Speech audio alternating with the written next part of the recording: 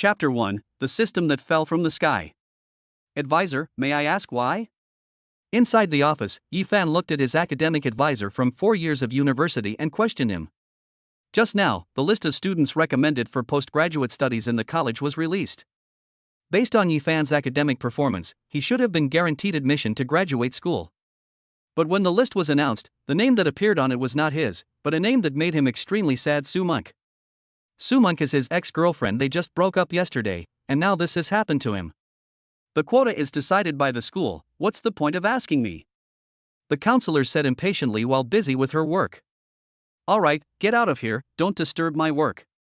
Knowing he wouldn't get any answers, Yifan left in frustration. Standing in front of the door, he took a deep breath and tried to control his emotions. At this moment, Sumunk was holding the application materials for postgraduate recommendation, ready to submit them. Yifan turned around and saw her, his brows furrowing. She also saw Yifan, but Sumunk sneered and ignored him. Why? Yifan asked first, a hint of pain flashing in his eyes as he looked at Sumunk. What do you mean, why? Sumunk's face showed some panic. Yifan, I don't understand what you're saying. Don't you understand? Based on my grades, I'm definitely the one who gets a guaranteed spot in graduate school. Even if it's not me, I'm the class monitor who's ranked second in the department. How could it be your turn? Upon hearing this, Sumunk, who was already feeling guilty, immediately became agitated. Yifan, what do you mean by that? Do you think that just because you're a good student, you'll definitely get a spot? You think the spot is definitely yours? At this point, Sumunk scoffed, her face full of sarcasm, and said, Yifan, sometimes, it's not just about being good at studying that guarantees a place in graduate school. Having money is also crucial. She was able to get a place in graduate school because a rich young man bribed his way in. Yifan was no longer listening to Sumunk's words. Looking at Sumunk's current expression, Yifan felt a pang of sadness. He used to dote on her and agree to all her requests, even the most unreasonable ones. Once, Sumunk took a fancy to an LV bag. But that bag costs over 10,000 yuan at the boutique. Yifan came from a rural area and his family wasn't well off.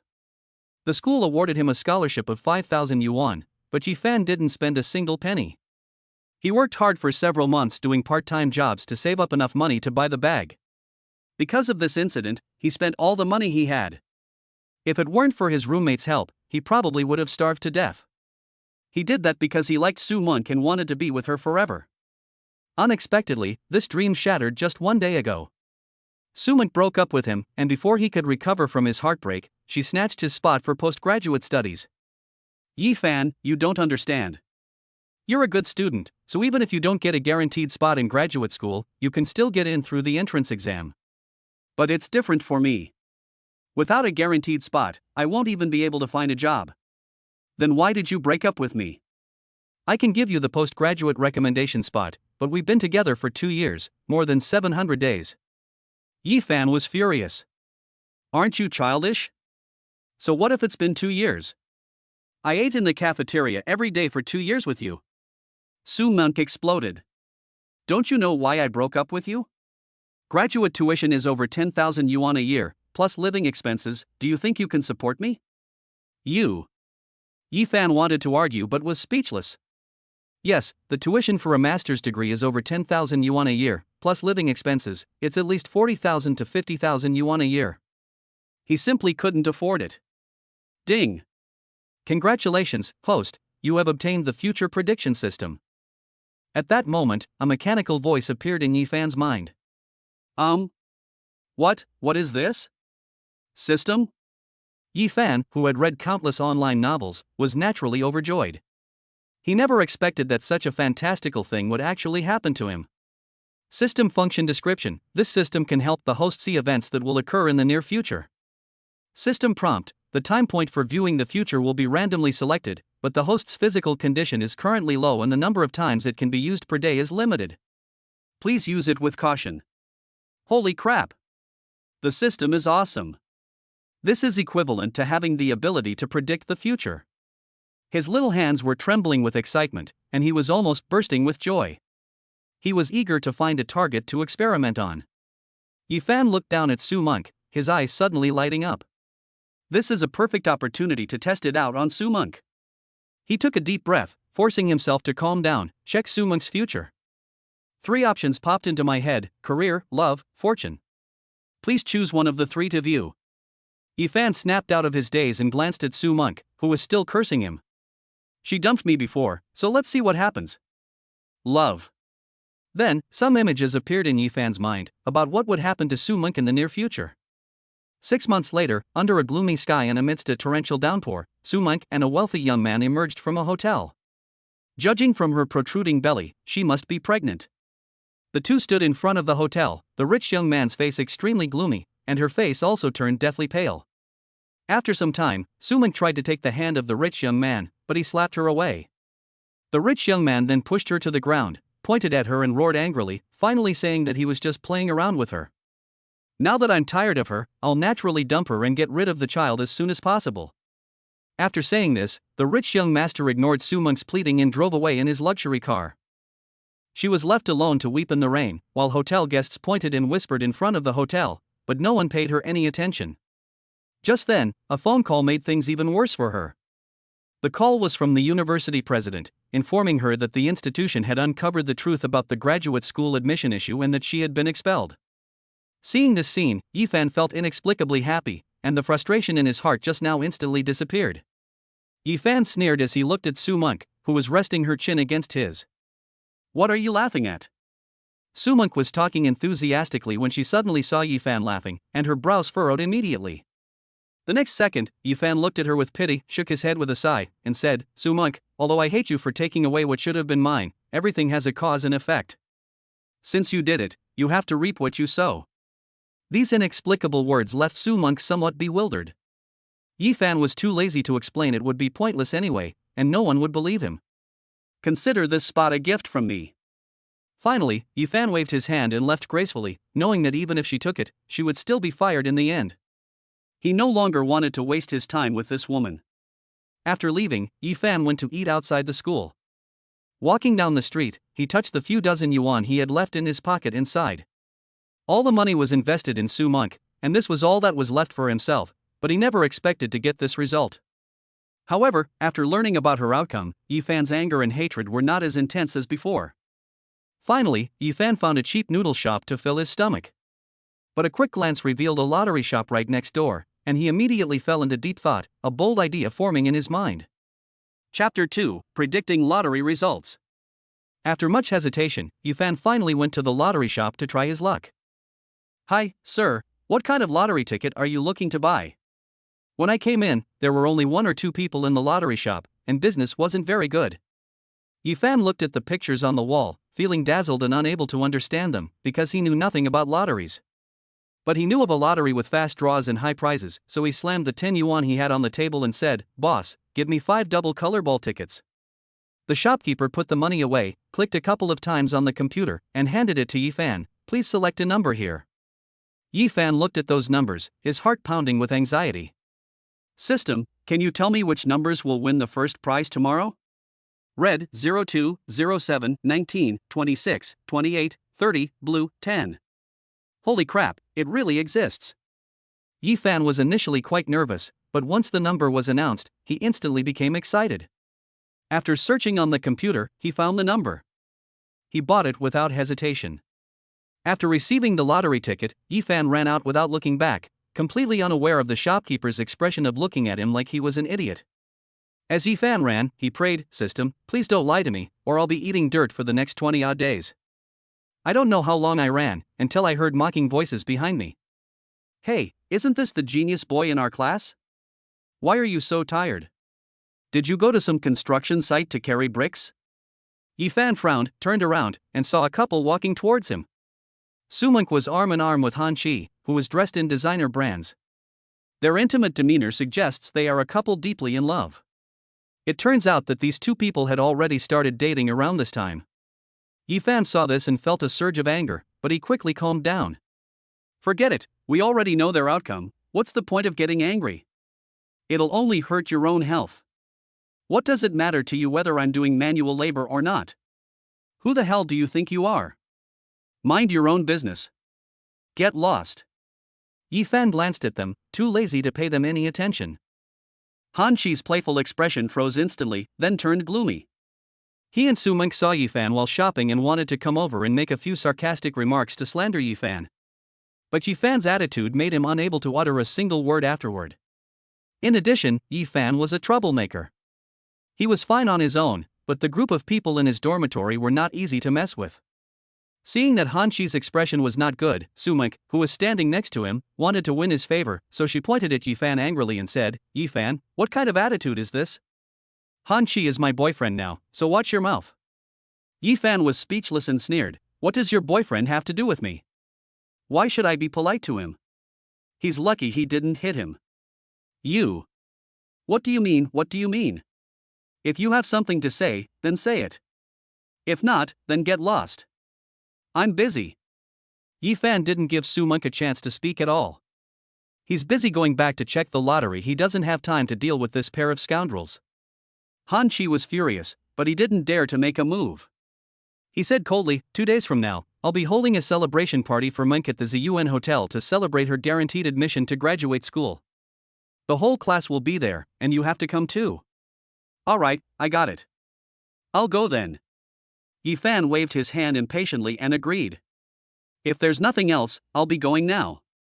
Then Yifan turned and left, not giving them a chance to speak again. As soon as Yifan left, Sumunk patted Hanqi's chest and comforted him repeatedly, "Brother Qi, don't be angry. He's just that kind of person, he can't stand seeing others do better than him." Hanqi still wore an angry expression, his temper unabated. Sumunk knew that her words of comfort were of no use. With a flash of insight, she tiptoed and whispered a few words in Hanqi's ear. Hanqi immediately looked at Sumunk, who had a shy expression, with a wicked smile. "You said it yourself." Sumunk nodded slightly. "What are we waiting for?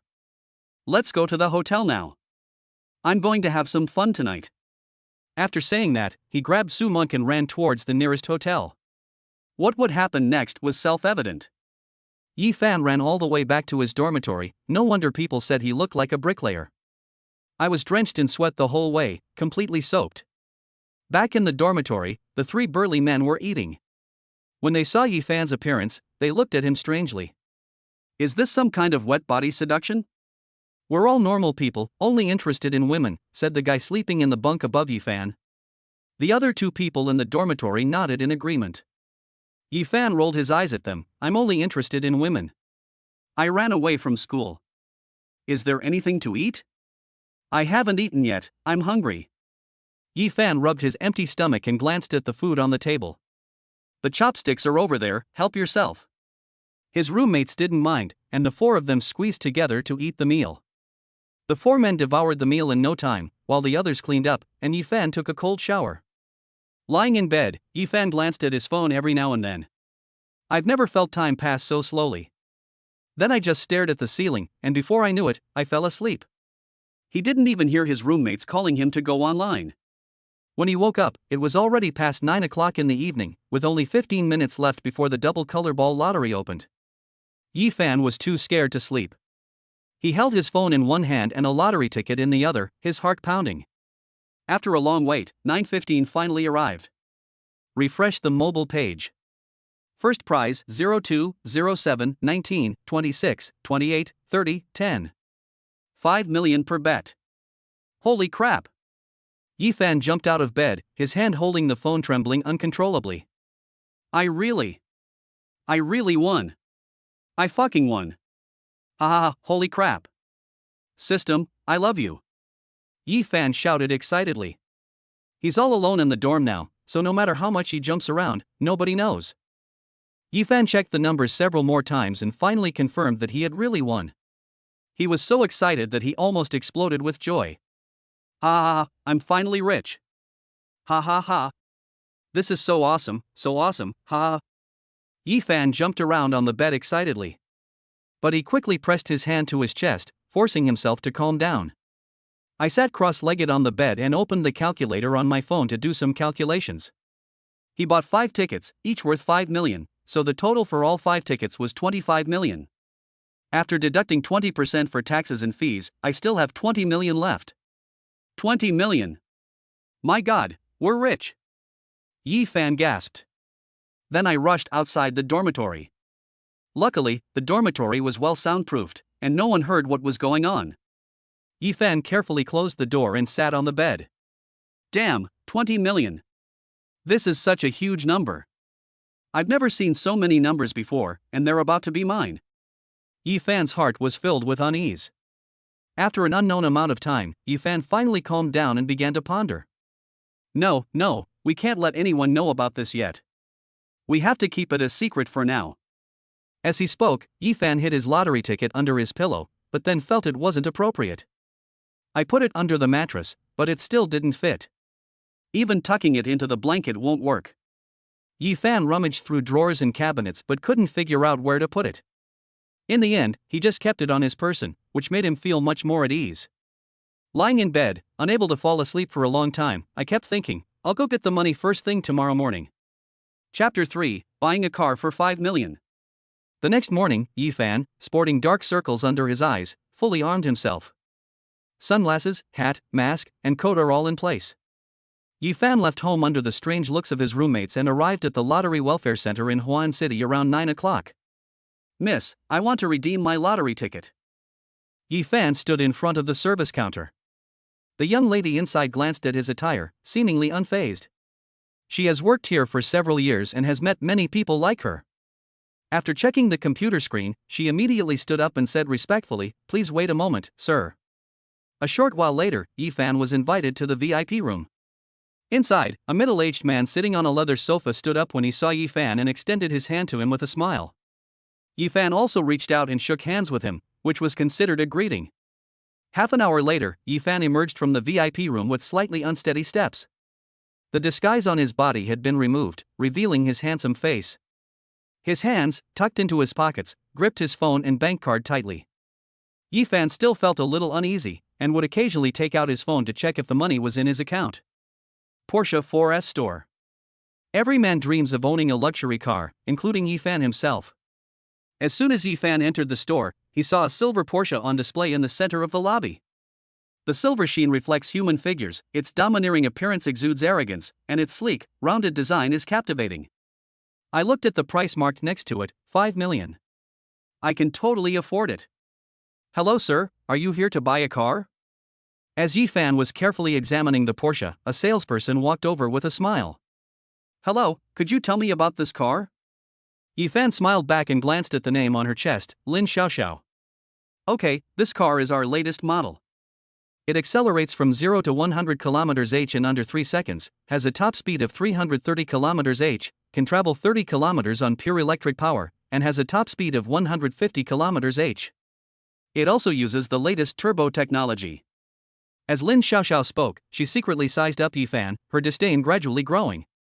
Her hair was a little messy, and she was wearing faded clothes. She didn't believe he could afford the car and just wanted to finish the presentation and leave quickly. Sir, what do you think of this car? After the introduction, the salesperson smiled at him despite his disdain. That sounds pretty good. Yi Fan nodded. In fact, Yi Fan only understood half of what he heard. He didn't know much about cars, only that this car accelerated very quickly from a standstill. He then walked around the car again, with the salesperson following behind him, gradually becoming impatient. You can't afford it, so you're just pretending. Hurry up and leave. Lin Xiaoxiao was already regretting hosting Yi Fan. Just then, she saw someone walk in through the door, and her eyes lit up. That person had previously bought a car worth several 100,000 yuan from him, so he could be considered one of her major clients. That. Yao, come and attend to this customer. Lin Xiaoxiao pulled over a passing car salesperson and gave Yi Fan an apologetic smile. I'm sorry, sir, I have another customer to attend to, so please let Yao take care of you. After saying that, without waiting for Yi Fantong's agreement, he turned around and jogged towards the people who had just come in. Yi Fan was dumbfounded. What's going on? They just grabbed someone and ran off halfway through the meeting? The girl in front of me looks like a newbie. She probably isn't very familiar with the cars here. Yi Fan looked over and saw that Lin Xiaoxiao was very enthusiastic towards that person, and she would occasionally joke with the old man. She was completely different from the professional person she was with. Sir. And the person next to me seemed a little scared? Yi Fan took a look and had to admit that although the woman he had found for him didn't look very old, she did have a great figure, especially the two volleyball-like breasts on her chest, which dazzled Lin Fan. Let me make it clear first, I came here to see her name, not this, it's just that I couldn't see it very clearly. Finally, Yifan shook his head with a wry smile and said, Fine, your name is Chu Xinyao, right? I'll do it here. I'll take the car. Ha? Chu Xinyao froze on the spot, but she hadn't done anything yet. Ha? Take me to complete the formalities. Oh, sir, please come with me. After confirming that she hadn't misheard, Chu Xinyao led Yifan to handle the business. A few minutes later, Yifan sat in the rest area, drinking tea, watching Chu Xinyao running around for him not far away. He suddenly thought that this diligent little girl was quite interesting. At that moment, Yifan saw Lin Xiaoxiao walk up to Chu Xinyao, snatch all the documents she was processing from her hands, and then say something. Chu Xinyao gave Yifan a wrong look, and then walked away dejectedly. This scene made Yifan frown and feel a surge of disgust towards Lin Xiaoxiao. She just looked down on me, and now she's stealing credit from others. How can there be such a shameless woman in this world? Soon, Lin Xiaoxiao walked up to Yifan with a warm expression. She had just opened her mouth when Yifan stopped her with a gesture. I'm sorry, I only recognize Chu Xinyao as a saleswoman. I won't sign for any other business if it's not handled by her. Lin Xiaoxiao was immediately panicked. She had just heard her friends say that the client she had served before was a sugar daddy, and she regretted her previous behavior of discarding him. She wanted to snatch back what should have been hers from Chu Xinyao. Lin Xiaoxiao hurriedly asked in a panic, Sir, why is this? I was the one who greeted you and explained the car's performance to you. Why did you have to ask that silly girl? Yifan looked at her and smiled coldly. Why didn't you think of this outcome when you abandoned me just now? That's because. Alright, I don't care what the reason is. If Chu Xinyao hadn't helped me with the car, I wouldn't want it anyway.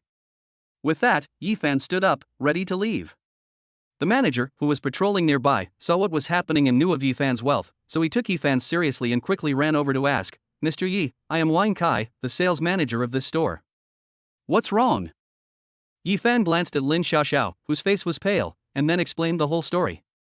Wang Kai frowned as he listened, his anger rising. Mr. Yi, please wait a moment. I will give you a satisfactory explanation. He then turned and walked up to Lin Xiaoxiao, his face icy, and shouted, Lin Xiaoxiao, do you not want to work here anymore? If you don't want to work here, then pack your bags and leave. Don't embarrass yourself here. Chapter 4, Beautiful Woman Stops Car. Lin Xiaoxiao was so frightened that she took a few steps back, hurriedly shaking her head in denial, her face extremely flustered. No, manager, I. Hurry up and apologize to Mr. Yi, then call Chu Xinyao over. Wang Kai suddenly roared again, startling Lin Xiaoxiao so much that she almost burst into tears. Lin Xiaoxiao could only stomp her foot in anger and regret, apologize to Yifan, and then go to call Chu Xinyao back. Yifan naturally knew that all of this was done for him, but he didn't say anything. When Wang Kai asked him the final question, he simply nodded. A few minutes later, Chu Xinyao returned to continue helping Yifan with his business. Her small face and eyes were filled with gratitude for Yifan that she couldn't quite put her finger on. After an hour, Yifan finally got the car keys, and he even got Chu Xinyao's contact information. However, this was given voluntarily by them, not something Yifan insisted on receiving. He waved goodbye to Chu Xinyao and drove away. Lin Xiaoxiao could only hide in the shadows, regretting her previous actions. Not only had she lost a sugar daddy for nothing, but she was also scolded by the manager in the lobby today, and her perfect attendance bonus for the month was about to be deducted. She had lost face to the extreme. A silver Porsche moved along with the flow of traffic, and the drivers next to it kept a certain distance from it, looking on with envy through their car windows. They all knew that this new car was worth at least several million, and even a minor scratch was beyond their means to pay for. But car owner Yifan was thinking about something else. Tomorrow is Sumon's celebration banquet, which will be held at the Ziyuan Hotel. That's one of the most famous 5-star hotels in Huan City. How should I appear then? As he was pondering this, Yifan saw a girl in a red dress anxiously reaching out to the road at the intersection ahead, as if she were trying to stop a car. But the private cars in front of her all sped past, completely ignoring her. Her anxiety grew stronger and stronger, and she kept glancing back every now and then. Yifan sighed and had no choice but to change lanes in front of her, stopping smoothly in front of the girl. The passenger door opened automatically. Come on up. The girl thanked him repeatedly as she got into the passenger seat.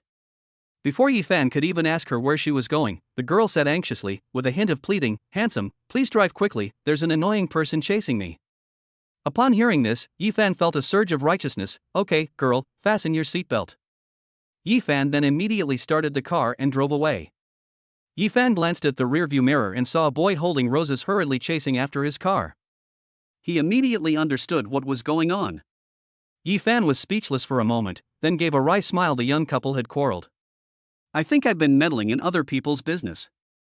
After turning the corner, the girl saw no more of the man in the rearview mirror and breathed a sigh of relief, her small hands constantly stroking her chest.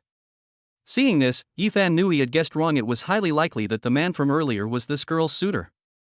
Along the way, Yifan asked the girl where she was going, and she replied that it was the Ziyuan Villa district. The two didn't exchange any more words. Yifan then turned the car around as the beautiful woman had instructed and drove towards the Ziyuan Villa district, which was not far outside the city. Yifan knew that place. It was the largest and most luxurious villa area in Huan City. "I heard that the cheapest villas there cost several million, and the people living there are all very wealthy and powerful people in Huan City. Therefore, it seems that this beautiful woman's identity is not simple." Without a word, Yifan escorted the beautiful woman to the entrance of the Ziyuan Villa area. As the woman unbuckled her seatbelt, she said gratefully, "Thank you so much, handsome. I don't know what I would have done today if it weren't for you. That man was so annoying." Yifan flashed what he thought was a very handsome smile and said, "You're welcome. A beautiful lady in trouble, how can a handsome guy like me not help? By the way, you two aren't a couple, are you?" During their conversation, Yifan learned that the beautiful woman's name was Nie Cheng, and that the man was one of her suitors. "That guy bothers her all the time, it's driving her crazy. She's rejected him several times, but he still acts like this. Just now, he confessed his feelings to Nie Cheng in public, but was severely rejected." Nie Cheng turned and left, but the man kept chasing after her. Then Nie Cheng saw this Porsche and got in. "I'm sorry, handsome, I've caused you trouble." Nie Cheng smiled apologetically and said, "Handsome, do you have time tomorrow? Let me treat you to a meal as a way of repaying your life-saving grace." Yifan really wanted to agree. After all, there was no reason not to go when a beautiful woman invited him to dinner. But thinking about the gathering tomorrow, she said regretfully, "Never mind, I have a dinner engagement tomorrow, let's reschedule." "Huh?" Nie Cheng said with some distress, "I only have time tomorrow. I have to go to school afterwards, so I don't have much time." Yifan was about to give up, but his eyes suddenly lit up and he said, "How about this, you do me a favor, and I'll consider it your way of repaying me." Yifan then explained the whole story, hoping that Nie Cheng could help him choose suitable clothes before the party started. Upon hearing that it was a shopping trip, Nie Cheng's eyes lit up and she agreed without hesitation. The two exchanged contact information, agreed on a time to meet in the morning, and waved goodbye. Watching Nie Cheng skip and hop into the villa area, Yifan wondered if he shouldn't have looked for her, feeling like he was in for a world of trouble tomorrow. After driving back to school, Yifan found a parking space and parked. When he looked up and was about to get out of the car, he was shocked. The car was surrounded by students who had come to watch, and their expressions were hard to describe. In the short time it took Yifan to unbuckle his seatbelt, they had completely surrounded the area. Yifan gave a wry smile. It was indeed too dazzling. "I should have just parked somewhere outside the school." Excuse me, Yifan said after getting out of the car. As soon as the driver got out of the car, everyone quickly made way for Yifan. Yifan quickly passed by, his departing figure somewhat disheveled, the envious gazes behind him truly stinging him. Until Yifan's figure disappeared from everyone's sight, many of the female college students watching had their eyes shining, and they all had the same thought in their hearts, a golden husband. Does anyone recognize who that was just now? He's so handsome, and he's driving such a luxury car. I know him. He seems to be in the financial management department, but I forgot his name. I remember that all his classmates were from the countryside. How come he drives such a luxury car? What do you know? That's called being low-key and unpretentious. While the men were talking, many female college students had already left. They planned to skip class that afternoon and go to the financial management department to wait for this rich husband. Chapter 5, The Celebration Party. A slap in the face. The next day, Yifan rushed to the Ziyuan Hotel, opened the door to the private room, and saw that the people inside were already eating, and the dishes looked like they had just been served. "Yifan, why are you so late? What, are you not giving my brother Han any face?" Before Yi Fan could even sit down, someone stood up at the table and began to criticize him. The man sitting to Han Chi's right was named Chao Yuan. At school, he was Han Chi's lackey, always abusing his power. There was a bit of traffic on the way. Yi Fan explained casually. Traffic jam? Chao Yuan almost laughed his head off. Yi Fan, are you kidding us? When did shared bikes start getting stuck in traffic? They can just dodge left and right and get through, right? In Chao Yuan's mind, Yi Fan had always been a loser. I never knew what was wrong with Su Monk that made her fall for Yi Fan, this good for nothing. It wasn't until the last 2 days that Chao Yuan finally understood. Everything, I suppose, is all for that guaranteed spot in graduate school. Now, Yi Fan's spot for postgraduate recommendation has been snatched away, and he has become that worthless piece of trash again. Actually, I have. Yi Fan, let's have a drink. Yi Fan was interrupted before he could finish speaking. Han Chi, who was sitting in the main seat, stood up, holding a glass of wine in his hand. Yi Fan, I really thank you. If it weren't for you, I wouldn't have found such an outstanding woman as Su Monk. Meng Ku is not only a graduate student at a top-tier 985 university, but her figure is also exceptionally beautiful. A hint of mockery appeared on Han Chi's face. He summoned Yi Fan today to humiliate him. Who told this kid to be so blind? At the dinner table, the other classmates all burst into laughter. These classmates didn't have a good relationship with Yi Fan either. Whenever there were scholarships or grants in the class, Yi Fan would take them all. That's all government money, why not take it? But they couldn't compete with Yi Fan at all, they had no chance whatsoever. So now that they have the chance, they don't mind kicking Yi Fan a couple of times. Yes, Yi Fan, you should stand up and clink glasses with Han Chi. This is such a high-class hotel, this must be your first time here, right? What toast? Yi Fan, in my opinion, you should toast Han Chi. You eat in the cafeteria every day, you probably haven't tried the delicious food here yet. It would be really inexcusable not to toast young Master Han. A toast, a toast. At the dinner table, the classmates either watched coldly or echoed each other's opinions. In their eyes, they love a good show. Looking at their mocking faces, Yi Fan's eyes turned icy, and his anger grew stronger. However, after thinking about how those two also met with bad ends, Yi Fan felt much better. He picked up a cup of tea from the table and said, "First of all, I did drive here today, so I can't drink. Secondly, Han Chi, I should actually thank you.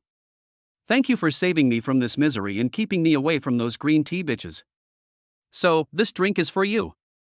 As for Su Monk, you can have her if you like. I've already had my way with her, she's just a used woman. We were classmates for 4 years in college, so I'll give her to you. No need to be polite with me, and no need to thank me. I'm just a generous person." After saying that, Yi Fan tilted his head back and drank the tea in front of everyone, who were all stunned. Yi Fan then turned and left the private room with a mocking expression. Han Chi was already trembling with rage, while Su Monk beside him had a flushed face full of anger. "Damn it, bring him back. I'm going to kill him." Han Chi was furious. Then, Han Chi led everyone out of the private room and headed straight for the hotel entrance. But what they saw at the hotel entrance left them speechless and wide-eyed. After coming out, Yi Fan walked quickly to a silver Porsche sports car, took out the car key from his pocket, pressed it, and the car door opened automatically. A beautiful woman in white sat in the passenger seat of the Porsche. When she saw Yi Fan, she turned her head and smiled slightly at him. From a distance, Han Chi and the others could tell that the beautiful woman in the Porsche was many times prettier than Su Monk next to them. Moreover, the beautiful woman seemed to be gently comforting Yi Fan when she saw that he looked unwell. Then Yi Fan got into the driver's seat of the Porsche, the door closed, and with a whoosh, the Porsche turned into a silver flash and disappeared into the flow of traffic. The sound of the accelerator starting lingered in their minds, and they remained stunned for a long time. Am I seeing things? Yi Fan, that loser, actually got into a Porsche? Am I dreaming? I saw it too. That good for nothing. Isn't Yi Fan from the countryside? How could he afford such a luxury car? Could it be that he rented it just to show us? It's not impossible. Just when everyone was convinced that Yi Fan had rented the car, someone said, I think I've seen that car before. It was parked in the school parking lot yesterday, and the license plate number hasn't changed."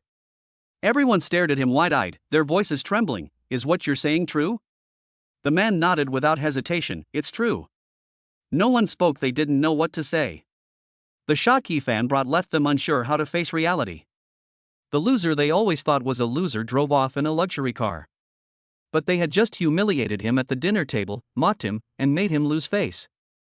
After leaving the hotel, Yifan was unaware that they had chased after him, and naturally, he was also unaware of the shock and suspicion he had caused them. Nie Cheng dragged him to a beauty salon and forcibly transformed him. When Yifan reappeared, his entire demeanor had undergone a dramatic change. He unintentionally exuded an air of indifference and coldness, which drew tears to Nie Cheng's beautiful eyes, as well as to the passers-by. Although I knew you had a good foundation, I didn't expect you to be this handsome. Nie Cheng stared straight at Yifan and said. No, thank you for the compliment, Miss Nie. Yifan quickly shook his head and smiled. Yifan himself didn't feel any change and was still full of doubts. All I have is shorter hair and slightly shinier, smoother skin after skincare. How did that make me more handsome? It cost more than 30,000 yuan for this, which seems like a huge waste. So what exactly is the nature of women's imaginative thinking? Finally, Yifan drove away with Nie Cheng, heading directly to the Ziyuan sales center in the city center. He already has a car, and he wants to use the remaining money to buy himself a villa, so that he can settle down in this huge city of Huan. Not to mention that this is his dream, and also his parents' wish. Chapter 6, Buying a House. A Porsche sports car worth millions of dollars slowly pulled up on the side of the road in front of the Ziyuan sales center. Sales manager Zhang Jun had originally planned to come out for a smoke and a break, but his eyes lit up when he saw the Porsche, and he immediately went to greet it. Are you here to buy a house, sir? Upon seeing the two enter, Zhang Jun quickly asked. Yifan nodded slightly. Okay, please wait a moment, I'll go arrange a saleswoman for you right away. After saying that, Zhang Jun jogged to the vicinity of the service desk. A major client has arrived, we must take excellent care of them. Immediately, Zhang Jun called over a fair-skinned, beautiful girl with delicate features. If we're talking about looks, she's probably the prettiest one in the sales center. Zhang Jun lowered his head and said softly, Mu Xianxian, do you see those two customers at the door? Yes, it's that man and woman. I'm telling you, we must take good care of those two distinguished guests today. We can't afford to neglect them. Don't I have a box of fine Tiguanyin tea in my office? Brew 2 cups of good tea for these two customers. Zhang Jun carefully gave the instructions. Ha? Manager Zhang? Those two people look like they're just college students. Is it really necessary to treat them like this? Mu Xianxian asked in surprise. She knew Manager Zhang's character very well. The last time the chairman rewarded him with a box of top-quality Tiguanyin tea, Manager Zhang was reluctant to drink it and took it out to show off every day. Even when I'm about to drink it, I only put in a few tea leaves and savor it slowly. And so, he drank a box of top-quality Tiguanyin tea for more than half a year, and still had 3/4 left. Has Manager Zhang changed his ways this time? What do you know? Manager Zhang glared at her. I just saw those two people get out of a silver Porsche. I recognize that car, it's worth millions. And look at their clothes. They're either rich kids or coal miners. Money is no object. You must take good care of them. If anything goes wrong, I'll dock your pay. Mu Xianxian looked surprised, but since the manager had said so, she dared not be negligent. First, go to the manager's office to get some tea and brew it. Then, put on a professional smile and greet them, placing the tea on the table in front of them. Hello sir, I'm Mu Xianxian, a salesperson. Are you looking to see apartments in the complex or villas? A villa. Yifan glanced at her, quite impressed. Are all the saleswomen in real estate offices this pretty these days? They could easily be internet celebrities or stars. Mu Xianxian then took Yifan to the villa showroom, while Nie Cheng went to the rest area to wait quietly. While introducing Yifan, Mu Xianxian secretly sized up the young man. So young. Looks like a college student, right? Either a junior or a senior. But can he really afford it? How much will that villa cost, including the handling fee? Yifan's gaze fell on the 3 villas named Purple Star Pavilion in the center of the villa display area. The price on the sign in front of the villa model was 10.5 million. Those 3 villas were built in a different style from the other villas, standing out from the crowd, which he quite liked. Mu Xianxian immediately said, Mr. Yi, you have excellent taste. The villa you've chosen, along with the 2 next to it, are 3 villas that our Ziyuan group has poured all its resources into building. Yi Fan interrupted her, no need for introductions, just tell me how much it costs. Okay, Mr. Yi, you've seen the price of that villa. Including the handling fee, it's 11.5 million. Okay, Xian, you're here. Come on over and show me the apartment. Yi Fan was interrupted as soon as he finished speaking. Not far away, an old man was waving at Mu Xian with a greasy smile on his face. Yi Fan frowned, his eyes flashing with coldness. Why are there such annoying guys everywhere? When Mu Xian saw the change in Yi Fan's expression, her own expression changed slightly. This deal was about to be closed. But it was interrupted by this unexpected old man. She also loathed this old man. He was over 50, obese, greasy, and lecherous. Since buying a house here, I've come here every day. I don't buy a second house, and I don't do anything else. I just keep myself company. Moreover, he wasn't looking at the house itself, but staring at his own chest and legs. But he was a customer, and I couldn't get angry, so I had to hold it in. Unexpectedly, at this crucial moment, when this young man in front of me expressed his desire to buy the villa, he showed up again. At this moment, Manager Zhang ran over. He had been keeping a close eye on the situation. Manager Zhang said apologetically, Mr. Yi, I'm sorry, I'll handle this matter. After saying that, Manager Zhang ran over there. He didn't have a good impression of this old man anyway. It was one thing for him to take advantage of his subordinates, but how dare you cause trouble at a time like this? Mu Xian then apologized to Yi Fan, and Yi Fan didn't say anything, going to handle the business with Mu Xian. After seeing Mu Xian leave with a young man, the old man wanted to chase after them. But Manager Zhang blocked him, his face showing a smile, but hiding his anger. Mr. Huang, what kind of house would you like to look at first today? Old Huang sized up Zhang Jun and immediately said with displeasure, What are you? Get out of my way. I'm here to see Xian. I want her to introduce me to someone. Zhang Jun maintained his professional demeanor and explained, Xian is currently attending to another customer and cannot leave right now.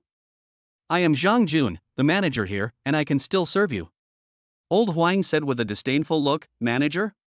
What's wrong with being the manager? I said I only want Xian. I bought a house here for over 1 million yuan, and this is how you treat your customers? Don't you know that the customer is God and all their requests should be met? As he spoke, his voice grew louder and louder, drawing the attention of the crowd. Old Huang's attitude was so arrogant that Manager Zhang was put in an awkward position. Manager Zhang's expression changed slightly, and he said in a deep voice, Mr. Huang, have you seen that silver Porsche outside the door? Old Huang said casually, I saw it. So what? Enough with the nonsense. I'm talking to you about Xian. Stop changing the subject. That silver Porsche is worth over 5 million yuan, making it one of the most expensive in Huan City. And that customer is currently buying a villa. Do you know which villa it is? Purple Star Pavilion. You live in our purple garden, you should know the value of a Purple Star Pavilion, do I need to tell you that? Manager Zhang's words immediately caused Old Huang's expression to shift between anger and surprise, and he gasped. How could he not know about Zixing Pavilion? That was a villa worth over 10 million. It's nothing compared to his house worth over 1 million. What's more, one of his cars is enough to buy several of his houses. What does this have to do with me? Old Huang said guiltily. Chapter 7, Dinner at Nia Qing's house. Don't you want Xian to keep you company? Xian is with this rich young man right now. If you have the guts, go to the rich young man and ask Xian to keep you company. Manager Zhang said with a mocking expression. Even if he had 100 times the courage, old man Huang probably wouldn't dare to make this request in front of Yi Fan. That old man is a coward who bullies the weak and fears the strong. Finally, old Huang was too ashamed to stay there, and slunk away amidst the pointing fingers and whispers of those around him. Manager Zhang wore a sarcastic expression. This old man will definitely never dare to come again. Meanwhile, Yi Fan finished the formalities, obtained the property certificate and keys, and left with Nia Chang. Yi Fan took Nia Qing back to the Ziyuan Villa district. While looking at the house, I also took Nia Qing back. Yi Fan parked the car in the parking space in front of Building 2 of Zixing Pavilion. Nia Qing asked in surprise, You bought this building? Yes, what's wrong? Yi Fan asked, puzzled. Hee, my house is in the same building, right next door. You can come visit sometime. Nia Qing smiled playfully. I'll go home now, or my parents will scold me. Okay. Yifan nodded and watched Nie Qing enter the villa next door. It really is next door. When Yifan entered the villa, Mu Xianxian had told him that everything was already furnished and he could move in immediately. So he just came to take a look and soak up the atmosphere. Sitting on the sofa, Yifan hadn't even had a chance to enjoy himself when the doorbell rang. When I opened the door, it was Nie Cheng. Before he could speak, Nie Cheng said she wanted to invite Yifan to her house for dinner. Yifan was in a dilemma, as he had originally wanted to refuse. But Nie Cheng dragged him directly to her house, and Yifan shook his head helplessly. This girl. At the Nie family dinner table, Nie's mother kept asking Yifan how old he was, where he was from, and where he worked. Yifan felt that Nie's mother was choosing a son-in-law. When Nie Cheng's parents learned that Yifan was still a college student, they were surprised. It's rare to see a college student able to afford a luxury house worth over 10 million yuan and a luxury car worth over 5 million yuan. Suddenly, their gaze towards Yifan changed. At this moment, Yifan and Nie's father were sitting on the sofa. He wanted to leave after finishing his meal, but his mother insisted that he have some fruit afterward. Nie Cheng is now helping wash dishes in the kitchen. Yifan was incredibly nervous, his heart was pounding, and his palms were sweating. He would occasionally glance at his father, who was reading a book beside him. He was surprised when he saw that the book was an ancient text about predicting the future. Unexpectedly, Nie Cheng's father was actually interested in this. Uncle Nie, are you still researching these things? Unable to bear the awkward atmosphere any longer, Yifan could only ask. Mr. Nie replied casually, it's not really research, I just wanted to take a look. You know how business is, you need to know a little about everything. What? You like it too? Mr. Nie glanced at Yifan and asked. Yifan was very excited. Finally, he had something to talk about, so he made up an excuse. Back in my hometown, I learned palmistry from an old fortune teller in the village, so I know a little about it. You've studied this before? Mr. Nie's interest was immediately piqued. Then can you take a look and see what you think? Yifan was stunned. I only mentioned it briefly, why did they actually let me see it? But what could he do now that things had come to this? He had to go for it. He pretended to look at Nie's father's hand, but in his heart he was calling out to the system. System, I want to see what will happen to this person in front of me in the next 7 days. 3 options immediately popped into his mind, and Yifan chose, career. Then, the events that had happened to Nie's father within the last 3 days came to mind. On the first day, which is tomorrow, Mr. Nie was sitting in his office reviewing documents when a man about the same age as him suddenly barged in. He slammed the company documents onto his father's desk. After that, I don't know what Nie's father said to that person, but the two of them had a big argument. The man slammed the door and left. Mr. Nie had no mood for work and sat in his office chair, smoking sullenly. The next day, the man came again. There was no argument, but the man sat opposite Nie's father with a cold smile on his face. Mr. Nie looked at him, his fists clenched, his eyes burning with fury. On the third day, a group of men in black stormed into the chairman's office with a court summons. That afternoon, Nie's father went to court and was sentenced. Nie Cheng and her mother, who were watching from the back, cried their hearts out. Just as he was being imprisoned, the man walked up to Nie's father, patted him on the shoulder, and whispered in his ear, "Don't worry, I will run the company well. It's just that the company will be renamed after the Wang family. As for your daughter and wife, I will take good care of them.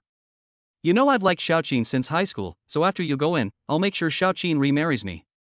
And you know that my godson has liked your daughter for a long time. Now that you're gone, my son and I can finally have our wish fulfilled." Yifan, are you alright? Nie's father's call brought Yifan, who had been looking down with a gloomy face, back to his senses. Uncle Nie, I'm fine. Yifan shook his head and let go of Nie's father's hand.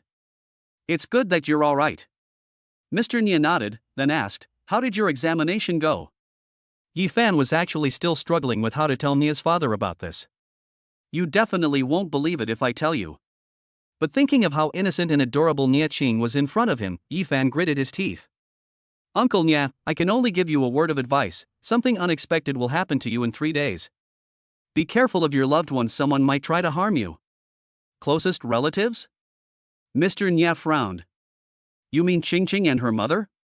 Yifan shook his head, the closest relatives I'm referring to aren't them, but your closest relatives and friends. Like your company's business partners. Impossible. Stop talking. An angry look appeared on Nia's father's face, and he coldly interrupted Yifan's speech.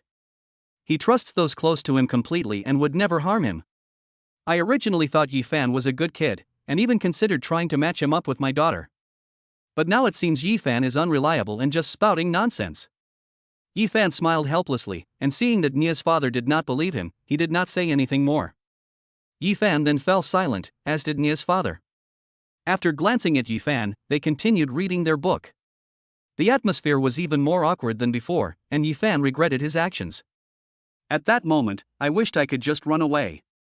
After sitting for a while, Nia Qing and her mother finally came out, and Yifan quickly got up to say goodbye. Nia Qing was still puzzled as to why Yifan walked so fast. Yifan went home and rested early. He found that he would feel tired after using the system's abilities each time. Chapter 8, Stock Investment, Mr. Nia's Visit. At 9:30 the next morning, Yifan sat on the bed. Holding the laptop I bought yesterday, I'm browsing the stock trading software. Last night he took out his phone and checked his messages. The original 20 million in the bank account has dwindled to just over 3 million in just 2 days. Yifan was quite impressed with how fast he could spend money. That's too fast.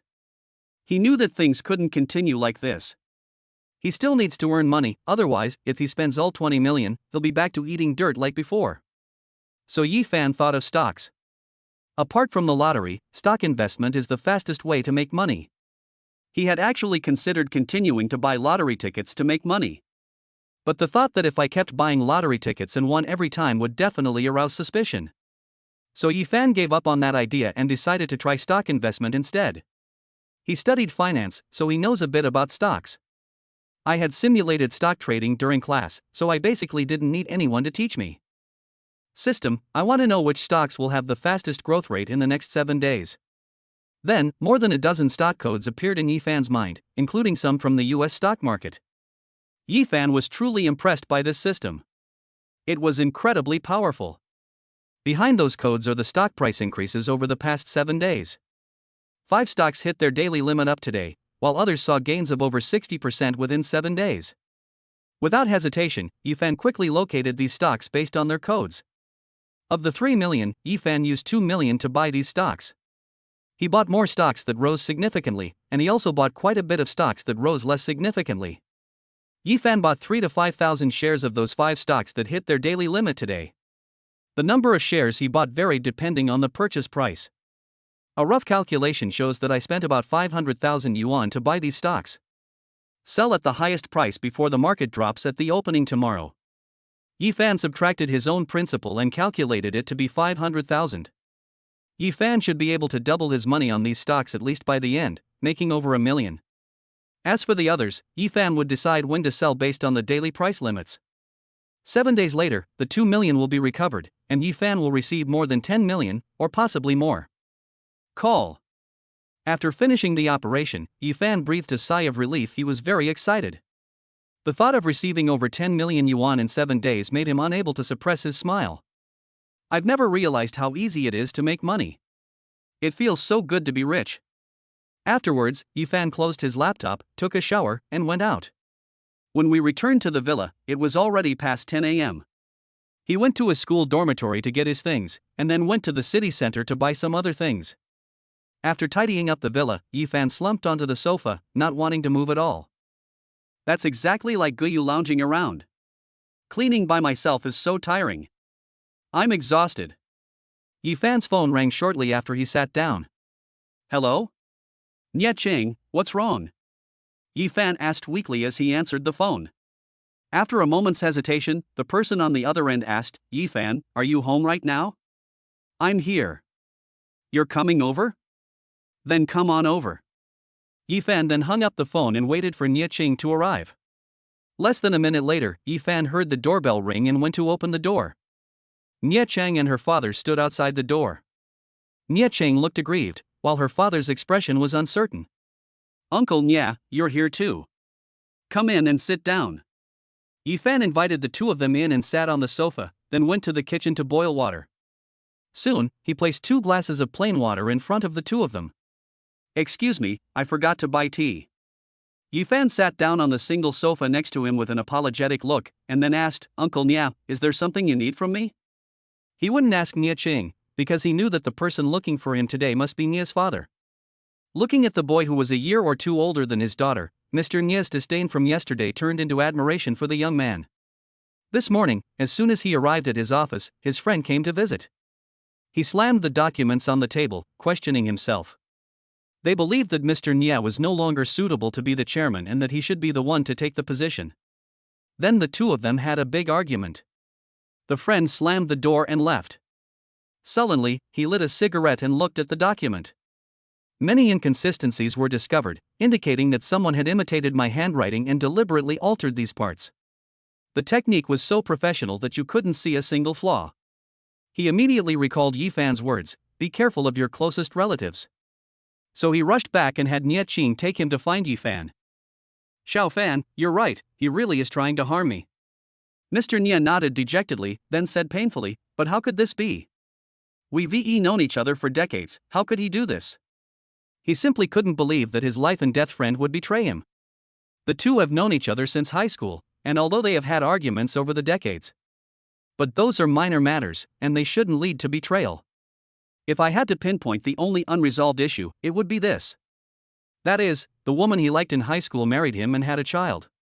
But at that time, he also liked Lin Shuyun, Nia Ching's mother, and they both knew about it and made a promise.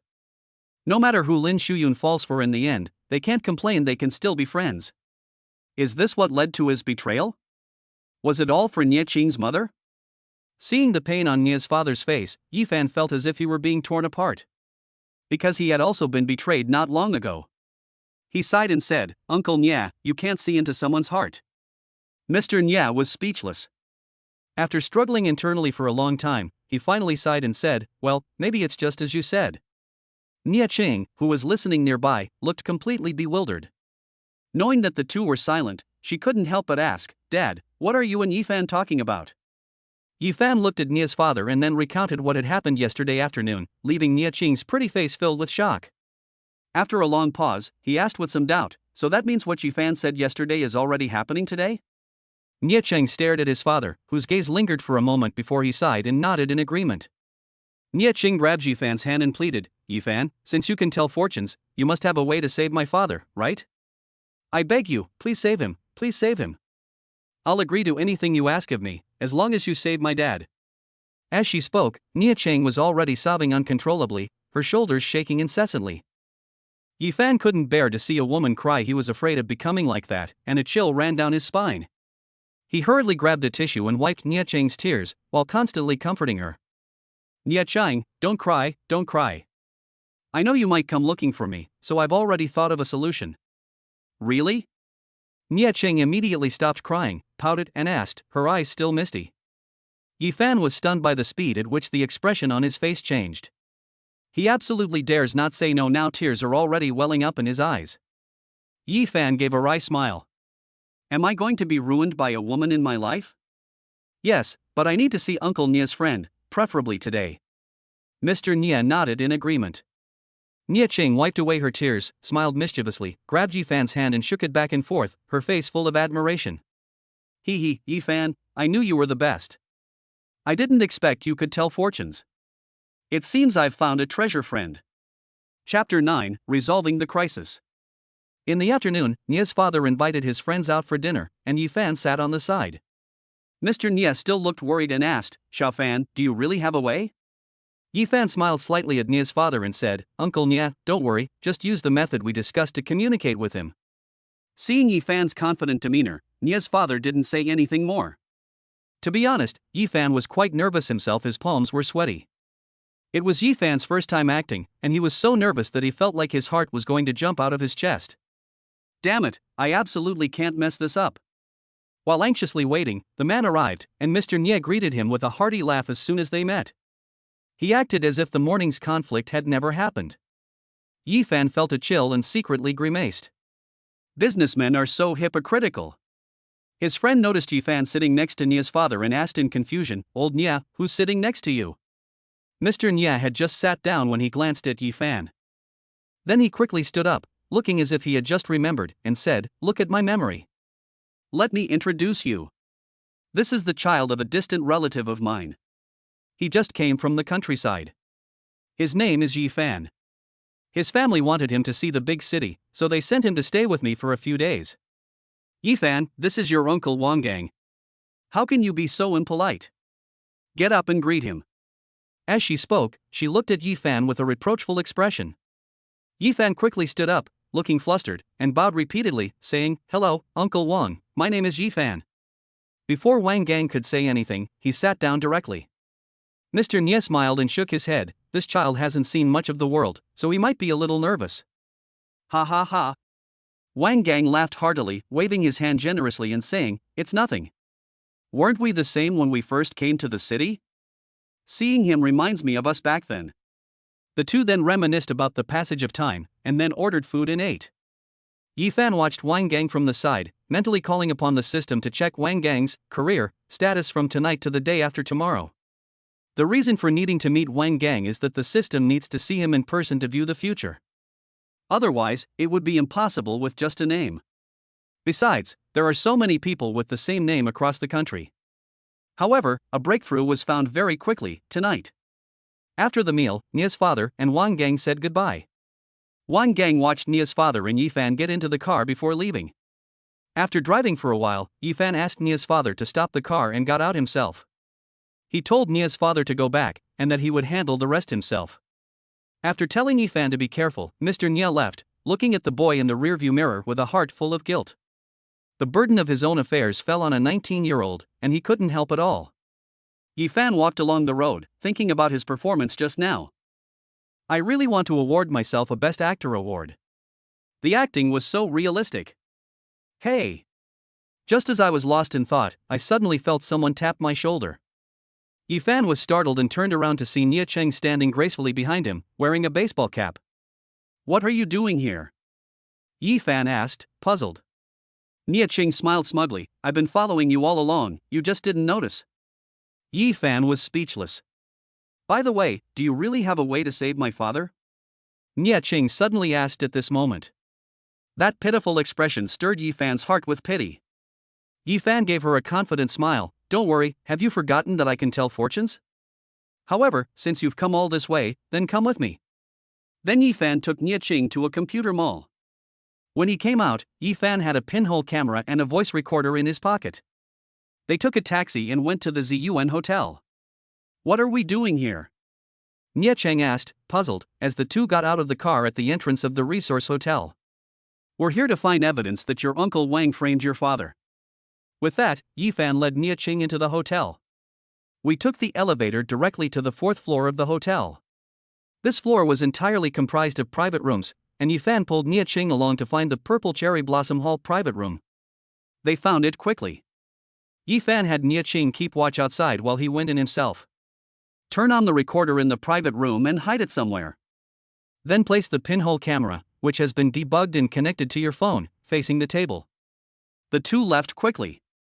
Back on the 1st floor, Yifan booked a room at the hotel and decided to stay there for the night.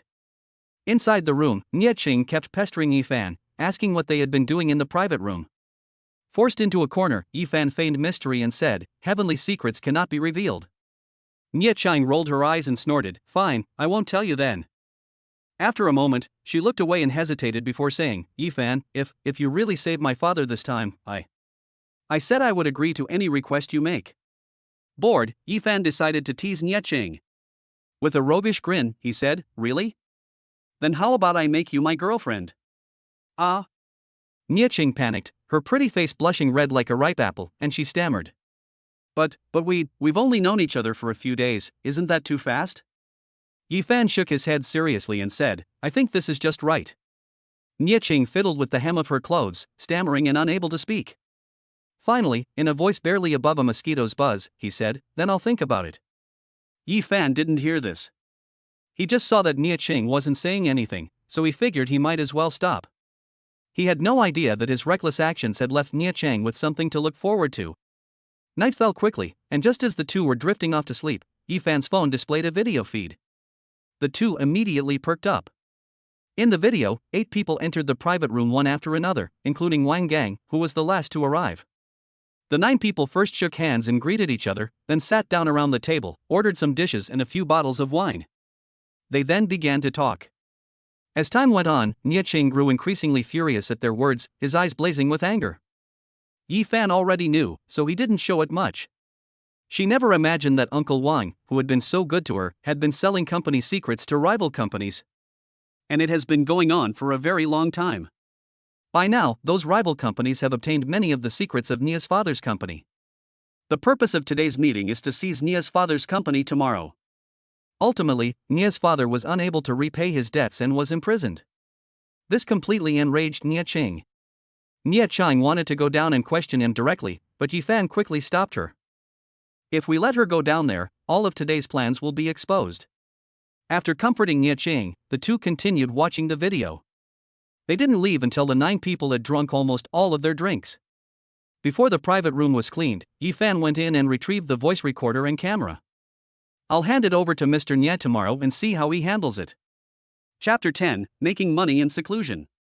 Yi Fan woke up in the hotel, tidied up briefly, and then checked out and left.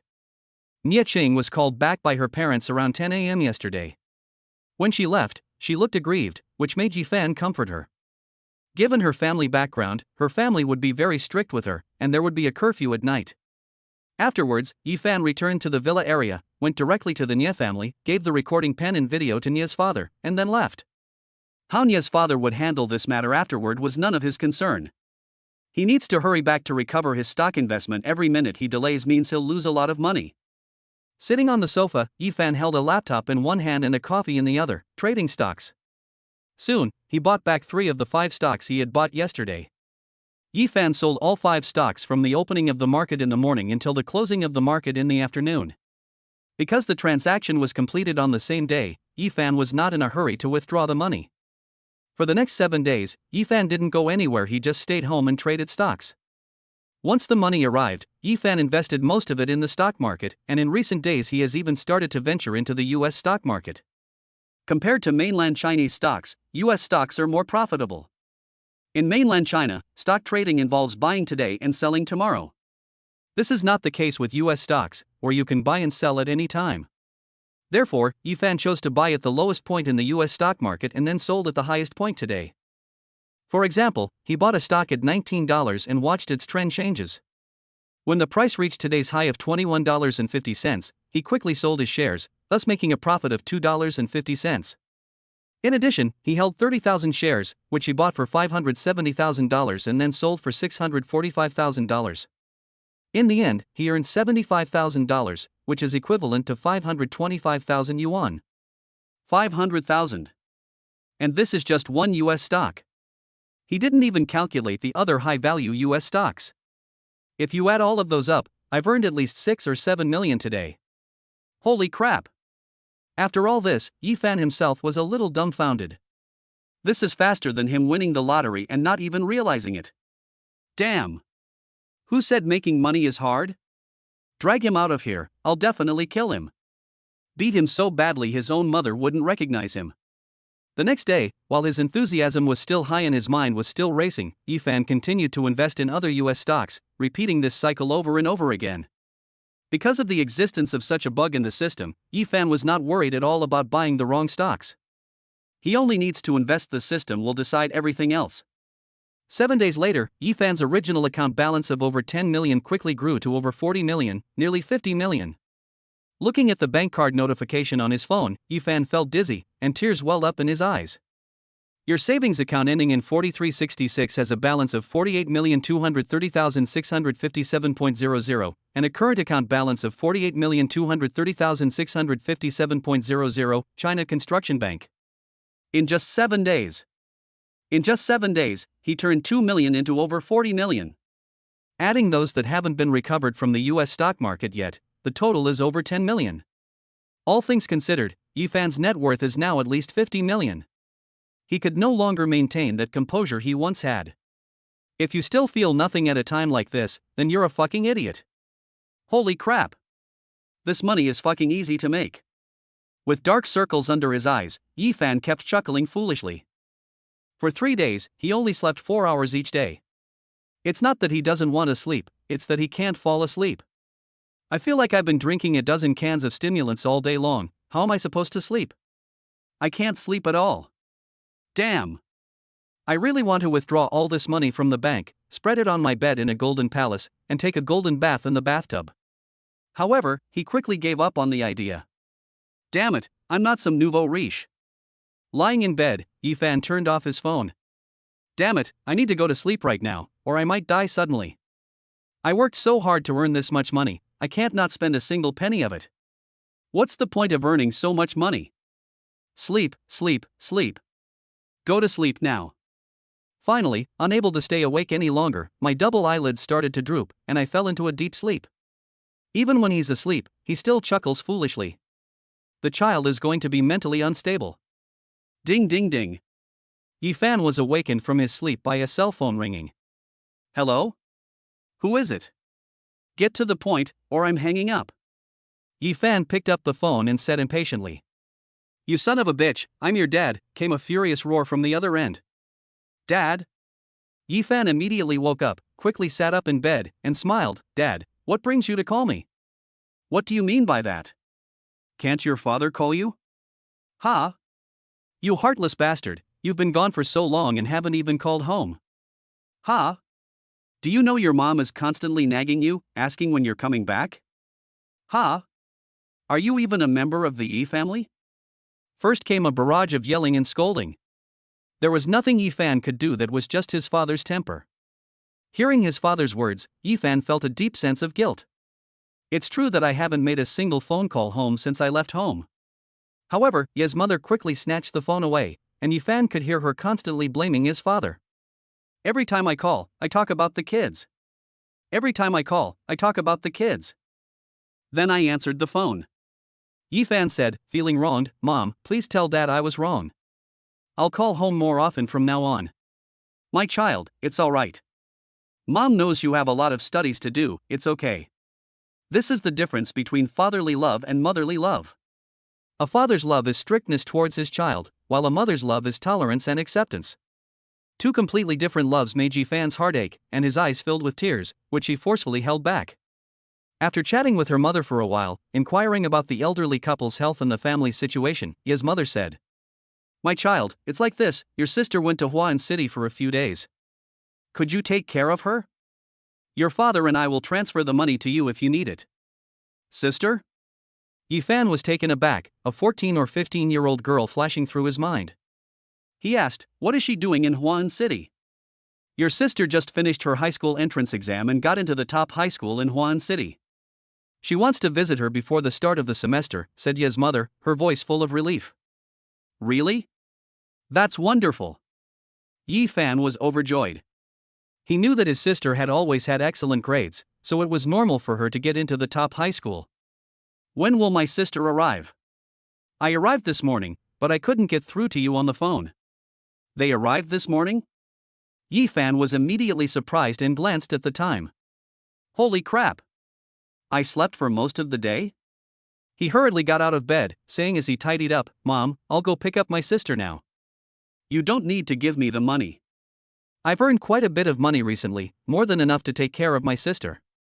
How much money can a college student like you earn? Alright, I'll have your dad transfer the money to you later. Go pick up your sister. After saying that, Ye's mother hung up the phone. A short while later, my father transferred 1,000 yuan to my WeChat account, along with a message. Spend a few days playing with your sister. If you run out of money, just tell me and I'll transfer you some more. Yifan smiled warmly, his heart filled with the warmth of home, and the thought of going home arose within him. I accepted the money, it was my parents' gesture. In their eyes, they will always be my children. After a quick wash, I left home. Chapter 11, Taking Heroic Action for His Sister. Xinyue, I'm at the station entrance. Where are you? Yifan parked the car at the station entrance and looked around. Brother, I'm waiting right here at the door. I don't see you. A pleasant voice came from the other end of the phone. Yifan searched for a while. Then I saw my younger sister standing on the roadside not far away, with a package on her back, in her hand, and next to her. Alright, I see you. Wait there. Yifan hung up the phone and drove over. Then, Xinyue saw a silver Porsche stop in front of her. Before he could figure out what was going on, he saw his older brother get out of the driver's seat, and his eyes widened in surprise. What's going on?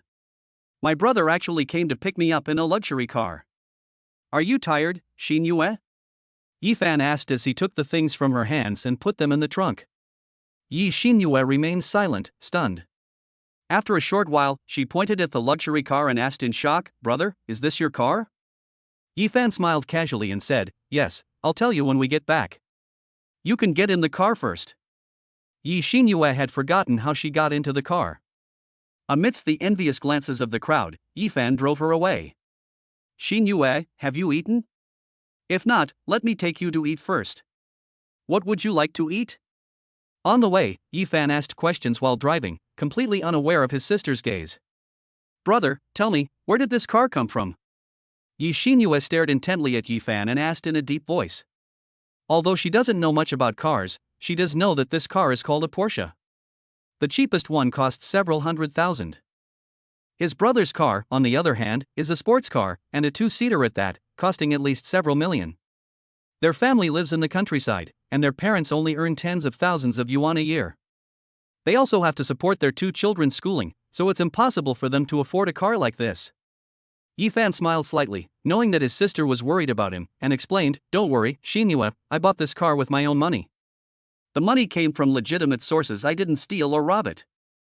I can't explain it to you right now, I'll explain it to you slowly later, just know that I'm not short of money right now." Xin Yue didn't say anything more after that. She trusted her brother. She couldn't feel at ease sitting in the car for a long time, afraid that she might have ruined the car mats or something. Keep in mind that repairing a car like this is no small expense. Seeing his younger sister's reserved demeanor, Yifan smiled but remained silent. Some things take time to get used to. Yifan took Xin Yue to the same restaurant that Nia's father had taken her to a few days earlier. After eating there that day, Yifan thought it was quite delicious, so he wanted his younger sister to try it too, and he also wanted to go again.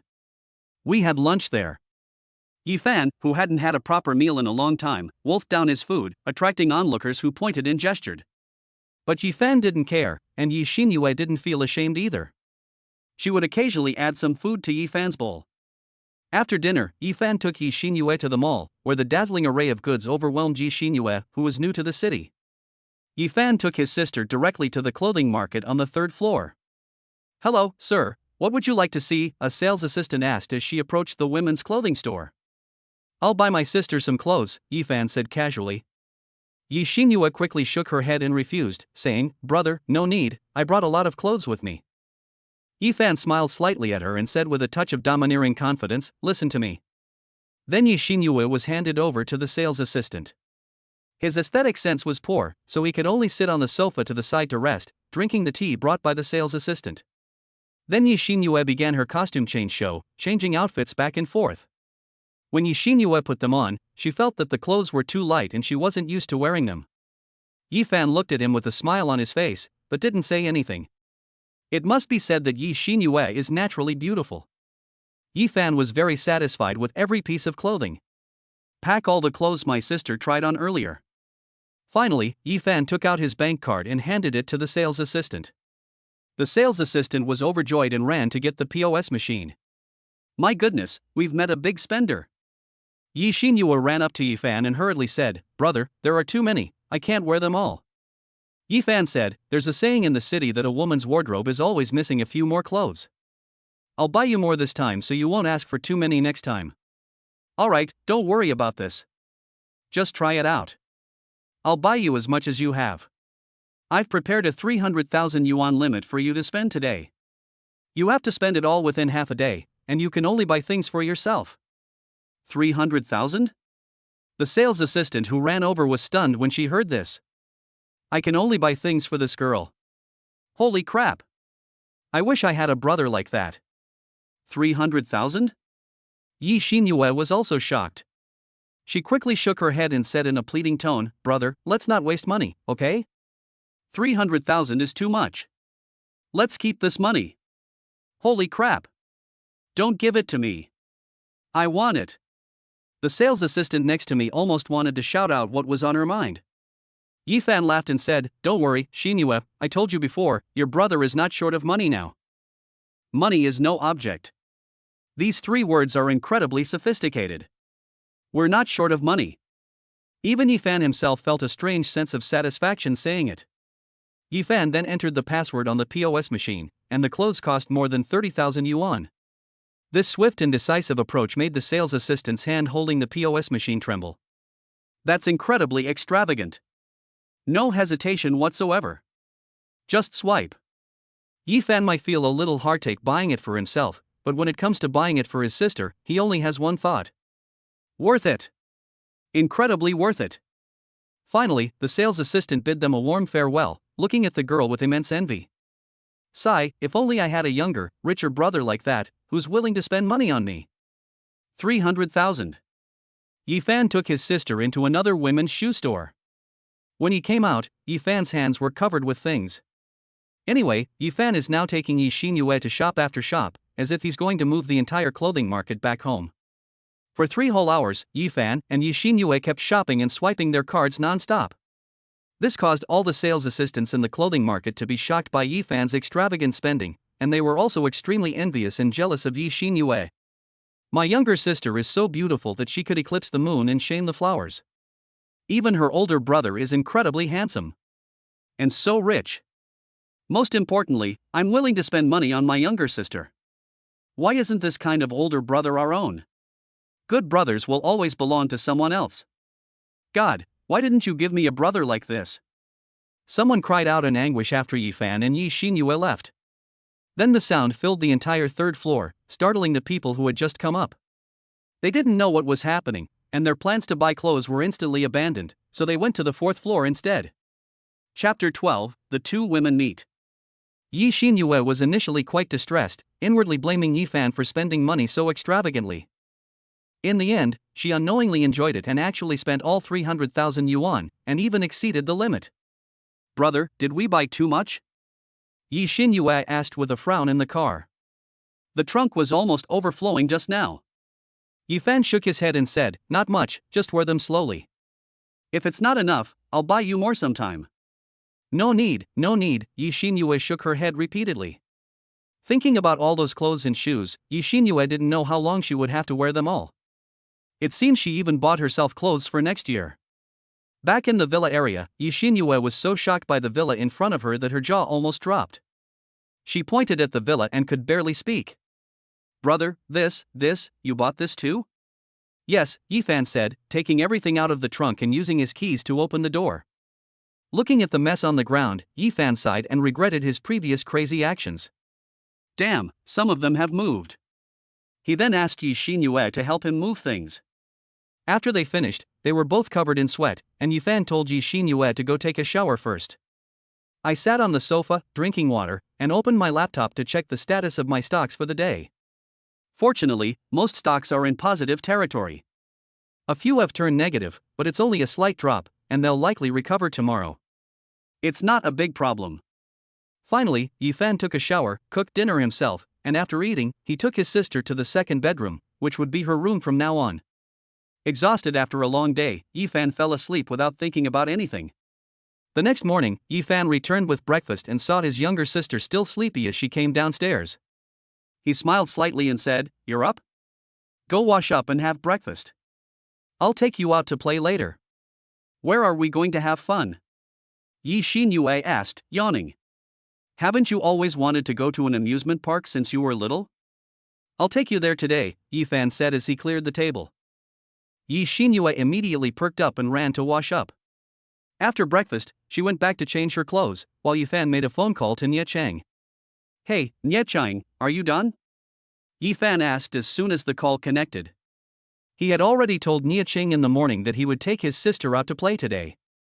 "I'm all better now, and I'm waiting for you outside," Nie Cheng replied excitedly. "Okay, then I'll tell Xinyue to hurry up." After saying that, Yi Fan hung up the phone and then urged Yi Xinyue. Yi Xinyue came down quickly, wearing the clothes she had bought yesterday. The two hurriedly went outside and saw Nie Cheng waiting at the door. The two women's eyes lit up when they met. Yi Fan stood between the two and introduced, "Nie Cheng, this is my younger sister, Yi Xinyue. She arrived yesterday." "Xinyue, this is Nie Cheng. She lives next door. You can call her sister. Yi Xinyue immediately greeted her with a smile. "Sister Nie, hello, you are so beautiful." She wasn't lying. If Nie Cheng were placed in ancient times, she would be considered a figure like Bo Si, De Ji, or Shi Sure. Nie Qing smiled slightly and replied, "You're not bad either, you have such a great figure, I'm really envious."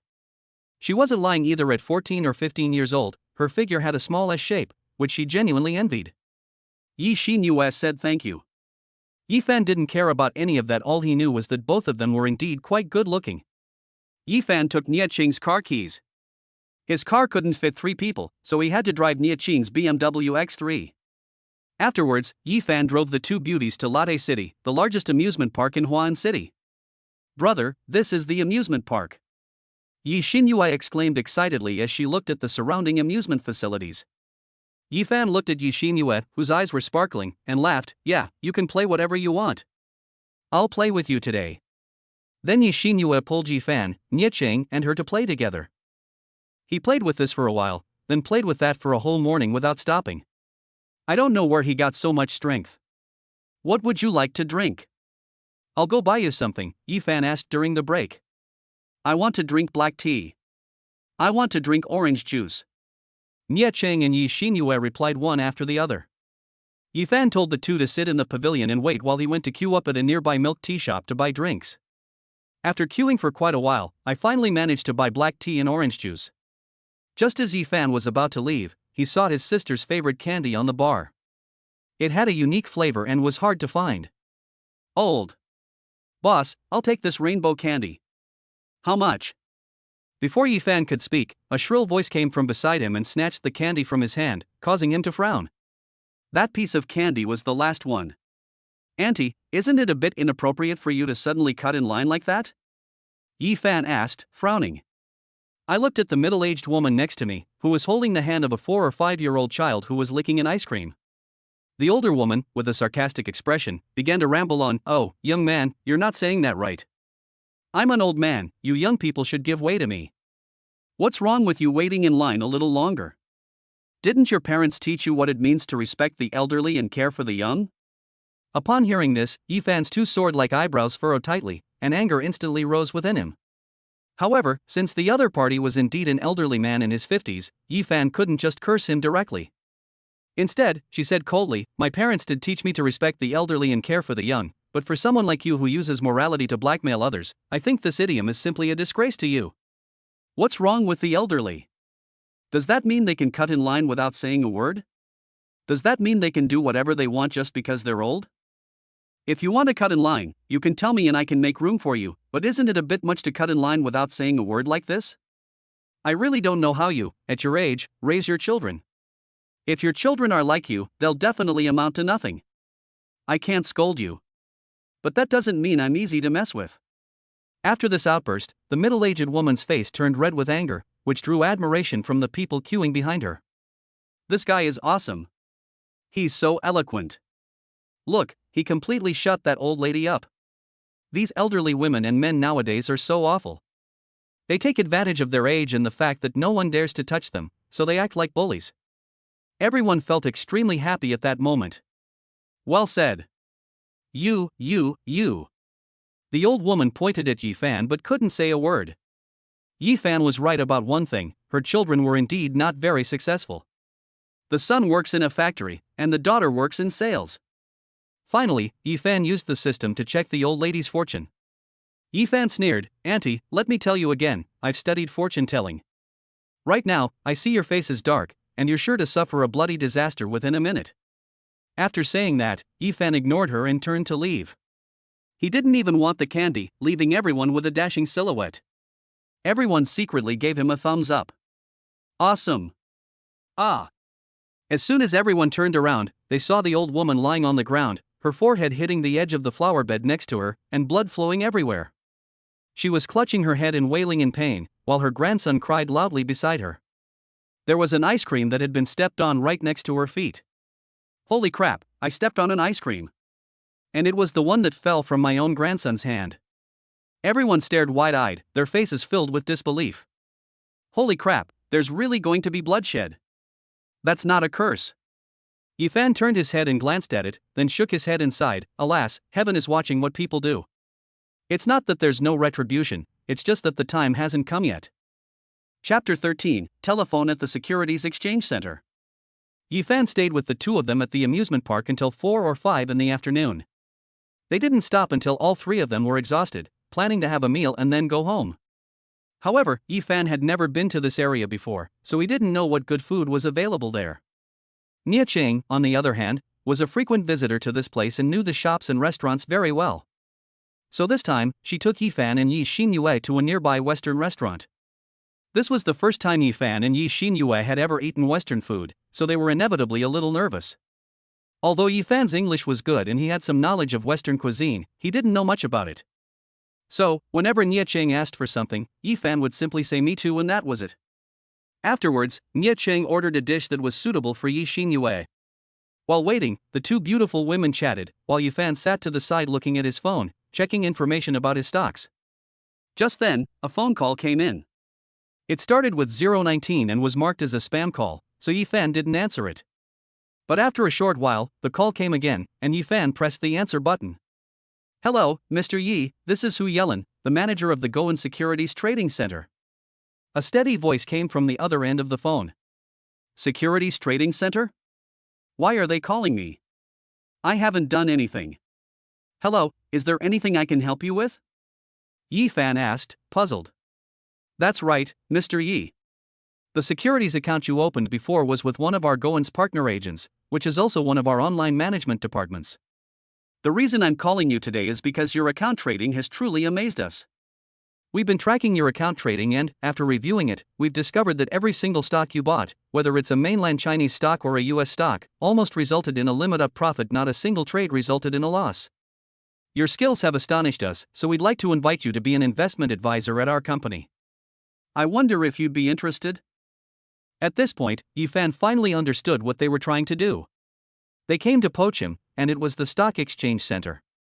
"Every transaction in my account must pass through their hands, so it's normal for them to know a lot about me." Seeing that Yi Fan hadn't spoken, the person on the other end of the phone said anxiously, "Mr. Yi, we can help you apply for the company's highest salary and commission rates, so you will definitely not suffer any losses." Yi Fan thought for a moment and then politely declined, "I'm sorry, Manager Hu, I don't plan to work anytime soon. Besides, I'm still a university student and I don't graduate for another 2 or 3 months. But don't worry, I studied finance, so if I'm looking for a job later, I'll give you my first choice." "You're still a college student who hasn't graduated yet," came a surprised voice from the other end of the phone. Without even thinking, they would definitely look shocked. Yi Fan didn't care what expression he had, since he couldn't see it anyway, so he smiled and said, "Yes, so I'm sorry." There was a moment of silence on the other end, then it said, "All right, since you said so, your studies are also important. As for this position, I'll help you apply to the company to reserve it for 2 or 3 months. If you want to come then, just call my personal number. My number is..." "Okay, I've got it." Yi Fan added the phone number to his contacts and made a note of it. "Okay, I'll hang up now. I'm still eating," Yi Fan said finally. He then hung up the phone. When Yi Fan made the call, the food had already been served. Nia Cheng carefully cut the steak for him and placed it in front of him. Then she went to teach Yi Xinyue how to cut and eat steak. Looking at Nia Cheng, Yi Fan felt a strange sensation. This girl is so thoughtful. After finishing their meal, the three of them went home. To be honest, it was Yi Fan's first time eating steak, especially a rare one, and he didn't feel used to it at all. He kept feeling a bloody taste in his mouth. "Brother, what do you think of Sister Nia Cheng?" Yi Fan asked casually as he sat on the sofa, looking at his stocks, while Yi Xinyue, who was watching TV next to him, asked casually. I think it's great." Yi Fan didn't understand the meaning behind her question and replied casually. "Very good? What's so good about it?" Yi Xinyue pressed. "She's beautiful, has a good personality, and knows how to take care of people." Yi Fan looked up at Yi Xinyue and asked, "Xinyue, why are you asking these questions? Do you want to set us up?" Yi Xinyue nodded without hesitation, and Yi Fan gave a wry smile. "You silly girl, why are you meddling in my business? Alright, this is all about fate. Even if I like her, what good is it if she doesn't like me back?" Yi Xinyue pursed her lips and didn't say anything. "How do you know they don't like you? If you don't like it, can you cut the steak for me?" What a blockhead. That night, Yi Fan returned to his room and took out his phone to call Hu Yellen. He answered it after it rang for a few seconds. "Hello? Who is this? Manager who, this is Yi Fan. Yi Fan replied, I'm sorry to bother you so late. The reply came immediately, oh, it's Mr. Yi. No problem, no problem. I was just bored anyway. Is there anything I can help you with, Mr. Yi? Yi Fan said, it's like this, manager who, I'm planning to try my hand at futures trading recently, and I was wondering if you have any good suggestions. Futures? The person on the other end was taken aback at first, then said, Mr. Yi, you studied finance, you should know something about futures, right? Yi Fan nodded and said, yes, I learned about it in class before, but I still hope that you, manager who, as a professional, can give me some advice. Yes, Mr. Yi. Actually, the most attractive aspect of futures trading is the leverage principle. Manager who then explained the benefits of this leverage principle to Yi Fan. Yi Fan listened with repeated praise. Professionals are just different. They know so much more than him. Mr. Yi, if you want to trade futures, our Goan has financing authority. I can help you apply for a leverage of 10 million, which means borrowing money to trade stocks. This is a privilege that the entire industry gives to stock trading experts like you. However, you can only use this money for stock trading and cannot do anything else. If you need it, I will go to the company tomorrow to apply for it for you. Yi Fan thought for a moment and agreed, okay, I'll take it. Yi Fan then chatted with Hu Yelin for a while. Hu Yelin taught Yi Fan a lot of stock market knowledge and trading strategies that he couldn't learn in the classroom. Yi Fan nodded in approval. Who knew stocks could be played like this? Before he knew it, it was already midnight. Yi Fan didn't want to bother them any longer, so he said, I'm sorry, manager who, for taking up so much of your time tonight. A loud laugh came from the other end of the phone. Haha, Mr. Yi, what are you saying? If we hadn't talked for so long, I wouldn't have expected that a college student would have his own insights into stocks. I really admire him. No, I'm just showing off my limited skills in front of manager who. Yi Fan said modestly with a smile, manager who, it's getting late, and you have to go to work tomorrow, so let's stop here for now. Okay, Mr. Yi, you should get some rest. I'll give you an answer about the leverage issue tomorrow. Afterwards, the two hung up the phone, and Yi Fan also planned to rest. Chapter 14, Returning to My Hometown. In the morning, Yi Fan was woken up by the sound of the phone. He picked it up and saw that it was Hu Yelin's. They arrived at the company early in the morning to handle this matter for Yi Fan, and the financing leverage of 10 million was finally approved. Yi Fan was completely wide awake and sat on the bed, repeatedly thanking Hu Yelin on the other end of the phone. The two didn't talk for long. Hu Yelin had an early morning meeting to attend, so he hung up the phone. Yi Fan also needed to get up and wash up, while Xinu had already gotten up and prepared breakfast. In the following days, Yi Fan did not rush to trade futures. He wanted to spend a few days with Yi Xinyue at various tourist attractions in Huan City. Nie Qing couldn't stay with them because she had to attend class. Yi Fan comforted her for a long time after she looked so aggrieved. On the morning of the fifth day, Yi Xinyue said while eating breakfast, Brother, I want to go home. This trip has been too long. Yi Fan didn't say anything, but nodded and said, okay, I'll go with you to see the school this morning, and I'll go back with you this afternoon. Actually, there's not much to visit at the school. You can just take a walk around and familiarize yourself with the environment beforehand. It must be said that as the #1 high school in Huan City, and a well-known elite school, its teaching buildings, dormitories, canteens, and gymnasiums are truly incomparable to those of ordinary schools. Yi Fan sighed. Why didn't I have these conditions when I was in high school? After lunch, Yi Fan took Yi Xinyue to the mall and bought a lot of things, spending 20,000 to 30,000 yuan. They were all supplements for the elderly, a whole case of cigarettes, and a bottle of liquor that cost several thousand yuan. Yi Fan then drove back to his hometown, which is relatively far from Huan City. It takes 3 hours by bus, and then another hour to transfer in the county town to reach their town. Back in town, my parents had to ride their motorcycles for half an hour to pick me up before I could go home. But this time, Yi Fan drove for only 2.5 hours to reach his hometown. As soon as Yi Fan entered the town, his car attracted the attention of the townspeople. After all, this sports car is really eye-catching, giving off a flamboyant vibe. People in small towns are used to seeing BMWs, Mercedes-Benzes, and Audis. They've never seen a car like this before. Holy crap, what kind of car is that? It's so cool. How come I've never seen one like it before? You country bumpkin, you don't know anything. See that gold logo on the car? Remember that next time, it's a Porsche. The cheapest one costs at least 500,000 or 600,000. I estimate this one is worth over $1 million. Over $1 million? That's more expensive than a BMW or a Mercedes. My God, when will I be able to drive a car like that? You'd better go back and check how you're going to buy that pork. The chattering was all filled with envy, jealousy, and resentment. But no one dared to touch it, and even other private cars avoided it. Tauzi! Tauzi! Yifan waved to the crowd as the car window rolled down. In the crowd, a man with dyed blonde hair heard the voice coming from inside the Porsche and was so startled that he dropped his cigarette. He felt as if a bolt from the blue had struck him.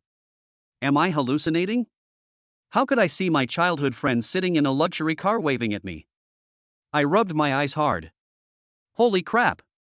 It's not a hallucination. Yifan? Wang Tao exclaimed in surprise, then ran over amidst those envious glances. He pointed at the car, his mouth trembling, and he couldn't finish a sentence for a long time. This is your car?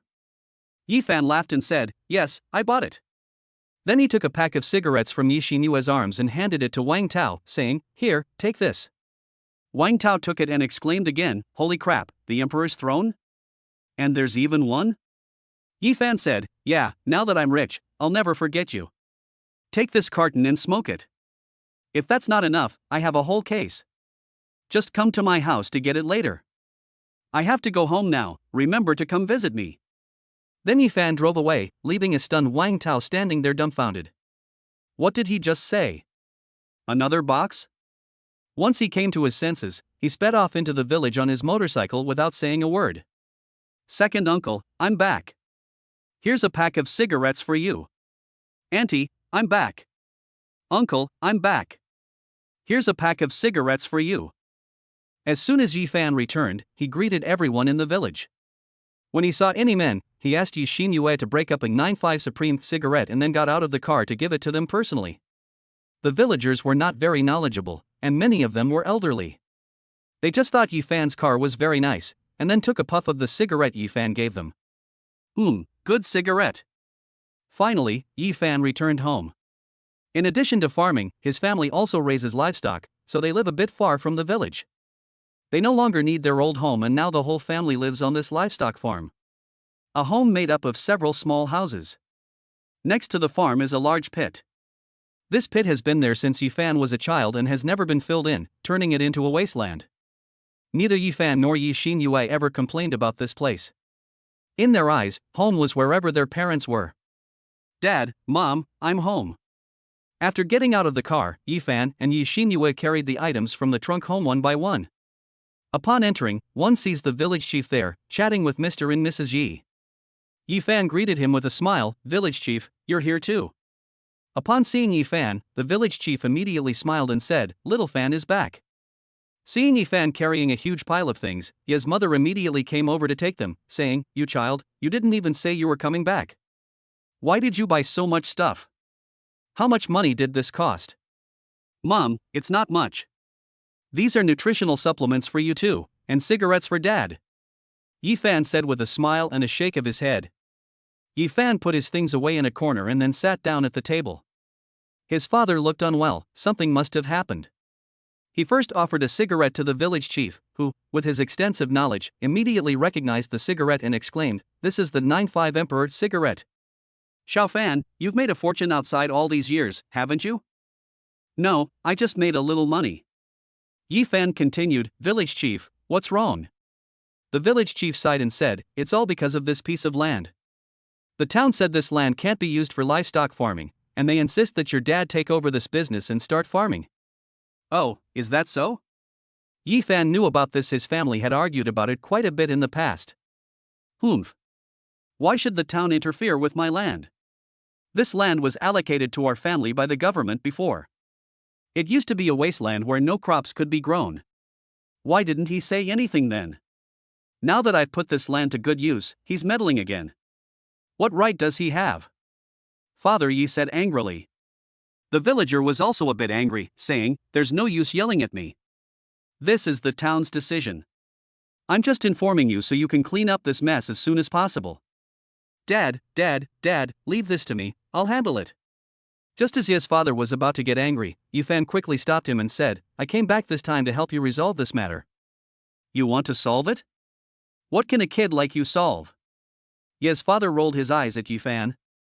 Yifan smiled confidently and said, Dad, don't worry, your son is making a lot of money outside now, I can definitely help you solve this problem. Chapter 15, The Mischievous Kid Scratches the Car. Yifan then drove the village chief back to town, and the Yi family stood at the door watching them leave. When did this kid buy a car? Mr. Yi asked in surprise. I saw it on TV. It's called a sports car, it must be very expensive, right? Did he do something illegal or disorderly? Yi Xinyue laughed and said, Dad, don't worry, my brother runs a legitimate business. He can make a lot of money every day without doing anything. In fact, a company even called my brother to invite him to work for them. Really? Then why didn't he go? Mr. Yi asked, frowning. My brother didn't say he wouldn't go. He said he would wait until graduation to go. They even said they would reserve the position for him, Yi Xinyue said with a smile. Really? Mr. Yi nodded with a smile, feeling very gratified. That's good. His son has finally made something of himself. What could be more important than seeing your child succeed? The slightly hunched back straightened up quietly, and I felt that the burden on my shoulders had been lifted considerably. As for Yifan, he drove the village chief quickly towards the town, and the village chief sat uncomfortably in the passenger seat. He had never ridden in such a luxury car before. Finally arriving at the town's government affairs center, the village chief led Yifan directly to the land management office. At that moment, the staff inside were working when they saw a village chief bring in a teenager and asked, Hello, is there anything I can help you with? Hello, my name is Yifan.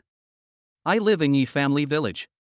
Yifan greeted politely, sat down in the seat opposite, and said, My father's name is Yi Hai, it's about that piece of land of my father's.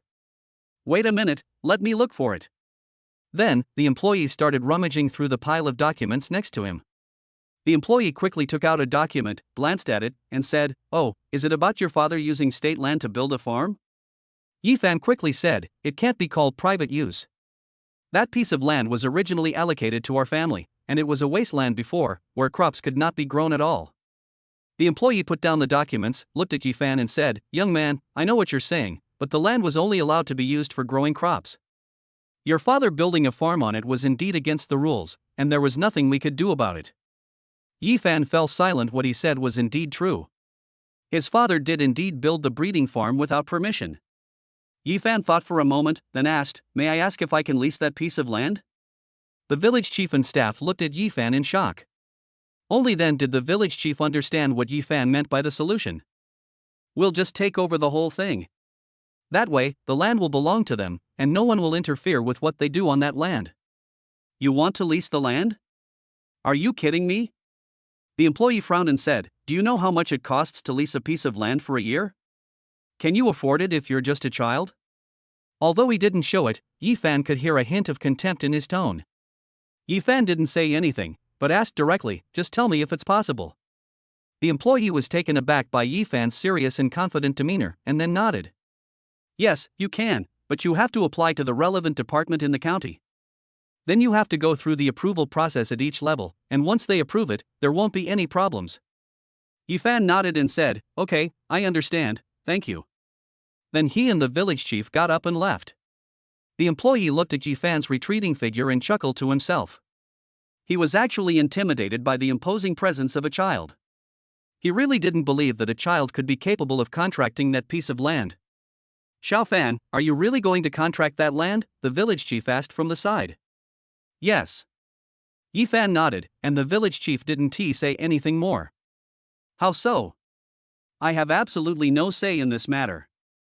Yifan knew things would be complicated, and he only came here to discuss the emerging trends and see if his ideas were feasible. However, if you want to contract that land, you must have a legitimate reason. That means setting up a breeding farm. Only in this way can we possibly contract that piece of land. Furthermore, he also required the county's animal husbandry department to register his father's farm. There are also various other things such as business licenses, certificates of compliance with epidemic prevention conditions, tax registration, etc. It seems these things can't be resolved in just a day or two. Fortunately, the land use certificate was already in my father's possession, so he didn't need to go through the process himself. That saved some trouble. As Yifan came out of the government service center, he saw a little boy next to his car scratching at it with a stone. Yifan's heart tightened immediately. Holy crap, what the hell are you doing? Yifan's eyes widened, and he hurriedly ran over and pulled the boy away. The boy plopped down on the ground and burst into tears. Yifan ignored it and instead looked at the scratches on the back of his car. He felt a pang of heartache. Damn it! This is my favorite car. Yifan was so angry that he put his hands on his hips and paced back and forth. He then yelled a few words at the little boy. At that moment, a woman ran over, picked up the child, and comforted him. Then, looking at Yifan angrily, she said, "Why did you yell at my child? I've never yelled at him like that. Who are you? What gives you the right to yell at him?" Seeing that she was comforting her child and ignoring him, Yifan's expression turned cold. He pointed to the scratches on his car and said, "Is that your child?" "He scratched my car." The woman glanced at the spot Yifan was pointing to and said, "So what if it's scratched? It's just a layer of paint coming off, what's the big deal?" Yifan suppressed his anger and said, "What's the big deal? What are you talking about? Can't you keep an eye on your child before letting him touch other people's things?" Upon hearing this, the woman immediately roared in a shrill voice, "What's wrong with you?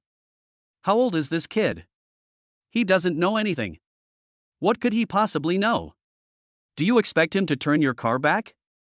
Yifan laughed angrily, saying, "What's wrong with a child? Does being a child mean you can do whatever you want? A child scratches someone else's car and gets away scot-free? Who taught you these principles? What kind of mother are you? Didn't you teach your child not to touch other people's things? Do you even know what it means to be a mother?" The woman sneered, "What did you say? Let me tell you, even if my child scratched your car today, what can you do about it? It's just a beat-up car, right? I'll pay you back however much it costs." All she knew was that BMW, Audi, and Mercedes-Benz were the most expensive cars. She'd never seen this brand of car before. It certainly wasn't as expensive as these three. A few hundred or a few $1,000s in compensation will suffice. The area was now surrounded by onlookers, many of whom had just seen the car before and immediately recognized it, laughing at the woman. "Sister, are you really going to pay for this car? Let me tell you, even if you sold everything in your house, you still couldn't afford it. Sister, this car is called a Porsche. The cheapest one costs at least 500,000 to 600,000 yuan, and this one is a sports car. It's worth at least 1 or 2 million yuan. Exactly, that car will definitely need to be repainted. Are you going to pay for it? Can you afford to pay at least 5 or 600,000? Chapter 16, Encountering a High School Classmate. What? Hundreds of thousands? The woman was terrified when she heard the number. However, she quickly regained her composure. "So what if your car is worth millions? Since you have the money to buy this car, why worry about a little money for repairs? Why make things difficult for us country folk? We can't afford to pay for it. Besides, the car was scratched by the child. What does it have to do with us adults? I don't believe you can make the child pay for it." As Yifan listened, his expression grew colder and colder, finally sneering, "So you mean you have no intention of compensating or apologizing?" The woman glanced at Yifan and said defiantly, "Yes, so what?" Yifan took a deep breath to calm himself down, and then said, "In that case, we have no choice but to go to court." "Go to court?" Upon hearing this, the woman was taken aback, and a sense of panic washed over her. "If you try to renege on a debt of several 100,000 yuan, you might be able to get away with it, but if it goes to court, then it's a done deal." "No, no. We can't go to court. We absolutely can't go to court." The woman shook her head violently in fear. She put her child aside, rushed to Yifan, grabbed his arm tightly, and pleaded, "Young man, you know we're from the countryside, how can we afford to pay so much money?" The woman burst into tears, grabbed Yifan's arm tightly, and continued to plead, her words incoherent. "Young man, please have mercy on us. I was wrong, I know I was wrong. I beg you, please let us go. I beg you. I'll kneel down and beg you, please let us go." As he said this, he was really about to kneel down. Yifan looked at her, sneered, and said, "Why didn't you say that just now?" After saying that, Yifan shook off the woman's hand, using so much force that the woman sat down on the ground. Yifan looked at her and said, "Just wait for my lawyer's letter." After saying that, Yifan followed the village chief into the car and left, completely ignoring the woman sitting on the ground crying her heart out. After returning home, Yifan first took the village chief back to his house before going home himself. During dinner, Yifan told his parents about what had happened that day. His parents didn't say anything, they just nodded. Everything was left to Yifan to handle. In the following days, Yifan and his father spent their days running around the county town, townships and village committees. As for the people who come to check and collect materials every day, Yifan left it all to his mother and Yi Xinyue. Yifan instructed Yi Xinyue to write down the suggestions made by the inspectors regarding the farm, so that she would know what to do when it came time to renovate the farm. For a full 15 days, Yifan and his father stayed up late and got up early every day. At 6 o'clock in the morning, after feeding all the livestock, his father and his son drove to the relevant departments in the county town. The two of them didn't get back from the county town until 10 p.m., and by the time they got home it was 11 p.m. They went straight to bed and fell asleep. Nie Ching called him several times but he didn't answer. Seeing how exhausted Yifan and his father were, his mother and Yi Xinyue felt a pang of heartache. Mother Yi wiped away her tears and said, "My child, you've really suffered." Yifan smiled slightly, shook his head and said, "It's okay, Mom. This is all for our family. If we suffer a little now, there won't be so many troubles later." It took Yifan 15 days to get everything sorted out. Even that piece of land, after going through layers of approval, was eventually contracted by Yifan. At least for a while, we won't have to worry. They also spent a lot of money to purchase all kinds of necessary equipment from the animal husbandry department. In addition, they purchased various vaccines, medicines, nutritional products, and feed. Yifan bought 2 freezers for storing vaccines. He also bought furniture and appliances for himself. Since he couldn't transport it back himself, Yifan paid the staff to send a car to transport it to his home. In total, Yifan spent nearly 400,000 or 500,000. On the 16th day, Yifan went to the county town himself and got all the necessary documents. Sitting in the car, Yifan looked at the pile of contracts, business licenses, health certificates, and inspection certificates, and breathed a sigh of relief. Finally, I can get some rest. Then I put all those things in a bag, threw it on the passenger seat, and got ready to go home. Clang! Clang! Clang! Just then, Yifan heard someone knocking on his car window. He turned around and saw a face that looked familiar, but he just couldn't remember who it was. Yifan rolled down the car window, and the man exclaimed with delight upon seeing him, "Yifan! It really is you. I thought I was seeing things." Yifan smiled slightly and asked, "Who are you?" "It's me, your high school classmate, Sun Lianxue." Sun Lianxue said immediately. Seeing Yifan frowning, looking like he couldn't remember, Sun Lianxue became a little anxious. She blurted out exactly where she sat in high school, where Yifan sat, and what Yifan had done in high school. Yifan then remembered something and said, "I remember now. Sun Lianxue, right? The one who sat behind me in the second year of high school. It's me. It's me." Sun Lianxue nodded happily, and breathed a sigh of relief. Finally, he remembered. However, Yifan was not happy about this. Instead, he frowned and felt a strong sense of disgust. He remembered Sun Lianxue as his classmate in high school, who was known for being a snob. Back then, because Yifan's family was very poor, this woman often went against him and secretly slandered him. Yifan never expected to run into her here. "What are you doing here?" Yifan asked with a smile, his face not showing any disgust. Sun Lianxue gave a charming smile and replied, "I just came back from the city and was about to go home when I saw you. By the way, is this your car?" "A Porsche." "It must have been expensive." Yifan shook his head and said modestly, "It's not that expensive, just a few million." "Several million." Sun Lianxue's face immediately showed shock, and she couldn't close her mouth for a long time. "A luxury car worth millions? I've never ridden in one before. The most expensive car I've ever ridden in is a Mercedes that costs over 600,000 yuan. It seems Yifan has made a fortune in the past few years." "Yifan, what have you been doing these past few years? You haven't contacted us old classmates for so long, and you don't even reply to my messages." Sun Lianxue asked immediately with a smile. "I'm still in university, and my studies are quite demanding, so I haven't paid much attention to the messages on my phone," Yifan casually offered as an excuse. "You're still in school?" Sun Lianxue exclaimed in surprise, then asked, "Then what about your car?" Yifan replied casually, "While I was in college, I also did some stock investments and made some money. Now I'd say I have some capital." Chapter 17, Porsche and Lamborghini. Sun Lianxue was even more excited. Her eyes shone even brighter as she looked at Yifan. "I was still investing when I was in college. Driving a car worth millions means you're still quite well off. Who would believe that if I told them? If this person were to graduate from school and start working, they would definitely be in a management position." Finally, Yifan glanced at the time and quickly said, "Oh no, I have something to do, I have to go first, otherwise I won't be able to finish my business today. I have to go now." "Oh, okay." Sun Lianxue immediately stepped aside, then added, "By the way, Yifan, since we're old classmates meeting up, how about we get together? How about inviting some of our closer friends?" Yifan thought for a moment, then nodded and said, "Okay, you can decide on the time. Just let me know when it's time."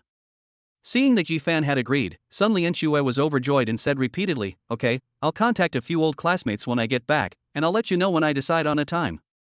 Finally, Yifan drove away. In the rearview mirror, Yifan looked at Sun Lianxue, who was still waving goodbye, and a cold smile appeared on his face. What could he possibly be doing now? He just wants to go home for dinner. As for the old classmates getting together, it depends on my mood. After returning home, Yifan took 2 whole days to recover. He had been running around for days and his legs and back were aching. Then, the very next evening, Sun Lianxue sent a message that the dinner party was scheduled for noon the next day, and that so-and-so would be there. Yifan had no recollection of those people. He guessed they weren't on good terms with him before. Actually, he didn't really want to go, but since he was leaving tomorrow, he thought he'd just stop by and take a look. Anyway, it's just a small hotel in the county town. As long as I don't drink alcohol, it's fine. The following morning, before leaving, Yifan instructed Yixin Yue to come to Huan City a few days before the start of the semester and then go directly to his place. When he left, Yifan left his parents 500,000 yuan as funds for the breeding farm. Sun Lianxue, are you sure you saw Yifan driving a Porsche? Inside the Fushin Hotel, 8 people sat together in a private room, including Sun Lianxue. Several people looked at her, their faces filled with disbelief. Who is Yifan? In their eyes, Yifan was someone who wore faded clothes, didn't take care of his hair, and received poverty subsidies every academic year. How could he possibly be driving a Porsche? So when Sun Lianxue told them, they didn't believe her. How is that possible? Sun Lianxue frowned and said, "Do you think I would lie to you?" The group exchanged glances, realizing that Sun Lianxue had no reason to deceive them. However, they still felt it was unreal. How could a poor boy from back then now drive a Porsche? "I just don't believe it," one of them sneered. "If Yifan can drive a Porsche, then I can drive a Lamborghini." At that moment, Yifan pushed open the door and entered. He overheard that sentence outside and immediately glanced at the person who spoke. "I don't remember. Sorry, I'm late," Yifan said casually, then found a place to sit down. Everyone except Sun Lianxue was looking at Yifan. There's just no way I can connect the person in front of me with the unkempt person I knew in high school. "Yifan, we heard from Sun Lianxue that you bought a Porsche. How about we take a look?" The man continued, looking at Yifan with a mocking tone. "Yeah, Yifan, we've all heard about it. Can we take a look? We don't need to see the car, just your car keys will do." The chattering of the group made Yifan frown deeply. Yifan scoffed, "The first thing you all do is look at the cars and car keys. Is this an old classmates reunion or a car hunting party?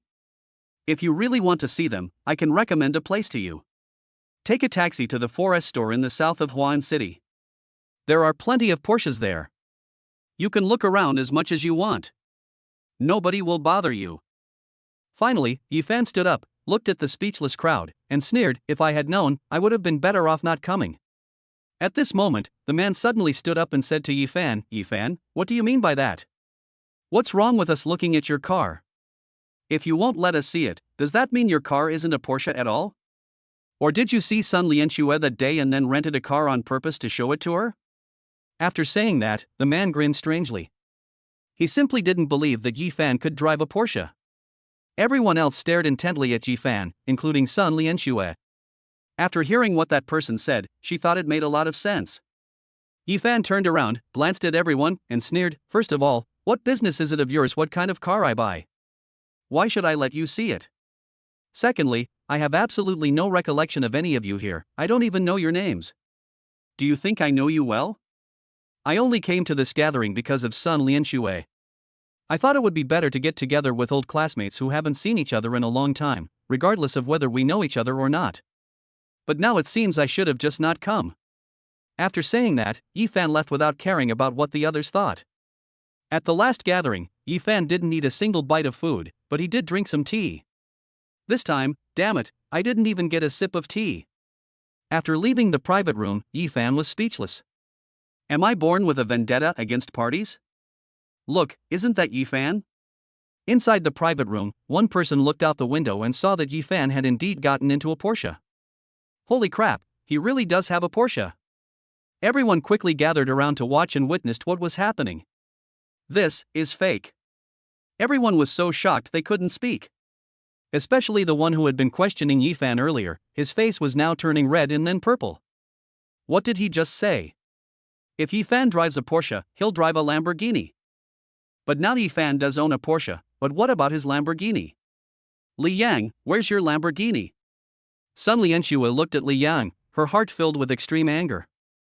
It was this man who made me start to have doubts. This caused her to miss an opportunity to get to know Yifan and deepen her relationship with him. Li Yang's eyes flickered, ignoring the stares he made to the others. Everyone looked at him with a strange smile, as if he could hear their thoughts. Where's your Lamborghini? In the end, the party ended on a sour note. It was already past 3 p.m. when Yifan drove back to Huan City. Instead of going home first, he drove to the forest store in the south of the city. The car still needs to be repaired. Chu Xinyo was already waiting outside the forest store. Yifan just called her to let her know he would be coming. Chu Xinyo felt a surge of excitement at the thought of her important client coming. They were already waiting outside. Soon, she heard the roar of an engine. It's here. A silver Porsche stopped in front of Chu Xinyo. Yifan got out of the car and smiled slightly when he saw Chu Xinyo. Chapter 18, Chu Xinyo invites people to dinner. Mr. Yi, you've arrived. Chu Xinyo's heart skipped a beat when she saw Yifan. So cool. And she looks so beautiful when she smiles. Yifan nodded and said, Miss Chu, I came here because my car broke down. Didn't your forest shop tell me that the car comes with a 1-year free warranty regardless of the damage? Can you see if it can be repaired? Suppressing the flutter in her heart, Chu Xinyo ran to Yifan and asked regretfully, Oh? What's wrong? Yifan pointed to the scratch on his parking space and said, Actually, it's not a big problem. It was just scratched by a naughty kid with a stone. Yifan still feels annoyed when he talks about it. Chu Xinyo also felt it was a bit of a pity when she saw it. Such a beautiful car has such a blemish, it really detracts from its appearance. It is possible, but Mr. Yi, your car needs to be repainted, completely. It may take some time. Can you wait until then? Chu Xinyo said. Yifan casually waved his hand and handed the car keys to Chu Xinyo, saying, I know that. Anyway, you can keep the car for now. Just fix it for me. Then, take me inside and show me another car. 1 or 2 million will do. This 2-seater is suitable for him and Nieching to drive together, or for one of them to drive alone when they go out. Once Yi Xinyue arrives, this sports car will probably not be used much more often. Chu Xinyo was stunned at first, then overjoyed, and quickly led Yifan into the store. It's only been a month, and Yifan already wants to buy another car. Yes, Mr. Yi. Chu Xinyo nodded. At this moment, she spoke with composure and acted in an orderly manner. Compared to the nervousness she felt when she met Yifan a month ago, she now knows quite a lot, even if she can't be called a professional. Inside the forest store, Chu Xinyo carefully introduced each car to Yifan. Finally, Yifan set his sights on a pure black Mercedes-Benz G-Class, an SUV. Worth 1.6 million. Amidst the envious and jealous glances of the other sales staff, Chu Xinyo once again processed Yifan's transaction and bought the G-Class. Just like a month ago, I bought it in full. Holy crap, this young man is so rich. He just bought a $5 million luxury car last month, and now he's bought a Mercedes worth over $1 million. Chu Xinyo, a newcomer who's been here for less than 2 months, actually completed our annual sales target in just 1 month. 7 million. Why isn't this client mine? I want a client like that too. Rich and handsome. I wouldn't mind being kept by him. The wails of other salespeople could be heard not far away. Hiding in the shadows, Lin Xiaoxiao watched that scene, filled with regret. If I hadn't been so materialistic back then, and had served that young man properly, maybe that 7 million would have been mine. How could it be Chu Xinyao's turn? But now she could only watch Chu Xinyao running around for Yi Fan, and she stomped her feet in regret. After buying the car, Yi Fan was about to leave when Chu Xinyao stopped him. She said shyly, "Mr. Yi, you spent a lot of money on the car and helped me a lot as a newcomer. I would like to treat you to a meal to thank you." Yi Fan was taken aback. He hadn't done anything. But if a beautiful woman invites you to dinner, there's no reason not to go. Yi Fan smiled and said, "Sure, I'll wait for you to get off work." Chu Xinyao quickly shook her head and said, "No need, I'll go ask the manager for leave right now." A few minutes later, Chu Xinyao changed her clothes and jogged over. "Let's go." Yi Fan coughed twice and drove away in his G-Class with Chu Xinyao. "Mr. Yi, what would you like to eat?" Chu Xinyao asked nervously from the passenger seat on the way. Yi Fan, driving, casually replied, "I'm fine with anything. Anyway, you're treating me to dinner, so I'll eat whatever I want." Chu Xinyao thought about it and realized that it was indeed a difficult problem. Someone of Yi Fan's status would definitely not be used to eating food that cost several hundred yuan. But I've never been to places that cost several thousand yuan, so I really don't know what to treat Yi Fan to. After pondering for a while, I thought of a place. "Mr. Yi, I know a place. I can show you the way." Afterwards, she took Yi Fan to a Chinese restaurant. After the meal, Yi Fan went to get the car, and Chu Xinyao went to the bar to pay the bill, 1,200 yuan. After paying the bill, Chu Xinyao waited at the door with a big smile on her face, without even realizing it herself. "Xinyao! Xinyao!" Just then, Chu Xinyao suddenly heard someone calling her, and then she saw her two best friends from university waving at her from across the street. Chu Xinyao rushed over and said excitedly, "Mo, showing, it's been so long." "Long time no see, Xinyao, what are you doing here?" Xin Mo and Yang Miaoying were also very happy to see their best friend and quickly asked. "I just met up with someone for dinner. What about you guys? Are you shopping?" Chu Xinyao asked in return. "Yeah," Xin Mo nodded and said, "we just got off work and decided to go shopping together. Do you want to come along?" Although Chu Xinyao really wanted to go, she shook her head when she thought of Yi Fan and said, "I won't go. You guys go ahead. I have things to do here." "Oh, okay then." Xin Mo and Yang Miaoying nodded dejectedly and said, "Then we'll be going now." "Okay. I'll come visit you guys when I'm on vacation in a while." Chu Xinyao nodded and said. At this moment, Yi Fan drove up and stopped in front of the three of them. The black Mercedes-Benz G-Class immediately dazzled Xin Mo and Yang Miaoying. "My God, that's a Mercedes G-Class. It costs over $1 million. I can't believe I saw one here." "I saw it too, it looks brand new." A man got out of the car, and Xin Mo and Yang Miaoying were immediately shocked. "The car owner is so young and handsome." The man walked up to Chu Xinyao, glanced at the two of them, and asked, "Are they your friends?" Chu Xinyao nodded and said, "Yes, they are my college classmates, and we are very close." "Hello. My name is Yi Fan." Yi Fan greeted them. "Hello." Xin Mo and Yang Miaoying snapped out of their daze and quickly pulled Chu Xinyao aside, leaving Yi Fan completely bewildered.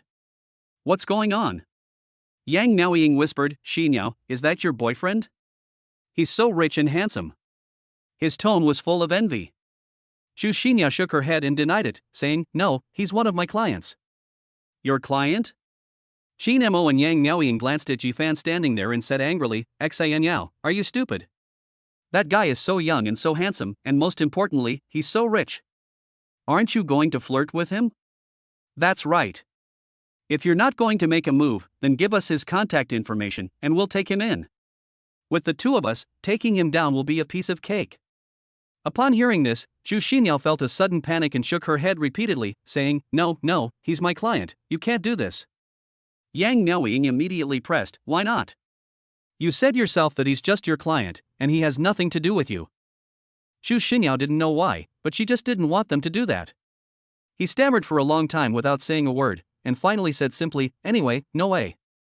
I don't agree." Then, escaping from the two men's grasp, she ran to Yi Fan and hurriedly said, "Mr. Yi, let's go quickly. Yifan didn't know what was going on, so he had no choice but to get in the car with Chu Xinyo and leave. Chu Xinyo sat in the car until she could no longer see her two best friends in the rearview mirror before she breathed a sigh of relief. Chapter 19, 1 or 2 million will do. Yifan escorted Chu Xinyo home before leaving. Once home, he immediately took out his computer to check the stocks he hadn't traded in a long time.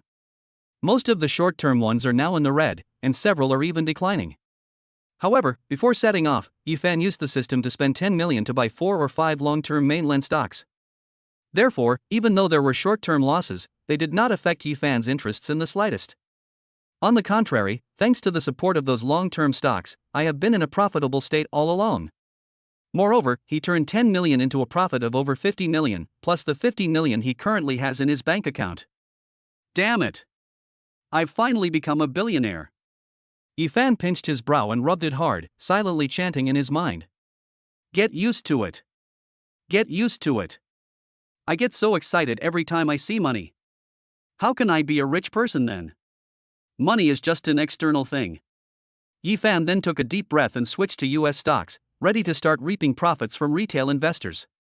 As for mainland stocks, they can only be sold when the market opens tomorrow. Let's harvest them all tomorrow morning and then prepare to start trading futures. He spent most of the night trading US stocks, finally managing to recover his losses and even make a profit of over 2 million. Finally, he checked the time and it was already midnight. Yifan was exhausted, so he turned off the computer and lay down on the sofa to sleep. The next morning, Yifan was awakened by a ringing phone. Yifan picked up the phone and pressed the answer button. Hello, who is it? There was a lot of noise coming from the other end of the phone. After a long while, Yifan finally heard someone say, Hello, Xiaofan, this is your second aunt's husband. Second aunt's husband? Why is he making that call?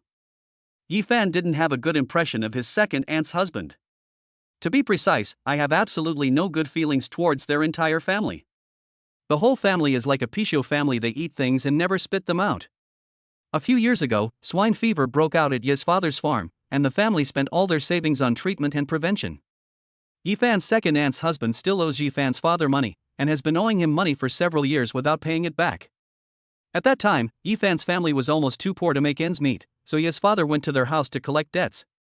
But they directly denied that this had happened and insisted that Ye's father produce a written agreement. Without a written agreement, this had not happened. Ye's father was furious, but there was nothing he could do. In the end, it was only after his uncle's family lent him 20,000 yuan that Ye's father was able to barely make ends meet. I haven't contacted my second aunt's family for several years, why am I suddenly calling them now? Yifan thought to himself, this can't be good. Oh, uncle, what's the matter with the call?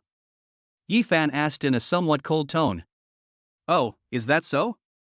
Xiaofan, are you home now? Your second aunt and I are planning to come over.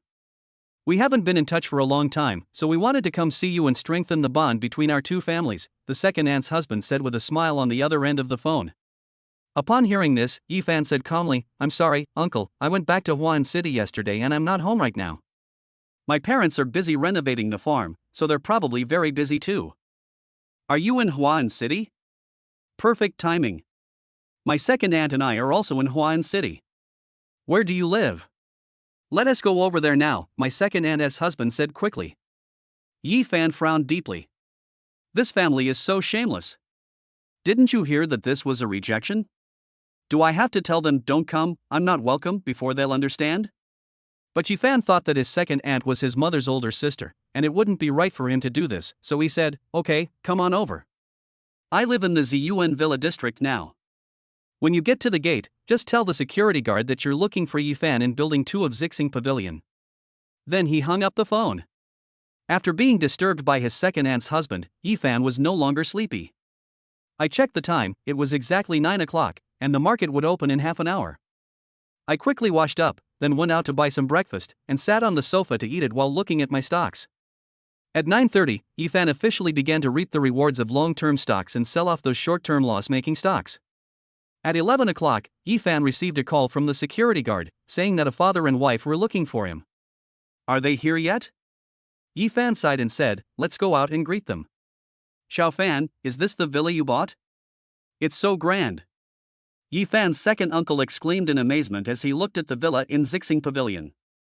Yes, please come in. Yifan suppressed his disgust and invited the family into his home, poured them tea and hot water, and asked, "Second aunt, second uncle, what brings you here today?" Yifan's second aunt said reproachfully, "You child, can't we come and see you if there's nothing wrong?" Yifan sneered inwardly. I learned the saying "no one visits the temple without a reason" back in junior high school. But since you're not going to tell me, I don't want to ask anymore. Afterwards, Yifan chatted with his second aunt's husband. It was mostly his second aunt's husband who did the talking, and Zhang Fan would nod and say My second aunt was wandering around the villa. They really don't consider themselves outsiders. His second aunt's husband didn't say a word about what they were there for. Finally, after walking around the villa from top to bottom and front to back, the second aunt stood in front of Yifan again and began to praise how wonderful and beautiful the villa was. Yifan couldn't take it anymore and interrupted his second aunt, saying, "Second aunt, it's almost time to eat. I have an appointment with someone. If you don't have anything else to do, you can go ahead. I'll pack up and leave too." At this moment, his second aunt's husband and second aunt exchanged a glance, and he secretly nudged his wife with his elbow. Yifan's second aunt glared at her husband before awkwardly speaking to Yifan. "Xiaofan, actually, your second aunt and I did come to see you today because we have something to discuss." Yifan nodded expressionlessly. His second aunt continued, "It's like this, look at your cousin Xiangzi, he's almost an adult, he's 20 years old, but the family still hasn't found him a decent job. Your second uncle and I are both from the countryside, although we work in a factory in Huan City, the two of us can earn 7 or 8,000 yuan a month. But this child dropped out of school a long time ago. It's not good for him to keep wandering around like this. Your second aunt's husband and I discussed it and decided to let him settle down as soon as possible. Once he has a family and children, we will feel at ease. Just the other day, I found Xiangzi a girlfriend. She's really beautiful, a local from Huan City, and she and Xiangzi hit it off. But she needs Xiangzi to own a house and a car in Huan." As they spoke, a genuine look of distress appeared on their faces. Yifan hummed in agreement, glanced at the two of them, and then quietly watched their performance. He already guessed what the other person was going to say next. "It's nothing more than borrowing money. Then we heard from our relatives that you've made a lot of money now, bought a car and a house in Huan City, and solved your family's problems with money. So we were thinking, could you lend some money to your younger brother so that he can also establish himself in Huan City, buy a car and a house or something?" Yifan's second aunt said, "Let him get married first, so that my husband and I can rest easy. Don't worry, we don't need much, just 1 or 2 million. Yifan's second aunt quickly said. Chapter 20, A Massive Attack. Yifan could no longer hold back.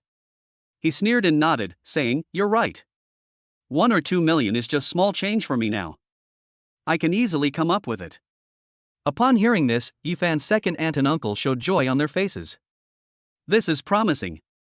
But Yifan suddenly changed his tone, his face turning icy as he said, "Why should I lend it to you?" The expressions on their faces froze instantly.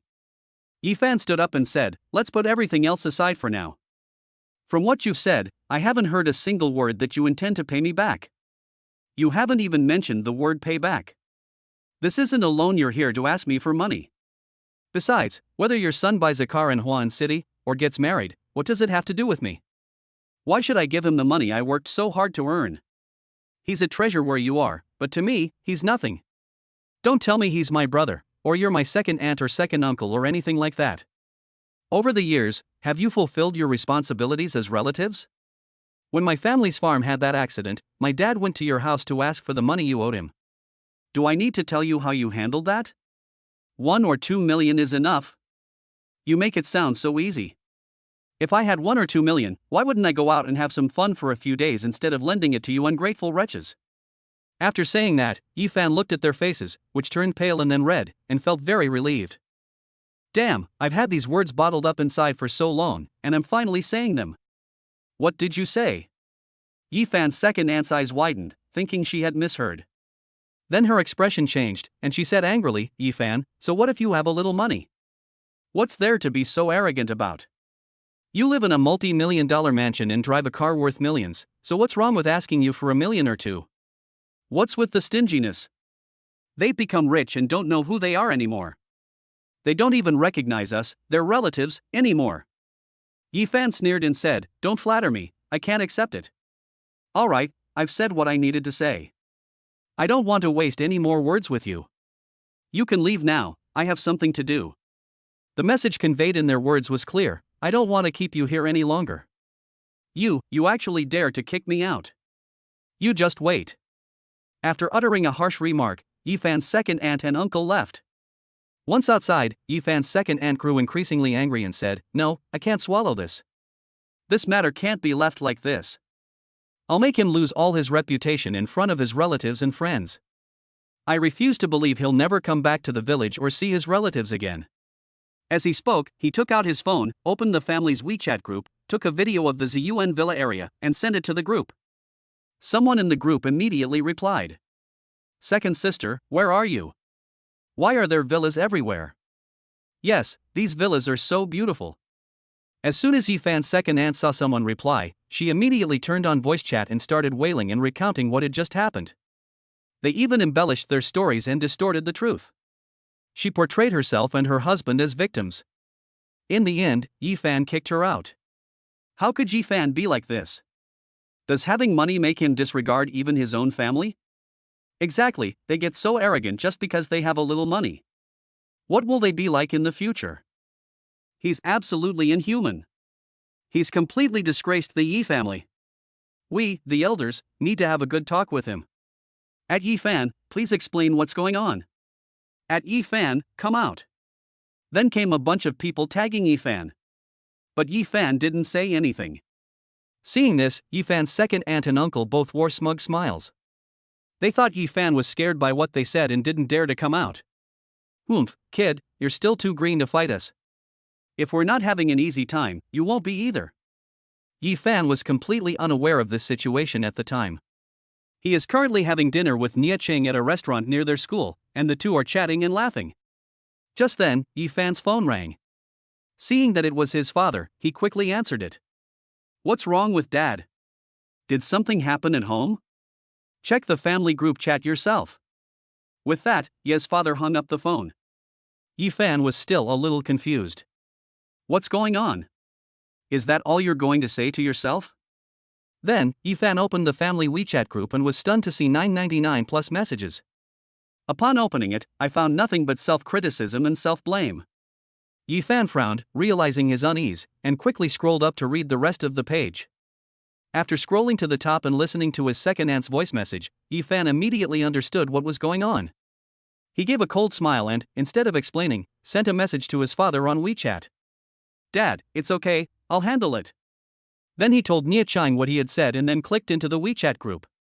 "Dear uncles and aunts, grandparents and grandchildren, brothers and sisters." As soon as Yifan spoke, these elders came out. "Yifan, you're finally out. What's going on with you, kid? Does having money make you arrogant? Does that mean you can kick your relatives out of the house whenever you want? Is this how your parents raised you?" Yifan stared at the words and typed them out expressionlessly. "Everyone, please be patient. I have something to show you." Yifan then opened the monitoring software on his phone, took a screenshot, and sent it to the group. He installed the surveillance camera shortly after moving into the villa. It was quite discreet. It was originally meant to deter thieves, but I never thought it would be used for this. Video? Everyone clicked on it. The content of the video shocked them. That's right, look at your cousin Xiangzi, he's almost an adult, he's 20 years old. Just the other day, I found Xiangzi a girlfriend. She's incredibly beautiful. 1 or 2 million will do. Yifan's second aunt and uncle were dumbfounded. I never expected that Yifan's house would have surveillance cameras. How come they didn't notice? Seeing the silence in the WeChat group, Yifan sneered and typed, "Do I need to explain anything? 1 or 2 million will do." Xiaoqin's second aunt, how could you be so shameless as to say that?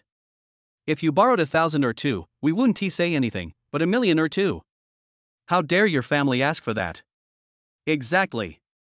Your family is asking for an exorbitant amount. It's shameful to be related to people like you. Get out of this group right now. It's disgusting. Get out. Then 2 notifications popped up on WeChat. Yifan's second aunt and uncle left the group chat. They were too ashamed to stay in the group any longer. Staying any longer would only bring shame upon ourselves. Seeing this, Yifan turned off his phone and focused on having dinner with Nie Ching. Chapter 21, Nie Ching's Admirer. After dinner, Yifan accompanied Nie Ching for a casual stroll around their school. Nie Ching walked beside Yifan, glancing at him every now and then. A blush flashed across her face. Yifan walked alongside, looking at the school's environment and facilities, completely unaware of Nie Ching's expression. Finally, Nie Ching bit her lip and said, "Yifan, I have something I want to tell you." Yifan turned around, looked at Nie Ching, and smiled. "Go ahead and say it." Nie Ching immediately became shy and whispered, Yifan, I. Nie Ching. Ching. A shout came from afar, interrupting what Nie Ching was about to say. Yifan turned around and looked at the person. Then he paused, stunned. Isn't this the person who was chasing Nie Ching before? How did he end up here? As Yifan was thinking, he suddenly sensed a murderous aura. He looked down at Nie Ching and was startled. Holy crap! A tigress is poised to pounce. If looks could kill, that person would have been killed countless times by Nie Ching's gaze. Yifan silently prayed for his brother. Ching.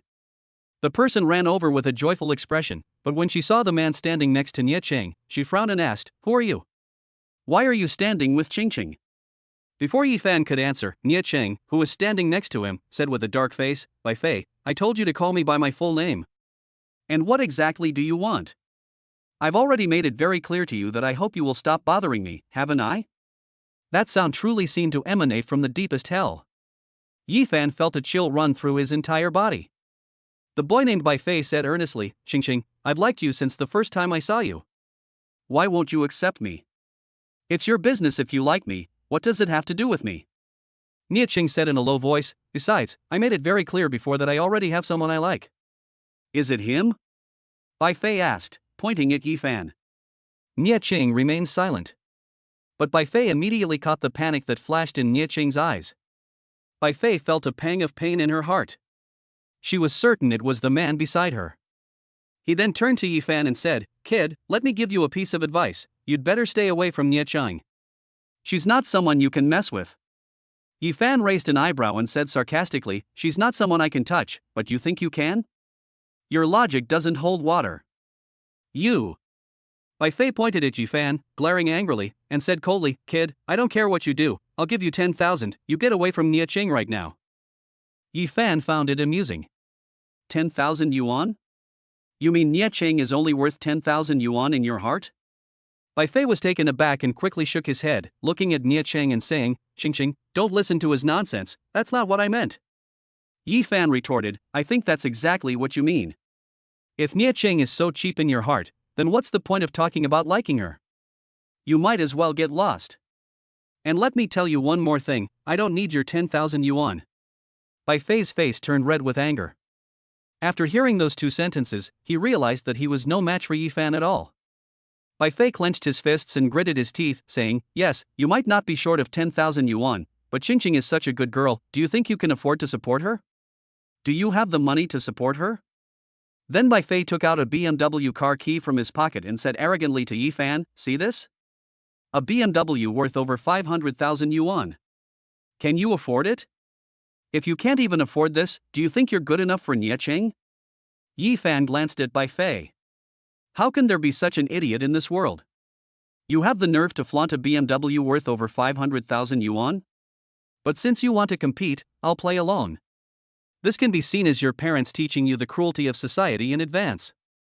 Yifan looked at him with a strange smile, took out the keys to his Mercedes-Benz G-Class from his pocket, and showed them to Bai Fei. Bai Fei recognized the key at a glance, and his expression changed drastically. I bought a Mercedes-Benz G-Class the day before yesterday for 1.6 million. Do you think it can compare to your BMW that cost over 500,000? Yifan said casually, shaking the keys in his hand. 1,600,000. Buying all three of his BMWs wouldn't be a problem.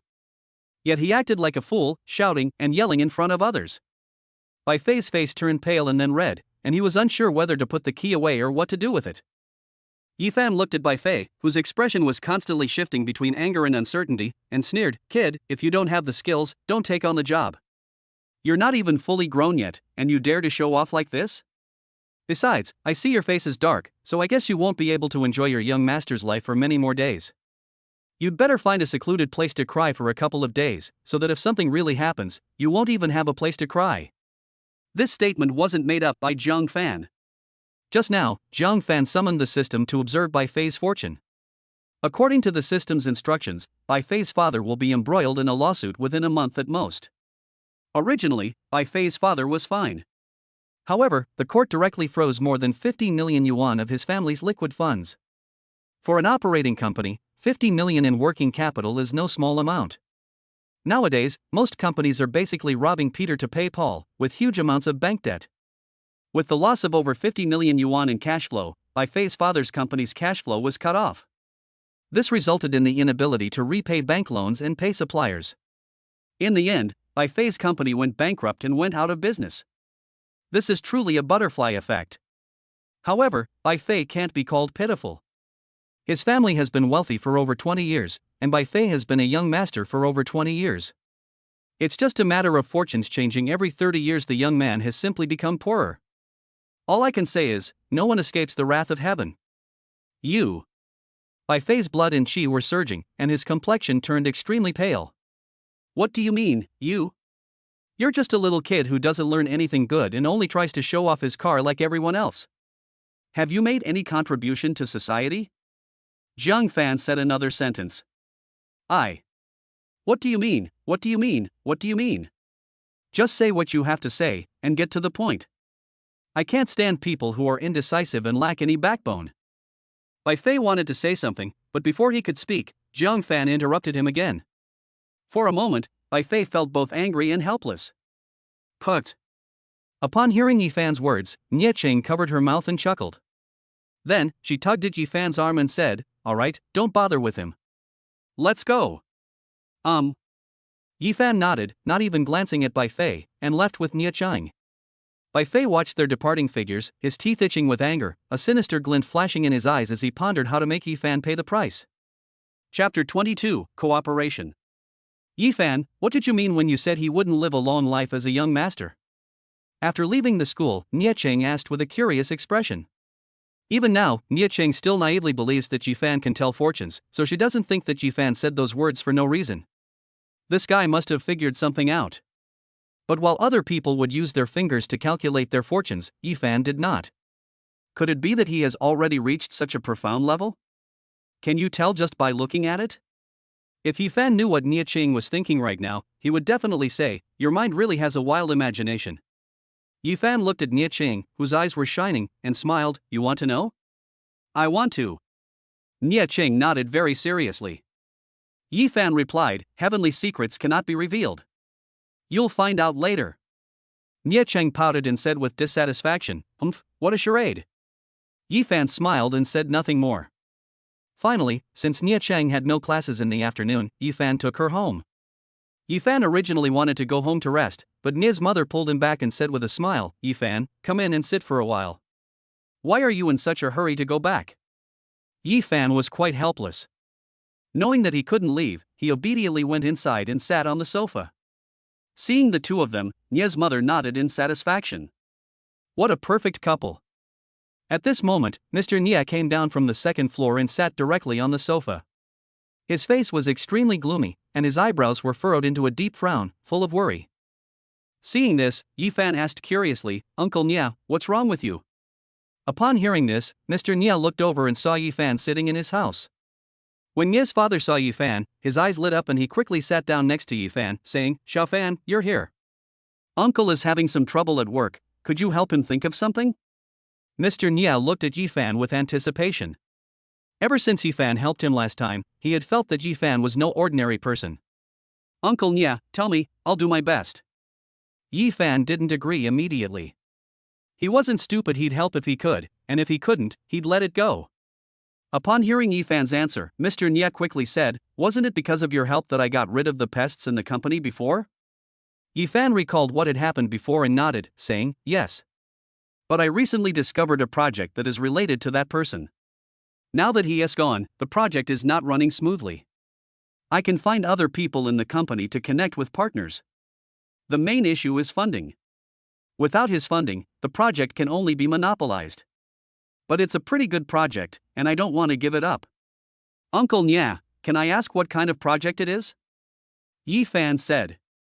A targeted approach is more effective. Mr. Nya smiled and said, all right, Ching Ching, go to my study and get that project document. Oh. Nya Ching then went up to the second floor, and when she came down, she was holding a folder and handed it to Yi Fan. Yi Fan took the document and began to read it carefully, word by word, without missing a single line. Nya's father and Nya Ching sat beside him without disturbing him. Seeing Yi Fan's focused expression, Nya's father was full of admiration. Half an hour later, Yi Fan closed the folder and sighed inwardly. It is indeed a very good project. The initial investment does not need to be too large, but if it is done well in the later stages, it can definitely make a fortune. However, the only drawback is that the project is too risky and not something that ordinary people can bear. The slightest mistake in any step could cause the entire project to collapse. Seeing this, Yi Fan hesitated, unsure whether he should go in. System, I want to see Nya Yuan's Nya's father's career for the foreseeable future. Then Yi Fan imagined the future changes in Nya's father's career, and only after reading it did he feel relieved. Yi Fan stared at Nya's father and asked, Uncle Nya, I think your project is quite good. I can give it a try. I wonder how much funding you still need. Upon hearing this, Mr. Nya thought there was hope. Yi Fan was able to buy luxury cars and villas at the age of school, so he must have an impressive background. He quickly said, this project only requires an initial investment of 500 million to operate, but the available funds in my company and bank loans have been invested in another project, which has resulted in the company not having any surplus funds. Your Aunt Lin and I can only come up with 370 million, which is still 130 million short. I'm voting. Yi Fan said without any hesitation. There are 150 million yuan in the bank account now, so taking out 130 million yuan is not a difficult task. Mr. Nya looked at Yi Fan in surprise and said, are you sure? This project is very risky. You should think it over carefully. Yi Fan smiled slightly and said confidently, Uncle Nya, I trust your judgment and your many years of experience. That's right, Yi Fan used the system to see the success of this project from Nya's father's future. And it was a resounding victory. We made far more money than predicted. We're rolling in money. This battle also allowed Mr. Nya to firmly establish his foothold in the business world of Huan City. Although the process was somewhat bumpy, Nya's father managed to escape danger all the way. That's why Yi Fan spoke so decisively. Mr. Nya immediately fell silent, his gaze towards Yi Fan becoming even more satisfied. Mr. Nya laughed heartily, all right, since you're going to invest, I certainly won't treat you unfairly. How about this, considering your investment of 130 million and the help you've given me before, I'll give you 30% of the project's profits. What do you think? Okay. Yi Fan nodded without hesitation. He benefited from this profit-sharing ratio. Yi Fan only invested 130 million yuan, accounting for 26% of the total of 500 million yuan. Now Yi Fan has gained an extra 4% of the shares, which is worth 20 million, without doing anything. However, Yi Fan's actions were a timely help, so taking a little more wouldn't be a problem. Yi Fan smiled and extended his hand to Nya's father, saying, Uncle Nya, this is our first collaboration, and I wish us a pleasant cooperation. It's a pleasure to cooperate. The two shook hands, and Nya Ching and his mother, who were standing nearby, were also excited to see this. I never expected that Yi Fan would have a business partnership with their family. This unexpected turn of events greatly excited the whole family, especially Mr. and Mrs. Nya. The way she looked at Yi Fan was exactly like how she would look at her son-in-law. Extremely satisfied. This kid has the guts to do business and is never indecisive. There's a feeling that he was born to be a businessman. At this moment, Nya Ching suddenly raised his hand and said, I suggest that since this is such a happy occasion, shouldn't we go out to celebrate tonight? She was the most excited person there. I think this is a good suggestion, Nya's mother chimed in from the side. Then, Mr. Nya patted Yi Fan on the shoulder and said, I think so too, Yi Fan. You have to have a good drink with me tonight, you hear me? You can't run away today. Knowing he couldn't escape, Yi Fan nodded with a wry smile. Uncle Nya, has your public image collapsed? Where did the steady and reliable Uncle Nya go? Okay, I'll definitely drink with Uncle Nya until we're both drunk. Chapter 23, A Banquet. At 6 o'clock in the afternoon, Yi Fan went out to eat with the Nya family of 3.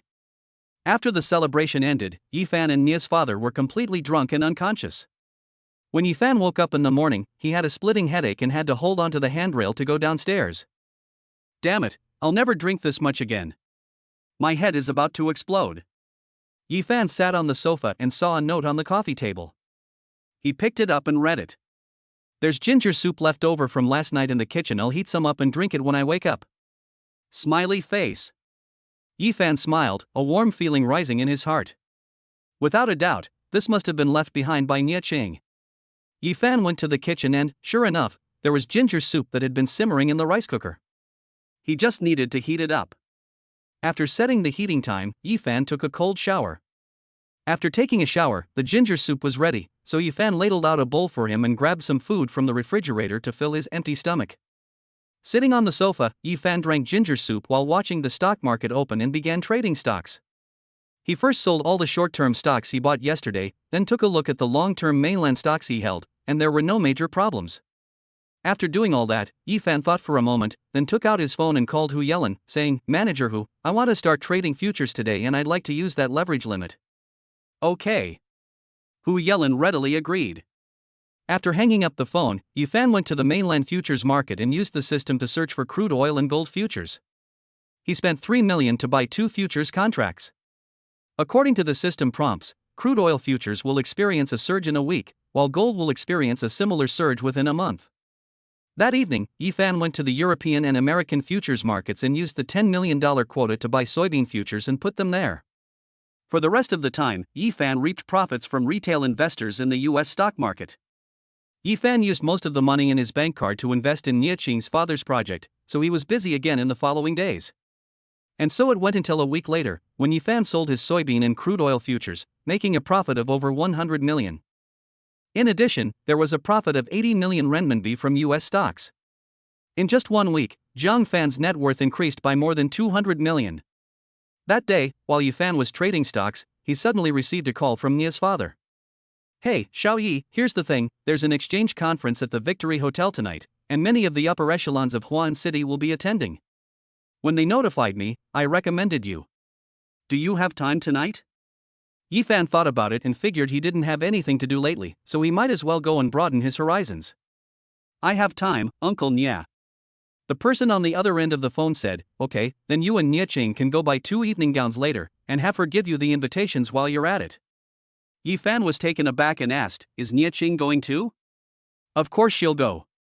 First, she can be your date and introduce you to people your own age at the party. Second, she also needs to interact with those people. As the saying goes, the more friends you make, the more paths you take," Mr. Nia said with a smile.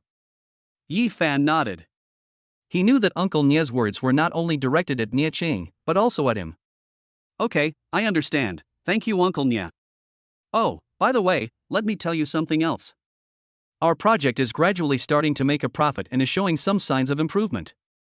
Upon hearing this, Yifan's face instantly lit up with an excited smile. "That's wonderful. It's only been a few days, and the project has already started to make a profit. Making a profit means earning money, how could he not be happy?" After chatting with Mr. Nia for a while, Yifan finally hung up the phone. No sooner had the call ended than Nia Qing called again to confirm the time for the two of them to go buy formal wear. At 8 p.m., luxury cars kept arriving at the entrance of the Victory Hotel. One after another, splendidly dressed tycoons got out of their cars, greeted each other with handshakes and conversations, and then engaged in all sorts of flattery.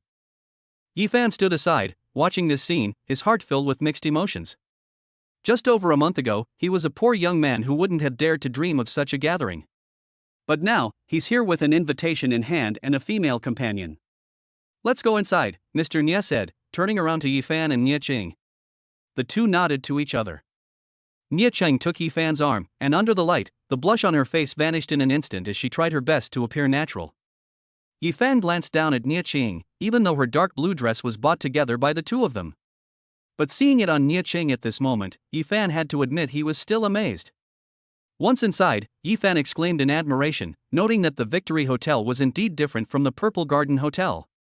The hotel shimmered with golden light everywhere, like stepping into a golden palace. "Nia Qing, take Yifan around for a bit, I'm going to say hello to the others." Nia's father suddenly turned around and said.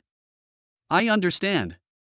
Nie Cheng nodded, then led Yifan to the gathering of the young people.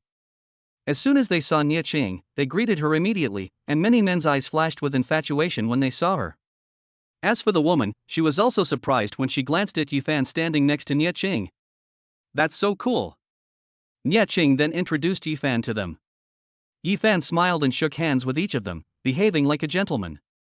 Meanwhile, at another part of the gathering, Han Chi and Su Monk were eating the buffet and chatting. Honey, this place is amazing. There's so much delicious food everywhere. I've never seen so much food before. Su Monk's eyes lit up as she looked at the various delicacies on the table, and she couldn't help but swallow. Han Chi hummed proudly twice. Of course, you've never experienced a scene like this before when you were following Yifan, have you? Upon hearing this, Su Monk's eyes flashed with disgust, and she immediately said disdainfully, with him? How could a poor guy like him have brought me to a place like this? Every day he took me to eat boxed lunches that cost 7 or 8 yuan, or the kind of food from the cafeteria. Besides, he has to work part-time jobs all day long, and he still doesn't earn much money. How could he bring me to this kind of party? He doesn't even have the right to be here. I still think that leaving him and coming to you, my husband, was the right choice. I get to see so many things every day and make so many friends. Upon hearing this, Han Chi smiled smugly, feeling extremely pleased with himself. Ever since Yifan made him lose face last time, he has always tried to find ways to make Su Monk belittle Yifan. It seemed that this would eliminate his resentment towards Yifan. Alright, let's not talk about him anymore. Why bother talking about him? He's ruining the atmosphere. Come on, I'll introduce you to my friend. As he spoke, Han Chi took a glass of champagne from a passing waiter, and Su Monk did the same. She took Han Chi's arm with her other hand and walked into the crowd. The direction they were heading was exactly where Yifan was. Ha! Honey, why does that figure in the white tuxedo look a bit familiar? Su Monk stared intently at the back of the man in white in front of her, frowning as she said, Why do I feel it looks a bit like Yifan's back? Yifan? Han Chi followed Su Monk's gaze. How could a country bumpkin like him possibly appear in a place like this? When Han Chi glanced at that person, his brows furrowed slightly. He really does look a lot like Yifan. But how could someone from the countryside possibly attend such a banquet? The thought of Yifan driving away in his Porsche filled Han Chi with unease. Han Chi stared intently at the man in white for a moment before saying, Let's go take a look. The two agreed and headed in that direction. Chapter 24, The Two Astonished. Yifan, come here. Not far away, Yifan saw Nie's father beckoning to him, with 4 or 5 people standing behind him. Yifan walked towards Nie's father and asked in confusion, Uncle Nie, what's wrong? Mr. Nie patted Yifan on the shoulder and said, Our project is showing promise now, isn't it? After they found out, they insisted on meeting our partner, so I brought them to meet you. They're all old friends of mine. Yifan nodded in understanding and smiled slightly at everyone, saying, It's a pleasure to meet you all. I am Yifan. Everyone stared in shock at the young man before them. She looks no more than 21 or 22 years old. At first, Lao Nie said that nobody believed his partner when he was young. But now, this young man named Yifan is indeed standing in front of them. They had no choice but to believe it. Could it be that this kid has some kind of powerful backing? They can't think of any reason why they would casually invest over 100 million yuan in such a high-risk project, except that they have powerful connections. President Yi, we didn't believe it when Lao Nie told us you were very young, but now it seems we were short-sighted. Yes, truly remarkable for someone so young. What's that saying again? It's like the Yangtze River's back waves pushing the front waves forward, each wave stronger than the last. Hearing everyone's words, Yifan showed a humble expression and said, I wouldn't dare. President Yi, we heard from President Nie that you previously invested over 100 million yuan in his project. That's quite a bold move, one of them praised.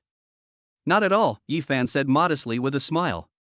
I only invested in cooperating with Uncle Nie because I saw that his project was quite good. Although Uncle Nie told me that the project was very risky, money is just an external thing. If the project makes money, we'll make money. If we lose money, we'll lose money. I don't care about that little bit of money.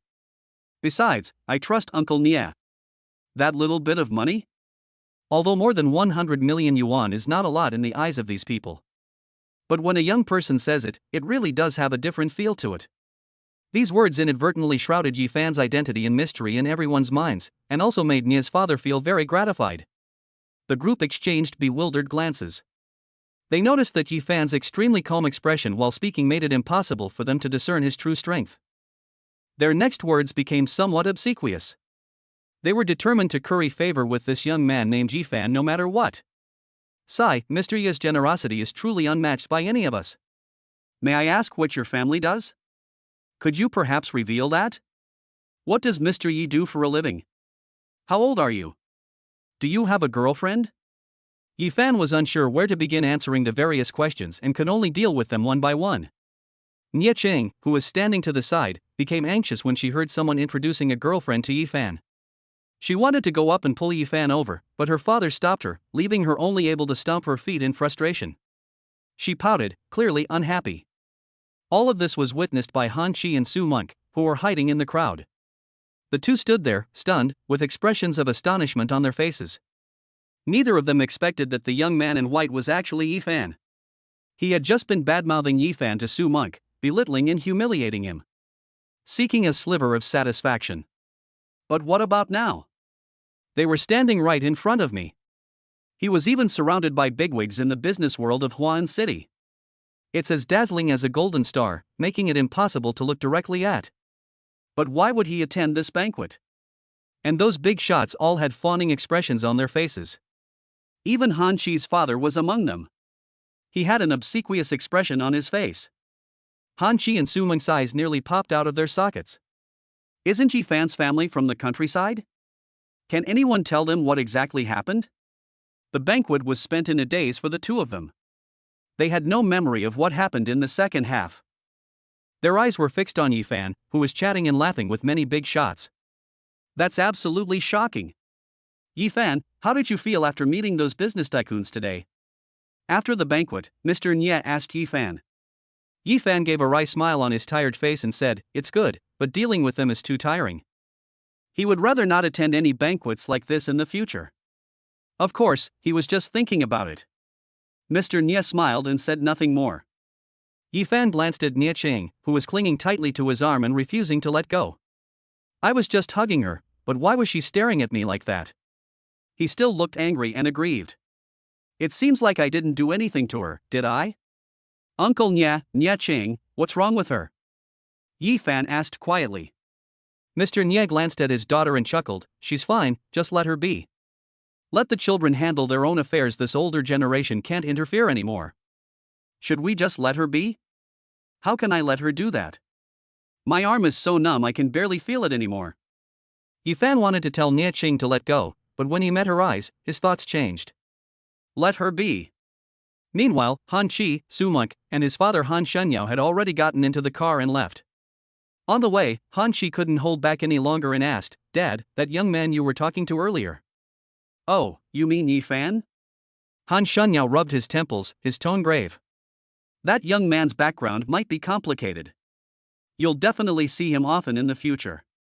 Remember, if you meet him, never offend him. Is the background complicated? Isn't he just a country bumpkin? What kind of background could it be? We can't afford to offend him. How is that possible? Back in college, Han Chi humiliated Yifan quite a bit, including at that party before. Furthermore, he had seduced Yifan's ex-girlfriend, Su Monk, and stolen Yifan's postgraduate recommendation spot. He had already thoroughly offended Yifan. Han Chi, I just heard Yifan say that he is a student at Huan University, majoring in finance. I remember that you and Meng Ku also studied that. Haven't you heard of this young man before? As Han Chi was lost in thought, Han Shenyao suddenly turned around and asked them, staring at them. In an instant, Han Chi and Su Meng's hearts pounded, their faces turned deathly pale, and they hurriedly shook their heads, saying, No, we've never heard of it. Because it was late and they had drunk some alcohol, Han Shenyao didn't see the expressions on the two men's faces. He simply nodded and said, Whether you've heard of him or not, I'll give you Yifan's phone number when I get back. Get to know him better and build a good relationship with him beforehand. I have a feeling that our Han group will definitely have a cooperative relationship with that young man in the future. Han Chi was now in a state of panic. He clenched his fists tightly and gritted his teeth to suppress his violently trembling body. I understand. Su Monk, standing next to her, wasn't much better off. Her face was filled with endless fear, and her little hands tightly gripped Han Chi's clothes, seeking a sense of security for herself. What on earth did she do? Chapter 25, Yi Fan's Bewilderment. Early in the morning, Yi Fan received a call from Chu Xinyao, saying that her car had been repaired and that he should go to the 4S store to pick it up. Yi Fan immediately lost his sleepiness and took a taxi to the 4S store in the south of the city. Finally, I got my precious car back. It's been so long since we last met, I miss you terribly. Today happened to be Yi Fan's graduation day, so he drove to the school. This time he learned his lesson and parked the car outside the school, never letting it into the school. Even so, Yi Fan still attracted attention. The reason is that he dressed up specially when he went out today. Wearing the new sunglasses he bought a few days ago, and dressed in a casual Armani outfit. His expressionless face is just like that of a domineering CEO. Such people attract a lot of attention wherever they go. Back in the familiar classroom, the noisy excitement suddenly subsided as everyone stared at Yi Fan. Yi Fan's gaze swept over his so-called classmates. Thinking about what happened at the Ziyuan Hotel that day, I felt a deep disgust for these people. Under the watchful eyes of 20 or 30 people, Yi Fan casually found a place to sit down. Seeing Yi Fan dressed in designer brands and with a nonchalant demeanor, everyone knew that the current Yi Fan was not the same person he used to be. Now, the girls in the class exchange flirtatious glances and look at him with affection, while the boys are filled with jealousy. How come I never noticed before? Yi Fan really has a handsome appearance. Instantly, most of the students in the class crowded around. Yi Fan, what kind of work do you do now? When did you buy all this? And these sunglasses, are they the latest style? Yi Fan, was that Porsche we saw before really yours? Was it worth several million? Yi Fan looked at their fawning faces and sneered inwardly.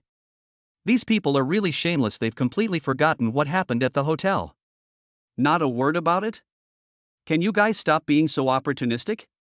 Yi Fan said, clicking his tongue in annoyance. The group immediately fell silent.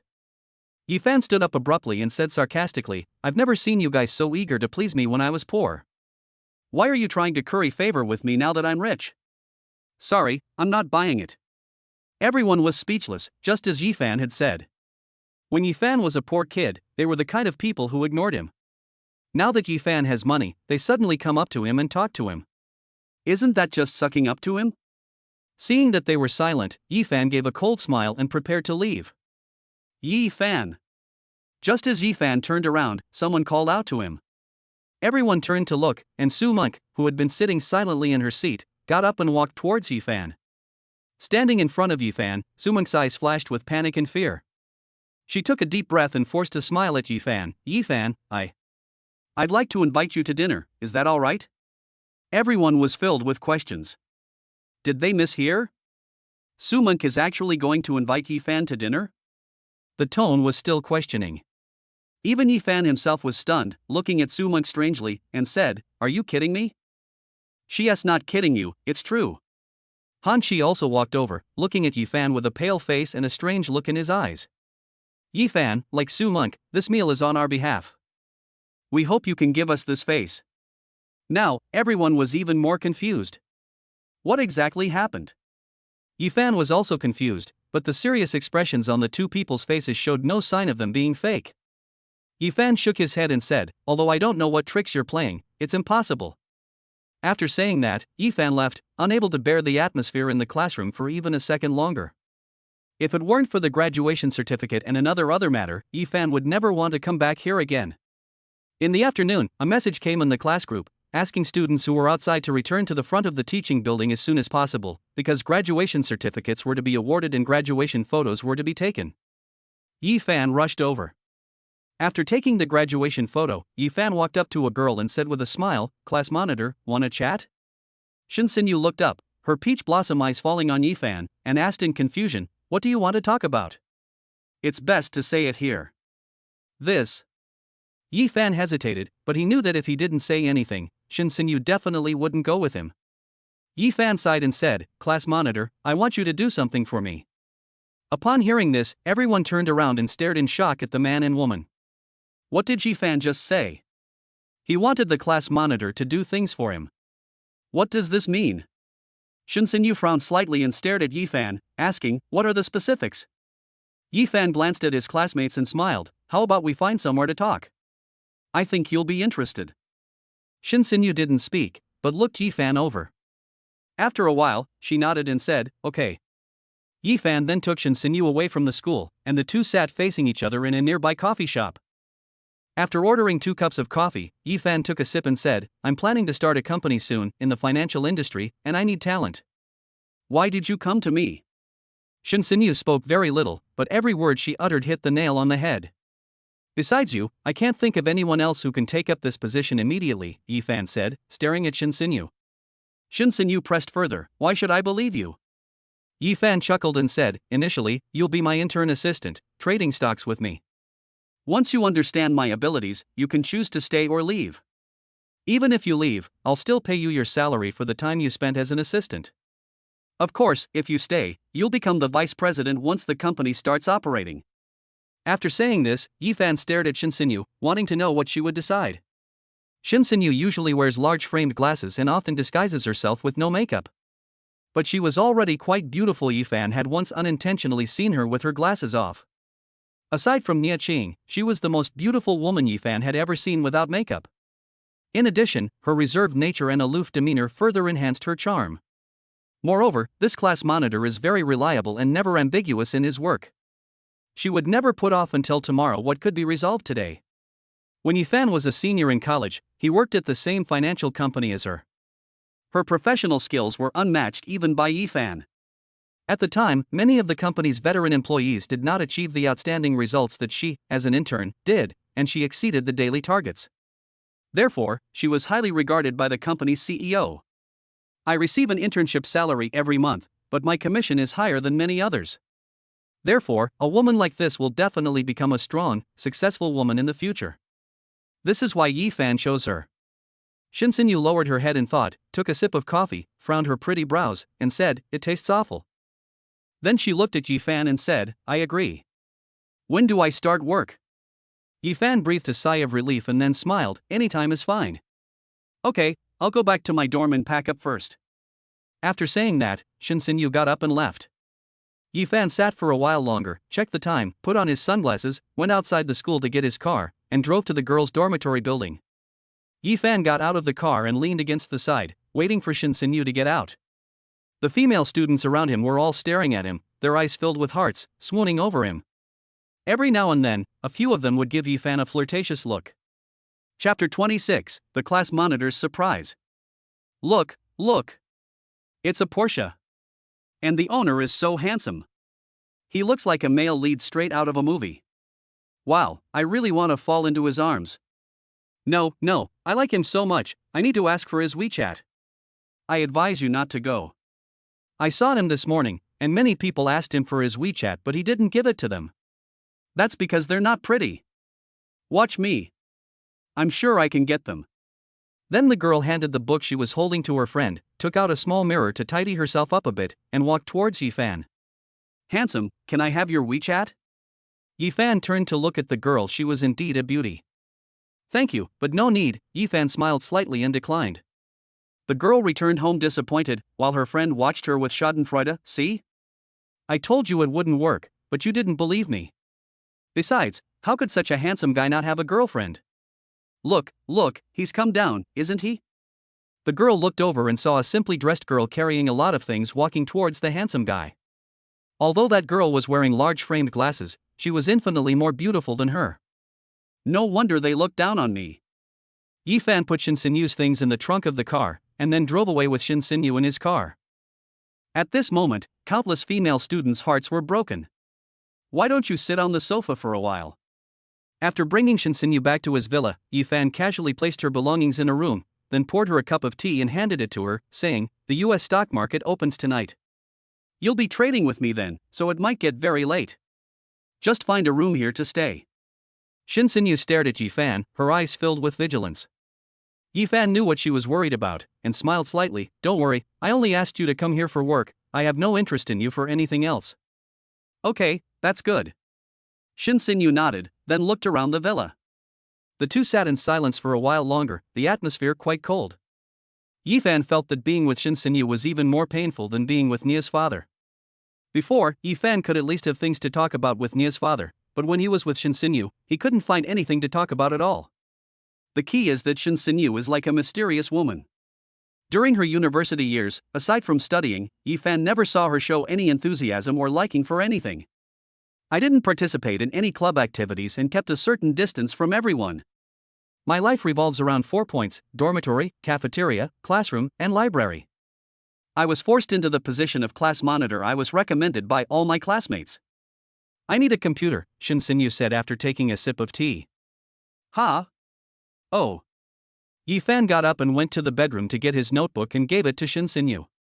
That last sentence was the first time she had spoken on her own initiative today.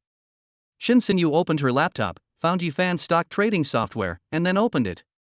She originally wanted to check the recent stock market trends and the overall market direction.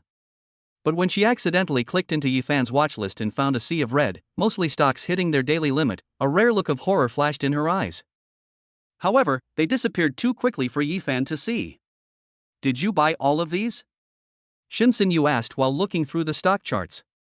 Yifan nodded slightly and smiled. I'm currently focusing on medium to long-term investments in mainland stocks, while I usually trade US stocks in the short term.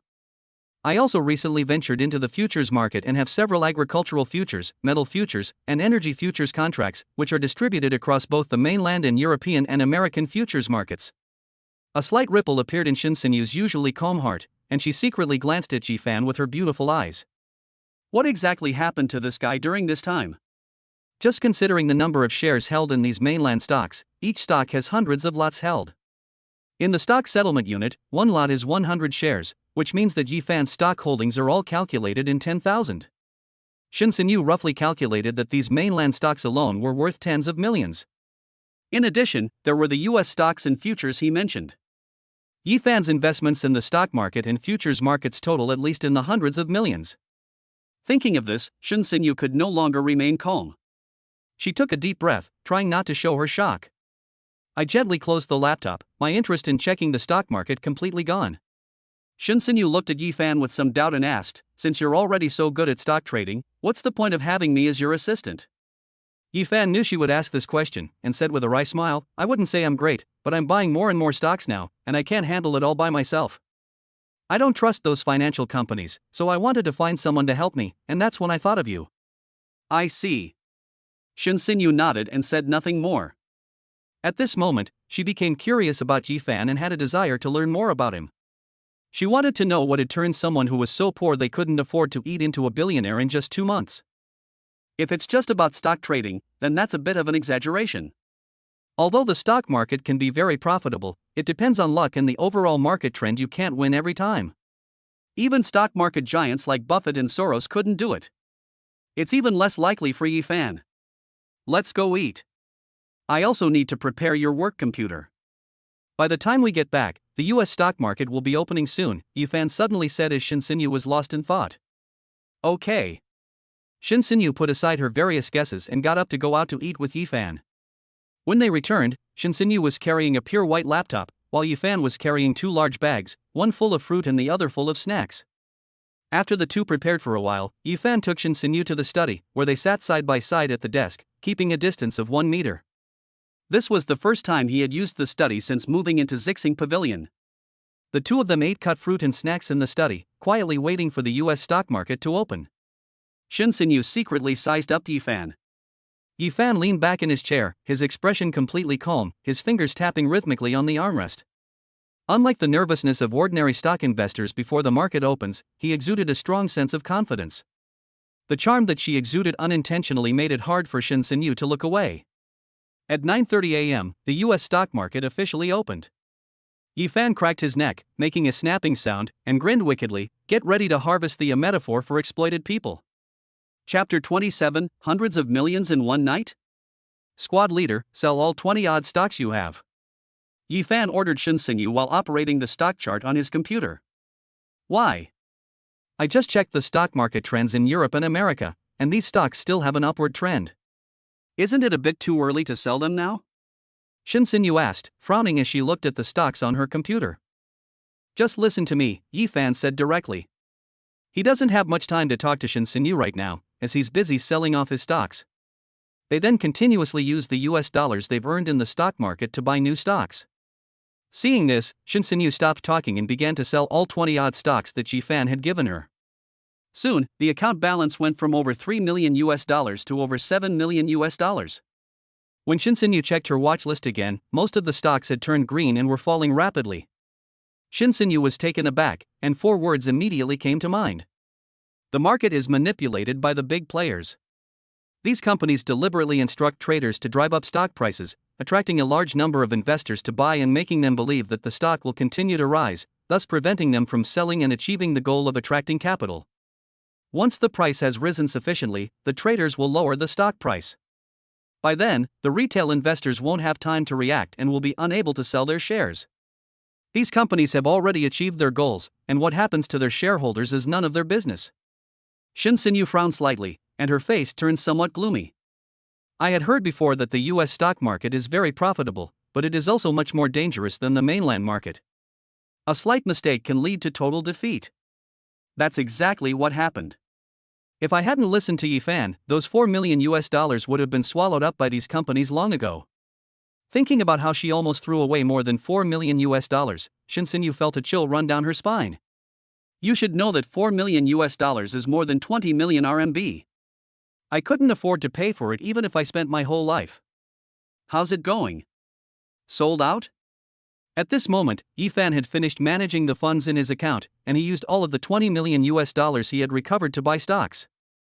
Now let's just wait quietly for those stocks to rise. Yes, they're sold out. Shinsenyu nodded solemnly, a hint of admiration in her eyes as she looked at Yifan. Yifan nodded, took out a list and handed it to Shinsenyu, continuing, there are 12 stocks on this list. 500 lots of each. We need to be quick. This time, Shinsenyu didn't ask why. Instead, she started to find the stocks based on the stock codes on the list, added them to her watch list, and bought them all. In an instant, more than $7 million were scattered. And then? Shinsenyu asked. Wait. Yifan leaned back in his chair and closed his eyes to rest for a while. Shinsenyu stared at the stocks, watching their changes. I'm very confused. I just bought several stocks that I had previously sold, and now I'm buying them again, even though they're still showing a downward trend and breaking through previous lows. Does this mean these stocks will rebound later? Her guess was soon proven correct. Those stocks really did rebound. One of them was particularly alarming. It had just hit the daily limit down, but less than half an hour later it hit the daily limit up again. When Yifan ordered the stock to be sold, it had hit its daily limit of $20.50. It then broke through the lower limit and fell to $10, at which point it hit the daily limit down. Yifan asked him to buy it back at this very moment. And now this stock has surged to $15.50 and then hit the daily limit. There's a difference of $5.50 in that price. Shinsenyu carefully calculated that the stock he just bought was 500 lots, which means he held 50,000 shares. In just a few minutes, he earned $275,000.00. That's equivalent to 1,925,000 renminbi. That's close to 2 million. It only took half an hour from start to finish. Mr. Yi, this stock. Without realizing it, Shinsenyu's way of addressing Yifan had changed. Yifan glanced at it and said indifferently, sold it. Shinsenyu quickly sold the stock, and the $275,000 went into her stock account balance. This is just one stock if we add other stocks. Shinsenyu glanced at the other stocks. Those stocks have all started to show an upward trend one after another. Shinsenyu was dumbfounded. This is insane. Yifan glanced at Shinsenyu, secretly amused. So you do have other expressions after all. Alright, let's start harvesting. Sell all these stocks before midnight, then take a break and prepare for the second half of the night. Yifan stretched his shoulders, his eyes suddenly sharpening. Then, before midnight, Yifan and Shinsenyu sold all their stocks, and their accounts received a total of more than $40 million. After a 1-hour break from midnight to 1 a.m., Yifan took Shinsenyu to continue their work in the latter half of the night. At 4 p.m., before the U.S. stock market closed, Yifan and Shinsenyu converted all the money in their accounts into RMB and transferred it to Yifan's account. Yifan glanced at the message on his phone. Friendly reminder, your savings account ending in 4366 has a balance. No wonder someone like him can become a billionaire in 2 months. He's not just a stock market genius. Calling him a prodigy would be an understatement. If I follow him, my dream will definitely come true. Shinsenyu's eyes were filled with ambition. By the way, class monitor, can you give me your WeChat ID? I'll add you. Yi Fan suddenly turned around and said. Shin Sinyu almost bumped into Yi Fan's arms without noticing, and a blush flashed across her usually composed face. Shin Sinyu took out her phone, opened WeChat, and displayed a QR code. Yi Fan scanned it and added her as a friend. He transferred 100,000 yuan directly to Shin Sinyu and said domineeringly, "This is your reward for tonight. Don't refuse. You helped me earn more than 200 million yuan. This 100,000 yuan is what you deserve." Shin Sinyu did want to refuse, but after hearing Yi Fan's words, she accepted it. Then, looking at Yi Fan, she said seriously, "I'll take the money, but from now on, you can't call me class monitor anymore. We've already graduated, and I'm your assistant. Just call me by my name or Assistant Shin." Yi Fan paused for a moment, then smiled and said, "Okay, Assistant Shin." Chapter 28, I'll rent it for 10 years. In the days that followed, Shin Sinyu didn't go anywhere. She stayed at the villa with Yi Fan, learning how to trade stocks. Although she knows how to trade stocks and has learned some techniques, compared to Yi Fan's techniques, her methods are insignificant and not worth mentioning. Shin Sinyu immerses herself in the stock market every day, spending all her time glued to her computer. Even when eating, I won't put down my computer, I'll keep it next to me and glance at it after each bite. Her current state is just like Yi Fan's when he first started investing in stocks. He only sleeps 4 hours a day. Finally, one day, Yi Fan, who was sitting on the sofa, couldn't stand it anymore and said with a hint of reproach, "I say, Assistant Shin, can you take a break? We still have to go to see the office building tomorrow, and we should start preparing to set up the company." After 4 days, she finally raised her head and looked at Yi Fan. She had very dark circles under her eyes and a sallow complexion, but the thirst for knowledge in her eyes made her look somewhat spirited. "Damn, you don't have to be like this, do you?" Yi Fan said with some concern, "Go take a shower and get some sleep. If you keep doing this, I'm taking away your computer." Upon hearing this, Shin Sinyu nodded and handed her computer to Yi Fan. Then she got up to take a shower, and then went to rest. Yi Fan breathed a sigh of relief. She was even stronger than a female superwoman. That's absolutely outrageous. The next morning, Yi Fan drove Shin Sinyu out. This scene caught the eye of Nia Chang, who was taking out the trash, and she instantly woke up from her drowsy state. Who was that woman just now? Why was she at Yi Fan's villa so early in the morning? Could that woman be his girlfriend? The thought of that possibility made Nia Chang feel extremely uncomfortable. Meanwhile, Shin Sinyu, having recovered considerably after a night's rest, sat in the passenger seat and asked, "Where do you plan to rent an office?" "I went to the Dream Building in the city center the day before yesterday. I think there's a pretty good place there. I've already contacted the person. Let's go check it out," Yi Fan said casually. He has indeed been busy these past few days, running around outside all day, basically covering the entire city of Huan, looking for a suitable place to work. Dream Building? Shin Sinyu had certainly heard of that name. It's located in the best part of downtown Huan City. It is also one of the most expensive office buildings in Huan City. The companies operating there are all among the top 100 companies in Huan City. I never expected Yi Fan to go there. They soon drove to the Dream Building office building in the city center. Downstairs in this office building, a man in a suit saw Yi Fan's silver Porsche and immediately greeted him with a smile. This person was Xia Chang, the salesman for the Dream Building whom Yi Fan had contacted the day before yesterday. When she saw Yi Fan looking at a Porsche worth millions, she became very interested in him and kept waiting for his contact. This morning he suddenly received a call from Yi Fan, saying he needed to confirm the matter, so he waited here early in the morning. Yi Fan got out of the car, greeted the man in the suit, and introduced Shin Sinyu. "Let us go, take us to see that floor you mentioned earlier," Yi Fan said. "Okay, Mr. Yi." Afterwards, Xia Chang led the two to the office building behind them and went directly to the top floor, the 24th floor. Yi Fan had already learned about it once before, and this time he was just bringing Shin Sinyu to see it. After all, Shin Sinyu will be the vice president of my company in the future, so I need to let her know about the office space. "What do you think of this place?" Yi Fan asked with a smile. Shin Sinyu nodded and said, "Very good." Upon hearing this, Xia Chang, who was behind him, showed a look of joy on his face. "Manager Xia, just tell me the price." "No need for any introductions or anything like that, I don't like those superficial things," Yi Fan asked, turning around.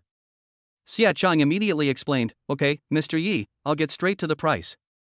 This floor is 800 square meters in total, and it costs 23,000 yuan per square meter." I wonder how many square meters you would like to use as your company address on this floor. 800 square meters, 23,000, Yifan murmured.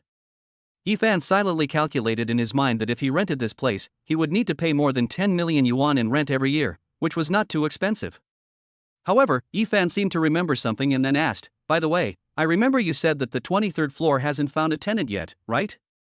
Xia Chang quickly replied, "Yes, Mr. Yi, the prices are the same." "Okay, I'll take both floors. I'll pay the rent for 10 years up front, how about that?" Yifan said casually. Xia Chang and Shen Xinyu both looked at Yifan in shock. After hearing this, Xia Chang was first stunned, then his face lit up with joy, and he said, yes, that's possible. Renting both floors together cost over 30 million. Moreover, this Mr. Yi actually wants to pay 10 years rent up front. That means a one-time payment of over 300 million. Holy crap! How much commission will I get then? It's at least several hundred thousand. This is equivalent to a year's worth of my work. This young man, who looks younger than me, is incredibly generous. What a super generous sponsor. Did you bring the contract? Yifan asked again. No, I'll go get it right now. Please wait a moment. After saying that, Xia Chang ran to the elevator and frantically pressed the buttons, afraid that if he was even a second too slow, his sugar daddy would run away. After Xia Chang left, Shen Xinyu frowned and asked, "Isn't this too much space? The company hasn't been established yet, we don't need such a large area." Yifan chuckled, walked to the window, a gentle breeze brushing his cheeks, and looked down at half of Huan City from this vantage point. To succeed in business, you must have ambition. If you set your sights too low in the early stages, you'll always just be a pawn on the road to commerce. If we're going to do it, let's do it big. Money is the cheapest thing. I earn money to spend it, to create profit, isn't it? At this moment, Shen Xinyu looked at Yifan's back, the blazing sunlight shining on him. In that instant, Shen Xinyu felt as if she were looking at an emperor standing with his hands behind his back. Majestic and domineering. A sense of admiration for Yifan rose from the bottom of my heart. That figure was also imprinted deep in her heart. What exactly did this man go through to reach this point?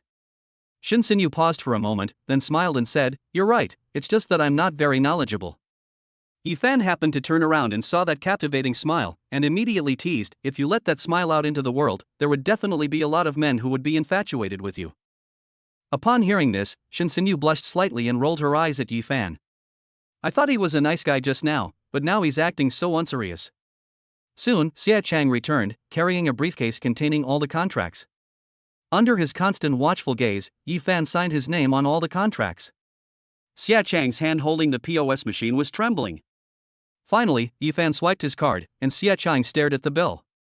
The string of 7-digit numbers after the 3 made him dizzy. He casually spent over 300 million. Without even blinking. This. Who exactly is this young man? I might never be able to close such a big order again. Chapter 29, Getting Started with Recruiting. Ding ding ding. In a private room at the Feiyu restaurant, Yifan was talking to Hu Yelin when his phone suddenly rang. He took it out and saw it was Nie Cheng. Then Yifan said apologetically to Hu Yelin, "Excuse me, I need to take this call." Hu Yelin smiled and nodded without saying anything. Half an hour ago, Yifan suddenly called him and said he wanted to meet him and have a meal together, so the two of them came here. "Hey, Nie Cheng, what's up?" Yifan asked as soon as he answered the phone. There was a moment of silence on the other end before someone asked, "Yifan, what are you doing right now?" Yifan paused for a moment after hearing this, then replied, "I'm having dinner with someone right now, what's wrong?" "With whom?" "I've already spoken to you about Manager Hu from that trading center." "Oh, then you eat first." After saying that, Nie Cheng hung up the phone, leaving Yifan completely bewildered by the busy tone. What's going on? I asked myself a few random questions and then hung up the phone. But now is not the time to think about that. Putting away his phone, Yifan said to Hu Yelin, "Manager Hu, let's continue." As for Nie Cheng, she was kneeling on her bed at that moment. After calling Yifan, Nie Cheng angrily threw her phone around on the bed, her face full of grievance. How dare he lie to me? I clearly saw him and a woman coming out of the villa this morning. Now they're saying he was having dinner with the manager of the trading center. The thought that the woman might be Yifan's girlfriend made Nie Cheng feel extremely sad. She hugged her knees tightly, curled up on the bed, and her eyes welled up with tears. After holding that position for a long time, Nieching suddenly stood up and said, "No, when he comes back I must ask him who that woman is and why she stayed at his house last night. I won't give up until I get the answers." Her eyes were burning with fierce fire. Hearing the sounds from outside the door, Nia's mother smiled with relief, remembering how she herself had been just as naive and infatuated with love back then. "Manager Hu, what do you think? Would you like to work for my company?" Yifan's conversation with Hu Yelin had gotten down to business, and he had begun his recruitment efforts. Hu Yelin gave a wry smile. He initially thought Yifan invited him to dinner to discuss the investment advisor position, but later he discovered that Yifan was there to poach him. They poached talent from large financial companies. I have to say, Yifan is quite bold. "Mr. Yi, I do admire your courage, but this matter." Vice president of the company. 5 million in annual bonuses. Plus the year-end bonus. Yifan interrupted Hu Yelin, smiling as he spoke. Hu Yelin swallowed back the words he was about to say. She was deeply tempted by the conditions Yifan had just offered. The annual dividend is 5 million, plus the year-end bonus. Hu Yelin doesn't overestimate his year-end bonus, let's say it's 1 million. In a year, he can earn 6 million. This is many times more than the trading center. But a company is not like a trading center. Working at the trading center is a secure job, a government institution. Although the annual salary is less than 1/10 of what Yifan gives, you don't have to worry about losing your job at any time and can work there until retirement. The company lives in constant fear, never knowing when they might be laid off. Looking at his conflicted face, Yifan smiled inwardly. Conflict means wavering. That means there's an opportunity. Then Yifan continued, "Of course, this is just for you in the early stages. Once the company grows bigger, I will definitely introduce a shareholding system, and manager who will also be able to get shares. At that time, what you can get will not be what you have now, but maybe tens of millions, or even hundreds of millions." As Yifan spoke, he carefully observed Hu Yelin's body language. He used to study psychology when he had free time. Therefore, Yifan could see Hu Yelin's inner thoughts from his body language. Hu Yelin's body was tense, his hands clasped together were slightly tight, and his expression was not as conflicted as before. His cheeks were slightly flushed and his breathing was rapid. This is an excited expression. In other words, he was indeed very interested in the conditions that Yifan had identified. It seems that something I said just now struck a chord with him. However, he still had some issues in his heart that Yifan needed to resolve. He picked up the wineglass in front of him, took a sip of the red wine, and then smiled and said, "Manager Hu, if you have any questions, please feel free to ask. I will definitely help you answer them. Even if you don't agree, I won't say anything. We can still be friends. After all, even if a deal falls through, we can still be on good terms." Hu Yelin was utterly shocked as he looked at Yifan, who seemed completely unfazed. "I don't feel like I'm talking to a recent college graduate." Instead, he was talking to a seasoned veteran of the business world. He was calm and composed, and his demeanor exuded the aura of someone in a superior position. It seemed as if he had unwittingly and firmly held me in his palm. He knows exactly what you're thinking. This young man is incredibly cunning. Truly terrifying. This is Hu Yelin's most honest assessment of Yifan. Hu Yelin took a deep breath to calm himself down and said, "All right, since Mr. Yi has said so, then I do have a question. Manager Hu, please tell me, and I will definitely answer." Yifan said.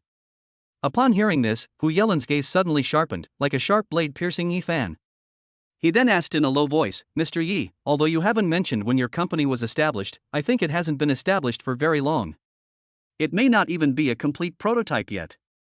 So, I want to ask Mr. Yi, how can you be so sure that your company can last? How can you be so sure that it can continue to operate?" Yifan's heart skipped a beat, but after hearing the question, he chuckled twice and then said, "I think manager who knows the answer to this question best. Your financial company monitors the account activity of investors every day. You should know how my account is doing." Hu Yelin's expression froze with a clunk. He did indeed know about the flow of funds in Yifan's account. Of course, it wasn't just him, even his superiors were extremely concerned about the flow of money in Yifan's accounts. They send people to monitor Yifan's account every day, and if there is any movement, their superiors sit together and watch the changes in Yifan's account. From tens of millions to hundreds of millions, and from hundreds of millions to more than $1 billion. It only took a little over 2 months. They saw every single stroke with extreme clarity.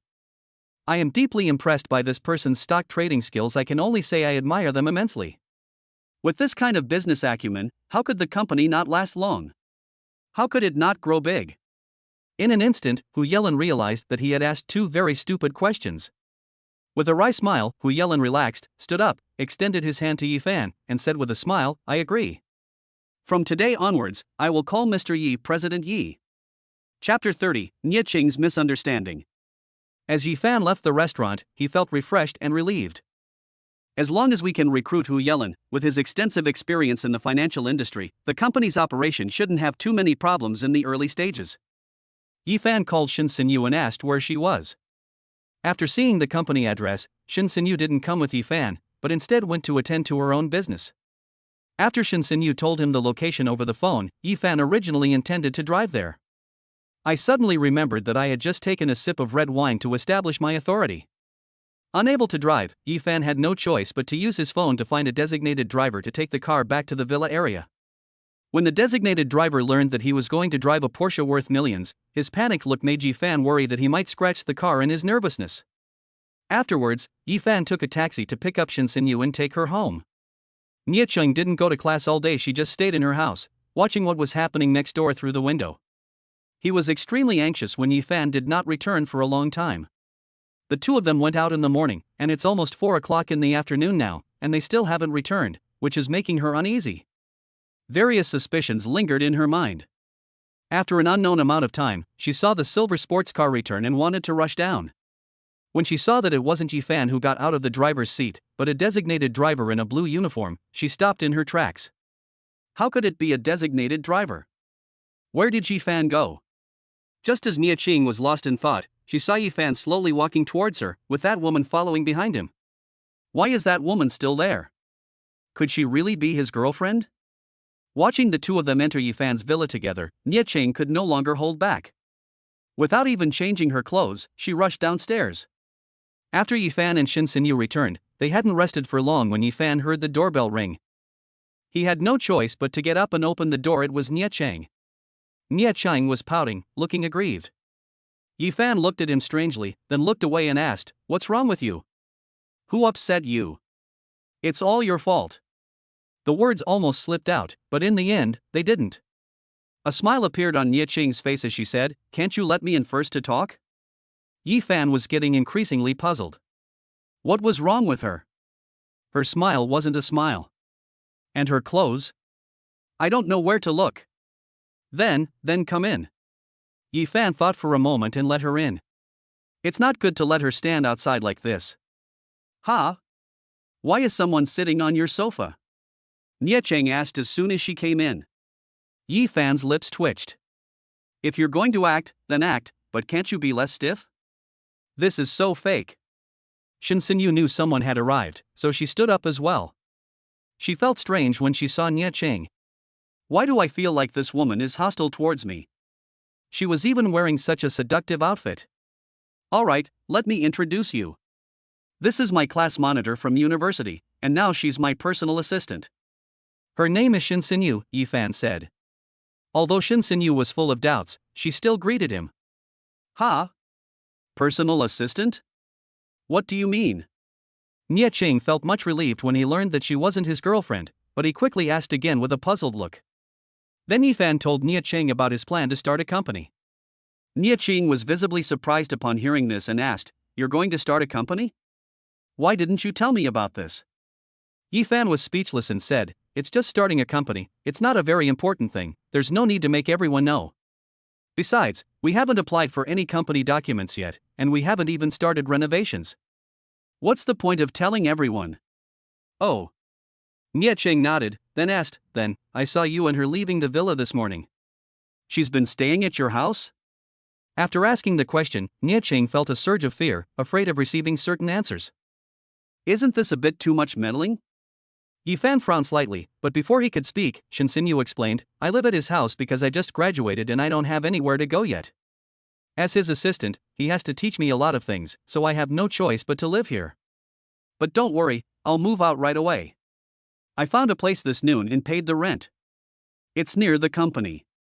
Yi Fan was taken aback. She had said she had something to do at noon today. She was looking for a house. That makes sense, though. Shinsenyu can't stay here forever. It would only cause unnecessary misunderstandings, like what's happening now. Oh, alright then. Nieching had nothing more to say. It turns out that it was all a misunderstanding on my part. She was happy but also felt very apologetic, feeling that Shinsenyu moving out was her fault. Seeing her head bowed in sorrow, Yifan shook his head helplessly. Yifan, however, didn't dare to look at her outfit. Well, now that you know, shouldn't you leave? Yifan coughed lightly. Huh? Why? Nieching looked up and asked, feeling wronged. Is Yifan angry? What should I do then? Yifan sighed, looked away, and pointed to Nieching's clothes. Nieching looked down and her face turned incredibly red with embarrassment. I realized I was still wearing that pink chiffon nightgown. The two straps were hanging on my shoulders, and although it was a long dress, my underwear was still showing through. Ah! Nieching screamed, immediately hugging her arms tightly, staring at Yifan with her eyes full of tears, looking like she was about to cry at any moment. You saw it all? Yifan quickly shook his head and said, No, I barely even looked at you. Shinsenyu tossed the blanket from the sofa to Yifan, who quickly draped it over her shoulders and said, Go back and change your clothes first. Finally, Nieching glared at Yifan one last time, then wrapped herself in a blanket and ran home. Yifan finally breathed a sigh of relief after Nieching left. Damn, that's way too exciting. I'll go pack my things, Shinsenyu suddenly said. Yifan nodded and said, Okay, I've had some drinks, so I won't see you off. Shinsenyu didn't say anything. After packing his things, Yifan called a car for Shinsenyu, put the things in the trunk, and watched her leave. Back home, recalling the enchanting moment just now, Yifan felt a restless stirring in his heart. That one should at least be a C. How come I never noticed before that Nieching has a pretty good figure? She wasn't exactly curvy, but she was certainly a slender lady. Yifan didn't see Nieching come over again until evening. I guess they were too shy to come over. Then at 9:30, Yifan used the phone to communicate with Shinsenyu about the operation of US stocks. The two hung up the phone at midnight, and Yifan went to rest. Starting tomorrow, Yifan will be busy with various matters related to establishing the company, so it's not advisable for him to stay up late for a while. Chapter 31, The Interview. For a period of time afterward, Yifan was constantly busy with company matters, while Shinsenyu was overseeing the company's renovation progress. Hu Yelin hasn't quit his job there yet, but he promised Yifan that as soon as Yifan's company opens, he will definitely submit his resignation and rush over to him. Half a month later, everything settled down, the renovation was completed, and various matters concerning Yifan's company also came down one after another. Sitting in his CEO seat, he closed his eyes and quietly enjoyed the atmosphere. Shinsenyu and Hu Yelin, who were standing in front of him, were both watching him, but no one made a sound to disturb him. Blue Ocean Securities? Yifan murmured. This is the name of my company. Blue represents the sky, and sea represents the ocean. It implies that the company can be as vast as the sky and the ocean, encompassing all things, and can also exist in the past and future like these two things. President Yi, the elites from various industries recruited by the headhunting firms are already waiting outside for interviews. When will it begin? Shinsenyu interrupted. Yifan opened his eyes, stood up and said, Let's start now. Bring them all to the conference room on the 24th floor. I want to interview them all at once. In the conference room, Yifan sat in the main seat, flipping through the resumes in his hand. He didn't pay attention to the expressions of the 20-odd applicants sitting in front of him. All of them stared at the young man in front of them with furrowed brows, never imagining that this young man, who was only in his early 20s, was the owner of the company. They always thought that the middle-aged man in his 40s standing to the left of the boy was the one. But now the middle-aged man was standing respectfully to their side, clearly telling them that their initial guess was wrong. At this point, many people were already considering giving up. What good results can a young person in their 20s achieve when starting a company? Isn't that just like playing around? After reading the last resume, Yifan casually put it down, looked up at everyone and smiled. All right, I understand your situations. Let me introduce myself first. My name is Yifan, I am 21 years old this year, and I graduated from school about 20 days ago with a major in financial management. So after graduation, I started this company. To my right is my college class monitor, Shinsenyu, who is one of the vice presidents of this company. You can ask her any questions you may have. He knew that many of these people did not believe that he owned the company, so he wanted to establish a preconceived notion. It's not hard to guess people's hearts, especially those of these elites. From the moment they entered, they acted arrogantly, showing no regard for Yi Fan and his companions. They seem really awesome. I'd like to ask, do you own this company? An elite asked, raising his hand. Yi Fan looked over and recognized the man immediately. The first resume he had just seen belonged to him. His name was Chen Xiang. Previously, he worked as an investment director at another financial company for 6 or 7 years, where he achieved excellent results and had his own insights into the stock market. Yes. Yi Fan nodded. You used to own a company? Chen Xiang continued to ask. No. Yi Fan shook his head lightly. If that is the case, I might not meet your requirements, Chen Xiang suddenly said, his expression extremely serious. Yi Fan smiled, leaned back in his chair, and said, It's okay, you can take the resume. Of course, the same goes for everyone else. Take the resumes you want. Then, almost all of the 20-odd people stood up, walked to the pile of resumes, picked up their resumes, and pushed open the door to leave. Seeing this, Shin Sinyu frowned slightly, her expression turning somewhat unpleasant. But Hu Yelin felt the opposite. His admiration for Yi Fan grew stronger and stronger. That's incredibly cunning. In the end, only 4 people remained. Yi Fan was somewhat surprised to see these 4 people. He had originally thought that no one would stay. Give me a reason why you haven't left, Yi Fan asked calmly. A young woman who looked no more than 28 or 29 years old solemnly said, I think that a young person who has just graduated can start a company, either has a powerful background or is very capable. Moreover, the middle-aged man to your left looked at you with admiration for a moment. Although it was not easy to notice, I caught it. That is why I stayed. The others nodded in agreement. Yi Fan finally smiled, feeling very satisfied with these people, and said, You've been accepted. The 4 of them were stunned. They were accepted just like that? I know you might be wondering why I hired you without asking any questions this time, Yi Fan said, addressing their concerns. Actually, when I was looking at your resumes, I already had most of your information memorized. Like that beautiful lady who just spoke, her name is Chengya, she's 28 years old, lives in Huan City, and graduated from the Department of Financial Management at Fudan University. For the 6 years from graduation until last year, she worked at a private bank in Nanhai. She returned to Huan City for the Spring Festival this year. The girl named Chengya stared wide-eyed. Yi Fan recited only the information from her resume, a concise and clear summary. I only glanced at it just now. What an incredible memory.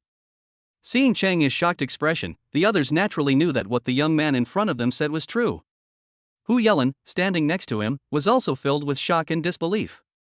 Standing behind Yi Fan, he saw Yi Fan casually scan the area, yet he had memorized so much. This young man. Only Shin Sinyu knew that she could never surpass Yi Fan to become the top student in her department during college, and that was the difference. She believes she cannot do it. Is there anything else I need to ask you? Yi Fan then asked with a smile.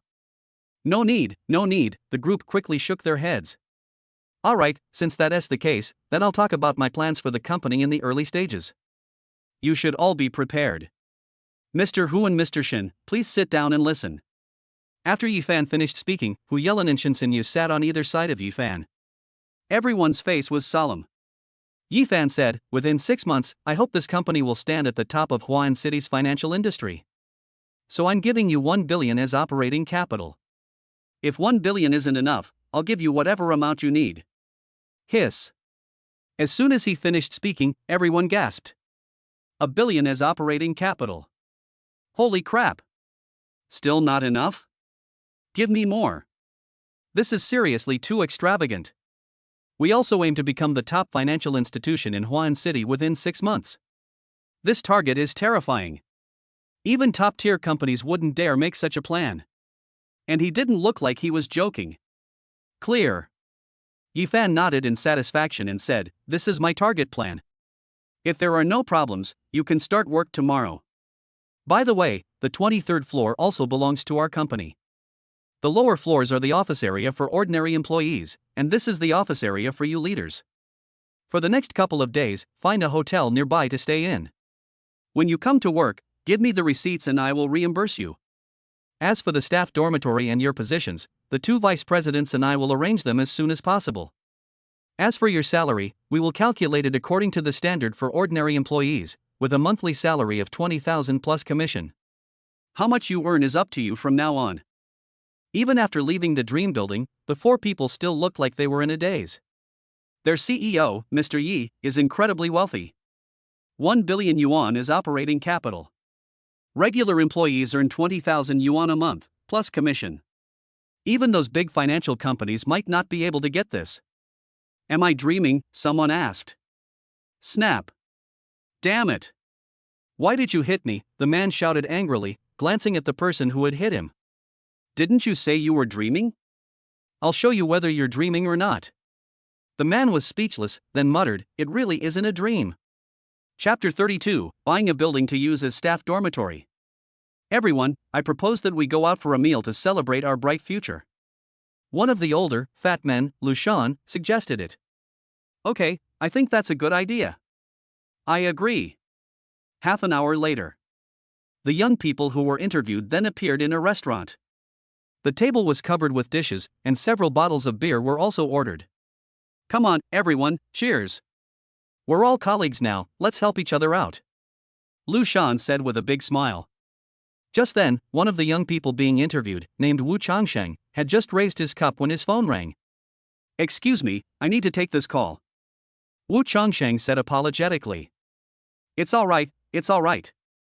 I'm in a good mood today, you can answer it. The others said nonchalantly. The friend who was calling Wu Changsheng now was one of the people who left before. His name is Wang Hai, and he was someone Wu Changsheng met at his previous company. Hey, Wang Hai, what's wrong? Wu Changsheng asked. Wu Changsheng, do you know how to write the word regret? Wang Hai's words stunned Wu Changsheng. What did he mean? Heh, it's too late to regret it now. I told you to leave, but you insisted on staying. What kind of treatment can that crappy company offer? Wang Hai's sarcastic voice rang out from the microphone. Wu Changsheng frowned. He was in high spirits, but Wang Hai's actions made him a little annoyed. What's wrong? Lu Shan noticed Wu Changsheng's unusual behavior and asked him about it. Listen to me. Wu Changsheng immediately turned on speakerphone, letting everyone listen to their heart's content. Do you know how much this company I just found is paying me? It'll scare you to death. 8,000. Give me 8,000 in salary, plus all the miscellaneous benefits, it's practically 10,000. Wang Hai laughed wildly. You're probably kicking yourself for it. If you also want to come to this company, you can beg me. Maybe I'll consider it out of consideration for our past as colleagues. That's it? Lu Shan scoffed. The others also chuckled softly. They're so arrogant with 8,000 yuan. If they could get 20,000 yuan like them, they'd be flying high. Wang Hai, I'm too lazy to talk to you. Just look at the picture yourself. After Wu Changsheng finished speaking, he hung up the phone immediately. On the other end of the phone, Wang Hai, who was still planning to continue mocking Wu Changsheng, frowned in dissatisfaction. Wu Changsheng was so angry that he hung up the phone directly. Sigh, there's nothing I can do. He feels inferior when he sees others who are superior to him. Sudden. A message popped up on his WeChat. It was sent by Wu Changsheng. Regretted it? Heh, now you want to beg me, but the price will be different. At least a box of cigarettes. Wang Hai opened the message box. Wu Changsheng sent him a picture. He clicked on it and took a look. What is this? Wang Hai exclaimed, stunned. How is this possible? This is an electronic offer letter that reads, Dear Mr. Wu Changsheng, congratulations on becoming a member of Blue Ocean Securities Company, Limited. The salary is 20,000 renminbi per month. 20,000? Damn, 20,000 a month. Wang Hai quickly picked up his phone to call Wu Changsheng, but he couldn't get through. Oh dear. What a stupid thing I've done. Wang Hai was filled with regret. He had truly lost a lot for a little. After the interview, Yi Fan left the company directly with Hu Yelan and Shin Sinyu. Yi Fan and Shin Sinyu then went to find a suitable residential area for employee dormitories. This place isn't far from the Ziyuan sales center, so Yi Fan decided to go there first. The silver sports car was parked in the same spot on the roadside as before, and manager Zhang inside spotted it immediately. Holy crap! Another big spender has arrived. He was accompanied by a beautiful woman who was different from last time. Manager Zhang immediately ran to the service desk and asked the sales staff, "Where is Mu Xianxian?" Everyone looked at Manager Zhang and said, "Manager, Xianxian is on leave today." Taking a vacation? Manager Zhang was taken aback at first, then hurriedly said, "Taking a vacation my ass, call her back here." No one knew what had gotten into the manager, so they had no choice but to take out their phones and call Mu Xianxian. Manager Zhang had no choice but to personally go and greet the client, as she was not comfortable handing the client over to someone else. "Mr. Yi, you're here again?" Manager Zhang said with a fawning smile. Yi Fan smiled slightly and said, "Yes, let me ask, how far is the nearest residential area to Dream Building?" "The nearest residential complex to Dream Building?" "Yes, the Yuantian Fengshan residential complex next to Dream Building belongs to our ZUN group." Manager Zhang replied without hesitation. "Take me there and have a look." Yi Fan said immediately. "This Yuantian Fengshan residential community is right across from the Dream Building, it couldn't be closer, I never expected it to be part of ZUN." "Okay, this way please." Manager Zhang led Yi Fan to the showroom of the Yuantian Fengshan residential complex. "I wonder what type of apartment Mr. Yi would like to see this time. How many square meters would you like to buy?" Manager Zhang asked as they walked. Yi Fan waved his hand and said, "I'm not here to look at the apartment layouts, I'm here to look at the building itself." "Do you have an entire empty building here?" Manager Zhang was stunned again. The entire building was empty? What is he trying to do? "Yes, yes." Manager Zhang nodded, pointing to a building at the very edge of the exhibition area. That building was recently built, and there are no residents who have made reservations yet. Yi Fan said directly, "Okay, I'll take the whole building. How much do you want?" Click. A bolt from the blue struck Manager Zhang. He almost didn't hear it. Buying a property? As for why Yi Fan wanted to buy the building, the reason is quite simple. Used as employee dormitories. Before he came out, he used the system to check Shinsenyu and Hu Yelan's careers. They saw a bright future for their own company. The company's employees quickly increased to 400 or 500. Therefore, a few small apartments cannot accommodate so many people. An apartment building would be just right. This is just the beginning. Everyone was stunned when they heard that Yi Fan wanted to buy a building, and various opinions arose. What did this guy just say? He said he's going to buy the whole building? Are you kidding me?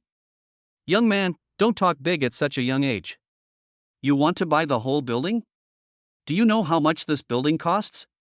That's right, if you can buy the whole building, I'll kneel down and call you dad. Yi Fan glanced at the onlookers, not wanting to argue with them, and instead looked at Manager Zhang, asking, "Is that all right?" Manager Zhang snapped out of his daze and nodded repeatedly, saying, "Sure, of course, but we need to do the calculations, since the room types are all different and the prices are different too." Yi Fan asked, "Tell me, what's the cheapest price for a small apartment, what's the price for a medium-sized apartment, and what's the most expensive price for a large apartment? How many floors does this building have? How many apartment types are on each floor?" "Well, the small apartments are 560,000, the medium-sized apartments are 700,000, and the large apartments are 1,200,000.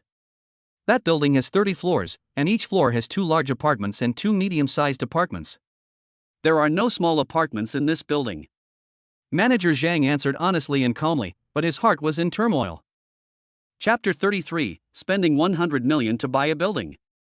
Yi Fan nodded and said, "In that case, I'll calculate it for you based on 1 million for the medium and large-sized apartments, 4 million for each floor, and over 100 million for 30 floors. Consider the extra money for each floor as payment for 1 or 2 years' worth of water, electricity, and property management fees, etc. You're planning to pay in full, in the entire amount?" Manager Zhang could no longer hold back and abruptly grabbed the edge of the model. He was afraid he would collapse from excitement. His whole body was trembling violently. His mouth was shaking so badly that he couldn't utter a word. How much of the more than 100 million yuan house price must he take as commission? They made a fortune. "Okay, then take me to complete the formalities," Yi Fan said. Manager Zhang waved to a salesperson who was watching nearby and said, "Xiao Wang, you come and help me." "I can't walk." "Manager, I can't do it either." Finally, Mu Xianxian rushed over in a panic. Seeing so many people gathered there, she rushed into the crowd. Before she could even understand what was going on, Manager Zhang said to her, "Mu Xianxian, quick, take your client to complete the formalities." Oh. Mu Xianxian nodded blankly and led Yifan to complete the formalities, a sense of doubt lingering in her mind. What's wrong with everyone? Why isn't anyone moving? Mr. Yi, I'm so sorry I'm late. I didn't know which apartment you just bought. I'd like to get the documents for you. Mu Xianxian said with a professional smile. Yifan shook his head and said, I didn't buy a house, I bought an apartment building. Upon hearing this, Mu Xuanxuan's legs went weak, and she almost collapsed to the ground. Fortunately, she managed to stand up by holding onto the service desk. Her face was filled with disbelief, and she asked in a trembling voice, Mr. Yi, you bought an entire building? What are you buying it for? Use it as employee dormitories. Everyone's jaws dropped in astonishment.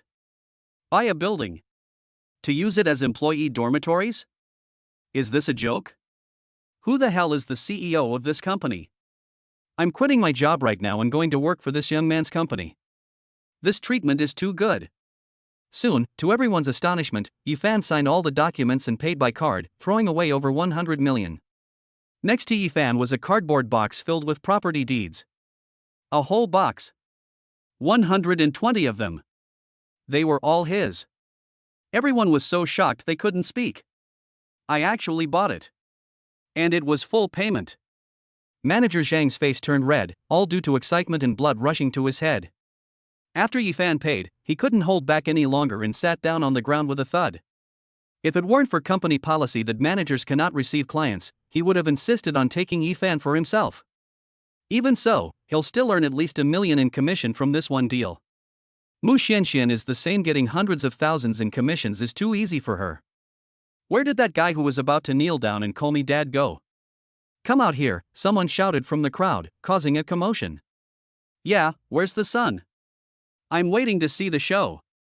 Don't chicken out. If you chicken out, I'll look down on you. Come out. Come out. At this moment, the entire sales center was in an uproar, everyone hoping that the son would come out quickly. Little did they know that he had already slipped away quietly when no one was paying attention the moment Yifan swiped his card. Alright, everyone, let's end this farce here. Yifan suddenly said loudly, and the crowd calmed down.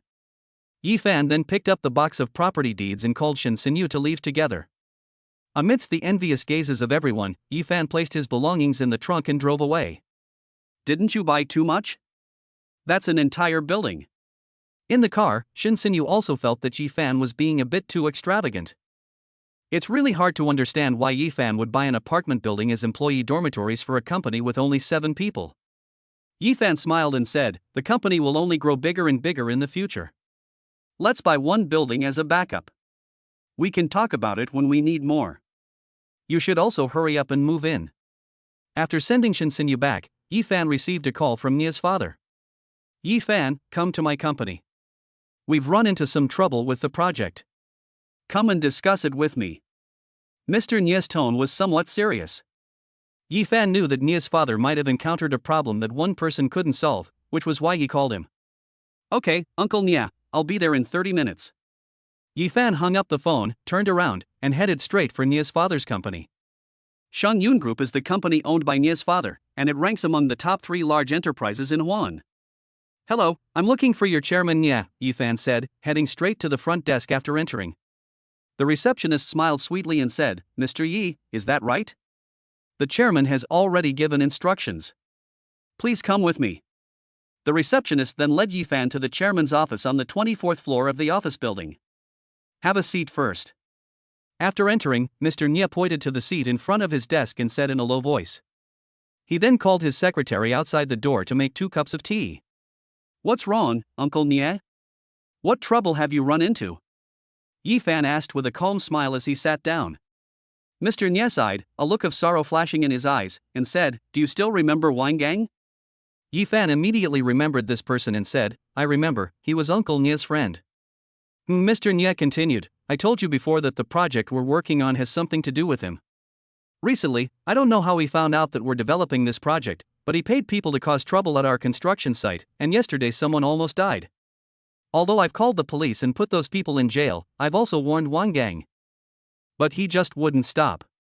He even bribed the workers on the construction site to replace all the materials with inferior ones. If I hadn't gone to inspect the site today, I would never have discovered this.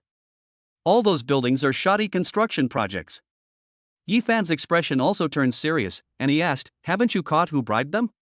No. Mr. Nia shook his head and said, this person seems to be a seasoned veteran. The surveillance cameras couldn't capture him, and I can't go to the construction site to supervise every day, so I called you here. Okay, leave this to me. Yifan nodded without hesitation. Wang Gang really went too far, trying to ruin Nia's father's reputation with a shoddy construction project. Doesn't he know how many people have died from shoddy construction projects over the years? Mr. Nia quickly asked, do you have any ideas? Yifan smiled mysteriously and said, I have a way, but I can't tell you, Uncle Nia. You just need to send a few people from your company to make a show of things. Father Nia gave Yifan a meaningful look. This young man was becoming more and more mysterious. He was completely unfathomable. Okay, sure. After leaving Nia's father's company, Yifan took out his phone and called his 3 college roommates. First, I asked the 3 of them about their recent situation.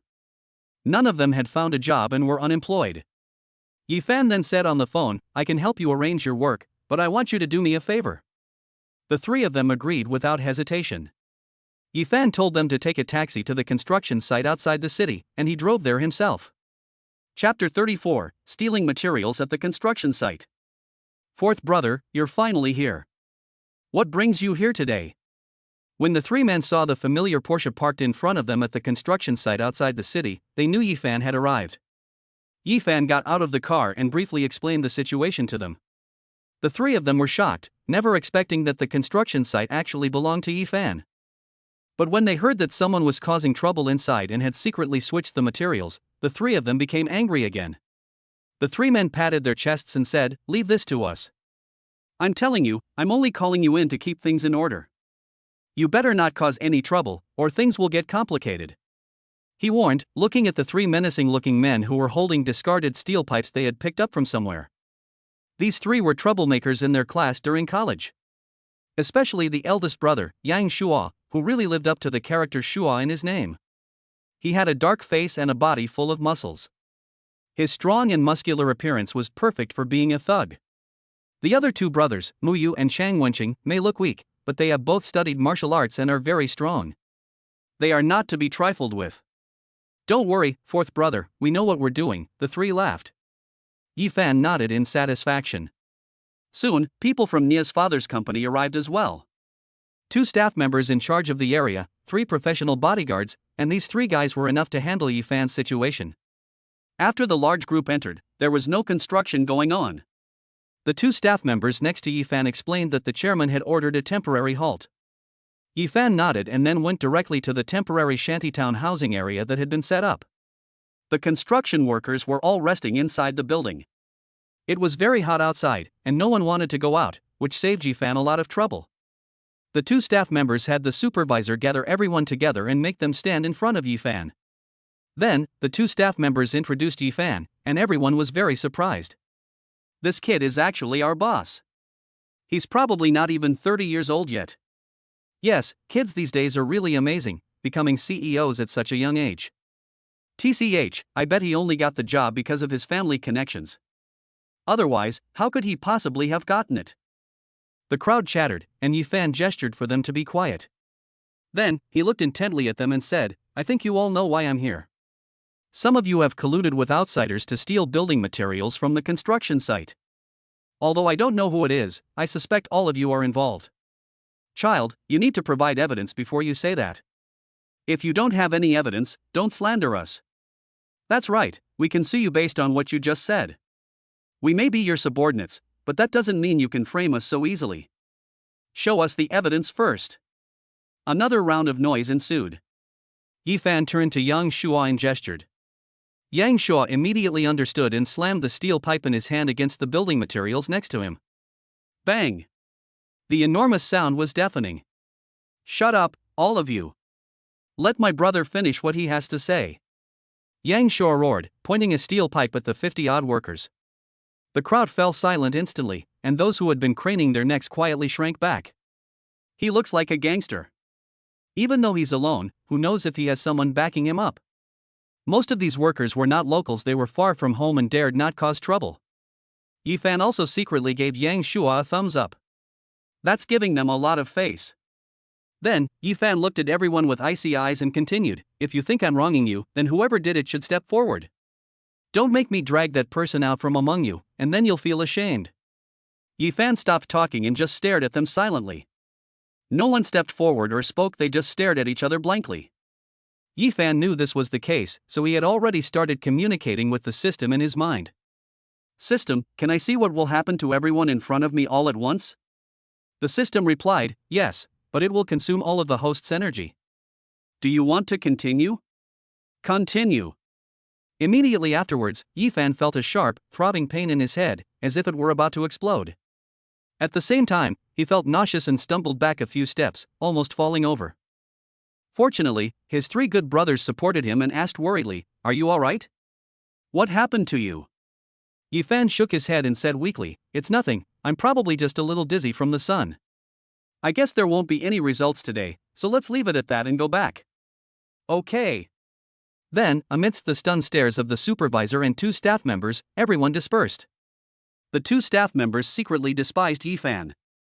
It's already 5 or 6 in the afternoon and the sun is setting, yet you still faint from the sun? You're such a rich kid, what a disgrace. Yang Shua and his two companions took Yifan to a nearby hotel and booked several rooms, which puzzled them somewhat. When did the fourth brother become so weak? Yifan lay on the bed, his face pale. He grabbed Yang Shua's arm and solemnly said to the three of them, I'll transfer you a few thousand yuan. Drive to the city and buy a night-use camera. Tonight at 2 o'clock, sneak into the construction site and ambush them. There are 4 or 5 people there. Don't alert them. Use the camera to film their faces and the process of them switching materials. Come back to me first thing tomorrow morning. After saying that, Yifan took out his phone and quickly transferred the money. Then, he tilted his head and fell asleep, leaving the other three looking at each other in bewilderment. What do we do now? What can we do? Let's just do what the fourth brother says. He suddenly became rich 2 months ago and has become very mysterious. Maybe he really does have some kind of special ability. Holy crap, didn't fourth brother say it was a few thousand yuan? How come he transferred 600,000 to me? Chang Wenqing exclaimed, staring wide-eyed at his phone. Yang Shua and Muyu were also shocked. He was probably about to fall asleep, and his hand just slipped, Muyu said strangely. This is shaking a bit too much. At 2 a.m., 3 figures sneaked into the construction site, carrying night-use cameras, and hid in the shadows. Half an hour later, they heard a noise and saw 5 people emerge from the makeshift shantytown. The 5 people helped each other move the new building materials, and then somehow they got a batch of other building materials and replaced them in their original positions. Take a picture quickly. Yang Shua gently nudged Chang Wenqing beside him and said anxiously. We're filming right now. Chang Wenqing replied softly. Muyu, standing beside him, was speechless, her mouth agape. The fourth brother is truly a prophet. Someone really was moving materials in the middle of the night. They filmed until 3 a.m. before finally stopping and quietly returning to their residential area to sleep. Yang Shua and his 2 companions also left. When Yifan woke up in the morning, he saw the camera on the bedside table, turned it on and looked at it, a cold smile appearing on his face. Just as he had instructed, his face and the entire process were filmed. The evidence has been found, now it's up to Nia's father. Chapter 35, Encountering by Fei again. In the days that followed, Yifan heard Nia Cheng from his family mention the construction site. The moment Mr. Nia received the video, he immediately called the police, and Wang Gang went to jail. This matter can be considered settled. Yifan then locked himself in the villa for a while, frantically making money in the stock market. As long as the company is not yet on the right track, it will definitely need money. He never fights a battle unprepared. So this time he directly prepared 3 billion yuan as the company's working capital. If that billion isn't enough, we can replenish it at any time. Shin Sinyu called him every day to report on the company's situation. With the presence of veteran executive Hu Yelin, the company has been developing steadily and has already begun to show results. This made Yifan very gratified. After he founded the company, he rarely went there, essentially being a hands-off manager, with Shin Sinyu and Hu Yelin supporting it all. As for myself, I can just be a behind-the-scenes CEO. Late August and early September is the start of the new school year for all schools. Yi Xinyue also called Yi Fan and said she would come from home today and go to the school to register in the afternoon. At 11 a.m., Yi Fan went to the station to pick up Yi Xinyue. This time, Yi Xinyue didn't bring a lot of things like she did last time. This time, she pushed a suitcase, carried a black leather backpack, and stood in front of Yi Fan dressed in a gorgeous manner, sweetly calling out, "Brother." Yi Fan smiled slightly and asked, "Are you tired? Have you eaten?" "I didn't eat," Yi Xinyue shook her head. "Come on, let me take you to eat first." Yi Fan put the suitcase in the back of the car and took Yi Xinyue to a high-end restaurant for a bite to eat. At 1 p.m., I drove Yi Xinyue to register for Huan No. 1 High School. They quickly registered Yi Xinyue, paid the fees, got her school uniform, and then helped her choose a dormitory. The dormitory rooms are for 4 people each, and include air conditioning, a washing machine, and a private bathroom and shower room. Yi Fan sighed, "Why didn't I have such good conditions when I was in high school?" After registering, Yi Fan prepared to leave with his younger sister. Since class was tomorrow, they were free to do whatever they wanted this afternoon. "It's you!" Before he even left the school gate, an angry voice caught Yi Fan's attention. Turning his head, he saw that the person in front of him had a fierce look on his face, as if he wanted to devour him. Yi Fan looked at the pretty boy and said, "Bai Fei? What are you doing here?" Then, glancing at the boy beside Bai Fei, he understood. He was also there to register his younger brother. "I never expected to run into you here," Bai Fei said through gritted teeth, enunciating each word clearly. Bai Fei thought he would never find this guy in his life, but he never expected to run into him here. "A month ago," he said, "you won't be a young master for long." Bai Fei didn't understand what it meant at the time, but now he understands it completely. These past few days, his father has been embroiled in a lawsuit due to tax evasion related to tax refunds. The company's accounts and the family's bank cards have all been frozen by the court. They are now in arrears on bank loans and cannot pay their suppliers a single penny. The company is facing bankruptcy. It's all because of this guy's one sentence, one curse. Thinking of this, he wished he could go up and skin this person alive on the spot. "Yes, I didn't expect to run into you here either," Yi Fan said calmly. "Based on the future vision I saw using the system last time, this guy's family should be suffering a disaster right now, which is why he's so hostile towards me." Yi Fan's indifferent expression only fueled Bai Fei's anger. Pointing at Yi Fan, Bai Fei shouted, "It's all because of you. If you hadn't said that, my family wouldn't be in this state now. You're a jinx." "A jinx?" Yi Fan's face darkened, and he said, "That's your father's own fault. What does it have to do with me? I was just saying it casually." Bai Fei pointed at Hanyu, his body trembling slightly, unable to utter a complete sentence for a long time. You, if it weren't for your damn curse, who would have found out?" The argument between the two attracted a crowd, eager to see what had happened. Yi Xinyue also noticed others gathering around and quietly tugged at Yi Fan's sleeve. Yi Fan also frowned, because it was unpleasant to be watched by others while doing this kind of mess, and he just wanted it to end as soon as possible. Yi Fan approached Bai Fei step by step and said, "I don't know if you've ever heard the saying, if you don't want others to know, don't do it in the first place. Your father brought this upon himself, and now you're blaming me? I only said one sentence, and you're already saying it was a curse? Who do you think would believe something so fantastical?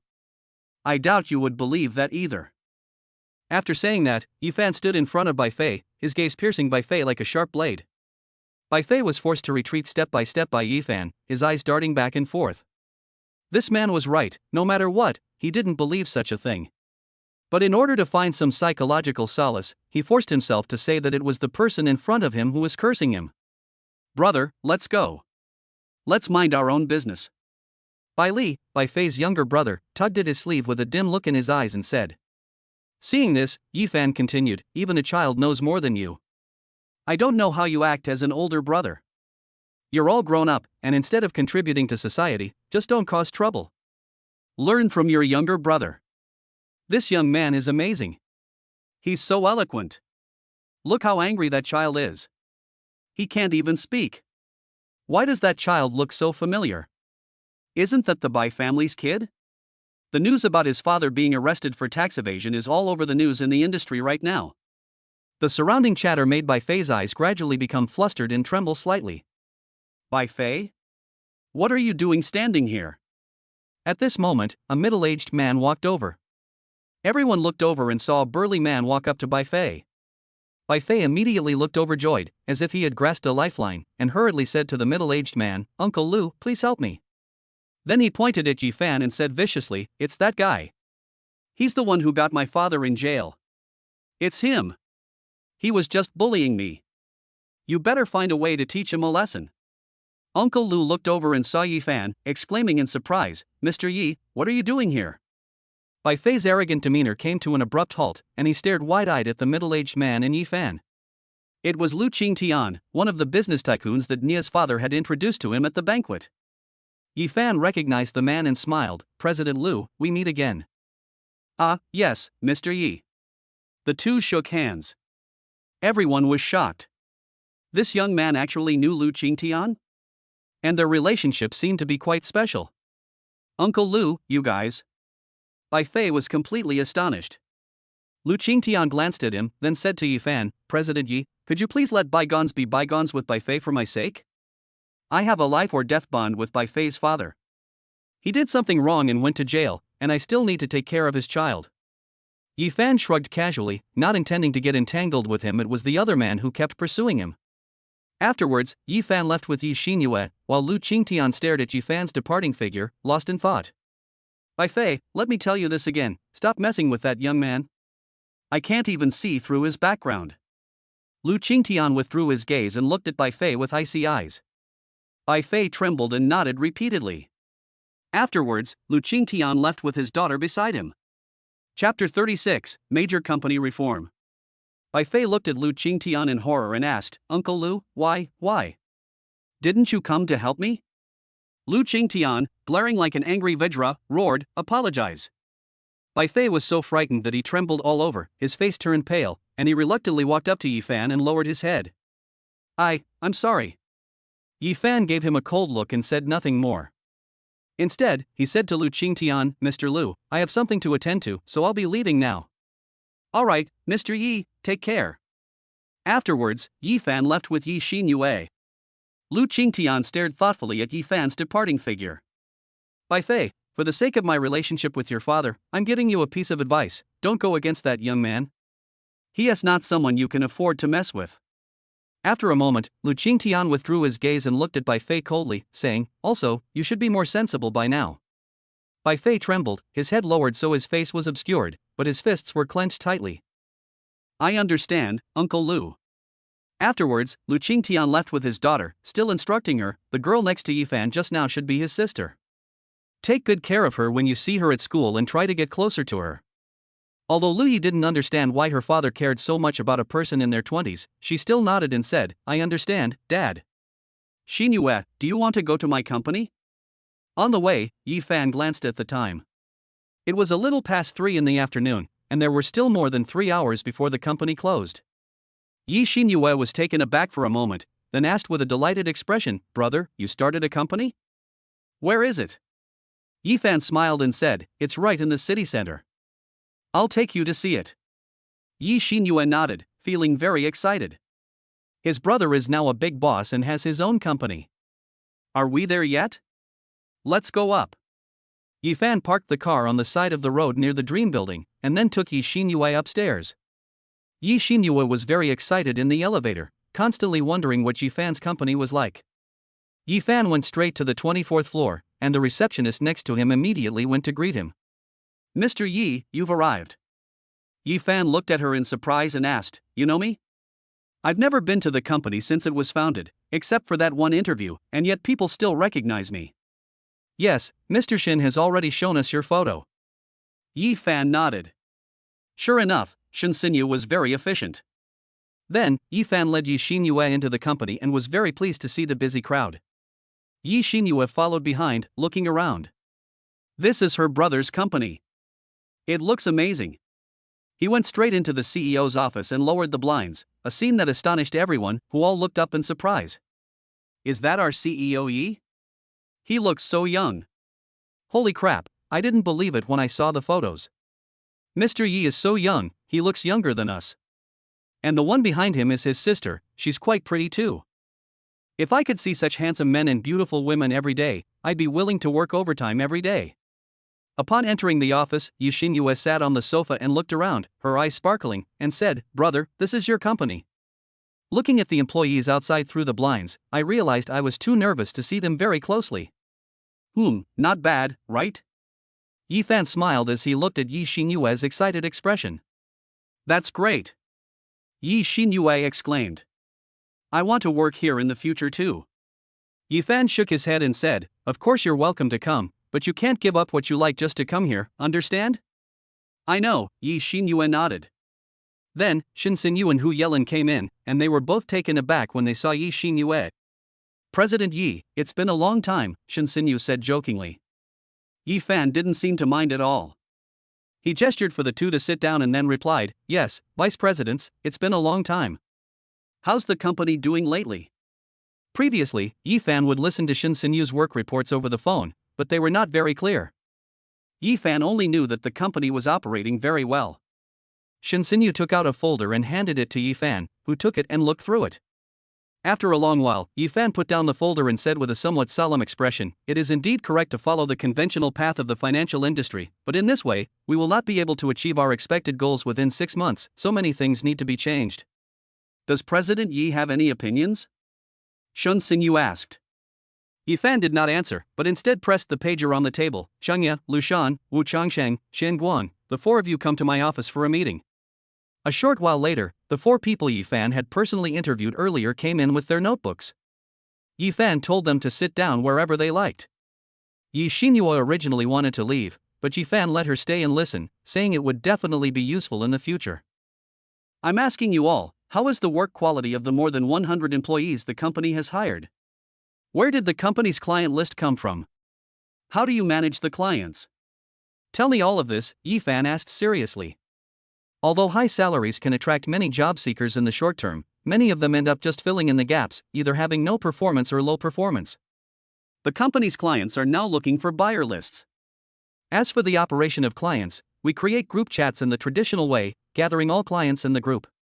There are market information prompts every morning, noon and evening, and in the morning there are also 3 leading stocks analyzed by the company's internal specialists, Hu Yelin replied. Yi Fan nodded and said in a deep voice, "Start the layoffs now. We don't want those who are just filling positions. Keeping them around will only cause trouble. Settle their salaries clearly. For those who stay, inform them that as long as they can meet the expected targets within 6 months, they will all be promoted, their year-end bonuses will be doubled, and they will all be reimbursed by the company for a 3-day trip to the South China Sea. Wu Chongsheng and Changya, you two will handle this." "Understood, Mr. Yi." The two nodded and then wrote it down in their notebooks. "In the next few days, we will quickly set up a resource department. You don't need to do anything else but collect customer information all day long. It must be 100% high quality. Then distribute it to the employees and let them contact customers. Xian Guang, you have experience in this matter. You can do it. If you do it well, you will be the director and your salary and year-end bonus will be doubled." Xian Guang immediately exclaimed excitedly, "I will definitely complete the mission."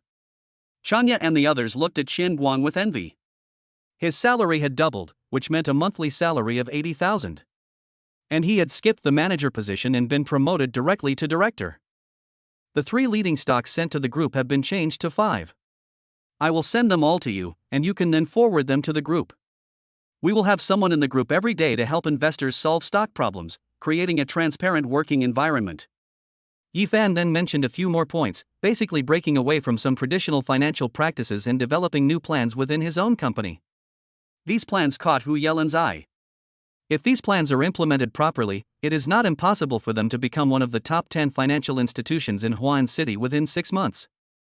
However, becoming a top-tier individual is still very difficult.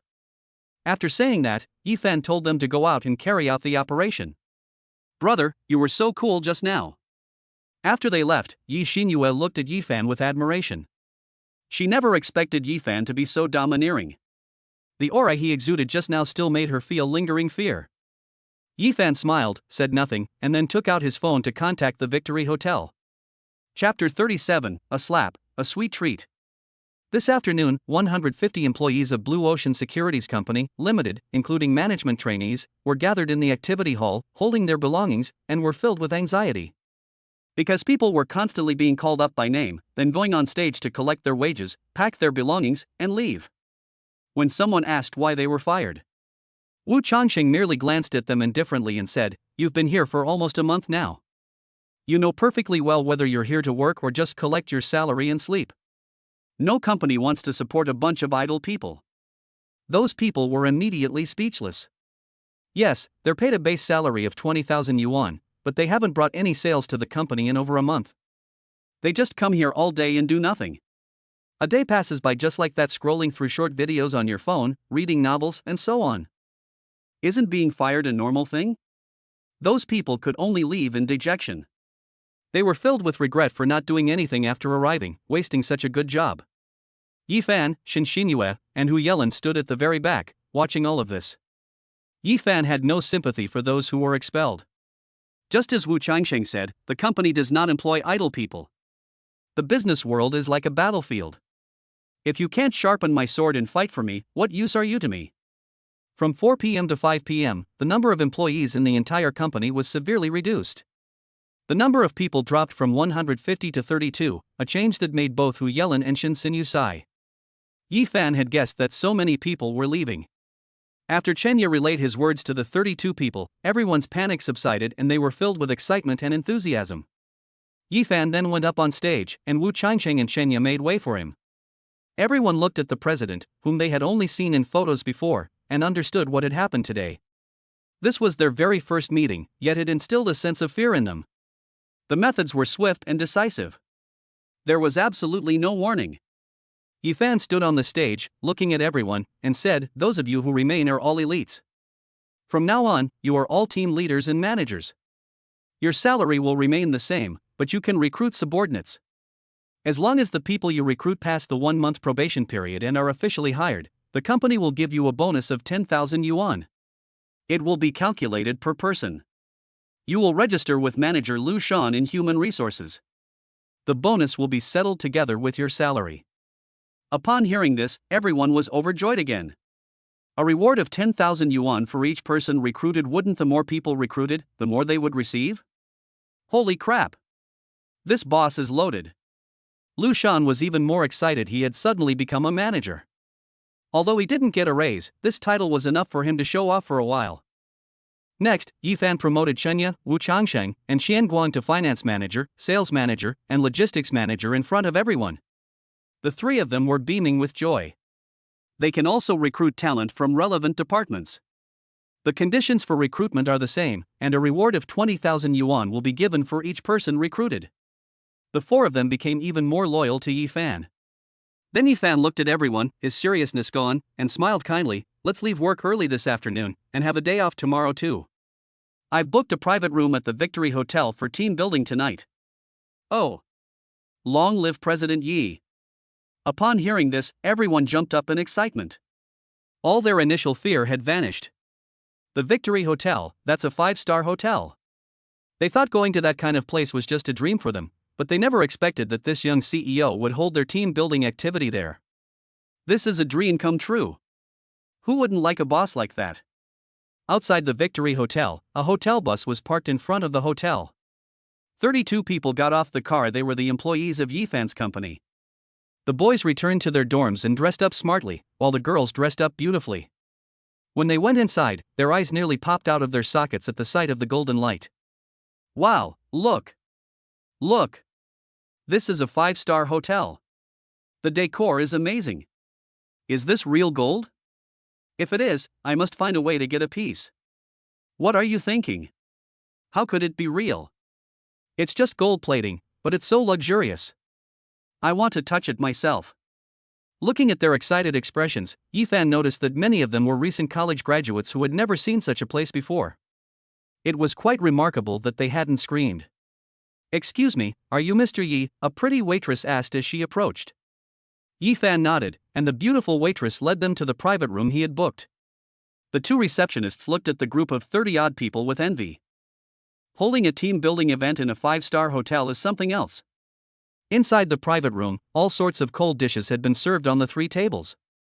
2 bottles of mutai were on one table, and 2 bottles of red wine were on another, along with some soft drinks. It's obvious without even thinking that Matai is for men, while red wine is for women. This warmed everyone's hearts. The CEO really is thoughtful. Yifan had Shenya and the other three sit with himself and the two vice presidents, while the others could be assigned to other groups as they pleased. Yifan gestured for everyone to be quiet and said, "Tonight, let's put aside our work-related relationships, not talk about work, and just treat each other like friends, drinking and eating." Okay, everyone responded and began to eat and drink heartily. "Xin Yue, have some too, the food here is pretty good," Yifan said to Yi Xin Yue next to him. Yi Xin Yue nodded, then picked up her chopsticks and began to eat. Yifan also chatted with Hu Yelin and others, mostly about everyday things, and no one mentioned work. "President Yi, President Shin, President Hu, and the four managers, may we toast you?" someone called out. The three looked up and saw several people standing up, holding wine glasses, both men and women. Yifan and the others had no choice but to pick up their glasses and say, "All right." Afterwards, Yifan was forced to drink alcohol by his employees one by one. Even with Yifan's well-developed alcohol tolerance, everyone was still amazed. His alcohol tolerance is unmatched. He downed 2 bottles of red wine, and his face was only slightly flushed. "Mr. Yi, you can really drink," someone said. Yifan smiled and shook his head, unwilling to recall the past, and said, "It's just like that." No one dared to drink anymore. After praising Yifan's drinking capacity, they went back to drink on their own. The boys were having drinking contests, while the girls were chatting about cosmetics, clothes, and so on. A few of them kept staring at Yifan. "Such a handsome CEO, I wonder if he has a girlfriend." Chapter 38, The Riverside at Night. The team building activity didn't end until 10 p.m., and Yifan's drunkenness slowly took hold. This was the first time he wanted to really take a good look at the night view of Huan City, so he let Yi Xin Yue take the keys and go back first. "You can come back to drive the car tomorrow." A person walks alone in Huan City at night, looking at the neon lights all around. For the first time, he found that although Huan was noisy at night, he felt a sense of belonging. This is the city where he settled. It was also where his career began. We kept walking until we reached the riverbank not far from the Victory Hotel. On the beach, couples were everywhere, kissing, cuddling, or strolling. Ding ding ding. Suddenly, a rapid ringing of the phone interrupted Yifan's thoughts. He took out his phone and saw it was Nia Cheng. "Hey, what's wrong with calling? Xin Yue said you didn't want to come back after drinking. I'm asking where you are." Nia Cheng asked worriedly from the other end. A strange feeling flashed through Yifan's mind. He said, "I'm by the Tsiujiang River. Do you want to come? If you do, I'll send you my location." "I want to come," Nia Cheng said. Yifan hung up the phone, then sent Nia Cheng his location, and continued to enjoy the cool autumn breeze. Half an hour later, Yifan saw a BMW X3 parked behind him, and Nia Cheng immediately got out of the car and ran to Yifan's side. "What are you doing sitting here?" "I'm just going to get some fresh air," Yifan replied casually. Seeing Yifan's flushed face after drinking, Nia Cheng said with some heartache, "Look at the state you become after drinking so much. Hurry up and come back to sleep with me." She tried to pull Yifan up, but Yifan grabbed her hand and looked at her, saying, "Sit here with me for a while." Nia Cheng's heart skipped a beat as Yifan held her hand, and she nodded by mistake. The two sat on the stone steps by the river in silence. Nia Cheng kept glancing at Yifan, and she noticed that Yifan, who was still sober after drinking, exuded a different kind of charm. Unlike his usual indifference, Yifan now wore a faint smile as he looked at the couples. From the side, the smile was beautiful, so beautiful that it captivated Nia Cheng. As they watched the couples on the beach, Nia Cheng suddenly asked, "Yifan, have you ever had a girlfriend?" Yifan was stunned for a moment, a look of sadness and reminiscence appearing on his face. "In college, I had someone who, although not as pretty as you, I liked her a lot. I liked her so much that I would give her any request without reservation. There was a time when I naively thought that she was the one I was looking for, my other half for life. But she changed 2 months ago. She ran off with the richest boy in our class and even stole what should have been mine." Nia Cheng suddenly hugged Yifan gently from behind. She thought Yifan was still stuck in that relationship and couldn't move on, so she wanted to comfort him. "Don't be sad, a woman like that isn't worth your affection." Yifan was also taken aback by her sudden action, but hearing her words of comfort filled him with warmth. This girl was so perfect that Yifan couldn't find a single flaw in her. Just as he was about to explain that he had already let it go, Nia Cheng behind him asked again, "What did she steal from you?" Yifan said, "The postgraduate recommendation quota." What? A guaranteed spot in graduate school? Nie Qing's face showed anger, but she didn't let go of his hand. As a college student, she naturally knew how important the postgraduate recommendation quota was. The guaranteed admission to graduate school symbolizes recognition of a college student's 4 years or even more than 10 years of study, but it was snatched away by someone else. This move is undoubtedly a case of cuckoo taking over someone else's nest. How could she be that kind of person? You just throw away something so important? Nie Qing said, her tone showing indignation on Yifan's behalf. Yifan shook his head slightly and said, "No, I studied hard back then for this moment.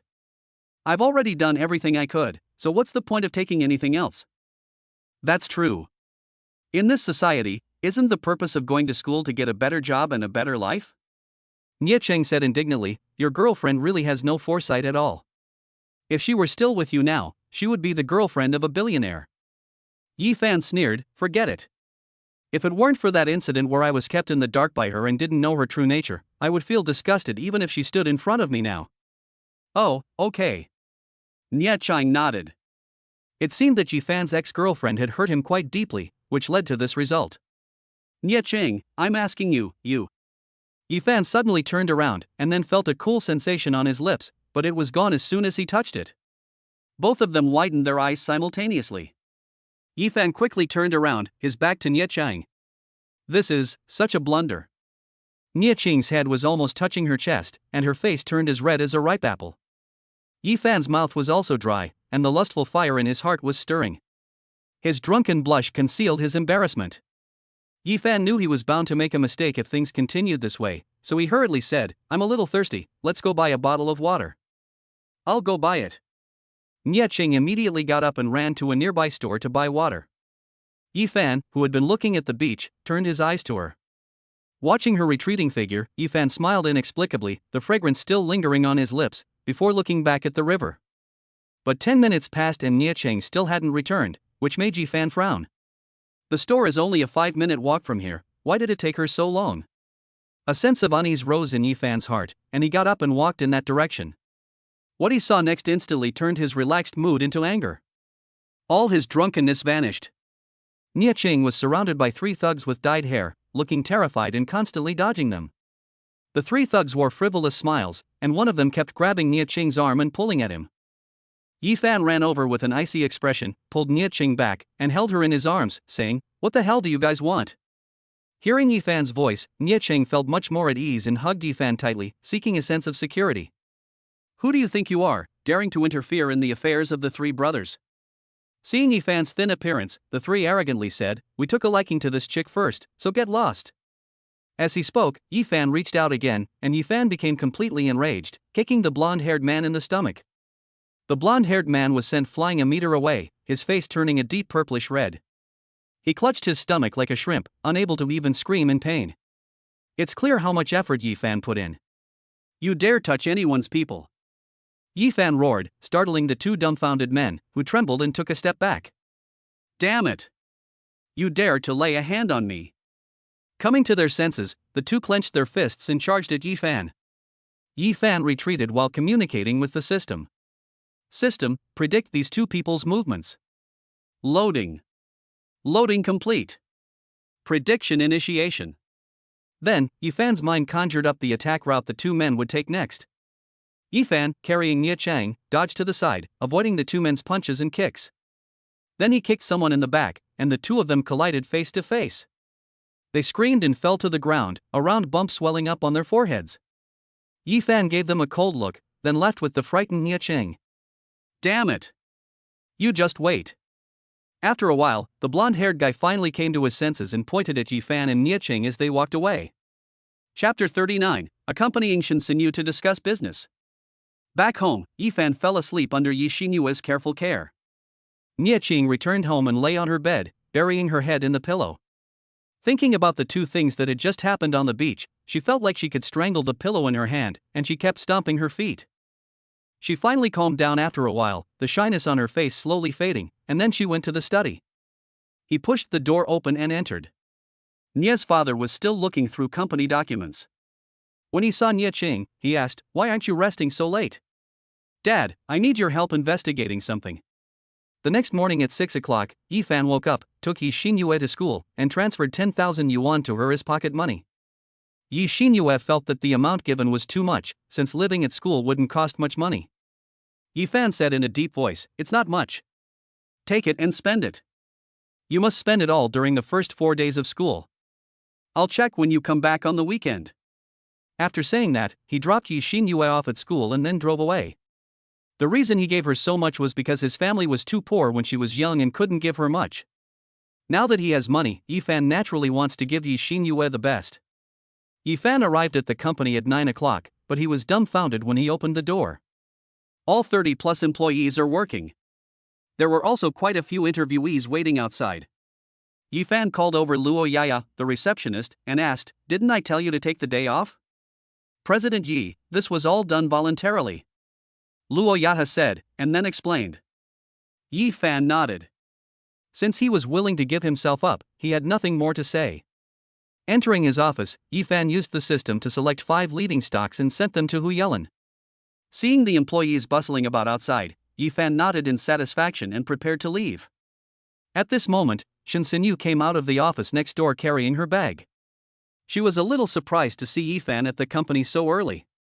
"Where are you going?" "I'll take you," Yifan asked. "I'm going to discuss some business. I'll just take a taxi myself."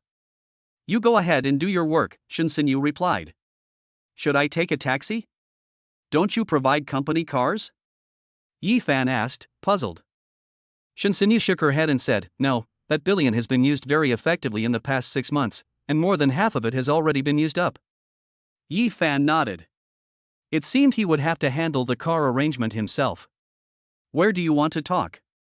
"I'll take you there, and I can also see how you're negotiating," Yifan said. Shen Xinyu then stopped refusing. Starry Sea Cafe. Afterwards, Yifan took Shen Xinyu to the Starry Sea Cafe she had mentioned. It's 10:30, and we agreed to meet at 10 o'clock, but the other person is still nowhere to be seen. Yifan suppressed his anger and said, "Let's make a phone call and ask." Shen Xinyu's expression wasn't much better either. She took out her phone and made a call. The other end answered the phone quite quickly. Shen Xinyu asked directly, "President Chow, I've been waiting at our agreed location for ages, haven't you arrived yet?" A flippant voice came from the other end, "Oh, I'm sorry, Mr. Shen, something came up and I'm a little delayed." "I'll be right there. Please wait a moment, Mr. Shen." After hanging up the phone, Yifan's face darkened. This CEO Chow was doing it on purpose. Wait another half hour. If he doesn't come by then, we'll find another partner. Yifan's tone was somewhat cold. It seemed that this President Chow had offended him. Less than half an hour later, an obese man entered the coffee shop. Upon seeing Shen Xinyu, he smiled and walked over. "I'm sorry, Miss Shen, I'm late." The man smiled apologetically, and when he saw Yifan, he seemed to recognize him and asked, "And this is?" Shen Xinyu stood up, shook hands with Chowan, and then introduced, "Hello, President Chow, this is our company's president, President Yi." "Oh, it's President Yi. Hello, hello." Chowan extended his hand to Yifan with a faint smile. "Hello, Mr. Chow, please have a seat." Yifan felt a bit disgusted by this person. He was too hypocritical. However, for the sake of business, he still shook hands with him briefly. "Mr. Chow, we can discuss the price further," Shen Xinyu said, taking a contract out of her bag. "We can entrust the development, future upgrades, and routine maintenance of this software to you." Chowan interrupted Shen Xinyu with a cold face, saying, "President Shen, as I said before, the price your company offered was too low, and the time frame you mentioned was too short to complete. We simply cannot accept it." Shen Xinyu's face immediately darkened. Low price? The price she offered was even double that of other companies developing software. How could it be low? However, if President Shen can agree to the condition I mentioned before, I might consider it. Chowan suddenly changed the subject, looking at Shen Xinyu with interest. "Impossible." Shen Xinyu shook her head without hesitation, her face flushed with anger. "Then there's nothing to talk about." Chowan shrugged, glanced at Yifan, and chuckled inexplicably. Yifan looked at him, his brows furrowed. He could roughly guess what the condition was. From the moment he entered, Chowan kept scanning Shen Xinyu. Perhaps because Yifan was nearby, he tried to see things discreetly, but Yifan saw him clearly. Moreover, his attitude today clearly indicates that he's not here to discuss business. Tear up this contract and find another partner. Yi Fan interrupted Shin Sinyu before she could speak, standing up and saying coldly. Both of them looked at him in surprise. Chowan sneered, President Yi, you're still young and impetuous. The software your company wants to develop can only be made by my company. Are you sure you want to do this? Yi Fan looked at Shin Sinyu and asked with his eyes, and Shin Sinyu nodded.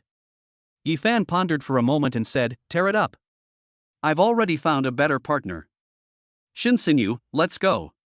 Chowan's smile vanished abruptly, and he said coldly, a better partner? Mr. Yi, you must be joking. In Huan City, apart from my Huaxiang Technology Company, I have never heard of anyone doing better than us. You said company, not group, Yi Fan said, glancing at him before snatching the contract from Shin Sinyu's hand, tearing it to shreds, and throwing it into the trash can. Seeing that Yi Fan had actually torn up the contract, Chowan slammed his fist on the table and angrily said, President Yi, aren't you going too far? Tearing up the contract in front of our partner. Yi Fan sneered, partner? Our company doesn't seem to have partnered with you yet, right? How can you be a partner? Besides, the contract was torn up, but it was our own contract that was torn up, not yours. What does it have to do with you? And from the very beginning, your eyes have been constantly darting around Shin Sinyu. Do you really think I'm blind and can't see it? When Yi Fan exposed him, Chowan's eyes flashed with panic for a moment, but he quickly regained his composure and pointed at Yi Fan fiercely, saying, don't slander an innocent person. When did I ever look at Miss Shin like that? You know perfectly well whether it's true or not. Yi Fan grabbed Shin Sinyu's hand and was about to leave. Damn it, you slandered someone and you still dare to leave? Chowan reached out and grabbed Yi Fan by the collar. Chapter 40, I might have bought a bit too much. Yi Fan narrowed his eyes. He was not one to be trifled with either. He reached out and grabbed Chowan's wrist, twisting it forcefully. Ah! Chowan let out a scream. This unexpected turn of events truly startled Shin Sinyu, and a crowd of onlookers had already gathered around her. Unable to break free from Yi Fan's grasp, Chowan roared, let me go right now. Context inappropriate. Yi Fan snorted coldly and pushed Chowan onto the sofa. Chowan covered his arm, ready to start cursing, but when he saw Yi Fan's cold eyes, he was so frightened that he swallowed all his words. Yi Fan warned, let me tell you, the people in my company are not to be trifled with. If you want revenge, come find me. My name is Yi Fan. Then Yi Fan left with Shin Sinyu. It wasn't until Chowan came to his senses and sat on the sofa that he muttered the name again, Yi Fan? That name sounds so familiar. Chowan pondered for a moment, then his eyes widened suddenly, and he stood up abruptly, exclaiming, holy crap, isn't that the kid who was surrounded by business tycoons at the banquet? It's him. No wonder it looked familiar at first glance. No wonder the name sounded so familiar when I said it. The regret I felt at that moment was beyond words. What kind of ordinary person could Mata be, able to converse with several business tycoons in Huan City? He acted like an idiot, even trying to mess with the vice president. This further enraged him. The thought filled Chowan with immense panic. Will Yi Fan try to take revenge on me in the future? Damn it, what have I done? In the car, Yi Fan took out his phone and a black and gold business card. Yang Tianqi, president of Future Technology Group. Yi Fan dialed the private number listed on the form. Soon, Yang Tianqi's calm voice came from the other end. When he realized it was Yi Fan calling to invite him to dinner, Yang Tianqi's attitude changed. I've been trying to contact this mysterious boy for a long time, but I couldn't find a way. I never expected him to call me. After agreeing on a place to eat, Yi Fan hung up the phone and asked Shin Sinyu to reserve a private room at that restaurant. Half an hour later, Yi Fan and Shin Sinyu appeared outside the Muen restaurant. The last time he came here with Nie Ching, he didn't know that this restaurant was quite expensive. Not long after he went inside, Yi Fan received a call from Yang Tianqi, who had already arrived. Yi Fan went out to greet them. Upon entering, Yi Fan was accompanied by a middle-aged man dressed in an expensive suit and tie, exuding a strong aura of authority. Shin Sinyu recognized the man at a glance. Although she smiled, her heart was in turmoil. Yi Fan really did invite Yang Tianqi out for dinner. This is a business tycoon from Huan City. President Yi, who is this? When Yang Tianqi saw Shin Sinyu, he was first surprised. This woman was comparable to the child of the Nie family. Oh, this is Shin Sinyu, the vice president of my company, Yi Fan quickly introduced. Shin Sinyu greeted him somewhat awkwardly. She never imagined she would have dinner with the CEO of a top 10 company. Yang Tianqi smiled and shook hands with Shin Sinyu, then said to Yi Fan, President Yi, bringing the vice president to dinner, the purpose of this is rather unclear, isn't it? Yi Fan laughed and said, I do have some business to discuss with President Yang today, but let's eat first and not talk about work. Alright, since Mr. Yi says so, I won't ask any more questions. Yang Tianqi really didn't ask anything more. Yi Fan originally wanted Yang Tianqi to order, but Yang Tianqi made him do it himself, so Yi Fan had no choice but to go ahead and do it. Fortunately, after that incident, he brushed up on his English and spoke very fluently when ordering food. Soon, everything was served, and Yi Fan chatted with Yang Tianqi while drinking red wine. After the meal, Yang Tianqi asked, Alright, Mr. Yi, can you tell me about the business now? Yi Fan coughed lightly, his smile fading, and said, Mr. Yang, it's like this, our company recently wants to independently develop a stock trading software, so we'd like to collaborate with Mr. Yang's company on the development of this software. Stock trading software? Yang Tianqi thought for a moment and asked, What kind of software is it? What does it include? Let Vice President Shin tell you about this, she's in charge of this. Yi Fan left the rest of the time to Shin Sinyu. Shin Sinyu nodded and said, President Yang, the original idea behind our software was not just to be a stock trading app. It incorporates a big data system and the hottest AI technology right now. It is an independent and innovative stock trading software that is mainly used for analyzing the overall stock market, screening leading stocks, and providing independent stock analysis functions. It has these 3 advantages. After listening, Yang Tianqi nodded solemnly and said, Then this might involve quite a lot. Your system requires artificial intelligence to operate, which is indeed quite troublesome to design, but it's not impossible. How long do you plan to take to get this software? At the fastest, 3 days, at the latest, 7 days. Shin Sinyu said. Yang Tianqi frowned deeply, so fast? At this moment, Yi Fan suddenly said, President Yang, money is not a problem.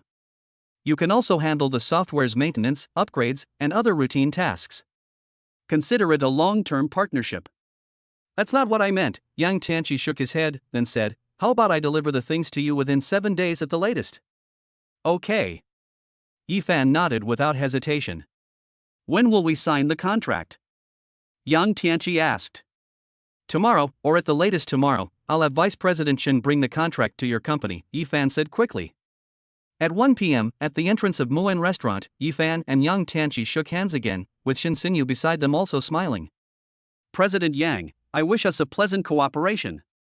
Yi Fan said with a smile. It's a pleasure to cooperate with you, Mr. Yi.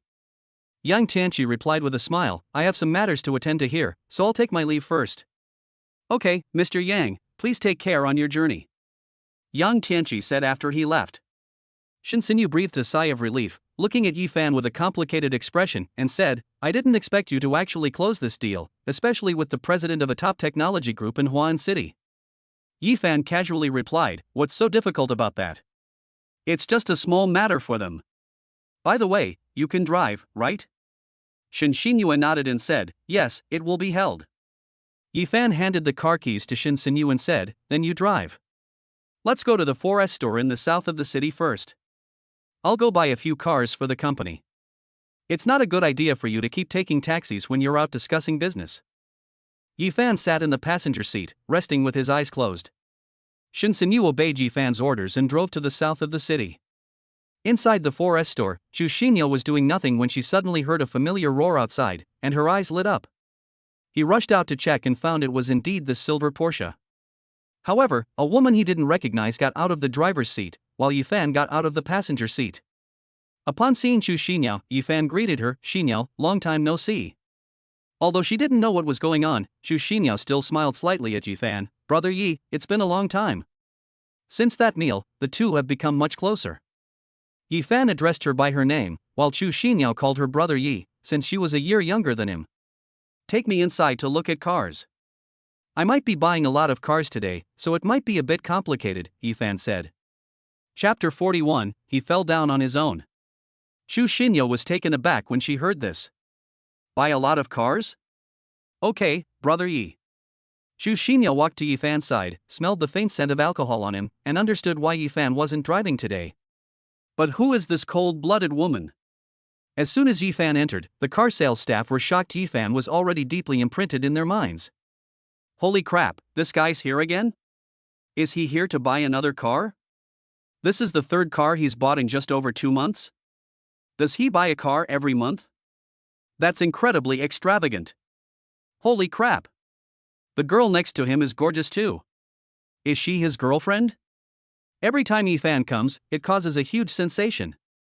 This time, even the manager, Wang Kai, came over with a fawning smile and said, "Mr. Yi, what kind of car would you like to see this time?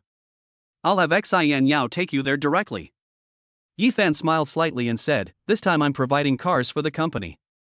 I need 8 for now, nothing under 1 million. 2 Autos, 2 BMWs, and 2 Mercedes-Benzes. For the rest, I need 2 large commercial vans, preferably with seating for more than 7 people. The price should be between 1 million and 3 million. Upon hearing this, everyone's mouths gaped open, wide enough to fit an egg. Wang Kai was even more exaggerated. His legs went weak, and if Chu Xinyo hadn't been quick to support him, he probably would have sat down on the ground by now. Shin Sinyu was numb. Yifan always surprised everyone. The manager who bought the building last time was no exception. 8 vehicles. No deals under 1 million. It ranges from 1 million to 3 million. It will cost at least 10 million. Everyone was absolutely consumed by jealousy towards Chu Xinyo. What good deeds did they do in their past life to encounter such a wealthy client? This deal will bring in at least several 100,000 in commission. She's suddenly become a little rich woman. Xinyo, stop supporting me. Quick, take Mr. Yi to look at cars, see what kind of van he wants. Coming back to his senses, Wang Kai urged Chu Xinyo beside him. I understand, brother Yi. Miss, please come with me. Chu Xinyo led Yifan and Shin Sinyu to see the car. Wang Kai squatted on the ground without any regard for his image. It wasn't that he didn't want to stand up, but that his legs were too weak to stand up at all. Finally, Yifan took a liking to 2 BMW minivans, priced at 1.9 million yuan, while the other 6 vehicles ranged from 1.2 million to 1.5 million yuan. In total, Yifan spent over 13 million yuan to buy all these cars and register them under the company's name. Then I asked Wang Kai to deliver all these cars to the underground parking garage of the Dream Building today. When Yifan rented the floor, he had already rented parking spaces as well, and more than a dozen parking spaces are still sitting there empty. Lin Xiaoxiao, who had been watching all this from the shadows, looked gloomy and said with a self-deprecating laugh, I think I should resign. Staying here will only bring me humiliation. Since that day, Yifan has transferred another 2 billion to the company's account. Then she never went to the company again. Hu Yelin and Shin Sinyu can handle the rest. Yifan didn't need to worry about the 2 vice presidents and 4 managers betraying him. The system has already checked these 6 people will continue to work with me to grow the company step by step. Today is Yi Xinyu's day off, so Yifan picked her up first. As soon as I got home, I received a call from Yang Shua and the other 2. After their last visit, these 3 people went back to their hometown and only contacted Yifan now, asking him to arrange work for them. Yifan told them to go to the 23rd floor of the Dream Building, and then called Shin Sinyu, asking her to take care of arranging things for the 3 of them. Then he drove his Mercedes-Benz G-Class, taking Nia Cheng and Yi Xinyue around everywhere. At night, we would wander around the night markets on the outskirts of the city. Nia Cheng was particularly excited to see a night market for the first time, and she grabbed food from various stalls. For some reason, Nia Cheng's family has become more lenient with her nighttime curfew. Now they basically don't care about her anymore, they just ask her to come back at night. This is Huan City at night? How interesting! Nia Cheng exclaimed excitedly. Yifan smiled slightly. He often came here. Back in college, Yang Shua and the other 2 would invite him to this kind of night market at night to eat barbecue skewers and buy some beer to drink when they had nothing to do. If you've never been here before, have some fun, Yifan said. Then she looked at Yifan, and the 2 made eye contact. The events on the beach immediately came to mind. Nia Cheng blushed and turned her head away, while Yifan coughed twice to ease the awkwardness. Seeing this, Yi Xinyue's eyes revealed a hint of ambiguity. These 2 people. The night market was very noisy and bustling, with all sorts of people. Before long, Yifan bumped shoulders with the 3 people. When he turned around, both of them stared wide-eyed. Holy crap, it's you! These 3 people were the same thugs who had harassed Nia Cheng on the beach that day. I never expected to run into them in a place like this. This chance encounter made Yifan frown, and his good mood was completely ruined by the 3 of them. Upon seeing Yifan, the three men's faces turned fierce. They said, "Kid, you beat us up and ran away last time. Now that we three have caught you, you think you can escape?" As they spoke, the three men rolled up their sleeves and began to approach Yifan step by step. The place was crowded and chaotic, and Niechang and Yi Xinyue were at a stall not far away. Yifan looked at them strangely and said, "You want to make a move here?" The blonde-haired leader sneered, "What? Scared? Didn't you have a good time beating us up the other day? Why are you scared now? Afraid?" Yifan sneered and shook his head, saying, "There are too many people here, I just don't want to fight here. I'm really not afraid of you three skinny chickens." When it comes to fighting, Yifan has never been afraid. Now, with the system added to the mix, these three people are no match for him. "Damn it, you dare to swear. I'll beat you until you're crying for your parents, or I'm not Wang Fugui." With that, the three men, disregarding their numbers, pounced on Yifan. Yifan had already activated the system, and the three people's next move was already in his mind. A wicked smile appeared on his lips. He simply dodged the three men's punches by turning to the side and tripped the blonde-haired man's leg with his foot. The three of them immediately fell face first to the ground, dazed and confused, wincing in pain. Everyone looked over and saw the three of them fall down. They didn't see Yifan make a move.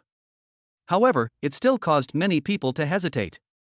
What's wrong with these three? How could they fall on such a flat surface? That's ridiculous. It seems like there was a conflict with this young man. They were about to fight, but the young man dodged. They arrived, and I was puzzled. I bet that blonde guy twisted his ankle. He got his two buddies behind him into trouble. Niechang and Yi Xinyue also noticed the situation and quickly rushed over. When Niechang saw the three people lying in front of Yifan, her expression changed. "Why are there the three of them? Are you all right?" Niechang looked Yifan up and down with concern. Yifan shook his head and said, "I'm fine. They wanted to hit me, but they fell down on their own." Chapter 42, Calling Each Other Brothers. Did he fall down on his own? Niechang was taken aback upon hearing this. How could you fall down on such a flat surface? All right, let's go. Niechang didn't care whether Yifan was telling the truth or not. She just wanted to leave as soon as possible, so she quickly pushed Yifan away. "Damn it! You guys stop right there." Before Yifan and the others had left, the three blonde-haired men had already stood up. One of them was covering his nose, which was red from the fall and still bleeding. He also had tears in his eyes, making him look quite comical. "What else do you want?" Yifan's eyes narrowed, a cold glint in them. If these three people continue to cause trouble, he wouldn't mind beating them up in public. "Damn it! You guys! Hey, Blondie, what are you doing?" At that moment, a petite figure squeezed through the crowd. Upon seeing this, the three blonde-haired men broke out in a cold sweat. "Miss, what are you doing here?" Upon seeing the girl, Yi Xinyue's face lit up with joy. "Lu Yan." The girl named Lu Yan saw Yi Xinyue and Niechang, and said happily, "Xinyue, sister Qingqing, what are you doing here?" "I'm strolling through the night market with my brother, what about you?" Yi Xinyue asked, holding Lu Yan's hand. Niechang smiled and nodded. The three blonde-haired men were dumbfounded. What's going on? These people know the prostitute? Especially that woman. Holy crap! If the boss finds out about this, he'll kill us. Lu Yan replied, "It's hot at home, so my dad took me out to play for a while." Yen, where did you run off to?" A deep voice came from behind him. Why did Yifan feel that the voice sounded so familiar? "Dad, I'm here." Lu Yan shouted, and then a burly figure walked over. The three blonde-haired men were instantly drenched in cold sweat. "The boss is here." Yifan was surprised when he saw this figure.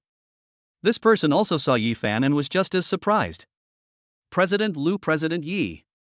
We meet again." The two shook hands excitedly. The three men with yellow hair felt as if a bolt from the blue had struck them. This young man knows the boss? Holy crap, is this some kind of inhumane situation? There were three of them, none of whom I could afford to mess with. And of all people, I had to mess with two of them. "Boss! Boss!" the three men with yellow hair called out tremblingly. Lu Qingtian frowned and asked, "Yellow hair? What are you three doing here?" "President Lu, are these three people your men?" Yifan asked curiously. How come Lu Qingtian knows people involved in organized crime? And they even call him boss. Lu Qingtian nodded. Yes, the underlings I used to have all disbanded. What's wrong? Did they offend you? Yi Fan was somewhat surprised. Had Lu Qingtian actually been involved in the underworld? However, since someone was punishing them, he was too lazy to do it himself. He then told her about how they had offended Nie Ching on the beach that day and caused him trouble today. Lu Qingtian's face turned ashen, and he looked coldly at the three men with blonde hair, saying, "Is what President Yi said true?" The three men nodded, trembling. Lu Qingtian immediately stepped forward and kicked them, sending them flying several meters away.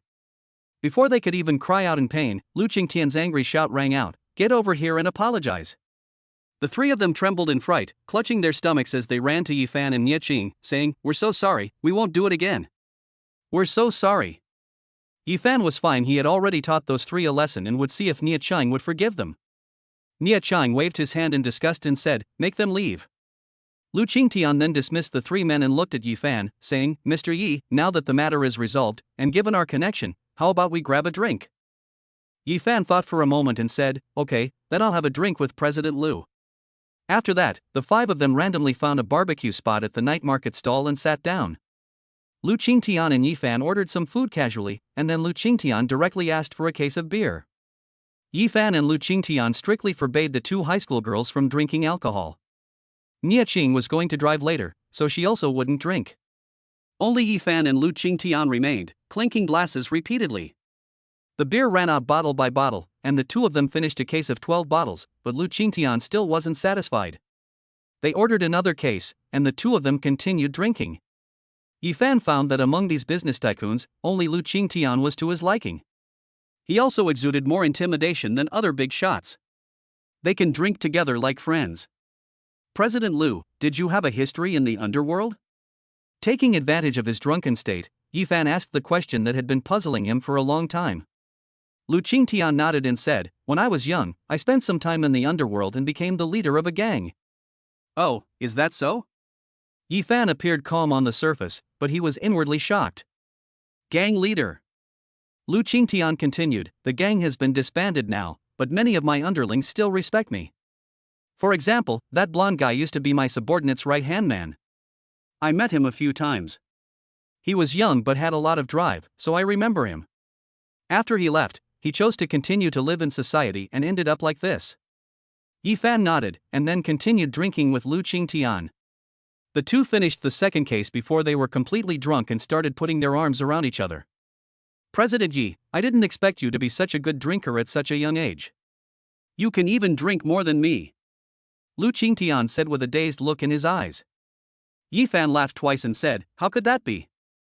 I'm still a bit inferior to President Lu." Yi Fan's compliments made Lu Qingtian feel very comfortable. "In that case, Mr. Yi, I have a suggestion. I'm not like Lao Nye or Lao Yang, so I don't stand on ceremony. Calling each other boss is a bit too formal between us. From now on, I'll call you Brother Yi, and you can call me Brother Lu. How about we become drinking buddies?" Yi Fan quickly replied, "I couldn't be happier, Brother Lu. The easiest thing is to get along with people in society. You might become friends over a drink or a fight, or you might become enemies because of the same two things." "All right." Lu Qingtian suddenly stood up, put his arm around Yi Fan's shoulder, and said boldly, "Since you're willing, Brother Yi, I, Lu Qingtian, will definitely protect you from now on. If anyone in the underworld dares to bully you, just come to me, and I'll find someone to take care of it for you." Yi Fan then put his arm around Lu Qingtian's shoulder and said, "Then I thank you very much, Brother Lu." Nie Ching and Yi Xinyue, who were standing nearby, were utterly shocked. How did Yi Fan become friends with a former gang leader, now head of the Huang group? Even Mr. Nye couldn't have gone this far. When Mr. Nye was friends with Lu Qingtian, he always kept things within reasonable limits. But Yi Fan. After the party ended, on the way back, Nie Ching kept secretly glancing at Yi Fan in the passenger seat. "This guy is just too charming. Yi Fan, how did you become friends with Uncle Lu?" Nie Ching asked, puzzled. Although she had been listening intently the whole time, everything happened so suddenly that she had no idea what Yi Fan had done. Looking at the scenery rushing past the window, Yi Fan said, "Getting along with President Lu is simple. He used to be involved in the underworld. People like him are usually ruthless and taciturn, and have a genuine personality. Just get along with him in the most ordinary way. Don't think too highly of him, or you'll create distance. Oh. Nie Ching nodded, seemingly understanding but not quite. Men's ways of getting along are truly incomprehensible, just as they can never fathom women's thoughts. Chapter 43, Meeting an Internet Celebrity. Hello? Dad, what's wrong? On Saturday, Yifan was out buying clothes for Yi Xinyue when he suddenly received a call from his father. Son, someone came to our house today saying they were here to apologize. They said your child scratched your car because he was being naughty. Is that true? Mr. Yi asked. Yifan had almost forgotten about it, but he didn't expect that the family would still remember it even after 2 months. That's true. How do they plan to apologize? Yifan asked coldly. They gave me 200,000. 200,000? Yifan thought for a moment and said, is that enough? What about the people? They're sitting at home, insisting that I call you and beg you to forgive them and not go to court, Mr. Yi said. Oh, then tell them to keep the money, that's their right. Once they're gone, I won't sue them anymore, Yifan said. Okay, I understand, Ye's father said, and then hung up the phone. By this time, Yi Xinyue had already tried on several outfits, and each one caught the eye of the sales assistants. Sir, your sister looks so beautiful in these clothes. I've never seen anyone so beautiful before, the sales assistant next to Yifan couldn't help but praise. She genuinely thought Yi Xinyue looked beautiful in those clothes. I think so too. Yifan felt equally proud. He was even happier when others praised Yi Xinyue's beauty than when they praised him. Let's settle the bill. I'll take all the clothes my sister tried on, Yifan suddenly said with a grand gesture. The sales assistants quickly began calculating the prices of the clothes. Finally, he presented the clothes to Yifan and showed them to him. Sir, these clothes cost a total of 53,000 yuan. Yifan nodded, swiped the card. When they came out of the mall, Yifan and Yi Xinyue were carrying all sorts of bags, mostly clothes for Yi Xinyue, as well as 3 suits and 5 casual outfits for themselves. But when Yifan saw his car, he frowned. A woman dressed in a flamboyant manner was taking pictures with her phone. She looked like an internet celebrity and was communicating with her fans watching the live stream. Look everyone, what did I encounter on my first outdoor live stream today? A Porsche sports car. Let me tell you, I saw this car at a 4S store in the south of the city before. 5 million. I can't believe someone actually bought it. This internet celebrity is named Su Xin. She is an entertainment streamer who has been streaming for half a year and has more than 1 million fans, making her a successful streamer. Today, Su Xin suddenly had the idea to do an outdoor live stream. She unexpectedly encountered this Porsche right at the start of her live stream. This is a great opportunity to boost her popularity. The live stream instantly exploded in popularity. It reached over 500,000 fans. All of them came for this car. 5 million. My God, who would actually buy such an expensive car? I really want to get to know this car owner. We need the license plate number. Owner, please come out. Miss, please move aside, this is my car. Just then, Yifan walked over, carrying a lot of things. As soon as the people in the live stream saw Yifan and Yi Xinyue next to him, they flooded the screen with comments again. Holy crap, that driver is so handsome. And so young. Wow, I wasn't this rich when I was this young, a 5 million Porsche. I only regret not working hard when I was young. Now I can only lament my fate in old age. Holy crap, the girl next to him is gorgeous. Is she his girlfriend? I don't think so. Don't you see that the two look about 70% alike? It should be his sister. Oh my God, brother-in-law, can I ask for my sister's WeChat? Su Xin turned her head and saw the car owner, and her heart immediately fluttered with joy. So handsome, and with such great charisma. The owner of this car is determined to get her hands on it. With her looks and connections, it's a piece of cake. Hello, handsome, nice to meet you. My name is Su Xin. As she spoke, she extended her slender hand to Yifan, and with her back to the live stream, she kept giving him flirty winks. Holy crap, Xinshin, you're definitely going to get handsy. Goddess, hold on. Don't let your beauty seduce you. Oh. My goddess, are you really going to leave me like this? My fragile heart is going to shatter. Another wave of comments flooded the screen, along with a constant stream of gifts. Yifan's brows furrowed more and more tightly. I'm not interested. Please move aside, we're leaving. Su Xian's smile froze. This was the first time she had been rejected so bluntly. Hundreds of thousands of fans behind the screen were watching her make a fool of herself, and she was losing face. But she could only laugh awkwardly. Those who could afford such luxury cars were not people she could afford to offend. But that didn't mean she would give up, so she turned her attention to Yi Xinyue. Little sister, do you usually watch live streams? Yi Xinyue shook her head. Su Xian was even more embarrassed. She never expected that there would be people who didn't watch live streams these days. This left her at a loss for what to do. At this moment, Yifan had already put the things into the trunk and sat in the driver's seat. Holy crap! Xinxin, don't send him away. We're still waiting to see you hook up with this big shot. That's right. Hurry up and get in.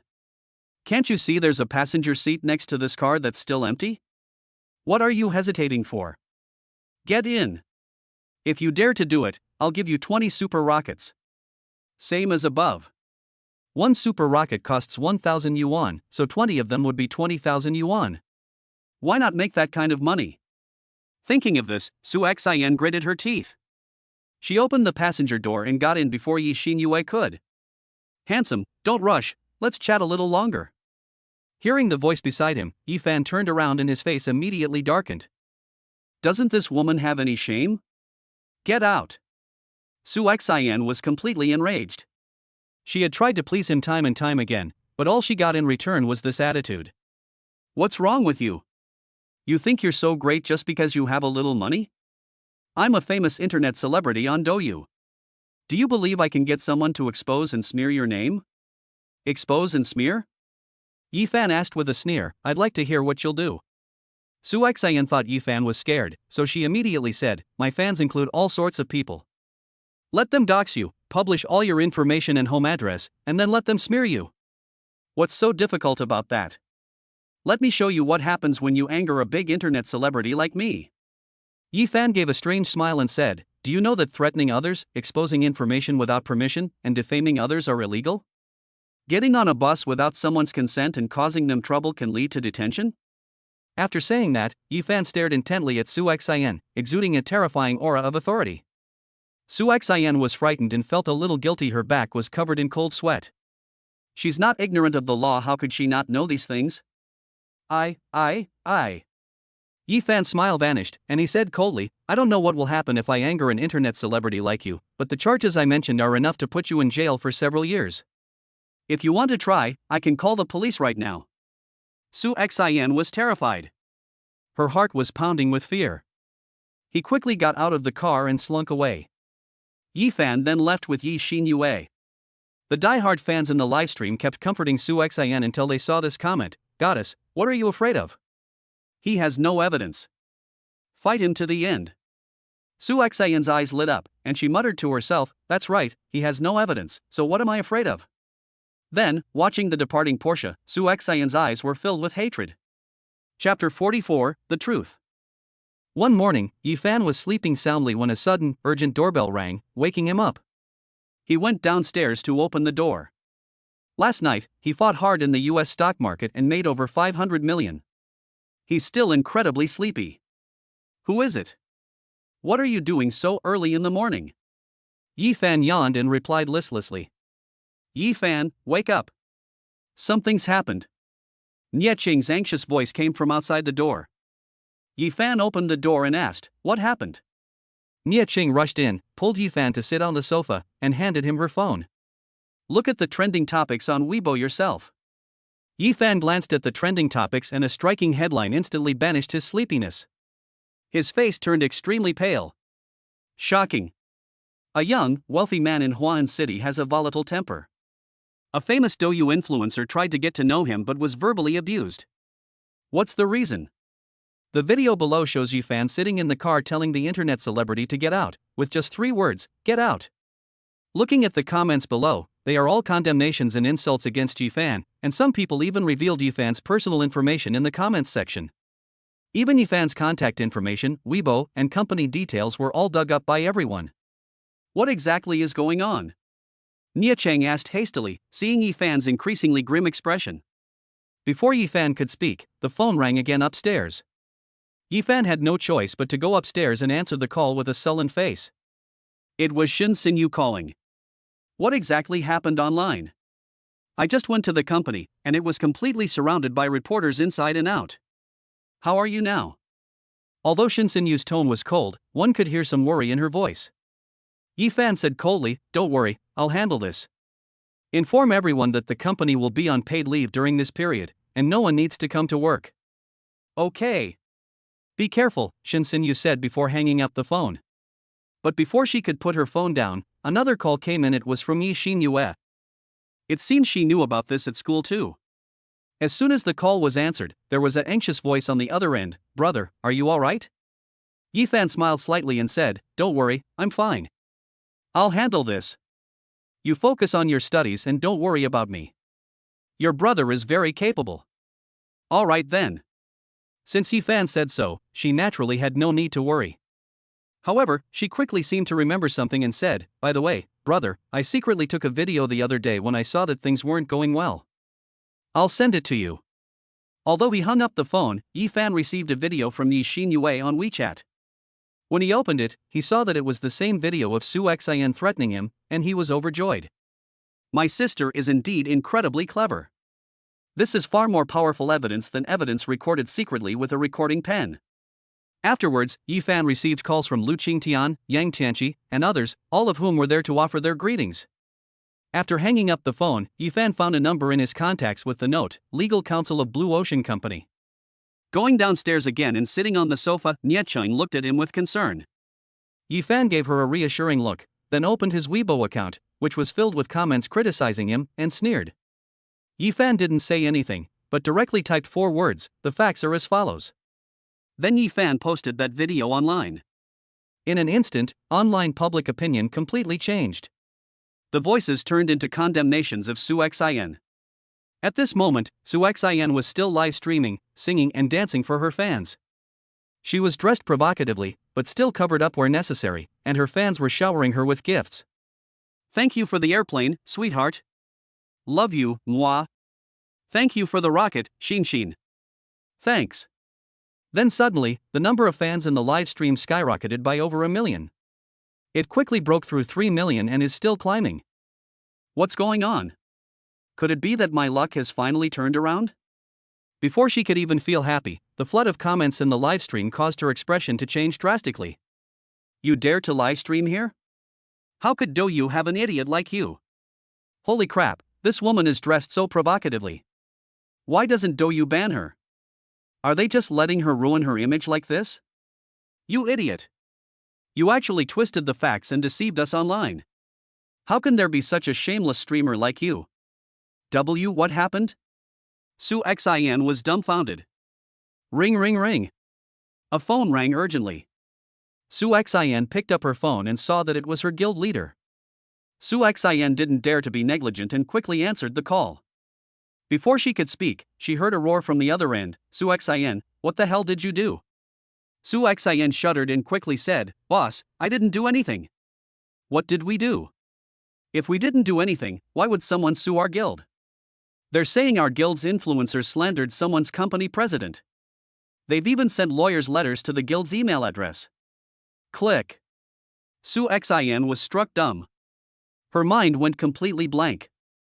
A lawyer's letter? Boss, let me explain. Su Xian said hurriedly. Explanation? I don't need your explanation. From this moment on, you are no longer a streamer for our guild. I'll pay you the breach of contract penalty. You better get the hell out of here. After cursing, the other party hung up the phone. Su Xian was completely stunned. At this moment, the live stream chat was flooded with comments, "Serves you right." Su Xian didn't care about any of that. She quickly opened Weibo and saw that the first video posted by Yifan was startling her. She clicked on it to take a look. Let me tell you, I'm Douyu. Believe it or not. This is what happens when you anger a big internet celebrity like me. Su Xian dropped her phone, shattering the screen. How is this possible? He didn't have any evidence, did he? Su Xian murmured in a daze, then realized that the video was filmed from outside the car. It's that girl. I was so busy arguing with this rich man named Jifan that I didn't pay attention to the girl, which allowed her to take the picture. Ring ring. The phone on the ground rang again. Su Xian picked it up and saw that it was an unfamiliar number. Hello, are you Miss Su Xian?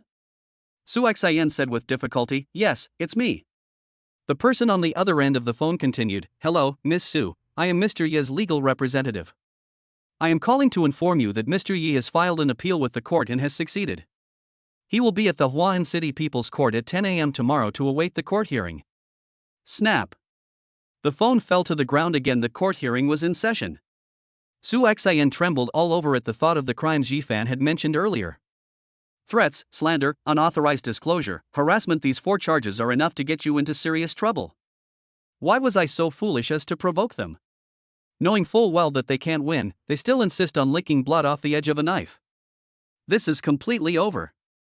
Looking at her live stream, it's completely empty now, and she has no followers. Chapter 45, Farce Becomes Opportunity. At 11 a.m. the following morning, Yifan came out of the courthouse, followed by Lu Qingtian, Nie Qing's family, and Yang Tianqi, all of whom had accompanied Yifan. The verdict against the internet celebrity Su Xian has just been delivered in court. Compensation for Yifan's emotional distress, 1.3 million yuan. 3 months of detention. This was the maximum leniency that Su Xian's lawyers had tried their best to secure for her after she went to court and honestly pleaded guilty. Yifan didn't pursue the matter further. The 1.3 million yuan was already enough for her to compensate. In the past, Su Xian could easily earn 1.3 million yuan by relying on fans to send her gifts. But now, she has been disgraced, and the entire live streaming industry has even banned her. The remaining 900,000 yuan is enough for her to lose money for several years, even more than 10 years. After saying goodbye to everyone, Yifan drove directly to the company, fearing that the incident might have some impact on the company. Nie Qing went along too. She had never seen what Yifan's company looked like before. Upon arriving at the company, Yifan breathed a sigh of relief. Everything was operating normally, and it seemed that the incident had not had any impact on the company. Mr. Yi, are you all right? We saw it all online.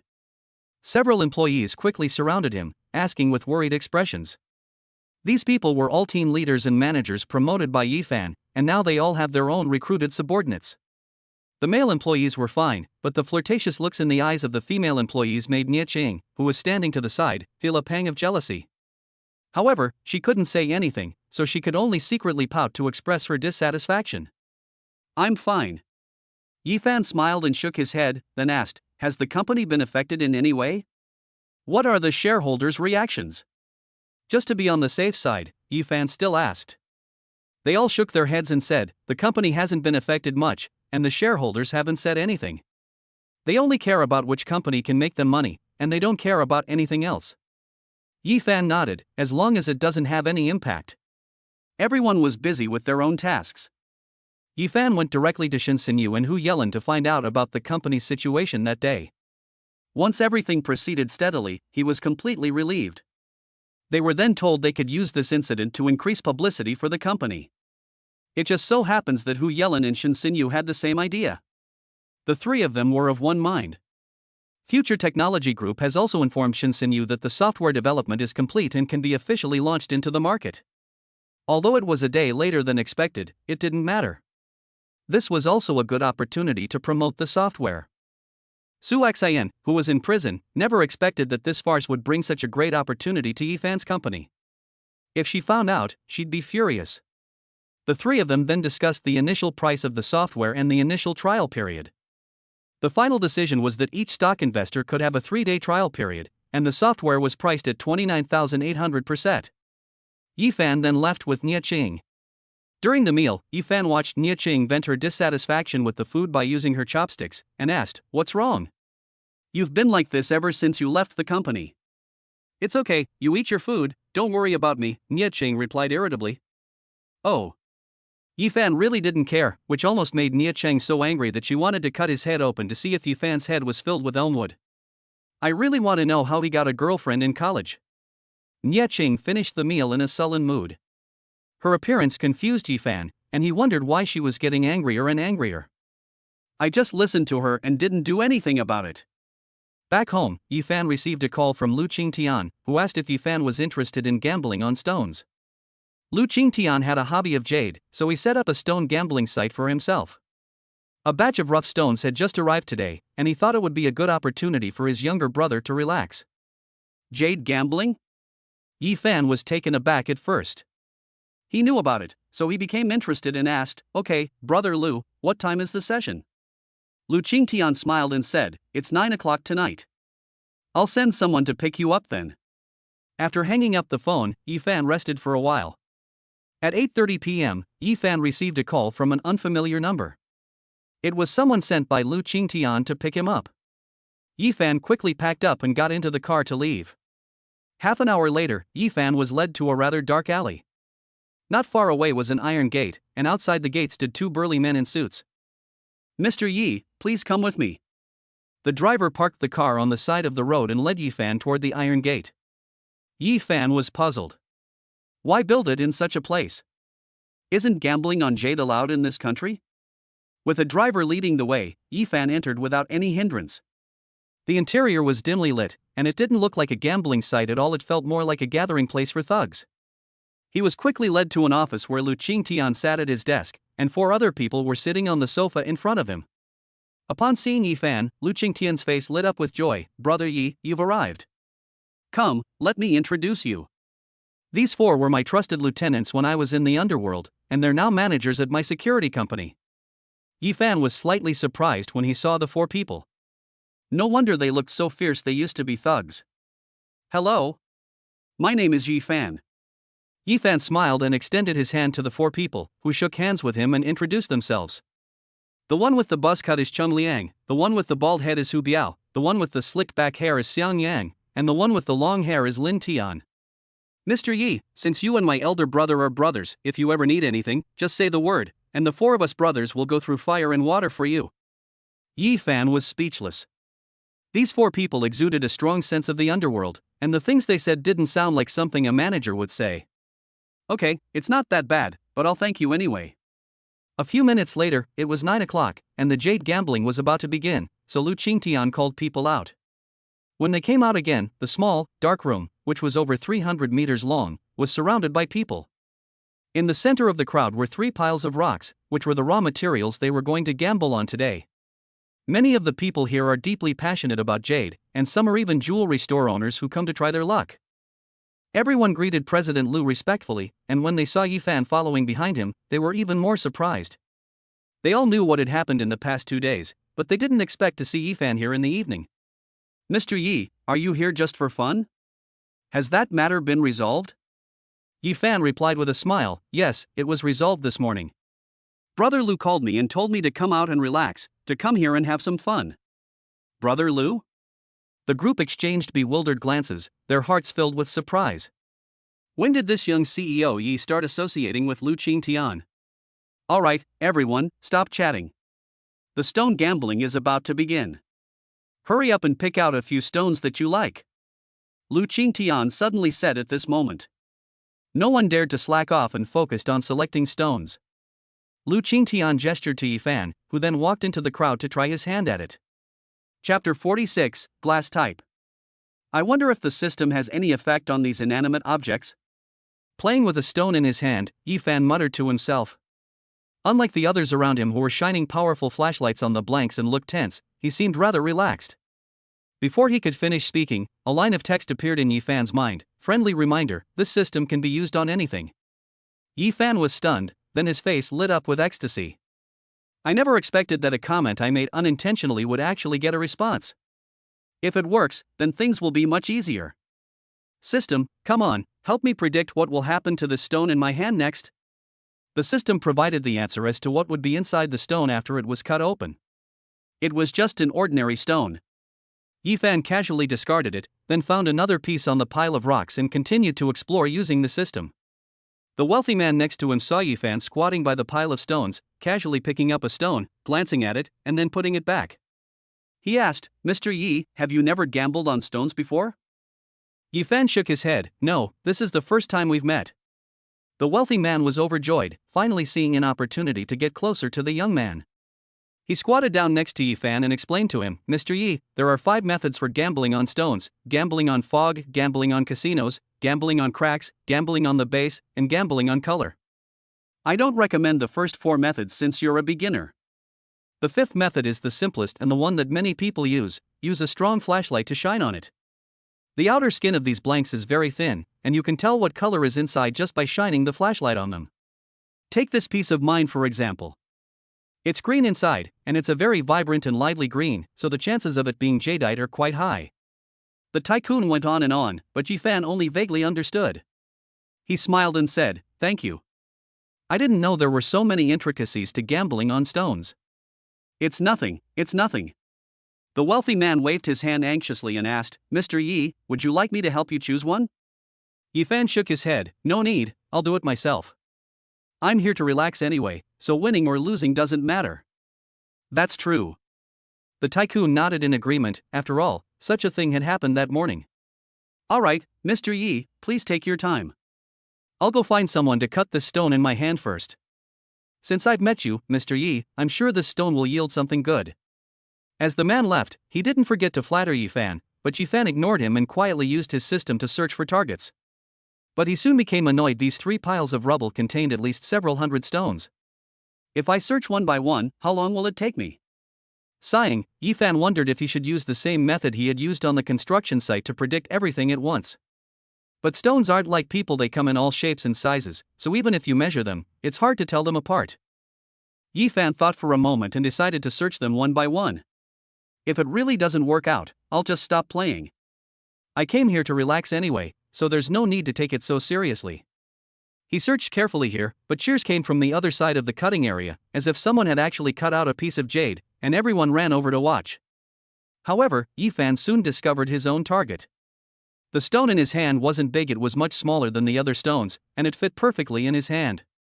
Alright, this one will do.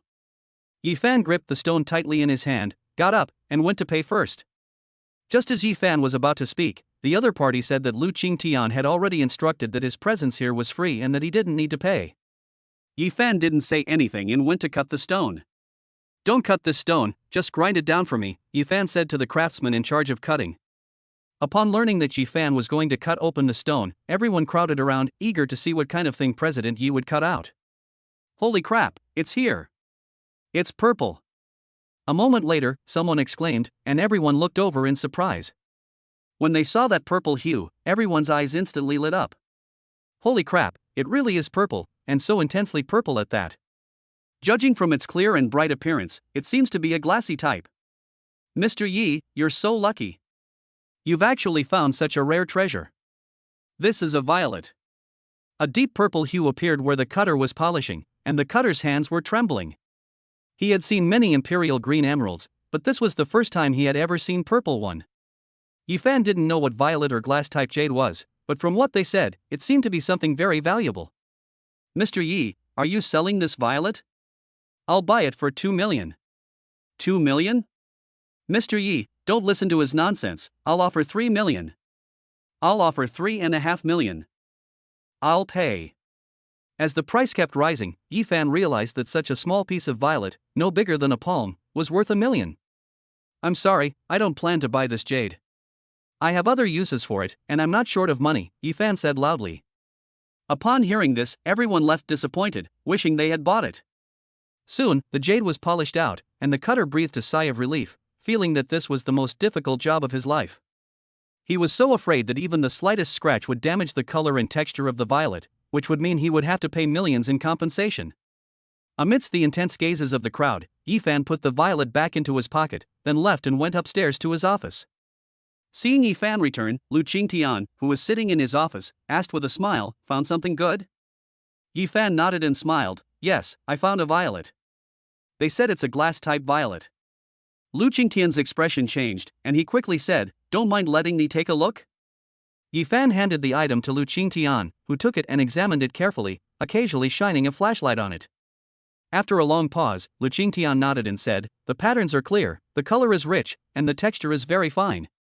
It is definitely a glass-type jadeite, and it is also quite large." After saying that, he returned the jade to Yifan and exclaimed, "I didn't expect you to be so lucky, brother Yi. Although violet is not as precious as imperial green or emerald, it is often called royal purple jade abroad because of its color. And it is only of the glutinous type. Your glass type is indeed rare. Brother Yi, I wonder if you would be willing to sell it? Yi Fan laughed and said, Brother Lu, you've also taken a liking to this violet? Lu Qingtian nodded in agreement. I'm sorry, Brother Lu, I have a use for this jade. Yi Fan said apologetically. Lu Qingtian sighed and didn't ask for it any further. Yi Fan chatted with Lu Qingtian for a while and learned that setting up this gambling stone market here was also a way to reuse it. This used to be their gang's gathering place. After they disbanded, they felt it was a waste to leave the place empty, so they turned it into a jade gambling site. This reason left Yi Fan speechless. Chapter 47, A Chance Encounter at the Nightclub. Soon the jade gambling game was coming to an end, with some people happy and others sad, which proved the saying in the jade gambling industry true. One cut makes you poor, one cut makes you rich, one cut makes you rags.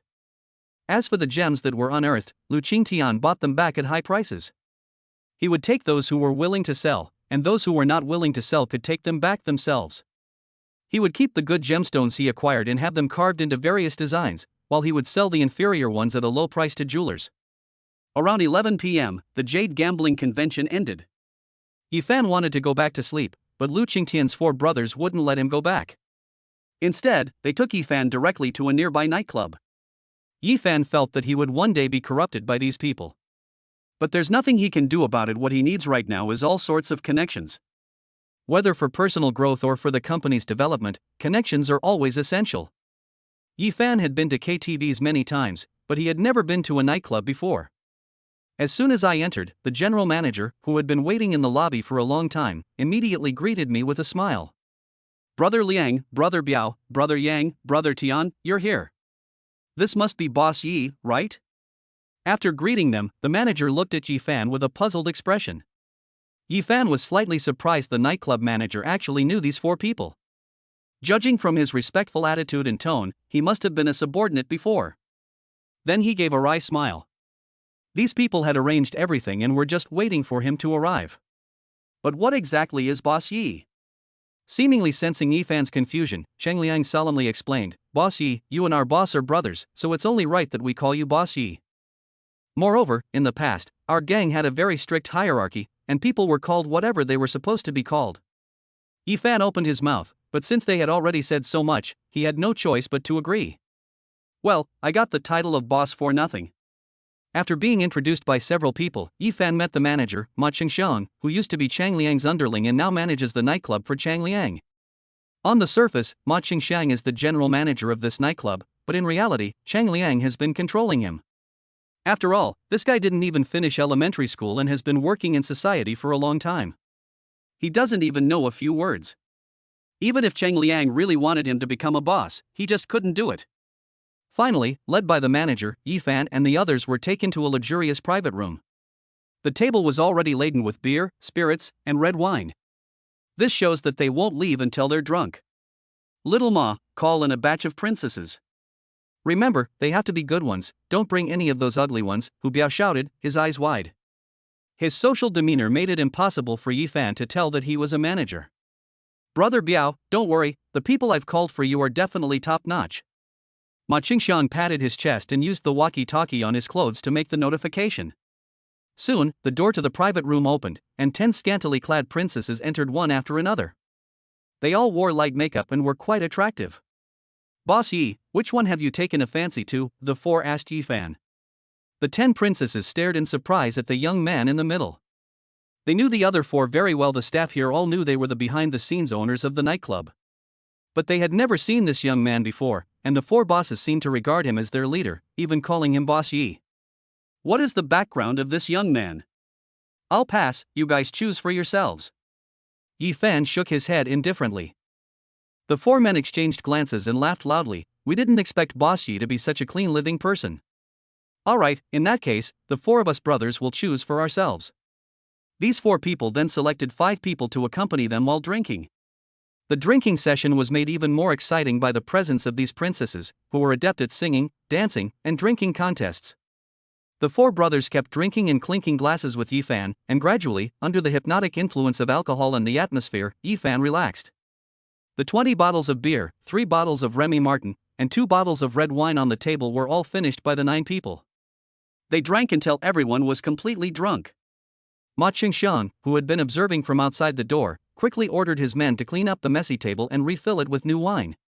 Yi Fan said he was going to the restroom and then left.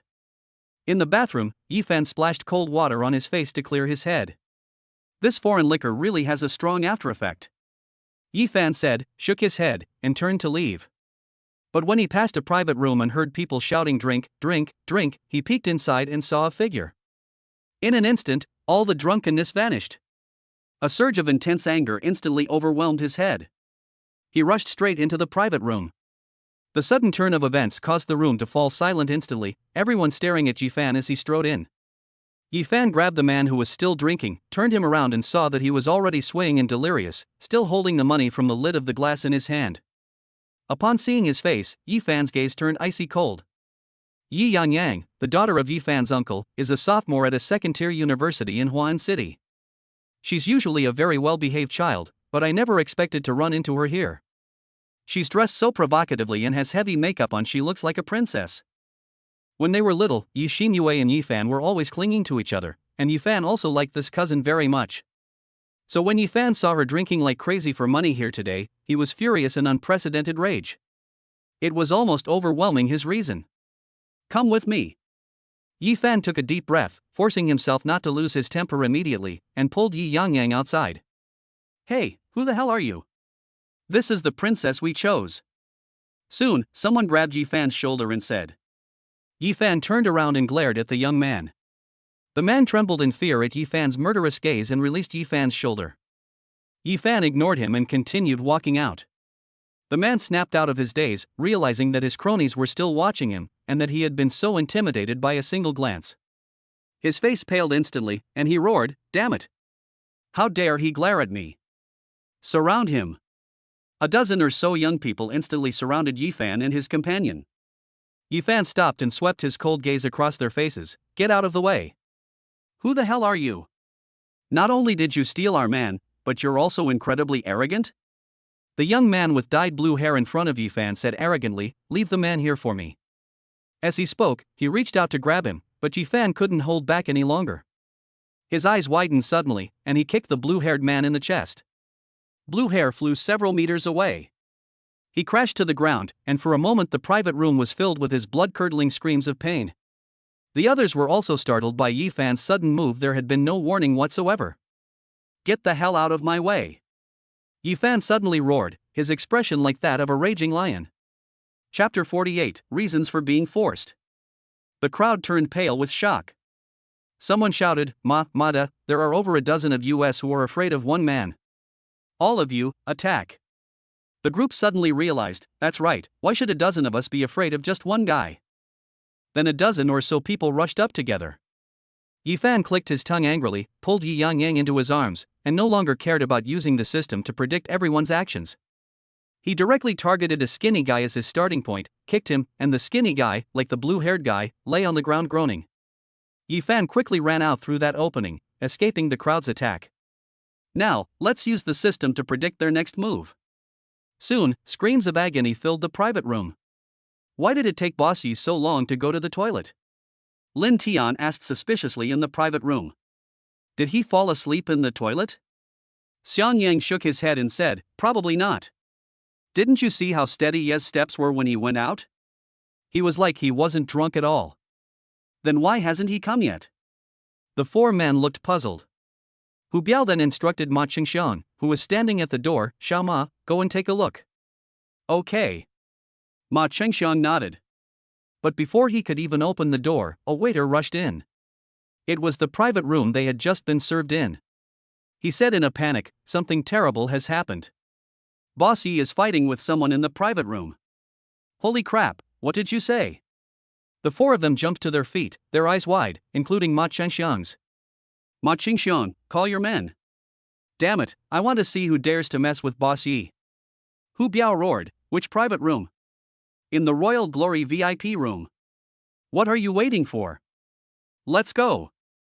The 4 men stepped directly onto the table and went over, with Ma Qingxiang behind them roaring into his walkie-talkie. Everyone, grab your weapons and get to the Royal Glory VIP room. But when Hu Biao and his group went over and pushed the door open, they were dumbfounded. A large group of people lay on the ground, clutching their injuries and groaning. A dozen or so girls huddled together on the sofa, trembling, their eyes filled with terror as they looked at Yi Fan. Their leader, Yi, had some bruises on his face and 2 footprints on his body. He stood in the middle of the crowd, holding a girl, and exuding a terrifying rage. When Hu Biao and the others came in, Yi Fan only gave them a cold look, and even the 4 of them were startled by his eyes. "Boss Yi, did you do all this by yourself?" Hu Biao asked cautiously, while the other 3 stared intently at Yi Fan. Yi Fan hummed in agreement and said, "It's up to you." Then he took Yi Yangyang out, leaving the 4 of them stunned. Is this Boss Yi really that powerful? He took on 13 people single-handedly and knocked them all down without even getting hurt. They've been in society for so many years and they still can't do this. That's absolutely amazing. At that moment, Ma Qingxiang and his men burst in. Seeing the mess on the ground, he was stunned and asked, "Brother Liang, what's going on? Did Boss Yi do all this?" The 4 of them nodded in unison. Ma Qingxiang's mouth is big enough to fit an egg. One person took down 13. If he was somewhat dissatisfied with this Boss Yi just now, he now admires him from the bottom of his heart. That's awesome. Where's Boss Yi? Shang Liang asked, snapping out of his daze. Let's go to the private room. Shang Liang thought for a moment, then said solemnly, Xiao Ma, have someone bring all these people to the private room. Let's go check on Boss Yi's situation. After Yi Fan helped Yi Yangyang to the private room, he immediately took the 2 buckets of ice and splashed them on Yi Yangyang's face. The icy shock instantly snapped Yi Yangyang back to reality. When she saw Yi Fan standing next to her, carrying an ice bucket and with a livid face, she shuddered and stood up. Cousin. Yi Fan snorted coldly and threw the ice bucket onto the table. The loud crash made Yi Yangyang tremble all over, bite her lip, and tears welled up in her eyes. She had never seen Yi Fan so angry. I don't want to hear nonsense. What's going on? Yi Fan stared at her and said coldly. Yi Fan tried his best not to get angry. He would decide what to do after finding out the reason. Yi Yangyang's tears streamed down her face, her shoulders trembling as she struggled to say, My dad was in a car accident and he's still unconscious. We've run out of money for his surgery. There are countless reasons, but this was truly unexpected for Yi Fan. He frowned and asked, When did this happen? Do your relatives back home know? Yi Yangyang shook his head and said, Just 10 days ago, no one in our hometown knew. Why won't you tell me? Yi Fan pressed. My mom was afraid that the family would worry and didn't want to trouble them, so she told me not to tell them. So you came here to be a princess? Upon hearing the word princess, Yi Yangyang's tears flowed even more, and she bit her lip to stop herself from crying. The silent weeping only added to Yi Fan's unease, leaving him with nowhere to vent his anger. He sighed and breathed a sigh of relief, as long as she wasn't doing those things out of selfishness and greed. It's not that Yi Fan looks down on the position of princess after all, everyone has their own way of life. But he just doesn't want the people around him to be involved in it. How many days have you been working here? Yi Fan continued to ask. Yi Yangyang wiped away her tears and sobbed, I just arrived today. Yi Fan breathed a sigh of relief, but then scolded, You're almost 20 years old, can't you have some self-respect? Just because your mother says not to say it, you really won't? Are you planning to do those shameful things in a place like this? Do you know what those people would have done to you if I hadn't happened to be here today? Yi Fan's stern voice made Yi Yangyang cry again, and she couldn't utter a single word. Yi Fan waved his hand irritably and said, All right, stop crying. Come with me.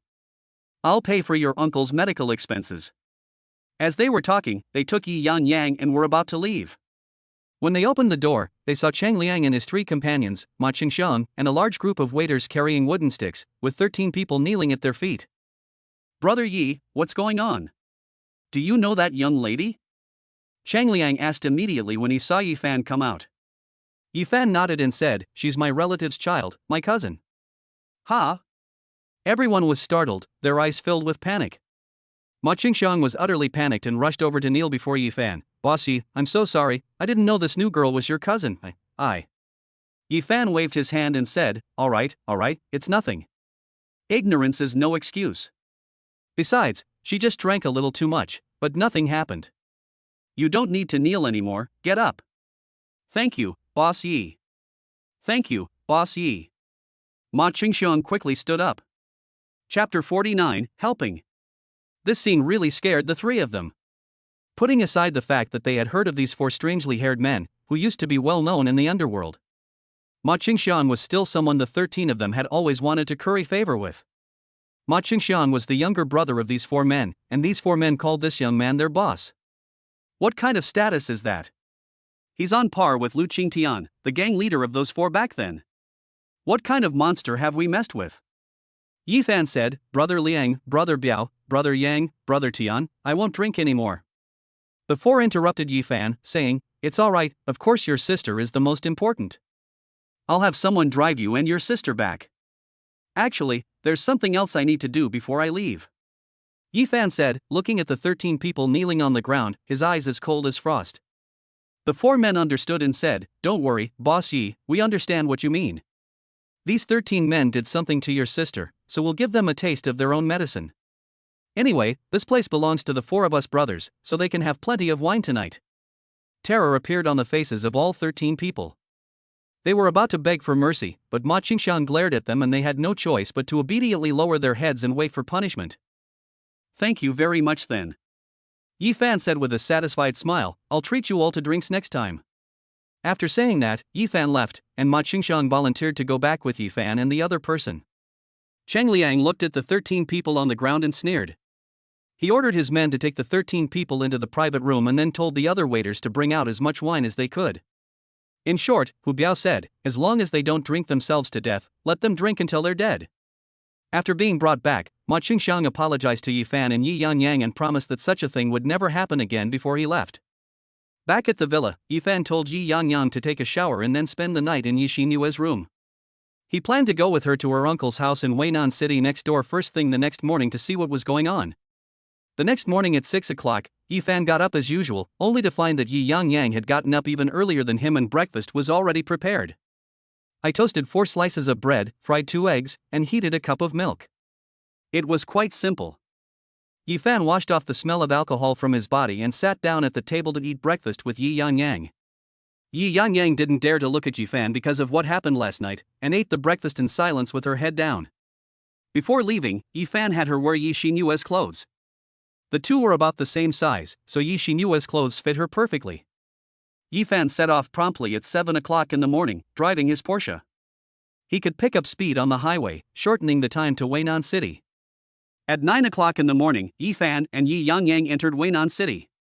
Yi Fan asked Yi Yangyang which hospital she was in, and then used the navigation to search and followed the navigation to the First People's Hospital. As soon as Yi Yangyang entered the hospital, she rushed to the intensive care unit of the inpatient department. Mom!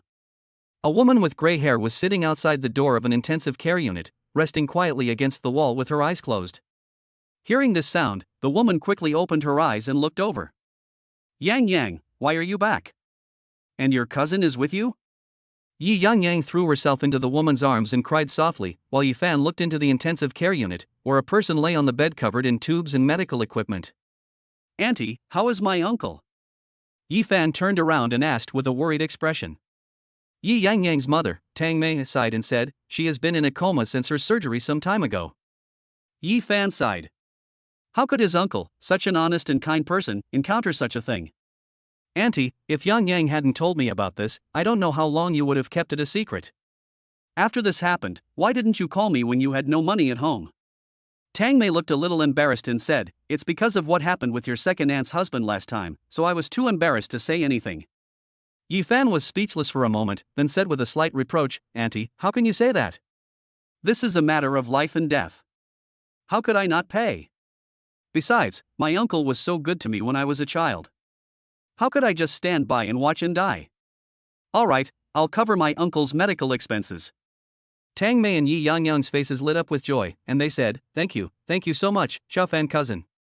Yi Fan casually waved his hand, took the medical insurance card, paid off the 2 days of overdue hospital fees and medication costs, and then paid for 3 more months. After returning, Yi Fan only gave them his medical insurance card and kept the bills himself. Xiao Fan, I really don't know how to thank you. Without you, I really don't know how I would have survived. I kneel down before you. Tang Mei excitedly held the medical insurance card, tears streaming down her face, and bent her knees. If it weren't for Yi Fan, Tang Mei would have really thought about dying. In the past 10 days, the surgery and the intensive care unit had exhausted all of their family's savings, and she was desperate. Upon seeing this situation, Yi Fan thought to himself, "Holy crap." She hurriedly reached out to help her up. Auntie, this is no good, this is no good. Get up. Get up. If you really kneel down, not only will you be struck by lightning, but my dad will skin me alive. After helping Tang Mei sit down on a stool, Yi Fan breathed a sigh of relief and said, "Auntie, have you eaten? If not, let's go eat first. Uncle should be alright for now." "Okay, Mom, you go have dinner with your cousin first. I'll stay here and watch for a while," Yi Yangyang said from the side. Tang Mei wanted to say that she couldn't eat, but in order not to worry Yi Yangyang and Yi Fan, she could only nod. As Yi Fan walked down the street, Tang Mei, the aunt next to him, opened her mouth, then closed it again. Yi Fan had already seen this scene and guessed what she was going to say. However, since the aunt was too embarrassed to speak, Yi Fan simply said, "Auntie, I'll cover all the expenses for Yang Yang's remaining time at university, so you can just focus on taking care of Uncle." Tang Mei was silent for a moment before sighing and saying, "I really don't know how to thank you." Yi Fan didn't say anything more. He took Tang Mei to a restaurant and ordered all nourishing foods. Afterwards, Yi Fan took advantage of the time while eating to withdraw 100,000 yuan from a nearby ATM and wrapped it in a paper bag. By the time they arrived, Tang Mei had almost finished eating. She really didn't have much of an appetite, so she just drank a few sips of chicken soup and ate some side dishes. After returning home, Yi Fan hired a caregiver again, spending tens of thousands of yuan. "Yi Yangyang and I definitely can't stay here forever. We need to go back tonight. There's not much point in us staying here, we'd only be causing trouble for Tang Mei." Therefore, Yi Fan prepared everything in advance so that he wouldn't forget it when he left. Chapter 50, The Return of the Childhood Sweetheart. When it was time to leave in the evening, Yi Yangyang wanted to stay and look after the children, but Tang Mei would definitely not agree. "Auntie, take this 100,000 yuan. You still need to cover your daily expenses." Yi Fan took the 100,000 yuan he had brought at noon out of his pocket and handed it to the auntie. Tang Mei refused to accept it no matter what, and hurriedly said, "This won't do, this won't do, Xiao Fan, you've already helped enough, it would be unreasonable for me to take your money again. Auntie, just take it. Don't refuse me. I'm not short of money." Yi Fan forcefully stuffed it into Tang Mei's hand. Regardless of whether Tang Mei accepted it or not, Yi Fan drove away from Weinan City with a tearful Yi Yangyang in tow. Before leaving, she added, "Auntie, no matter what crisis you encounter this time, just give me a call, and I'll help if I can." "Okay, I understand." Tang Mei nodded, feeling even more grateful to Yi Fan. "Cousin, thank you." In the car, Yi Yangyang said very seriously, "I will definitely pay you back this money." "Okay." Yi Fan nodded, he did not refuse. He didn't care about the money, but it wasn't good for her to keep thinking about it. "You can pay it back after you graduate and start working, don't think about it now. At the beginning of each month, I will send you 10,000 yuan for living expenses. If you want to go back to see your parents after school, just tell me. And I haven't told your mom about what happened yesterday, but if there's a next time, before I tell your mom, I'll definitely give you a good spanking like when you were a kid, you hear me?" Put. Despite saying that, Yi Fan didn't act fierce at all. His slightly glaring eyes made Yi Yangyang smile, and a warm feeling flowed through her heart. "Okay, I understand." When Yi Fan arrived back at 1 a.m., he let Yi Yangyang rest at the villa and took her to school when she woke up in the morning. For a period of time after that, Yi Fan stayed home all day, focusing on stock trading. The company is also developing steadily. The software they developed was loved by many stock investors as soon as it was released. Previously, stock trading software could only show stocks and the overall market trend. Now there's a smart software that can help them analyze stock picks and provide market strategies. How could they not like it? Therefore, Yi Fan's company's reputation is also rising rapidly. Yi Fan also downloaded it and took a look. It was indeed quite good, and the stock analysis was also very thorough. However, he only glanced at it and didn't need it. Today, Yi Fan was driving around when he received a call from an unknown number, an international call. "Hello, is this Yi Fan?" A gentle voice came from the other end of the phone. The voice sounded familiar. Yi Fan replied, "It's me." "And you are?" "Li Qingyi, where are you now?" Yi Fan was slightly taken aback. Li Qingyi? A beautiful image flashed through Yifan's mind. No wonder it was an international call. I'm in Huan City, what's wrong? Could you pick me up at Huan City Airport at 1 p.m.? I'm back, came the casual reply. You're back? You're back from abroad?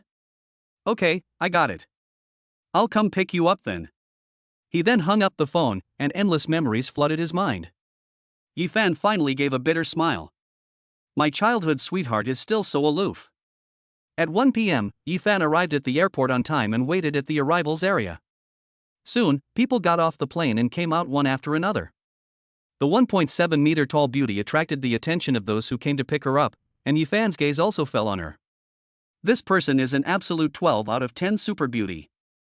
It's not just that she's stunningly beautiful, she's downright devastating.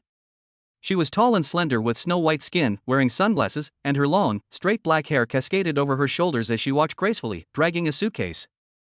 Holy crap, this woman is stunning. I've never seen anyone so beautiful before. What amazing genes they must have to have such a beautiful daughter. Mom, I think I've fallen in love at first sight. I need to get her contact information. Forget about it. Didn't you see the diamond ring on her finger? She's already married. Countless men's hearts broke at this moment. Yifan followed what others were saying and looked at his hands. She did indeed have a diamond ring on her ring finger. She got married? When did that happen? I'll ask later. Yifan shook off the distracting thoughts in his head and raised his hand. Li Qingyi. Over here. Their family used to live next door to Yifan's family. Later, their family became wealthy through business and moved to the city, and Yifan had less contact with her. It wasn't until high school, when Yifan and she went to the same high school, that they reconnected. However, Yifan was a freshman at the time, while she was already a senior. Later, after graduating from high school, she was admitted to Stanford University in the United States with a near-perfect score on the college entrance exam, and went abroad to study. It's been about 6 years since she went abroad. I heard from her family when they came back to the village to visit relatives that after graduating from university, she became a senior executive at a Fortune 100 company with an annual salary of $1 million. The beautiful woman looked at Yifan, a faint smile appearing on her face, and nodded slightly to him. In that instant, envious, jealous, and hateful gazes almost engulfed Yifan, but instead of panicking, he felt a sense of enjoyment. Let's go. Yifan walked up to her and took the suitcase from her hands. Li Qingyi nodded slightly and walked side by side with Yifan. As everyone watched Yifan's proud departing figure, some couldn't help but clench their fists. Damn, so what if we know each other? Your boasting is just too arrogant. Yifan put the suitcase away. Li Qingyi was slightly surprised and asked, Is this your car? Yifan nodded, smiled at Li Qingyi, and said, Pretty, isn't it? Incredulity flashed in Li Qingyi's cat-like eyes as she sized up Yifan. From clothes to shoes, everything was Gucci, and the faint scent of perfume on her was cologne. It seems that Yifan has changed a lot in the 5 years he has been away. It's quite pretty. With that, Li Qingyi got into the passenger seat. Yifan shrugged at her perfunctory praise, got into the car, started the engine, and drove away with Li Qingyi. You're married? I've never heard you mention it before? Yifan asked in the car, puzzled. Li Qingyi looked at the scenery passing by outside the car window and nodded, saying, Yes, the time was rather rushed, so I didn't have time to notify them. Oh. Yifan didn't ask any further questions. The two fell silent. After a long while, Li Qingyi glanced at Yifan and casually asked, Aren't you going to ask who this person is? Yifan paused for a moment, then said, You were willing to marry him, so he must be a pretty good person. The two fell silent again, and Yifan seemed to hear a very soft sigh from the passenger seat. But looking at them, they were still gazing out the window as they had at the beginning. You must have misheard. Chapter 51, Being coveted by too many people isn't a good thing. Chapter 51, Being coveted by too many people isn't a good thing. After returning, Yifan told Li Qingyi to go to Yi Xinyue's room to rest and adjust to the time difference. She carried the groceries to the kitchen by herself. He originally wanted to take Li Qingyi out to eat, but she wanted to eat authentic home-cooked meals. Yifan knew how to cook, so he asked if it was okay, and Yifan agreed. Yifan quickly prepared 4 dishes and a soup, then went upstairs and knocked on the door to invite Li Qingyi down for dinner. At the dinner table, Yifan asked Li Qingyi how long she planned to stay at home. She said she had already quit her job in the United States and planned to start a new business in Huan City, this time wanting to start her own business. Yifan didn't think much of this decision. After all, she had always been a very independent woman. So Yifan wasn't surprised at all that she wanted to start her own business. After dinner, Li Qingyi didn't rest anymore, but asked Yifan to take her to the nearby clothing market. I thought she was going to buy clothes, but when she got there, she just wandered around the nearby shops, occasionally asking about prices and touching the fabrics. Let's go. After wandering around all afternoon, she hadn't bought a single piece of clothing. Did you study fashion design in college? Yifan asked. Li Qingyi nodded and said, Don't you plan to go home and visit first, and then start the company directly? Yifan asked. I'll go back in a few days. I want to get the company's paperwork sorted out first. Yifan sighed. Well, another strong woman. Li Qingyi suddenly said, Please take me to the city center later. I'll be staying in a hotel for the next few days. Yifan originally wanted to persuade him to stay. But considering that he was already married, it wouldn't be appropriate for him to stay at his place, so I neither agreed nor accepted. Why stay in a hotel? It's too unsafe. I bought a building in the city center, and there should be quite a few vacant apartments. You can stay there for a few days, and you can choose any apartment you like. Li Qingyi looked at Yifan in surprise and asked strangely, Why are you buying this building? To use as staff dormitories. Yifan casually said, I opened a financial company in the city center. As you know, the financial industry has a large proportion of salespeople, and they don't have a fixed work schedule. Since I can't change their work hours, I bought a building to serve as employee dormitories to improve their quality of life. Li Qingyi was increasingly shocked. Luxury cars and villas are one thing, but Yifan even started a company. Moreover, she generously bought a building to use as employee dormitories, a benefit her previous company didn't offer. Weren't they quite poor back then? How did you suddenly become so rich? What happened to Yifan's family during the years I was away? Could you take me to see your company? Li Qingyi was showing some interest in Yifan's company. Sure, but we'll have to go tomorrow. It's already late. Why don't you stay at my place tonight and I'll take you there tomorrow? Yifan said. Li Qingyi did not refuse. Okay. Yifan then took her around the mall and showed her the clothes in other clothing stores. The two of them didn't get home until 8 p.m. The next morning, Yifan took Li Qingyi to his company. Li Qingyi kept asking questions along the way. When she learned that Yifan's first pot of gold came from winning the lottery and then making money from stocks, she was incredibly surprised. This guy is so lucky. However, when she asked Yifan how many people his company had and how it operated, he answered haltingly. Finally, Yifan simply said, I don't know either. I'm just a hands-off manager. I've left the company's affairs to the two vice presidents. Li Qingyi was speechless. This CEO's performance was simply unbelievable. The worst part is that he said it with such confidence. Look, this is my company, what do you think? In the president's office, Yifan had just led Li Qingyi on a tour of the entire company. Li Qingyi nodded approvingly and said, Not bad, the operation is not bad, although it has nothing to do with you. Yifan smiled and didn't refute her. What she said was absolutely right. Outside, the crowd continued their incessant chatter, still talking about Yifan and the stunningly beautiful woman who had come to the company with him. I never would have guessed that our CEO Yi is such a playboy. The one he brought last time was already stunning, but this one is even prettier. Exactly. The women around President Yi are all incredibly beautiful. I thought our company's President Shen and that girl from last time were already goddesses, but I never expected this. That's why they say short hair means short brains. From now on, stick with our CEO Yi, and you might get to see even more beautiful women. The group of people became even more devoted to Yifan. He just wanted to follow their CEO Yi and see more beautiful women. Although it can only be admired from afar and not touched, that's enough. They only need to admire beautiful women. Just leave the rest to General Manager Yi. Their hushed conversation drew utter contempt and disdain from their female colleagues and subordinates nearby. You men are so spineless. What are you talking about? A cold voice suddenly interrupted their conversation. Everyone felt a tremor in their hearts, and a wave of panic washed over them. Mr. Shun, Mr. Yi has arrived. Shin Sinyu glanced at Yifan's office, but the blinds blocked her view. Peering through the small gap, you could see two figures sitting on the sofa, chatting intimately. It seems to be a woman. Withdrawing her gaze, Shinsinyu swept her eyes over everyone and said coldly, "Get back to work. If I find you talking about things unrelated to work during work hours again, everyone's salary will be deducted." After saying that, Shinsinyu returned to her office, came out with a folder in her hand, and knocked on Yifan's office door. She only pushed open the door and went in after hearing someone inside tell her to come in. After she went inside, the people outside started talking again, and this time even the girls joined in.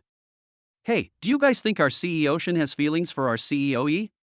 Every time CEO Yi comes, CEO Shin always goes to see him right away." "I don't think so. What if they were talking about work? Didn't you see she was carrying a work folder when she went in? You blockhead. If you didn't have something to cover it up or use as a reason, would President Shin have been able to get in?" "Brother, your analysis is absolutely right. I think so. I think so too. Ahem, get back to work, stop discussing those trivial matters." Hu Yelin couldn't stand it anymore, so he came out of his office and sternly stopped them. Everyone immediately got back to work. Hu Yelin glanced at Yifan's office, sighed, and retreated into his own office. "Mr. Yi, you'd better watch yourself. Having too many women vying for your attention isn't a good thing. When I was young, I was very experienced." Chapter 52, I Want to Join. Li Qingyi stared intently at Yifan for a moment before asking, "How much do you plan to bet?" During our casual conversation, Yifan suddenly mentioned that he wanted to invest in my company, which was unexpected. However, Li Qingyi also needed to find a partner. During her years abroad, she earned $1 million a year, but after bringing it back, it only amounted to a little over 1,000 RMB. She wants to start a company, and she definitely needs a strong partner. Yifan said slowly, "Then it depends on how you want to develop. If you take it slow and steady, I will naturally invest less. If you want to achieve great success in a year or 6 months, I will invest more. I want to develop it quickly." 500 million is the minimum standard, Yifan replied casually, taking a sip of tea. 500 million? Li Qingyi's eyes widened, her melodious voice trembling slightly as she asked, You really plan to invest that much?" Yifan smiled and nodded. "At that time, the company will be yours, and I will be the largest shareholder and just collect the dividends." Li Qingyi was so shocked that she couldn't speak. Who exactly is Yifan now? Is it really the same person I used to know? They can casually export 500 million. Especially his last condition was the most tempting, the company would still belong to her. Just then, a knock sounded on the door. "Come in." After Shinsinyu went inside, she closed the door. When she saw the person on the sofa with a furrowed brow, a strong sense of powerlessness and jealousy rose in her heart. "It's absolutely gorgeous. It's simply the most perfect creation of God. What's wrong? Is there something you can't resolve?"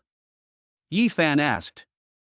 Shinsinyu then came to her senses, handed the documents in her hand to Yifan, and said, "It's like this, President Yi. After discussing with President Hu, we planned to acquire several weaker financial companies, but we encountered some trouble." As Yifan flipped through the documents containing information about that company, he listened to Shinsinyu say, "There's a company whose acquisition price we offered was already quite reasonable, but the CEO has been making things difficult for us at every turn. We want to give up, but they refuse to refund the initial payment." A hint of coldness flashed in Yifan's eyes. "A deadbeat, isn't he? Okay, I understand. You arrange a meeting with that boss now, and I'll go talk to him." Yifan glanced at the documents in his hand and then handed them to Shinsinyu. Shinsinyu glanced at the woman sitting on the sofa before leaving. A moment later, Shinsinyu came in again, preventing Yifan from saying what he was about to say. The other party said they could meet at noon and booked a private room at the Ziyuan Hotel. Yifan glanced at the time. It was almost 11 o'clock. He had no choice but to pack up and prepare to go out with Shinsinyu. As for Li Qingyi, he has already taken her to that dormitory building, so she can go there by herself when the time comes. After Yifan drove away, Li Qingyi suddenly took the diamond ring off her hand and threw it into the trash can next to her. "Mr. Shin, hello. This must be Mr. Yi next to you. Please have a seat." In the Xiangtang private room of the Ziyuan Hotel, Yifan and his companion had just pushed open the door when a middle-aged man greeted them with a big smile. "Hello, Mr. Yu." Yifan didn't shake hands with him, but sat down on the stool, making the middle-aged man very embarrassed. "This is Yu Jiang, the president of the company that was on the verge of bankruptcy." Yu Jiang was about to order some food, but Yi Fan stopped him, saying, Mr. Yu, to make a long story short, the acquisition price my company paid for your company is already reasonable. What are you dissatisfied with? Seeing this, Yu Jiang knew that this person, President Yi, was up to no good when he started questioning him directly. However, he still said methodically, Mr. Yi, actually the price you offered before was very reasonable, and I didn't think there was anything wrong with it. That's right, there's a better financial company now that wants to acquire our company and has offered a higher price. A better financial company? Yi Fan sneered inwardly. Since that is the case, I have nothing more to say. We voluntarily withdraw from the competition. Mr. Yu, please return the deposit we paid, Yi Fan said, nodding. Yu Jiang's expression hardened, then turned grim, and he said in a deep voice, President Yi, don't you plan to reconsider? He said that the better financial company was just trying to fool Yi Fan, they just wanted a higher price. Human nature is always greedy. Since someone wants to acquire his company, he wants more money. Yi Fan replied, Consider? What is there to consider? Mr. Yu also wants a better price, but our company can't offer the price you mentioned, so we have to withdraw. I wonder how Mr. Yu plans to refund the down payment. Yu Jiang's face darkened completely, and he said, Impossible. You can give up the company, but I will not return this money. Yi Fan's expression also changed, turning frosty as he said, Mr. Yu, are you sure you don't want a refund? Yu Jiang sneered, you were the ones who said you wanted to acquire it, and now you're the ones who want to back out. Why should I refund your money? Besides, you paid the initial deposit yourselves, I didn't force you. Yi Fan's face was already showing anger, and Shin Sinyu's expression was also extremely ugly. That guy is a complete scoundrel. Looking at their expressions, Yu Jiang let out another cold laugh. I'm not giving it to you, so what can you do about it? Just then, Yi Fan's phone suddenly rang. Yi Fan answered the phone without even looking at it, a smile on his face. You've arrived? I'm at Ziying Hall. I haven't ordered yet. Hurry up and come up. Yu Jiang suddenly frowned, a mocking look on his face. What, you're calling for backup? Let me tell you, don't think you have connections. I have mine too. Yi Fan laughed and said, Mr. Yu, you're too kind. I just invited a few friends over for a meal. How could I invite people? That's the mafia. I don't do that kind of thing. Yu Jiang was relieved, but a deep sense of unease still lingered in his heart. Soon, 4 burly men in suits pushed open the door and entered. Upon seeing Yi Fan, they respectfully greeted him, Boss Yi. That shout really startled Yu Jiang. Especially when he saw the hairstyles of those 4 people, his face turned deathly pale. He used to be involved in the underworld, so how could he not recognize these 4 iconic hairstyles? Back then, that was a nightmare for those petty thugs. Shin Sinyu, who was standing next to her, also changed her expression slightly, and her heart pounded in fright. Liangzi, Biaozi, Yangzi, Xiaotian, sit down. You can order now. Yi Fan quickly pointed to the empty seats and said generously, I spoiled the fun last time, so this meal is on me. What are you saying, Boss Yi? Hu Biao shouted, his voice echoing in the small private room like a tolling bell. Chapter 53, If you try to cheat, I'll cheat even harder. Alright, I said I'd treat you, so don't refuse. Yi Fan waved his hand casually and said, hurry up and sit down. Hey! Mr. Yu, why are you standing up? Hurry up and sit down, everyone's here, we can eat now. Chang Liang and the other 3 looked over, their faces filled with doubt. Who is this person? 8 tiger eyes looked over, almost scaring Yu Jiang so much that he knelt on the ground. He chuckled awkwardly and said, Mr. Yi, I have something to do, so I'll be leaving now. I won't be eating. Yi Fan glared at him and said, Boss Yu, are you really not giving me any face? Besides, it's lunchtime now. Eating is the most important thing, haven't you heard that, Boss Yu? Yu Jiang nodded repeatedly, not caring if he broke his own neck, and said, I've heard, I'll eat it. Yi Fan nodded in satisfaction and said, that's good. Please sit down. Waiter, let's order. Yu Jiang finished the meal in a state of trepidation, while Yi Fan and his group could chat for half a day after just one bite. However, this general manager Yi didn't mention a single word about his own matter, making it seem as if he had just invited Cheng Liang and the other 3 to dinner, and that he was merely an innocent victim. They ate their meal from 12 o'clock to 2 o'clock.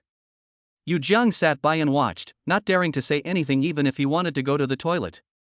He held it in for a whole hour, his face flushed, and he fidgeted for a long time. Mr. Yu, is something the matter? Why are you acting so coy like a wife? Hu Biao suddenly looked at him and asked with a puzzled expression. Yu Jian was so startled he almost exposed himself, and shook his head repeatedly, saying, it's okay, you guys continue chatting. Hu Biao had no choice but to turn back. If he said it was nothing, then it was nothing, he couldn't be bothered to care. Yu Jian couldn't take it anymore, but he knew that as long as he didn't get his money back, Yifan wouldn't let him go, and he would definitely lose control of his bladder. But how can I get the money back? That's 10 million. I've already squandered most of it, how could I possibly get it back? Finally, Yu Jian looked at Yifan pleadingly and said, President Ji, I've changed my mind about that matter. Yifan then looked at him, a half smile on his face, and said, President Yu, what idea have you changed? Yifan only had one way to deal with this kind of deadbeat. You're a slacker, aren't you? I'm even more of a slacker than you. If you don't give in today, you can just sit here and waste your time. Anyway, I have plenty of time. We'll talk again when you're willing to give in. Yu Jian knew he was finished, he couldn't get the money out anymore. My company was on the verge of bankruptcy, I couldn't even come up with 5 million, let alone 10 million. In the end, Yifan acquired the company for 50 million, which was half of the 100 million that Shen Sinyu had given him.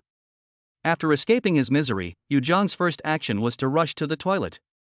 Everyone laughed as they watched him flee in such a disheveled state.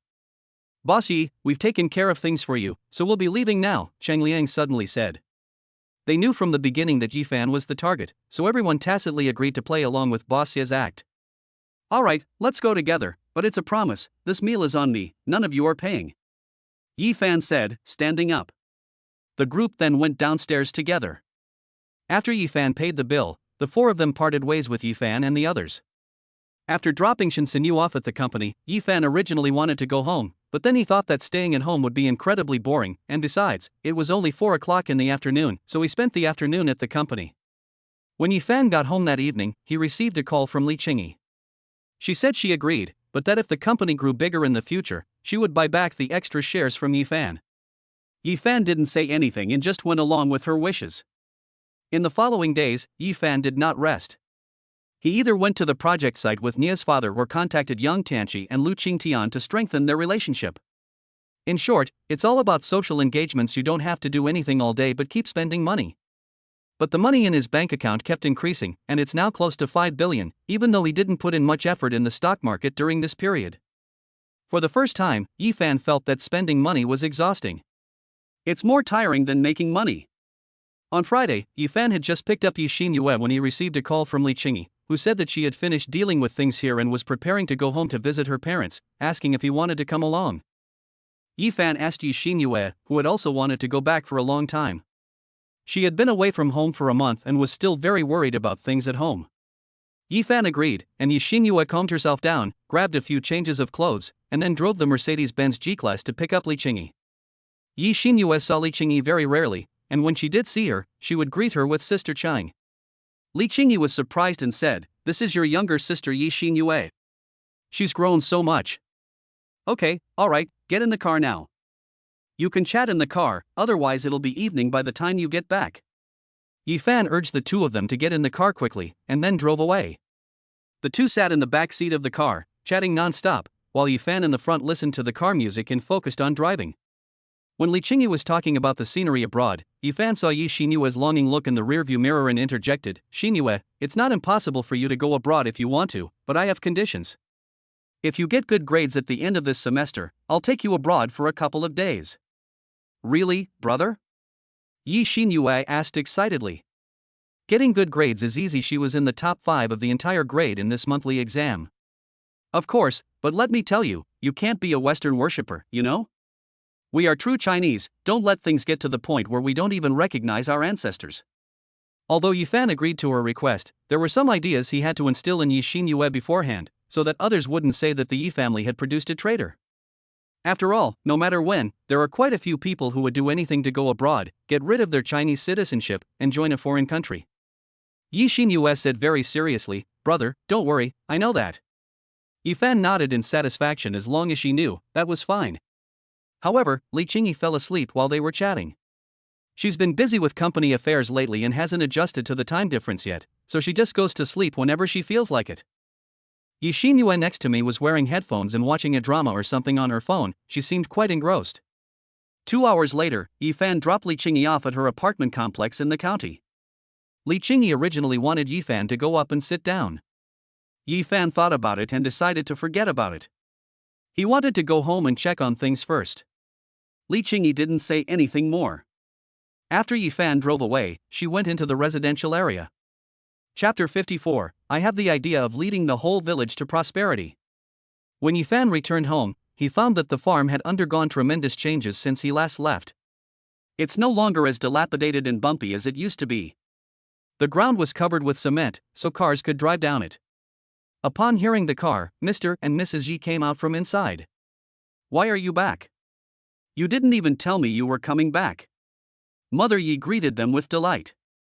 Seeing that Yifan and Yixin Yue were carrying a large pile of things again, Yi's mother scolded, You're back, why did you buy so many things again?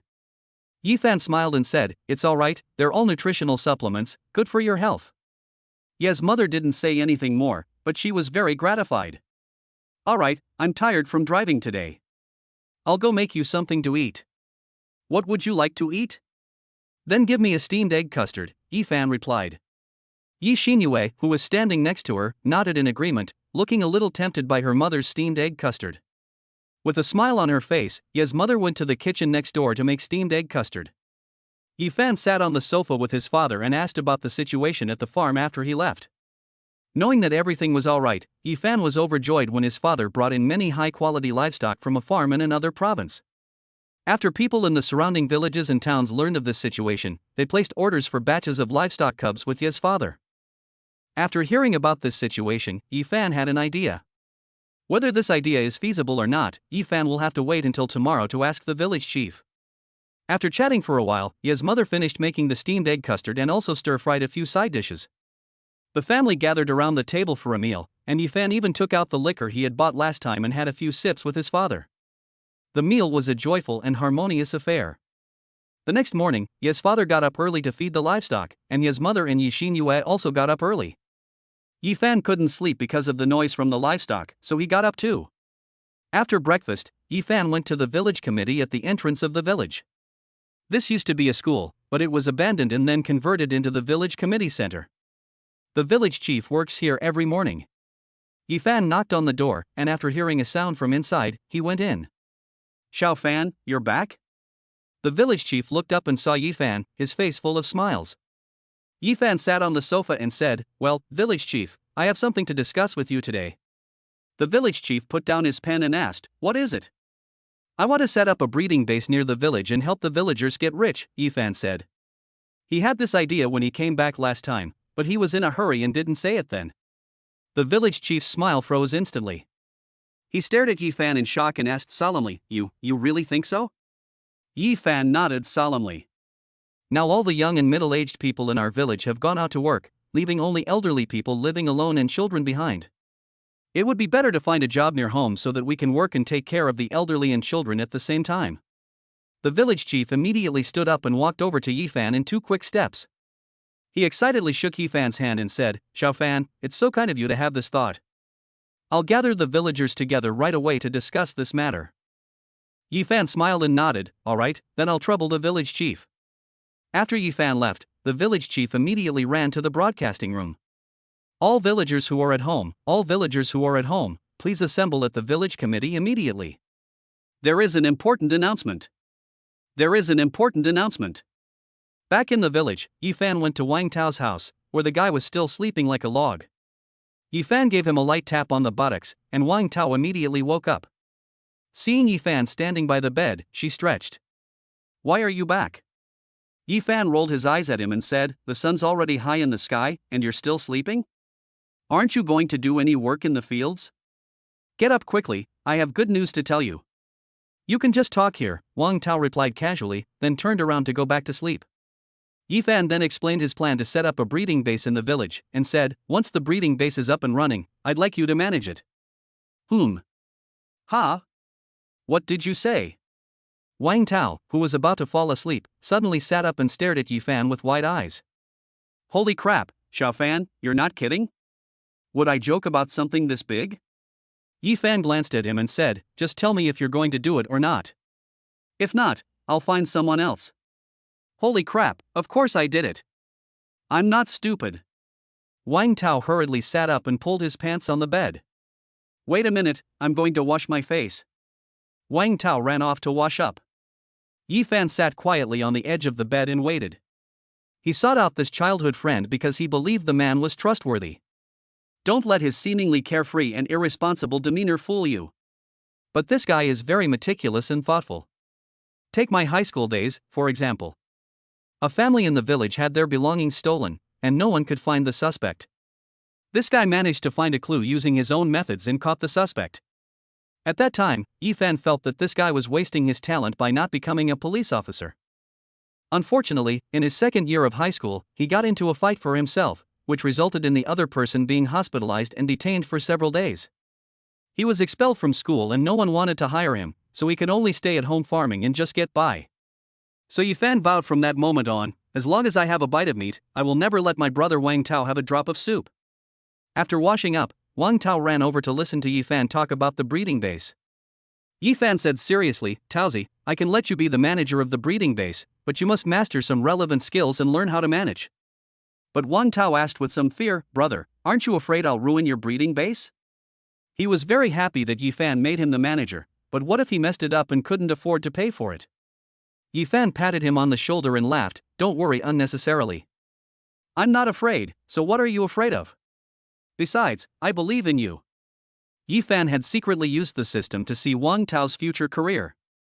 This breeding base will shine with its due brilliance under Wang Tao's leadership. Finally, Wang Tao gritted his teeth and said with an extremely serious expression, "All right, since that's the case, I won't say anything more. After I finish eating, I'll go to your house to learn cooking from Uncle Yi." After Yi Fan left, Wang Tao's mother returned from the fields. Seeing her son gesturing wildly, she scolded angrily, "What are you doing, acting crazy in broad daylight?" Wang Tao ran over and grabbed his mother's shoulder, excitedly saying, "Mom, our family is going to be rich in the future." After Yi Fan returned, his father had already left for a meeting in the village. Yi Fan then told his mother about the matter again. After hearing this, Ye's mother not only did not blame him, but also said that Yi Fan did a good job. The greatest comfort for parents is that their son, despite having wealth, doesn't forget his roots. "Son, how much do you plan to invest in this breeding base you mentioned?" Ye's mother asked. Yi Fan pondered for a moment and said, "Let's invest 100 million first, and we can talk about the rest later." Chapter 55, The Villagers' Disbelief. "Village Chief, what brings you all here today?" "Yes, why the sudden rush? Has something major happened in the village?" Inside the village committee's meeting room, hundreds of villagers were chattering incessantly. The village chief coughed and said loudly, "Everyone, please be quiet for a moment. Let me say what I have to say before you discuss it." The villagers immediately fell silent and all looked at the village chief. The village chief then said solemnly, "Just now, Yi Fan, the son of the Yi family, came to me and said he wants to build a breeding base in our village and lead our village to prosperity." If they were just talking privately, now the entire conference room is incredibly quiet, you could hear a pin drop. "Village chief, you're not kidding us old folks, are you?" "That's right, village chief, let me tell you, don't make fun of us old folks. We may be old, but our ears are still very sharp." "Village chief, is this really true? Give us a straight answer." The village chief was overwhelmed by the various voices of doubt, and he really regretted not asking Yi Fan to stay when he left earlier. All right, quiet down." The village chief suddenly shouted, startling everyone into silence. "Such a big matter, would I lie to you or what? If I deceived the people, would I still be able to keep my job as village chief?" The villagers looked at each other in bewilderment. The village chief is absolutely right. If he lies about this, then he can forget about being the village chief. But the crowd remained skeptical. After all, in their view, everyone has selfish desires. Even if they can no longer get rich, they will still think about coming back to build their hometown and rural areas. How could such a good thing happen to them? "Old Yi, you should know about this, right?" "Is it true?" someone suddenly asked Ye's father. "Yes, that's right. He brought it up last night when my son and I were drinking together." Mr. Yi nodded with a smile. Only then did everyone believe what the village chief said, since Ye's father said it existed, so it must exist. "Old Yi, your family has really produced a dragon this time. And a big golden dragon at that. If that's really the case, your son will be a great benefactor to our village. Oh gee, I knew your son would be extraordinary when he was little. He's truly a dragon among men. Ye's father beamed with joy as he listened to their flattery, but inwardly he was furious. This is indeed a joyous occasion for everyone. But Yifan never told him about this. Yifan didn't mention such a big thing. Does he still care about his father? The meeting ended quickly, and Ye's father immediately returned home, his face full of anger. Yifan, you brat, come out here. Why didn't you tell me about something this big?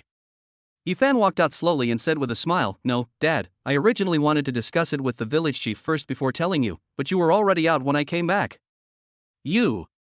Ye's father pointed at Yifan, speechless for a long time. Finally, Ye's father snorted coldly and said, So you're blaming me? No, I wouldn't dare. Yifan quickly waved his hand and said, How could I possibly blame you? All right, don't blame the child. Why are you getting angry about such a good thing? Ye's mother came out and glared at Ye's father. Besides, the child is already so old, shouldn't he have some of his own opinions? Does he have to get your approval for everything? Speechless, Ye's father sighed and said, Fine, you're always right. Yifan quickly helped his father sit on the sofa and served him tea and water. Ye's father secretly glared at Yifan for his obsequious behavior, but stopped scolding him.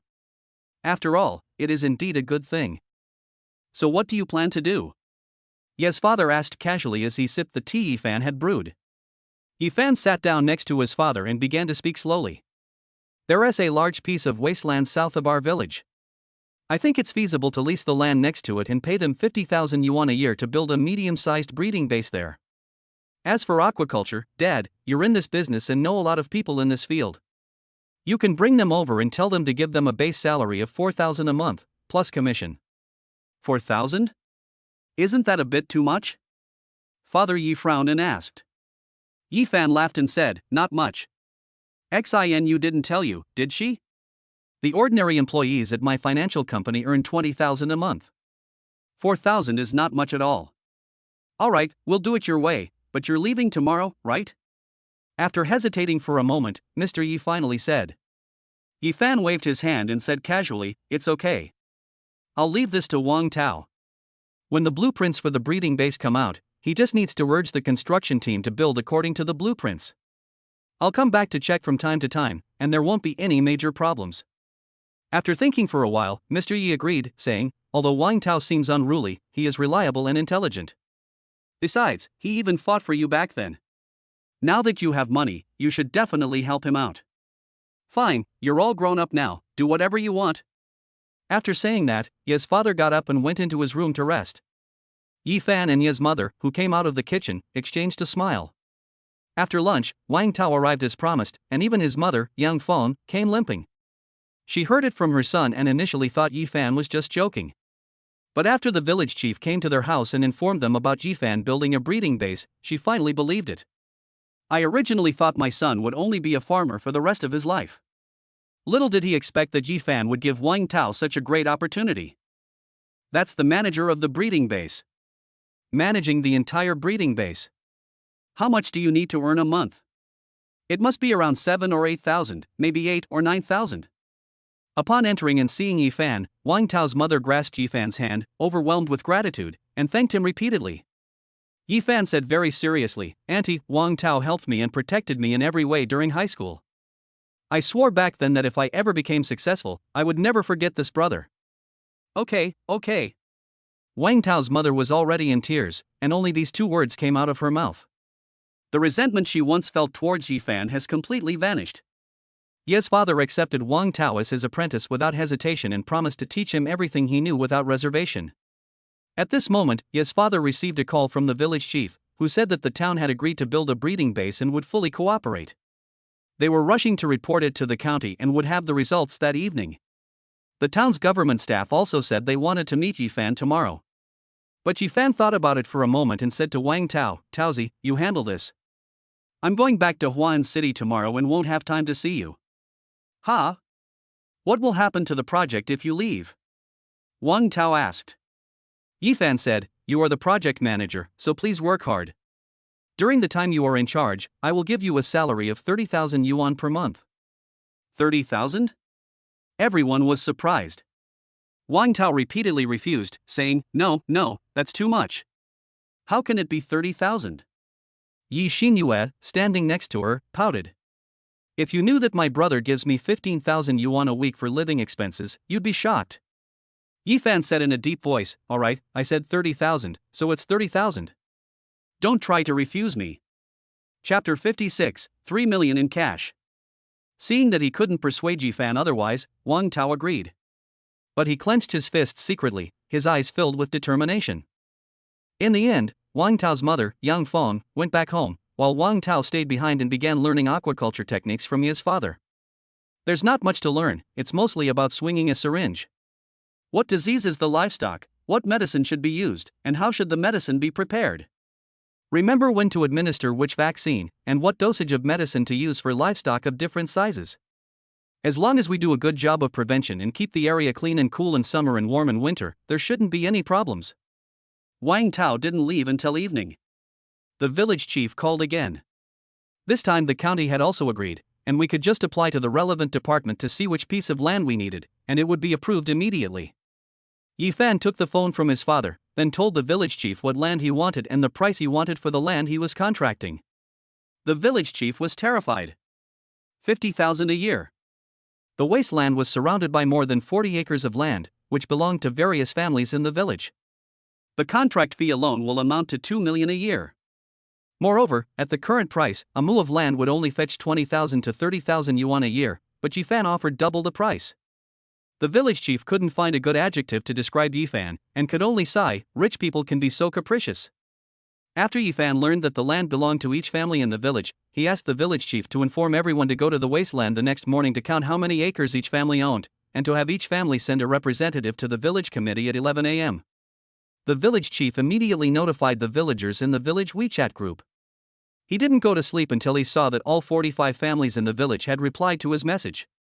At 7 o'clock on Sunday morning, Yi Fan went to the county bank to withdraw 3 million yuan in cash, which he put into 3 black cloth bags and placed in the trunk of his car. The people in the bank were utterly shocked. Then I rushed back and it was exactly 11 o'clock. He drove directly to the village committee, and the villagers gathered there were all shocked when they saw the Mercedes and that the owner was Yi Fan. Nobody recognized the car last time, but quite a few people in the village recognized this one. That's a Mercedes. My goodness, it costs hundreds of thousands. Several 100,000? Let me tell you, this is a Mercedes G-Class, it costs over 1 million. Over 1 million? Are you kidding me? With over 1 million, you could buy an apartment in the city, why would you buy a car? That's only because of you. Can you compare to Yi Fan? He's a tycoon now, living in a multi-million-dollar villa in the city. Why would he care about a $1 million apartment? Yi Fan placed the black bag containing the money on the table in the conference room. The village chief and Yi Xinyue came over, handed Yi Fan the statistics sheet, and said, Xiao Fan, everyone has accepted the price you mentioned. Yi Fan nodded, looked through the statistics on the table, then returned it to the village chief and asked him to bring the village's money-counting machine. Then Yi Fan said, Uncles, aunts, grandpas and grandmas, this morning everyone has already tallied up how many acres of land each family has around that wasteland. The village chief said you accepted the price I offered, so I'm giving you the money now. The annual contract fee is 50,000 yuan per acre. Those whose names are mentioned, please come up and collect your money. After saying that, Yi Fan unzipped the 3 black bags, revealing 3 million in cash to everyone. The red banknotes refreshed their senses. They were like 3 small mountains. Everyone was utterly shocked. Some people even lost their footing and fell to the ground, completely oblivious to the pain, their eyes fixed on the money. Their eyes were red with envy, and they were panting heavily. My goodness, how much money would that cost? I've lived most of my life and I've never seen so much money. It must be several million. Holy crap! This is too much. The village chief standing nearby gasped in astonishment upon seeing so much cash. With trembling hands, he began reading names from the list. Wang Kuan, Imudi. Coming. A middle-aged man in his 50s quickly stood up and hurriedly ran to Yi Fan's side. Yi Fan took out 50,000 yuan and had Yi Xinyue break it open and put it in the money-counting machine to count it. The rustling sound of counting money made everyone's hearts itch, wishing they could hear their names called quickly. After counting the money, Yi Xinyue handed it to Wang Kuan. The village chief drew a line on the paper with a pen, and Yi Fan, who was standing next to him, said with a smile, 50,000, Uncle Kuan, take it. Okay. Wan Kuan nodded repeatedly with a big smile. He took the money, then took out a red plastic bag from his pocket, carefully put the money in his pocket and tucked it into his chest, before sitting back down. Zhang Cuifang, 1 mu of land. Hey, you're here. A woman stood up and ran over to Yi Fan in a very casual manner. Following the same steps, Yi Fan smiled and handed her the money. Then came the next one, and everyone was eager and impatient. They watched with envy as the people whose names were called went up to collect their money. Everyone had only one thought in their mind: I'm next. The distribution of money is proceeding in full swing. Those who received 50,000 envy those who received 100,000, and those who received 100,000 envy those who received 150,000. 2 hours later, all 40-odd family representatives had received their money, with 200,000 or 300,000 yuan still remaining. Yi Fan put the money back into the black bag and returned it to the car. Seeing everyone's satisfied expressions, Yi Fan smiled and said, all right, everyone has received their money. Tomorrow, you will all go with my dad to the county's land management bureau to complete the formalities. Xiao Fan, don't worry, we will definitely go, everyone replied in unison. Yes, if anyone doesn't want to go, we'll all grab sticks and make him go. If he doesn't care about the embarrassment. Someone said something that caused everyone to burst into laughter. They all told Yi Fan not to worry, that they would have the village chief charter 2 buses in town before dawn the next day. Yi Fan was relieved. Just then, Li Qingyi called to ask Yi Fan when he was leaving. Yi Fan checked the time, it was 1:30 p.m. He replied that he would set off immediately. After driving back and quickly packing up, Yi Fan left the 200,000 or 300,000 yuan with his parents, gave a few words of advice to Wang Tao, who was diligently studying technology beside him, and then set off. Upon arriving in the county town, Yi Fan went to pick up Li Qingyi from her apartment complex. Her parents were still there. When they saw Yi Fan driving a Mercedes-Benz G-Class, their eyes lit up. Yi Fan, is this your car? Yes, uncle, this is my car, Yi Fan nodded. Not bad, a Mercedes G-Class, over $1 million, right? Mr. Li said with interest as he walked around the car. Yi Fan would be unhappy if someone else looked at his car like that. But Li's father and his own father were best friends, so when he wanted to see it, Yi Fan didn't say anything. No. Yi Fan touched his nose. All right, the children are leaving soon, stop circling around them, Li's mother said, glaring at Li's father. Li's father then coughed and made way for Yi Fan, who put Li Qingyi's things away, and the three of them got into the car. Xiao Fan, Qingyi just returned from abroad not long ago. Please take care of her for me as much as possible, Li's mother said to Yi Fan before he left. Auntie, I know even if you don't say it. It's getting late, so we'll be going now. Li Qingyi waved goodbye to her parents, and Yi Fan drove away. Chapter 57, The Eccentric Mother-in-Law. Hello? Xinyao, what's up? After returning yesterday afternoon, Yi Fan sent the 2 girls to their respective places and went home alone to get some rest that night. Yi Fan had just finished eating a small steamed bun when he received a call from Chu Xinyao. Brother Yi, please do me a favor, Chu Xinyao said cautiously, hiding in her room and covering the phone. What kind of help do you need? Tell me, Yi Fan said, his words mumbled. On the other end of the phone, Chu Xinyao said aggrievedly, Brother Yi, my mom came today and introduced me to a blind date. She insisted that I go with her to meet him. I didn't want to go, so we argued. In my haste, I blurted out that I have a boyfriend. Yi Fan frowned slightly, his heart skipped a beat, and he put down the bun he was about to eat. You're not going to tell your mom that I'm your boyfriend, are you? There was a long silence on the other end, and then Yi Fan heard the sound. Seeing that Yi Fan didn't speak, Chu Xinyao thought he was angry, so she quickly apologized and said, I'm sorry, Brother Yi, I have no choice. I don't want to get married right now.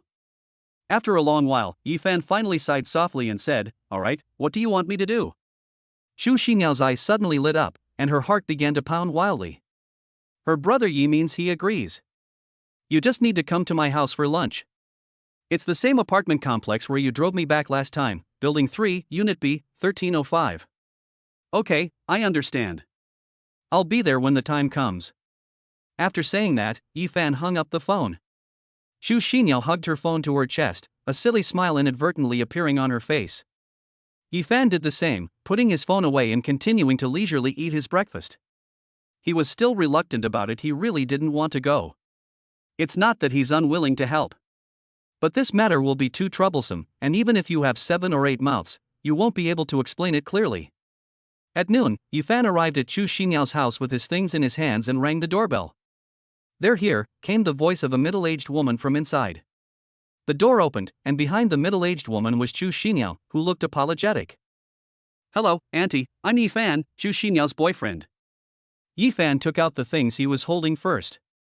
"These are the nutritional supplements I brought for you." Chu Xinyao's mother first looked Yifan up and down, a satisfied smile on her face, and then reached out to take the things. "You silly child, you're here already, why did you bring a gift? Come in, have you eaten yet?" As she spoke, she took the gift from Yifan's hand. "Not yet. Xinyao told me you were here, so I rushed over right away." Okay, Auntie just cooked a big table of dishes and was just waiting for you to come." Chu's mother warmly invited Yifan in and sat him on the sofa. Seeing her daughter still staring at Yifan from behind, she scolded, "Xianyao, how can you be so inconsiderate? People are coming, and you don't even know to pour water?" Oh. Chu Xinyao hurriedly ran to serve tea and water, glancing at her mother and Yifan every now and then. They were afraid that Yifan would give himself away, but judging from how easily Yifan handled the situation, there shouldn't be any problems. "Yifan, I heard from Xianyao that you bought a Porsche worth several million from her?" Chu's mother asked, looking at Yifan. "Yes, Auntie." Yifan nodded and said, "That's how I met Xinyao." "Then, may I see the car keys?" Chu's mother asked tentatively. Chu Xinyao, standing nearby, said discontentedly, "Mom, how can you do this? You come up here and immediately start looking at someone's car keys." Chu's mother rolled her eyes at her, but before she could speak, Yifan interrupted, "It's alright, Xinyao, let Auntie see it if she wants. It's just a car key." After saying that, he took the car keys out of his pocket and handed them to Chu's mother. Chu's mother's eyes lit up, and she quickly took the keys from Yifan's hand, examining them carefully, her hand constantly touching the Porsche logo. "It really is a Porsche car key. This is the first time I've ever seen one." Chu Xinyao felt genuinely embarrassed standing to the side. How could his own mother act like this? Wouldn't this make Brother Yi laugh his head off? Chu Xinyao stole a glance at Yifan, a faint smile always on her face. "Mom!" Chu Xinyao couldn't stand her mother's appearance any longer and said, "It's time to eat." Mother Chu then came to her senses and said repeatedly, yes, it's time to eat. Come, Xiaoyi, eat quickly and try Auntie's cooking." After returning the car keys to Yifan, Chu's mother pulled Yifan to the table. Yifan glanced at the dishes and saw that there were indeed quite a lot of food. Chu's mother didn't care what Yifan ate or didn't eat, she just kept putting food into his bowl. She kept asking about Yifan's situation. "Xiaoyi, what kind of job do you do now?" Yifan said, "Auntie, I started my own financial company a few months ago." Upon hearing this, Chu's mother became even more satisfied with Yifan. "How's your company doing now?" "It's alright, it's gradually expanding as I expected." "Really? That's wonderful!" Mother Chu exclaimed with delight. "So where are you staying now?" "I live in the Ziyuan Villa district." "Ziyuan Villa district?" Chu's mother was shocked that was a place only truly high-class people could live in. She was extremely satisfied with the man her daughter had found. Not only was he young, but he also owned his own company. "How far am I from my dream of becoming the mother-in-law of a tycoon?" Thinking of this, Chu's mother couldn't contain herself and hurriedly asked, "Xiaoyi, no, son-in-law, I now agree to you dating my daughter. When do you plan to get married?" Yifan was taken aback. The way they address each other has changed. That's so fast. They're just admitting it like that? However, Chu Xinyao's mother is indeed quite eccentric. Chu Xinyao, who was quietly eating, suddenly stopped eating, her face flushed, and stared wide-eyed at her mother, saying, "Mom, Yifan and I have only just started dating, how could things be so fast?" After saying that, she couldn't help but wink at Yifan, who chimed in, "Yes, Auntie, Xianyao and I haven't been together for very long, it's really a bit early to talk about marriage now." Chu's mother glared at Chu Xinyao and said, "Early what? You're already 21, it's time to get married. Also, eat your food, I'm chatting with my son-in-law, why are you interrupting?" Chu Xinyao stomped her foot angrily and pouted as she picked at the rice in her bowl. Then, Chu's mother looked at Yifan with a smile on her face again, showing none of the sternness she had shown when scolding Chu Xinyao earlier. "Son-in-law, I think it's too early. Xinyao is already 21, and you're 22 or 23, right? In a few more years you'll be 25. It's better to get married sooner rather than later. I'm still waiting to hold my grandson. Upon hearing the words holding a grandson, Chu Xinyao buried her head in her bowl. Yi Fan didn't want to continue the conversation. Although he had prepared himself mentally, this topic had really gone too far. Only Chu's mother remained, constantly nagging and trying to persuade Yi Fan, saying things like, "What's wrong with a man at 25? What's wrong with a man at 30? What's wrong with a woman at 30? Ding dong." The doorbell rang again, and Chu's mother suddenly exclaimed, "Oh no, I forgot to tell them not to let this person come." Yi Fan and Chu Xinyao were both taken aback. Things seemed to have gotten complicated. Chapter 58, Pretending to be a Boyfriend. Auntie, hello. I was recommended by my second aunt. My surname is Wang and my name is Xinbo. Come in first, Chu's mother said awkwardly, inviting the man into the house. Since the person had already come, Chu's mother felt awkward about turning him away directly, so she let him in first. As soon as Wang Xinbo entered, his eyes secretly scanned the room, as if searching for something. His eyes lit up when he saw Chu Xinyao at the dining table. He had already seen the photos and knew that Chu Xinyao was quite beautiful and was his ideal type. However, when he actually met Chu Xinyao, Wang Xinbo was still deeply infatuated. She's much prettier in person than in photos. Yi Fan saw the greedy and burning gaze in his eyes toward Chu Xinyao, and couldn't help but frown, a surge of anger rising within him. He was now, in a way, Chu Xinyao's boyfriend, even if it was just a formality. But no matter what, Yi Fan still felt somewhat uncomfortable with his girlfriend being stared at like that. Moreover, just from the fact that he was glancing around aimlessly as soon as he came in, Yi Fan knew that he was no good. "You should drink some water first." "Okay, thank you, Auntie." Wang Xinbo took the water glass from Chu's mother, placed it on the table, and then continued to stare at Chu Xinyao, this time openly. But what happened next left Wang Xinbo dumbfounded. "Xinyao, the meat Auntie made is delicious, you should try it." After saying that, Yi Fan picked a piece of braised pork from the plate and placed it in Chu Xinyao's bowl.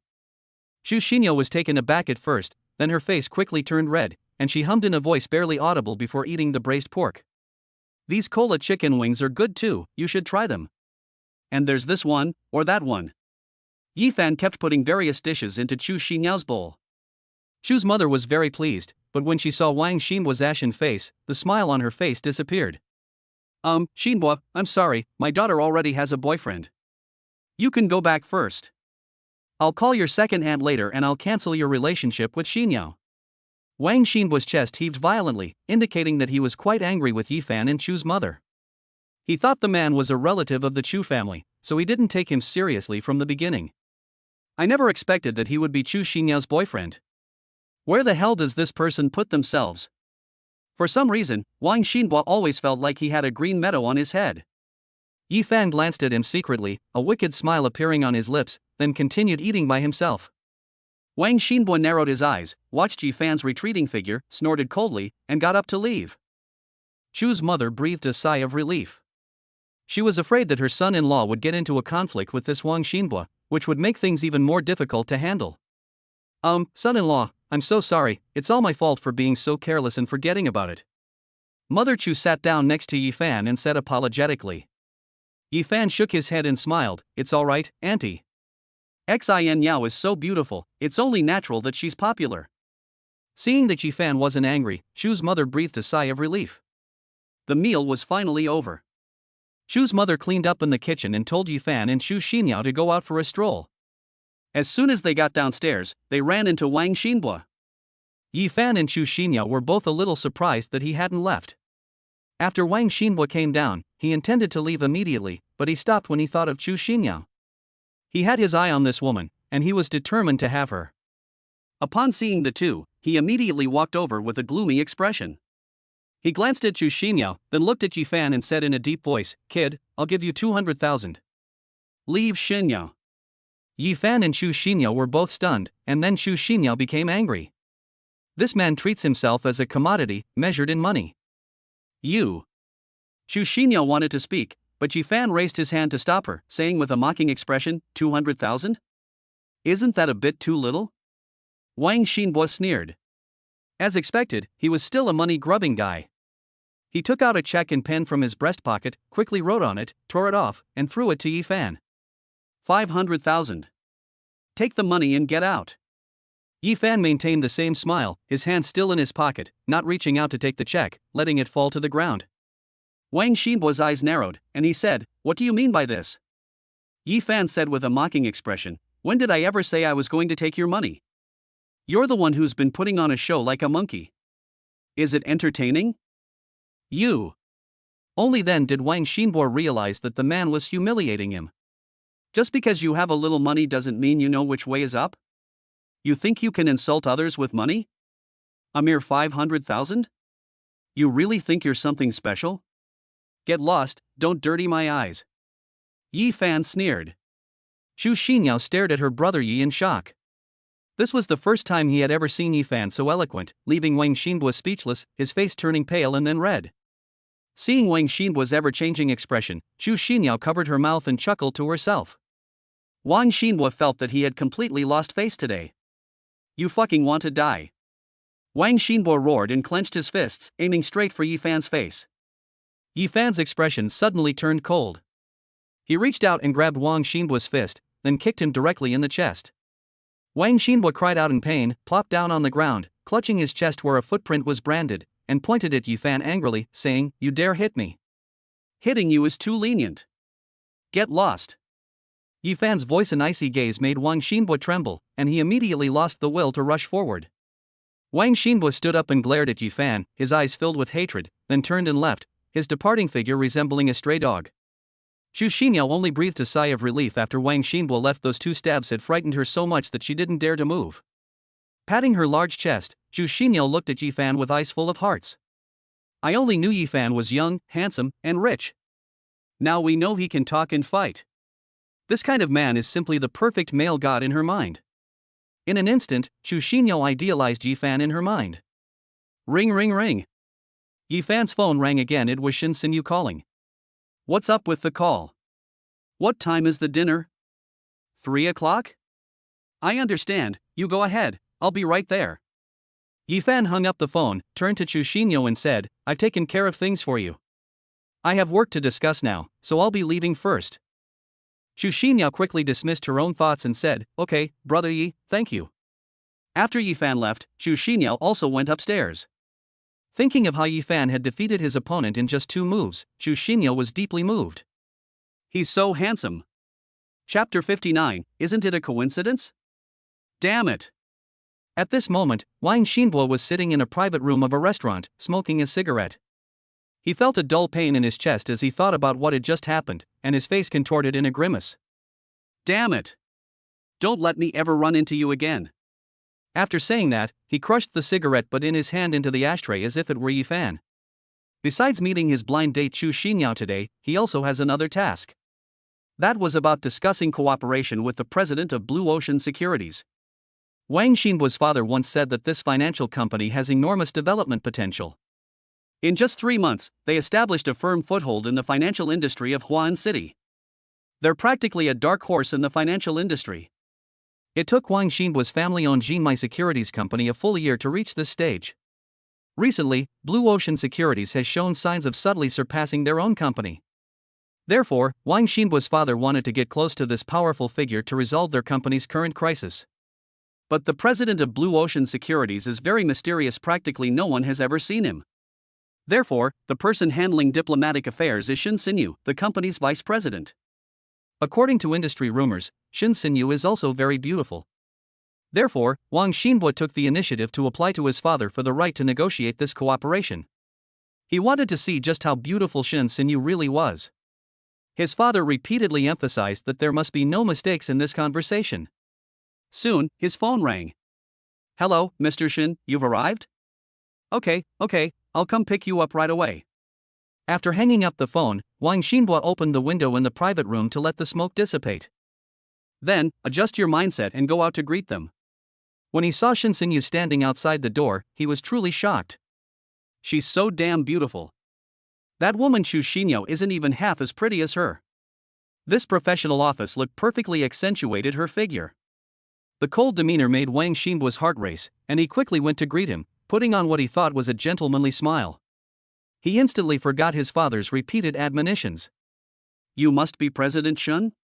I'm Wang Xinbo, in charge of this negotiation. Please come in, the private room is ready. Shin Sinyu glanced at Wang Xinbo and nodded, saying, Hello, Mr. Wang, please wait a moment. Our CEO is here too. He has come to discuss this matter with you personally. President? Wang Xinbo was stunned. Before he could speak, he heard a roaring sound coming from afar. Buzz. Then Wang Xinbo saw a silver Porsche stop in front of him. Wang Xinbo frowned slightly. Wasn't this the Porsche he had just seen in Chu Xiniao's residential area? How did I get here?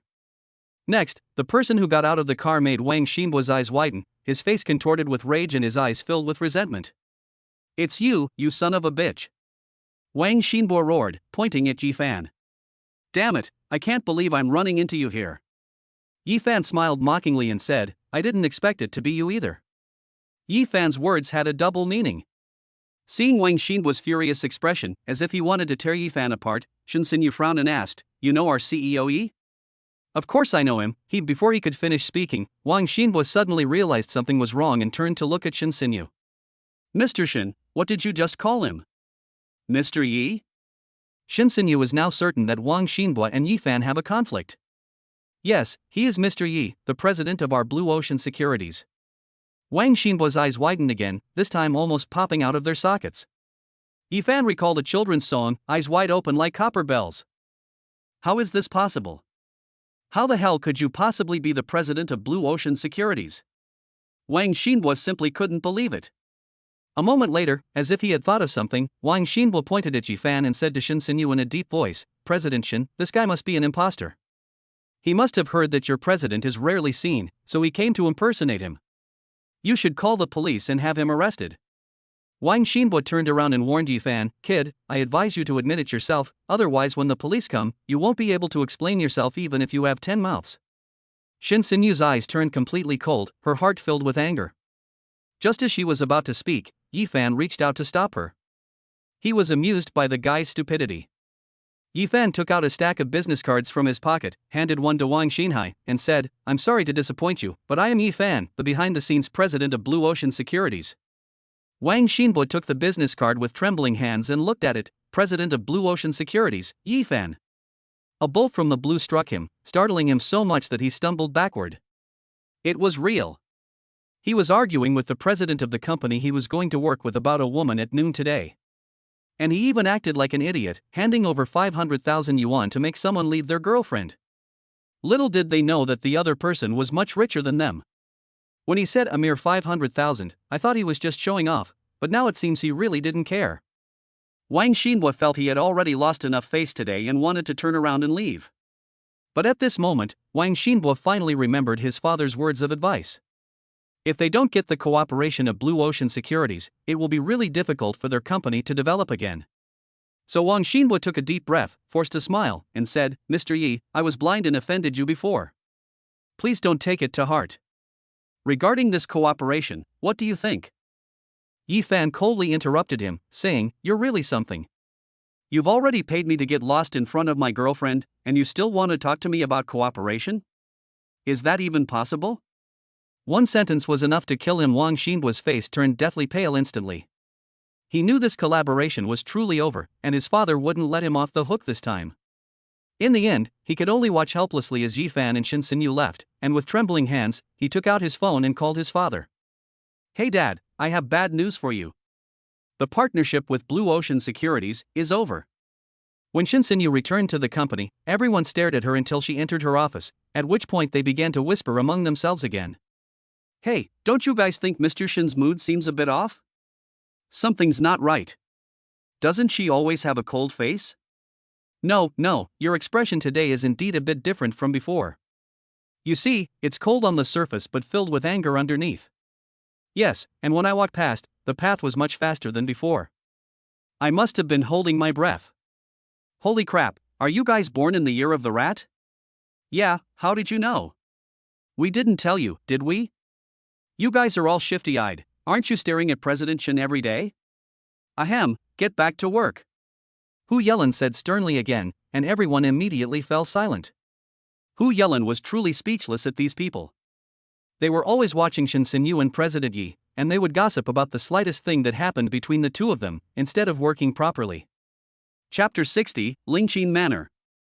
Outside the villa, Yifan had just taken out his keys when he received a call from Lu Qingtian. When asked to come to his home tomorrow, Yifan agreed without hesitation. Yifan was determined to cultivate a good relationship with Lu Qingtian. It wasn't just because Lu Qingtian was the boss of the underground forces, but also because Lu Qingtian was a person who really suited his taste. Yifan had a premonition that he would definitely have a lot of cooperation with Lu Qingtian in the future. The next day, around noon, Yifan drove there according to the address Lu Qingtian had given him the day before. Lingqin Manor. Yifan looked at the enormous Panshan Manor and they all exclaimed in admiration. I thought my villa was luxurious enough, but now I realize there's such a large estate on the outskirts of Huan City. Moreover, the owner is Lu Qingtian. It seems I underestimated Lu Qingtian's financial resources. Are you Mr. Yi? I'm the butler, Songran. The master has already spoken to us. Please come in. At this moment, a man with white hair at the temples drove a sightseeing vehicle to stop in front of Yifan. He was wearing a suit, white gloves, a smile, and a slight bow. Yifan followed him onto the sightseeing bus and looked at the scenery along the way. Well, the breeze was very pleasant, but the scenery was rather monotonous. Half garden, half lawn. Because it was morning, there were many servants working in the garden, watering and pruning it. It took a full 20 minutes to finally see our destination, which looked like a castle. Lu Qingtian was already waiting outside, with a beautiful woman standing beside him. Upon seeing Yifan, Lu Qingtian warmly came up to greet him. Ah, Brother Yi, you finally arrived. Yifan greeted Lu Qingtian excitedly, half-jokingly saying, Brother Lu, you're so big, I almost fell asleep just now. Lu Qingtian laughed and patted Yifan on the shoulder, then introduced the beautiful woman, saying, This is my wife, her surname is Lu, and her name is Ai Yun. You can just call her Sister Lu. Hello, Sister Lu, I'm Yifan. You can call me Xiao Yi or Xiao Fan, either is fine. Yifan greeted her with a smile and shook hands with Lu Aiyan lightly. I know, my husband often mentions you. Upon entering the castle, Yifan realized that luxury was no longer the right word to describe it. Extravagant would be the most accurate description. There were at least 60 or 70 servants standing on both sides of the sofa from the entrance to the middle of the hall. What do you think of this place, Brother Yi? Lu Qingtian asked Yifan with a smile as he sat on the sofa. Yifan opened his mouth, but in the end only said 2 words. Great. Lu Qingtian laughed and said, I spent billions to build this manor and this piece of land. It took more than a year to complete. This place is far more than what you see here. There are many entertainment facilities in the back. Let's go and have some fun after we finish eating. Okay, Yifan replied without refusing. Anyway, Yifan is just a guest at Lu Qingtian's house today, so he should still have some fun. The two chatted for a while longer when the butler, Songran, came over and stood aside, saying, Master, Mr. Yi, the dishes are all prepared and you can eat now. Lu Qingtian then took Yifan to eat. Surprisingly, there were quite a few maids standing around in the dining area. At the dining table, a maid poured Yifan a glass of red wine, while Lu Aiyun slowly introduced it to him. Xiao Fan, this bottle of red wine is a 1982 Lafite. It tastes much better than ordinary red wine. If you hadn't come, your brother Lu wouldn't have been willing to drink it. Yifan took a small sip. It tastes different from ordinary red wine. This one has a rich and full-bodied flavor. It tastes good, but it's not as strong as Chinese baijiu. Lu Qingtian and Lu Aiyun exchanged a glance and burst into laughter at Yifan's amusement. This is the first time I've heard of someone praising baijiu Chinese liquor after drinking in 1982 Lafite. The meal passed by in laughter and chatter. It's not that Yifan doesn't like red wine, he will drink it on necessary occasions and when necessary. It just doesn't have the same quick and powerful effect as baijiu Chinese liquor. After the meal, the 4 Chang brothers arrived. They were there to report on their work. However, since Yifan was there, Lu Qingtian let them stay and the 6 of them went to play at the golf course in the back. This was Yifan's first time playing with it, but he knew a lot about it. You win if you get the ball into the hole with the fewest strokes. In the end, Yifan, who was playing for the first time, won. It wasn't until 4 o'clock in the afternoon that a few people sat in the rest area, drinking beverages. Lu Qingtian suddenly asked, Brother Yi, have you ever thought about developing your career in other places? Yifan was a little taken aback by his question. What does Brother Lu mean by this? Lu Qingtian said, I'm going to the South China Sea in a few days. There's an auction there, and there's a project that I really like. I can't handle it all by myself, so I'd like to find someone to cooperate with. Since it was a work-related matter, Yifan naturally took it seriously. What are the chances of success? Lu Qingtian said, it's even riskier than the project you collaborated on with Lao Nye. I can't guarantee whether it will succeed. Brother Lu, could you tell me what kind of project it is? Yifan continued to ask. It's a resort development project. Resort? Yifan became even more cautious. This project was indeed much larger and several times riskier than Nie's father's project, so he hesitated. Yes, the resort development is in Nanjiang. I've scouted the area myself. It has beautiful scenery and is located by the sea. It would definitely be a great tourist destination once developed, so I'm interested in acquiring it. After listening, Yifan nodded and said, Brother Lu, give me some time to think about it. It's all right. I know this project is huge, and you might not be able to accept it right away. You can think about it slowly when you get back. Lu Qingtian nodded. Yifan shook his head and said, no need, it'll only take a few minutes. Lu Qingtian was surprised. Such a big matter only took a few minutes to think about? He thought Yifan would need several days to think about it, but he didn't expect him to speak for only a few minutes. There are two reasons why Lu Qingtian sought out Yifan. First, Yifan has guts. He dared to take on that dangerous project that Lao Nye had done before. I'm sure Yifan will be interested in this resort development project. Secondly, Yifan is too mysterious. People who are too mysterious are unpredictable. The resort project is a multi-billion-dollar project. Aside from this mysterious Yifan, Lu Qingtian really couldn't think of anyone else who could come up with so much money all at once. System, please help me see Lu Qingtian's career prospects for the next 3 years. A flood of information rushed into Yifan's mind. The feeling from the construction site came back to him. Yifan, pale-faced, rubbed his forehead and closed his eyes, pretending to be deep in thought. A few minutes later, he opened his eyes with a smile on his face. Brother Lu, I agree. Lu Qingtian frowned and asked, really? Yifan nodded without saying anything. Lu Qingtian stared at Yifan for a moment, then suddenly burst into laughter. Good, Brother Yi, I knew I hadn't misjudged you. You certainly have guts. Brother Lu, when are we leaving for the South China Sea? Yifan asked. The National Day holiday is in 3 days, let's go. Yifan pondered for a moment and said, all right. Then 3 days from now. Chapter 61, with a little effort, 20 billion in one night. That night, Yifan didn't go home. Lu Qingtian kept him there to drink. It's clear that Lu Qingtian is determined to get his hands on this resort project, otherwise, he wouldn't be so happy. Yifan didn't leave until the next morning. As he left, Yifan glanced at the manor one last time and smiled inexplicably. It seems I have a new goal to strive for. Yifan drove directly to the company and quickly called Hu Yelan, Shinsinyu, Chengye, Chen Guan, Lu Shan, Wu Changsheng and others into his office. I need 20 billion right now. Tonight, the 6 of you will work with me to make a big splash at the company. Yifan said solemnly as he looked around at everyone. Everyone was shocked. 200 billion. Earn 20 billion in one night. This is no joke. Isn't 20 billion a bit too much, and for one night this is too much? Hu Yelan asked, frowning. Although he knew that Yifan's stock trading skills were unmatched and that he was basically right every time. But 20 billion is indeed a lot. It's not something you can just casually talk about and get your hands on. Yifan shook his head and said, not many. Just follow my instructions and operate according to my commands. Yifan's confident demeanor deeply impressed Hu Yelan, who then agreed.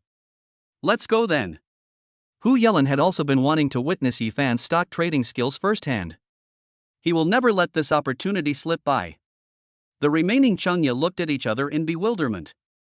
Although it still felt too unreal, the 2 vice presidents were already itching to get started, so they didn't dare to speak up. After the 6 people left, Yifan also began to prepare for the big battle that night. Mr. Yi, you're not joking, are you? Earning 20 billion in one night. I could never do that. After coming out, Chengye and the other 3 sat in the rest area, drinking and whispering to each other. Yeah, how could that be? I just don't believe it. I think it's very possible. Didn't you see how the 2 vice presidents looked? They were all eager to get started, as if they were already prepared. Never mind, let's talk about it tonight. Anyway, it's not our money that will be lost. If we end up with nothing, we can just quit. I think it's a good idea. They didn't know that their decision not to resign immediately would change their lives. At 8 p.m., Yifan told the other employees to leave work, and asked Chungya and Shinsenyu to prepare the snacks and fruits for the evening. The others moved a few computers to the conference room. Once everyone had arrived, Yifan took their securities accounts, giving each of them 14 million yuan of the remaining 70 million yuan in his own account as their initial investment. Chungya and the others stared blankly at the $7 million that had been exchanged in their account. Yifan then gave everyone a list of the top-performing US stocks that he had found that morning using the system. Each list contained 30 stocks. Yifan coldly swept his gaze across the crowd and said, "This list of US stocks is divided into 2 sessions, 15 for the first half of the night and 15 for the second half. I have marked the time for buying and selling, and how many lots to buy. You must strictly follow the times listed above. Anyone who makes even the slightest mistake will be fired without hesitation." All 6 of them felt a chill run down their spines. This is for real. Understood, Mr. Yi. 9:30 p.m. The phone rang, signaling the opening of the US market. Yifan grinned wickedly. "Gentlemen, let the battle begin." No one dared to be negligent in the slightest. They picked up the list and bought the stocks listed according to the indicated time. The $7 million that Yifan distributed to everyone was squandered in less than an hour. Xian Guang was the first person to sell all 10 stocks he had bought in the first half of the night. He quietly opened his watch list, which was filled with green, and was really puzzled. These stocks were all at their daily limit down, so why did Mr. Yi still buy them himself? Does this mean that Mr. Yi has no idea how to trade stocks? But the next second his eyes widened and he could no longer sit still. A stock has started to turn positive. The second one starts. The third one begins. The fourth, the fifth, the 15th one. All stocks hit their daily limit. The lush green grassland was like a continuous bloom of red flowers, which in turn resembled a plague, instantly engulfing the entire grassland in a sea of red. Holy crap! Everything's hit the daily limit. Xian Guang suddenly sat up, startling everyone except Yifan and Shinsenyu so much they almost fell to the ground. This. Xian Guang pointed at his computer, his eyes scanning back and forth between Yifan and the computer, unable to speak for a long time. "What are you doing? Stop yelling and startling us. Sit down right now." Hu Yelin glared at him. Xian Guang sat down, but before he could calm himself down, he heard other people's voices. "Holy crap! Mine all hit the daily limit up too." "Me too." One exclamation after another rang out. Apart from Shinsenyu, everyone else stared in shock at Yifan, who remained calm and continued operating the stock market, as if he knew everything. The total number of stocks bought by everyone in the first half of the night was over 100. Not a single one fell, they all hit their daily limit up. This is equivalent to multiplying the previous 70 million by several times. This guy is a god in the stock market. Why are you all staring at me? Once it hits the daily limit, hurry up and sell. Are you waiting to give back all the money you made? Yifan said coldly while operating the system. Everyone snapped out of their daze and quickly sold all their stocks. Looking at the hundreds of millions of dollars in their accounts, their shock lingered for a long time. In just a few hours, they turned $7 million into more than 300 million. This was the least of them. The most had already made nearly $500 million. At this moment, everyone had only one thought in their minds: is this CEO Yi really a person? After finishing trading the stocks in his account, Yifan leaned back in his chair and breathed a sigh of relief, then glanced at the time. "It's midnight. Go and rest for half an hour. We'll continue the battle for the rest of the night at 12:30. Everyone was eager to go out, and Changya even had paper and a pen in her hand. Sitting in the rest area, the 4 people huddled together and started doing calculations. Hu Yelin saw this as he passed by and joined in. Lu Shan owns a US stock, with each share priced at $125. The order form Yifan gave him allowed him to buy 300 lots, which is 30,000 shares. That means this stock was bought for $3,750,000. The price hit its daily limit at $135, leaving a difference of $10. That's $300,000. Adding the principal, the total is $4,050,000, which is equivalent to 28,350,000 renminbi. It was so quiet you could hear a pin drop. This is just for one stock, they didn't dare to calculate the others. What are you all doing sitting there? Why aren't you saying anything? Shin Sinyu suddenly walked over and asked. Everyone stared at her with a strange look in their eyes. President Shin, is President Yi even human? Chapter 62, Talent Scout. What do you mean by this? Shin Sinyu frowned and walked over. When she saw the papers and numbers on the table, she knew what they were doing. She glanced at everyone and said, "You're surprised?" After the company started, I was Mr. Ye's assistant. That night, I learned how to trade stocks from him. He gave me more than 20 million yuan.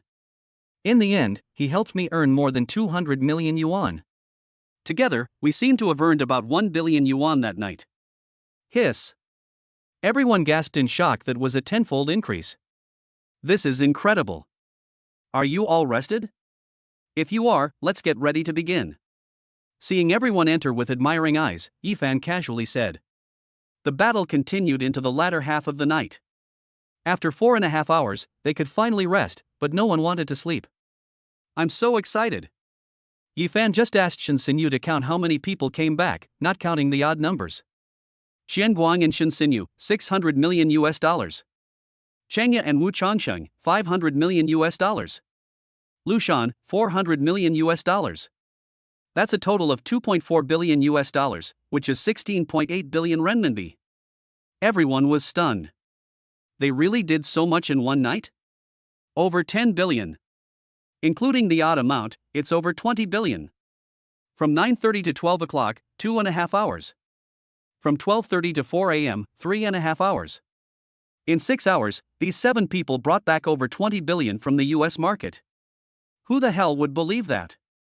Alright, I've already transferred this money to the company account. It should arrive first thing tomorrow morning.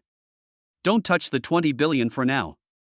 Use the remaining 5 or 6 billion as new working capital for the company. Yifan stretched wearily. Chanya, everyone has worked hard today. When you go to work tomorrow, give each of you 500,000 yuan as a reward for your hard work. Now everyone can go back and rest. Chanya was still stunned and hadn't come to her senses when Hu Yelin secretly kicked her from the side. Ha! Mr. Yi, what did you just say? Yifan smiled and repeated what he had said. Chanya was taken aback again. 500,000 for hard work, this boss is incredibly generous. They really don't treat money like money. Yifan didn't go home this time either. He wasn't in the right state to drive after not sleeping all night. I'll make do with Hu Yelin in his apartment for a while. He only rests here when he works overtime, otherwise, the place is empty. When he woke up again, it was already 3 o'clock in the afternoon. After washing his face with water, Yifan left. When I came down, I unexpectedly ran into Li Qingyi, who was pushing 2 suitcases. Are you moving out? Yifan asked, puzzled. Li Qingyi replied, yes, the company has already started renovations. It's too far from here, and it's inconvenient to go there. I plan to move there, and I can't stay here with you all the time anyway. Yifan nodded, but didn't say anything. Where are you? I'll take you there, Yifan asked, taking a suitcase from her hand. Li Qingyi did not refuse. Xinhai Garden, I bought an apartment there this morning, ready to move in. Okay, let's go. Yifan first took Li Qingyi to the Xinhai Garden she mentioned, and then followed her to a nearby shopping mall to buy some daily necessities. It has to be said that with Li Qingyi by his side, Yifan could feel the constant stream of gazes directed at him, no matter where he was. Some people even bumped into a pillar in the mall while trying to see her, causing their noses to bleed profusely. After putting the groceries in the car, Yifan took Li Qingyi to a nearby KFC.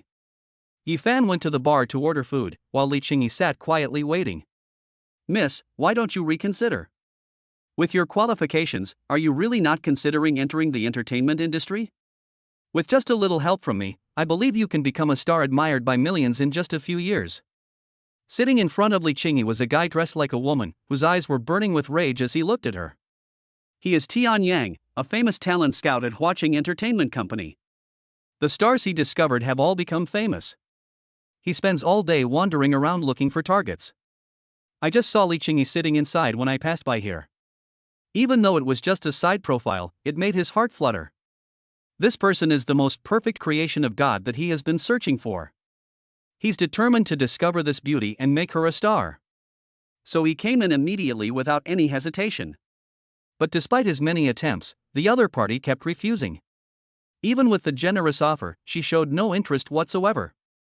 But that's exactly what ignites my desire to conquer. Sorry, I've already rejected you 3 times. Can you please stop bothering me? Li Qingyi's tone was icy, her face full of disgust. Tianyang's face was full of surprise. I got rejected again. Moreover, this time they directly expressed strong disgust. The repeated rejections ignited Tianyang's anger. This woman was utterly ungrateful. No matter how hard I tried to persuade her, I just couldn't get through to her. Miss, I advise you to think it over. I am Tianyang, the marketing director of Huacheng Entertainment, the largest entertainment company in Huan City. If I can get you out of the picture, I can also have my employees expose and smear you online. I suggest you think carefully before you speak. Tianyang sneered. He's used this method countless times. It works very well. He'll stop at nothing to get anyone he sets his sights on. Li Qingyi frowned. If seduction didn't work, should she resort to coercion? You said you're from Huacheng Entertainment Company? Li Qingyi was about to speak when she heard Yifan's voice, so she swallowed her words. Tianyang frowned as he looked at the man who had suddenly appeared and asked, "Who are you?" Yifan did not answer, but said with a half smile, "Does your CEO Lin Tian know you're doing this? Coercion and bribery, what a clever tactic." Yifan had heard Ling Tian mention that he owned an entertainment company called Huacheng, which was the largest entertainment company in Huan City. Tianyang's expression suddenly froze, and a sense of unease rose in his heart. You know our CEO? Of course I know him, he even calls me boss, Yifan replied. Boss? Tianyang was taken aback, then sneered, what nonsense are you spouting? Why would our CEO call a little brat like you boss? Yifan knew he wouldn't believe it, so he took out his phone and dialed Lin Tian's number. The call was answered very quickly. Hey, Boss Yi, what's up? I'm asking you, doesn't your Huacheng Entertainment Company have a marketing director named Tianyang? It seems there is one. What's wrong? Did he offend you? Yifan looked at Tianyang, whose face was ashen, and then laughed. You're quite the marketing director. My friend didn't want to be a celebrity, so he threatened to use the company's power to expose and smear him online. We're all trembling with fear here. Upon hearing this, Lin Tian broke out in a cold sweat and hurriedly said, Boss Yi, I know nothing about this. Please wait a moment, I'll call and ask now. No need, I have the phone on speakerphone now, he can hear everything you say. I'll put the phone in front of him, you can talk to him. Chapter 63, First Arrival in the South China Sea. Yifan placed the phone in front of Tianyang, who looked at Yifan with a horrified expression. I never imagined that this young man was actually their boss Lin's boss. Lin Tian's roar came from the other end, fuck you, Tianyang. You dare to use my company to do these things? Online harassment and smear campaign? You're something else. Mr. Lin. I won't do it again, Mr. Lin. Tianyang said in a panic. Let me tell you, Tianyang, if I don't get someone to beat you up and send you to the hospital, I'm not a Lin. You dare to use my company for these kinds of things? You're asking for trouble. Tianyang's mind went blank. Everyone in the company knew that their general manager Lin had once been a gang leader. There was once a guy in the company who didn't know what was good for him and did all sorts of bad things because his family had some money. Finally, he bullied Lin Tian and was beaten so badly that he ended up in the hospital. But no one in their family dared to utter a single word. So when Lin Tian said those words, Tianyang felt as if he had fallen into an ice cave, and his whole body trembled. She stared at Yifan in horror, her legs feeling like they were made of lead, unable to move at all. Yifan smiled coldly, took the phone, and told Lin Tian the address. 10 minutes later, Lin Tian arrived with a group of people, grabbed Tianyang, and left, his face extremely gloomy. Yifan didn't care at all what would happen to Tianyang. After eating, he took Li Qingyi back to her apartment and then left. At noon the next day, Yifan drove to the school to pick up Yi Xinyue, who was on holiday, and asked, Xinyue, how about we go to the South China Sea for the National Day holiday? Yi Xinyue immediately replied excitedly, okay. Yifan knew that Yi Xinyue had always wanted to go to a seaside city to see the sea. Before, we couldn't afford it, but now that we can, we naturally want to take her to see it. Then pack your things quickly, and we'll set off right away. At 2 p.m., Lu Qingtian sent someone to pick up Yifan and Yi Xinyue and take them to the airport. Lu Yan and Yi Xinyue started chatting away as soon as they met, since it was their first time going on a trip together. Seeing Yi Xinyue so excited, Yifan felt a surge of relief. Yi Xinyue used to carry too many burdens, but now she can let go of those burdens and play around with children her own age, which is what Yifan most wants to see. Lu Qingtian led everyone onto the plane, and Yifan never expected that it was actually Lu Qingtian's private jet. No wonder he never made himself buy a plane ticket. After a 2.5-hour flight, we finally landed at the airport in the South China Sea. As soon as Yifan got off the plane, he saw a convoy of all black cars, and 3 people with fawning smiles came up to greet him. "Boss, miss, I'm Dong Hui, the head of the South China Sea branch. I used to work under Brother Tian. Knowing you were coming, I rushed over to pick you up." Lu Qingtian hummed in agreement, then pushed Yifan forward and said, "This is my brother Yifan, and next to him is his sister Yi Xinyue. You know how to address her." Dong Hui shuddered, his heart filled with astonishment. This young man looks younger than me, yet he's calling my boss brother. They're definitely not simple. I need to curry favor with them. "Boss Yi, Miss Yi, you can just call me Hui Zai. That's what Brother Tian used to call me." "Hello, Hui." Hui Zai. Yifan hesitated for a moment. After all, the other party was in his 30s. Afterwards, Dong Hui asked Yifan and the others to get in the car and took them directly to a villa near the mountains. Dong Hui took out his key and opened the door. "This is a villa I had my eye on when I came to the South China Sea years ago. I bought it from someone else for a little money back then," Lu Qingtian slowly introduced to Yifan. "The auction doesn't start until tomorrow, so we'll stay here." Yifan nodded. He had never been to the South China Sea before, so he would let Lu Qingtian make the arrangements. Once inside, it was surprisingly spotless. Dong Hui, who was following behind, immediately said, "Boss, we have people cleaning this place every day, just so that when you come here it will still be as clean as when you left." Lu Qingtian nodded and said calmly, "Yes, you're thoughtful." Dong Hui immediately said with a look of fear, No, boss, it's what I should do." After putting her things away, Lu Yan immediately said to her father, "Dad, XINU, and I want to go to the beach." Lu Qingtian looked at Yifan and asked for his opinion. Yifan nodded and smiled, "Brother Lu, since they want to go, let them go. It'll be a good opportunity for us to relax too."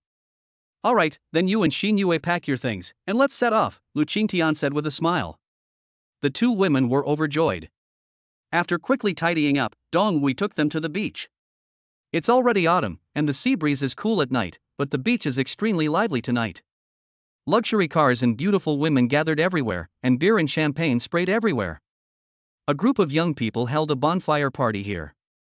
On the highest platform in the middle of them, there was a car that attracted greedy glances from everyone, but no one dared to touch it. Because the silver sports car is the star of the night. Let's see who can get their hands on this car in the end. "Manager, are we really going to do this? What if someone accidentally scratches it? That's an 80 million Lamborghini Veneno." A thin man nearby stared intently at the car in the middle, speaking with concern. "If even one person walks past the car, his thin heart will skip a beat. Seriously, if that Lamborghini Veneno gets scratched, not everyone can afford to pay for the damage. At least for now, none of these young people dare to go up and touch it." The car was perfectly fine at the dealership. But today the manager suddenly said that we need to hold a car show party. They brought out the car as a display item and placed it in the very center of the party. He initially thought the manager was referring to a car model, but he never expected him to bring over a real car. This really put a lot of people to the bone. The manager is incredibly audacious. The manager next to him was actually feeling uneasy at that moment, his fists clenched and his palms sweaty. But there was nothing they could do. The car was simply too expensive, and it sat in the shop for months without being sold. Instead, it attracted a constant stream of onlookers. They stayed there from morning till night without leaving. It's making it impossible to do business in the store all day long. This auto show gathering is also a promotional event. The key is to sell this car as quickly as possible. It's alright. There are hidden cameras installed on the platform under the car, covering 360 degrees without any blind spots. If anyone dares to go up and scratch it, it will definitely be captured clearly. The thin man nodded. If that was the case, then he had nothing to worry about. Let's wait and see if any buyers show up tonight. Chapter 64, Buying a Luxury Car for 80 Million. The bonfire party was still going on, and more people were joining in. The Lamborghini Veneno was surrounded by a crowd of people who had come to admire the luxury car. Under the neon lights, the car looked even more eerie.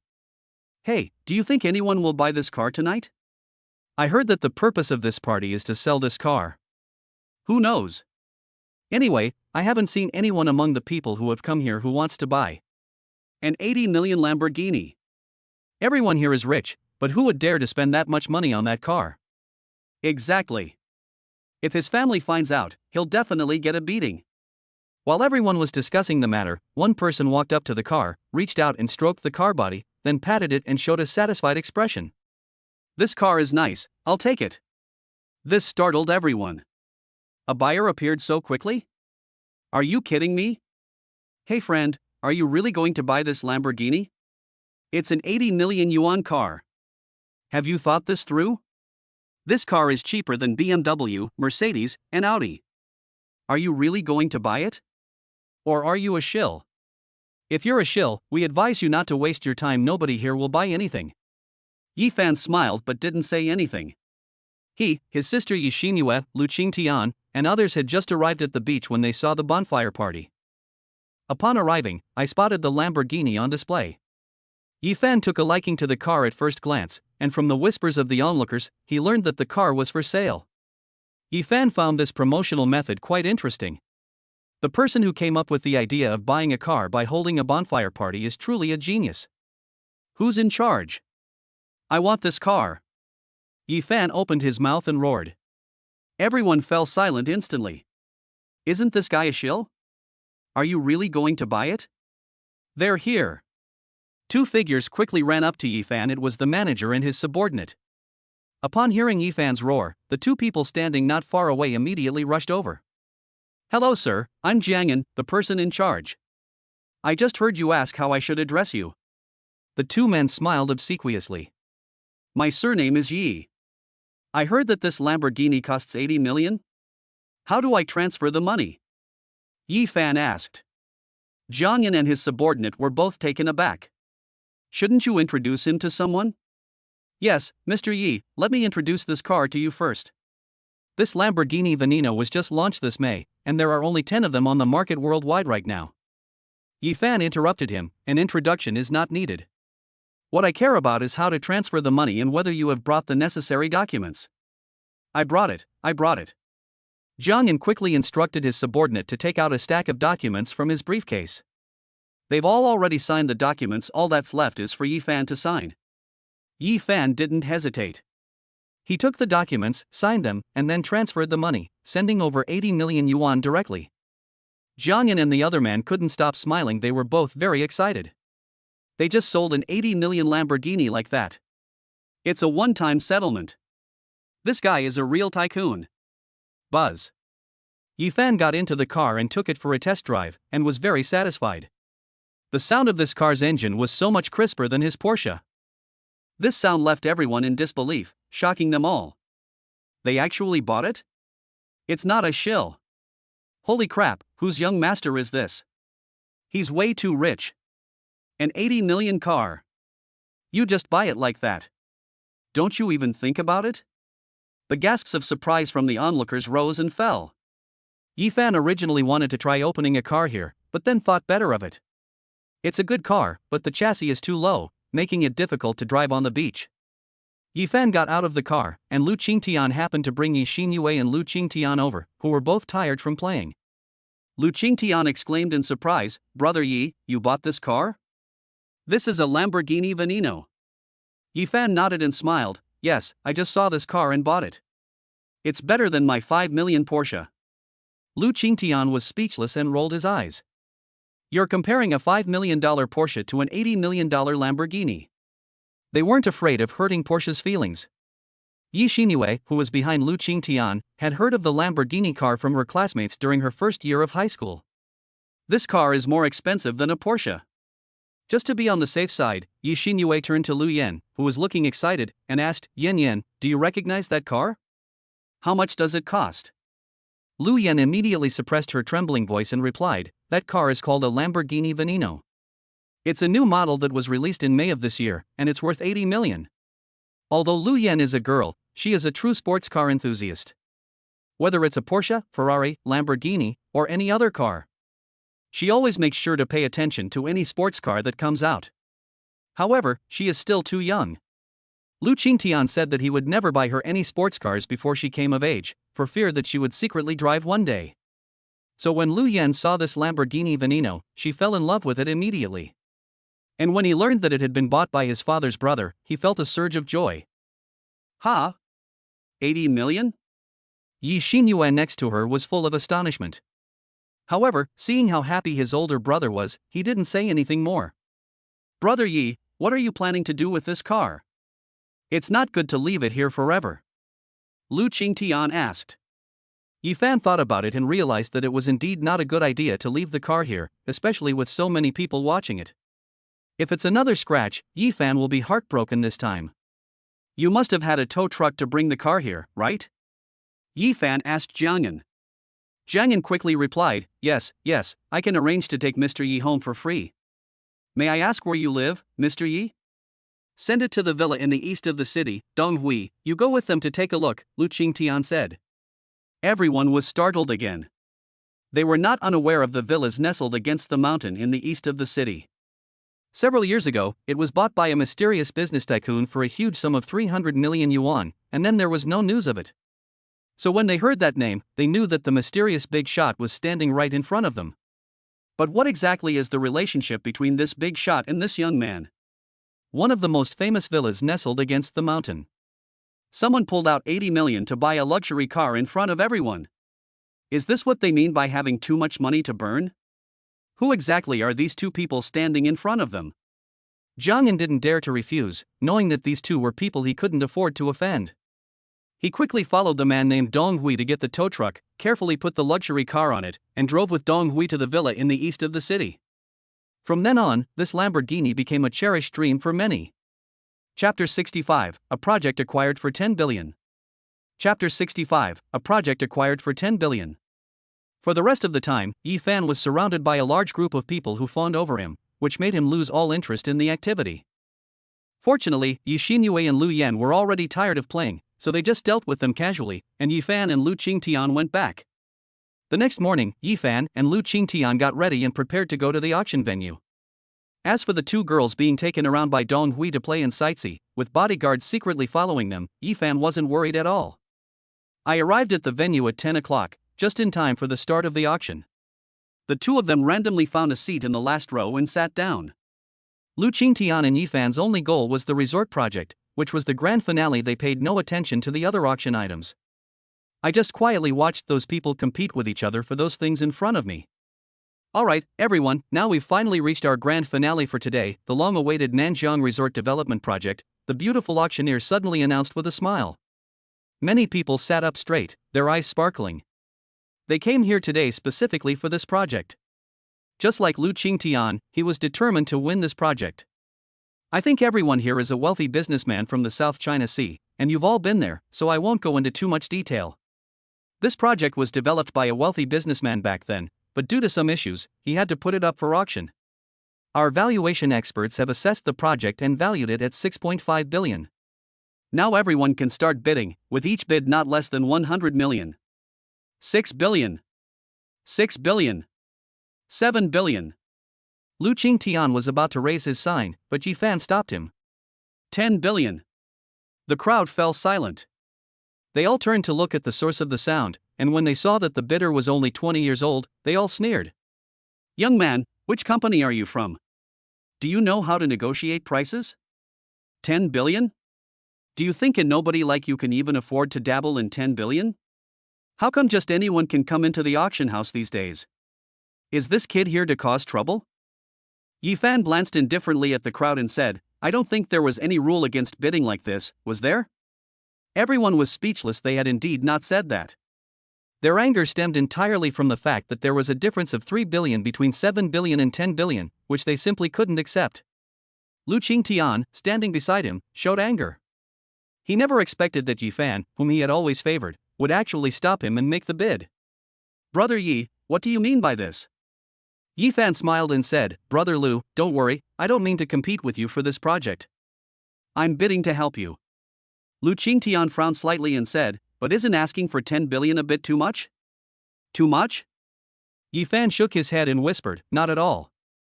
On the contrary, I think 10 billion is a bit too little for this project. Brother Lu, you can trust me. Lu Qingtian didn't know what Yi Fan was doing, but his serious expression made Lu Qingtian choose to believe him. But he still cautiously said, alright, since you said 10 billion, then it's 10 billion. But since you're the one who made the bid, you'll have to pay for it for now. Yi Fan nodded in agreement. He was afraid this would be the outcome, so when he came out, he had Chengya transfer 10 billion to him. After Yi Fan bid 10 billion, no one else bid. Nobody can afford it. 100 billion once, 100 billion twice, 100 billion 3 times. Congratulations to this young master for winning the resort development project with 100 billion. The final decision was made, and the project belonged to Yi Fan. Today's auction has come to an end. Those who won the auction items, please proceed backstage. Yi Fan got up and went backstage with Lu Qingtian. All 40-odd wealthy people followed, eager to see how this young man would come up with 10 billion. So Yi Fan was the first to pay. A dozen minutes later, he came out carrying a folder, escorted by people who were all fawning and obsequious.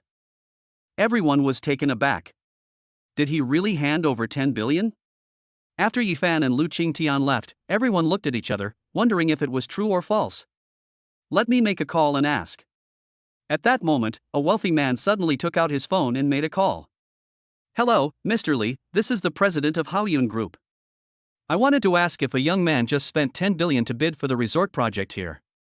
Is that right? Okay, I understand. I'll hang up now. I'll treat you to dinner next time. After hanging up the phone, everyone stared nervously at the wealthy businessman. How is it? Is it true? The tycoon nodded with a solemn expression. Everyone's expression changed drastically. It's really out. 10 billion. That's no small amount. They just casually put a project up for auction. Who exactly is this young man? I remember now, another tycoon suddenly exclaimed. I've seen that middle-aged man next to that young man before. He is Lu Qingtian, the chairman of Hangyuan Group. No wonder he looked so familiar. What? Lu Qingtian. Everyone's faces turned deathly pale again. Lu Qingtian is a legendary figure in the business world of the South China Sea. A few years ago, they suddenly appeared out of nowhere from Huan City, spent billions to buy a port, and established the Hangyuan Group. In just 1 year, Hangyuan Group was transformed into one of the top 10 port transportation companies in Nanhai City. He's worth tens of billions. And he's someone who has connections in both the legal and illegal worlds. He just called that young man brother. Who is that young man? Moreover, what they just said has offended that young man. What if he retaliates against them? No, they have to come to our door to apologize. Yi Fan had no idea what they were thinking. He was currently sitting face to face with Lu Qingtian in the villa, and Lu Qingtian had a solemn expression on his face.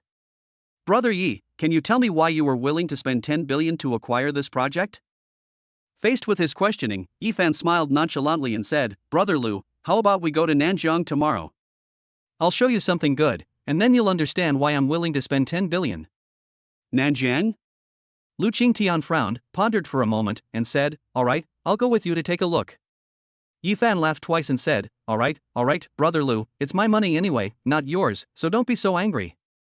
Let's go, it's still early, how about we go out for a walk? Whatever we eat today is on me. In the end, Lu Qingtian could only sigh. Although she was still a little angry that Yi Fan had taken her things, she knew that Yi Fan must have had his reasons for doing so. Perhaps Yi Fan really knows things he doesn't know. Alright, since that's the case, then I won't stand on ceremony. Chapter 66, The Hot Spring in the Forest, a huge opportunity to make a fortune. In the afternoon, Yi Fan drove his Lamborghini Veneno out and randomly picked a restaurant to have dinner with Lu Qingtian. Holy crap, isn't that the Lamborghini Veneno from the dealership? What's it doing here? It got bought by someone.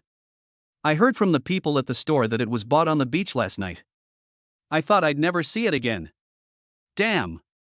Who's so rich that they can afford a car like that? No, I need to take some photos to remember this, otherwise I might not be able to see them again. Outside the restaurant, Yi Fan's car was surrounded 3 times, and everyone took out their phones to take pictures. We might not see each other again, so we should at least take a group photo and post it on social media to remember the occasion. Brother Yi, your car has really attracted quite a few people. Inside the restaurant, Lu Qingtian looked at Yifan's somewhat displeased expression and felt a sense of schadenfreude. Yifan glanced at it coldly and then looked away, laughing. Since we bought it, we're going to drive it out eventually. We can't just leave it in the garage to become junk. Lu Qingtian smiled and then said nothing more. The dishes the two ordered were served quickly. Although Lu Qingtian really wanted to have a drink with Yifan, he decided against it since Yifan was driving today. The two chatted and ate, neither of them mentioning the resort project. After dinner, Yifan took Lu Qingtian back home. When the onlookers saw how young the car owner was, the man's face was full of envy, jealousy, and hatred, while the woman looked infatuated, wishing she could throw herself at Yifan. Yifan acted as if he hadn't seen anything and drove away. At 6 o'clock in the afternoon, Dong Hui returned with his two exhausted little girls, who had had enough fun that day. Yifan told them about the trip to southern Xinjiang the next day, and their eyes lit up again. Although I haven't had enough of exploring the South China Sea, the spring-like scenery of Nanjiang all year round fills me with longing. So the two girls agreed very quickly. I had a good night's rest. The next morning, a group of people left amidst Dong Hui's farewell. It took 5 hours for the four of them to land. Dong Hui had already arranged for people from the Nanjiang branch to wait here.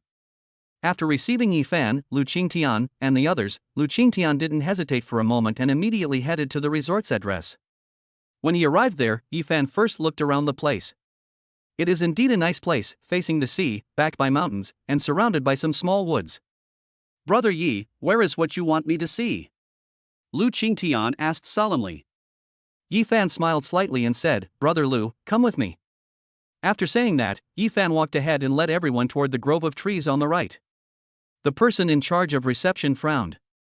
What was going on? Yifan had witnessed Lu Qingtian's 3-year business venture at Lingqin Manor.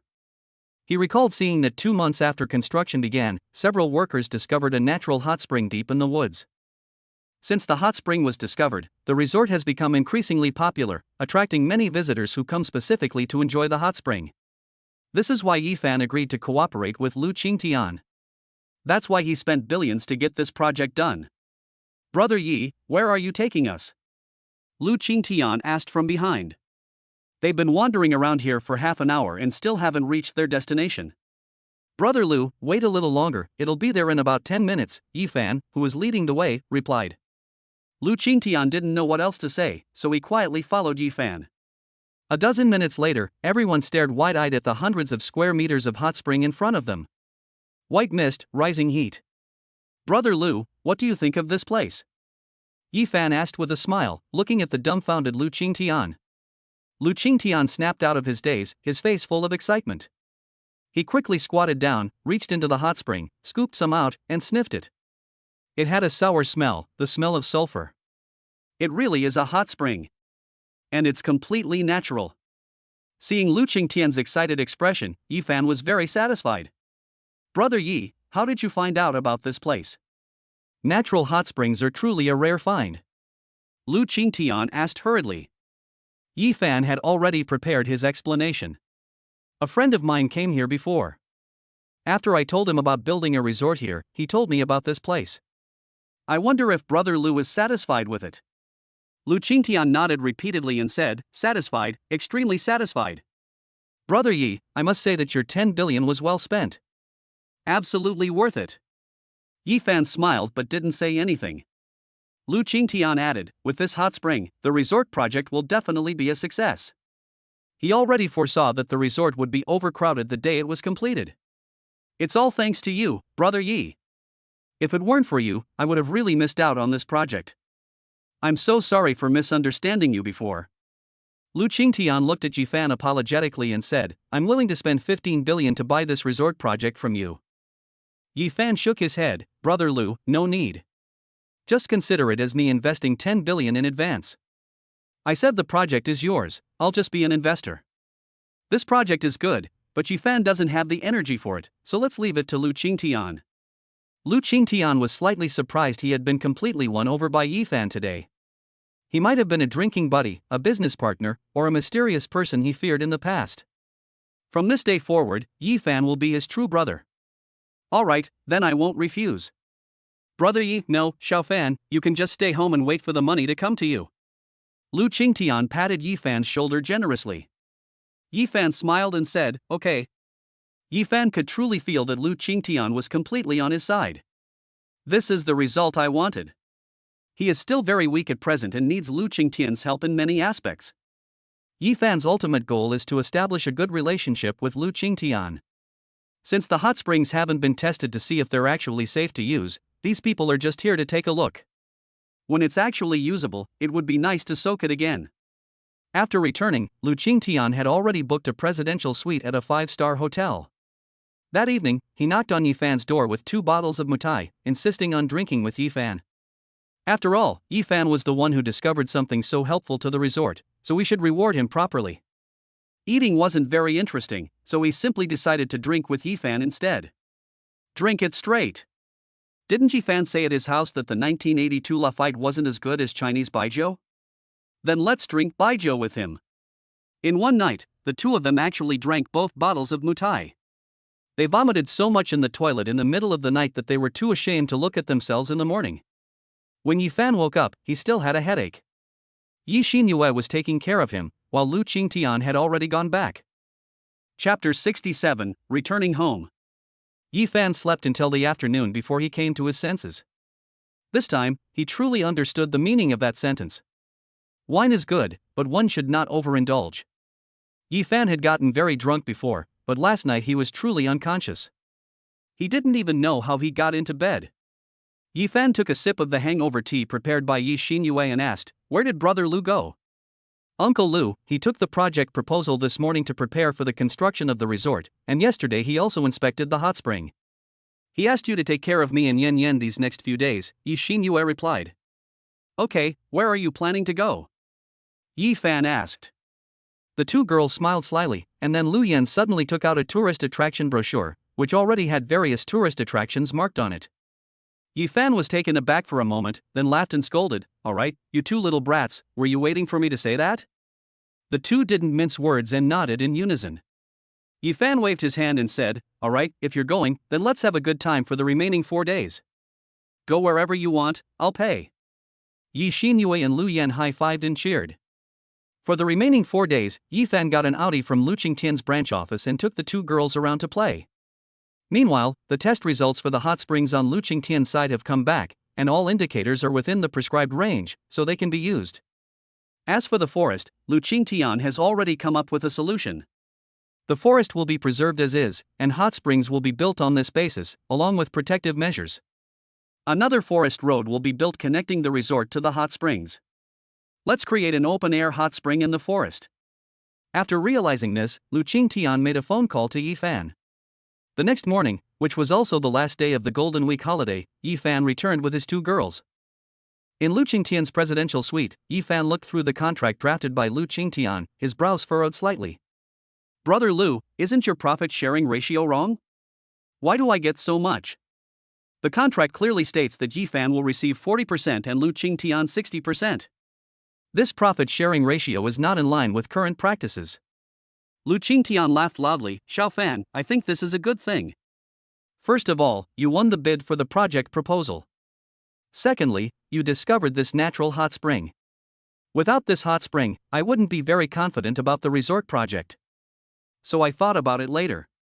I can't give you the project, but I can increase the share of profits. What do you think of that?" Yifan thought about it and realized that this was acceptable, so he agreed. The contract was signed, and the two officially began their collaboration. "Xiaofan, you should take Yen Yen and the others back this time. The resort is about to start construction, and I might not be able to go back for a while." Just before leaving, Lu Qingtian suddenly said, "I've already arranged the plane for you, and you can leave in a bit." Yifan nodded and said, "I understand, Brother Lu. I'll have to trouble you during this time." After having lunch with Lu Qingtian in the afternoon, Yifan took the two girls and boarded a plane back to Huan City. Back in Huan City, Yifan took a deep breath. It was definitely more comfortable to be home. Before they even left the airport, Lu Aiyan called. They were already waiting outside. Upon seeing Yifan, Lu Aiyan said, "Xiaofan, I've already heard from my husband that we really owe you a lot this time. Thank you for taking care of my daughter while my husband was busy." Yi Fan shook his head and said, Sister Lu, what are you saying? Brother Lu and I are as close as brothers. It's only right that we help each other, whether at work or in life. Lu Aiyun nodded. She was becoming increasingly satisfied with this young man, Yi Fan. He is humble, righteous, and usually behaves like a gentleman. If Yin Yan weren't so young, she really would have liked to bring Yi Fan over to be her son-in-law. Lu Aiyun sighed. Yi Fan was puzzled and didn't know why Lu Aiyun was sighing. Sister Lu, it's getting late, so I'll head back with Xin Yue now. I need to take her to school tomorrow. Lu Aiyun nodded, then sent someone to take Yi Fan back to the resource villa area. Just before leaving, Lu Yan suddenly asked, Uncle Yi, can I come to your house to play sometime? Upon hearing this address, Yi Fan stumbled and nearly fell. Lu Aiyun, standing beside her, was taken aback. Uncle Yi? But that seems to make sense given the relationship between Lu Qingtian and Yi Fan. He should indeed call Yi Fan uncle. It's just a little strange.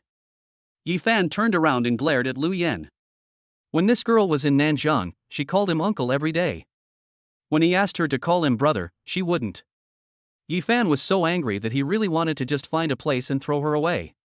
If you call me brother, I'll let you come, otherwise, don't even think about it. I won't let you ride in that Lamborghini either. Yi Fan threatened. In order to experience the Lamborghini Veneno, Lu Yan had no choice but to grit her teeth and say, Brother Yi. Yi Fan nodded in satisfaction, waved his hand, and said magnanimously, I approve. After Yi Fan left, Lu Aiyun looked at him in surprise. Unexpectedly, Yi Fan managed to subdue this girl with just a car. Don't be fooled by her cold and aloof demeanor on the outside. At home, she's a bully who doesn't listen to anyone. It seems Yi Fan will have to step in to deal with Lu Yan in the future. Lu Yan was playing on her phone in the car when she suddenly felt a chill and panicked. What's going on? Not long after returning home, Yi Fan received a call from Nie Qing, who said she saw Yi Fan and Yi Xinyue return and wanted to come over for a while. Yi Fan agreed without much thought, and then the doorbell rang, with Nie Qing standing at the door with a smile on her face. How was your holiday? I think you've gotten a bit tanned, Yi Fan said with a smile as he poured Nie Qing a glass of water. Nie Qing quickly touched her face and said, Huh? Am I really that dark? I definitely wore sunscreen. When Yi Fan had a long phone conversation with Nie Qing, he learned that Nie Qing and her roommates had gone to Sanya for fun. Moreover, Nie Qing didn't get tanned. Yi Fan was just joking. Seeing the smile on Yi Fan's face, Nie Qing immediately realized that she had been tricked by this guy. She immediately became a little angry. Even though we haven't seen each other for so long, it's fine if he doesn't want to see me. He lies to people the moment they meet and makes jokes like that. Doesn't he know that girls care a lot about their skin? Nie Qing immediately pouted to express her dissatisfaction. Alright, I was just joking, don't be so angry. Yi Fan could only comfort him, then took out a small tiger pendant from the suitcase he had brought back and said, Here, this is a little gift I brought back for you from Jiangnan. Nie Qing immediately beamed with joy. The fact that Yi Fan brought a gift meant that he still cared about her. Although it was just a small trinket, she liked it because it was a gift from Yi Fan. Moreover, the tiger is his zodiac animal. She immediately took it from Yi Fan's hand, hung it around her neck, and asked, Does it look good? Yeah, it looks great, it suits you well, Yi Fan replied. A blush flashed across Nie Qing's face as she said, You're really being perfunctory. How beautiful can a pendant be? Yi Fan rolled his eyes at Nie Qing. You asked me, and that's why I answered. Now you're saying I was being perfunctory. What exactly is the structure of this woman's brain? Chapter 68, Company Restructuring, Promotions and Salary Increases.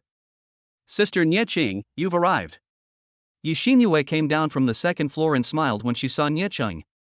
The two girls chatted non-stop as soon as they met. They chatted about the fun they had during the holiday, and it was almost 10 o'clock when Yi Fan told Yi Xinyue to go to sleep, as he had to take her to school early the next morning. Just then, Nie Qing was also about to leave, and Yi Fan saw her to the door. He was about to say goodnight when he felt a light tap on his cheek and froze on the spot. He, Yi Fan, was actually secretly kissed by a young woman. When I came to my senses, Nie Qing had vanished. Yi Fan touched his face, which was still a little damp, and shook his head with a smile. He was completely unaware of Yi Xinyue peeping from behind. Yi Xinyue felt a pang of regret. Sister Nie Qing. If you're going to steal a kiss, at least kiss on the lips. What kind of kiss is that on the cheek? Disappointed at not finding what she wanted, Yi Xinyue went back to sleep. The next day, Yifan took Yi Xinyu to school, and then went to the company.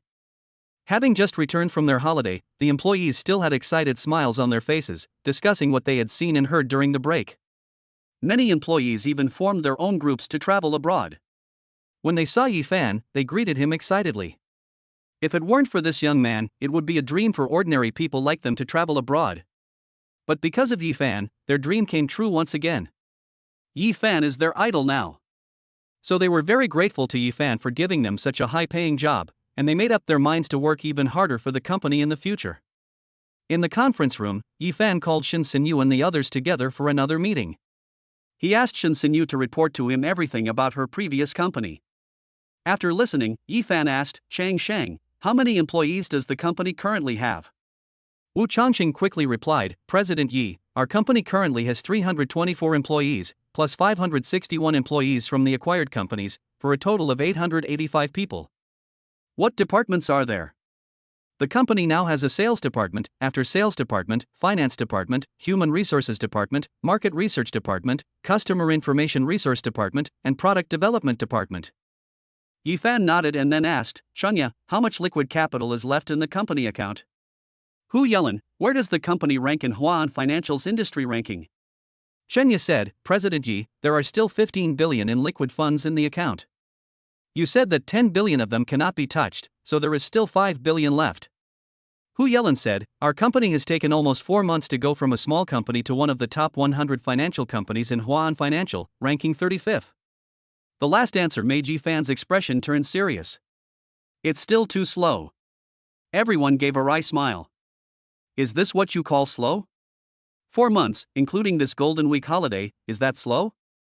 Do you even want other financial companies to survive? My dear CEO Yi, this is fast enough already." Yifan had no idea what everyone was thinking. He lowered his head and pondered for a moment before saying, "I have something to say after the morning meeting at 8:30. As for the subsidiaries, have their CEOs and managers come over." A solemn expression crossed Shin Xinyu and the others' faces. They knew Yifan was about to implement new reforms in the company. He's only just returned from his holiday, and President Yi is already planning something big. At 8:30, all the employees gathered in the activity hall on the 23rd floor. Why are there so many people? Wasn't it only our sales department that gathered here before?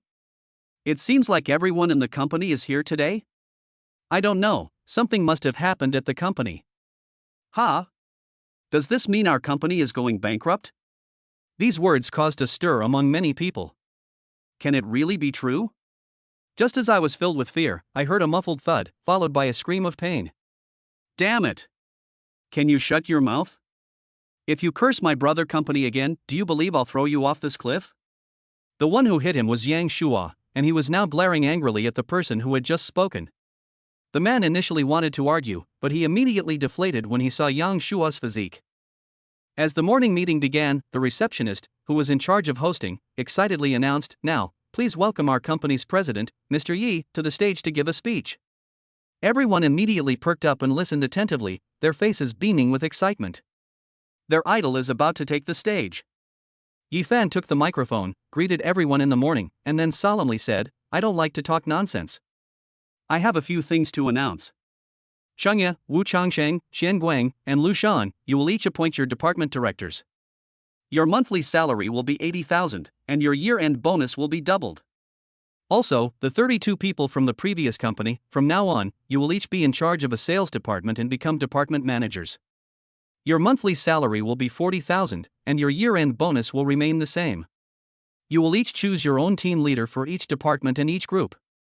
The team leaders you choose will have your previous monthly salary of 30,000, and your year-end bonus will remain the same."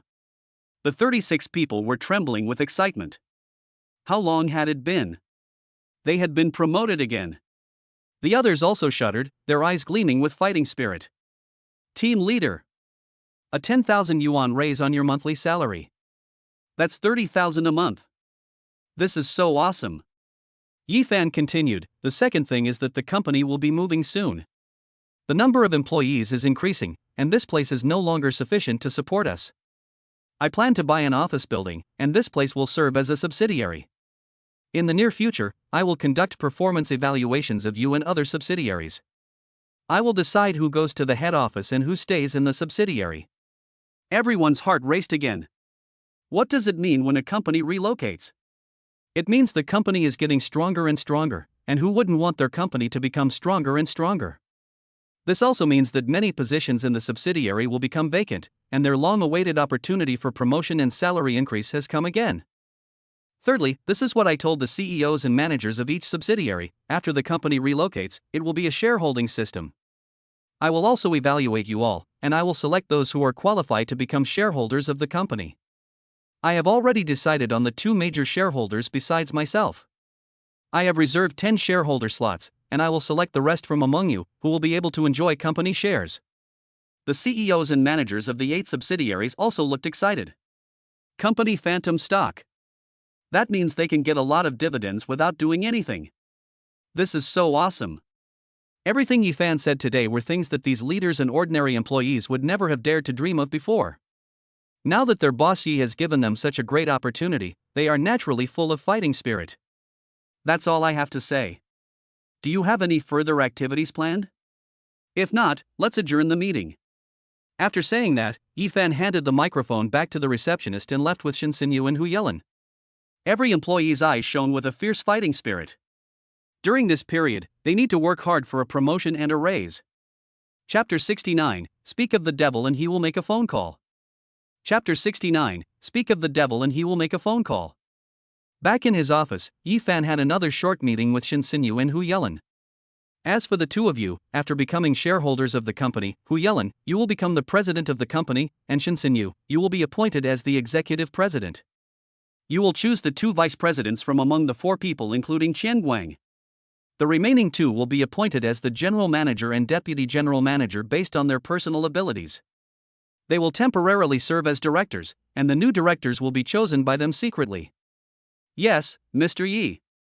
The 2 nodded in unison. Yifan added, also, let Yang Shuo and the other 2 take on the roles of director of the RD department, marketing department, and customer information resources department. Shinsinyu frowned slightly and said, isn't it a bit inappropriate to have the 3 of them do this? Yifan knew what she was worried about and smiled, don't worry, they are my roommates, so I know everything. These 3 departments are a good fit for them. It's not that I did this because they are my brothers. Shinsinyu then nodded.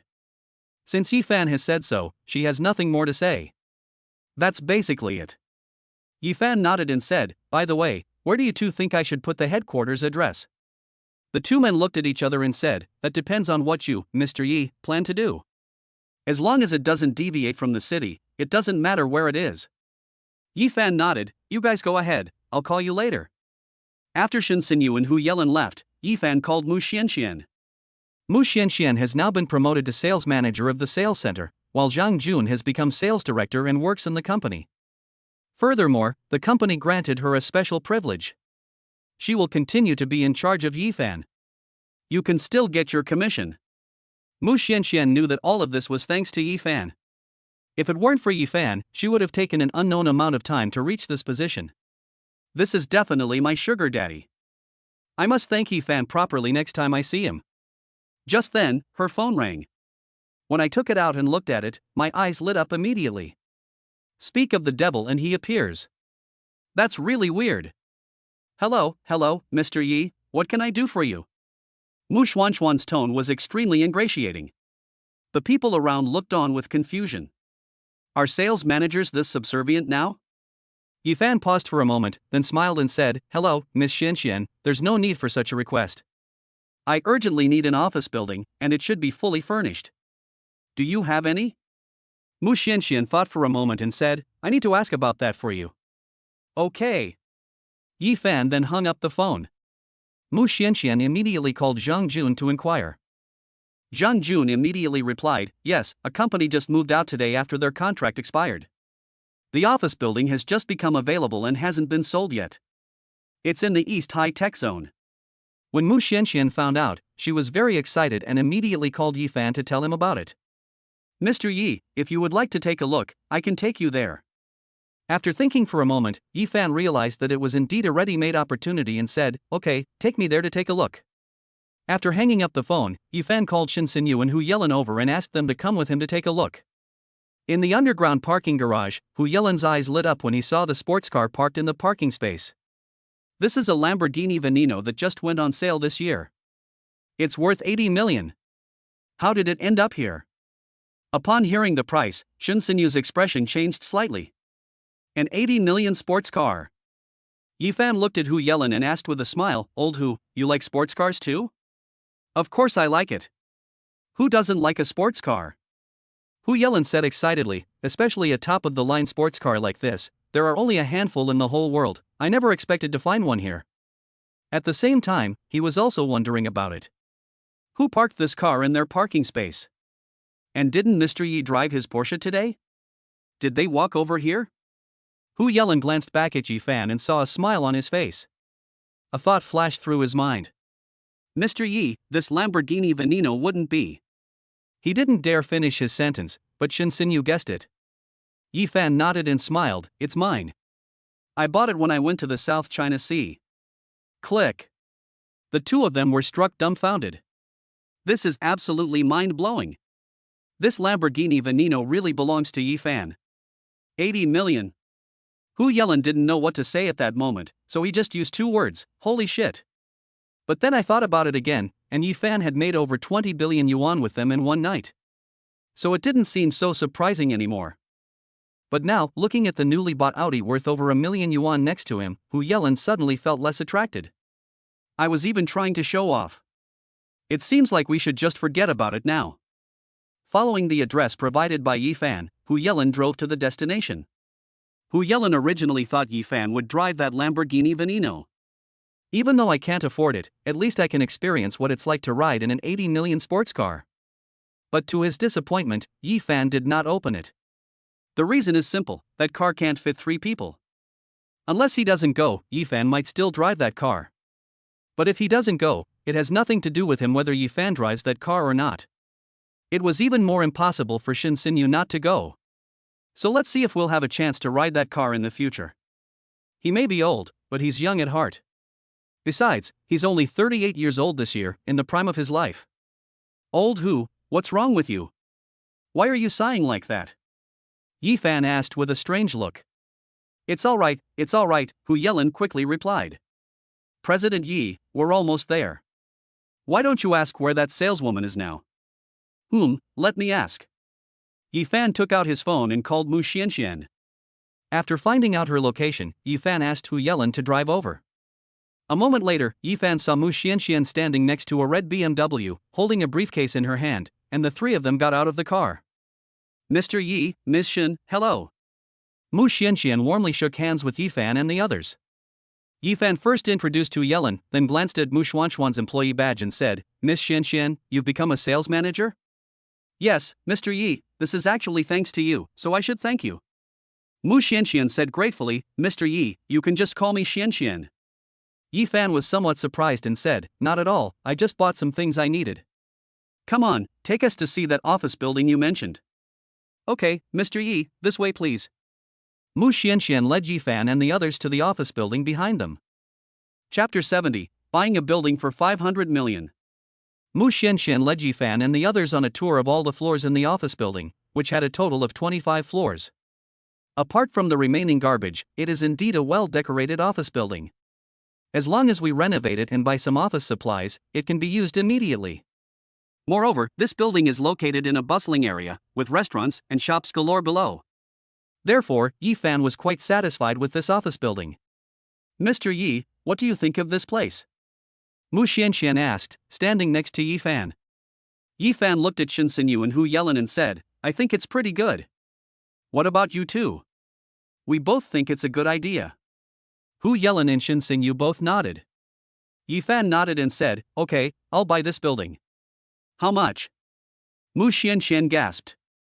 This time she heard it perfectly. "Buy. It's not a rental." She remembered what Director Zhang Jun had said to her on the phone. If he says he wants to buy, just give him a quote, save money on other things if possible. Furthermore, Zhang Jun had said that if she secured this order, the company would promote her to deputy director. It's okay if you don't know how the company can find someone to train you. Therefore, she was extra cautious today, presenting herself at her best to entertain Yifan. Mr. Yi, this office building can be acquired for 500 million, Mu Xianxian said with a smile. Actually, her palms were sweating because she was so nervous. She was fully prepared mentally and would never do what happened last time, almost kneeling on the ground. That would have been too embarrassing. Okay, I'll take it. These 4 words echoed in Mu Xuanxuan's mind, refusing to leave. She didn't fall, she really didn't fall. But her body was trembling uncontrollably. I'm so excited. I really want to go up to Yi Fan and pounce on him. I want to kiss him a few times. She missed the scene of buying the building last time, but this time she saw it all by herself. Okay, Mr. Yi, here are the documents. Please take a look and see if there are any problems. Mu Xianxian took 2 documents out of her briefcase with trembling hands. One is for buying, and the other is for leasing. He handed the one he had bought to Yi Fan. Yi Fan was surprised. The preparations were really thorough. Did these people know that he would definitely buy it? Prepare 2 documents. What do you plan to do if I don't want this building? Driven by curiosity, Yi Fan asked. Mu Xianxian quickly replied, No, we know you will definitely buy it. If you really don't buy it, these 2 contracts will still be kept. Yi Fan nodded, then signed his name on the contract and transferred the money. Meanwhile, Zhang Jun and the general manager of Ziyuan Company had already gone to the financial director, and the 3 of them were keeping a close eye on the company's account entries. Time ticked by, and the 3 of them were getting quite impatient. Zhang Jun, why don't you make a call and ask if it's done or not? The general manager was getting impatient. The key is that he's anxious too. I don't know if the other party is renting or buying. The purchase price is 500 million. This will greatly increase my chances of successfully competing for the vice president position. Renting it out involves tens of millions of dollars, there's nothing more to say about that. Zhang Jun said with a fawning smile, Manager, let's wait a little longer. There's no use rushing now. What if something goes wrong if we call and urge them? The general manager thought about it and realized that he had no choice but to suppress his restless heart for the time being. Coming, manager, the CFO suddenly called out. Quickly count a few zeros, the general manager shouted, leaning forward without regard for his image. Ones, tens, hundreds, thousands, 10,000s, hundreds of thousands, millions, thousands, tens of millions, hundreds of millions. 500 million. The director's office was quiet. The 3 of them stared wide-eyed, their mouths agape, as if they could fit an egg in them. I bought another one. Last time it was an entire apartment building, this time it's an entire office building. Holy crap! Just how rich is this young man? They spent over 600 million here. I was so amazed I couldn't express it. All I could say was holy crap. This time, his position as vice president is absolutely secure. Quickly, call Mu Xianxian and ask for Yi Fan's phone number. I must thank him in person this time, the general manager said hurriedly. Zhang Jun quickly took out his phone and called Mu Xianxian. Hello, Director Zhang, Mu Xianxian said, her voice trembling. Yi Fan had just left when she couldn't hold on any longer and was taking deep breaths while leaning on her little red BMW. Before Zhang Jun could speak, the general manager snatched his phone and said, Mu Xianxian, this is General Manager Yang Rui. Congratulations on becoming the Deputy Director of Sales. Huh? Mu Xianxian hadn't even recovered from the shock when one piece of good news after another arrived. Thank you, Manager Yang. Alright, give me Mr. Yi's phone number. I want to thank him in person, Yang Rui said quickly. Okay, Manager, I'll send it to you right away. By the way, Manager, aren't there any residential areas around here? Yang Rui was taken aback, then frowned and said, No, we mainly have office buildings in the high-tech zone, but not residential areas. What do you mean by that? Mr. Yi just mentioned that he wanted to buy 2 buildings nearby to use as staff dormitories, and asked me if there were any ZUN residential communities nearby, so he would buy one there as well. After hearing this, the people in the director's office were stunned. They had never hated the company's upper management so much. Why didn't the company build a few residential communities in the high-tech zone back then? Otherwise, it would have brought in several hundred million more. Finally, Mu Xianxian hung up the phone and sent Yi Fan's contact information via WeChat. After receiving the call, Yang Rui immediately called Yi Fan, who answered quickly. Hello, who is this? Came Yi Fan's indifferent voice from the other end. Yang Rui hurriedly said, Mr. Yi, hello, I am Yang Rui, the manager of Ziyuan Company. I am calling you to thank you. When would you like to have time to invite you to dinner to express my gratitude? Yifan paused for a moment, then said, Sure, I'll have time these next few days. Okay, I'll meet you at the Royal Hall of the ZUN Hotel at 6 o'clock this afternoon. After hanging up the phone, Yang Ruei breathed a sigh of relief. He was really nervous talking to Yifan, more so than when he faced those companies last time. Meanwhile, Yifan stared at his phone, completely bewildered. Mr. Yi, what's wrong with you? Hu Yelin, who was driving in front, glanced at Yifan in the rearview mirror and asked. Yifan then recounted the contents of the phone call, and said, I don't think I've done anything that would make Yang Ruei so grateful.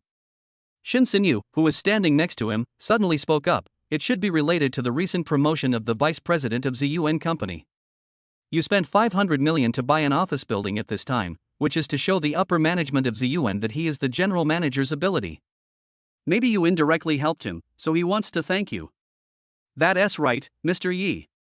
Hu Yelin added, the competition within ZUN Company is fierce, so even as a general manager, one is not guaranteed a promotion to president. This is where it's crucial to highlight one's abilities. Your previous actions were undoubtedly a lifeline for him as general manager, greatly increasing his chances of becoming vice president. Yifan understood, so that's what happened. Then I really should go to this meal. Chapter 71, Yang Ruei invites people to dinner. Back at the company, Yifan instructed Chenya to find someone to order 5,000 computers as soon as possible, and of course, the computers had to be the best. The renovation of the office building must be completed within a week at the latest, even if it means spending more money to have the renovation team work overtime or hiring several renovation teams. In short, the renovation of an office building should not take more than a week. As for the construction work on the decoration side, Yifan sent Yang Shuo over. His physique and rebellious personality were very intimidating. Finally, Chenya was instructed to purchase 2 apartment buildings in a nearby residential area as soon as possible to serve as staff dormitories. As for the dormitory building here, it is now full with more than 300 people. A large room has 3 bedrooms and accommodates 3 people, while a medium-sized room has 2 bedrooms and accommodates 2 people. Each floor has 2 large rooms and 2 medium rooms, with 10 people per floor, so the 30th floor would have 300 people. However, there are also employees who live relatively close to the company and rent apartments with their girlfriends, so we exclude about 60 or 70 people. In addition to Hu Yelin, Shin Sinyu, and Chengya, who each occupied a room, the remaining 200+ people were almost fully occupied, along with Li Qingyi's previous room. Money is not a problem, there's plenty of it. The problem lies in the timing. Yifan has decided that he must move to that office building within a week and put it into use as soon as possible. Only in this way can he possibly achieve his goal in the next 2 months. In short, it can be summed up in 4 words. Time is of the essence. At 5:30 p.m., Yang Ruei, Zhang Jun, and Mu Xianxian were already waiting for Yifan at the Huangyao Hall of the ZUN Hotel. He brought Zhang Jun and Mu Xianxian with him because having 2 people familiar with Yifan around gave him some confidence. All 3 of them were a little nervous, as if they were facing a formidable enemy. Mu Xianxian, you absolutely, positively must make sure Yifan is happy. You have to make him happy today, even if it means selling your body or suffering some loss. I'll compensate you when we get back. Do you hear me? This wasn't the first time Yang Ruei had said these words to her. Since the 3 of them arrived at 5 o'clock, Yang Ruei has been repeating these words to her every 10 minutes, without changing a single word. She's almost tired of hearing it. Mu Xianxian smiled wryly to herself, but said solemnly, I understand, manager. Actually, Mu Xianxian is also looking forward to the day when something might actually happen between her and Yifan. Maybe I can use this opportunity to soar to great heights.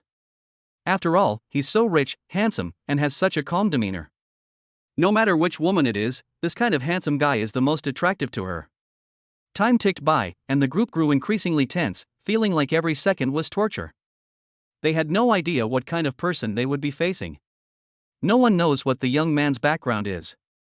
All they could find was that a few months ago he suddenly appeared before them like a god. First it was villas, then apartment buildings, and then office buildings. The amount of money spent on their company kept increasing. All 3 of them got promoted and received raises thanks to this young man. It can be said that Yifan has given them a second chance at life. Why aren't they here yet? Yang Ruei was getting impatient. It was already 5:50, but he still hadn't received a call from Yifan, and the dishes were being served one after another. The 2 people next to him twitched at the corners of their mouths. You clearly said 6 o'clock, and there are still 10 minutes left, yet you're already trying to rush them to come. Can't you be a little more reserved like us? At 6 o'clock sharp, Yang Rui's phone rang on time, and he quickly took it out to answer it.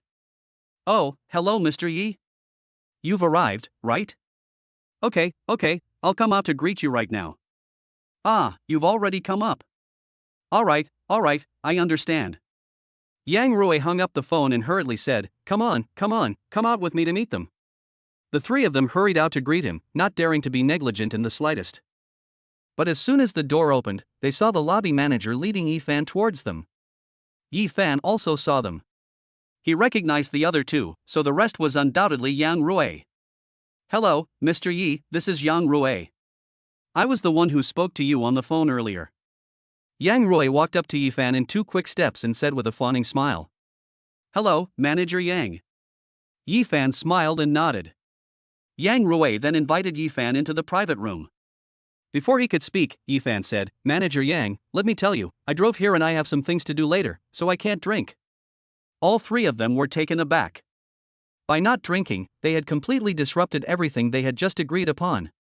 Fortunately, Yang Rui reacted quickly and said repeatedly, It's alright, Mr. Yi, let's not drink today, just eat. Mu Xianxian and the other person nodded and smiled in agreement, yes, we won't drink today. Yang Rui then sat down next to Yi Fan and chatted with him casually. Mu Xianxian and the other person would occasionally chime in with a comment. Yang Rui expressed his gratitude to Yi Fan, saying that without Yi Fan, he would never have been able to be promoted to the position of vice president. Yi Fan smiled slightly and said, Manager Yang, I'm just buying some things I need. There's no need for that. Yi Fan was referring to Yang Rui's attitude, which was as if he were being treated like an ancestor. Yang Rui's expression turned serious, and he said, Mr. Yi, although that's what you say, you have indeed helped me, that's undeniable, so this is what I should do. In the end, Yi Fan could only smile and accept it. Yang Rui continued chatting with Yi Fan, occasionally offering him samples of the dishes on the table.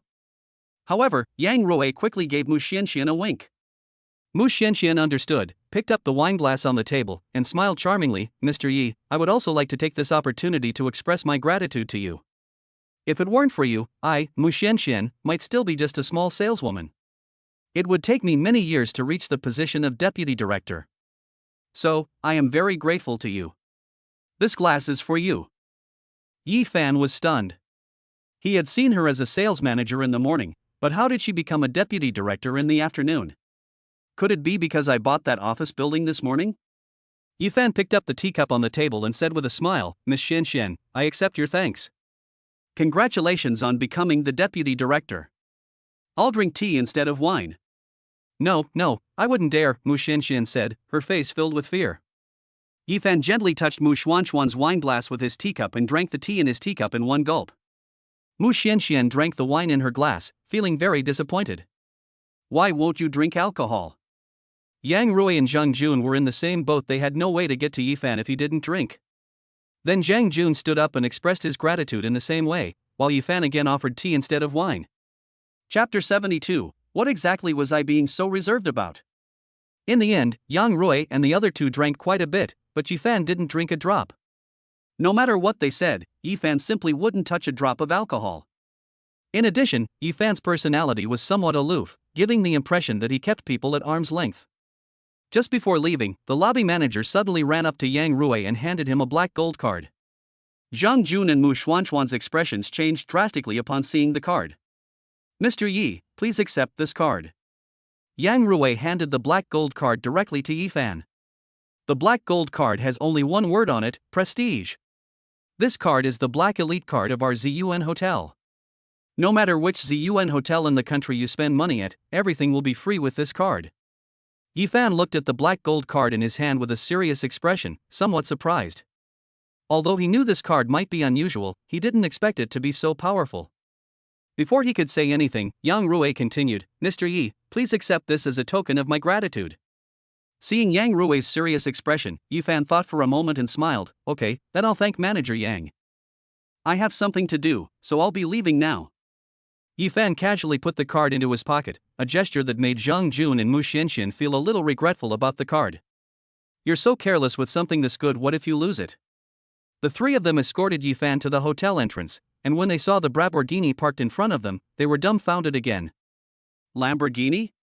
This car looks just like the one in the game. Only after Yifan left did Yang Rui ask Zhang Jun with a serious expression, "Didn't you say he drove a 5 million yuan Porsche? How come it's an 80 million yuan Lamborghini?" Zhang Jun and Mu Xianxian both stared wide-eyed at Yang Rui. They heard it very clearly just now. 80 million? Manager, is that Lamborghini really worth 80 million? Mu Xianxian asked in a trembling voice. Yang Rui glanced at her, took a deep breath, and said, "That car is called a Lamborghini Veneno. It's a new sports car that was launched in May of this year. It's worth 80 million, and there are only a handful in the world." Mu Xianxian was so shocked that she took 2 steps back. A car worth 80 million. What was I even holding back for? Yang Rui breathed a sigh of relief. He had just become vice president and had already given out a black VIP card. He was worried that the company's upper management would say that he had abused his power so soon after taking office. Now he can shut them down with a single sentence. What I gave him was a super rich young man who drives an 80 million yuan luxury car. In the end, some of the 3 people were happy, some were sad, and some left in shock. Actually, Yifan was fine, he simply didn't want to drink lately. "I drank too much with Lu Qingtian in Nanjing a while ago, so I'm planning to quit drinking for a while." While driving, Yifan suddenly received an unmarked phone call. But this number was all too familiar to him, and a deep sense of disgust rose from the bottom of his heart. Yifan hung up without thinking, but the call came back the next second, and Yifan hung up again. The call came again, and Yifan was already furious, but this time he answered the phone. "Speak quickly, I'm very busy." There was a moment of silence on the other end before someone said, Yifan, how have you been lately?" Yifan sneered, "I don't want to hear any nonsense." Then Yifan hung up the phone. But a few minutes later, she called again. Yifan pressed the answer button but didn't say anything. "Yifan, don't hang up. I have something to say." "Well, could I treat you to a meal?" With Han Qi and his father." Yifan frowned, his face full of questions. "What exactly is going on?" "The same thing happened when I graduated last time. Sumunk invited me to dinner." Even now, Sumunk is still talking about these things. "Do you think it's possible?" Just as he was about to hang up, he heard Sumunk suddenly say, "Yifan, I'm begging you, okay? Just one meal, just this one." Yifan was completely dumbfounded. Would Sumunk ask me for help? And judging from her voice, it seemed like she was about to cry if I didn't agree. What exactly is going on? Yifan, are you still there? Sumunk's trembling voice came from the other end. Where? When? Yifan asked coldly. Upon hearing this, Sumunk was overjoyed and hurriedly said, "The day after tomorrow at 8 o'clock, in the Royal Hall of the Victory Hotel." I see. After saying that, Yifan hung up the phone. Yifan will see what these two are really up to the day after tomorrow. They actually came to me for help? That's truly an amazing story. In the end, this phone call completely ruined Yifan's plan to go for a drive. I might as well go back to sleep. The next morning, Yifan arrived at the company with 16 financial industry exam papers that he had spent 2 hours searching for the previous night. He then had Wu Changsheng make 900 copies of these papers and stipulated that a score of 75 or above was considered passing. Yifan asked him to take out 324 copies of the assessment report for ordinary employees and give them to Qian Guang and the other 3. In the conference room, Yifan sat across from the CEOs and managers of the subsidiaries, a total of 16 people. He is going to evaluate these people today. These are 16 different papers. You can assign them yourselves. I won't set scores. You have 1 hour. But remember, some of you may be fired after this. The 16 people were stunned, then smiled bitterly to themselves. I never imagined that I'd been out of school for so long. It's unbelievable that one day we'll be taking an exam here, just like in college. But what could they say? After all, he's the CEO. Moreover, they also said that I would most likely be fired after this. Who would dare not take this exam seriously? Yifan, Shen Xinyu, and Hu Yelin were the proctors, keeping a close eye on them, afraid that they would cheat. However, it was impossible for them to cheat, since the exam papers were different. Don't underestimate this old-fashioned method. Results can sometimes truly reflect a person's abilities. Moreover, this exam is just a cover. Yi Fan will use the system to check their future in a moment. These people will certainly have disloyal members in the future. Yi Fan naturally wanted to suppress them as soon as possible, so that the company's upper management wouldn't be a bunch of parasites. Time passed second by second, and Shin Sin-yu looked at the 16 people scratching their heads and looking very contemptuous. I've already looked at these questions, how difficult could they be? She knew the answer with just one glance. I really want to know how they got to such high positions. If Yi Fan knew what Shin Sin-yu was thinking, he would definitely despise her. Don't compare yourself to others. They must have their own methods to get to where they are today. Chapter 73, Exams and Interviews. Old Hu, how long has it been? Yi Fan asked, opening his eyes. Hu Yelin glanced at his Patek Philippe and said, 1 hour. Let's collect the papers. Looking at these 16 students, some were sad, some were worried, and some were happy. Yi Fan finally knew what it felt like to be an exam proctor. You all go outside and wait. I'll call your names one by one and you'll come in. These 16 people really acted like students who had just finished an exam, obediently getting up and leaving the exam room. Then they stood outside and exchanged their experiences during the exam. Old Hu, how professional are you? Yi Fan suddenly asked Hu Yelin. Hu Yelin awkwardly touched his nose and said, it's barely passable. In fact, Hu Yelin's lack of financial expertise has always been a major weakness. Therefore, he had always been a manager at his original company. Yi Fan rolled his eyes and said, should I arrange an exam for you too? Hu Yelin coughed twice, and Yi Fan handed 8 test papers to Shin Sin-yu. The two of them quickly flipped through them. Yi Fan then took out 2 bills and handed them to Hu Yelin, saying, tell these 2 to go to the finance department to settle their wages and leave. Hu Yelin took the exam paper, glanced at it, and his lips twitched. Although my professional knowledge is lacking, getting a score of 70 or 80 on this test shouldn't be a problem. These 2 actually scored in the 20s or 30s, that's incredibly impressive. Hu Yelin was very curious about how they had climbed to those 2 locations. Wang Kai, Huang Xiang, go to the finance department to settle your wages. Upon hearing this, 2 people stepped forward, their faces pale, and dared not refute. Because they relied on one sentence at their previous company, my dad is the CEO. That's why they got these positions. The 2 went to the finance department, feeling dejected. The remaining 14 people had their hearts pounding and their palms sweating. The CEO is not joking. They can fire someone without warning. If this tactic were used on an ancient battlefield, it would be considered ruthless and decisive. Hu Yelin came out again soon, and everyone held their breath, able to hear each other's heartbeats. Yu Guangyao, come in. Immediately, someone stepped out of the crowd and went in through the back door. Yu Guangyao didn't dare to sit down, so he just stood in front of the 3 chairmen. Sit down, don't be nervous, just treat this like an interview. Yi Fan smiled slightly at him, and only then did Yu Guangyao dare to sit down. Yi Fan asked him to introduce himself, while his mind began communicating with the system to observe Yu Guangyao's career over the next year. 10 minutes later, Yu Guangyao finished his introduction, and Yi Fan had also seen enough of him. For the time being, he could trust this person. Okay, I understand your situation. You can go back to the company now. Take the test papers with you when you leave. Take as many test papers as there are people. All management personnel who score below 70 should not be hired. Yu Guangyao was secretly pleased and said repeatedly, okay, Mr. Yi, I'll be going now. As soon as Yu Guangyao came out, Hu Yelin called another person in. Yu Guangyao breathed a sigh of relief at the door. It truly felt like he had escaped a disaster. Although I don't know what the outcome will be, at least I wasn't fired like those 2 people. He proudly raised his head at the others, then strode away. 10 minutes later, another person came out, repeated Yu Guangyao's actions, and then left. This made the people waiting outside very nervous. Everyone pricked up their ears, eager to hear what was happening inside. Unfortunately, the soundproofing material is really good, you can't hear anything at all. When the next person came out, he looked utterly desperate, and everyone immediately understood. This guy got fired. Next came the triumphant ones and the despairing ones. In a daze, everyone felt as if they had returned to the time when they were just starting out in the workforce, looking for jobs and going through interviews. However, it would have been impossible to say that there was no trouble at that time. Just like now, after Yi Fan saw the future of this person named Chen Hai, Yi Fan planned to fire him. But Chen Hai immediately flew into a rage, slamming his hand on the table and demanding to know why Yi Fan had fired him. Yi Fan replied indifferently, I'm the president of the entire company.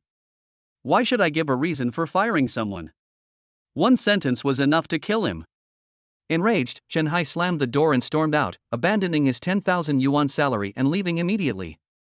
In the end, only 10 people remained out of the 16, and 6 were expelled. This matter is now resolved. It took 2 hours. After the company moves, Yifan will distribute the shares according to performance, because the more professional the shareholders he needs, the better. The remaining 3 who won't get shares can only be appointed as the general manager and deputy general manager of the subsidiary, and their salaries will be increased. When the time comes, they can stay if they want, and if they don't, let them find their own way out. The 4 ordinary employees who were proctoring the exam, including China, had already collected the exam papers. Yifan gave them the answers directly and told them to check them themselves. Those who perform well will be appointed to leadership positions in all subsidiaries, while those who don't perform well will go to the head office and wait for their next opportunity. As for the differences in responsibilities between departments, Yifan also took these into consideration, so the leadership threshold passing grade for each department is different. In short, just like last time, Yifan is going to give the company a major overhaul.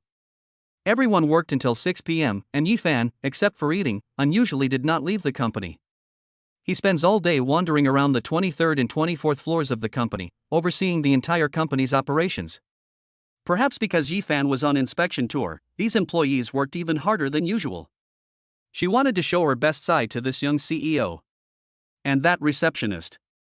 Now she only regrets not applying to other departments back then. Looking at Yifan now, all I have to do is stand here at the front desk and smile, and nothing else. This is so painful. But no matter what, even if she's just smiling, she has to show Yifan her best work performance. Looking at her slightly stiff but still forced smile, Yifan felt for the first time that this young lady was actually quite cute. Seemingly sensing Yifan's gaze, the young lady was instantly thrown into a state of panic, her mind going completely blank. What to do? What to do? Mr. Yi seemed to be looking at me strangely just now. Could it be that she's taken a liking to me? Should I agree to it? Should we be a little more reserved? As she thought about it, the young lady blushed, and her eyes sparkled as she looked at Yifan's back. If Yifan knew that his single glance had caused the young lady to think so much, he would rather not have looked at her in the first place. However, Yifan also had some feelings for this young lady. He is indeed a pretty good person. With proper training, he could be used as a leader. However, let Wu Changsheng from the logistics department observe for a while longer. Chapter 74, The Prediction from 6 months ago. The next morning, as Nie Qing was having breakfast, her father suddenly placed a file folder in front of her. This is what you asked me to investigate that day. Mr. Nie's expression was also somewhat unpleasant. When he learned that Yifan's ex-girlfriend had stolen the honor that should have belonged to Yifan, he felt extreme disgust for this woman named Su Monk. I've lived this long and seen all sorts of shamelessness, but I've never seen anyone as shameless as Su Monk. Nie Qing immediately opened the package with great joy and saw that it was indeed what she wanted. She stood up abruptly and gave her father a hug. Thank you, Dad. Then, without even having breakfast, he quickly ran upstairs to change his clothes and drove his BMW straight to Yifan's university. This child, have breakfast first, there's no rush, said Mrs. Nie, shaking her head. Mr. Nie, who was standing nearby, also sighed and said, a daughter is like a tree that cannot be kept at home once she grows up. In the afternoon, Yifan glanced at the time, 6:20 p.m. It was pouring rain outside, which only worsened Yifan's already gloomy mood, making him completely unwilling to go. I might as well just lie in bed and sleep. At 7 o'clock, Suman called to ask if I had left yet. Yifan replied impatiently, coming, waiting for the red light. After hanging up the phone, Yifan got up, tidied up, and set off. You two, I don't know what kind of conflict you had with Yifan back in college, but today you two have to make things difficult for him. In the grand ballroom of the Victory Hotel, Han Shunyao coldly watched Han Shi and Su Monk. It wasn't until a few days ago that he learned that Han Shi and Su Monk had offended Yifan when they were in college. Now, Han Shunyao's entire company is facing a dangerous situation. Without the mysterious Yifan's financial assistance, his company would likely have faced bankruptcy. Han Shi and Su Monk shuddered violently, their faces turning deathly pale with terror. I understand, Dad. They really didn't know how to face Yifan. Both of them had long since lost all hope. The anxious wait always felt long. Han Shunyao looked extremely impatient and kept glancing at the time. The ashtray was piled high with cigarette smoke, and the private room was filled with smoke, showing no regard for Su Monk, who was pregnant, sitting next to them. For Han Shunyao now, every second is precious. Every minute that passes, the loopholes in his company widen, and the amount of money needed increases. Finally, at exactly 8 o'clock, the door to the private room opened, and Yifan appeared in front of the three of them. Before even entering, Yifan could smell the strong smell of smoke, and his disgust grew even stronger. "Mr. Yi, it's been a long time." The middle-aged voice coming from inside sounded somewhat familiar to Yifan. Looking up, Yifan was somewhat surprised and smiled. "President Han, it's been a long time. What's Han Shunyao doing here? Could Han Shunyao be Han Chi's father?" Han Shunyao saw that Yifan was still standing outside, fanning his nose, and hadn't come in. He immediately understood what was going on. "I'm sorry, Mr. Yi, I was getting a little anxious while waiting for you and smoked a few cigarettes." After saying that, Han Shunyao quickly turned on the windows and the exhaust fan in the private room to its maximum. Once the air inside had freshened, Yifan went in and saw Su Monk looking up at him. Su Monk noticed Yifan looking at her, and her heart suddenly panicked. She quickly lowered her head and dared not look again. Yifan merely glanced at them coldly, then looked at Han Chi, a sneer in his heart. This guy is even worse than Su Monk, he doesn't even dare to lift his head. "Mr. Han, is Han Chi your son?" Yifan slowly sat down and asked with a smile. Every word Yifan spoke sounded like a drumbeat pounding in Han Chi and Su Monk's hearts. "Ah, yes." Han Shunyao nodded hurriedly and said with an awkward smile, "It is indeed my son, President Yi. It turns out that my son was ignorant at school and offended you. Please don't take it to heart. You too, get up and apologize." Han Shunyao suddenly roared at Han Chi and Su Monk. The two were so frightened that they trembled violently and stood up abruptly, unable to utter the three words that were on the tip of their tongues. Han Shunyao was so angry that he wanted to go up and slap each of them. "Damn it, you guys aren't saying a word at a time like this." All right. Yifan waved his hand dismissively. What they did can't be resolved with just an apology. Han Shunyao expression changed drastically, and a deep sense of unease rose in his heart. "Mr. Yi, what did my son do to make you so angry?" "What? They didn't tell you, President Han?" Yifan looked at the two of them and said with a wicked smile. Han Shunyao heart was pounding faster and faster. His face looked like it was about to burst with tears, and he shook his head. The two men's legs tightened and they began to tremble, forgetting to breathe, their only prayer being that Yifan would not speak. Yifan, of course, had no idea what they were thinking, and slowly said, "Your daughter-in-law, Su Monk, used to be my girlfriend. Before we broke up, your son came in and took her away." As he spoke, Yifan kept his eyes fixed on the two people. Han Shunyao swayed and almost stumbled and fell onto the chair. "Moreover, your son instructed her to take away the postgraduate recommendation spot that should have belonged to me, causing me to lose everything I cherished at the time." Having said that, Yifan showed boundless disgust and said coldly, "Does President Han think an apology can make this matter go away?" Han Shunyao could no longer stand and plopped down in a chair, his head buzzing. To undermine someone else's reputation and steal their honor. These two hatreds are irreconcilable. But his son offended both of them at once. Han Shunyao knew that he wouldn't be able to eat this meal, and that the Han group was finished. Han Chi and Su Monk also plopped down in their chairs, their faces ashen. Seeing the three men looking dejected, Yifan withdrew the disgust from his face and said with a nonchalant smile, "President Han, I know that you called me here today most likely for cooperation. I also saw in the news that your Han group is in trouble. If I didn't know that Han Chi is your son, perhaps I would cooperate with you, but now I'll pass." Yifan stood up and said in a deep voice, "Although I am a person who clearly distinguishes between work and hate, I really despise your son and daughter-in-law. I really don't want to have anything to do with them, so Mr. Han, I'll be leaving now." After saying that, Yifan turned and left. It's a miracle he was able to stay in that private room for so long without throwing up. "Bo. Dad." After Yifan left, Han Chi raised his head and looked at his father. If he hadn't called out, things would have been fine. This nap brought Han Shunyao back to his senses. Han Shunyao face turned fierce, and he suddenly sprang up, swinging his hand in a wide arc. Snap! This slap made Han Chi's vision go black, and he saw stars. Half of his face quickly swelled up like a pig's. "Look what you've done." Chapter 75, The Prediction Comes True. The entire private room was filled with Han Shunyao curses at Han Chi, all sorts of vulgarities. His words made it seem as if Han Chi wasn't his son at all. Fortunately, the five-star hotel had good soundproofing. If others had noticed, they would have said that Han Shunyao, as the chairman of a group, spoke like a street thug. Finally, Han Shunyao was so angry with Han Shi that he was trembling all over. But Han Shi didn't say a word from beginning to end, his fists clenched tightly. Having run out of words to curse, Han Shunyao looked at Su Monk, who was trembling violently with fear. He now felt nothing but intense disgust for this woman. A daughter like you is not worthy of entering the Han family. Han Shunyao snorted coldly and turned to leave. In the end, only Han Shi and Su Monk were left in the private room. Han Shi suddenly stood up and left with a gloomy expression, and Su Monk immediately followed him. From childhood to adulthood, Han Shunyao had never scolded or hit himself. Everything went according to my wishes. But today, because of Yi Fan, Han Shunyao scolded him and hit him. He lost all face today. Yi Fan. Su Monk looked at Han Shi's trembling body, hesitated for a moment, then walked up and gently grasped Han Shi's fist. But Han Shi suddenly turned around, staring at her like a beast, and slapped her hand away. Yes. And there's also Su Monk. Su Monk stumbled and sat down in the rain, her face pale as she looked at Han Shi. Han Shi pointed at Su Monk and roared, "Why are you still here, you bitch? Get the hell away from me. Don't disgust my eyes. Damn it. Who the hell do you think you are?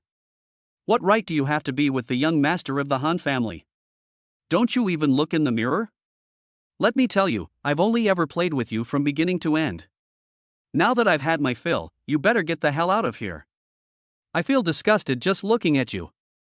Su Monk stared in astonishment at the crazed Han Shi, her face filled with disbelief. She grabbed Han Shi's trouser leg and pleaded, Han Shi, you can't do this. Please don't do this, you can't abandon me.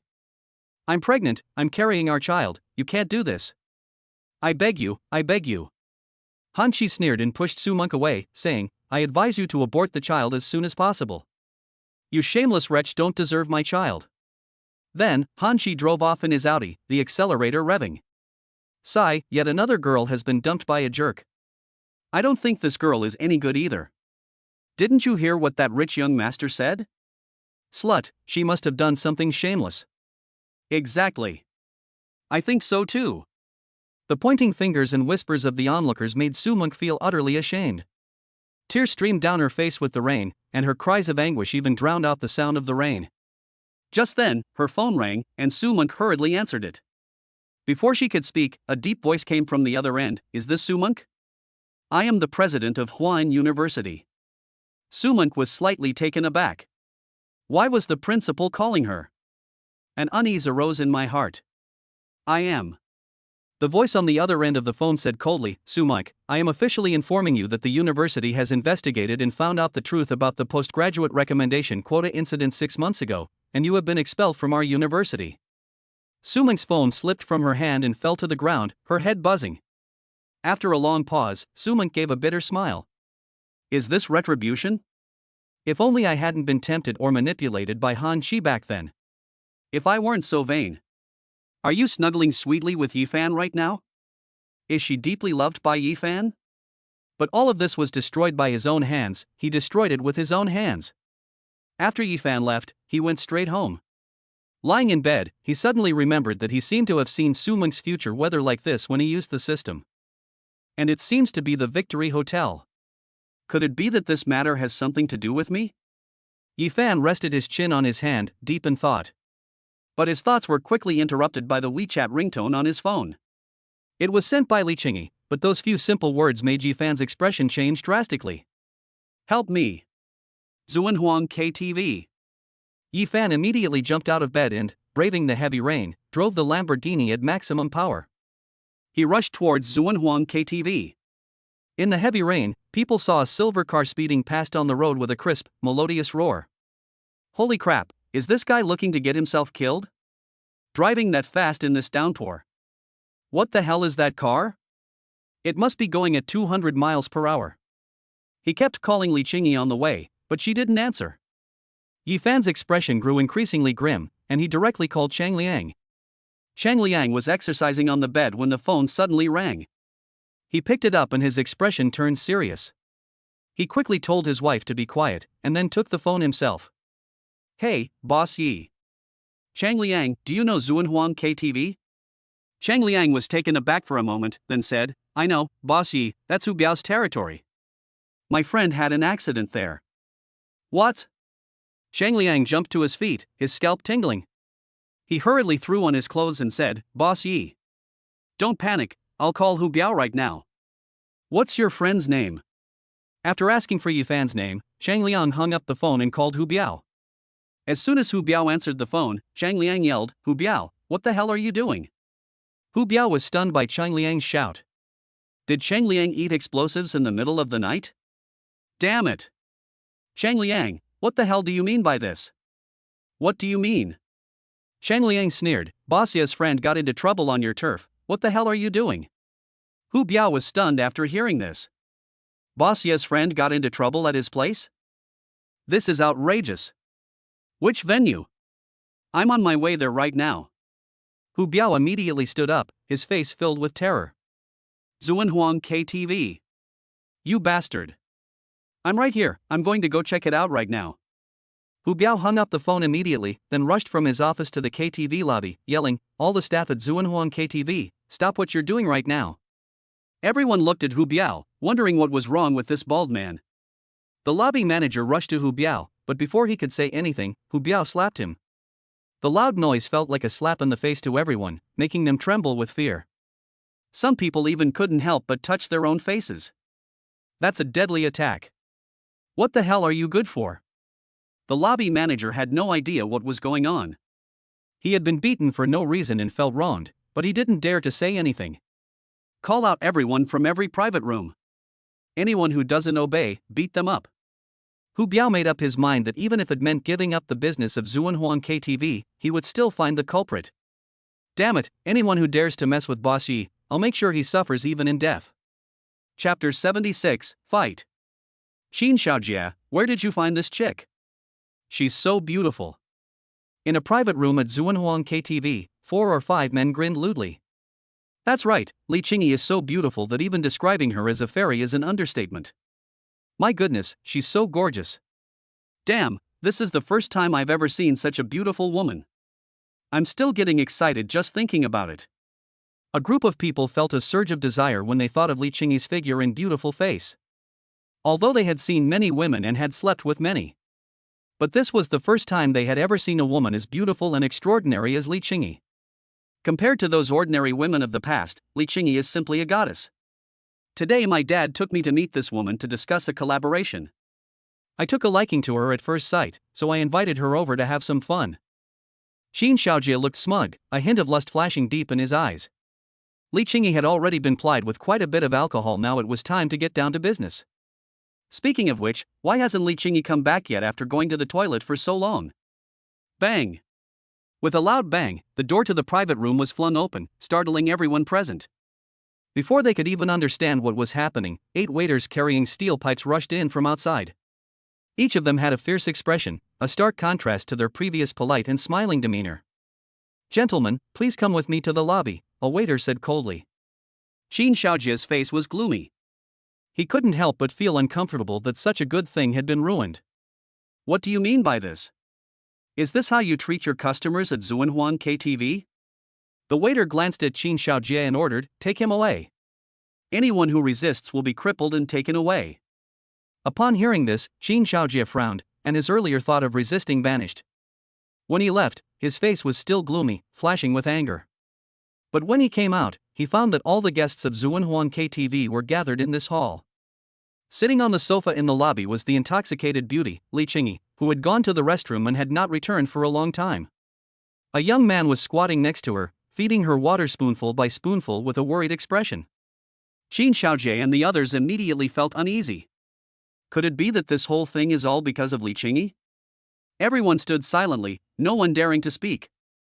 Zuanhuang KTV caters to prominent people, so they naturally know Hu Biao. Even if they had a million complaints, they dared not speak. Brother Biao, Boss Yi, everyone's here. The lobby manager stood shakily beside Hu Biao and said. Hu Biao nodded, looked at Yifan beside him, his forehead covered in cold sweat, and said, Yi, Boss Yi. Yifan stood up, his cold gaze sweeping over everyone. Fortunately, Li Qingyi answered the phone in the end and said that she had fallen asleep in the bathroom. Yi Fan quickly asked Hu Biao to send a few female waitresses to bring Li Qingyi out. Who did this? Yi Fan's icy voice sounded like it came from hell, sending a chill down everyone's spine. Qin Xiaojie and the others trembled uncontrollably and lowered their heads, trying to hide themselves. Boss Yi, it's them. At this moment, a waiter pointed at Qin Xiaojie and the others. Qin Xiaojie panicked and tried to escape, but the waiter blocked him and pushed them in front of Yi Fan. Yi Fan looked at them with an icy expression. Qin Xiaojie looked at the young man, suppressing his panic, and said, "Yes, I did it. What do you want? I'm telling you, you'd better not touch me, or my dad won't let you off the hook." Yi Fan didn't say anything, but slapped Qin Xiaojie across the face. Snap! Qin Xiaojie plopped down on the ground, and it took him a while to come to his senses. He covered his swollen face in disbelief. He really got slapped. And in front of so many people. Those around were startled and instinctively covered half of their faces, as if they themselves had been hit. How much force must it have taken to make that half of his face swell up like that? I don't know who your father is, and I don't want to know, but you hurt my people, and I don't think I'll let you off so easily. Yi Fan said coldly. Qin Xiaojie glared at Yi Fan with resentment and roared, You dare hit me. You fucking dare hit me. Yi Fan smiled coldly and extended his hand to Hu Biao. Hu Biao immediately understood and handed a steel pipe to Yi Fan. Yi Fan pressed the steel pipe heavily onto Qin Xiaojie's shoulder, staring Qin Xiaojie so much that his face turned pale. What do you think will happen if I hit you with this stick? Yi Fan asked coldly. Qin Xiaojie was so frightened that he couldn't speak, and shook his head repeatedly while his body trembled. In that brief moment, he saw ferocity in the eyes of the person in front of him. He really dares to do it. I was wrong, brother, I was wrong, I was really wrong. I apologize right now. Qin Xiaojie was already incoherent. Looking at his pleading expression, Yi Fan sneered, I thought you were so tough. He gave in after just a little intimidation. Yi Fan wasn't stupid. If they really continued fighting, that would be breaking the law. Yi Fan then looked at Qin Xiaojie's 4 companions. Before he could speak, the 5 men immediately knelt on the ground and begged for mercy. Big brother, spare us. We apologize. We'll never do it again.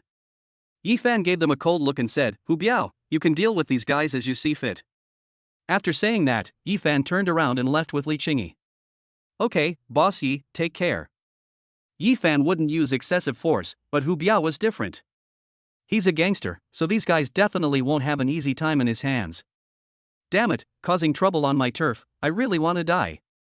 Everyone else, tonight, all you're spending here, no matter how much, is free. If you paid but didn't get to play, come back tomorrow and we'll refund double the amount. Now, please leave. These people dared not stay any longer. They had wanted to leave for a long time. The 5 men were left trembling in fear, and Hu Biao looked at them and sneered. Inside the Zhuanhuang KTV, screams echoed continuously. Yi Fan took Li Qingyi home and covered her with a blanket. This time, he finally noticed that the diamond ring on Li Qingyi's hand was missing. What exactly is going on? Li Qingyi just threw up in the KTV bathroom. Sitting on the edge of the bed, Yi Fan gazed at the sleeping beauty. Is it beautiful? Sleeping Beauty suddenly woke up, her captivating eyes falling on Yi Fan, filled with intoxication. Seeing Yi Fan, his heart skipped a beat, and he coughed twice. You're awake? Are you feeling better? Li Qingyi nodded, a strange feeling in her eyes as she looked at Yi Fan. Okay, then you get some rest. I'm going to lie down on the sofa for a while. Call me if you get thirsty. After saying that, Yi Fan was about to leave. However, Li Qingyi suddenly stood up and floated into Yi Fan's arms. Chapter 77, Seeking Revenge? The next second, Yi Fan pushed Li Qingyi away, catching him off guard with this sneak attack. He said with an unfriendly expression, Li Qingyi, what are you doing? You're already married. Have some self-respect. Li Qingyi lay down on the bed and laughed, silly girl, that was just a lie.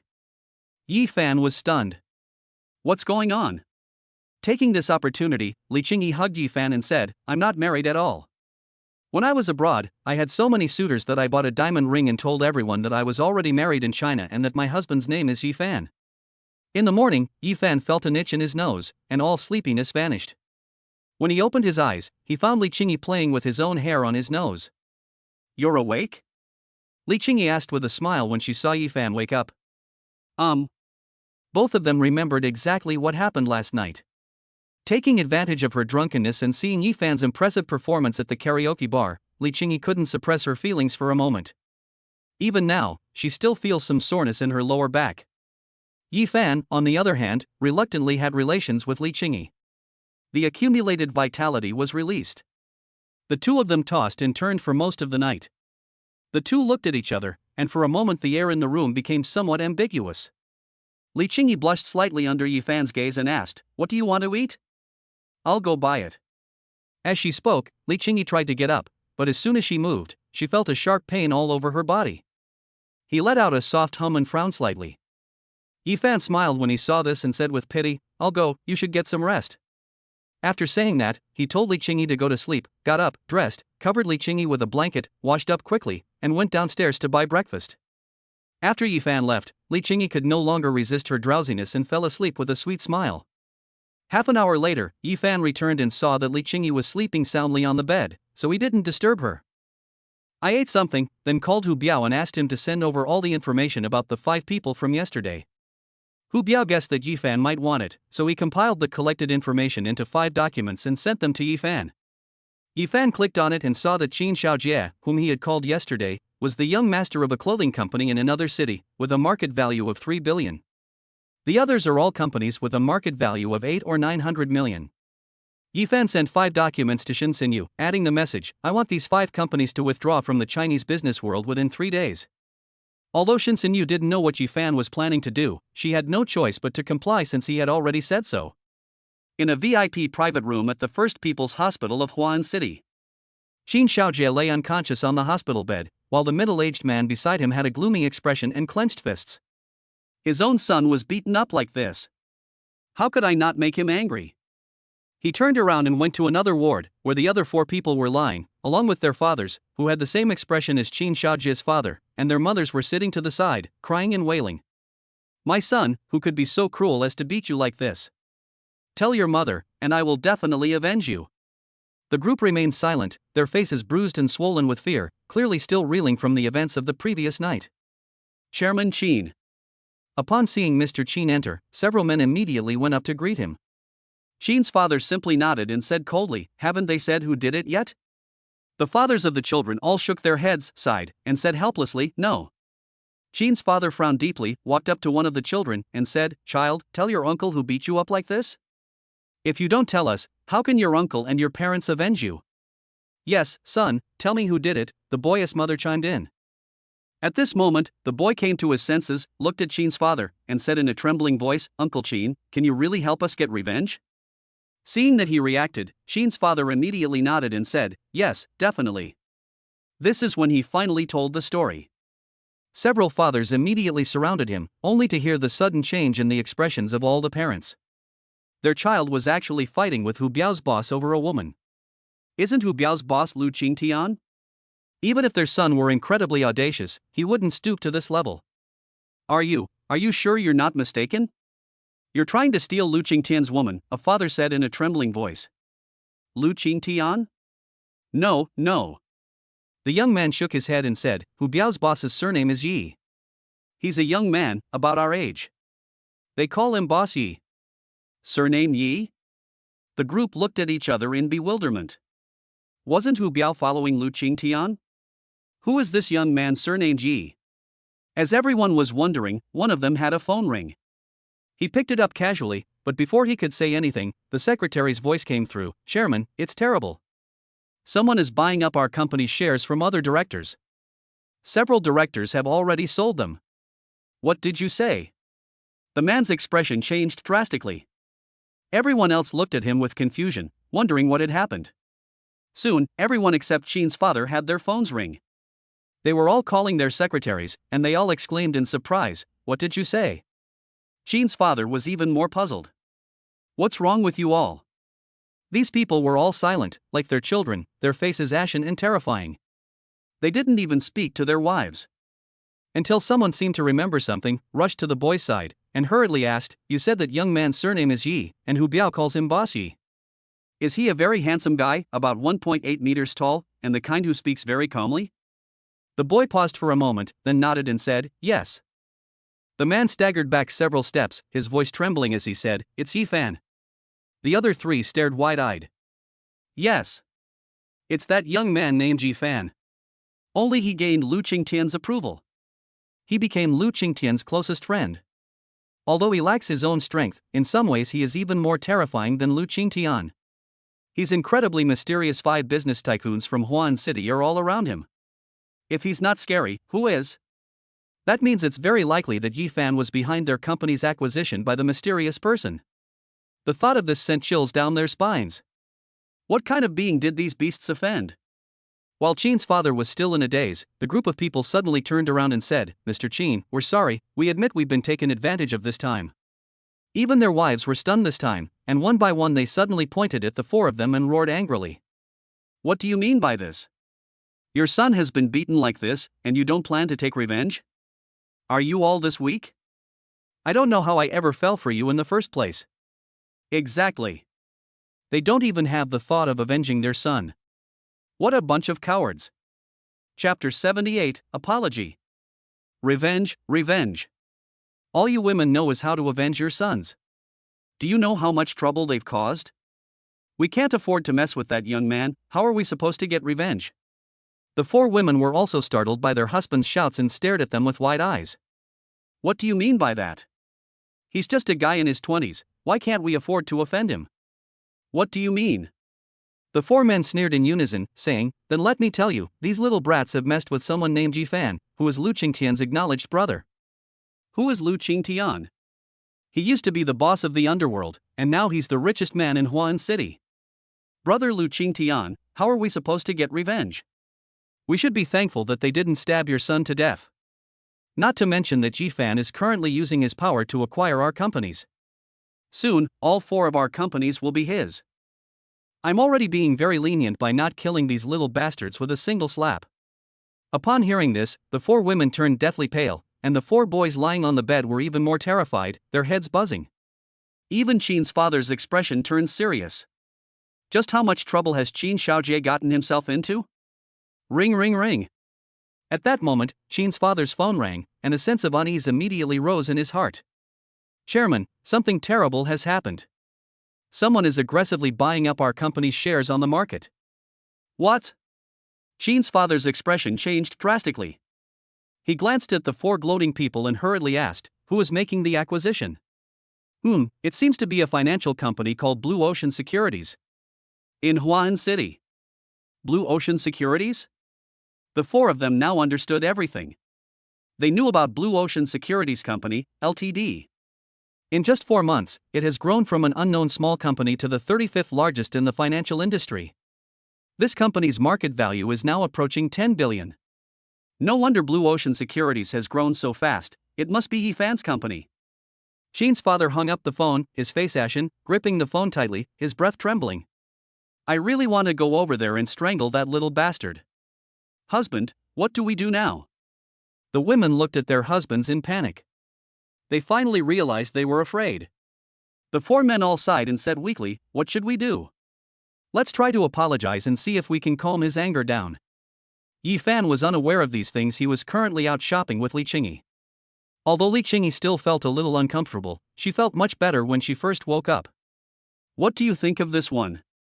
Li Qingyi came out of the fitting room, wearing a white dress, and asked Yifan a question. Yifan nodded and smiled, "It looks pretty good." Li Qingyi was somewhat dissatisfied with Yifan's attitude, rolled her eyes and said, "I changed so many, and all you know how to do is say they look good. Aren't there any that don't look good?" Yifan replied, "It's mainly because you're so beautiful that the clothes just accentuate your looks. I really can't bring myself to say that you're not good looking." A hint of shyness flashed across Li Qingyi's face as she covered her mouth and laughed. "I've never heard you say such sweet words before." "Really? Then I'll have to say it more often in the future." After saying that, Yifan stood up and said to the group of sales assistants next to him, "I'll buy all the clothes in your store, just swipe your card." When Yifan came out of the store, he had dozens of clothing bags on his back, and the sales assistants all looked at Li Qingyi with envy as she left. "She's so beautiful. She found a boyfriend who was so handsome and rich. Sigh, if only I were half as pretty as her, and had a boyfriend who was half as handsome and rich as that young man." Yi Fan spent the whole morning shopping with Li Qingyi. Finally, Yi Fan received a call from Shen Xinyu, who said that 5 people from the company were coming to see him. Only then did Yi Fan go to the company with Li Qingyi. When he arrived at the company, Shen Xinyu was waiting for him outside. When Shen Xinyu saw Li Qingyi behind her, her woman's intuition told her that this woman's temperament was different from before, and there was a hint of charm between her brows. Yi Fan, you go take care of this first, I'm going to the restroom, Li Qingyi suddenly said to Yi Fan. Yi Fan nodded and then went to his office. Li Qingyi then looked at Shen Xinyu and asked with a smile, would you like to go downstairs for a drink? Shen Xinyu thought for a moment, then nodded in agreement, and everyone watched them leave. Their gossipy hearts burned brightly. What an intense atmosphere of chaos! Yi Fan entered the office and noticed the 5 people looking uneasy, so he asked, who are you? As soon as they saw Yi Fan, the group rushed forward to greet him and introduce themselves in a fawning manner. After Yi Fan learned that they were the fathers of the people from last night, he naturally didn't give them a friendly look. Tell me what you need to say quickly, I have something to do later. The 5 men looked at each other in bewilderment. Qin's father gritted his teeth and said, Mr. Yi, we know that our bunch of rascals accidentally offended your girlfriend. We apologize to you, and you have already taught them a lesson. Can you please let our families off the hook? Please stop acquiring our company's shares. Yi Fan glanced at them coldly, and none of the 5 dared to meet his gaze. Impossible. A cold glint flashed in Yi Fan's eyes as he said, if I hadn't arrived in time, my friend might have already been killed. Do you think I would have let you go? I'm taking over your company, and I won't accept your apology. Get out. All 5 of them were utterly disheartened.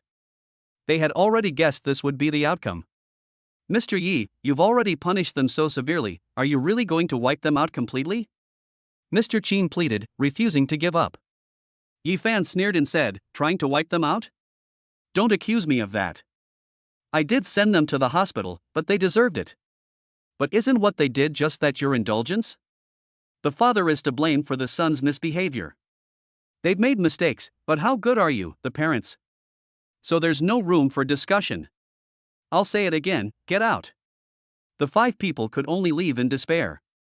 They dared not resist, nor could they afford to resist. First of all, they couldn't withstand Lu Qingtian's wrath. Secondly, we don't know Yi Fan's background. They are people they can't afford to mess with. Moreover, Yi Fan is right. Isn't this all due to the indulgence of these parents? If we had educated our children properly before, this would not have happened. How could they have ended up like this? After they left, Yi Fan lost interest in sitting there. Whenever I'm in a good mood, there are always some flies that come out to cause trouble. Chapter 79, Li Qingyi's Admirer. Yi Fan came out of the office and found that Li Qingyi had not returned yet. It's been more than 20 minutes. Does it take a woman this long to go to the toilet? Mr. Yi, your friend invited Mr. Shen down for a drink. Yi Fan looked at the person who had just spoken, his face full of surprise. These 2 people don't even know each other, how can they possibly sit together? Okay, I understand. Then Yi Fan left the company directly. The employees behind him watched Yi Fan get on the elevator and quickly gathered together to whisper among themselves. Where are you? After leaving the company, Yi Fan made a phone call to Li Qingyi. I'm here. Please wait over there for a moment. Without giving Yi Fan a chance to speak, Li Qingyi hung up the phone. 10 minutes later, he saw Shen Xinyu and Li Qingyi walking towards him. Shen Xinyu said something to Yi Fan and then went straight to work. When Yi Fan found it strange, Shen Xinyu seemed to become even colder. There was a chill in his tone when he spoke. He then took Li Qingyi to her company. Upon entering Qingyi Clothing Design Company, Yi Fan immediately noticed that the interior design was more dynamic than that of his own company. The company has already hired more than a dozen people and they've started working. Now it looks like a large studio. But they all looked unwell, and Yi Fan could sense their low spirits even standing at the company entrance. The company is now able to operate on the most basic level, and several clothing companies have started to cooperate with us. There are no major problems with the company's operation at present, Li Qingyi said. Yi Fan is still the largest shareholder of her company, so she has the right to know the current situation of the company.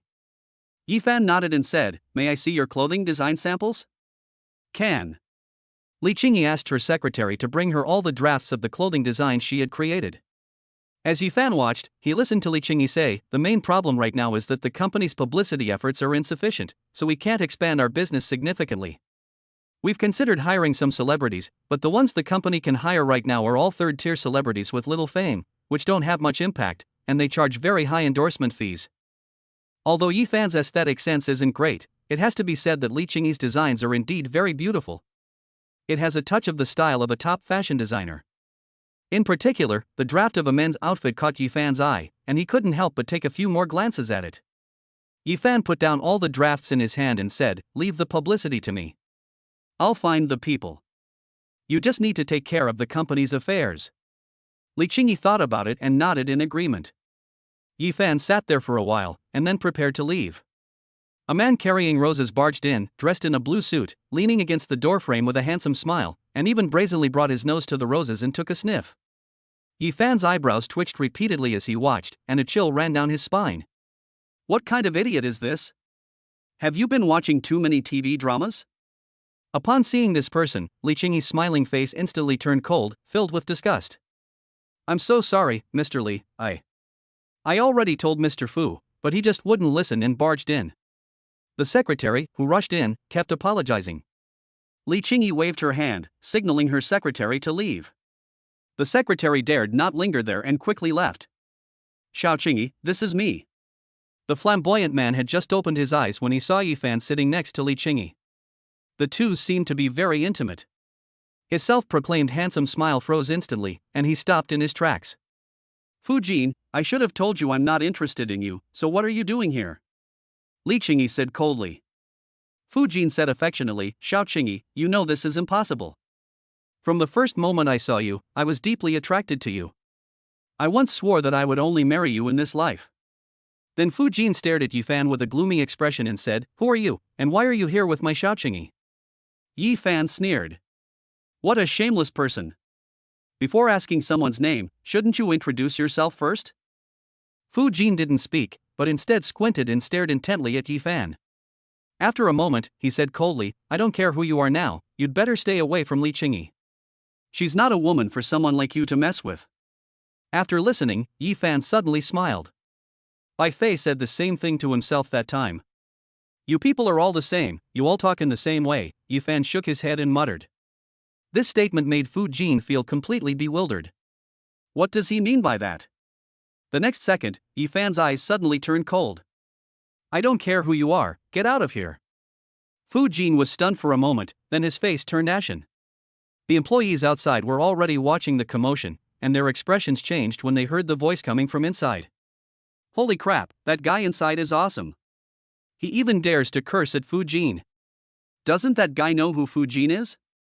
He's the son of Chairman Fu of Xinzhuang Group in the neighboring Shanxi province." Exactly. Fu Jin is the son of the chairman of a company worth over 10 billion yuan. Is this kid just a fearless newborn calf? How could our CEO Li be friends with someone like this? You dare to insult me? Fu Jin squinted, a cold glint in his eyes. Yifan glanced at him and said, "If you don't get out of here, I can even beat you to a pulp." Ha ha ha. Fu Jin suddenly burst into laughter and said, "Kid, you've got guts. I'd like to see how you plan to beat me to a pulp." Yifan sneered, "This is the first time I've seen someone looking for a beating. But since you're asking, I'll grant your request." After saying that, Yifan walked over to Fu Jin. Li Qingyi initially wanted to stop him, but then thought better of it, since Yifan was different now than before. "Kid, I'm a third-degree black belt in karate. Let's see how you beat me." Upon hearing this, Yifan retorted sarcastically, "Karate? Then I'd like to test just how good your karate is."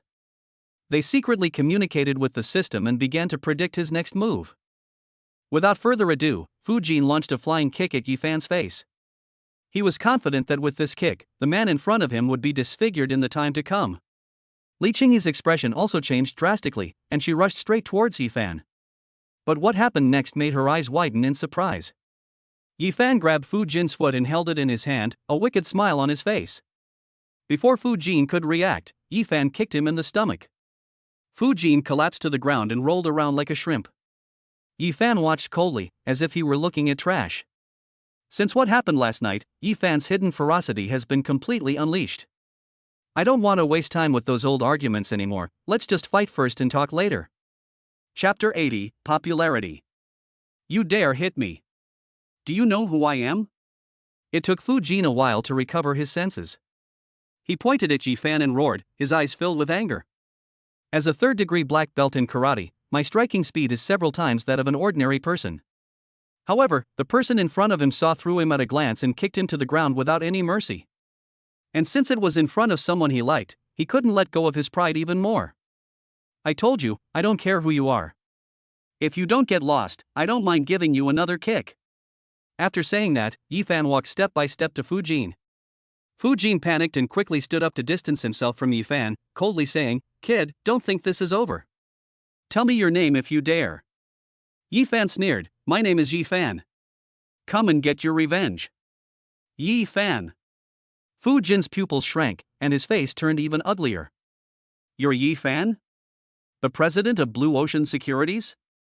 Fu Jin came to Huan City to fulfill his father's wish and make contact with this young man named Yi Fan. But I had just gotten off the plane a while ago and then ran into Li Qingyi, so I completely forgot about this incident. Now that he saw Yi Fan, he remembered it again. Yi Fan is now not only famous in the business world of Huan City, but the entire financial industry is watching him and his company.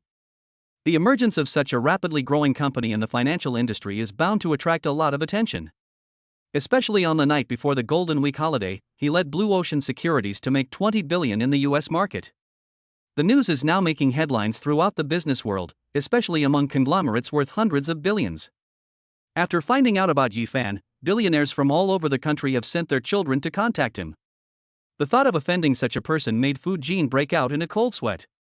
Yi Fan was somewhat surprised. Apart from a few people, he hadn't expected that outsiders would know his identity. You know me? Yes, of course I know you. Fu Jin immediately put on a fawning smile, ran up to Yi Fan, and said repeatedly, President Yi, no, brother Yi, I was blind and didn't recognize you. I offended you and your girlfriend. I'm so sorry.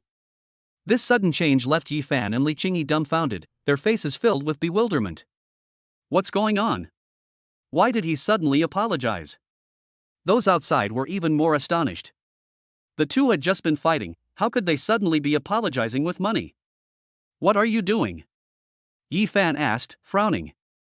Fu Jin quickly explained, and Yi Fan finally understood. So that's how it is. Li Qingyi, standing beside him, stared at her man in shock. They made $20 billion in one night in the US market. This is insane. Is this really the same Yi Fan I know? You mean there are wealthy young men from all over the world coming here just to see me? Yi Fan asked solemnly. Fu Jin nodded repeatedly, trying to ingratiate himself. Yes, brother Yi, I came here as soon as my father told me about it when I was traveling a while ago. I didn't expect to offend brother Yi, I'm really sorry. Yi Fan glanced at him. This Fu Jin was similar to Bai Fei, spoiled and pampered by his parents, thinking that he could do whatever he wanted just because his family was rich. However, he is better than Bai Fei in that he has self-awareness. Alright, I got it. Yi Fan waved his hand and said, let's go. Since the other party has apologized, Yi Fan couldn't say anything more. Okay, brother Yi, then, I'll be going now. Fu Jin said repeatedly, turning around and leaving with his roses. With him gone, Yi Fan fell into deep thought again, knowing that the days ahead would definitely not be easy. But thinking about it, it makes sense. If no one had noticed the commotion I made before, it would have been really unreasonable. Yi Fan, are you still the Yi Fan I know? Li Qingyi's question brought Yi Fan back to his senses. Looking up, Yi Fan saw a hint of panic in Li Qingyi's eyes, and he knew what she was worried about. 200 billion in one night is indeed quite a shock. He slowly walked over, gently hugged Li Qingyi, and said, Don't worry, I've never changed. Li Qingyi opened her mouth, but couldn't say anything.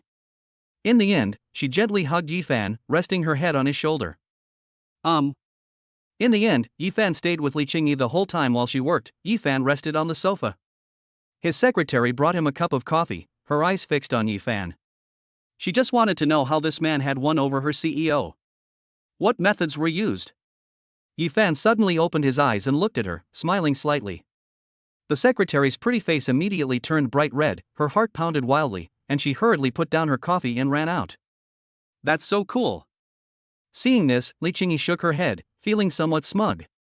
There's nothing she can do. The men she approves of are just that handsome. When it was time to leave work at 6 o'clock, Li Qingyi suddenly stopped those people and said she had something to announce. Everyone was watching her. She went in, woke up the sleeping Yi Fan, and pulled him in front of everyone. There's only one thing I want to say, and that is that this man, named Yi Fan, is the real president behind our company. He invested 500 million, and I'm just working for him. Yi Fan never expected that Li Qingyi would reveal his identity to these people. But I've already said it, so it's fine. Only a few people know, and it will save me a lot of trouble in the future. Everyone stared at Yi Fan in shock. An investment of 500 million. A real CEO? Mr. Li is just working for Yi Fan. Judging from Mr. Li's expression, he wasn't joking. The young man they hadn't thought much of turned out to be their company's president. Mr. Yi. More than a dozen people called out in unison, their hearts filled with trepidation. Yi Fan waved his hand and said, "There's no need for you to be so nervous. I'm just a business partner with your CEO, Ms. Li. She helps me make money, and the company is still registered in her name. Just focus on your work from now on. By the way, how much does President Li pay you a month?" Yi Fan asked casually. "A monthly salary of 8,000. Yi Fan thought for a moment, then turned to Li Qingyi and said, "Since you've exposed me, I'll get involved and raise their salaries to 12,000. This will be the standard for all new employees in the future." Everyone was taken aback. How did my monthly salary increase to 12,000? They've only been here a few days. And they're already getting a raise. "Thank you so much, Mr. Yi," the dozen or so people said excitedly. From now on, they must work hard for General Manager Yi. Li Qingyi frowned slightly. Was Yi Fan trying to win people's hearts? Yi Fan smiled at her to reassure her. Li Qingyi finally breathed a sigh of relief and went to eat with Yi Fan, who then took her home. Yi Fan did not stay at Li Qingyi's house for long today. After dropping her off at home, he left. Li Qingyi didn't say anything. After all, although the two had a relationship, they hadn't officially become a couple. Therefore, Yi Fan did not stay, which was out of respect for her. She didn't know when the two of them officially became a couple. Chapter 81, Moving the Company. In the morning, Nye Qing suddenly came to visit. When she saw Yi Fan, her face turned slightly red, and she took out 2 tickets from behind her back. "Tonight, my favorite singer is having a concert at the city's central stadium. Will you come with me?" Yi Fan lowered his head and thought for a moment, then said, "Okay." Nye Qing was overjoyed and skipped away. Yi Fan gazed at her retreating figure with a meaningful look, wondering what she was thinking. After a short while, he withdrew his gaze, entered the villa, tidied himself up, and then headed out. Today is the day the company is relocating, and he must be present. The shareholding system will be implemented today.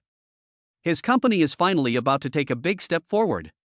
At 9 o'clock in the morning, Yi Fan drove to the Dream Building, where 5 moving trucks were already waiting. One after another, employees from his company put piles of cardboard boxes on their vehicles. Shin Sinyu and Hu Yelin were directing from the side. "How is it?" Yi Fan asked as he walked to Shin Sinyu's side. Shin Sinyu glanced at him, then quietly increased the distance between them, saying, "It's almost done moving. It's mostly personal belongings, company documents, files, and computer files. I had them download them to a USB drive to take with them." Yi Fan nodded, looking at Shin Sinyu with some curiosity. "Why do I feel like this guy is treating me colder than before?" After watching them move things for a while, Yi Fan said, "I'll go over there first."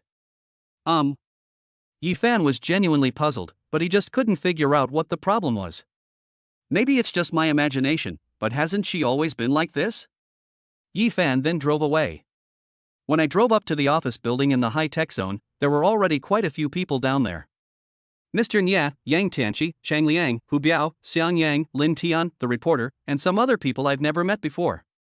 It seems that these people already knew that I was the president of Blue Ocean Securities. That's right. If any 1 or 2 of these reporters or business people were to investigate, wouldn't they be exposed? But it doesn't matter, since he's going to stand in front of everyone today anyway. When they saw Yi Fan get out of the Lamborghini, everyone was surprised. "Didn't Yi Fan used to drive a Porsche? When did you change your car to this Lamborghini Veneno? This is a car worth 80 million. As soon as Yi Fan came down, the group of reporters immediately surrounded him, their microphones almost shoved into his face. "Mr. Yi, hello, I am a reporter from a certain TV station. may I ask if you really founded Blue Ocean Securities?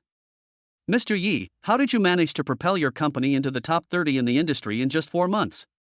The various questions gave Yifan a headache, and his brows furrowed in a barely perceptible arc. Get out of the way. Hu Biao couldn't stand it any longer and suddenly roared. All the reporters immediately fell silent and made way for him. Cheng Liang, Hu Biao, Xian Yang, and Lin Tian walked up to Yifan and personally acted as his bodyguards.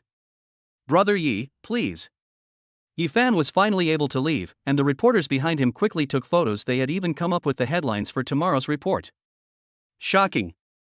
4 bigwigs from the original underground forces are actually addressing a young man as Big Brother, and 3 bigwigs from Huan are led by him.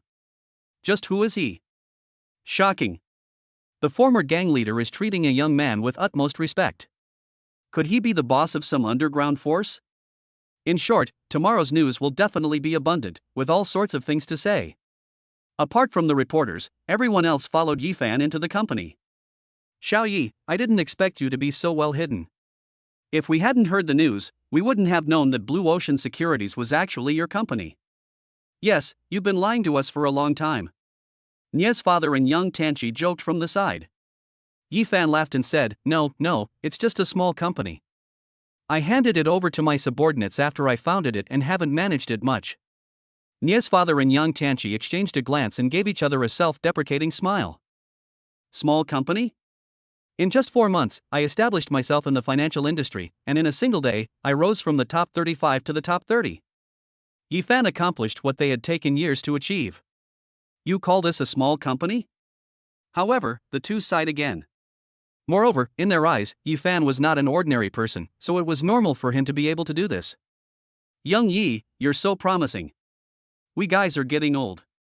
The future belongs to you young people, Yang Tianqi said.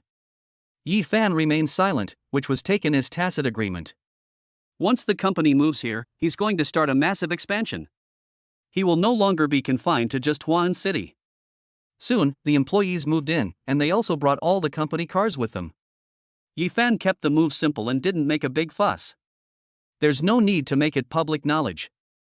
Until the afternoon, Nie's father and the others did not leave, but sat in Yifan's office drinking tea and chatting. Xiao Yi, there's a rumor in the business world that you made 20 billion in the US market in one night. Is that true? Suddenly, Mr. Nie asked. The others also wore serious expressions, wanting to know if it was true or not. After all, this is quite a serious matter. Yifan took a sip of tea and nodded, saying, It's true. We used 10 billion to cooperate with Brother Lu before, and there's still 10 billion in the company's account that hasn't been touched. Hiss. Everyone gasped. Although they already knew about it. But when Yifan admitted it himself, he was still incredibly shocked. I really admire this young man. 200 billion in one night. Earned back using high-risk instruments like stocks. Even the two most powerful figures in the stock market couldn't do that. Well, Xiao Yi, tonight we'd like to see how you do it, is that all right? Mr. Nie asked again.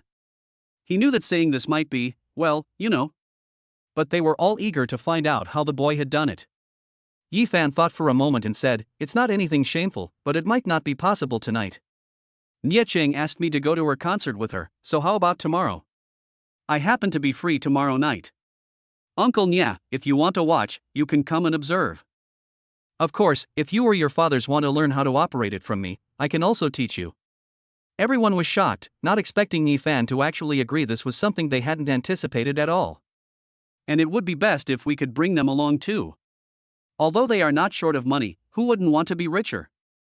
Okay, then it's set for tomorrow. We'll definitely come to your company tomorrow night to see how you operate. Chapter 82, Backstage at the Concert.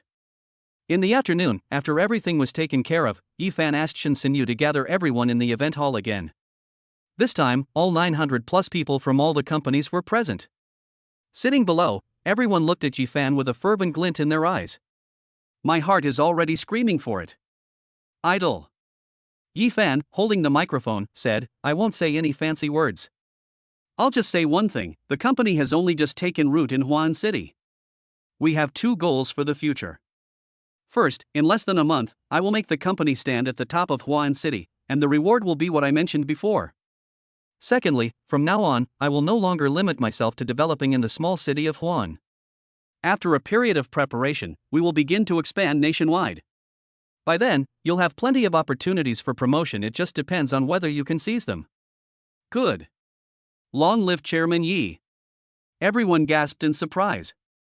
Seeing this, Nie's father and Yang Tianqi couldn't help but admire Yi Fan's ability to win people over. That's really strong. Yi Fan then distributed his shares to the 9 people as before, retaining 45% for himself. The remaining 15% each goes to Hu Yelin and Shin Sinyu. The rest of the people have been allocated shares in different ways. Then came the promotions to various positions at headquarters. Yi Fan was busy all afternoon, and it wasn't until 7 o'clock that he finished. Yi Fan had originally planned to go out for a meal with Hu Yelin and the others, but when he checked the time, he quickly drove to the library. On the way, Nie Ching had already called to ask several times. But it was rush hour, and traffic was terrible. Yi Fan didn't arrive at the stadium entrance until 8:30. As soon as she got out of the car, Nie Ching rushed to Yi Fan and scolded, "You're finally here. Hurry up, the concert starts in half an hour." Yi Fan glanced at her and said, "All right, I'm here now, let's go." I rushed over without even having eaten a bite to eat. And then I get scolded by this girl, really? And there's still half an hour left, why are you in such a hurry? The two immediately lined up to enter. But when it was almost Yi Fan's turn, he glanced at the poster next to him and was somewhat surprised. This singer named Yu Yang is actually from Lin Tian's Watching Entertainment Company. I forgot my tickets. It seems I left in a hurry this morning and left the tickets in another piece of clothing while changing. Nie Ching, I forgot my tickets, Yi Fan whispered in Nie Ching's ear. Huh? Nie Ching asked hurriedly, then what should we do? Yi Fan then said, why don't you go and see? I won't go. No way. Nie Ching shook her head and pouted, if you're not going, then I won't watch either. It's no fun watching alone. Finally, Yi Fan looked at Nie Ching's somewhat disappointed eyes and sighed. Wait here for a moment, I'll make a phone call. After saying that, Yi Fan took out his phone and called Lin Tian. Lin Tian answered the phone, and Yi Fan explained the situation. Then Lin Tian said, Boss Yi, where can you wait for me? I'll come pick you up now. Lin Tian hung up the phone, and Yi Fan reassured Nie Ching that she would definitely be able to see it. Soon, Lin Tian ran over and led Yi Fan and Nie Ching inside, much to the envy of everyone. Holy crap, wasn't that Lin Tian, the president of Watching Entertainment? Why was he being so respectful to that young man? Who says otherwise? Who exactly is that young man? He looks kind of familiar. Of course he looks familiar. Don't you guys read the news? He's Yi Fan, the behind-the-scenes chairman of Blue Ocean Securities. Holy crap, aren't chairmen usually a bunch of old men? He's so young. He looks like he's only in his early 20s. Sigh, comparing yourself to others is a recipe for disaster. Lin Tian led Yi Fan and the other person directly to the backstage dressing room, where Yu Yang was touching up her makeup and humming lyrics. Nie Ching, standing behind Yi Fan, gripped his arm tightly, her face showing excitement. She never imagined that one day she would be so close to her idol. Yu Yang, who was touching up her makeup, also saw Yi Fan following behind Lin Tian and was immediately surprised. This guy is so handsome. Ahem. Lin Tian coughed twice, and everyone looked at their president Lin. Let me introduce you all. This is our boss Yi. He's as close as a brother to the chairman. From now on, just call him Boss Yi whenever you see him. The lady behind Boss Yi is Miss Nie, did you hear me? Understood, Boss Yi. Miss Nie. Everyone nodded and greeted them respectfully. We were all shocked. This young man, who looks no more than a few years old, is actually calling their chairman brother. Just who is this kid? Yu Yang looked at Yi Fan with even more admiration. To become the leader at such a young age, one must be extraordinary. She had just finished her makeup and walked towards Yi Fan. Hello, Boss Yi, my name is Yu Yang. I often hear President Lin mention you. I never imagined you were so young. Although Nie Ching, who was behind him, liked the singer very much, he immediately became wary when Yu Yang approached Yi Fan. Lin Tian, who was standing next to Yu Yang, watched her actions but did not show it. However, I'm quite satisfied, and I'll take this opportunity to mention myself. Spending more time with Yi Fan would be beneficial for her. After all, Yu Yang was someone he had personally nurtured, so naturally he hoped she could achieve even greater things. Yi Fan smiled slightly and said, I wouldn't dare, miss you look very young too. Yu Yang was somewhat surprised. Apart from being young, this boss Yi spoke very humbly and did not seem to have the air of a leader. Brother Yi, do you usually listen to music? Yu Yang asked with a smile. Yi Fan shook his head, I don't listen to it often, but I do listen to it occasionally to relax. By the way, could you sign an autograph for the girl behind me? She's a fan of yours. Nie Cheng looked at Yi Fan in surprise, a warmth spreading through her heart. This guy is actually thinking about himself. Okay. Yu Yang nodded and looked at Nie Cheng, saying, Miss Nie, is that right? Thank you for liking me. May I ask where you would like to sign? Nie Cheng waved his hands repeatedly, saying excitedly, No, I wouldn't dare. Then Nie Cheng took a small notebook out of her bag and handed it to Yu Yang. Yu Yang signed her name on it and handed it back to Nie Cheng, saying with a smile, Ms. Nie, if you don't mind, after the concert, come backstage and I'll take a copy of your upcoming new album. Upon hearing this, Nie Cheng immediately exclaimed excitedly, Really? I want it. This is my idol's record, who wouldn't want it? She can be considered a die-hard fan of Yu Yang. She was attracted by Yu Yang's singing voice from the moment Yu Yang debuted and has always liked her. She was able to get her idol's record now, all thanks to Yi Fan. She glanced at Yi Fan with a blush on her face. Yi Fan didn't see it, but Yu Yang did, and was overjoyed. So it turns out this Miss Nie likes Boss Yi. That way, I'll also have a chance to get close to Boss Yi. Chapter 83, The Attack. The concert was about to begin, and Lin Tian arranged an excellent spot for Yi Fan and Nie Cheng. Being able to hear Yu Yang sing up close almost made Nie Cheng extremely excited. Yang, you should get to know Boss Yi better in the future. He's definitely a dragon among dragons. After Yi Fan left, Yu Yang's agent, Zhang Yan, said solemnly, I heard from people in the company that our famous talent scout, Tian Yang, has been blacklisted and imprisoned. It seems to be related to this Boss Yi. Upon hearing this, Yu Yang was taken aback. Isn't Tian Yang the company's marketing director and talent scout? He's specifically responsible for discovering new talent from among the crowd. He seems to be very efficient at his job. The new stars he recruits are all well-behaved, and most of them have already gained some fame. Rumors circulated within the company that he had been blacklisted and imprisoned for various crimes. It turns out it's related to this Boss Yi. Sister Yen, I know even if you don't say it. Yu Yang said with a playful smile as she sat in the chair. She was completely different from the ladylike demeanor she displayed in front of Yi Fan just now. Finally, the concert began, and as soon as Yu Yang appeared on stage, millions of fans behind her started shouting wildly.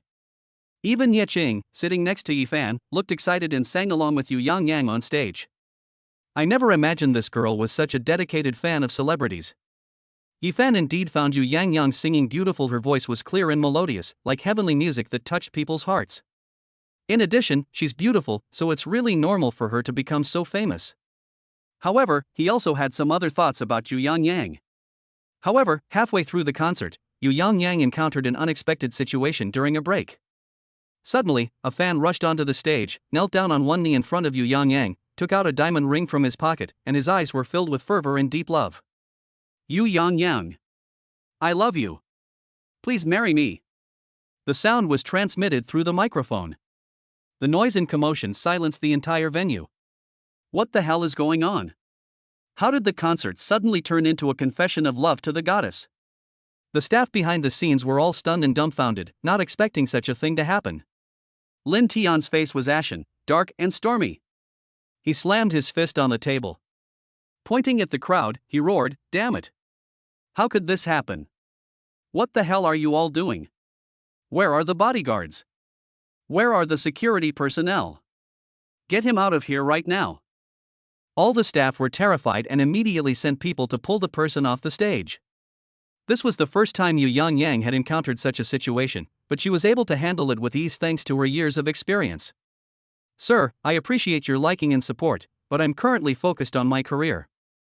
I hope you'll continue to support me. The man looked surprised, as if he hadn't expected Yu Yang to reject him, and then his body began to tremble violently. Why?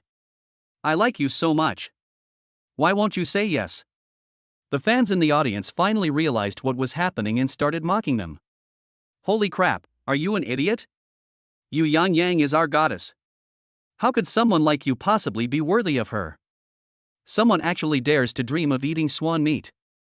You should go take a piss and look in the mirror first, see what kind of bastard you look like. Damn it, get down here.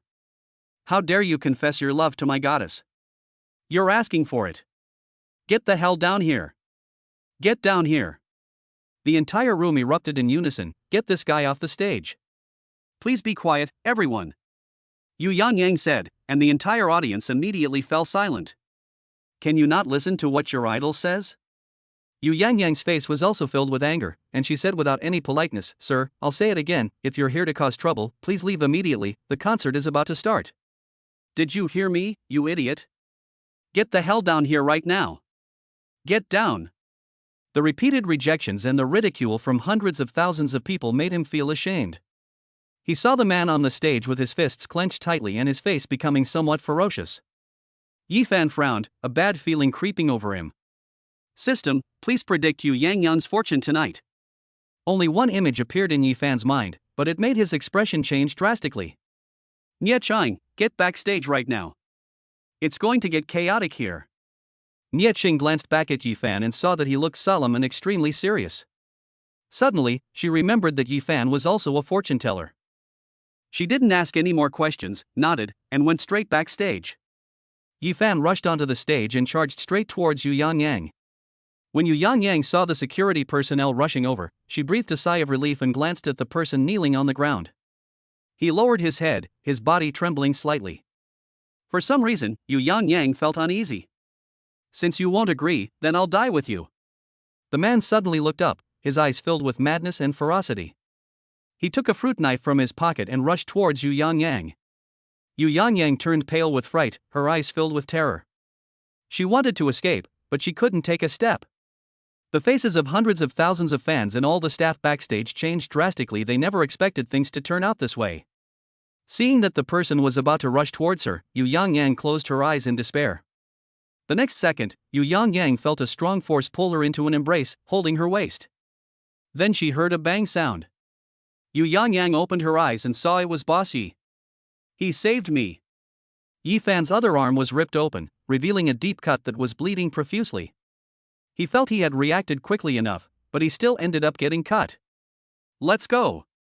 Yifan said coldly, and went backstage under the escort of security. Just as Yifan had predicted, the entire stadium erupted in chaos the moment he left. Lin Tian immediately dispatched over 1,000 security personnel to maintain order. Backstage, Lin Tian immediately had his medical staff come up and bandage Yifan, while Nie Chang, who was standing next to him, almost burst into tears. However, to his relief, the wound on Yifan's arm was just a minor cut and did not damage any bones or tendons. Lin Tian looked panicked and confused, but a murderous intent surged in his heart. Boss Yi, I'm going out for a bit, I'll be right back. Lin Tian bowed deeply to Yifan and then walked out. The first call Lin Tian made was to Hu Biao. In his second phone call, he told Lu Qingtian about the matter in a panic. Lu Qingtian only said one sentence, "You can handle that person." As soon as he said that, Lin Tian already knew what he had to do next. Chapter 84, The Secretary with Millions of Fans. Yu Yang gradually came to her senses after being comforted by Zhang Yan. She took a sip of the hot water her assistant handed her and then got up and walked towards Yifan. Thank you, Boss Yi. Yu Yang, her small and frail body trembling, bowed deeply to Yifan. She always had so much gratitude to express, but now she can only utter a few words. At this point, all the staff backstage probably had some initial disdain and suspicion towards this Boss Yi. Now they feel only admiration. If it weren't for this young man, perhaps the legendary singer would have died at her own concert right now. It's nothing, Yifan said casually, seemingly not taking it seriously. For the rest of the time, Yu Yang stood beside Yifan, quietly serving him. Then, Lin Tian came in and told everyone to evacuate quickly. Yifan and Nie Chang also left together. Lin Tian then drove Yifan's Lamborghini to the entrance of the stadium. As for that person, Jay intervened and has already taken him away. Lingqin Manor. Everyone is here tonight. This is what Lu Qingtian told Lin Tian, and their statements are being recorded here.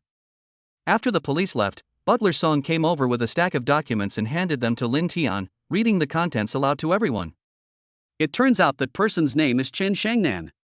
A few years ago, I was the president of a company, but the company was later acquired by a rival company. He was addicted to alcohol all day long. He recently discovered that his wife had cheated on him, and that their daughter wasn't even his biological child. The heavy blows caused him to become somewhat mentally unstable. After listening, no one knew what to say. Thinking about it, it makes sense. To make such a crazy move as confessing one's feelings at a concert with hundreds of thousands of people could actually mean that one is so infatuated with Yu Yang that one can't extricate oneself, or it could mean that one is mentally ill. No matter what, as long as everyone is alright, that's all that matters. Lu Aiyun said with a gloomy expression from the side. This incident is far more complex than just Yu Yang's assassination attempt. This is a slap in the face to the Lu family. In Huan City, who doesn't know that Huaqing Entertainment Company belongs to the Lu family?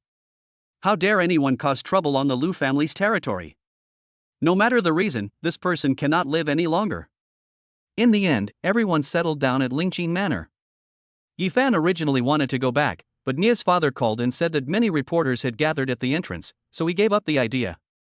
Yifan had no choice but to find a room in the manor to sleep, but Cheng Liang and Xiang Yang had already gone to find someone to suppress the matter. When I woke up in the morning, everything had been put on hold. However, quite a few people still called Yifan to inquire about the situation. Yifan responded to each of them. After breakfast, Yifan and Nie Cheng left. As soon as they returned to the villa area, Mr. and Mrs. Nie immediately surrounded him, asking him all sorts of questions. When they learned that Yifan's arm injury was just a scratch, they were immediately relieved. Nie's mother insisted that Yifan come to her house for lunch, intending to give him a good boost. However, Yifan refused. He packed up and was about to go to work. He was going to take Nie's father and others to the US market to make money that night, so he needed to prepare in advance. In the company elevator, many employees were talking about what happened last night. It seems that because Shin Sinyu arranged to leave work early yesterday, quite a few people went to the concert. Even though they were sitting very far away, they couldn't see who the man on stage was. They could only see his back on the screen. When they saw Yifan, they greeted him first, and then they began to whisper among themselves until Yifan left. Don't you guys think that our CEO Ye's back looks a lot like that person from yesterday? I think so too, and I even saw Mr. Ye's Lamborghini parked at the stadium entrance yesterday. I saw it too, could it be President Yi? As soon as Yifan arrived at his office, Shin Sinyu walked in and said, Mr. Yi, someone came to interview you for a secretary position this morning. Secretary? Yifan was slightly taken aback, then said, let her in. Shin Sinyu then went out to let the person in, and then she left first. Yifan was taken aback when he saw the secretary. Yu Yang, what's going on? Although Yu Yang was disguised and looked very different from the aloof diva she had been before, Yifan still recognized her at a glance. Yu Yang smiled slightly at Yifan and said, Chairman Yi, I am now your secretary. Yu Yang was just an alias when I first started out. Now I have retired from the entertainment industry, so you can just call me Yu Shu. Yifan looked at him strangely and asked, what are you doing? Repaying a debt of gratitude? Yes and no. Yu Yang kept everyone in suspense and didn't give a direct answer. Yifan stared at her without saying a word. After a long while, he finally said, wait for me. Then he took out his phone and called Lin Tian to inquire about the situation. Lin Tian said directly, Boss Yi, that's what she should do. You saved her life, so she's your person from now on and has nothing to do with Huaqing anymore. Alright, whatever you want. Yifan sighed and then hung up the phone. Looking at Yu Yang, Yifan smiled inexplicably. What would people in the company do if they knew that Chairman Ye's secretary used to be a pop diva? Yifan still had some expectations. By the way, you've already signed a termination contract with Huaqing? Yifan suddenly asked. Not yet, Mr. Yi, because I still have an album to release, so it will take some time before I can sign a contract, Yu Yang replied. Yifan's eyes lit up and he said, that's good. I happen to have a job I'd like you to help me with. Yifan then told Yu Yang about Li Qingyi's clothing design company, and Yu Yang nodded in agreement without hesitation. After resolving this matter, Yifan obtained Yu Yang's contact information and then spoke to Li Qingyi about it. Li Qingyi was also overjoyed. I never expected that Yifan would actually get Yu Yang, who has tens of millions of fans, to be his spokesperson. If that's the case, their company will definitely grow very quickly. Li Qingyi lingered with Yifan for a while longer, clearly unaware of what had happened the previous night. After hanging up the phone, Yifan took Yu Yang to Li Qingyi's company. They needed to design Yu Yang's clothes today, so they couldn't be careless. A private plane landed at the airport in Huan City. 20 minutes later, 3 wealthy young men and women dressed in fine clothes walked out of the airport, followed by a group of bodyguards. A convoy of Porsches was already waiting for them outside. I want to see what this Yifan is capable of that makes my father so fond of him and willing to go to any lengths to bring me to the mainland to meet him. The 2 people behind him nodded as well. They were also sent by their families to contact this person named Yifan. Rumor has it that he made $20 billion in one night in the US market. Is this a joke? Even the 2 big names in the stock market couldn't do that. How could a recent college graduate possibly do that? Chapter 85, A Proof. When evening came, Nia's father and others came to Yifan's place after work, and Lin Tian also brought 4 strong men with him. Upon meeting, Lin Tian introduced the 4 people to Yifan. These were all bodyguards carefully selected by them from security companies for Yifan. They were all veterans who had retired from special forces, had been on the battlefield, and each possessed unique skills, enough to protect Yifan's safety. They were even afraid that Yifan wouldn't accept it, so they said it was arranged by the boss and his wife. Yifan nodded and accepted the 4 bodyguards. Then Nia's father advised Yifan, "Why don't we call it a night? You're still injured." Yifan shook his head and smiled, "It's nothing, just a minor scratch, nothing serious." There was no other way. Yifan's grand development plan required the support of these people, so he had to let them truly see for themselves. However, it was still early, so Yifan chatted and drank tea with a few people in the tea room. At 9:20 p.m., Yu Yang came in to inform them that it was almost time, and the group quickly moved into the meeting room. Shin Xinyu and the others were already waiting for them here. 14 laptops were placed on the conference table, with a piece of paper next to each laptop. The paper contained the stocks Yifan had carefully selected this afternoon, just like last time. There are 15 stocks listed on a single sheet of paper, totaling 168 stocks, divided into the first half of the night and the second half. Even today, to prevent anyone from not following the instructions, Yifan connected their computers to a projector and projected the images onto the wall for his convenience in directing them. Mr. Nia and the others all have several million in their stock accounts, and they're going to use those millions to test the waters tonight. As for Shin Xinyu and the others, Yifan directly gave each of them $70 million in operating funds. He handed over his own account to Yu Yang to handle. At 9:30 p.m., they officially began their operation. Shin Xinyu and the others had already bought all the stocks they had bought in the first half of the night, following Yifan's instructions. Nia's father and Yang Tianqi, however, hesitated and missed the best buying opportunity, as many stocks were already rising rapidly. They dared not hesitate any longer and bought in hastily, but were shocked inside. Just as the paper predicted, the stocks suddenly started to rise during that time period. How could Yifan predict things so accurately? Everyone wondered in unison. Yifan watched the images projected on the projector, observing the stock price surge. "Uncle Nia, since Mr. Yang and the others bought their stocks late, there are a few that you might need to sell later. I'll let you know in a bit." "Okay, we understand." Mr. Nia and the others nodded. Time passed second by second. Shin Xinyu and the others followed the instructions and kept operating the stocks, selling all the stocks that hit the daily limit and then buying some of them back. Ever since they worked with Yifan last time, they have been frequently looking for stock trading to practice, just waiting for an opportunity like this. Therefore, they are so proficient in these steps that they cannot be more proficient than they are. Yu Yang, on the other hand, was very inexperienced in playing the stock market for the first time and needed Yifan's guidance. However, when she saw the money in her stock account gradually increase from 70 million to 80 million, 90 million, and even break through to hundreds of millions, her eyes widened in disbelief. Making money is too easy. She used to think that earning tens or hundreds of millions from a single concert was already quite good. But seeing Yifan today, it's really like a small fry compared to a big fish. The money I make from my own concerts is hardly worth mentioning. She earned RMB, while Yifan earned USD, and much more than her. Nia's father and his family were equally surprised, as they had been trading their stocks based on Yifan's instructions. I watched as the millions in my account turned into tens of millions. And those stocks, some hit the daily limit up, others surged dramatically. Not a single one fell. Even if they did, their stock prices started to fall after Yifan sold the shares. They all knew the US stock market was treacherous. But Yifan was practically licking blood off a knife's edge. And he wouldn't even hurt himself. They made a fortune. Absolutely awesome.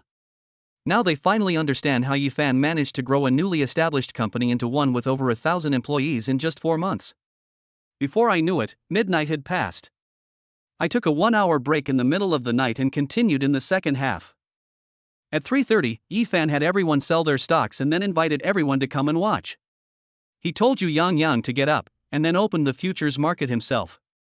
It had been a long time since he had bought any futures, but he figured it was about time to reap the rewards. Yifan bought all 3 most important commodities: crude oil, soybeans, and gold. He forgot how much he bought. But when they recovered the more than $500 million, everyone was truly shocked and stunned. More than $500 million would be equivalent to about 3.6 billion renminbi. Having just made 50 billion from stocks, he has now recouped 3.6 billion from the futures market. Everyone was truly at a loss for words. This stock trading technique is truly unheard of. They finally rested at 4 o'clock. Shin Sinyu and the others went directly to their offices to rest. Yifan had arranged for each of them to have a small cubicle set up. As for the rest of them, Mr. Ni and the others all got off the bus and went home. They didn't know how much money they made, but it's true that the balance in their account was several times higher than before. The total value after exchanging it would be at least 600 or 700 million. Boss Yi, how did you predict so accurately? All the stocks you gave us went up, not a single one went down. How did you do it? Hu Biao asked excitedly. Could you teach me your stock trading strategies? Chang Liang nudged his second son, stopping him from continuing. After all, they all knew that Hu Biao was also involved in stock trading in private. Moreover, he has already lost hundreds of millions of dollars in it. Seeing how powerful Yifan is, he naturally wants Yifan to teach him something. Hu Biao realized he had gone too far, so he quickly shut his mouth. However, Yifan smiled and shook his head, saying, "It's not that I don't want to teach you my method, it's that I can't teach you. Even if I did, you might not have the luck. Luck is one thing. If you're lucky, you might get a system that falls from the sky. Then you can learn it on your own." However, Yifan could only mutter these words to himself. No one would believe him if he said them aloud. Finally, Yifan said goodbye to them and returned to the villa area with Nia's father. "Xiao Yi, what are your plans for the future?" On the way, Mr. Nia suddenly asked. Yifan's expression was serious, and a strong desire flashed in his eyes. He said, "I want to build a business empire. A business empire that belongs to China." Mr. Nia was also surprised, never expecting that Yifan would have such ambitions. "I thought he was indifferent to worldly desires. A business empire, that's something that can only be compared to ancient families in foreign countries that have been passed down for thousands of years." They underestimated Yifan from the very beginning, and perhaps last night's match was proof of that. Chapter 86, Treated as a Secret. So, did you find it? In a financial group somewhere in the United States, an elderly man with gray hair asked a serious question. Not yet, the subordinate in front of him said tremblingly, not daring to wipe the cold sweat from his forehead. Snap. The old man slammed his hand on the table and roared at him, "Then hurry up and investigate." The subordinate went to investigate, his steps faltering, while the old man puffed on his cigar, recalling what had happened before. In recent months, a Chinese stock market account has been like a money-devouring machine, frantically raking in money in their US market. At first, no one paid attention to it. After all, the amount was very small, just over $100 million. However, last time, this account took advantage of their inattention and led several other accounts to rake in nearly $3 billion in their US market. But that morning, the account reappeared, and this time, under their watchful eyes, it siphoned off more than $7 billion. These two transactions combined total over $10 billion, which is a whopping 70 billion renminbi. He, a bigwig in the US financial world, was alarmed by the entire financial elite. His expression gradually turned serious as he looked at each transaction in that account. Basically, every transaction involves buying at the lowest point and selling at the highest point. They successfully escaped the period when the market maker was manipulating the market. He wanted to see who the account belonged to. The subordinate returned quickly, and the old man hurriedly asked, "Did you find out?" The subordinate shook his head and said, No, all the information in this account is encrypted by the Chinese side and classified as top secret. It cannot be accessed without permission." What? The old man was so angry that he puffed out his beard and glared. Unexpectedly, this time even the Chinese government was alerted, and they immediately encrypted the account overnight. How are they supposed to investigate this? At this moment, Yifan was completely unaware of these things. He was sleeping soundly when he was woken up by a cell phone ringing. Yifan clicked his tongue in annoyance. Since becoming wealthy, Yifan has been receiving more and more phone calls, often without regard to the time of day. Upon seeing that it was an unfamiliar number, Yifan hung up immediately, but the number called back very quickly. Hello. Hey, Brother Yi, this is Fu Jin. Fu Jin's cheeky voice came from the other end of the line, saying, Brother Yi, all those rich young masters and ladies I told you about before have arrived in Huan City. Yifan frowned and said, Come on then, what does it have to do with me? Don't disturb my sleep. After saying that, Yifan hung up the phone and turned it off. After staying up so late last night, no one is going to disturb my sleep tonight. Yifan didn't know how long he had slept when he heard the doorbell ring again. He immediately got up, his face somewhat cold. Damn, is he really not planning to let himself sleep? Upon opening the door, he saw 3 unfamiliar people. Yifan asked in a deep voice, Who are you? The 3 of them were stunned when they saw Yifan's messy hair and that he was wearing pajamas. This guy is still sleeping at this hour? Was this the kind of lazy person their father exposed them to? Hello Mr. Yi, I am Peng Dingyuan, and these 2 are Luofeng and Li Jiayin. We are from the Gangmen County Consortium, the leading man said politely. These guys really came fast. Moreover, the fact that they came directly to my door suggests that they had investigated my information. Oh, then you can come in first, Yifan said after thinking for a moment. We want tea, go in. But Peng Dingyuan shook his head, took out an invitation from behind his back, and said, Mr. Yi, a banquet for wealthy young men from all over the country is being held tonight at the Zun Hotel. We hope you will attend. Of course, you can bring your female companions. Yifan took the invitation from them, and they said goodbye and left. He then tossed the invitation onto the sofa and went back upstairs to continue sleeping. Hey, what's wrong with calling? After waking up, Yifan immediately called Li Qingyi. There's a banquet at 9 o'clock tonight, will you come with me? Yifan said. Okay. Li Qingyi said, then come to the company now, I'll make you a dress. Yifan was stunned for a moment. Li Qingyi made herself a dress? What clothes? Okay, I'm coming. After hanging up the phone, Yifan got dressed and went to Li Qingyi's company. When they arrived at the company, they were surprised to find that Yushuyu Yang Yang's real name and her agent and assistant were there. It looks like the 2 of them are discussing the design of the comfortable clothing with Li Qingyi and her team, looking at a draft. Boss Yi. Yushu and the others greeted Yifan respectfully, regardless of whether they were in a meeting or not. Yifan nodded, found a seat at random, and watched Li Qingyi work. Sure enough, this woman is alluring no matter what she does. Seemingly sensing Yifan's somewhat intense gaze, Li Qingyi glanced at him suddenly, a smile appearing on her face. After discussing for about half an hour, they finally finalized the plan. Li Qingyi then saw Yushu and the others off first, and then walked over to Yifan's side. Do you know them? Li Qingyi asked. Yifan nodded non-committally and smiled, I'm not very familiar with them, but I am familiar with the president of Huaqing. Their president calls me Boss Yi when he sees me. Yifan wanted to show off in front of Li Qingyi. Li Qingyi looked surprised and asked, Is their president in cahoots with the owner of Zunhuang KTV? They all call you Boss Yi. Yifan said, Yes, they are the men of Lu Qingtian, the richest man in Huan City. Lu Qingtian and I are now brothers, so they have to call me Boss Yi when they see me. Let's not talk about that now. Where are the clothes you made for me? Li Qingyi withdrew her surprised gaze, then led Yifan to the president's office and closed the blinds.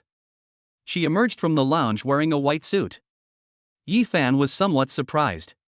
Wasn't this the same outfit he had glanced at a few times the day before yesterday? Unexpectedly, Li Qingyi saw it and even made it for him in 3 days. It must be said that Li Qingyi's skills are indeed quite good. The quality of the dish she completed in 3 days is quite high. Moreover, the fabric used seems to be of high quality. How is it? Not bad, right? Li Qingyi's tone was unusually boastful. It really looks great, I'll wear this tonight, Yifan praised, then asked, But how did you know my size? Of course I can tell, Li Qingyi said. When I was in college, my teacher said that a real designer doesn't need a ruler to measure the client's size. He can tell just by looking at them. Okay, put it on first and let me see. If you want to wear it to a banquet, I'll hurry up and alter the size for you. Yi Fan changed into this outfit in the lounge. After she put it on, Li Qingyi's eyes lit up and she teased, "It's such a pity you're not a model." Chapter 87, The Banquet. "I'm not interested at all," Yi Fan said casually, glancing at himself in the mirror in the lounge. "These clothes are indeed quite nice, and they're also very comfortable to wear. Unlike regular suits, it doesn't feel tight when you wear it." Li Qingyi didn't say anything, but walked over and tied Yi Fan's bow tie. Yi Fan looked down at her, his gaze gradually becoming intense. Being so close, Li Qingyi naturally felt Yi Fan's gaze. A hint of shyness flashed across her face, but her hands remained unhurried. "Qingyi," Yi Fan suddenly said after a short while. "Hmm?" Li Qingyi felt flustered and replied softly. "May I kiss you?" Yi Fan asked with a smile. The atmosphere in the small cubicle suddenly became erotic. 5 minutes later, the two came out of the small cubicle. Li Qingyi's clothes were a little disheveled, and there was still a trace of blush on her face. After tidying herself up, Li Qingyi went out with Yi Fan. Since she was going to attend a banquet, she needed to buy an evening gown. After the two left, the company's employees' gossip instincts were ablaze. "Hey, do you think something's up with our two CEOs? I feel like their relationship is more than just ordinary. Isn't that right? Mr. Li is always hanging out with Ms. Yi. Could it be that Mr. Li is pursuing Ms. Yi? Wow, our CEO Li is such a beautiful woman, she actually pursued CEO Yi. CEO Yi must have fallen for her charms so easily. However, President Yi is so young and handsome. He and our President Li would be a match made in heaven. I'm 100% in favor. I wholeheartedly agree." At 9 o'clock in the evening, a Lamborghini Veneno stopped in front of the ZUN Hotel, and the rich young men and women were all taken aback when they saw the car. "This is the Lamborghini Veneno. I never expected to see this kind of car in Huan City, a second-tier city. Could it be that someone brought the car over by transport plane when they came?" They were surprised again when they saw the car owner get out of the car. "Isn't this Yi Fan from the photos we saw before? Is this his car?" Then Yi Fan opened the passenger door, and a breathtakingly beautiful girl got out of the car. The wealthy young men present all gasped in shock, and even the young ladies felt ashamed in front of Li Qingyi. These guys have seen all kinds of beautiful women. But the person next to Yi Fan really shattered their worldview. "This is so beautiful. Brother Yi, you finally arrived." A figure quickly ran up to Yi Fan with a fawning smile. Yi Fan glanced at Fu Jin in front of him and shook his head, saying, "You don't have to do this." It's all right, I'm doing this willingly." Fu Jin smiled and said, "Brother Yi, sister-in-law, please come in." Yi Fan didn't say anything more. If he was willing, then let him stay that way. As soon as the three entered the hotel, Yi Fan and Li Qingyi attracted a lot of attention. "That's Yi Fan? He's so much more handsome in person than in the photos. And he looks so young. The woman next to him is so beautiful. She looks familiar, like I've seen her somewhere before. Now that you mention it, I feel like I've seen it somewhere before." Pang Dingyuan, who was talking to someone, saw Yi Fan arrive, picked up a glass of champagne and walked over. "Mr. Yi, we meet again." Pang Dingyuan smiled and handed the champagne in his hand to Yi Fan. "Hello, Mr. Pang." Yi Fan accepted the champagne and clinked glasses with him. However, his eyes lit up when he saw Li Qingyi next to Yi Fan. "Are you Li Qingyi, the famous American fashion designer?" Li Qingyi nodded and said, "It's me." Yi Fan was surprised and quickly looked at Li Qingyi beside him. She also has the identity of a famous designer? Why haven't I heard her mention it? The people around them also suddenly realized where they had seen this woman before. Several well-known American fashion magazines featured her in detail. This woman was taken on as an apprentice by the famous American designer Mila during her university years. She studied under Mila for 3 years, and it can be said that she learned most of Mila's design skills. Appointed director of fashion design to the most famous fashion design group in the United States. She carved out her own niche in the industry in the United States because of her outstanding beauty and unique clothing design skills. But just when everyone thought she would rise to prominence because of this, she resigned from that group some time ago and has been missing ever since. I never expected to see her in Huan City. She actually knows Yi Fan, and judging from how she's snuggling up to him, their relationship seems quite special. Yi Fan is really lucky. He actually knows such a beautiful woman. This is the most famous Chinese fashion designer in the United States. I've heard that her designs sell extremely well in the US. I heard that one of her evening gowns was auctioned off for $30 million US. Wow, that's awesome. Everyone was so shocked they didn't know what to say. The two people in front of me are simply geniuses. A rising star in the stock market made 20 billion renminbi in one night in the US market. A cutting edge in the fashion design industry. The two of them are not even 50 years old combined. This is too much. Think about what they've done all these years. They all just rely on their family's wealth to eat, drink, and have fun everywhere. He didn't study hard in college. And he's just slacking off at work too. These two people had already made a name for themselves in the business world while they were enjoying themselves. Thinking about this, they finally understood what regret meant. I only regret not working harder when I was younger. Even so, it didn't stop them from currying favor with Yifan. Yifan, I heard that you made 20 billion in one night in the US market, is that true? At this moment, an inappropriate, disdainful voice rang out from the crowd. Upon seeing who it was, everyone made way for them. The speaker was Hanyu, the young master of a conglomerate in Kyoto. He was wearing a white suit, just like Yifan. Putting aside his family's conglomerate, Hanyu himself has created numerous miracles in the Chinese business world. Therefore, they also dare not provoke them. The man walked up to Yifan with a contemptuous smile on his face. Yifan frowned slightly, his expression somewhat unfriendly. I don't believe it anyway. The US market is about to open, so why don't you show us how you did it? Hanyu said with a wicked smile. Everyone could tell that Hanyu was provoking Yifan. Because of Yifan's previous feats, Yifan's reputation in the business world far surpasses that of Hanyu. Therefore, Hanyu harbors some ill feelings towards Yifan. Even Peng Dingyuan remained silent. To be honest, he also wanted to see if Yifan could really do it. Chapter 88, Why should I prove anything to you? Yifan glanced at the man indifferently and said, What does it matter to me whether you believe me or not? Why should I show you how to do it? Do you think we're that close? This person didn't introduce himself at all, and his seemingly inquiring words were full of command. Hanyu's smile froze instantly. Although he had expected Yifan to refuse, he was not surprised by how directly Yifan refused. I felt like I had lost face in front of everyone. Yifan, young Master Han is giving you face by letting you demonstrate. Don't push your luck. That's right, it's just 20 billion. Give young Master Han a day and he can earn that too. What are you so arrogant about? I advise you to behave and show us right now. Yifan sneered. Sure enough, every villain is always followed by a few lackeys who always show up on time. But after they finished speaking, all the rich young men and women looked at these idiots.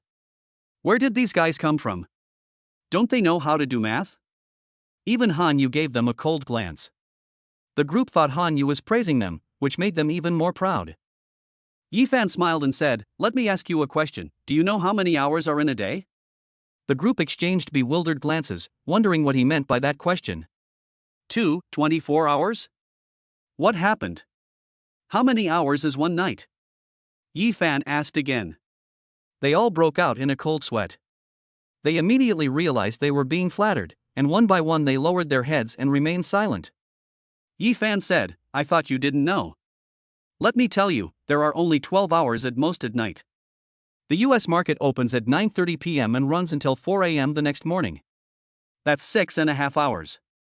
In 6.5 hours, I earn more than your young Master Han earns in a day. Who do you think is most qualified to stand here and speak?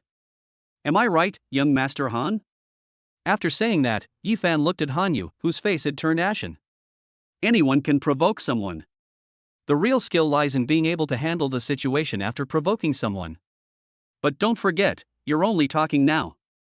Whether it's true or not, we'll have to prove it to you first, Hanyu said coldly, his face ashen. Yifan sneered, I'll say it again, believe it or not, it's up to you. Why should I prove anything to you? For a family conglomerate like yours, finding my information and the transactions in my stock trading account is very easy. If you really want to know, you can go back and ask your family if it's true. I don't have time to waste here with you. Get lost.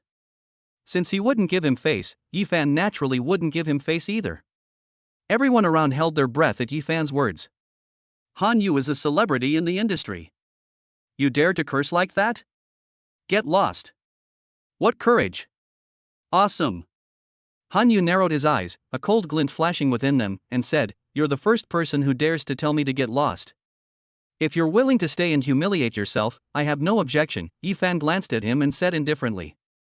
If it were the Yi Fan of the past, he might have just turned around and left after cursing, showing off, and slapping people in the face. However, he would not do that now. Going into business has taught him many things, including patience. Finally, Han Yu snorted coldly and left. His lackeys glared at him resentfully and hurriedly chased after him. But before they had taken more than a few steps, Yi Fan's voice came again. "I'm telling you guys to be careful when you leave. If you slip on a banana peel on the ground and get covered in food and drinks, it'll be a bloody mess." The group didn't understand what it meant at first, but they did in the next second. Someone had carelessly thrown banana peels on the ground, causing them to step on them and fall backward. One of them grabbed the long tablecloth next to him. The sound of bowls and basins crashing and breaking echoed throughout the hall. A wine column on the table collapsed, soaking them from head to toe. Several people were covered in various kinds of food. Everyone was stunned for a moment, then burst into laughter.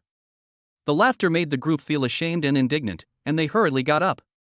One of the three cried out in pain, and when everyone looked over, they saw that one of the people's hands were covered in shards of glass. The laughter stopped abruptly, and everyone stared wide-eyed. I stepped on a banana peel, got drenched in alcohol and food, and then all sorts of terrible things happened to me, without missing a single one. Who exactly is this Yi Fan?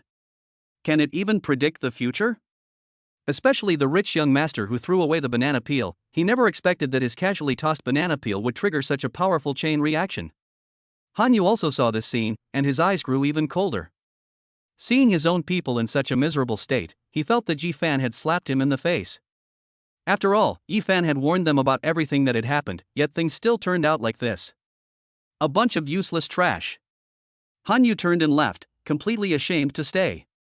Those men glared resentfully at Yi Fan's retreating figure, believing that he had ordered everything to be done, but they had no evidence and had lost face, leaving in a sorry state. After they left, everyone stared in shock at Yi Fan, who was eating, looking completely unconcerned, as if it had nothing to do with him. "Brother Yi, did you do this?" Fu Jin asked from the side. Yi Fan smiled at him and said, "Do you think I'm the kind of person who would want to do something like this?" Fu Jin thought about it. Although he had only met Yi Fan once, Yi Fan didn't seem like the kind of person who would do things behind the scenes. So that means someone else was framing those people, and Yi Fan just went along with it and said it. So Yi Fan was actually kindly reminding them? Fu Jin immediately admired Yi Fan even more. This person is magnanimous and can even offer advice to enemies. He is a truly good person. Worth following. If Yi Fan knew what he was thinking, he would definitely kick him away speechlessly. However, Yi Fan didn't want to explain any further. He used the system to predict the future fortunes of those people. Han Yu was fine, but those people suffered the same fate as Yi Fan had predicted. "Young Master Yi, how did you know they would turn out like this?"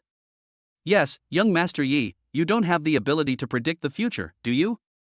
The crowd gathered around, chattering and asking questions, their tone tinged with a fawning tone. Yi Fan laughed and said, "Do you believe I've studied fortune-telling?" "Young Master Yi, you're really joking. Everyone knows that fortune-telling is a scam." "That's right, young Master Yi, we live in a scientific age now, and we don't believe in feudal superstitions." Yi Fan smiled but didn't say anything. He couldn't explain this kind of thing, someone had already guessed it. He deliberately changed the subject, saying, "Can any of you tell me who this young Master Han is?" Everyone looked at each other and then fell silent. Peng Dingyuan looked shocked and asked in confusion, "Young Master Yi, you don't know that person?" Yi Fan was taken aback, then shook his head and said, "I don't know him." "Is he very famous?" Peng Dingyuan admired Yi Fan greatly. "How dare you speak so bluntly even though you didn't know the answer?" It made them lose face. "That's really impressive." Chapter 89, Peng's father's phone call. Peng Dingyuan introduced Han Yu to Yi Fan, and Yi Fan nodded in sudden understanding. It turns out that Han Yu comes from the Han Group in Kyoto, which has a presence in various industries and has assets of 50 billion yuan. Yi Fan scoffed inwardly. "They call themselves a conglomerate with only 50 billion? My company has 60 or 70 billion now, how do you calculate that?" "Young Master Yi, you need to be careful. Han Yu and his father don't have a good reputation in the business world, and they will definitely try to trip you up behind the scenes," Peng Dingyuan warned solemnly. Before Yifan could speak, Fujin said smugly, "What's there to be afraid of tripping him up? My brother Yi is so powerful, would he be afraid of a small Han group? Besides, I'm still here." Yifan glanced at him, wondering if this guy was here to harm him. "What can you do?" Peng Dingyuan sneered. Fujin was speechless. Indeed, their family's 10 billion yuan conglomerate is nothing compared to the Han family's 50 billion yuan conglomerate. I can offer my moral support to Brother Yi," Fujin finally said, his neck stiff. All right, shut up." Yifan really didn't know what to say. He realized then that this guy was a real character. Fujin immediately shut his mouth, and Yifan then said, "Don't worry, young Master Peng, the Han group can't do anything to me." Peng Dingyuan was also taken aback, looking at Yifan's confident expression, wondering why he actually believed him. In the end, the banquet turned into everyone flattering Yifan. Of course, some people were afraid that Yifan would cause trouble and affect them, so they dared not step forward anymore. The banquet ended at midnight, and Yifan and Li Qingyi had both drunk quite a bit of alcohol. "I probably won't be able to go home tonight." Just then, the lobby manager suddenly ran over and said, "Mr. Yi, your presidential suite is ready. Would you like it?" Yifan was taken aback for a moment, then asked in confusion, "I didn't ask you to prepare a suite, did I?" The lobby manager quickly explained, "Mr. Yi, you are a black gold member of our hotel and hold a black elite card. The waiter in charge today notified me when he saw you, so in case you get drunk and can't get home, we will prepare these things whether you need them or not." Peng Dingyuan, Fujin, and the others were once again shocked. Purple Garden Hotel Black VIP card. That card is reserved for the most distinguished clients of the ZUN Group. Even conglomerates and corporations would never be able to obtain something like this, yet Yifan actually possessed one. Yifan took out the card and looked at it, not expecting that the card would have this function.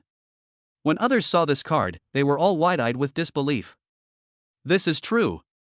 However, since there was a room available, Yifan used it. After telling Peng Dingyuan, Yifan went upstairs to rest. "Brother Peng, what do you think of this, Yifan?" At this moment, Luo Feng and Li Jiayin walked up to Peng Dingyuan and asked. They followed Peng Dingyuan's advice and did not approach Yifan directly, but instead asked Peng Dingyuan to test Yifan first. Peng Dingyuan said 6 words with a solemn expression. "Very mysterious, I can't see through it." The next day, Yifan woke up and looked at Li Qingyi in his arms. She was still fast asleep. He tormented Li Qingyi quite a bit last night, so let her get some more sleep. Carefully pulling himself out of Li Qingyi's arms, he used the landline in the suite to call the waiter to bring up 2 breakfasts. Then I took a shower, and when I came out, breakfast was already at the door. Li Qingyi still hadn't woken up, so Yifan ate his own portion first, then took the breakfast to the bedroom.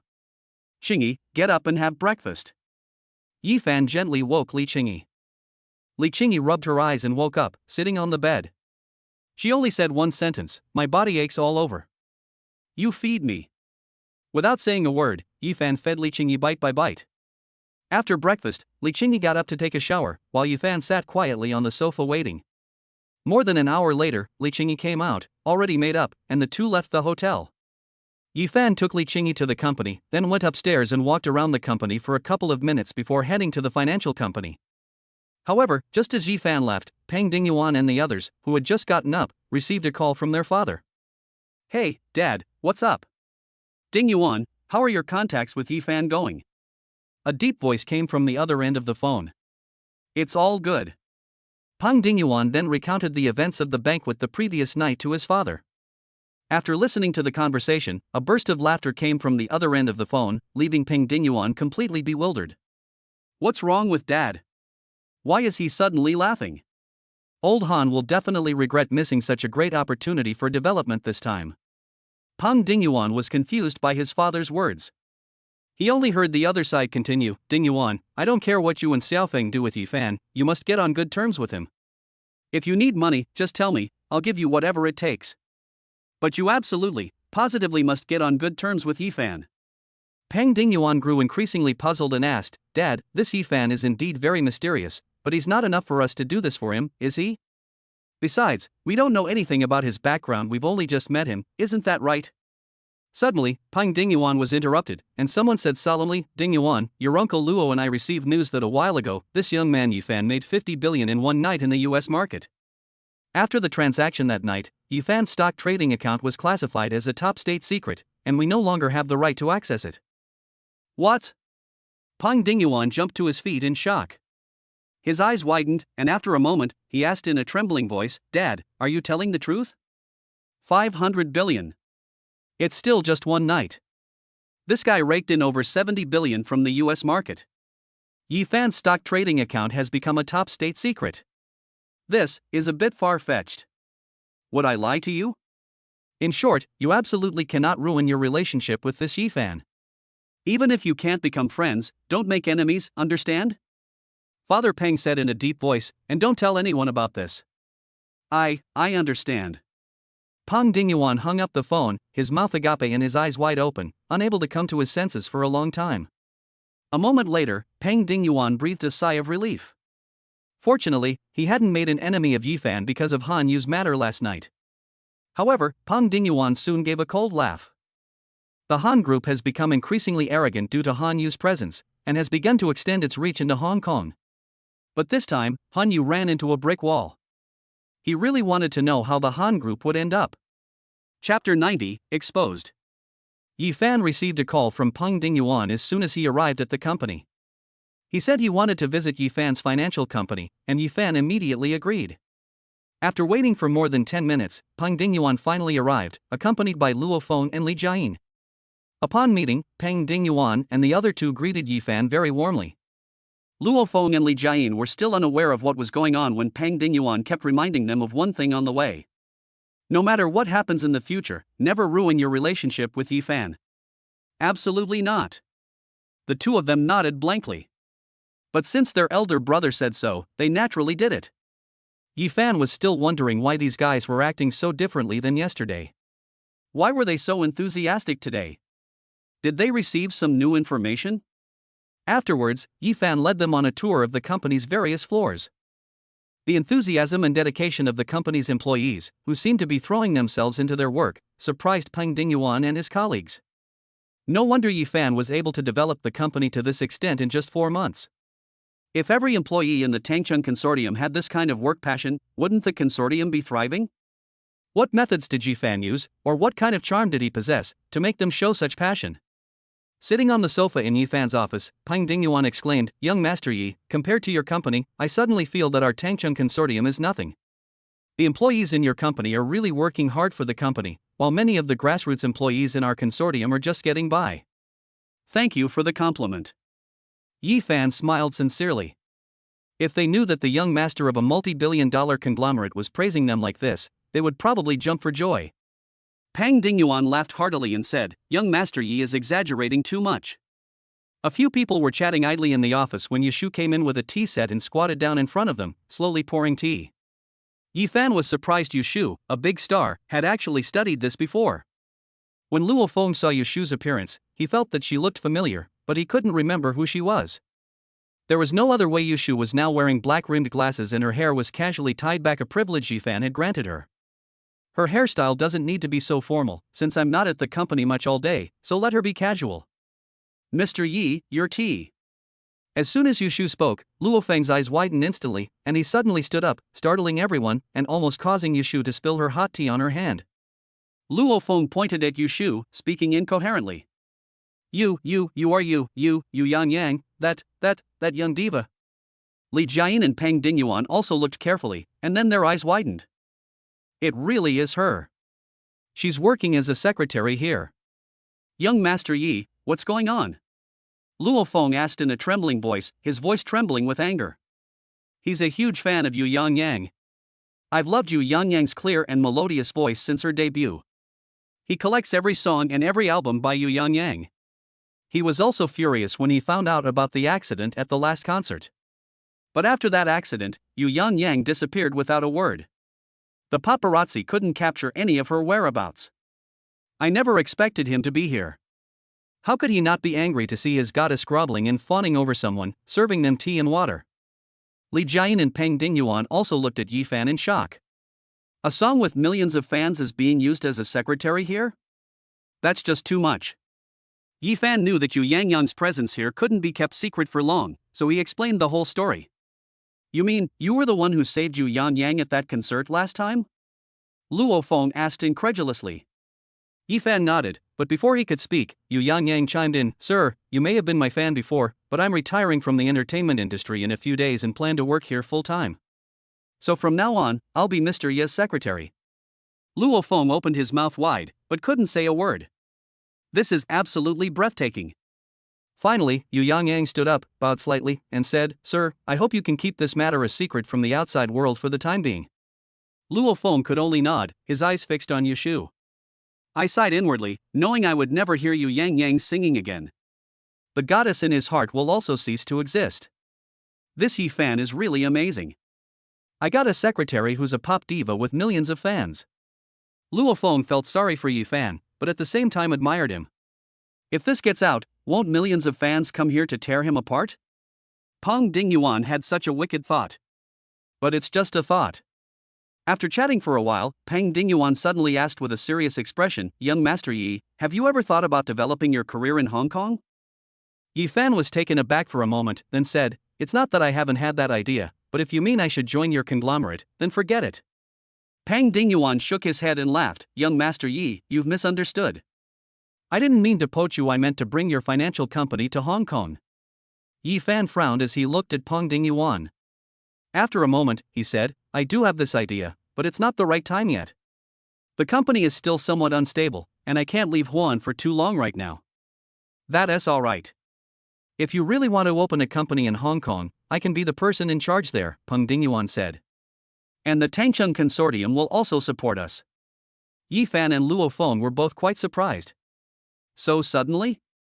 To be honest, Yi Fan was somewhat tempted. He originally thought that his development plan would have to wait for more than a month, but Peng Dingyuan gave him this opportunity ahead of time. Yi Fan pretended to be deep in thought, but secretly began to communicate with the system. System, help me see Peng Dingyuan's career prospects for the next year. A long string of images flashed through Yi Fan's mind, taking him a while to process. However, he was very satisfied with the final result. With Peng Dingyuan in charge of the company in Hong Kong, and with the support of the Tangcheng Consortium, the company itself has nothing to worry about. Young Master Peng, if it's something you really want to do, I have no objection, Yi Fan said with a smile. Peng Dingyuan was shocked. Yi Fan was thinking too fast. Wasn't he afraid that he would ruin the company? However, he agreed, and was naturally very happy about it. Since young Master Yi trusts me, then I will gladly accept my mission. Peng Dingyuan said, Young Master Yi, it's almost time for dinner. Would you like to go out for a meal together first? We can discuss the specifics this afternoon. Yi Fan agreed. It seems the arrival of these wealthy young men has brought the plan forward. That 50 billion, they're going to start using it so soon. Chapter 91, Identity Exposed at the Press Conference. After that day, Yi Fan and Peng Dingyuan finalized all the matters concerning the Hong Kong branch. When Yi Fan explained the company's salary system, Peng Dingyuan and the others were surprised again. Ordinary employees only have a base salary of 20,000 yuan, no wonder those employees work so hard. Over the next few days, Yi Fan followed them to various scenic spots in Huan City. As for the other rich young men and women, Yi Fan entrusted them all to Hu Yelin and Shin Sinyu. Several clothing groups knew that Li Qingyi was by Yi Fan's side, and they were desperate to cooperate with him. Yi Fan then gave them Li Qingyi's contact information and told them to contact her themselves. Finally, on the fourth day, these guys were called back by their families, while Li Jiayin remained in Huan City as the liaison between the two companies.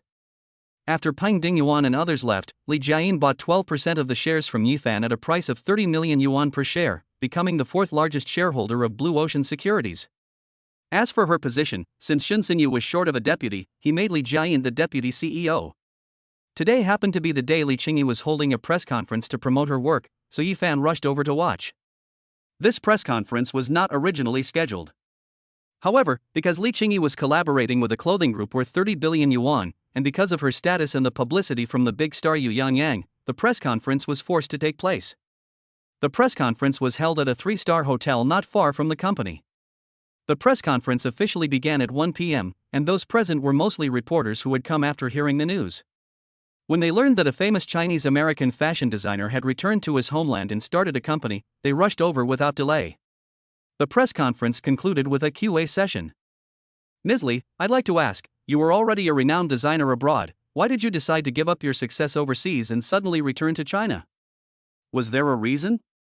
Li Qingyi replied, I can only answer your question with 4 words: fallen leaves return to their roots. Ms. Li, I'd like to ask what your insights are on our country's garment industry, or if you have any opinions? Li Qingyi, I have no opinion. Different countries operate in different ways, and each has its own unique features. I will not make any comments. Ms. Li, there are rumors that you have a close relationship with Yi Fan, the chairman of Blue Ocean Securities. People often see you together in the residential area where you live. What's going on? Li Qingyi said, Mr. Yi and I grew up together. We used to eat together and go to school together. After I returned to China, he helped me a lot. I don't think it's a problem for him to come to my place. Everyone was surprised.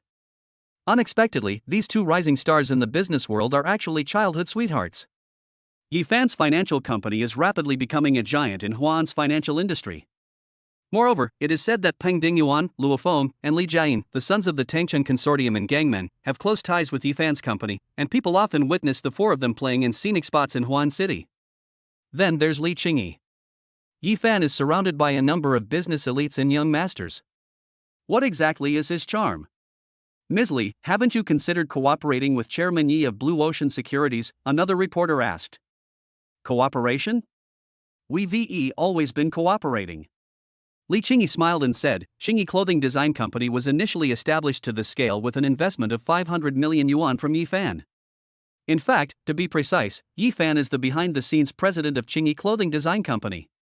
I'm just working for him. Yi Fan was slightly taken aback, never expecting that Li Qingyi would actually implicate him. However, when Yi Fan saw the sly look in Li Qingyi's eyes, he smiled and shook his head. It was intentional. She didn't want to quietly enjoy herself behind the scenes. Oh well, I'll be exposed sooner or later anyway. Everyone followed the gaze and looked at Yi Fan sitting in the back, eyes wide open. It turns out this guy not only has a presence in the financial industry, but he's also made his mark in the fashion design industry. A renowned designer is actually working for this guy. This is only the initial investment of 500 million. Then a large group of reporters surrounded the actual CEO and began asking him questions. Chairman Yi, hello. Ms. Li said that you invested 500 million back then, is that true? Chairman Yi, is everything Ms. Li said true? Are you really childhood sweethearts? Chairman Yi. Yi Fan interrupted the numerous questions from reporters, saying, everything Li Qingyi said is true, and I will continue to cooperate with her. After this press conference, I will increase my support for the clothing company. Just like with the financial company, I want to make this company the top of the clothing design industry in Huan City within 3 months. When they finally returned, all the reporters stared wide-eyed. It's all true. Moreover, he plans to increase support and make Huan City's fashion design industry a leader within 3 months. More than 500 million in support. That would cost so much. Anyway, these people wouldn't think of that. Although Yi Fan stole the spotlight, Li Qingyi wasn't angry at all. The 2 of them were inseparable, and she was actually quite happy to see Yi Fan surrounded by reporters. Finally, Li Qingyi noticed a hint of impatience on Yi Fan's face and immediately said, everyone, we have also arranged a fashion show today, showcasing the latest designs from our Qingyi Clothing Design Company. Those who are interested can go upstairs to take a look. The reporters' eyes lit up immediately upon hearing this. A fashion show. They actually had this opportunity. One by one, they picked up the machines and headed upstairs. After they left, Li Qingyi walked over to Yi Fan and straightened his clothes. Yi Fan's mood improved a bit, but unexpectedly Li Qingyi suddenly said, wait, you're going to walk the runway, I've already prepared your clothes. He was taken aback for a moment and asked, how come I didn't know about this? Li Qingyi smiled at him and said, of course you don't know. If I told you, would you agree? I really don't know. Now that you've told me, do you think I'll definitely agree? Yi Fan countered. Not necessarily, but I can let you go. Li Qingyi said confidently, if you don't go, you're not allowed to come to my house at night anymore. This won't do. Fine, I'll go then. Yi Fan finally gave in. He was very assertive in front of others, but he was a completely different person in front of Li Qingyi. Yi Fan and she did not have a defined relationship, but they were deeply dependent on each other. He'll probably be doomed for life because of this woman. You have to pamper your own woman. Put. Li Qingyi suddenly laughed. Yi Fan didn't understand the situation, so she said, "I was just joking. There's no such thing." Although she did have this idea, she quickly gave it up, wanting to keep Yi Fan's most handsome side to herself. Yi Fan was stunned for a moment before realizing that he had been tricked by Li Qingyi. Those thoughts from just now vanished completely in an instant. Chapter 92, Company Crisis. That's strange, the fashion show is about to start, why haven't Chairman Yi and President Li arrived yet? Backstage, Li Qingyi's employees all looked anxious. These reporters have been here for quite some time now, and the fashion show is about to start in a minute, but Yi Fan and Li Qingyi are still nowhere to be seen. "You guys go downstairs and take a look," Fu Jin suddenly ordered. This guy became the director of a clothing design company. He bought the position himself. Although he may seem rather silly in general, he is very serious about his work. "No need, we're here." Yi Fan and Li Qingyi walked in one after the other, and everyone breathed a sigh of relief upon seeing their two pillars of support. Yi Fan casually found a seat and sat down, while Li Qingyi went to direct the work, and Yi Fan stared intently at her. At this moment, Yu Shu suddenly walked up to Yi Fan and said with a strange smile, "Chairman Yi, you must have done a lot of bad things just now, haven't you? You haven't come for 30 minutes.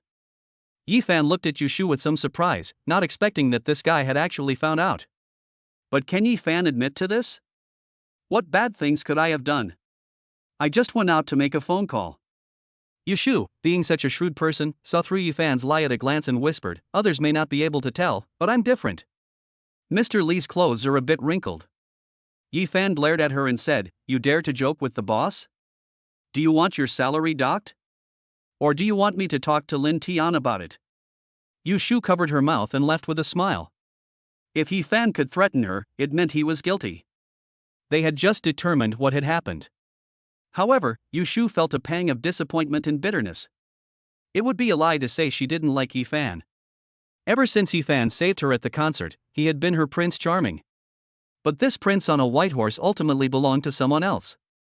The fashion show has begun.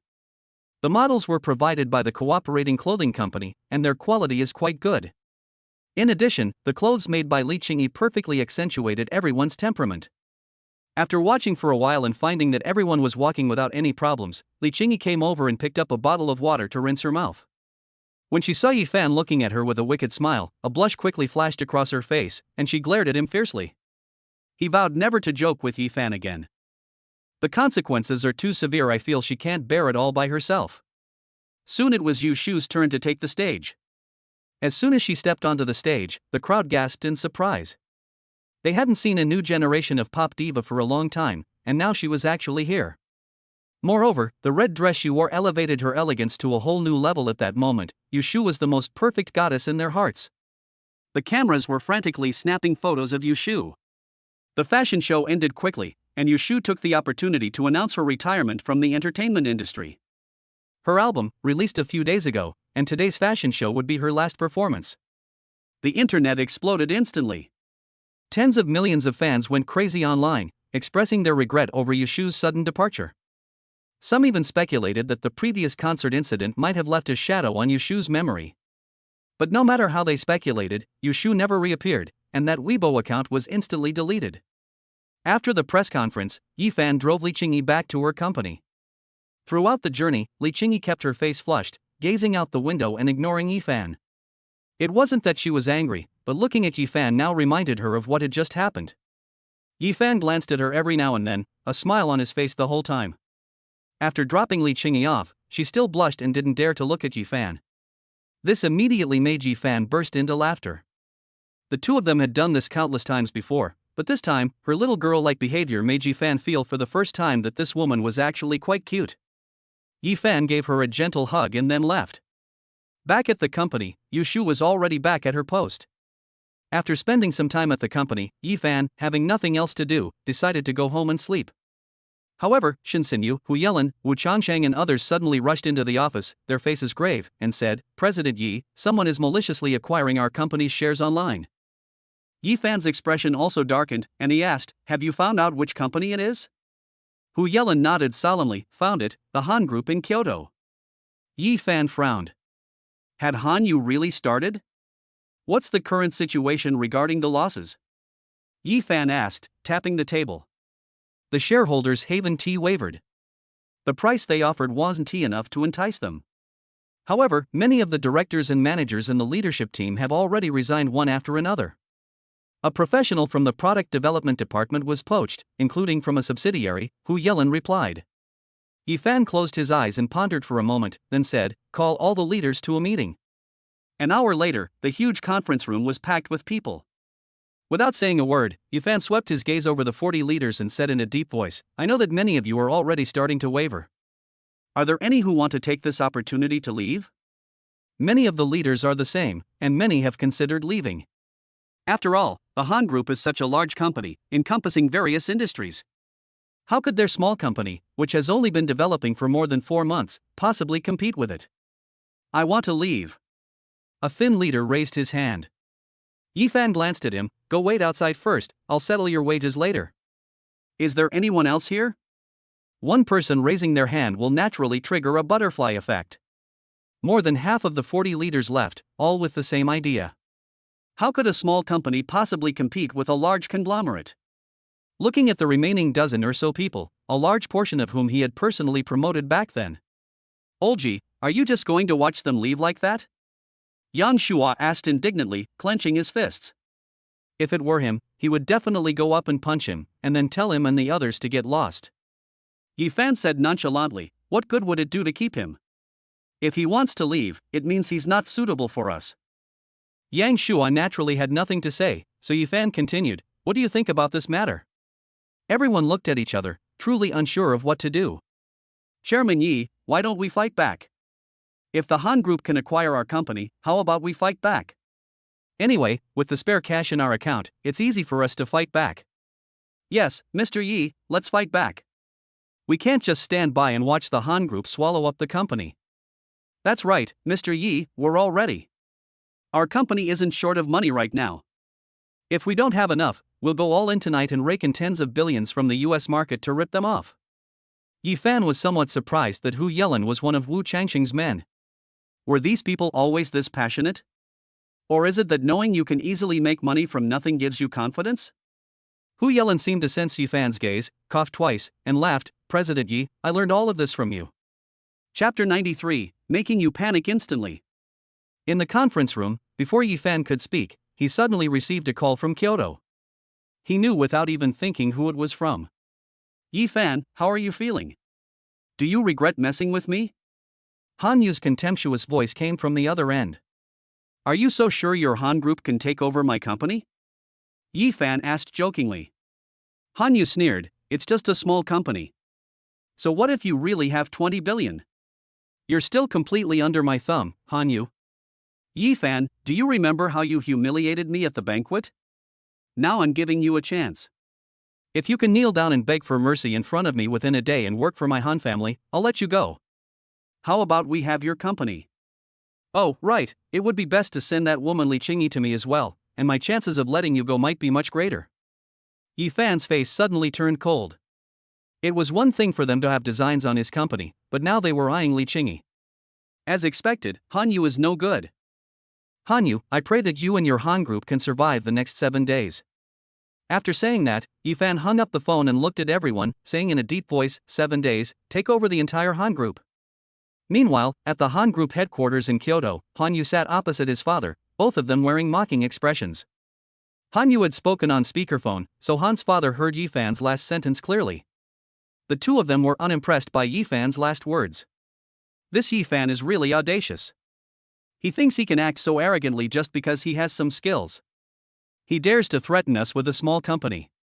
He's got a death wish. Dad, in short, Yifan cannot be allowed to live. Since we are using him, we cannot let him exist in the business world. Han Yu added. Mr. Han nodded in agreement and then asked, "By the way, Xiao Yu, how's the matter in Gangmen going? Has anything been settled?" When this was mentioned, Han Yu's face darkened, and he said, "No, the Tangchung Consortium has always been unwilling to budge. A few months ago, when the business world in Hong Kong was fiercely competitive, Han Yu was sent to Hong Kong by his father, who wanted to replace many other conglomerates in Hong Kong with the Han Group. However, it was suppressed at every level. So he directly discussed with Peng Bingi, the chairman of the Tangcheng Consortium, that his Han Consortium could help Tangcheng gain control of the Hong Kong business community, but on the condition that the Tangcheng Consortium would cede half of the Hong Kong business market to the Han Consortium. The result was predictable: they would never agree. So they have been trying to lure Peng Bingi in various ways, but so far there has been no result. In fact, the Tangcheng Consortium has begun to do everything in its power to get the Han Consortium's assets out of the port. That's why he and Peng Dingyuan couldn't look each other in the eye at the banquet that day. No matter what, we must find a way to open up the market in Gangmen, otherwise the Han family will stop here, Mr. Han said with a solemn expression. Han Yu nodded. I understand, Dad. I'll go back there to take another look in a few days. Just then, Han's father's secretary rushed in, panting, and said, No, something bad has happened, Chairman. Someone has monopolized our conglomerate's stock market. What? Han Yu and his father's eyes widened, and they stood up abruptly, saying, Take us to see this quickly. The two hurriedly followed the secretary to check. Han Yu's expression was extremely solemn. Could Yi Fan have done this? How is that possible? He only has 20 billion. How could a conglomerate worth 50 billion possibly monopolize the stock market? But when they ran to the trader's office, they found that all of their company's shares had been bought up by 20 accounts. And all the stocks started to rise rapidly. What exactly is going on? The roar of Han's father startled all the traders. No, I don't know, Chairman Han. These accounts just appeared out of nowhere and bought up all of our company's shares. Mr. Han's face was ashen. Stock market monopolies are a common tactic for acquiring companies, but who would dare to use such a tactic against a conglomerate worth 50 billion? Is all the money in your hands just dirt? Chairman, something terrible has happened. Our company's stock trading has been suspended by the trading center. Mr. Han nearly suffered a heart attack and vomited blood. All of these stocks were at their daily limit up. How much money is he going to lose? Han's father suddenly looked at Han Yu and said, Now you call Yi Fan and ask him if he did it. Han Yu disobeyed his father's orders and stared at the stocks, his scalp tingling with fear. No need to fight anymore, it must have been Yi Fan who did this. Han Yu's voice trembled as he spoke. In such a short period of time, they seized all the shares of the Han Group. It's simply impossible to do without at least 50 billion. Or perhaps Yi Fan truly possesses the ability to manipulate the US market like a dragon sucking up water. Or perhaps he has a powerful force supporting him. Dad, we underestimated him. Han Yu's eyes flashed with fear, and cold sweat poured down his back.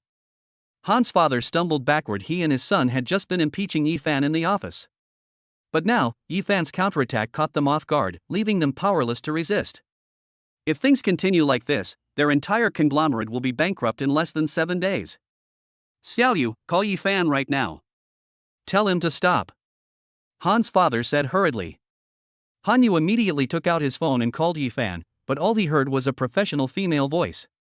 When Yi Fan, who was sitting in the company, saw Han Yu's phone number, he sneered and hung up. But the phone rang again, and Yi Fan hung up again. Call again, then hang up. Finally, Yi Fan couldn't take it anymore and turned off his phone. Yi Fan stared intently at the stocks that had hit their daily limit on his computer screen. Those in leadership positions looked at Yi Fan with a mixture of fear and admiration. They acted with such swift and decisive methods from the very first move. Yi Fan directly transferred 60 billion yuan from the company's account and had them all buy shares in the Han Group. Chairman Yi, the 2 Kyoto tickets you requested have been booked. They're departing at 5 p.m., and there are still 2 hours until takeoff, Yushu said as she entered. Okay, I understand. Yi Fan nodded and said to Shinyu, come with me to Kyoto these next few days. Lao Wu, you stay here and keep an eye on things until I get back. Other shareholders, and all you leaders, please take good care of the company while I'm away. Yes, Mr. Yi. Chang Wenxing, you are the director of the product development department. I order you to develop a brand new upgraded version of the stock trading software in 7 days. It should have more and better features than the first generation. Is that okay? Yi Fan stared intently at Chang Wenxing. No problem, Chairman Yi. Chang Wenxing nodded solemnly. Finally, Yi Fan and Shinyu packed up quickly and set off for Kyoto. Chapter 94, Arriving in Kyoto, Acquiring Shares. At night, 3 or 4 middle-aged men in suits sat outside a tavern in Kyoto, drinking their drinks in a depressed mood. Damn it, what kind of people did those 2 bastards surnamed Han offend to turn such a perfectly good conglomerate into such a mess? Who the hell knows? Anyway, I've already lost enough. In just 2 days, they've ruined the entire conglomerate's cash flow, and basically all of their projects are no longer running. I don't want to get involved with them anymore. Exactly. If anyone comes to me now and says they want the shares I own, I'll sell them without hesitation. These 3 people are shareholders of the Han Group. Since that day, many employees of the Han Group have known that someone is targeting the Han Group. Moreover, their chairman and young chairman were no match for the other side and suffered setbacks in silence. Most employees have already submitted their resignations and are leaving this troublesome place, not wanting to be implicated. Dozens of shareholders also began trying their best to sell their shares, but no one dared to buy. Do the chairman really want to sell their shares? At this moment, a young man sat at their table, with a beautiful woman standing next to him, who had a cold and aloof demeanor. Who are you? The 3 looked over and frowned. The young man didn't answer them, but smiled and said, "If you really want to sell your shares, I can buy them. Would you like to consider it?" The group exchanged bewildered glances, a thought suddenly striking them: someone actually dared to buy their shares now. However, since someone was willing to buy, they naturally wanted to sell quickly and kept saying, "Okay, how much are you willing to pay? I need to know how many shares you hold before I can make an offer," the young man continued. "I own 5% of the shares. I own 6% of the shares. I own 7% of the shares." The young man lowered his head and thought for a moment, then said, "How about 100 million per share?" The 3 men's eyes lit up immediately. The price was already high enough, 100 million per share, and each of them could get at least 500 million. For a conglomerate on the verge of bankruptcy, this price was absolutely reasonable, and they even made a profit. "Okay, sold." The beautiful woman took out 3 contracts from her bag, and the 3 men were stunned. She had already prepared them. If they had known, they would have asked for more money. After signing the contract, the young man had the company transfer the money to them, and the 3 of them were overjoyed to receive the money. When I looked again, the young man had already left. Why does that young man look so familiar? You know what, I think so too, it feels like I've seen it somewhere before. Chairman Yi, the combined shares of these 3 people only amount to 18%, which is still far from enough. As the 2 walked down the streets of Kyoto, the beautiful woman behind them said, "It's still a long way from the 35% absolute controlling stake held by the Han family." These 2 people are Yifan and Shinsenyu, who arrived in Kyoto yesterday afternoon. After arriving, Yifan and Shinsenyu were busy. Yifan called Peng Dingyuan and asked him to send him information on all the shareholders of the Han Group. When Peng Dingyuan heard that Yifan was going to deal with the Han Group, he was overjoyed and immediately sent the information he had collected to Yifan. Shinsenyu used this time to draft the contract. Then, tonight, Yifan began his operation. As for how Yifan found these people, Peng Dingyuan placed many people in the Han Group. Therefore, the whereabouts of these people were reported to Yifan by those people. No rush, take your time, there are still 5 days. Yifan walked slowly ahead, a wicked smile on his face. Shinsenyu quietly followed behind Yifan, keeping a distance of more than a meter from him, but her eyes were always fixed on Yifan's back. "Sinyu, why do I feel like your attitude towards me has changed recently?" Yifan suddenly turned around and asked. Shinsenyu thought Yifan had noticed her gaze, and felt a little flustered. She said, No, I've always been like this." Yifan shook his head and said, "No, I can sense that your attitude has clearly changed."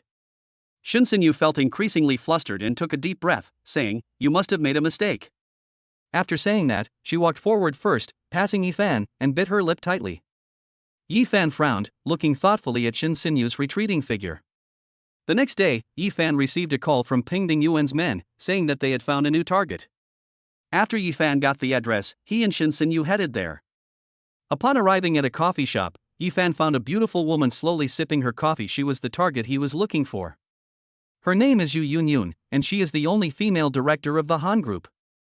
Although she is a woman, she controls 10% of the shares of the Han Group, making her the 5th largest shareholder of the Han Group. "Hello, may I sit here?" Yifan asked with a smile after walking over. Upon seeing Yifan, Yu Yunyun first showed surprise, then revealed a charming smile. "Mr. Yi, please have a seat." Yifan looked surprised and asked, "Does Ms. Yu know me?" "Of course I know you." Yu Yunyun nodded and smiled. "Many of the senior executives in our company have seen your photo, Mr. Yi." Yifan sat down in front of the beautiful woman and smiled. "Ms. Yu, if you know me, then you should know why I'm here today. Yu Yunyun took a sip of coffee and said, 10 billion per share. Too high. Yu Yunyun shook her head and said, it's not high. I've also learned about Mr. Ye's deeds. He brought back 20 billion from the US market, so I know that after Mr. Ye acquired the Han Group, he must have a way to get it running again. So 1 billion is not high. She is indeed a shrewd woman. Why is Ms. Yu so confident that I will do this? Yi Fan asked. Yu Yunyun pointed to her head and laughed, a woman's sixth sense. Yi Fan stared at Yu Yunyun for a while before saying, Ms. Yu, let's make a deal. After I acquire the Han Group, you will take over its management for me. Yu Yunyun stared at Yi Fan in shock. She never expected him to suddenly say something like that. Mr. Yi, this is our first meeting. You probably don't know me yet. Yi Fan casually made up an excuse, saying, I like shrewd people, so I'm at ease handing the conglomerate over to you. He only made the decision after checking Yu Yunyun's career using the system. This time it was Yu Yunyun's turn to stare at Yi Fan. She realized that Yi Fan wasn't teasing her, so she nodded and said, okay, then it'll be 200 million, but I want to keep a portion of the shares. Yi Fan didn't say anything, but asked Shin Sinyu, who was sitting not far away, to bring over the contract. The two signed the contract and transferred 1.6 billion. Yu Yunyun only kept 2% of the shares as collateral. Chapter 95, The Dispute at the Board Meeting. Just as Yi Fan was searching for targets to acquire shares, the Han Group's board of directors also held an emergency meeting, which was nothing more than an impeachment meeting for the Han family father and son. After 3 days of investigation, Han Yu finally learned the origins of the accounts. Blue Ocean Securities. They are all Yi Fan's people. There is also an encrypted account that cannot be viewed. This time, he finally learned what panic was. Even if he were to earn 20 billion in a single day, it wouldn't be enough to cover up the company's ever-growing vulnerabilities. Old Han, what exactly happened? Why did you get involved with that young man named Yi Fan? Exactly. Our board of directors unanimously decided to befriend Yi Fan, and look what you've done. You've gotten yourselves into trouble and dragged us into it. If you two think you're too comfortable in your positions, then step down. Don't forget, if all of us on the board raise our hands, you two can be removed at any time. Han Yu's gloomy gaze swept across the faces of the directors, and he clenched his fists. These people usually ignore the conglomerate and leave all the work to the father and son. When times are tough, they are the ones who shout the loudest in the entire conglomerate. I'm afraid the company will harm their interests at times like this. Distinguished directors, I called you here to discuss countermeasures, not to talk about these things. Han's father's face was extremely grim. Now, all the employees and leaders of the entire conglomerate who were supposed to leave have left. All company projects have been halted, and the stock market is currently under monopoly and suspended from trading, making it impossible to withdraw any money. Banks are no longer lending to them, and all their former partners, friends, and relatives have abandoned them. What can we do? What can we do? Whoever caused this mess, they have to apologize, even if they have to kneel down and beg for forgiveness. It would be best to remove him from his post, otherwise he shows no sincerity whatsoever. Yes, we'll only let Yi Fan come back when we can get him to let us go. Kneel down and beg for mercy? Be dismissed from your post? Han Yu realized that these people were still thinking about how to weaken the control that he and his son had over the Han Group. Those who had fawned over him were now revealing their ugly faces. Enough! Han Yu roared, suddenly standing up, glaring at the board members, his body trembling violently. Apologize? Kneel down and beg for forgiveness? Be dismissed from your positions? You really know how to come up with these ideas. Let me tell you, I can't do that. If it weren't for me, if it weren't for my father, would you have this kind of life? Would you be able to live off company dividends and eat, drink, and have fun every day? Who do you think you are, trying to remove me from my position? Let me tell you, my father and I together hold absolute control of the entire company. Remove me? Do you even have the right? A group of people in their 40s were being spoken to like this by a young man, and their expressions were not very pleasant. However, Han Yu was right about a few things. The Han father and son have absolute control over the conglomerate. Even if these shareholders really unite to remove Han Yu from his position, it would be a matter of his father's word to reinstate him. But Han Yu's words chilled them to the bone. Yu Yunyun, standing nearby, quietly watched the scene unfold, observing their infighting. Anyway, it has nothing to do with her. The fiercer they fought, the happier Yu Yunyun felt, and the greater her chance of becoming the controller of the entire conglomerate. The emergency meeting ended badly. They didn't come to any good results at all. After leaving the Han Group, Yu Yunyun approached a man named Ho Yaodong, the third largest shareholder of the Han Group. Yu Yunyun gently patted his shoulder and said, "Want to go have a meal together?" Ho Yaodong looked at Yu Yunyun's smiling face, pondered for a moment, and nodded, "Okay." Back in his office, Han Yu smashed his desk to pieces, while his secretary outside trembled at the sound of her boss's furious roar. My boss, who used to seem so mild-mannered, is now incredibly irritable when he loses his temper. A dozen minutes later, the noise inside stopped, and the secretary finally breathed a sigh of relief. Han Yu sat in his seat, his face cold and his eyes filled with resentment. "Yi Fan, I will never let you get away with this." At this moment, Yi Fan was wearing sunglasses, with Shin Sinyu following behind him. The two of them were holding milk tea they had just bought and were strolling in front of the Imperial Palace, a famous tourist attraction in Kyoto. With 2 days left in the 7-day period, he wasn't in a hurry. His current stake in the Han Group already gave him enough leverage to firmly suppress the Han father and son, 45%. He acquired them all from members of the Han Group's board of directors in the past 2 days. The remaining 10 billion in the company's account is for this purpose. Furthermore, Yu Yunyun certainly wouldn't just sit idly by. So Yi Fan was basically confident of victory, and naturally he took Shin Sinyu to wander around the tourist attractions in Kyoto for the next 2 days. After spending these past few days inseparable, Yi Fan truly sensed the difference in Shin Sinyu's attitude. Every time she comes out with me, she always keeps a distance of more than 1 meter. As soon as I get close, she will back away. Moreover, she used to smile at him occasionally, but now he hasn't seen Shin Sinyu smile at him at all. Yi Fan sighed. Although he guessed that something might have happened between her and Li Qingyi that time, what could possibly happen between the two of them? He really couldn't understand it. However, the two walked one after the other, and Shin Sinyu felt that as long as Yi Fan didn't speak, she wouldn't speak either. There were quite a few people in the square outside the palace, but the atmosphere between the two of them was inexplicably out of place with their surroundings, creating a slightly awkward atmosphere. "Hey Sinyu, it's not good for you to have such a long face all the time when we're out having fun." Yi Fan finally sighed and said, "You're ruining the fun." Shin Sinyu said calmly, "Chairman Yi, we are here to work, not to play." Yi Fan rolled his eyes, "Don't say things like that when you're playing, it's easy to ruin the mood." After saying that, Yi Fan suddenly grabbed Shin Sinyu's hand and pulled her directly to his side. Shin Sinyu was startled and panicked, trying to pull her hand back. But Yi Fan held her tightly, making it impossible for her to break free. "Let go." Finally, Shin Sinyu's eyes turned cold as she said. Yi Fan grinned wickedly and said, "Do you think that's possible?" Then he just kept playing with Shin Sinyu in front of the palace. "I refuse to believe I can't melt this block of ice. What's so good about the boss having that face? It's one thing to treat others this way, but it's not good to keep doing this to his boss." Shin Sinyu was pulled along by Yi Fan, feeling incredibly flustered. She bit her lip hard, and tears welled up in her eyes. However, she did not struggle anymore and let Yi Fan pull her along. Chapter 96, I am the new chairman. "Mr. Yi, I've reached an agreement on my end," came Yu Yunyun's voice from the other end of the phone. "Okay, I understand." Yi Fan nodded and hung up the phone.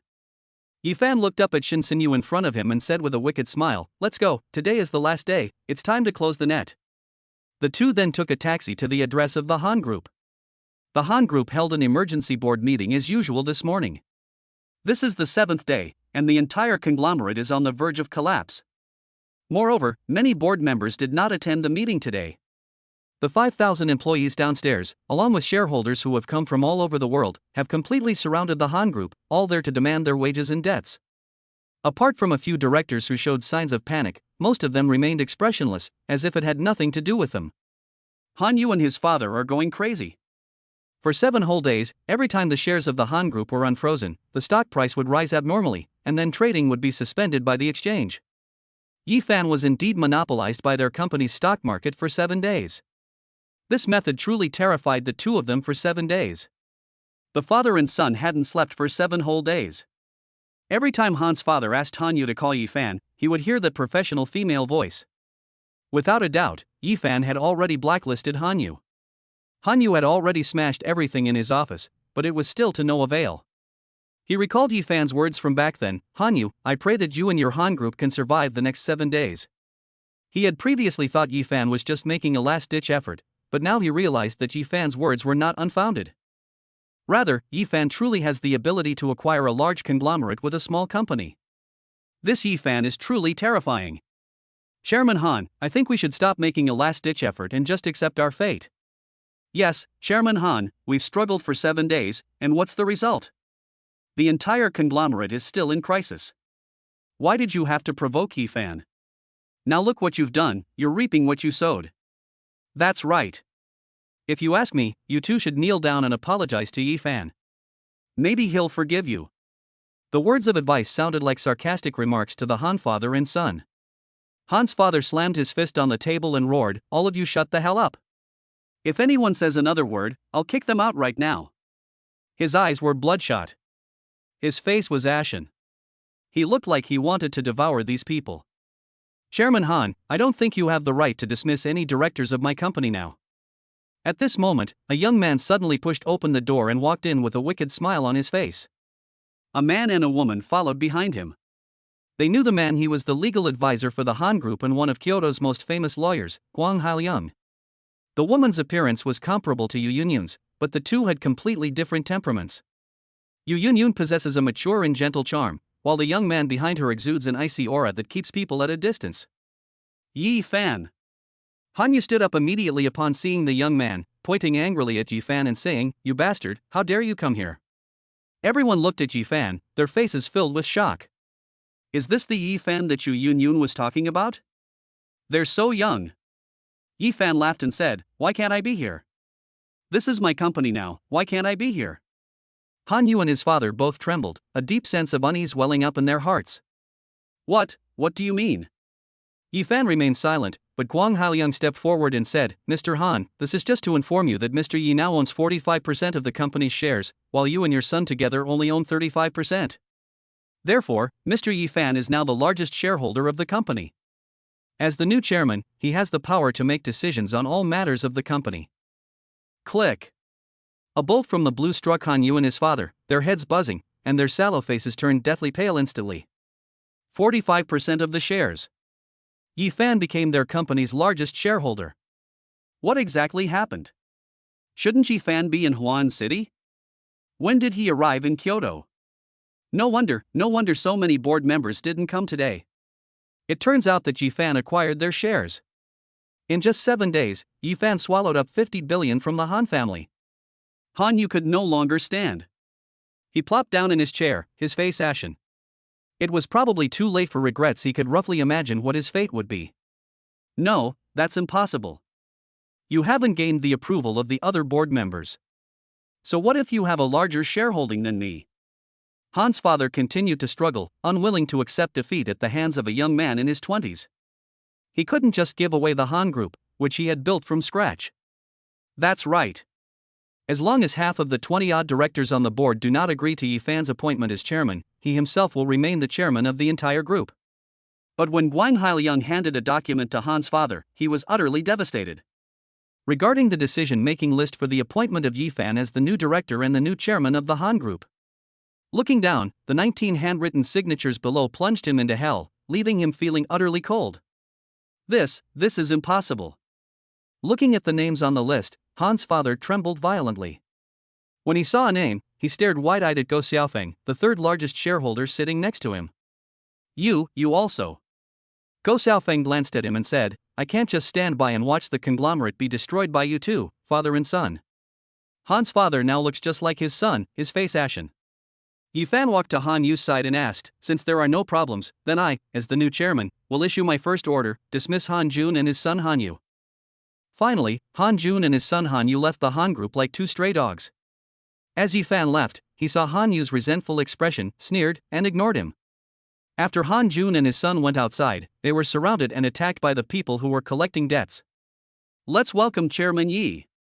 One of the directors shouted something, and thunderous applause erupted throughout the room. They are genuinely afraid of this young man, Yi Fan. His methods alone were enough to strike fear into the hearts of many. As the applause subsided, Go Xiaofeng, who was standing next to him, asked, "Chairman Yi, what should we do about the conglomerate's current crisis?" Yi Fan didn't say anything, but directly called Hu Yelin and said, "You can stop now." Afterwards, the Han Group's stock market opened up, and huge sums of money withdrew from the stock market, and the Han Group's stock market returned to normal. The board members were all excited when they found out. I admire Yi Fan more and more. He stopped just like that. Chapter 97, Infiltrating the Han Family. Yi Fan gestured for everyone to be quiet, and then said, "Pay them the amount of their owed wages. If the company doesn't have enough money in its account right now, they can come to me for it, and I can subsidize it. The second thing is that Yu Yun will be my agent from now on. I will give her 10% of the shares. When I am not around, she will be in full control of the company. Her word is my word. The third thing is to change the name of the conglomerate from now on, it will be surnamed Yi. The fourth thing is that tomorrow I will have Blue Ocean Securities transfer 60 billion yuan to us as working capital to help the company recover. But Chairman Yi, the group has suffered too many losses this time. It will take 1 to 2 years to recover. At this time, there will definitely be others who covet our group. What should we do?" Soon, a board member raised the question. Yi Fan smiled, then opened WeChat, opened his chat history with Peng Dingyuan, and played a voice message. "Mr. Yi, I promise you, as long as you acquire the Han Group, the Tangchun Group is willing to cooperate with you on the development of the shopping mall in Gangmen.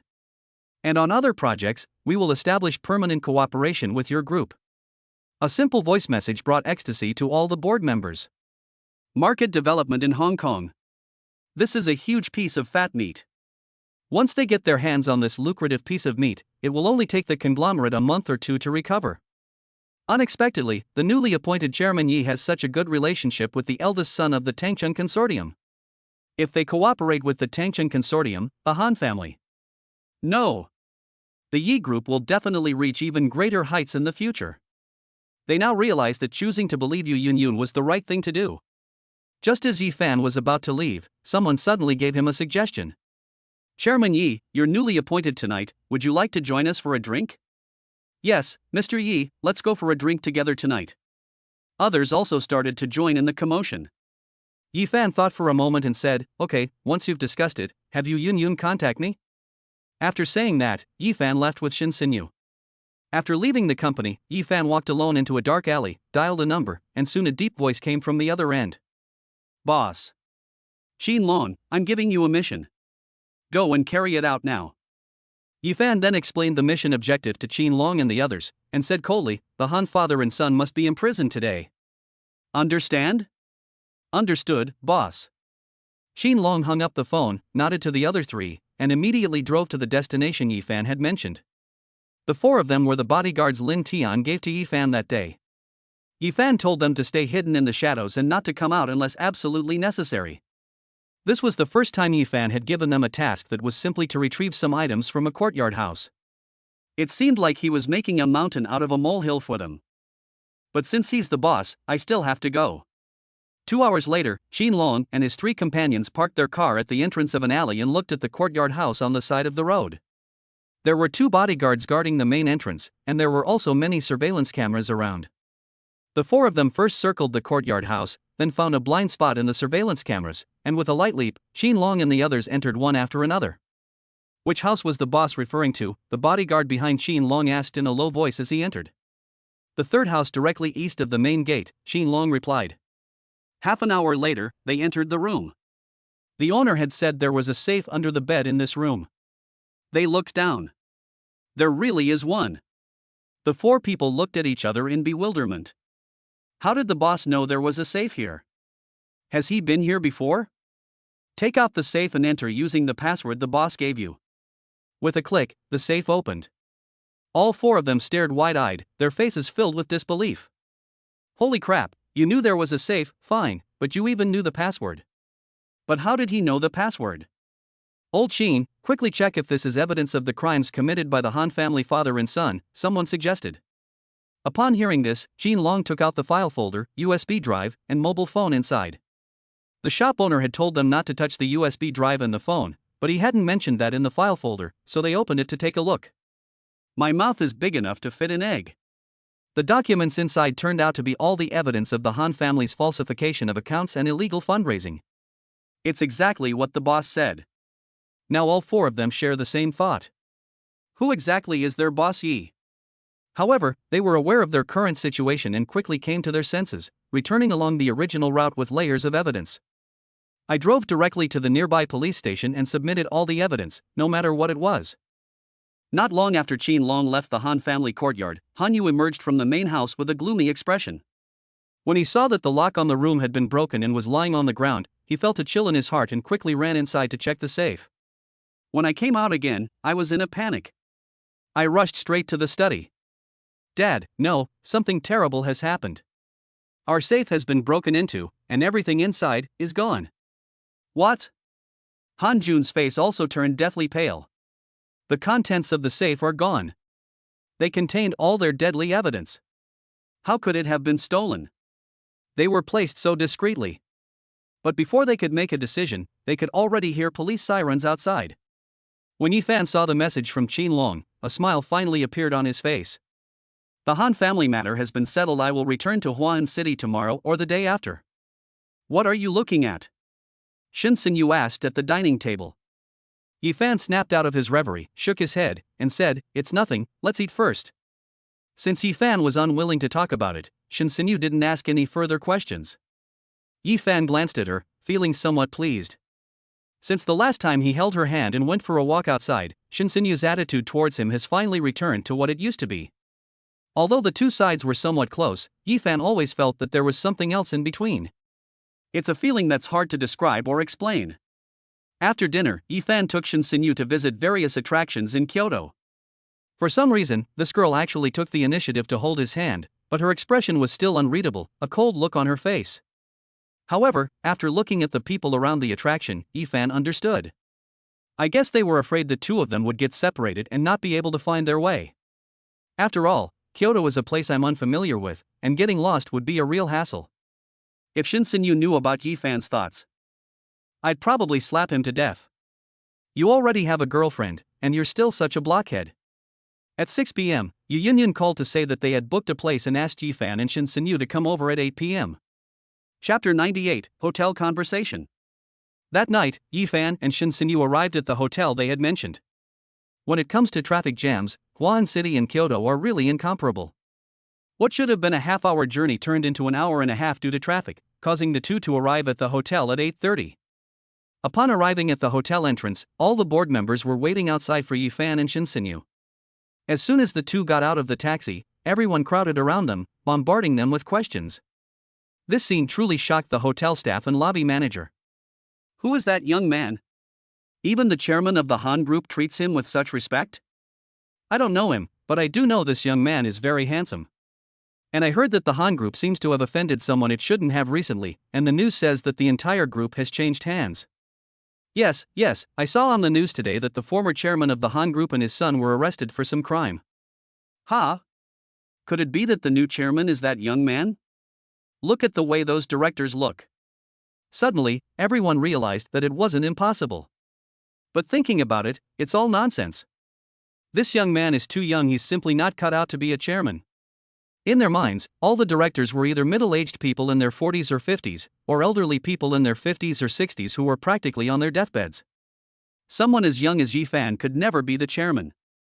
Yifan and Shin Sinyu were invited into the private room and sat comfortably in the host's seats.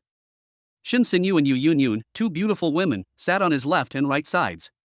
Alright, everyone, let's raise our glasses and give Chairman Yi a warm welcome once again. As a veteran director of the company, Go Xiaofeng also took on the role of enlivening the atmosphere. Welcome, Chairman Yi.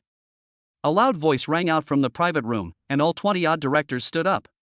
Yifan could only raise his glass and say, let's all make money and progress together from now on. I'll drink first. After saying that, Yifan tilted his head back and downed the glass of white wine in one gulp. The other directors dared not be negligent and immediately took a bite, just like Yifan. Chairman Yi, although we knew you were young from photos before, we were really shocked when we actually met you. Yes, Mr. Yi, when we were your age, we were probably drinking and singing in bars and karaoke rooms. Chairman Yi is truly remarkable for his young age. He is already far ahead of others. As the saying goes, the new waves of the Yangtze River push the old waves forward, and each wave is stronger than the last. Yifan was already tired of all the flattery, but there was nothing he could do but listen. On the contrary, the waiters who served the dishes were shocked. They were just at the front desk thinking that this young man could never be the new chairman of the Han Group. But now reality has slapped them in the face. This young man is indeed the chairman of the Han Group. That's amazing. She looks to be only in her early 20s. The youthful innocence on her face hasn't even faded yet. After all the dishes were served, the waitresses rushed to the lobby to tell their colleagues the news. Everyone had only 2 words in their minds: holy crap. This new chairman is way too young. Yifan, meanwhile, was relentlessly forced to drink, and sighed inwardly it was always the same situation. Shin Sinyu glanced at Yifan from time to time, a hint of worry in her eyes, which Yu Yunyun saw through immediately. Yu Yunyun smiled. So it turns out Shin Sinyu likes Yifan. However, judging from Yifan's expression, he didn't seem to know. Finally, Shin Sinyu sighed and shook her head, got up and left the private room, and Yu Yunyun immediately followed. Yu Yunyun walked up to Shin Sinyu with a strange smile on her face, which made Shin Sinyu's skin crawl. Assistant Shin, you like Chairman Yi, don't you? Yu Yunyun suddenly asked. Shin Sinyu stopped in her tracks, using a cold expression to conceal the panic in her heart. It's none of your business. After saying that, Shin Sinyu quickened her pace and walked forward. Yu Yunyun's lips continued to curl into a strange smile as she said, Assistant Shin, you won't be able to win over Chairman Yi like this. Do you want me to teach you how to pursue men? Especially someone like Chairman Yi. Shin Sinyu stopped in her tracks and turned to look at Yu Yunyun. To be honest, she was really tempted and wanted to ask for advice, but then she remembered what Li Qingyi had said that day: she has already had a relationship with Yifan. Shin Sinyu felt a wave of despair wash over her. What good would it do to learn it? He already has a girlfriend, and she's prettier than me. I feel inferior standing in front of her. Yu Yunyun was somewhat surprised. Yifan has a girlfriend? It doesn't seem like it. If he did have it, why didn't he bring it with him to Beijing? Wasn't he afraid his girlfriend would misunderstand when he got back? Did Chairman Yi tell you this himself? Yu Yunyun asked. Shin Sinyu was slightly taken aback, then shook her head. How do you know he has a girlfriend if he never said so? Yu Yunyun pressed. Shin Sinyu remained silent for a moment before recounting what had happened. After hearing this, Yu Yunyun covered her mouth and chuckled. This girl looks so cold, how could she be so silly inside? Assistant Shin, first of all, this is only that woman's side of the story. Even if the two of them really had a relationship, does that mean they will definitely be together? Yu Yunyun asked. Shin Sinyu was taken aback again upon hearing this, and said, Isn't it normal to be together after having sex? Yu Yunyun shook her head. This girl is really stupid. Things aren't like they used to be. Even if you have a relationship now, it's very likely just to relieve each other's loneliness. And even so, do you really have to back out? Why not compete? Maybe you'll win in the end. Besides, someone like Chairman Yi will definitely have many women around him in the future, so why should you care about these things? Besides, we women are all selfish when it comes to love. How can you be so obedient and just back out like this? Shin Sinyu's eyes widened after hearing this. Yes, Yifan never admitted to his relationship with Li Qingyi. He only heard Li Qingyi's side of the story, so why did he give up? Yu Yunyun continued, You're still too naive and innocent. Shin Sinyu was silent for a moment, then said, I want to learn how to pursue men. Even so, Shin Sinyu still had a strange feeling. It feels like I've stumbled into a pyramid scheme. Yu Yunyun was unaware of her thoughts, so she wasn't angry. Instead, she said, Don't rush. Let me tell you, when it comes to pursuing someone as outstanding as Chairman Yi, we have to take it one step at a time. We absolutely can't be impatient. Chapter 99, The Company Photo Incident. The welcome party eventually came to an end, so Yifan and Shin Sinyu stayed at the hotel instead. That evening, Shin Sinyu took meticulous care of Yifan and had no time to go back to her own room to rest. Looking at Yifan sleeping soundly on the bed, Shin Sinyu recalled the last words Yu Yunyun had said to her. Women should be persistent in love. As long as he doesn't have a girlfriend, you still have a chance. Finally, whether influenced by the alcohol or by Yu Yunyun's words, Shin Sinyu leaned closer to Yifan. The next day, when Yifan woke up and went to get a drink of water, he saw Shin Sinyu lying on the sofa. It startled him for a moment. Didn't she go home to rest last night? Did she stay here taking care of herself? A warm feeling welled up in Yifan's heart. Wake up, Shin Sinyu. Yifan gently woke Shin Sinyu and said, "If you're tired, go to bed and sleep for a while." After being woken up by Yifan, Shin Sinyu didn't go back to sleep. Remembering that she had secretly kissed Yifan the night before, a faint blush appeared on her face. Fortunately, Yifan didn't notice he went to take a shower. When they came out, Shin Sinyu had already ordered breakfast. After the two ate quickly, they went to the conglomerate. The people outside the conglomerate demanding wages and debts are gone, and only a handful of employees are working inside the company. It seems that Yu Yunyun had already resolved this matter this morning, so Yifan just wandered around the company for a few minutes. However, many lower-level employees and leaders knew that the chairman had been changed, but they didn't know who it was, so they just glanced at the two of them, chatted with their colleagues, and didn't work. They just sat there quietly. In their view, even if the Han Group changes its chairman, it won't be able to salvage the current situation, so they might as well just sit here, coast along, and collect their salaries. It's worth noting that a monthly salary of 8,000 from the Han Group is equivalent to that of a junior manager in other companies. Moreover, if the company goes bankrupt, they might be able to receive compensation. The compensation money that the Han Group received from its 50 billion won company is enough for them to squander for a while. Yifan didn't say anything, but simply asked Shin Sinyu to take a picture with her phone to record it. But this one shot led to trouble. "Hey, who are you? Why are you taking pictures?" A manager-looking man walked over with an unfriendly expression. The other employees then noticed that the beautiful woman in front of them was taking pictures with her phone. Holy crap! Many employees gasped in shock. If these photos got sent to higher management, they thought they could get compensation? That was just wishful thinking. Who the hell are you? Why are you taking pictures? Don't you know this is an invasion of privacy?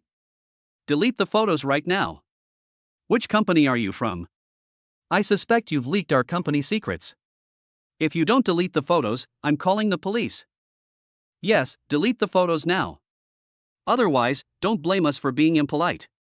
Yifan shielded Shin Sinyu behind him, his gaze sweeping over the group as he sneered, "What, you're in such a working state that you don't allow others to take pictures?" The crowd started making a fuss again.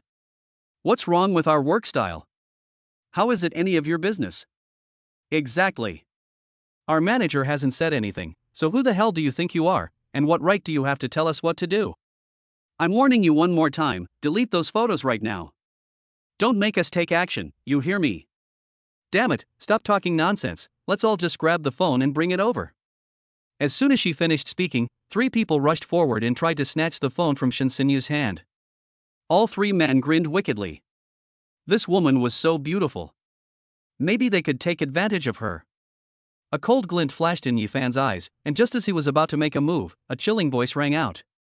What are you all doing here? Everyone turned to look, and Yu Yunyun was glaring at them angrily. Chairwoman Yu, this person is secretly taking pictures in our company. I suspect he has ulterior motives and wants to leak our company secrets. I'm having the employees arrest him.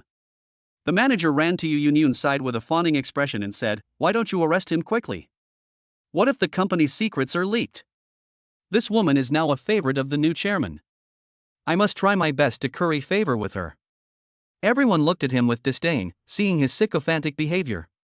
We'll do the dirty and hard work. All he cares about as manager is getting the bonuses.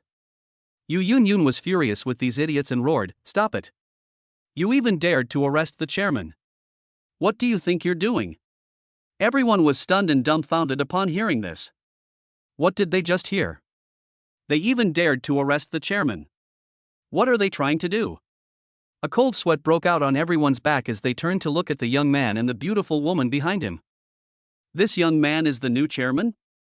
Chairman Yu, what did you just say? Chairman, the manager asked, his face pale. Yu Yunyun gave him a cold glance, walked up to Yifan, and said, Chairman, are you all right? Yifan shook his head and said, Expel all of these people. A single sentence pulled them back to reality from their fantasies, as if they had fallen into an abyss. The huge compensation they had imagined just vanished. They ruined it themselves. Yes, Chairman. Yu Yunyun nodded, looked at the group of people, and said coldly, Do I need to say anything more? Although I regret what I just did, people are too proud to admit they'll suffer for it. Damn it. Fine, I'm leaving. I don't believe your company can stay in business any longer. Damn it, it's just a bankrupt company. I wouldn't stay even if you asked me to. Exactly. I want to see how long your company can stay afloat without us. Their words made Yu Yunyun's face turn pale with anger. This was the true face of the company's employees. However, the slap in the face came just in time. The CFO suddenly ran over, his face full of ecstatic joy. Chairman Yu, Chairman. This is fantastic news. Today, Blue Ocean Securities in Huan City has provided our consortium with a grant of 60 billion. Moreover, Xinzhuang Group and Tangcheng Consortium in Gangmen have also provided our consortium with a grant of 20 billion. Now the company has a total of 80 billion. Yu Yunyun's face was also filled with joy. She didn't expect that not only Yifan's 60 billion, but also Xinzhuang Group and Tangcheng Consortium had invested. The employees who were just about to leave stopped in their tracks and stared wide-eyed. What did they just hear again? 80 billion in funding. Give it to this company that's on the verge of bankruptcy? With so much funding, it'll be a piece of cake for this conglomerate to turn things around. The manager immediately stepped forward and said, Mr. Yu, director. Don't make me call security. Yifan said only one sentence coldly. Everyone knew it was all over, they were definitely leaving and there was no way they could stay. He was filled with regret, wishing he could have stayed a little longer. Unfortunately, there's no going back in life. Chapter 100, The Same Trick Again. After those people left, Yifan asked Yu Yunyun to compile a list of the employee names that Shin Sinyu had photographed on her phone. Then, Yu Yunyun was instructed to notify all employees, whether they were leaders or ordinary staff, to gather in the activity hall. An hour later, all 2,000 employees were sitting in the several hundred square meter activity hall, whispering and talking amongst themselves. Have you heard? Our consortium received a joint grant of 80 billion today from 3 companies.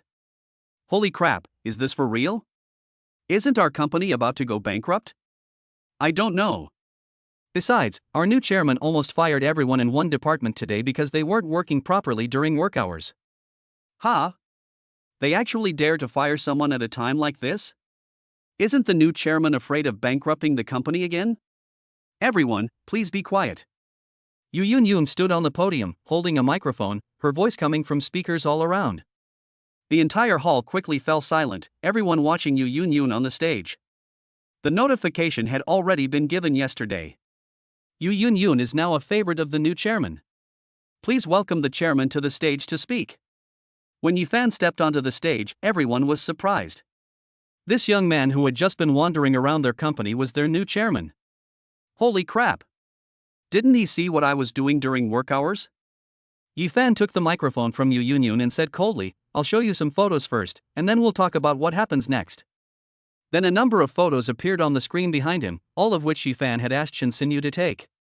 Upon seeing these photos, a large number of employees were filled with panic and turned pale. Sure enough, I saw it. The photos are all evidence of what many of them did during working hours. Putting on makeup, playing games, reading novels, listening to music, and watching short videos. There are even photos of several managers flirting with their female secretaries in their offices. 20 minutes later, after the photos finished playing, Yifan said, I don't know what you think after seeing these photos, but I'll just say one thing, the company doesn't support idlers. Since you're going to do this, there's only one way to deal with it, fire you. I have a list here, which contains the names of the people in the photo. There are a total of 652 employees, including 5 managers and 4 directors. You can see what these managers and directors did in the photo, so I won't go into details. I don't want to read out the names of these 652 employees. You can come up here, cross out your names, and leave. I'll give you an hour. Everyone's eyes widened. Firing so many employees in front of so many people. That's an incredibly ruthless tactic. But what can they do? Soon someone stood up, walked shakily to the podium, found their name on the list, crossed it out with a pen, and walked away dejectedly. There are chain reactions everywhere. If one happens, then 2, then 3, then 4. In short, all 152 of Lu's employees were fired by the new chairman within an hour, without any mercy. Of the more than 2,000 employees, only more than 1,800 remained this time. Yifan glanced at the list on the table and spent all of it, leaving none behind. With Yu Yunyun watching from the side and Shin Sinyu counting the number of people not far away, no one dared to cheat. Finally, Yifan picked up the microphone and began his speech, saying, to the remaining employees, I have 4 things to say. First, the company will be renamed Xingye Consortium, effective immediately. The second thing, starting today, the benefits for all employees will remain unchanged, but the monthly salary will be increased to 20,000, including the employees of those subsidiaries. Your chairman, you will inform them when he goes down. The third thing, the company now implements a recruitment incentive system. If an employee recruits someone and that person passes the 1-month probation period and is officially hired, each employee will receive a reward of 10,000 yuan. Of course, if someone is found to be a fraudulent recruit, 3 months' salary will be deducted.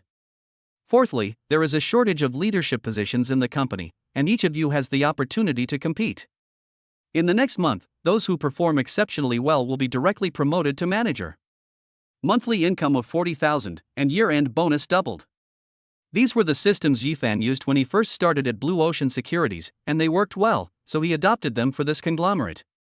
Sure enough, everyone's faces lit up with excitement upon hearing this. Promotion and a raise are what attract them the most. This is the job they've always dreamed of. The chairman all looked at Yifan and surprised. This young man really knew how to win people over. By offering both a stick and a sweet treat, and before the crowd has time to be afraid, the good news is delivered, thus igniting their competitive spirit. Does anyone have any further questions? Please ask, Yifan asked from the stage. No. The voices from the audience were loud and clear, full of fighting spirit. All the directors seemed to hear the voices of the entire conglomerate, which used to have over 6,000 members. I never imagined that 1,800 people could shout with such momentum. Yifan nodded in final agreement and said, "If there are no problems, let's adjourn the meeting. Those who need to work, go about your work. Those who need to recruit, recruit." After the meeting ended, everyone quickly returned to their posts, shaking off their previous laziness and starting their work. These directors, who came to inspect the site, were truly impressed by Yifan. With just these words, this one employee seemed to display the work ethic that would take 5 or 6 employees to achieve. The group of middle-aged people gave Yifan a thumbs up in their hearts. Awesome! Their choice was definitely right. At this rate, it will probably take the company more than a month to recover to its previous state. Afterwards, Yifan gathered all the directors together in the conference room for a meeting.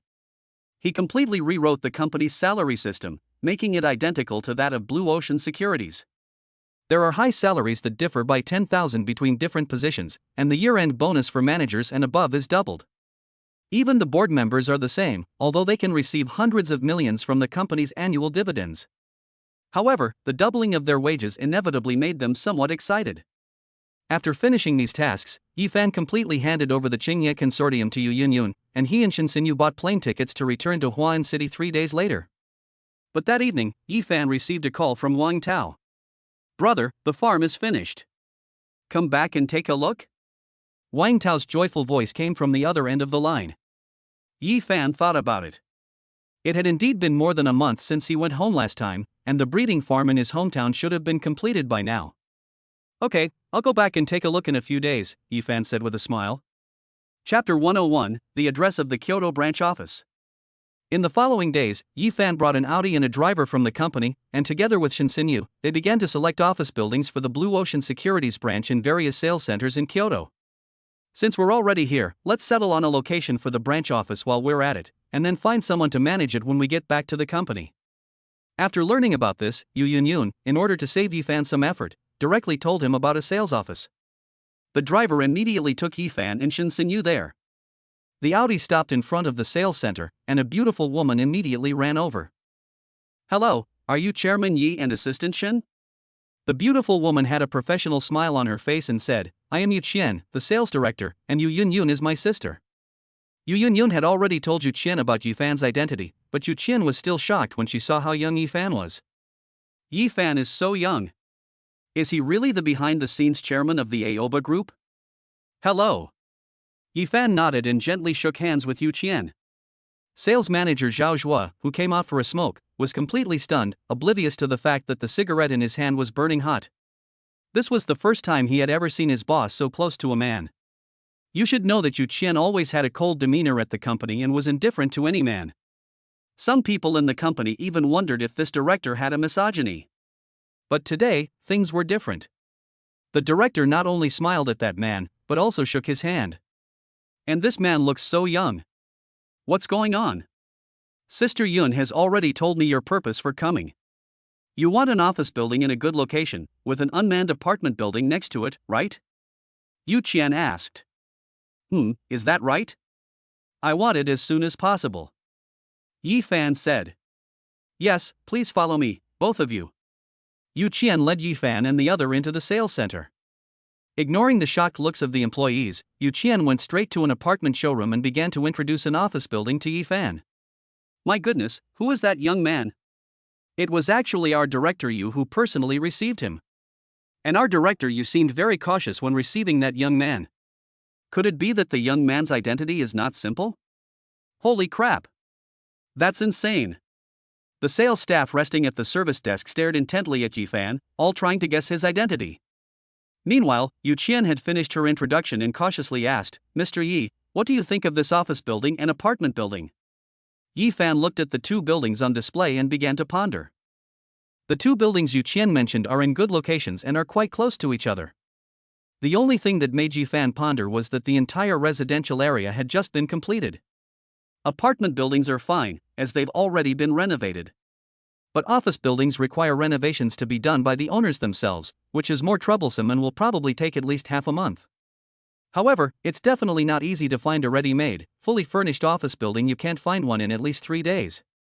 Thinking of this, Yi Fan sighed and said, Alright, I'll take both buildings. You can calculate the price. Yu Qian breathed a sigh of relief, a hint of surprise appearing on her face. She was afraid that if she didn't accept the offer, she would have made a wasted trip.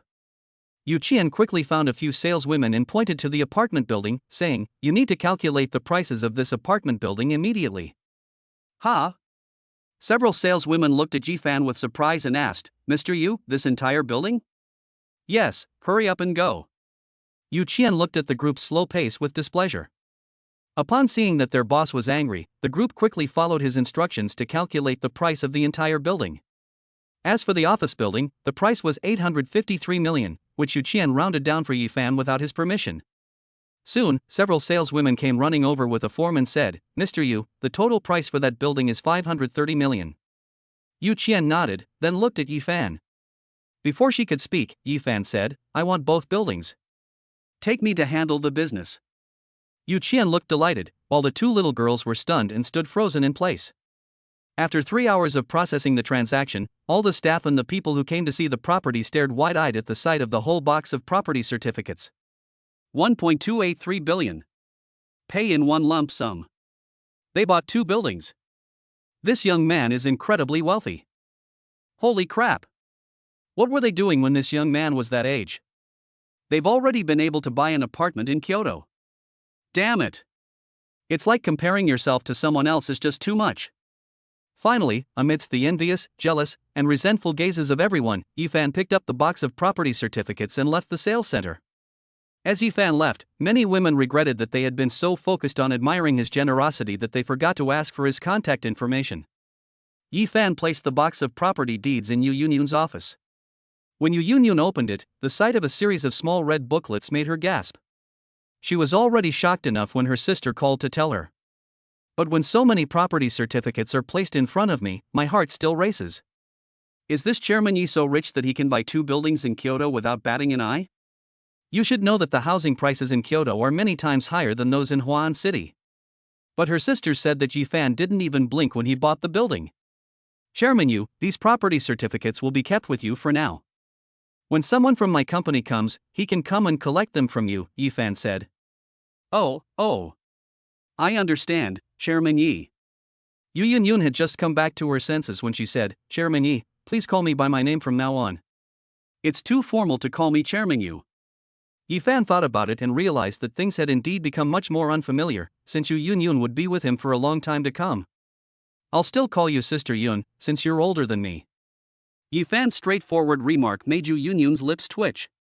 Chairman Yi, don't you know that saying a girl's age will ruin her impression of him? Yi Fan was taken aback upon hearing this. It seemed to make sense. But he's right. Yu Yunyun is indeed 5 years older than him. Seeing Yi Fan's expression, Yu Yunyun sighed and said, Chairman Yi, just pretend I didn't say anything. This chairman is indifferent with a hint of coldness, and his coldness is mixed with a straight man personality. I really want to know how Chairman Yi used to get girlfriends. Assistant Shun. I feel that your future is not as simple as I thought. You need to work hard. Chapter 102, My Uncle's Family Visits. On the morning of the third day, Yifan and his companion embarked on their journey back to Huan City.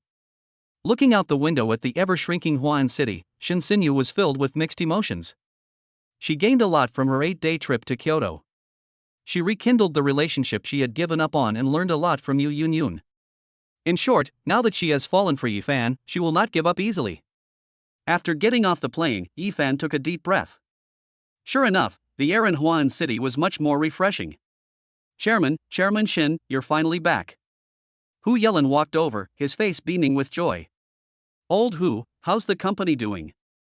Yifan asked with a smile and a nod. Hu Yelin said, Chairman Yi, the new version of the software that you had Chang Wenqing develop has been officially launched on the market. It adds functions such as stock trading strategy learning and a top stock ranking list to the original software. Customers who used the first generation of software have started to order this software. In just one day, 500,000 sets have been sold. As for the price, I have discussed it with other board members and agreed on 49,800 per set. And the company's ranking in the financial industry has jumped from the top 30 to the top 10. It is now ranked 8th. Yifan nodded in satisfaction and said, Okay, I trust you to handle things. Afterwards, Yifan returned to the company and took a walk around. The number of employees in the company had increased significantly, and it now had a scale of 1,000 people. Yifan convened a board meeting to discuss the idea of developing subsidiaries in other provinces, although others suggested that it should be tried in the surrounding provinces first. But Yifan didn't want to do that, saying, Since we've already considered expanding, let's stop being so cunning and send people to various provinces to find locations for branch offices and get started on preparations.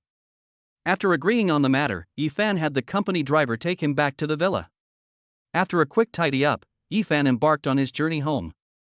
Once they arrived in the village, even though Yifan drove a different car each time, the villagers knew who had returned.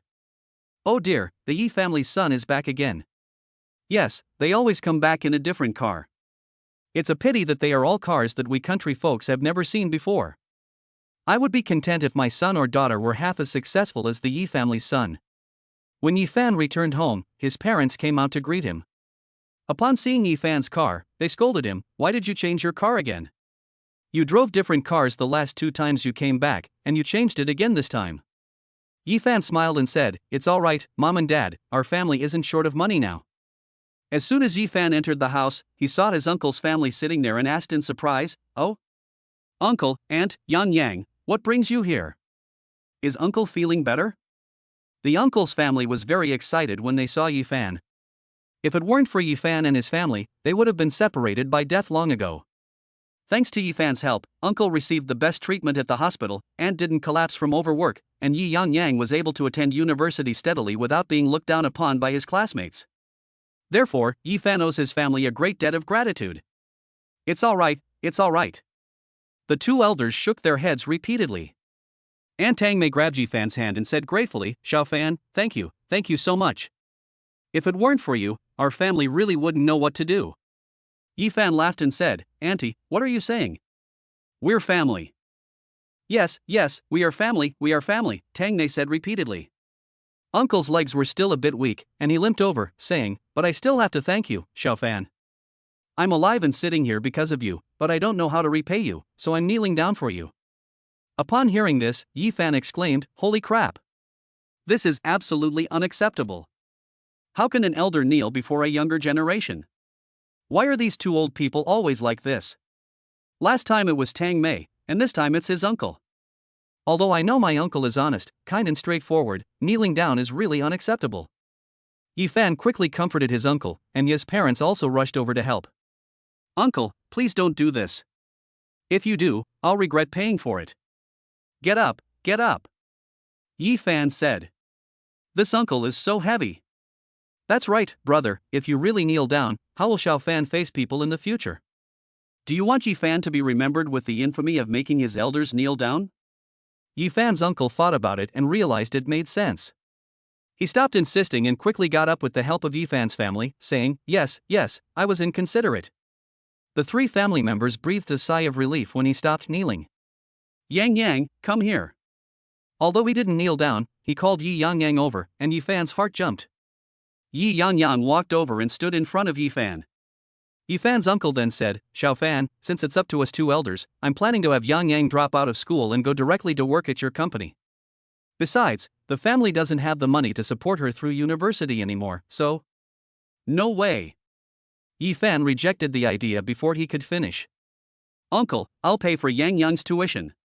She has to finish university.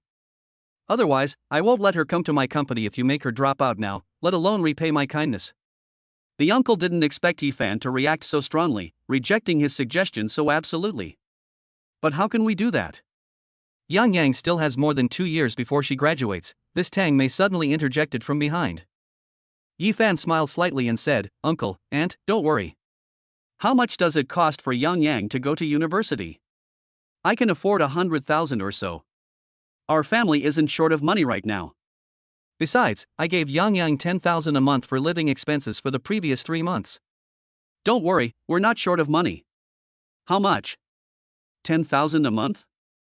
Not only the uncle and his wife, but even Yi Fan's parents stared wide-eyed. Isn't this a bit too much? Ye's mother asked with some concern, and Ye's father nodded in agreement. Mother Yi quickly explained, Brother, it's not that we're reluctant to spend this little bit of money, it's just that we're afraid of wasting too much. In the minds of their older generation, money should be spent penny by penny, and they are afraid that if they give too much, their children will waste it. Tang Mei nodded and said, Yes, we only gave Yang Yang 2 or 3,000 a month before, 10,000 is really a bit much. Yi Fan said solemnly, Auntie, Mom, girls these days are not like your generation. Nowadays, girls spend a lot of money on makeup and dressing up, going out to eat with friends, computer screen protectors, nice phone cases, nice clothes, and so on. All of this adds up to a lot of money. 10,000 yuan is really not much for a girl these days. But nowadays everyone says to raise sons frugally and daughters lavishly, right? My sister Xin Yue is in that elite school now, you'd be ashamed if you didn't give her 10 or 20,000 a week, so 10,000 is really too little now. I'm also planning to improve Yang Yan's education, and make it 20,000 a month in the future. Yi Fan's words stunned the four of them. They had no idea that society had become like this. Suddenly, I felt guilty for giving my daughter 2 or 3,000 yuan a month for living expenses. Chapter 103, The Fierce-Speaking Village Chief of the Neighboring Village. Ye's parents and others suddenly felt disconnected from society and unable to keep up with the pace. Brother, 20,000 a month is indeed a bit too much. 10,000 is enough for me to spend. At this moment, Yi Yangyang also said weakly. Yi Fan glared at her and said, What do you mean a lot? I said it's not much, so it's not much. Have you bought a computer? Have you changed your phone? I remember you were wearing the same clothes last time I saw you, haven't you changed them yet? What brand of cosmetics do you use? Yi Fan's continuous questioning made Yi Yangyang lower her head instantly. I don't care whether I change my phone or not, but I still haven't bought a computer, my wardrobe hasn't been updated in a long time, and I'm currently using unknown brands of cosmetics. The uncle and aunt both sighed when they saw their daughter's appearance. It seems that 10,000 yuan is indeed not enough for Yi Yangyang's monthly expenses at university. Alright, whatever I say goes. It's settled at 20,000 a month. Finally, Yi Fan waved his hand, finalizing the matter. Mr. and Mrs. Yi were relieved to see this. Yi Fan did not lose his true nature or forget his family because he became rich. After saying hello, Yi Fan went to the breeding farm. Many middle-aged and elderly people in the village were helping out here, and they greeted Yi Fan warmly when they saw him. Upon seeing Yi Fan, Wang Tao walked over. When I saw Wang Tao this time, he had dyed his hair back to black, and he looked quite different from his previous carefree and irresponsible self. Yi Fan and Wang Tao took a stroll around the farm. The farm was completed, but the renovations were still ongoing. It will probably take some time before they arrive. In short, this nearly 10,000 square meter farm contains everything that is needed. Fanzi, the village chief from our neighboring village came to see me a while ago, Wang Tao suddenly said. Okay, I understand. Yi Fan nodded and said, Call them later and tell them to gather at our village committee. Okay. Wang Tao nodded. Afterwards, Yi Fan chatted with him for a while, then received a call from his mother, asking him to go home for dinner. Yi Fan then got up and left. Back home, the dining table was already full of dishes, including the several thousand yuan worth of mitai that Yi Fan had brought back that time. They were just waiting for Yi Fan. Yi Fan couldn't wait to sit down. His father, uncle, and Yi Fan were drinking, while Ye's mother, aunt, and Yi Yang were discussing these matters. After they had eaten and drunk their fill, Aunt Tang Mei and Uncle suddenly sat down next to Yi Fan. The two looked at each other, then said somewhat embarrassedly, "Xiao Fan, your uncle and I have something we'd like to discuss with you." Yi Fan nodded and said, "What is it? Tell me." Aunt Tang Mei stammered, "Well, it's like this. Your uncle's leg is lame now, and he lost his job in the city.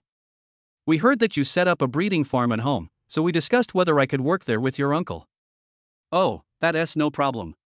Once the farm is renovated, my dad is the factory manager. You can just talk to him and he'll help you find a job," Yi Fan said. Upon hearing Yi Fan's agreement, the two were overjoyed and said, "Great, great, thank you, Xiao Fan. Your uncle and I will definitely work hard after we go in." The kindness Yi Fan showed them can never be repaid in this lifetime. Yi Fan didn't say anything this time and accepted their gratitude. At 7 p.m., Yi Fan, Wang Tao, and Ye's father went to the village committee, where the village chiefs from the neighboring village had been waiting for quite some time. Yi Fan first greeted his village chief, who then introduced Yi Fan to the village chiefs of the 5 neighboring villages. When they learned that Yi Fan was the organizer of the breeding farm, they were incredibly surprised. They still thought the organizer was a middle-aged person in their 30s or 40s, or even older. But the kid in front of them must be only in his early 20s, right? How could someone so young be running such a large farm? Are they that rich? Yi Fan nodded to everyone and then sat down in the main seat of the conference room.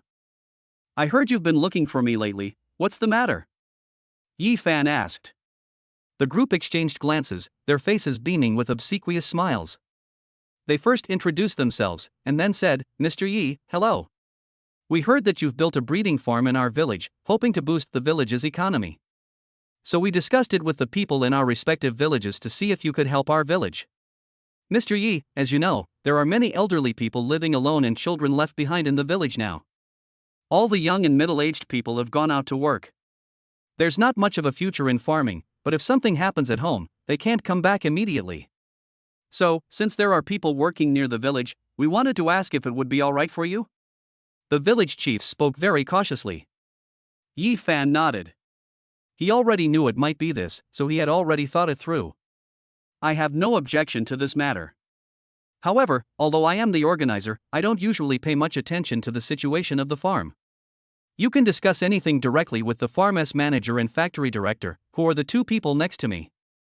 If they agree, then you can let the people from your village into the factory." Upon hearing this, both Wang Tao and Ye's father were taken aback. Unexpectedly, Yi Fan would enhance their prestige in front of everyone at this time. However, since Yi Fan had already said so, the 2 of them naturally straightened their backs. Ye's father was alright. Yi Fan said that because he wanted to see how Wang Tao had changed during this period. However, Yi Fan was not satisfied with his subsequent performance, and was quite disappointed.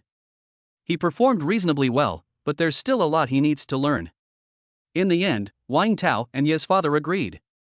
After all, the farm is too big, and the villagers in my village have no more than 200 people in total, so I will definitely have to hire employees. However, now that we have people from neighboring villages, there are at least 700 or 800 people, which is enough to run this farm. The meeting didn't end until 9 p.m. As the village chiefs left, they repeatedly thanked Yi Fan and the others, praising Yi Fan incessantly. "Mr. Yi, you are truly remarkable for your age.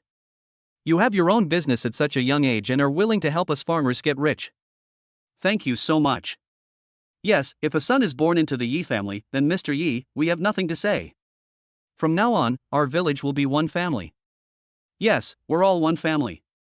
If anything happens at the farm in the future, just let us know, and we old guys will bring people over to take care of it right away." Yi Fan didn't speak, but thought to himself, "These village chiefs look so refined, but they speak so fiercely." Chapter 104, Arranging the Opening Banquet. After the village chiefs left, the village chief and Yi Fan discussed holding an opening ceremony for the breeding farm in the next few days. He knew Yi Fan was very busy, and he didn't know when he would come back after leaving this time.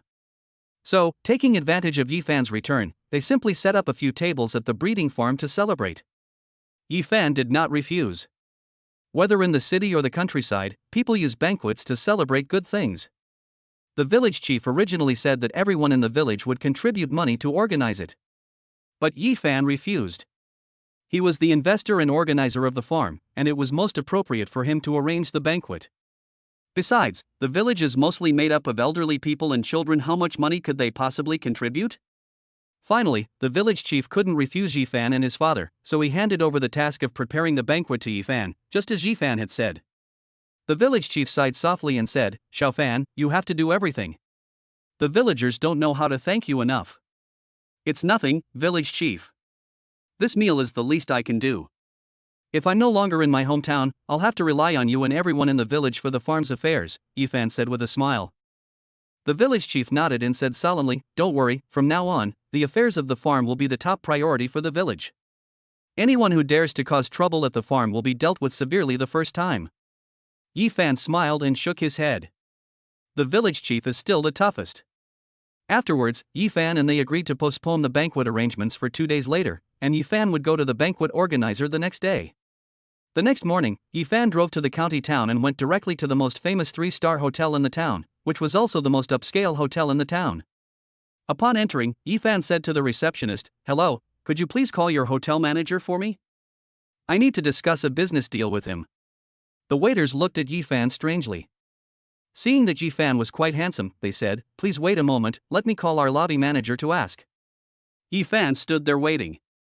The young lady took out her phone and called the lobby manager. She said a lot of things and then hung up. "Hello, our lobby manager said to ask you to wait a moment, he'll be here shortly," the young lady said with a smile. Yifan nodded, then sat on the sofa next to him and waited for a while. A few minutes later, a person rushed over, asked the front desk, and then pointed towards Yifan. When that person saw Yifan, he was immediately startled. This person is so young. However, Yifan's designer clothes made him take them seriously. "That's Armani's limited edition this year." "Hello, I'm Yi Tianxiang, the lobby manager of this hotel. Are you the one who's looking for me?" Yi Tianxiang asked as he walked up to Yifan. Yifan stood up and said with a smile, "Hello, manager He, I'm Yifan, and I'm here to see you." The two shook hands lightly, and Yi Tianxiang asked, "So it's Mr. Yi." Hello. May I ask what business you'd like to discuss with me?" Yifan then said, "I'd like to book your hotel tomorrow and host a celebratory banquet. The price is up to you." Not only Yi Tianxiang, but even the young girl on stage was shocked when she heard it. What did he just say? He's going to book the entire hotel tomorrow? The price is flexible. Yi Tianxiang immediately said with a serious expression, "Mr. Yi, please come to my office to discuss this further." Yifan nodded and followed Yi Tianxiang to his office, where the waiters behind him began to discuss the matter. "Did you hear that? That young man just said he wants to book the entire hotel for tomorrow." "I heard that. Who's that young man? He's so rich. And so handsome.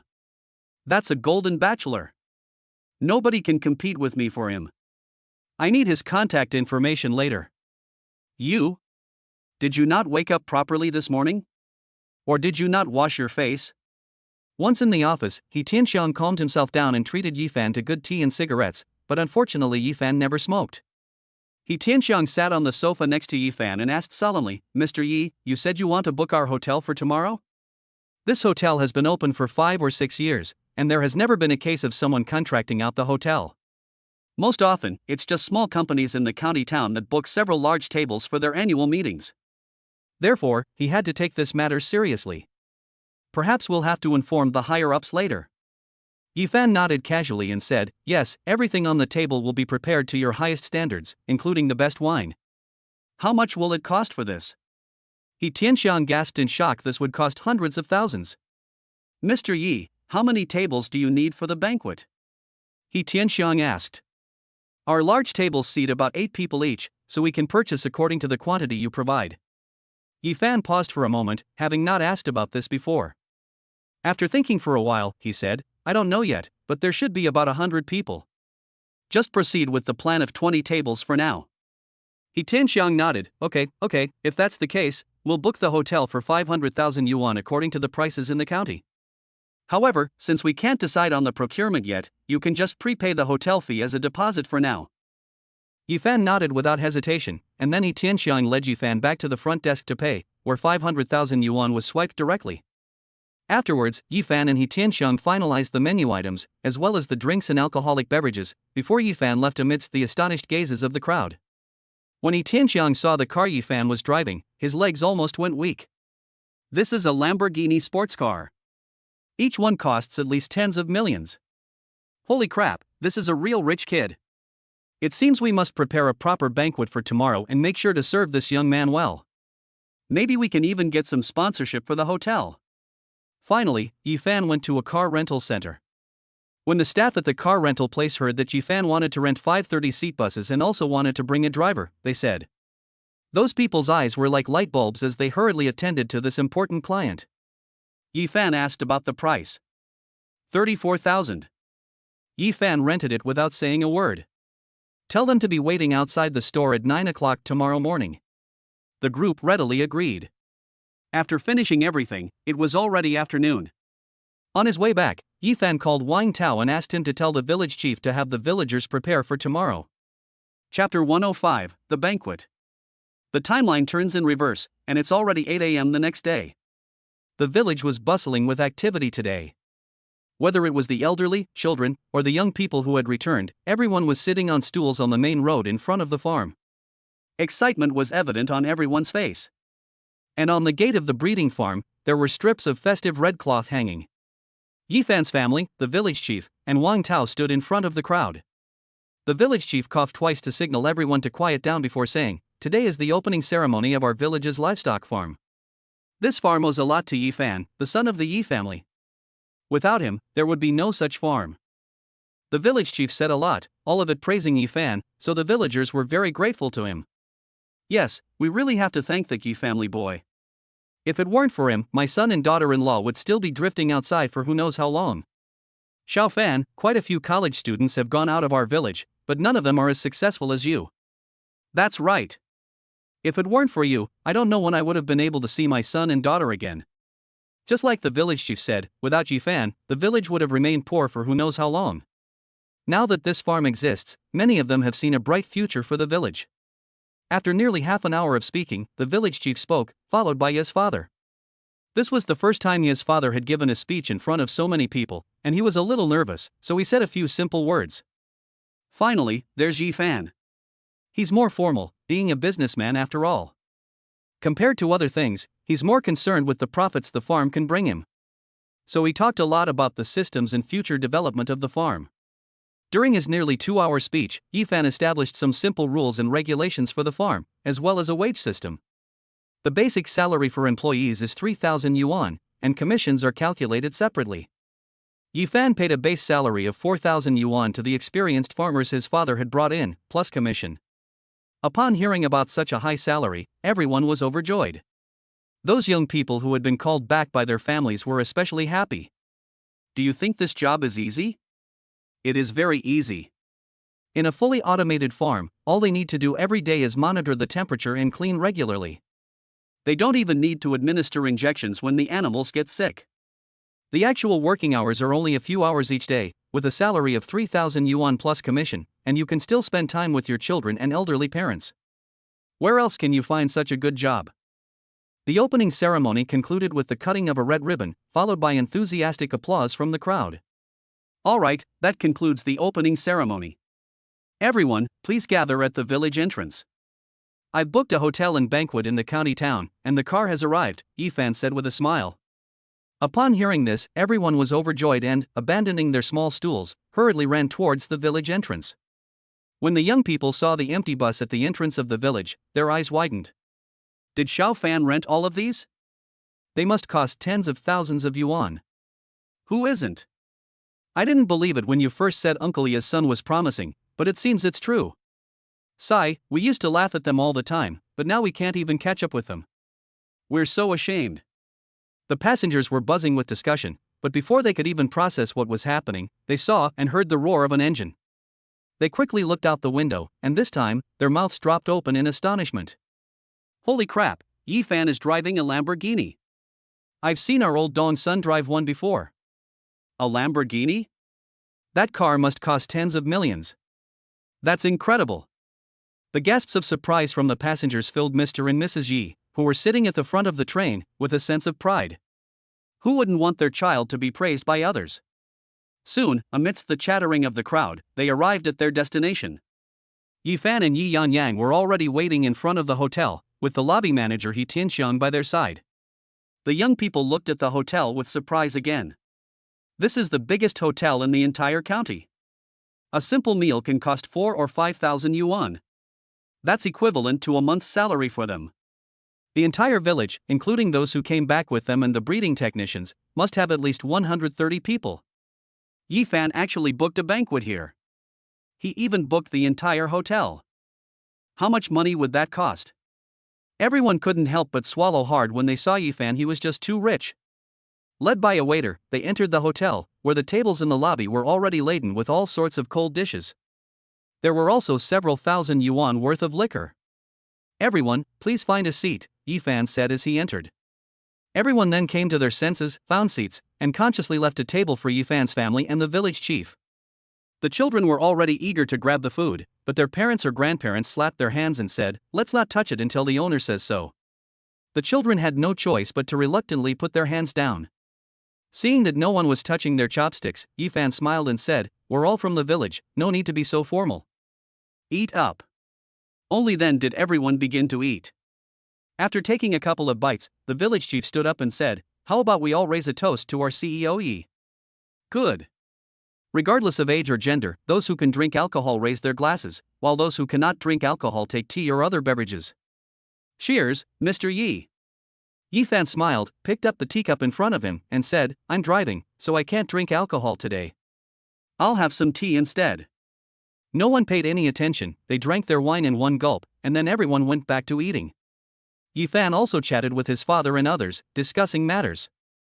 The village chief's phone suddenly rang. He walked aside to answer it, then came back. The village chief, with a solemn expression, said, "Xiaofan, leaders from the town, the county, and the animal husbandry department will be coming later." Yifan was taken aback. It was reasonable for the town leaders and the leaders of the animal husbandry department to come here, but why did the county leaders come? The investment I made shouldn't have attracted the attention of the county leaders, let alone made me rich. But since we're coming, let's just go. It probably won't be a bad thing anyway.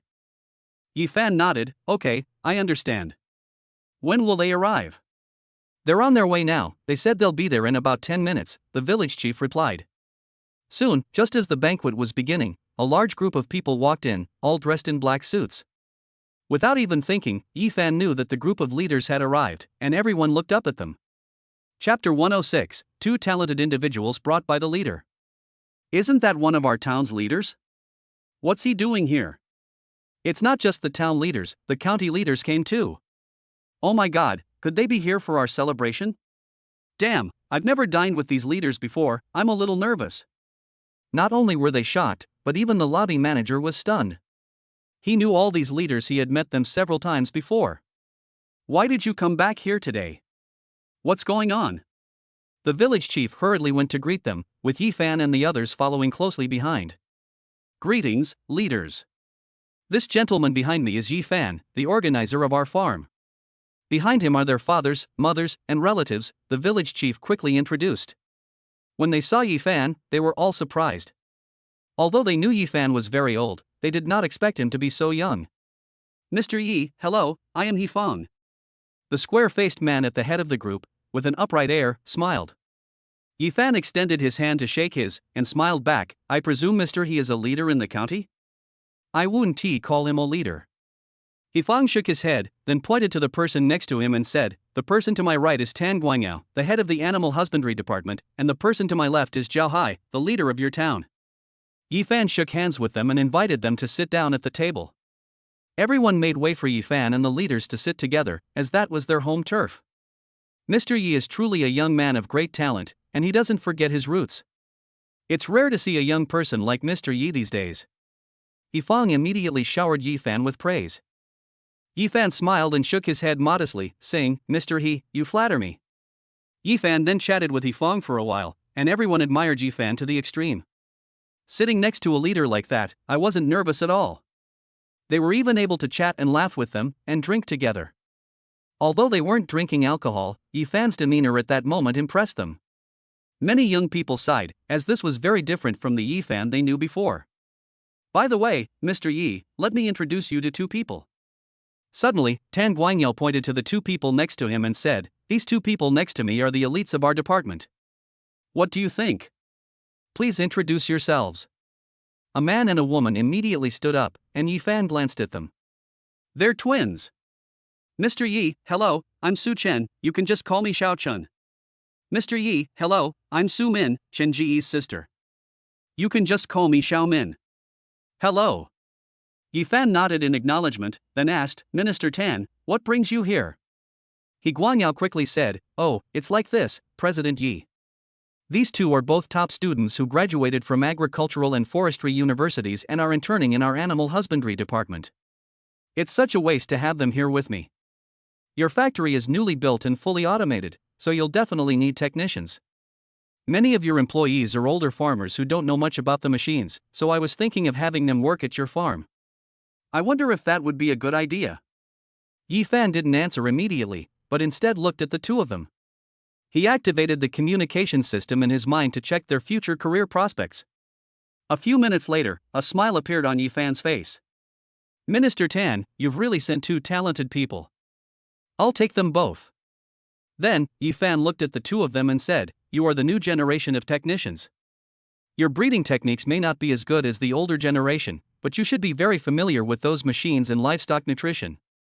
How about this, you can directly become leaders of the farm. How about 30,000 a month?" Upon hearing this, the brother and sister's faces lit up with joy, much to the surprise of the leaders. 30,000 a month. That's way too high. And once you go there, you'll be part of the leadership. The brother and sister nodded repeatedly, glancing gratefully at Minister Tan, who also nodded with satisfaction. These two are truly unfortunate children who came from the mountains. So Tan Guangyao brought the two of them here today, wanting to take a risk in front of Yi Fan. But to my surprise, Yi Fan actually agreed. "Mr. Yi, thank you. This glass of wine is for you." With that, Su Chen picked up the liquor on the table and drank it down in one gulp, before Yi Fan even had a chance to stand up. Looking at Su Chen's unpredictable expression, Yi Fan knew that this guy hadn't drunk much alcohol. But to everyone's surprise, he poured himself another glass and said solemnly, "Mr. Yi, my sister can't drink alcohol, so I'm toasting you on her behalf." Then, after downing the tea in one gulp, Yi Fan belatedly stood up and took a small sip. The young man's bold and generous manner pleased Yi's parents and others. It's even rarer when the two people are twins, specifically a boy and a girl. Then Yi Fan asked the two to sit down, and Yi Fang, who was sitting next to him, asked, "Mr. Yi, if I may be so bold as to ask, you must be the chairman of the well-known Blue Ocean Securities Company, limited in Huan City's business circle, right?" Yi Fan asked in surprise, "Mr. Yi, you know about these things?" Yi Fang said, "It really is you. Now it's not just me who knows your name, you and your company have spread all over the place, and many leaders want to see your face." Everyone's hearts were already boiling with excitement. Is Yi Fan that famous now? Their names have already spread all over the place? Holy crap, what exactly did he and his company do? Yi Fan thought for a moment and he roughly guessed the reason. It was very likely that his two actions in the US market last time had attracted the attention of the higher-ups. Then it makes sense for the people from the county to come and see him. I just don't know if getting this attention is a good thing or a bad thing. "Mr. He, I'm just a businessman, and everything I do is for my own benefit," Yi Fan said with a smile. Yi Fan laughed heartily twice, then stopped dwelling on the topic and stood up, saying, "Mr. Yi, we've sat here long enough. We have other things to attend to, so we'll be leaving now." Yi Fan and the others also got up and escorted the group of leaders to the door. Before leaving, Tang Guangyao repeatedly urged Su Chen and his sister to work hard under Yi Fan. After they left, the banquet was almost over, and Yi Fan asked the lobby manager, He Tianxiang, to come and settle the bill. He Tianxiang handed a bill directly to Yi Fan. The total cost of the 20 tables of food and the large amount of liquor was 230,000 yuan. He Tianxiang took it upon himself to round down the last 30,000 yuan. This young man who can sit and dine with county leaders regardless of whether we'll meet again in the future, it's good to make a good impression on him now. In the end, Yi Fan paid 200,000 yuan, and the young people in the village were already numb to it. Yi Fan has already shocked them enough today. I'm too lazy to react anymore. Chapter 107, Using the Porsche as Practice. After returning home, Yi Fan arranged accommodations for the two of them. Yi Fan originally wanted to arrange for these people to stay in the village temporarily, but they did not agree and moved directly into the breeding farm. Because many instruments needed to be debugged, they were quick to start working. The next morning, Yifan had Shenya transfer another 300 million to his father as working capital for the breeding farm. After giving his father and Wang Tao some more instructions, he drove back to Huan City with Yi Yangyang. After returning, Yifan left Yi Yangyang at his villa and went to the company. The company is now in its most important expansion phase, so he has to be at the company every day to keep an eye on things. Upon arriving at the company, Yifan first held a meeting to understand the current expansion situation. According to Shinsenyu, renovations have already begun in Kyoto. A director has been sent there, and with the help of the Aoba group, things are progressing very smoothly. As for the other provinces, the staff who arrived first have already found office buildings, which of course must be adjacent to apartment buildings. The photos they sent also meet the company's requirements at the time, and they have already entered the decoration stage. As for the others, they are still looking for them. Yifan nodded and didn't say anything more, but he kept thinking that he would probably spend the next month at the company. Finally, Yifan gave some instructions, asking Changwon to work with the employees of Future Technology to develop the third-generation software as soon as possible, with more complete functions than the first and second generations. Once the subsidiaries in other provinces begin operations, this third-generation stock trading software will be of paramount importance. After explaining everything, Yifan breathed a sigh of relief. He glanced at Shinsenyu unintentionally, paused for a moment, and felt a slight flutter in his heart. "You're wearing makeup?" "Yes, it's melted," Shinsenyu admitted. Yifan nodded, somewhat puzzled. "Doesn't this girl usually not wear makeup? Why is she wearing it now? Could it be that he has someone he likes?" Looking at Yifan's expression, Hu Yelin and the others were already in despair. "Mr. Yi, we all know that Mr. Shin wore makeup for you. But how did your head even grow like that? It's like a piece of elm wood." Finally, Yifan didn't stay at the company any longer and drove to Li Qingyi's company. "Fujin, why aren't you at work? What are you doing?" As soon as Yifan entered, he saw that Fujin was not working properly, but flirting and chatting with the female employees, making them giggle. Yifan was so angry he wanted to kick him. He should have known better than to let this guy into the company. Upon hearing the voice behind him, Fujin trembled with fear and exclaimed inwardly, "Holy crap!" He quickly got off the table and stood in front of Yifan, Fujin forcing an awkward smile. "Brother Yi, what brings you here?" Yifan rolled his eyes and said, "This is my company, why can't I come?" "But you're quite the character, aren't you? What are you doing here instead of working?" Fujin quickly coughed twice and said, "Brother Yi, communicating with employees and building relationships is also part of the job. Don't underestimate this, communication is an art." All right. Yifan waved his hand to interrupt him, saying, "I own a company, I know more than you, get back to work."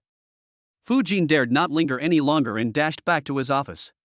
Then Yifan looked at the group of employees, and his gaze immediately made everyone's hearts pound. That's the authority of a young chairman. However, Yifan simply said work hard and went to Li Qingyi's office. "You're back?" Li Qingyi smiled slightly at Yifan as he entered. Yifan nodded and walked behind Li Qingyi, watching her sketch clothes and adjust colors on the computer using a drawing screen. Yifan didn't disturb them, pulled up a chair and sat down quietly to watch. It took about 30 minutes before Li Qingyi's eyebrows relaxed and she nodded in satisfaction. Yifan at this moment possessed a kind of charm that came from an outsider watching a spectacle and an insider observing life. "How is this different from when we first started?" Li Qingyi almost burst out laughing when she saw Yifan's expression. "All right, stop looking. You won't figure anything out no matter how much you look. My neck hurts a bit, can you massage it for me?" Yifan knew this too, so he looked away and started massaging Li Qingyi's shoulders. Li Qingyi immediately felt much more comfortable in her neck. "Last time I took over Qin Xiaojie's clothing company, and I haven't dealt with it for so long. Why don't you send someone to take over that clothing company?" Yifan said. "It can be treated as a subsidiary of yours in another city. It would be best if Fujin were in charge."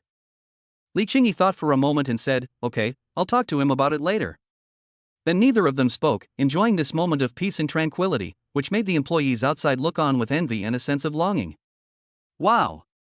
I'm so envious of this perfect couple. If I had a boyfriend like Mr. Yi, my life would be complete.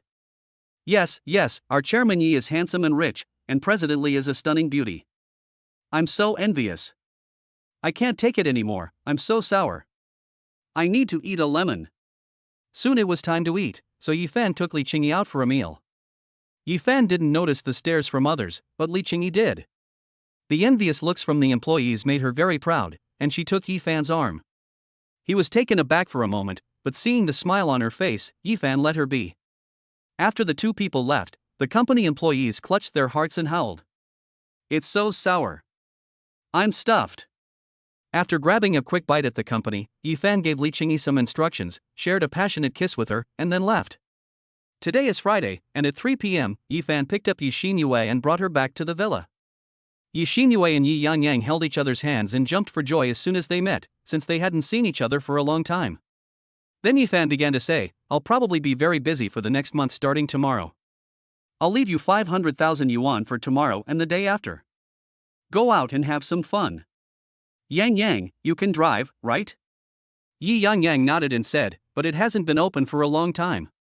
Yifan took out the Porsche keys and handed them to Yi Yangyang, saying, "You can use this car to practice driving. You can drive this car to school from now on." "Ah?" Yi Yangyang exclaimed in surprise, shaking her head repeatedly, This won't do. This is a Porsche. What if I damage it?" Yifan casually laughed and said, "It's okay, just be careful on the road. Besides, I don't drive this car anymore. It's just a pile of junk in the garage. Xinu is too young to drive, so you can take it. Besides, you'll need to pick Xinu up during holidays." After saying that, Yifan put the key into Yi Yangyang's hand. At that moment, he suddenly remembered that Li Qingyi didn't have a car yet, so should he consider buying her one? Chapter 108, Indirect Sugar Daddy Care. On Saturday morning, Yifan went to the company early for a meeting to formulate a more comprehensive plan for future development. For the next month or so, he stayed at the company except for eating and sleeping. Now, all matters in the company, regardless of size, must go through his hands and be personally approved before they can be implemented. Of course, in addition to opening up markets in other provinces, he also did not forget to expand his own business in the city. He recruits fresh talent from various companies and schools in Huan City, and of course, these people are all selected by the system.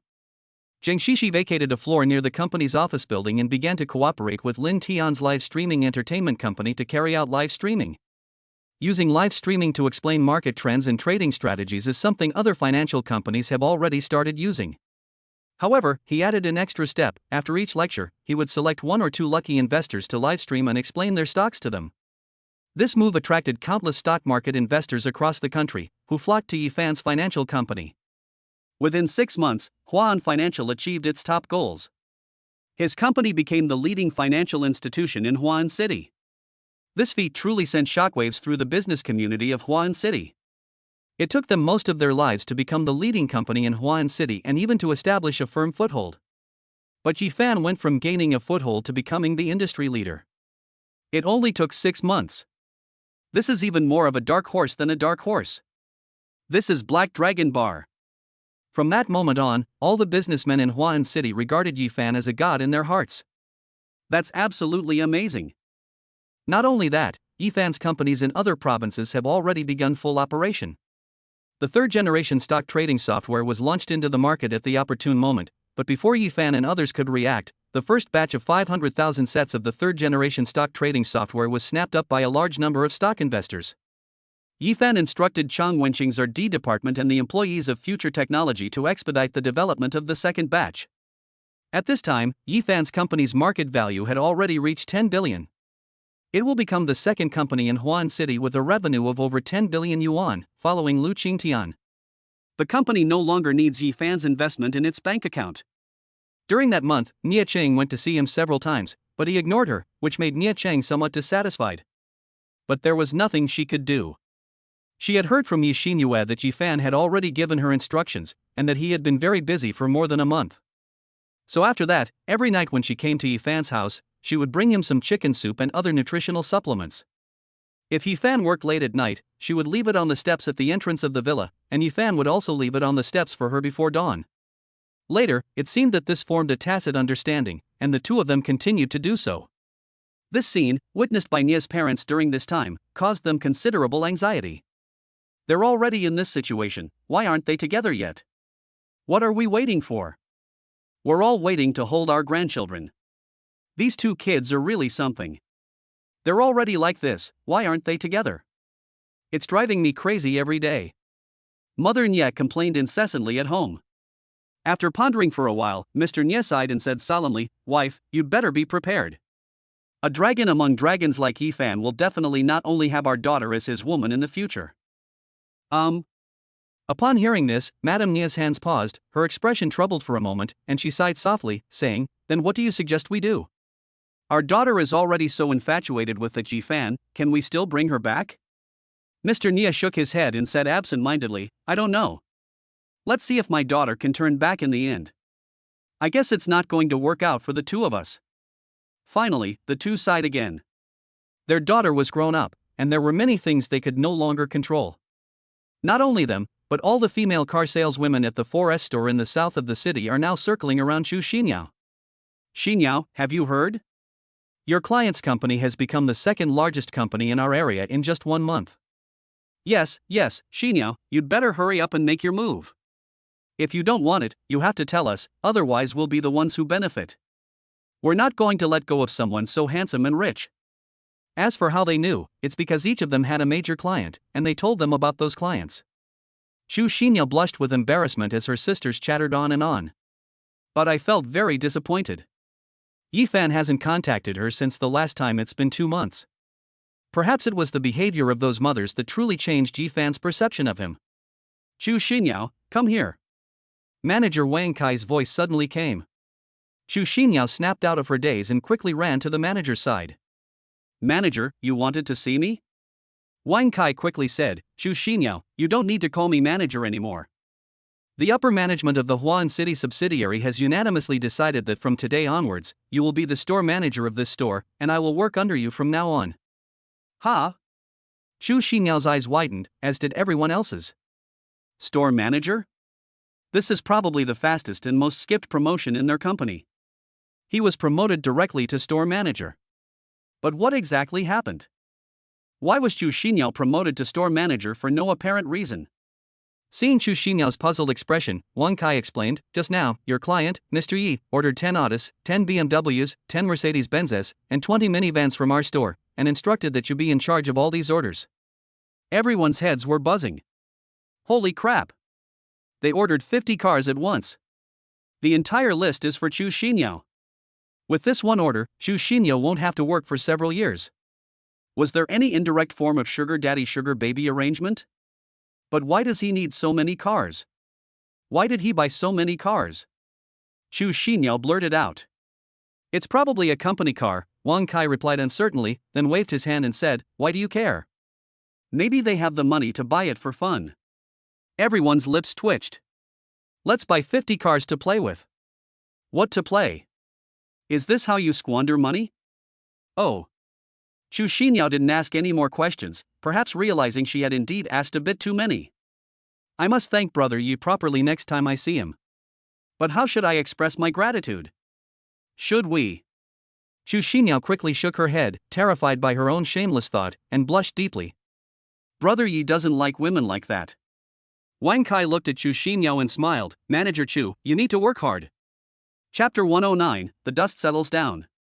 More than a month later, Yifan sat in his huge office, feeling completely at ease. He achieved everything he wanted in the past month or so, and he can finally take a break. "I've been so tired over the past month. I don't get home until midnight every night, and I have to sit down with all the company's senior management for a morning meeting at around 6 a.m. The same goes for ordinary employees. Although they don't come to the company as early as the morning, they usually leave work at midnight or 1 a.m. As a result, many employees who have only been with the company for a month or two can't stand the pressure and leave, which is unavoidable. Not only has Blue Ocean Securities, but the Kyoto Aoba Group has also recovered its former vitality in this month. And it's even more powerful than before, with a market value of 60 billion. However, the cooperation with the Tangchung Consortium has not yet been decided. If this decision is also made, the Aoba Group will reach even greater heights. The farm also started operating, and thanks to the presence of Su Cheng and his sister, it ran extremely smoothly. They even help Wang Tao grow when he doesn't understand something. Li Qingyi's clothing company is also developing rapidly, having already reached cooperation agreements with several clothing groups, and its current market value has reached over 1 billion. Overall, Yifan was very happy, as his goal was gradually becoming visible. President Yi, the meeting is about to start in 10 minutes. At this moment, Yushu walked in and said, "Okay, let us go." Yifan nodded, then got up and followed Yushu to the conference room. Yifan gave Yushu some shares, making her a shareholder. But for some reason, even though she had shares, this girl still wanted to be Yifan's secretary. "Hello, Chairman Yi." As soon as he entered the conference room, all the company's senior executives stood up in unison, their eyes burning with excitement. Yifan is no longer their idol. That's a god. God of commerce. God of finance. Yifan nodded, gesturing for everyone to sit down. Their movements were synchronized, as if they had rehearsed. "Thank you all for your hard work over the past month or so. It's not hard work. It's what I should do for the company." Yifan was somewhat shocked and puzzled. Did these people practice secretly behind my back? They're so synchronized. He coughed twice and continued, "According to the initial goals and plans, we have achieved them in 6 months. Now let's talk about the rewards we promised back then. I told you back then that if you reach the goal within 6 months, you will be the backbone of the company, leaders, and even get a year-end bonus. This has been gradually realized as the company has developed. But I also want to say that the final year-end bonus for all employees will be doubled. Then we talked about a 3-day trip to the South China Sea, but I thought about it and decided to change the destination. We'll go to Gangmen. You can all bring your families, and the company will reimburse all expenses. The trip will be split into 2 groups. Laohu, Lushan, Chengya, Changsheng, and Xianguan, you will each take 1 group of employees. Xinu, Yushu, and the other directors will take the rest of the employees. Chengya, you can talk to the airline about chartering a plane later or tomorrow." "Okay, Chairman Yi, I understand." Hu Yelin and Chengya quickly began to register in the notebook. Actually, the meetings over the past few days have all revolved around this one thing. "Just let the staff know and prepare accordingly," Yifan asked. "Oh, by the way, there's no overtime at the company recently. We'll be leaving at 6 p.m. sharp. Is there anything else you need to do?" Everyone shook their heads, and the meeting quickly dispersed after less than 10 minutes. These leaders quickly went down to hold small meetings to notify the group leaders of each department, and then the group leaders notified their group members. The entire office building suddenly became lively, with excited exclamations flying everywhere. The most common phrase was, "Long live Chairman Yi." After finishing this busy period, Yifan went back to the villa to sleep. He was just too tired. When Yi Xinyue and Yi Yangyang saw that Yifan had returned so early, they were both happy, knowing that Yifan had finished his work. Every time they came back this month, they saw Yifan return at midnight. After returning home, he didn't sleep but continued working in his study. She didn't go to sleep until 2 or 3 in the morning, and she had to go to the company at 6 in the morning. Her 2 younger sisters felt so sorry for her. The 2 of them worried all day long that Yifan's health might collapse because of this. But now they can finally relax. However, Yifan ignored them and went straight to his bedroom to sleep, as he was simply too tired. Yi Xinyue suddenly felt a pang of nostalgia for the days when she was broke. His brother had never been this tired back then. "I haven't had a proper rest in over a month." At 10 p.m., Nia Cheng arrived as promised, holding a box of chicken soup. As she was about to place it on the steps and leave, the door suddenly opened, and Yi Xinyue came out. Before she could speak, Yi Xinyue gestured for her to be quiet and then let her in. "What's wrong?" Nia Cheng asked, looking at the 2 of them with a puzzled expression. She already knew Yi Yangyang and knew that Yi Yangyang was Yifan's cousin. "My brother came back early this afternoon and is sleeping now," Yi Xinyue replied softly. "Oh? Really?" Nia Cheng exclaimed with delight, her eyes immediately fixed on Yifan's room. She couldn't wait to ask, Can I go see him?" Her voice trembled as she spoke. She missed Yifan terribly, having not seen him for so long. Yi Xinyue and Yi Yangyang exchanged a glance, a smile inexplicably appearing on their lips, and nodded. Then the 3 women tiptoed to Yifan's room, peeked through a crack in the door, and saw Yifan still fast asleep. Nia Cheng's longing for him was somewhat relieved. Just as she was about to leave, a sudden, powerful force pushed her and Yi Xinyue into the room. Then there was a click, and Yi Xinyue locked the door from the outside. Before she could struggle, she heard her phone ring. She took it out and saw that Yi Xinyue had sent her a message. "Sister Nia, how long are you going to keep pursuing my brother like this? I'm really looking forward to you becoming my sister-in-law." Victory! Hurry up if you're going to sneak around doing something naughty. You only have 20 minutes. Shy. Nia Chang blushed deeply, realizing that the two girls already knew. She glanced back at Yifan, who was fast asleep. Taking a deep breath to calm herself, Nia Chang gently walked to Yifan's side and looked at his sleeping face. He's so handsome even when he's quiet. Nia Chang felt a surge of secret joy. This was how Yifan looked when he was asleep. But as she looked at it, she remembered her mother's words of advice and felt a little disappointed. Yifan definitely doesn't only have one woman. I thought about it for a long time and cried for a long time. Should I give up on this relationship? But now when she sees Yifan again, she still likes him, deeply and irrevocably. Perhaps if she gives up on Yifan, it will be difficult for her to fall in love with anyone else. Chapter 110, Do You Have Me in Your Heart? Yifan, do you have me in your heart? Nia Chang looked deeply at Yifan, murmuring to herself. Whether it was his own whisper or something else, Yifan suddenly reached out and grabbed Nia Chang's arm, which really startled Nia Chang. However, when Nia Chang saw that Yifan was still fast asleep, she breathed a sigh of relief and tried to slowly pull her hand out. Don't go.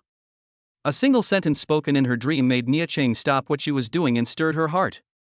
Tears welled up in my eyes uncontrollably, but I stubbornly held them back.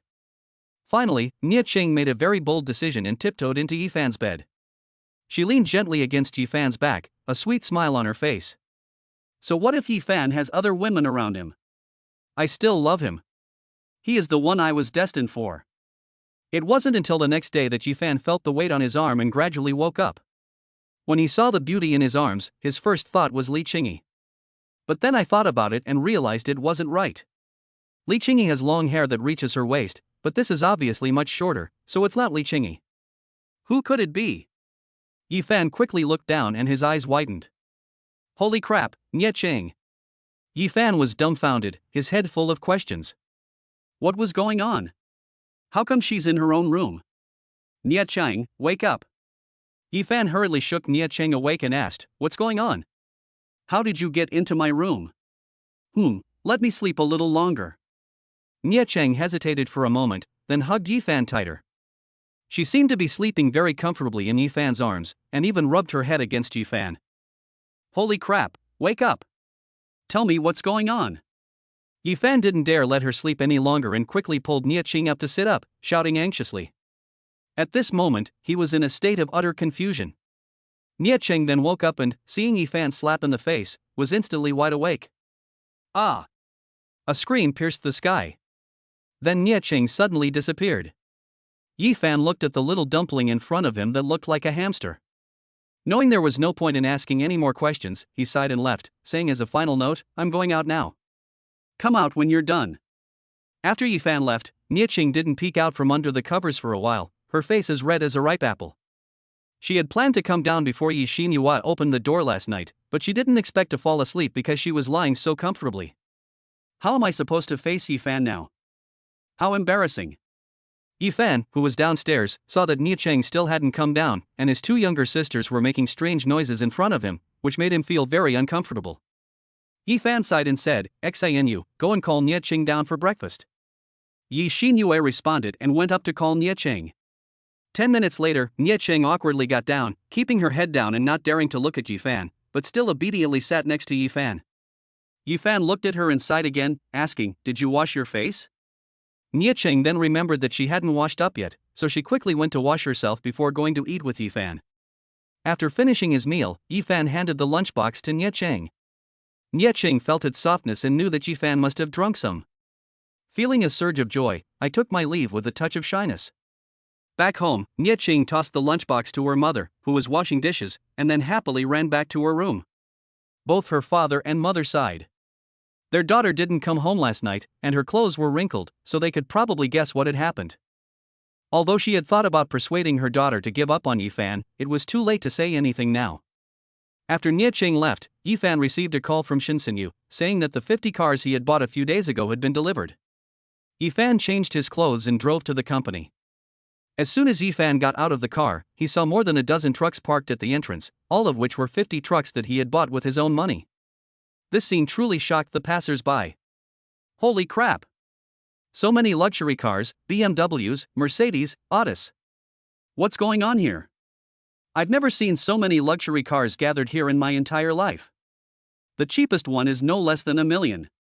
Is this going to be used as a company car? Holy crap, this company is way too rich. Brother Yi. Chu Xinyao ran over to Yi Fan with a happy expression as soon as she saw him and said, Brother Yi, I brought you the car. Yi Fan nodded, then glanced at Chu Xinyao's employee badge and asked in surprise, You're the store manager now? Chu Xinyao nodded repeatedly and said, Yes, it's all thanks to you, Brother Yi. Yi Fan smiled and didn't say anything more. Instead, he looked at the lanes and said, Chengya, go and call about 50 people to drive the cars to the underground parking garage. Chengya responded and then went inside the company to call someone. Passers-by stared at Yi Fan with wide eyes. Did this young man buy all these cars? That's absolutely amazing. More than 50 luxury cars, all company-issued vehicles. Holy crap! Yi Fan and Chu Xinyao watched as they unloaded the cars one by one. The employees were excited to see so many luxury cars provided by Chairman Yi. The fact that they would be driving luxury cars when going out to do business greatly boosted their confidence. Brother Yi, how have you been lately? Chu Xinyao chatted casually with Yi Fan beside her. Yi Fan casually replied, It's alright. How about you? Is your mom pressuring you to go on blind dates? The mere mention of this incident made Chu Xinyao's face flush, as she recalled the time she had asked Yi Fan to pretend to be her boyfriend. No, my mom has already gone back. Yi Fan nodded, That's good, then I don't need to pretend to be your boyfriend anymore. Honestly, he was quite afraid that this would lead to another troublesome sequel, like in a novel, and then things would really get complicated. Oh. Chu Xinyao felt a pang of sadness upon hearing this. It feels like something is missing. She now hopes that her mother hadn't left back then, so that Yi Fan could have continued to pretend. Finally, it took them more than an hour to unload all the trucks, and Chu Xinyao knew she should leave. After saying goodbye to Yi Fan, he left. Chairman Yi, I think that girl probably likes you. Chengya appeared next to Yi Fan. Yi Fan shook his head and said, Do I only see her as a younger sister? Besides, she's not my type. Chengya's gossipy nature began to ignite. So, Mr. Yi, what kind of woman do you like? Yi Fan smiled and thought for a moment, then finally said, I don't know either. I'm all confused right now. I don't know what type I like. Then Yi Fan left, leaving Chengya feeling disappointed. She had thought she could get something out of Chairman Shen. Who knew that Chairman Yi would just give such a perfunctory reply? Chapter 111, Flying to the Port. Soon, the company's trip was scheduled, with Yi Fan and Shin Xinyu going as the first group. They also took the opportunity to finalize the cooperation between the Qingye Consortium and the Tangcheng Consortium. Yi Fan led the more than 500 people selected by Hu Yelan, along with their families, making a total of more than 1,000 people. Fortunately, Chengya was afraid of large crowds, so she chartered 3 planes for 6 days. When airline staff learned that they had spent tens of millions to charter 3 planes just for their employees to go on vacation, they must have been incredibly envious of the employees at Blue Ocean Securities. Why didn't they find such a good boss? Sigh, good bosses always seem to belong to other people. After a 2.5-hour flight, the 3 planes landed at the port's airport. As soon as Yi Fan and the others got off the plane, Peng Dingyuan and Luo Feng immediately came up to greet them. Li Jiayin had already informed them beforehand. Yu Yunyun and 3 or 4 other directors of the Qingye Consortium also arrived. They had been notified by Yi Fan. Upon seeing Yi Fan, they greeted him warmly as chairman, to which Yi Fan nodded in response. Fanzi, we meet again.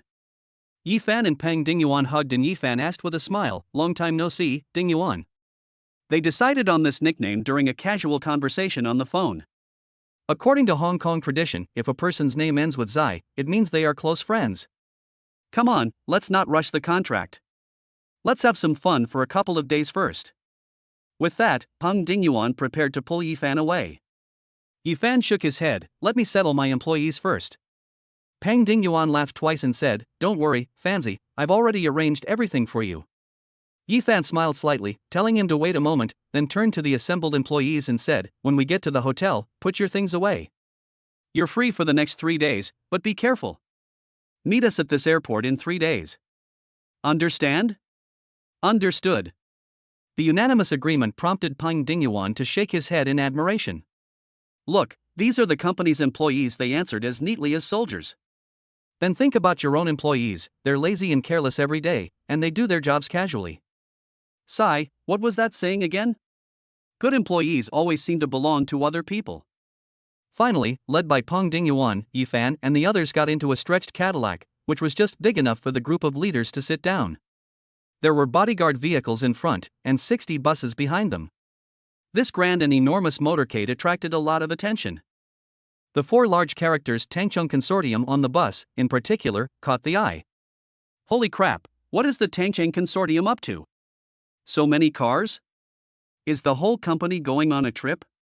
Damn, is it really the Tangchung Consortium? What are they up to? I don't think so.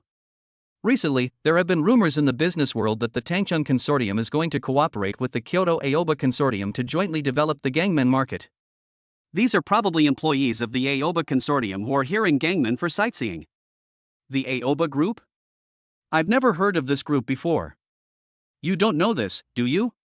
The predecessor of the Qingye Group was the Han Group, the one that had been trying to dominate our Hong Kong market. Later, I heard that their chairman and young chairman offended someone they shouldn't have, and the stock market was directly monopolized by that person.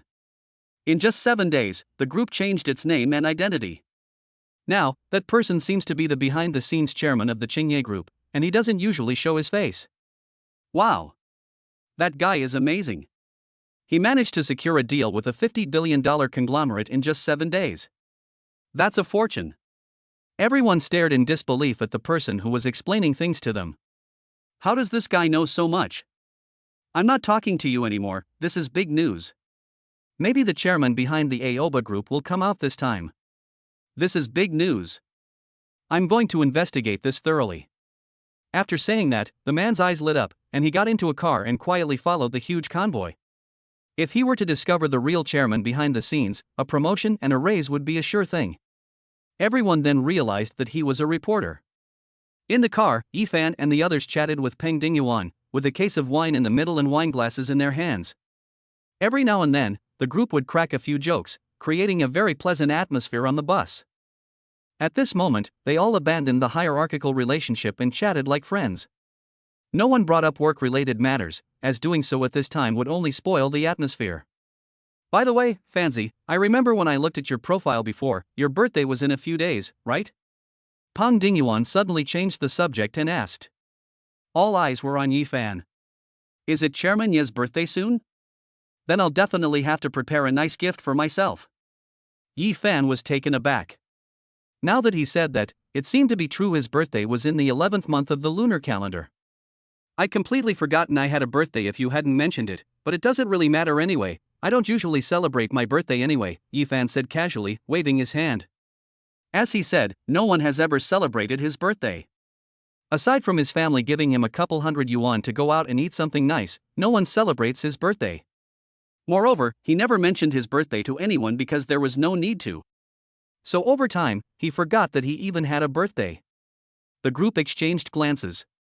Could anyone have forgotten their own birthday? That one do. Peng Dingyuan suddenly said seriously, Fancy, don't worry, I'll help you organize your birthday celebration this year. It will definitely be something you'll never forget. Yifan wanted to tell him to forget it, since he really didn't care about birthdays anymore. However, seeing Peng Dingyuan's serious expression, Yifan sighed and said, all right. Seeing that Yifan had agreed, Peng Dingyuan smiled. When they couldn't see her, Yu Yunyun gave Shen Xinyu a meaningful glance, and Shen Xinyu immediately understood what she meant. But I've never given a gift to a man before. She didn't know what to give as a gift. This is very distressing. Seeing Shen Xinyu's troubled and pleading expression, Yu Yunyun knew exactly what was going on without even thinking. He secretly gave her an okay sign, indicating that he would help her. Shen Xinyu finally breathed a sigh of relief. They thought they were doing it discreetly and no one would notice, but in fact, Yu Shu saw it all. She was about to give up and settle down as a secretary. But seeing Shen Xinyu's appearance, a glimmer of hope rose in his heart. It turns out that it wasn't just that woman who liked Chairman Yi, even Shen Xinyu liked him. The more people who like Chairman Yi, the more chances I still have to compete with them. Chapter 112, Subsidiary. They chatted and laughed all the way, and the thousands of people finally arrived at the hotel that Peng Dingyuan had booked. Tangcheng Inn. You can tell at a glance that this belongs to Peng Dingyuan's family. It must be said that this hotel is indeed built in a classic and antique style, completely in the style of ancient architecture. According to Peng Dingyuan, this hotel has actually been passed down for 300 to 500 years, and it has existed since the late Qing dynasty and early Republic of China. It was just a small inn back then. Having survived 2 world wars, it went from ruins to restoration and then back to ruins. This tradition has been passed down in their family for hundreds of years. However, it's impossible to find any trace of what it was 300 to 500 years ago now. The only thing there is a plaque with the 4 characters Tangcheng engraved on it. This shocked Yifan and the others. This is an absolute antique. Those who can come to this hotel are all extremely wealthy and powerful. It generates 10 billion yuan annually. Fanzi, what do you think of this hotel? Peng Dingyuan asked after they went inside. Yifan looked around and nodded, saying, "It is indeed quite nice, quiet and elegant, with peach and plum trees all around. This hotel is indeed not as opulent as other hotels. It has a faint, elegant fragrance and soft lighting, which makes it very comfortable to look at." This compliment made Peng Dingyuan very proud. It was the only thing he could boast about in front of Yifan. He liked Yifan's business acumen and courage, as well as his godlike talent in the stock market. In Peng Dingyuan's eyes, Yifan was like a giant dragon in the sky, while he was a small snake crawling on the ground. I can only watch enviously as others soar freely in the sky. It's no exaggeration to say that being able to be friends with someone like that is a blessing he earned in the first half of his life. Even so, everyone has vanity. To satisfy his barely perceptible vanity, he applied to his father for the right to use the hotel. After taking care of everything for Yifan, he took Yifan, Shinsinyu, Yushu, and others to the subsidiary company. Upon entering, he saw many people greeting Peng Dingyuan warmly, calling him General Manager Peng. They glanced at Yifan beside them and felt that the person next to Peng Dingyuan looked familiar, as if they had seen him somewhere before, but they couldn't remember who he was, so they didn't pay much attention to it. He's quite handsome, though. These people are really something. I showed them your photo during the recruitment process, how come they don't remember it? After getting on the elevator, Peng Dingyuan sighed and said, "Never mind, I'll introduce you again in a meeting later." Several leaders in the elevator remembered Yifan's appearance, and they were all surprised when they saw him. "Who's that young man next to our General Peng? He looks so familiar. Are you blind? Isn't that the photo that General Manager Peng showed us during the recruitment process? Isn't that Chairman Yifan from the head office?" "What? You mean that's our Chairman Yi? He's so young. He looks even younger than our General Manager Peng." In the office, Yifan sat in his office chair and inquired about the company's development over the past period of time. This office was specially reserved by Peng Dingyuan for Yifan. To be precise, the entire top floor was reserved for Yifan. It has a variety of indoor entertainment facilities and fitness facilities, and the bedrooms for rest are specially built. It's like a small place that's all on its own. When Yifan is not around, this floor is usually sealed off by him, and no one can come in, not even him. When Yifan inquired about the company's situation, Peng Dingyuan only said 6 words: "It couldn't be better." Within a month, many stock investors from the port area have joined in. At that time, I worked for 8 hours a day, from the start of the workday in the morning to the end of the workday in the afternoon. On average, several thousand people join every hour, all of whom call to inquire after using the trial version of the 3rd-generation stock trading software. This really shocked Peng Dingyuan at the time. Everyone knows that stock investors hate receiving calls from financial companies, and many hot-tempered investors will even start cursing. But to receive a call proactively asking how to join is unheard of. Many of the company's sales staff even wait all day for shareholders to call them, earning a considerable commission each month. Yifan nodded. He was quite satisfied with the result. After all, it had taken 3 weeks to develop the 3rd-generation stock trading software. It took 3 times longer than the 2nd generation. After all, it was a product created by 2 companies with all their might and at a cost of hundreds of millions. Moreover, Gangmen was the location of the earliest subsidiary from outside the province, and with the help of the Tangcheng Consortium, Gangmen is also a special province. Therefore, companies with unique characteristics developed very quickly here. It is easily accepted by people. Soon, the pager on Yifan's desk rang with the voice of Peng Dingyuan's secretary, announcing that the meeting was about to begin. These people then went down. Upon arriving at the event hall, Peng Dingyuan led Yifan and the others directly onto the stage, where the host handed him the microphone. Without wasting any words, he first reintroduced Yifan and the others to everyone. When they learned that Yifan was the chairman, they were instantly reminded of the photo they had seen during the recruitment process, the photo of the young man standing on the stage now. Everyone was shocked. What kind of person is this young man? He actually got the young master of the most powerful Tangchung consortium in Hong Kong to be his subordinate. There were also two beautiful women accompanying him. You should know that young Master Pang is one of the best among the wealthy young men in Hong Kong. Many young women in Hong Kong are infatuated with him, and now he's actually working for a young man from the mainland. Who the hell would believe that? Many people are curious about Yifan. What exactly is the charm of this Chairman Yi? Next, Yifan spoke, simply repeating the same rhetoric he had given at head office. Even so, many people were still deeply impressed by Yifan when they met him for the first time. The meeting ended in about half an hour. Pang Dingyuan said a few words to the vice president, and then Yifan and the others left. In the afternoon, Pang Dingyuan led Yifan and others to visit various scenic spots around the port. Although there aren't many picturesque mountains and clear waters here, the combination of scenic views and modern facilities makes it quite fun to visit. The most important thing is that Shin Sinyu and Yu Shu are happy. Yifan had no interest in playing. Later that evening, Pang Dingyuan took Yifan for another stroll through the Gangmen night market. Different places have different characteristics, and the nightlife here is just beginning for people of all ages. Chapter 113, the live-streamed contract signing ceremony. 3 days passed in the blink of an eye, and the first batch of employees, having had their fun, were sent back home. The second batch also arrived under Hu Yelan's leadership, but today happens to be the day that the Tangchang and Qingye conglomerates signed a cooperation agreement. The collaboration between the two conglomerates is naturally a major event, requiring the chairman of both companies to make their appearances, and in full view of the public. After all, the signing of this contract needs to be presented to everyone in the country through various channels. Around noon, the 15th floor of Tangchang Inn is a large hall used for activities, which can accommodate tens of thousands of people. Normally, this place is never full, but today it's packed. Besides national television stations, online television stations are all waiting here. The rest were all wealthy and powerful people from all over the country, and even government officials from Hong Kong were watching from below. Why hasn't it started yet? It's almost 11:20. Why hasn't it started yet? Yes, I've been sitting here for almost an hour. Are you stupid? They said it would officially start at 11:30. There are still 10 minutes left, what's the rush? A continuous chatter filled the hall. That's because the cooperation between the two multi-billion-dollar conglomerates has shaken the entire Chinese business community. The former Han Group, now the Aoba Group, has a market value of 60 billion. However, the Tangchung consortium is not as simple as it seems on the surface, it is a consortium worth 30 billion. But everyone in Hong Kong knows that this conglomerate has a very deep foundation. Otherwise, it wouldn't have been passed down for hundreds of years. Therefore, the Tangchung consortium might actually be able to rival the Qingye consortium. With the two major conglomerates joining forces, China's first conglomerate worth 100 billion yuan might just emerge.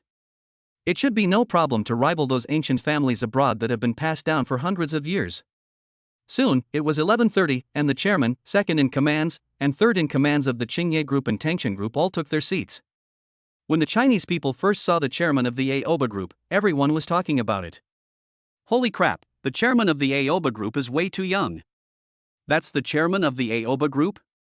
He's not even as old as my son. Is this some random person trying to fool us? Old man, look. Our son is on TV. Ye's father and uncle, who had just taken a break, rushed to the television when they heard Ye's mother's cheers. They were so excited that they shed tears when they saw Yifan on the screen. He's really on TV. He's really on TV. Ye's father trembled as he watched Yifan on television. The same applies to the Nya, Lu, and Yang families. From the beginning, all they knew was that Yifan was the chairman of Blue Ocean Securities and possessed terrifying business acumen. Now, watching on TV, Yifan sits in the chairman's seat of the Qingye consortium, dumbfounded. Sigh, this kid is even more formidable than I imagined. It turns out that Yifan is the chairman of the Kyoto Aoba Group. Of course, this event brought joy to some and sorrow to others. Those who used to oppose Yifan are now filled with turbulent emotions. They must be filled with immense regret. Yifan is actually the chairman of a multi-billion-dollar conglomerate. In the hall, Yushu stood behind Yifan, placed the contract in front of him, and after he signed it, she took out another contract for Yifan to review and sign. Although Yifan noticed something amiss with the contract, he didn't make a fuss and still paid the debt. After all, any slight mishap would be to their advantage, and it was probably something they had planned long ago. No wonder Peng Dingyuan said that the drafting of contracts should be done by their Tangchung consortium. Many TV reporters felt she looked familiar, but couldn't immediately recall who she was. 10 minutes later, the contract was finally signed. Next up is the press conference for the two chairmen and many directors. Many people are already eager to ask questions. However, many people are asking him about the future development of Hong Kong. Yifan only said one sentence: "I have handed over the cooperation agreement with Hong Kong to Yu Yunyun, a board member of our Qingye Group. From now on, she will be my agent. You can ask her if you have any questions." Then, instead of dwelling on the issue, one person raised his hand and said, "Chairman Yi, I have something I'd like to ask you." Yifan nodded and said, "Go ahead and ask." The reporter immediately stood up, bowing and scraping, and asked, "Mr. Yi, if I have offended you, please apologize. I just observed your secretary closely and wanted to ask if she is Ms. Yu Yangyang, the rising star singer who recently retired from the entertainment industry?" The hall fell silent. Then, he carefully observed the secretary behind Yifan, superimposing the image of Yang Yang in his mind onto the person on the stage. Looking at them this way, they're incredibly similar. Although she dressed up specially, it looks real. Then all the reporters looked at Yifan, wanting to know the answer. Yifan glanced at Yushu behind him, and Yushu gave him a smile. "I didn't expect this woman to be so charming." Even though she had deliberately put on makeup, she was still recognized. However, now that he had been recognized, Yifan had no reason to hide it anymore, since the truth would be revealed sooner or later anyway. It's her. She was indeed the pop diva Yu Yangyang before, but now she's my secretary, Yushu. Everyone's eyes widened. This was a pop diva with millions of fans, and she was actually working as a secretary for the chairman of the Aoba Group. Who the hell would believe that if I told them? Oh wait, this is a live broadcast, and they actually have to believe it. Moreover, this is major news. However, a series of problems immediately followed. "Chairman Yi, how did you manage to get a rising pop star to be your secretary? Chairman Yi, does this mean you also used underhanded tactics? Chairman Yi." Yifan interrupted their questions directly, saying coldly, "I have never used any of those so-called unspoken rules or coercion tactics you mentioned. I will only say this once: she became my secretary simply because she wanted to repay the life-saving grace I had given her." The hall fell silent once again. It was so quiet you could hear a pin drop. A life-saving grace? Many reporters recalled the incident at the concert. Could it be that the young chairman was the one who ran onto the stage to save Yu Yangyang? Holy crap! You wouldn't believe it until you asked. There are still many news stories for them to discover. This is definitely going to be a huge moneymaker. Before they could even ask, the host walked up to the stage and said, "This meeting is now adjourned. Please return to your respective locations." Then the reporters left with regret, but they wouldn't give up. Chapter 114, The Aftermath. With the collaboration between Gangmen Tangchang and Kyoto Aoba, two conglomerates worth tens of billions, is China about to see the emergence of conglomerates worth hundreds of billions? Shocking. The secretary of the chairman of the Aoba Group is actually a rising pop star with millions of fans? #photos #. Shocking. Another twist in the Yu Yangyang concert incident. Her savior is actually the chairman of the Qingye Group?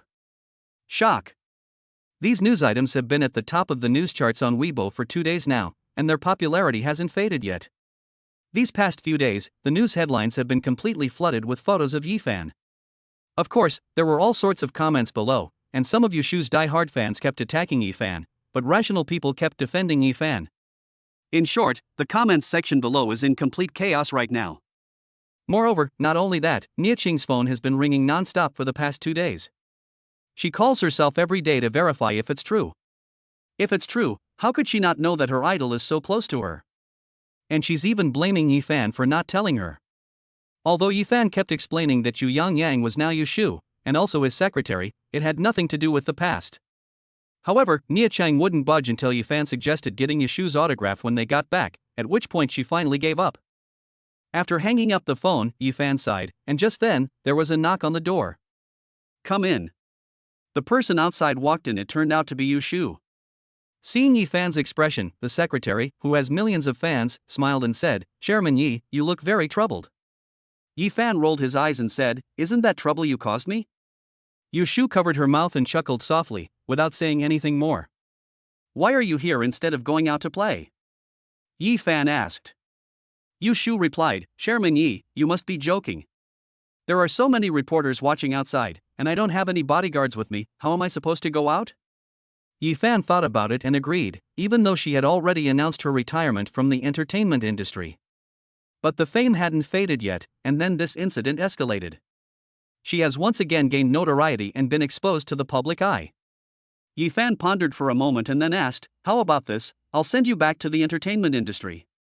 You can go back to singing? Yushu shook her head and said, Chairman Yi, you know that's impossible. I've seen the filth in the entertainment industry over the past few years, and I can't go back. I don't know how I can ever repay your life-saving grace. Yi Fan nodded. He had heard from others that the entertainment industry was a very complicated place, and that it was best to avoid getting involved if possible. Just like when a celebrity was asked on television, would you let your child go into the entertainment industry when they grow up? The celebrity shook his head firmly and said, I would rather die than let my children go in there. It's too murky and dangerous. Alright, since you don't want to go in, I'll find someone to suppress this matter and try my best to prevent those people from bothering you, Yi Fan said in the end. Yushu also breathed a sigh of relief. She had been quite afraid that Yi Fan would kick her out. If that's the case, I won't know what to do then. Finally, Yi Fan made a phone call to Lin Tian. Hey, boss Yi, you haven't contacted me for a while. What's up? Lin Tian's surprised voice came from the other end of the line. Have you seen the news? Yi Fan asked directly. Lin Tian quickly sighed and said, I saw it. I didn't expect it to be exposed in the end. What do you plan to do, boss Yi? Can we suppress this matter? Yi Fan asked. Yes. But it will take time. Lin Tian replied, but it's alright, boss Yi. I remember that both the Tangchun Consortium and the Qingye Consortium have entertainment companies. You can have them work together. It should only take a day to get it done. Okay, I understand. After saying that, Yi Fan hung up the phone and then took Yushu to Yu Yunyun's room.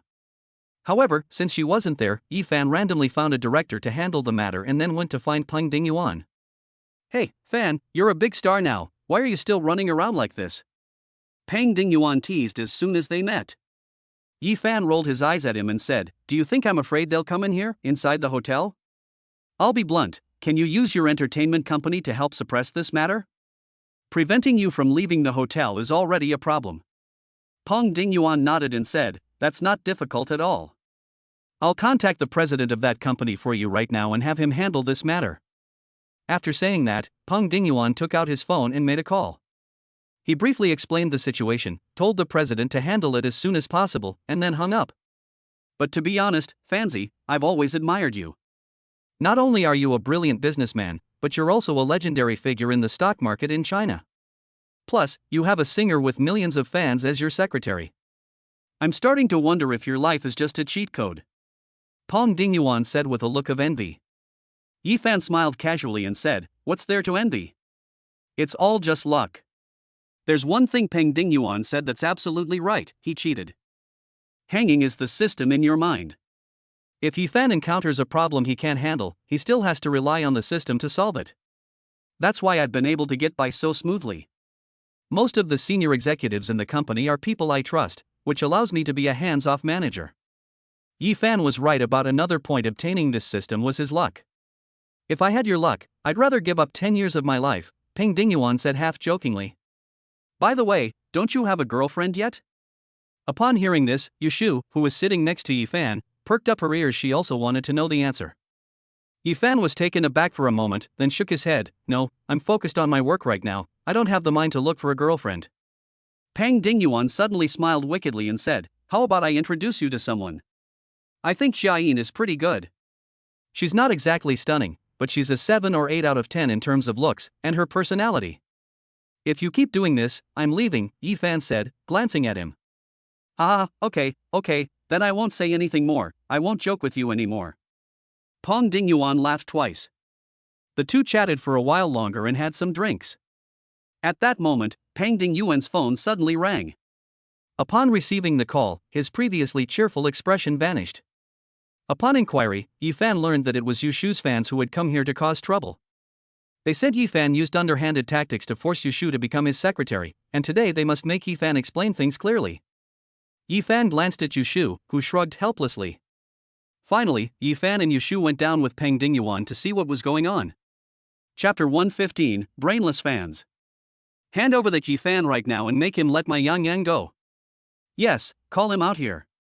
What right does he have to monopolize our Yang Yang? Yang Yang belongs to all of us. Hand him over. In the lobby of Tangchang Inn, a large group of people were causing trouble, and a banner with an extremely exaggerated message was hanging up. Save the angel Yang Yang, beat the beast Yifan. This group of people was making it look like a street parade. The lobby manager, who was originally very friendly, was really angry, and the reporters outside were taking pictures. These brain-dead fans are disgusting. Shut the hell up, all of you, the lobby manager suddenly shouted, no longer caring about his status. The group quickly quieted down, looking at the lobby manager with surprise. The lobby manager, looking furious, roared, "You bunch of idiots, do you even know where you are? You dare cause trouble here? You're asking for it." The group of people looked at each other in bewilderment, having no idea where they were. They are all locals from Gangmen. They were all working-class people and students. When they saw Tangchang Inn, they only knew that the hotel was big and famous, but they didn't know how important it was in Gangmen. I don't care where this place is, if you don't hand over my Yang Yang and that bastard Yifan today, we'll keep causing trouble here. That's right, make that bastard Yifan release Yang Yang immediately. The shouts of this group were louder than a single cry. The lobby manager was so angry that he wanted to tear these guys apart, but he couldn't do it because of his job. Just as he was about to call security, a hand suddenly reached out and blocked him. "Young master," the lobby manager said hurriedly. The person who came was Peng Dingyuan. At this moment, anger had appeared on his face, a stark contrast to his previous jovial demeanor in front of Yifan. "You step back first, I'll handle this," Peng Dingyuan said, waving his hand. The lobby manager retreated to the side, looking apprehensive.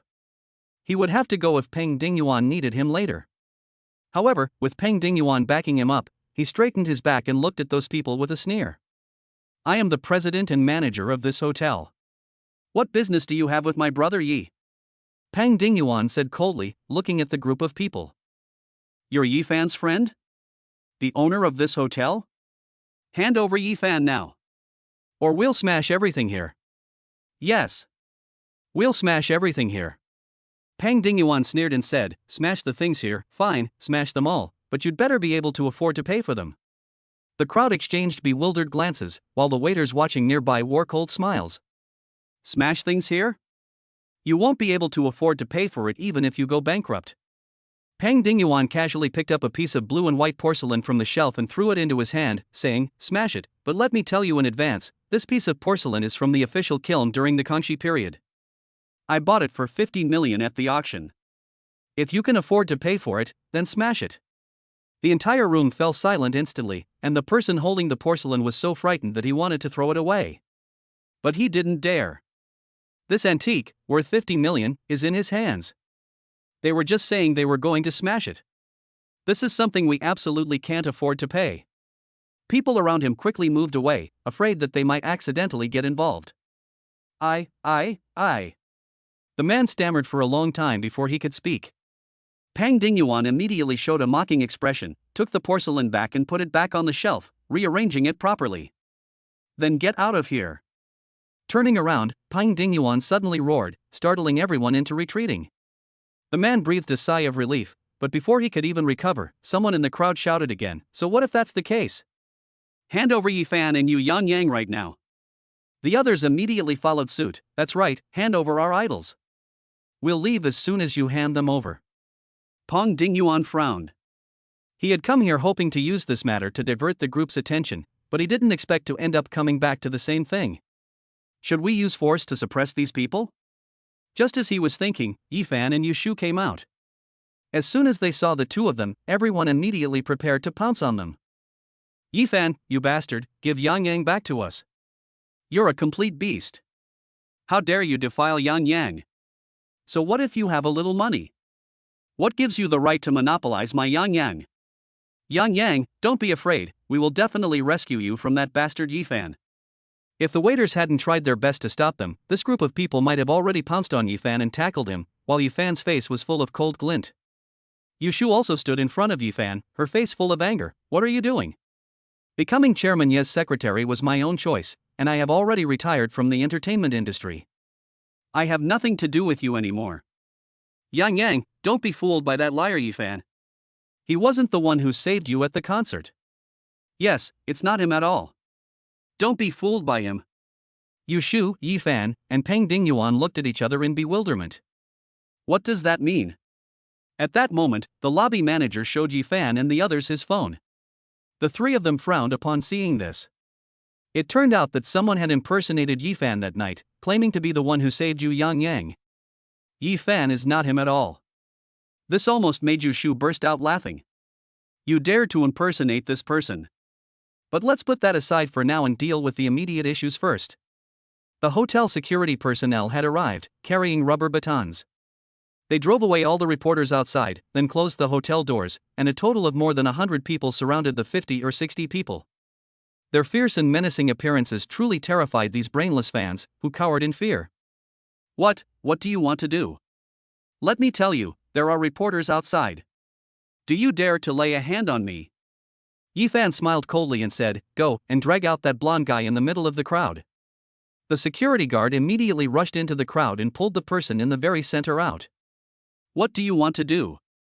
Let me go. The man looked panicked after being pulled out. Damn it. Shut the hell up. The security guard smacked the blonde-haired guy on the back with a stick, causing him to scream in pain. Yifan told him to stop, then walked up to the blonde-haired man, squatted down, and asked, Who sent you? Everyone looked surprised when they heard this. What's the meaning? Is there someone behind this farce?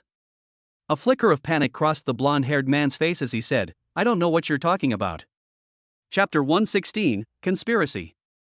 Yifan sneered and said, From the very beginning, you've been hiding in the crowd stirring things up, constantly provoking these idiots to start a fight. Do you really think I didn't see it? Tell me, who sent you?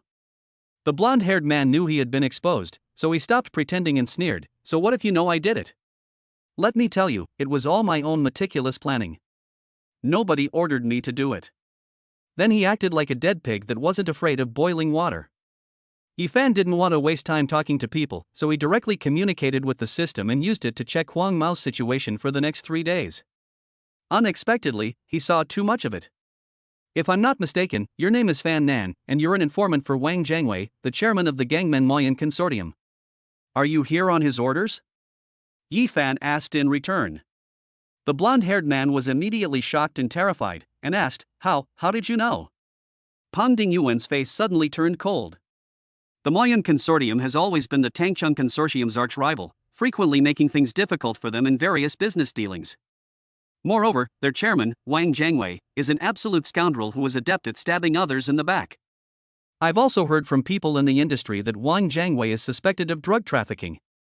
Yifan sneered, ignoring him, and continued, After this matter is resolved, are you going to go to the top-tier private room at the Emperor's nightclub to ask your master for the remaining 500,000? The blonde-haired man's face immediately turned deathly pale.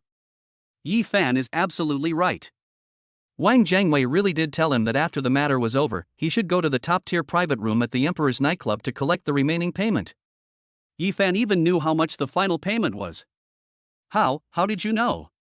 The blonde-haired man repeated the same question. Upon hearing this, everyone fell silent, staring at Yifan in shock, a chill running down their spines. She felt as if Yifan had seen through her secrets. Peng Dingyuan, in particular, looked at Yifan with a strange expression. Is this guy some kind of superhuman who knows everything? I've heard that there are superpowers and aliens in this world. Could Yifan be one of those too? If Yifan knew what Peng Dingyuan was thinking, he would definitely despise him. Yifan sneered, stood up, and looked at the group of brainless fans, saying coldly, I have nothing to explain to you. I didn't care whether Yushu was a singer or anything before, but now she's my secretary. Since you dare to cause trouble, I naturally won't let you off the hook. I will have people investigate your information. Regardless of what you do for a living, starting tomorrow, you will all be blacklisted from that industry. I think you should know the law. Yushu has already retired from the entertainment industry. Now you are destroying other people's private lives, spreading rumors and insulting people. I will file a lawsuit and it will be very easy to send you to jail for more than 10 days. And those who impersonate me online, I won't let them get away with it either." Those die-hard fans panicked completely upon hearing this. They dared not disbelieve. Yifan is so rich, and he's cooperating with the Tangcheng Consortium. Right now, companies in Hong Kong are scrambling to curry favor with him. Completely banning them from an industry is just a matter of a word from Yifan. "No, no, no, Chairman Yi, we were wrong, Chairman Yi. We won't do it again. We were all misled by that blonde guy. Actually, we are not Yushua's fans. He paid us to come. Yes, Chairman Yi, please be magnanimous and forgive us." This group of people began to kneel down and beg for mercy. They were all people living at the very bottom of society. If they are banned, they really don't know what to do. Furthermore, having been imprisoned for those crimes, they truly didn't know what to do. "I should have known better than to listen to others and cause trouble here." Yifan sneered, said nothing, and glanced at Peng Dingyuan. Peng Dingyuan immediately understood and dialed the police. The group of people were instantly disheartened, knowing that their lives were over. When the police arrived, they took all of them away. Meanwhile, changes also occurred online. Lin Tian, the president of Huaqing Entertainment, stepped forward to clarify the matter, using the most concise language to explain everything and clarify his relationship with Yifan. However, he also kept some things hidden, referring to Yifan as brother in online entertainment. His last sentence threw the imposters on the internet into a panic. He never imagined that Yifan and the president of Huaqing were sworn brothers. "No matter who you are, if you're impersonating my brother Yi, I, Huaqing, will do everything in my power to send you to prison." The things on the internet naturally crumbled on their own, and Yifan didn't even bother with them. Back in his room, Peng Dingyuan told Yifan about the Mayan Consortium, which made Yifan frown. Peng Dingyuan then asked, "What do you plan to do with this Mayan Consortium?" Yifan pondered for a moment and said, "I would like to meet Wang Jiangwei, the chairman of Mayan. There are some things I need to confirm. If Wang Jiangwei and the Mayan Consortium are indeed involved in drug trafficking, then he naturally cannot be allowed to live, and he doesn't care about the Mayan Consortium." Although he didn't know what Yifan wanted to confirm, Peng Dingyuan naturally agreed since he had said so. Then someone was sent to contact Wang Jiangwei. "Fanzi, how did you know that person was Wang Jiangwei's man?" Peng Dingyuan asked suspiciously. Yifan smiled and said, "Before I came here, I had already looked up some information about your Tangcheng Consortium, including your arch-rival, the Moyuan Consortium, which has been causing trouble for your Tangcheng Consortium for the past few years. So when I saw that blonde guy constantly stirring up trouble for him, the first thing I guessed was the Moyuan Consortium." Peng Dingyuan nodded in understanding, but still had some questions. "Then how do you sometimes know that Wang Jiangwei will be waiting for him at the Emperor nightclub?" Yifan continued to fabricate stories, saying, "Emperor's nightclub is the largest entertainment venue under the Moyuan Consortium. Someone like Wang Jiangwei, whom you mentioned, would definitely be there, and he would definitely be in the most exclusive private room." Peng Dingyuan understood completely. After thinking for a moment, he asked again, "You didn't just guess all of this, did you?"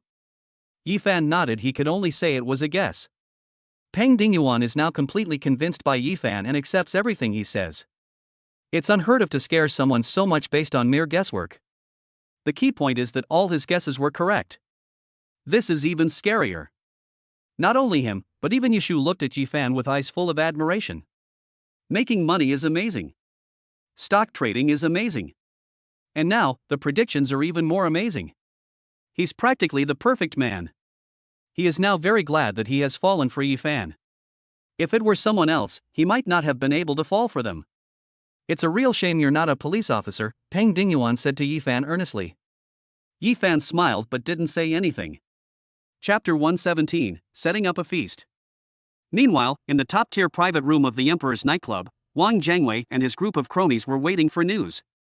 They believed they had done a perfect job this time, leaving no trace whatsoever. The troublemakers were indeed all die-hard fans of that newly crowned pop diva. They could be easily incited with a little money. Otherwise, how could these cowardly people dare to cause trouble at such a big hotel? "Chairman Wang, that was a brilliant move. I bet those people have no idea you were the one who did all this, right?" "Yeah, I think the Tangcheng Consortium has been around for too long. They've all gotten senile, actually cooperating with consortia from the mainland. They really don't take us seriously." While Wang Jiangwei was laughing heartily with his cronies, he received a call from his assistant. Mr. Wang, something terrible has happened. Huang Mao and his gang have been arrested, came the panicked voice of his assistant on the other end of the phone. What? Wang Jiangwei was startled, his face immediately darkening. He said, "All right, I understand." After hanging up the phone, Wang Jiangwei began to ponder. Once Huang Mao and the others are arrested, it's only a matter of time before Huang Mao confesses. Exposure was inevitable. It won't lead to jail time or anything, but it won't look good if others find out. No one else knew what had happened, but seeing Wang Jiangwei's thoughtful expression, no one dared to disturb him. Just then, Wang Jiangwei's phone rang again, and his expression turned serious. "Okay, see you at Tangcheng Inn. We'll be there in 30 minutes. After hanging up the phone, Wang Jiangwei stood up and said to the others, "Let's go, young Master Tang Cheng invited us to dinner." What? The others were all startled, exchanging bewildered glances, and simultaneously thought of 3 words. The feast at Hongmen. But since we've said we'd go, let's go take a look. Young Master Pang, it's been a long time. At the entrance of Tangcheng Inn, the group greeted each other like friends, showing no signs of any grudges. Young Master Pang, is this the famous Chairman Yi of the Qingye group next to you? Yes, Pang Dingyuan replied with a smile. Wang Jiangwei reached out his hand to Yifan, but Yifan ignored him and stood with his hands behind his back. He had no intention of greeting his opponent. Pang Dingyuan just watched with a smile, without saying a word. The atmosphere suddenly became awkward, and Wang Jiangwei, who had been all smiles just moments before, also turned sour. Hey! Didn't you see that Chairman Wang was going to shake your hand, Mr. Yi? Are you an idiot? Damn it! Don't think you're so great just because you have money. Yifan glanced at them indifferently without saying a word, which frightened the men into quickly shutting their mouths. Chairman Yi, even if you're at the top of the business world now, you don't have to humiliate us like this, do you? Yifan gave a wry smile and said, "Oh? Humiliation? That's an interesting way to put it. Didn't you offend me first?" Wang Jiangwei and the others' expressions immediately changed. It wasn't that simple after all. He already knows. Chairman Yi, what do you mean by that? However, how could Wang Jiangwei admit it? He said, "This is my first time meeting you, Chairman Yi. How could I have offended you? Don't tell me you didn't do what happened this morning?" Yifan replied, "That blonde guy's statement is already out, do I need to say anything more?" Wang Jiangwei's face immediately darkened, and he said, "So what if I did it? How dare you, a mainlander, interfere in Hong Kong's business community? This is just a small warning. If you don't get out of Hong Kong now, it won't be so simple next time." Those lackeys looked at each other, instantly embarrassed. They were just saying at the nightclub that it was impossible for Pang Dingyuan and his group to know. But I didn't expect that they already knew. The slap in the face came so quickly. Oh? Then I'd like to see what you're planning to do. Yifan continued with a wicked smile. We'll see about that. Wang Jiangwei snorted coldly and turned to leave. What's the rush, Chairman Wang? Don't we know we still need to eat? Why are we leaving so soon? Pang Dingyuan suddenly spoke up, a harmless smile on his face. He acted as if what had just happened had nothing to do with him. Wang Jiangwei stopped and sneered, "I don't think this food is very good." Pang Dingyuan said, "How do you know if the food is good or not before you've even stepped inside? Besides, the chairman should know that the chefs at Tangcheng Inn have passed down their skills from generation to generation, which is incomparable to those 5-star chefs." Wang Jiangwei frowned as he looked at the two of them. Pang Dingyuan was smiling, while Yifan's face was icy cold. He couldn't discern their intentions at all, but he had a bad feeling about it. "What exactly do you want to do?" Wang Jiangwei asked. Pang Dingyuan laughed and said, "I'm treating you all to dinner. Didn't we already talk about it on the phone?" Wang Jiangwei is getting more and more confused. Was it really a dinner invitation, and the two of them had that attitude from the very beginning? That doesn't make sense. But what can these two do now? Call the police? That's impossible. What evidence do they have to make an arrest? Based solely on that blonde-haired guy's one-sided testimony from prison? Besides, the police wouldn't be mobilized for such a trivial matter. So why is that? However, soon, one police car after another stopped in front of them, and Wang Jiangwei and the others immediately showed panic on their faces. Wang Jiangwei stared wide-eyed at Yifan and the other two. Did these two guys really call the police over something so trivial? What's the point? I didn't expect you to actually call the police, Wang Jiangwei said coldly. So what if you did? When I get out, I'll make sure you suffer. We'll have to wait until you come out to say that, Yi Fan and Peng Dingyuan both sneered. A police officer walked up to Wang Jiangwei, took out an arrest warrant, and said, Wang Jiangwei, you are suspected of drug trafficking and illegal fundraising. The evidence is conclusive. Come with us. Wang Jiangwei was stunned after hearing this, and his face suddenly turned deathly pale. What is that? What's going on? He had hidden these two things very well, even his family didn't know about them. How did they know? However, he finally understood that Ji Fan and the other person had been stalling for time from the very beginning. The lackeys around Wang Jianwei pushed him aside, staring at their boss in shock. Drug trafficking? Illegal fundraising? What's going on? In the end, Wang Jiangwei was taken away, leaving only these few clueless lackeys who didn't know what to do. You guys, go back and prepare the company acquisition contract, Peng Dingyuan said to the group, before following them into the Tangcheng Inn. The faces of those men also turned deathly pale. They knew it was over, everything was over. After returning, Peng Dingyuan kept asking Yi Fan how he managed to do it to Wang Jiangwei. Yi Fan still repeated the fabricated reason to Peng Dingyuan, and fortunately, Peng Dingyuan believed it. They didn't pursue the matter any further. As Peng Dingyuan watched Yi Fan's departing figure, he felt that Yi Fan was becoming more and more mysterious. Chapter 118, Birthday. After that day, the chairman of the Moyun Group was imprisoned, and the entire Moyun Group was implicated, with all of its companies being shut down. At that time, Yi Fan and Peng Dingyuan were stalling for time, giving Qin Long and his bodyguards, who were hiding in the shadows, the opportunity to sneak into Wang Jiangwei's house. Because the system was used to check Wang Jiangwei's future career the moment he appeared. They learned that there was a hidden document on the computer in Wang Jiangwei's study in his villa, containing all of Wang Jiangwei's criminal records. Standing with his hands behind his back was simply sending a message to Qin Long to explain the situation. He was already extremely familiar with the 9-key typing method. The police arrived 30 minutes later. They only delayed for 30 minutes. As for those lackeys' companies, just as promised, they were acquired by Yi Fan and Peng Dingyuan at the lowest possible price. Those people didn't dare to resist at all. Time flies, and it's already the 10th day since Yi Fan arrived in Hong Kong. The once grand and imposing entourage has been reduced to just Yu Shu, his secretary, accompanying him. However, Yu Shu doesn't seem to be here today either, so Yi Fan is the only one sleeping in the room. He's still locked in the room, otherwise he'll have to leave. Yi Fan originally wanted to go back with them, but Peng Dingyuan forced him to stay. And today happens to be his birthday.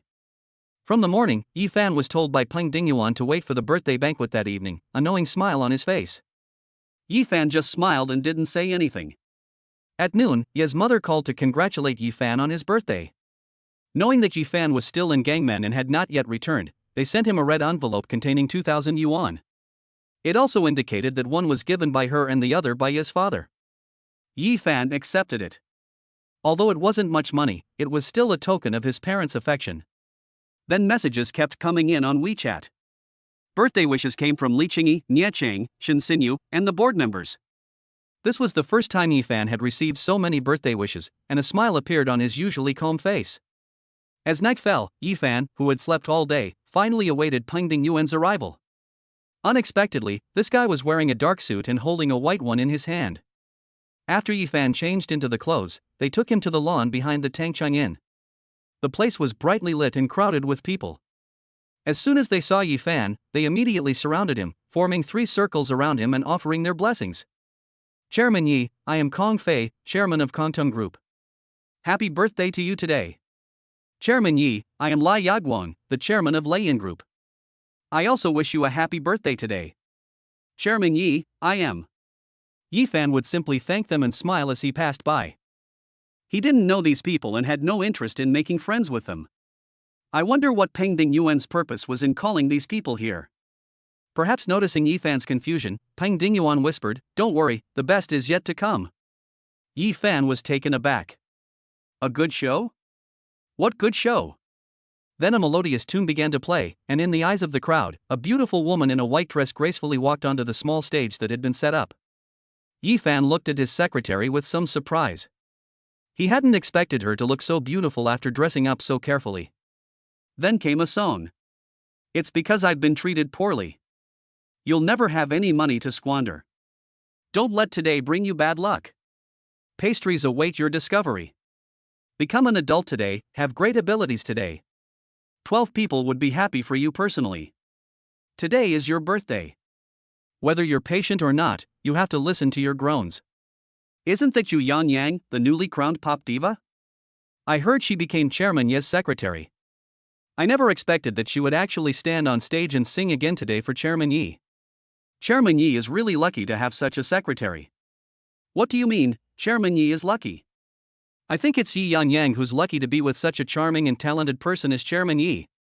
That's what they say, but there are still quite a few people who envy, are jealous of, and hate Yi Fan. The singer's secretary.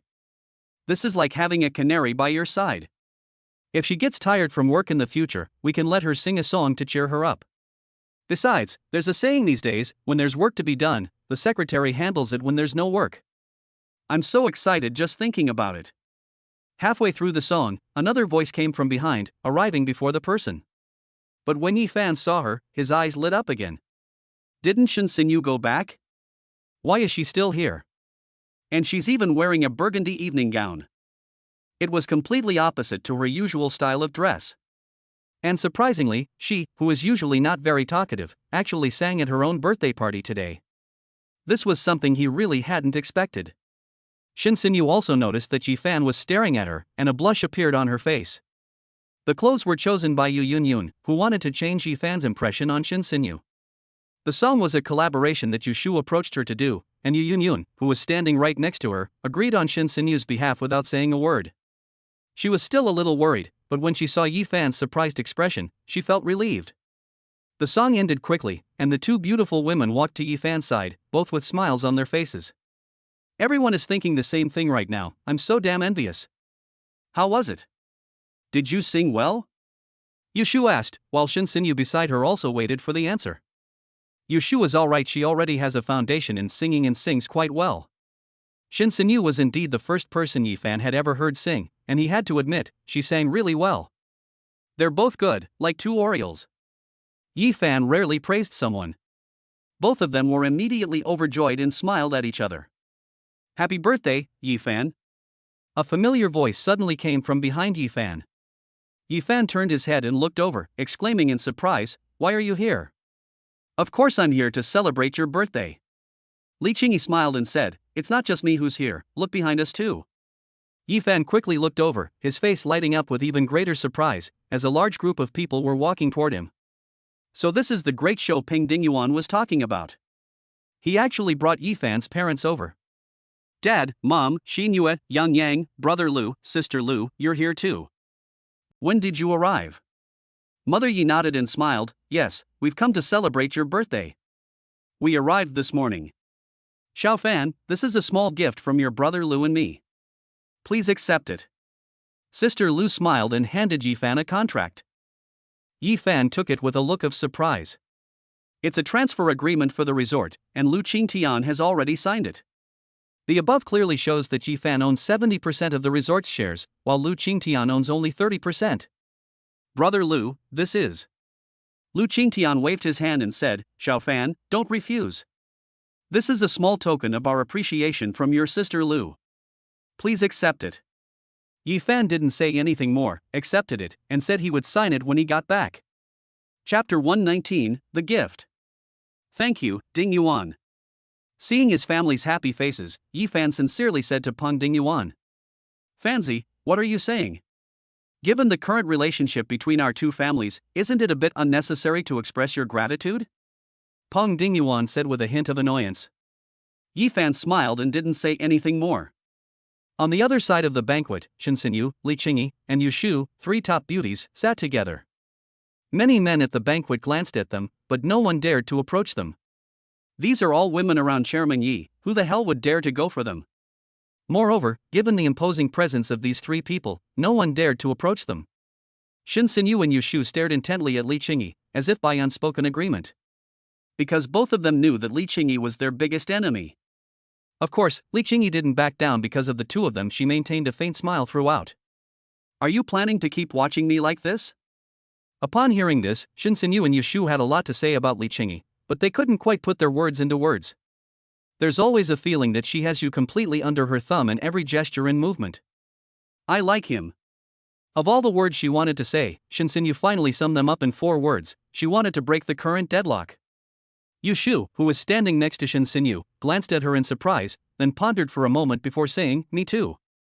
Shinsenyu already knew that Yushu liked Yifan.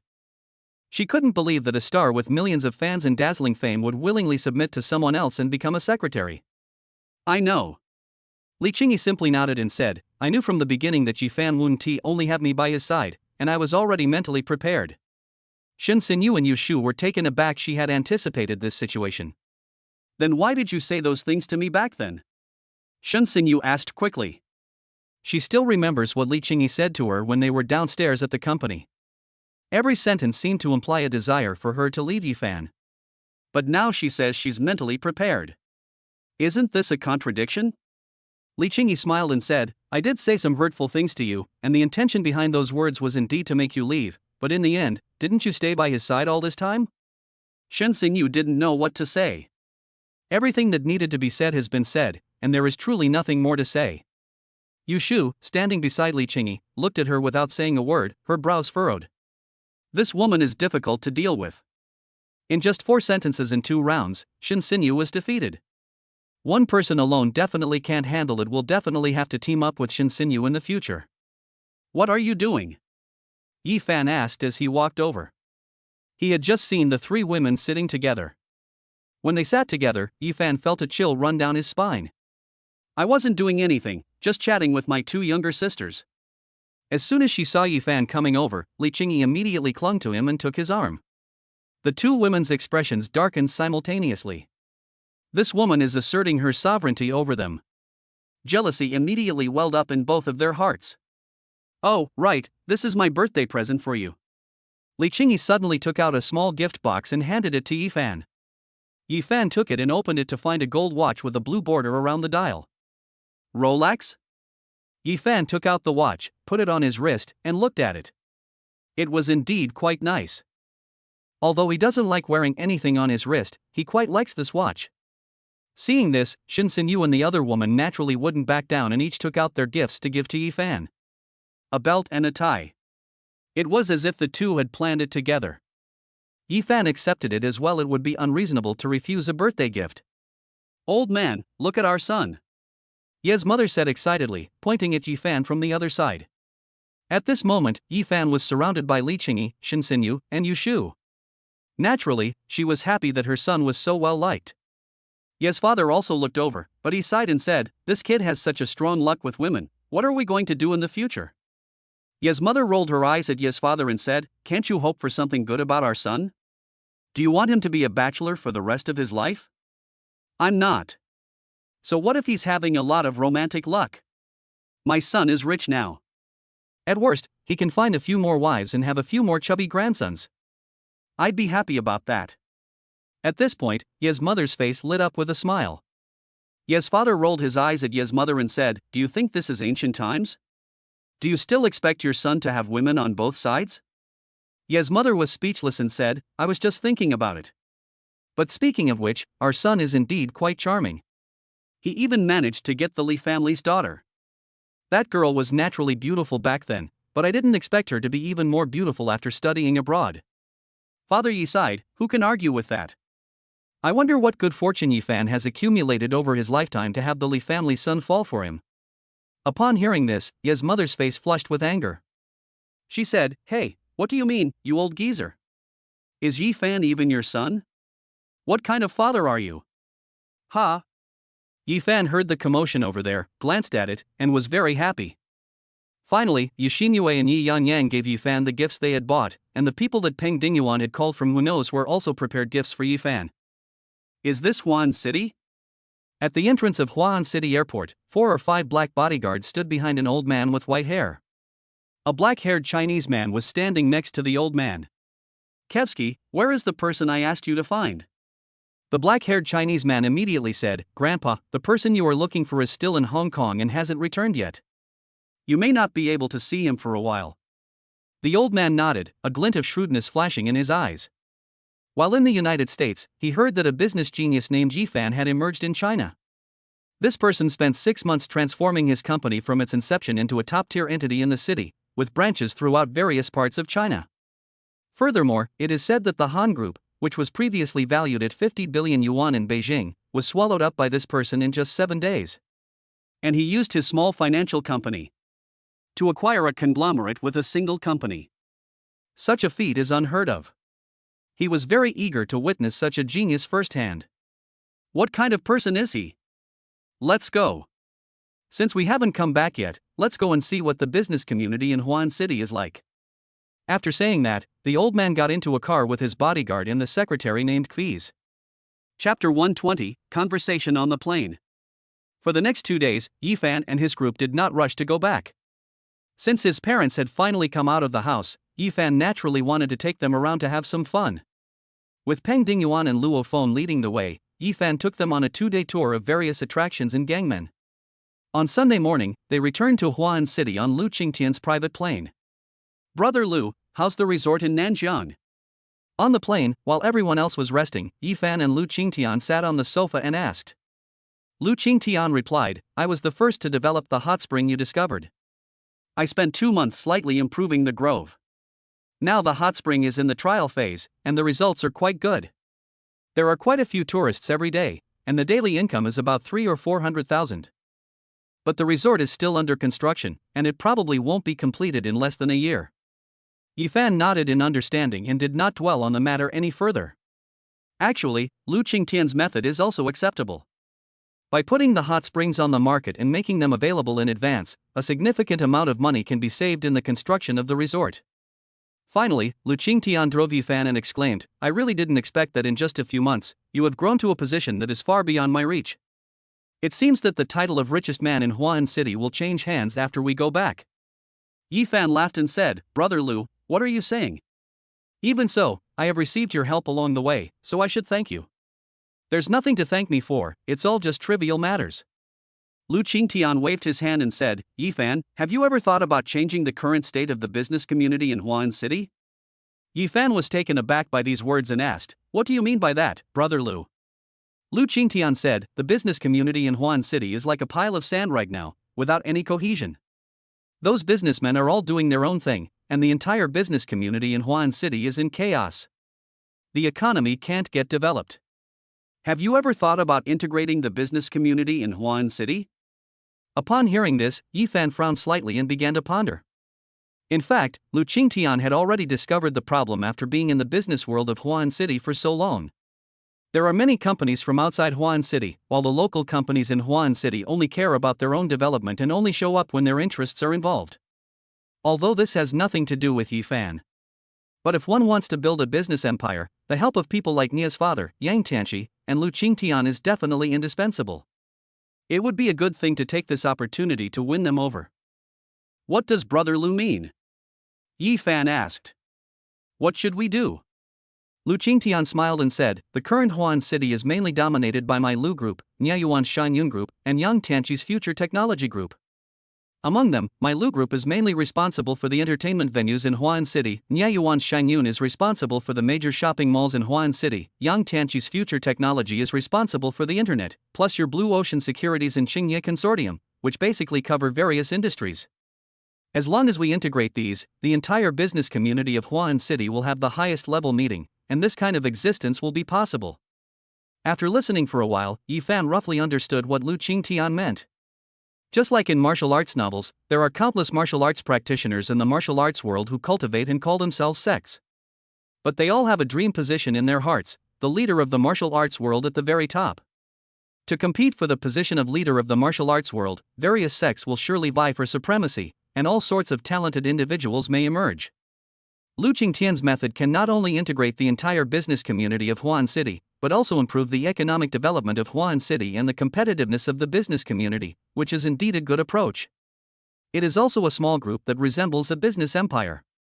But things are never that simple. Yifan said with a serious expression, "Brother Lu, I think what you said is feasible, but I feel that this matter involves too many people, and I estimate that it may be difficult to proceed." Lu Qingtian nodded in agreement and said, "It would indeed be difficult for me to do this, but you are different. You have grown to this level in just half a year. Your business talent has been witnessed by people in the business community of Huan City, so many problems will be easily solved. Besides, I've already talked to Lao Nya and the others about this. They tried it with me, but we couldn't succeed. However, I think you should be able to do it. Yi Fan remained deep in thought, his head bowed. This matter was indeed far too complex for him to answer at the moment. Brother Lu, let me think about it. This time, Yi Fan really needs to think it over. Upon returning to Huan City, Yi Fan was greeted by someone from the company who had already come to pick him up. After saying goodbye to Lu Qingtian. After Yi Fan left, Lu Qingtian's expression turned serious. Do you think Xiao Fan will agree to this? Lu Aiyun walked to Lu Qingtian's side and asked softly. Lu Qingtian shook his head and said, "It's hard to say. This matter is indeed quite significant, and it's very likely to involve both the business and political circles. It's perfectly normal for Xiao Fan to consider it carefully. The business community in Huan City is indeed in too much chaos right now, and someone needs to step up and bring things together. Sai, I'll contact Lao Nya and the others tonight and try to resolve this matter as soon as possible. If the business community in Huan City continues to be in such chaos, it will become uncontrollable." Finally, Lu Aiyun also sighed and went back with Lu Qingtian. After showing his parents around the company, Yi Fan took them home. As soon as he got home, before he could even sit down properly, Yi Fan was pulled to sit on the sofa by his parents. Yi Xinyue and Yi Yanyan discreetly hid in the room. The two of them gave their brother an encouraging look. "Xiao Fan, what are you planning to do?" "I can tell that all three girls have feelings for you," Ye's mother asked seriously. Yi Fan was taken aback by these words, then shook his head with a smile and said, "Mom, what are you saying? How could they possibly like me? Apart from Li Qingyi, the other two are my company's employees and subordinates. How could they possibly like me?" "You're overthinking it, Mom." Mr. and Mrs. Yi looked at each other and sighed. Yi Fan is good in every way, except that he has been too oblivious to romantic feelings since childhood. He's such a blockhead. You really didn't notice? Ye's mother pressed. That's impossible. Yi Xinyue told them that nowadays, when girls give watches, belts, or ties, it all has a special meaning. Is this kid faking his madness? How could you not know the meaning behind those gifts?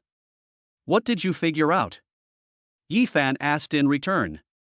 Ye's mother observed Yi Fan for a while, and seeing that the boy really didn't know, she shook her head. Chapter 121, American Investors. At this moment, Ye's father suddenly sighed, took out a cigarette, and began to smoke it in a melancholy mood. Yi Fan and his mother exchanged glances and asked, "What's wrong with you?" "Xiao Fan, I'm going to tell you something that neither of you women knows," Ye's father said after finishing a cigarette. Both of them were taken aback upon hearing this. What could be something that even Ye's mother doesn't know? Mr. Yi sighed and took out a yellowed piece of paper from his pocket, handing it to the mother and daughter.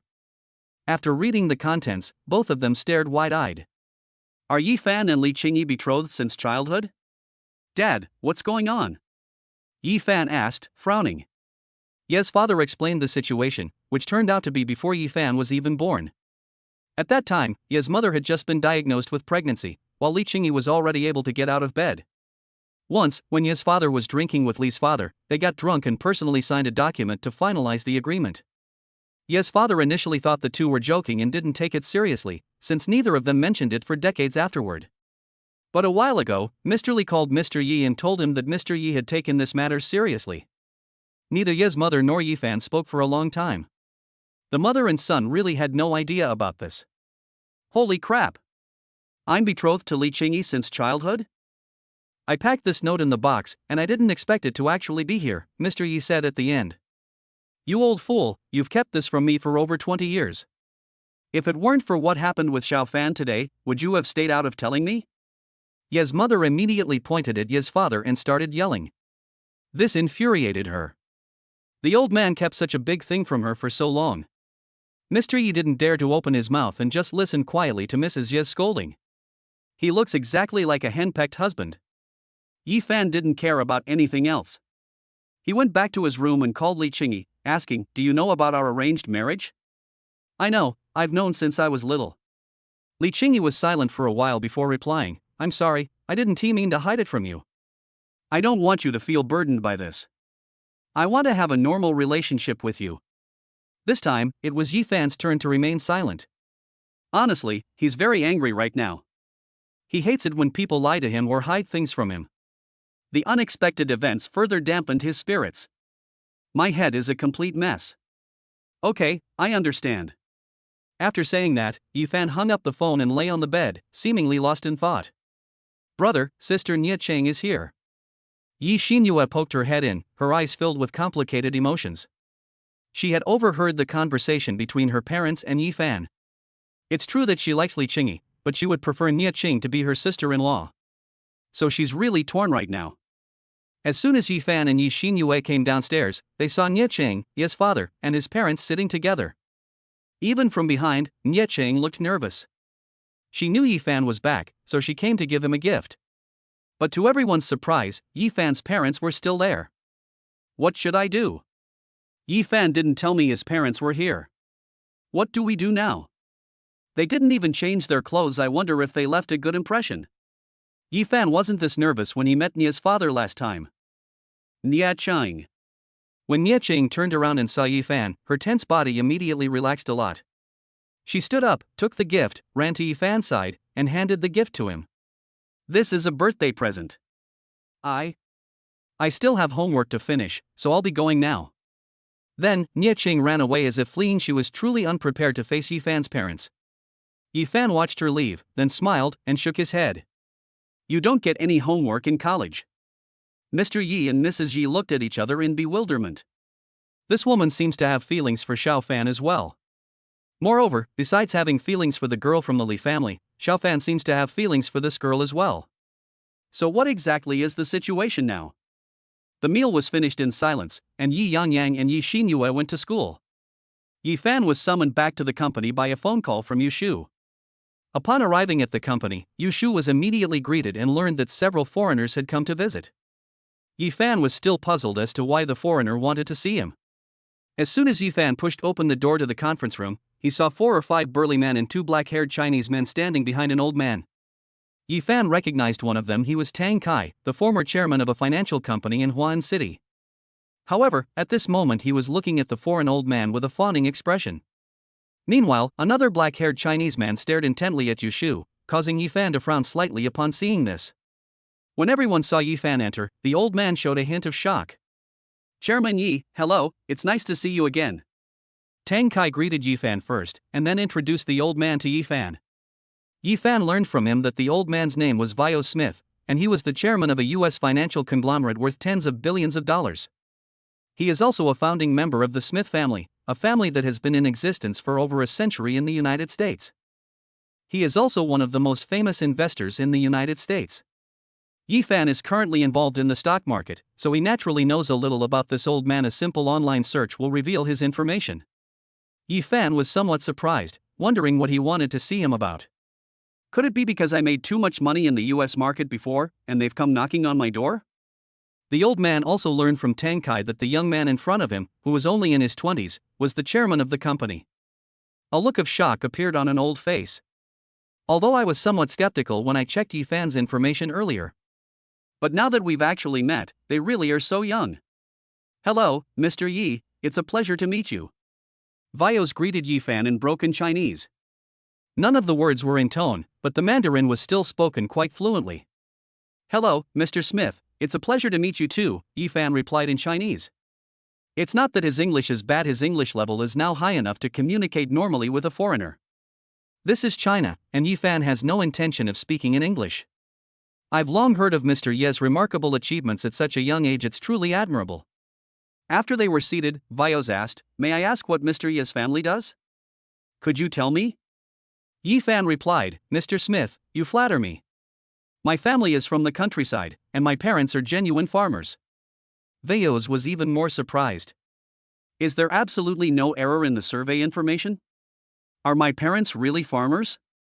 Vios knew that farmers were very poor in any country. How did he make such a name for himself in the Chinese business world? Can he really make a name for himself in China's business world all by himself? It truly is the Chinese proverb, a young man with great potential. Chapter 122, The Grandson Scams His Grandfather. Chapter 122, The Grandson Scams His Grandfather. In the end, Yifan chatted with the old man for a long time. Most of the time, Vios asked him questions, and Yifan gave perfunctory answers, which were basically polite responses. Mr. Smith, excuse me, could you please ask your secretary to stop staring at my secretary so intently? Yifan asked, his face full of displeasure. Instead, it was the secretary next to him who was looking at Yushu with eyes that seemed to want to drown her. Yifan also saw the disgust on Yushu's face, and he felt uncomfortable as well. Vios paused slightly, then glanced at Kviz. Kviz frowned and sneered, I'll watch if I want to, it's none of your business, shut the hell up. Yifan squinted and said, I advise you to put away your eyes and your ideas. Otherwise, don't blame me for taking action. You yellow-skinned monkey, say that again if you dare. Kviz immediately pointed at Yifan and roared, I'm telling you, I can watch whatever I want, what kind of trash are you? Upon hearing those 4 words, a cold glint flashed in Yifan's eyes as well. Say what you just said again. Kviz was about to sneer and say, ha. Cough cough. Suddenly Vios coughed twice. When Kviz lowered his head and met Vios' somewhat angry gaze, he trembled and quickly looked away. When no one could see, Kviz's eyes were filled with resentment towards Yifan. Vios said somewhat apologetically, I'm sorry, Mr. Yi, I've spoiled him. He's my grandson, an adopted Chinese man, he wouldn't normally act like this. Kviz's Chinese parents died in a bank robbery, leaving him an orphan at a very young age.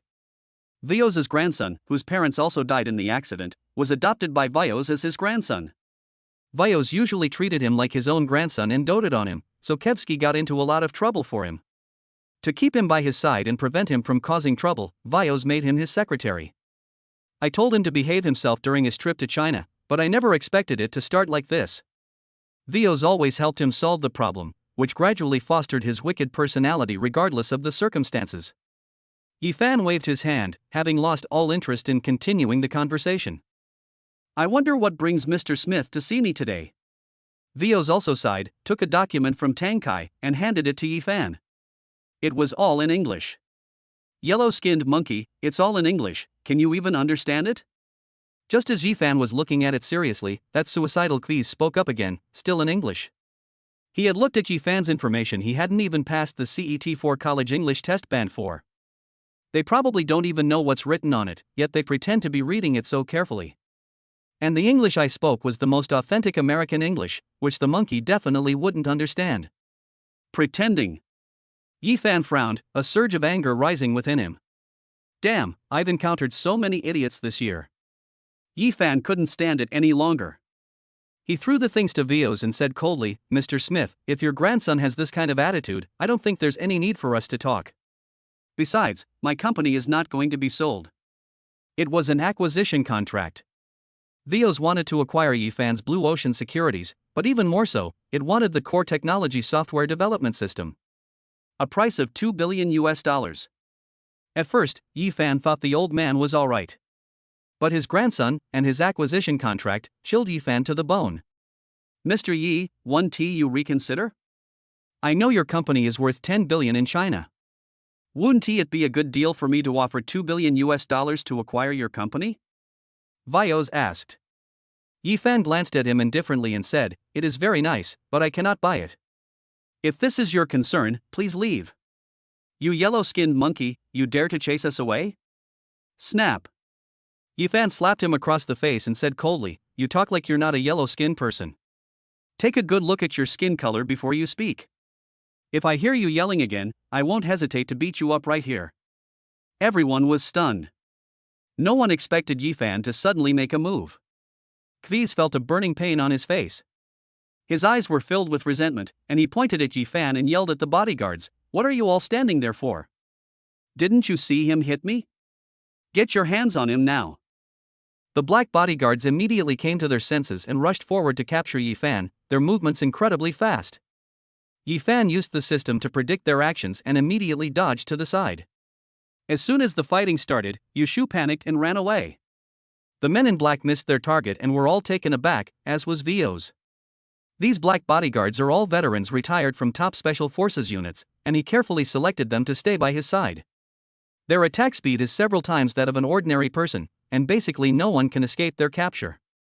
But today he was amazed the seemingly weak boy had repeatedly evaded him. Could it be that this young man has practiced martial arts? They're faster than their bodyguards?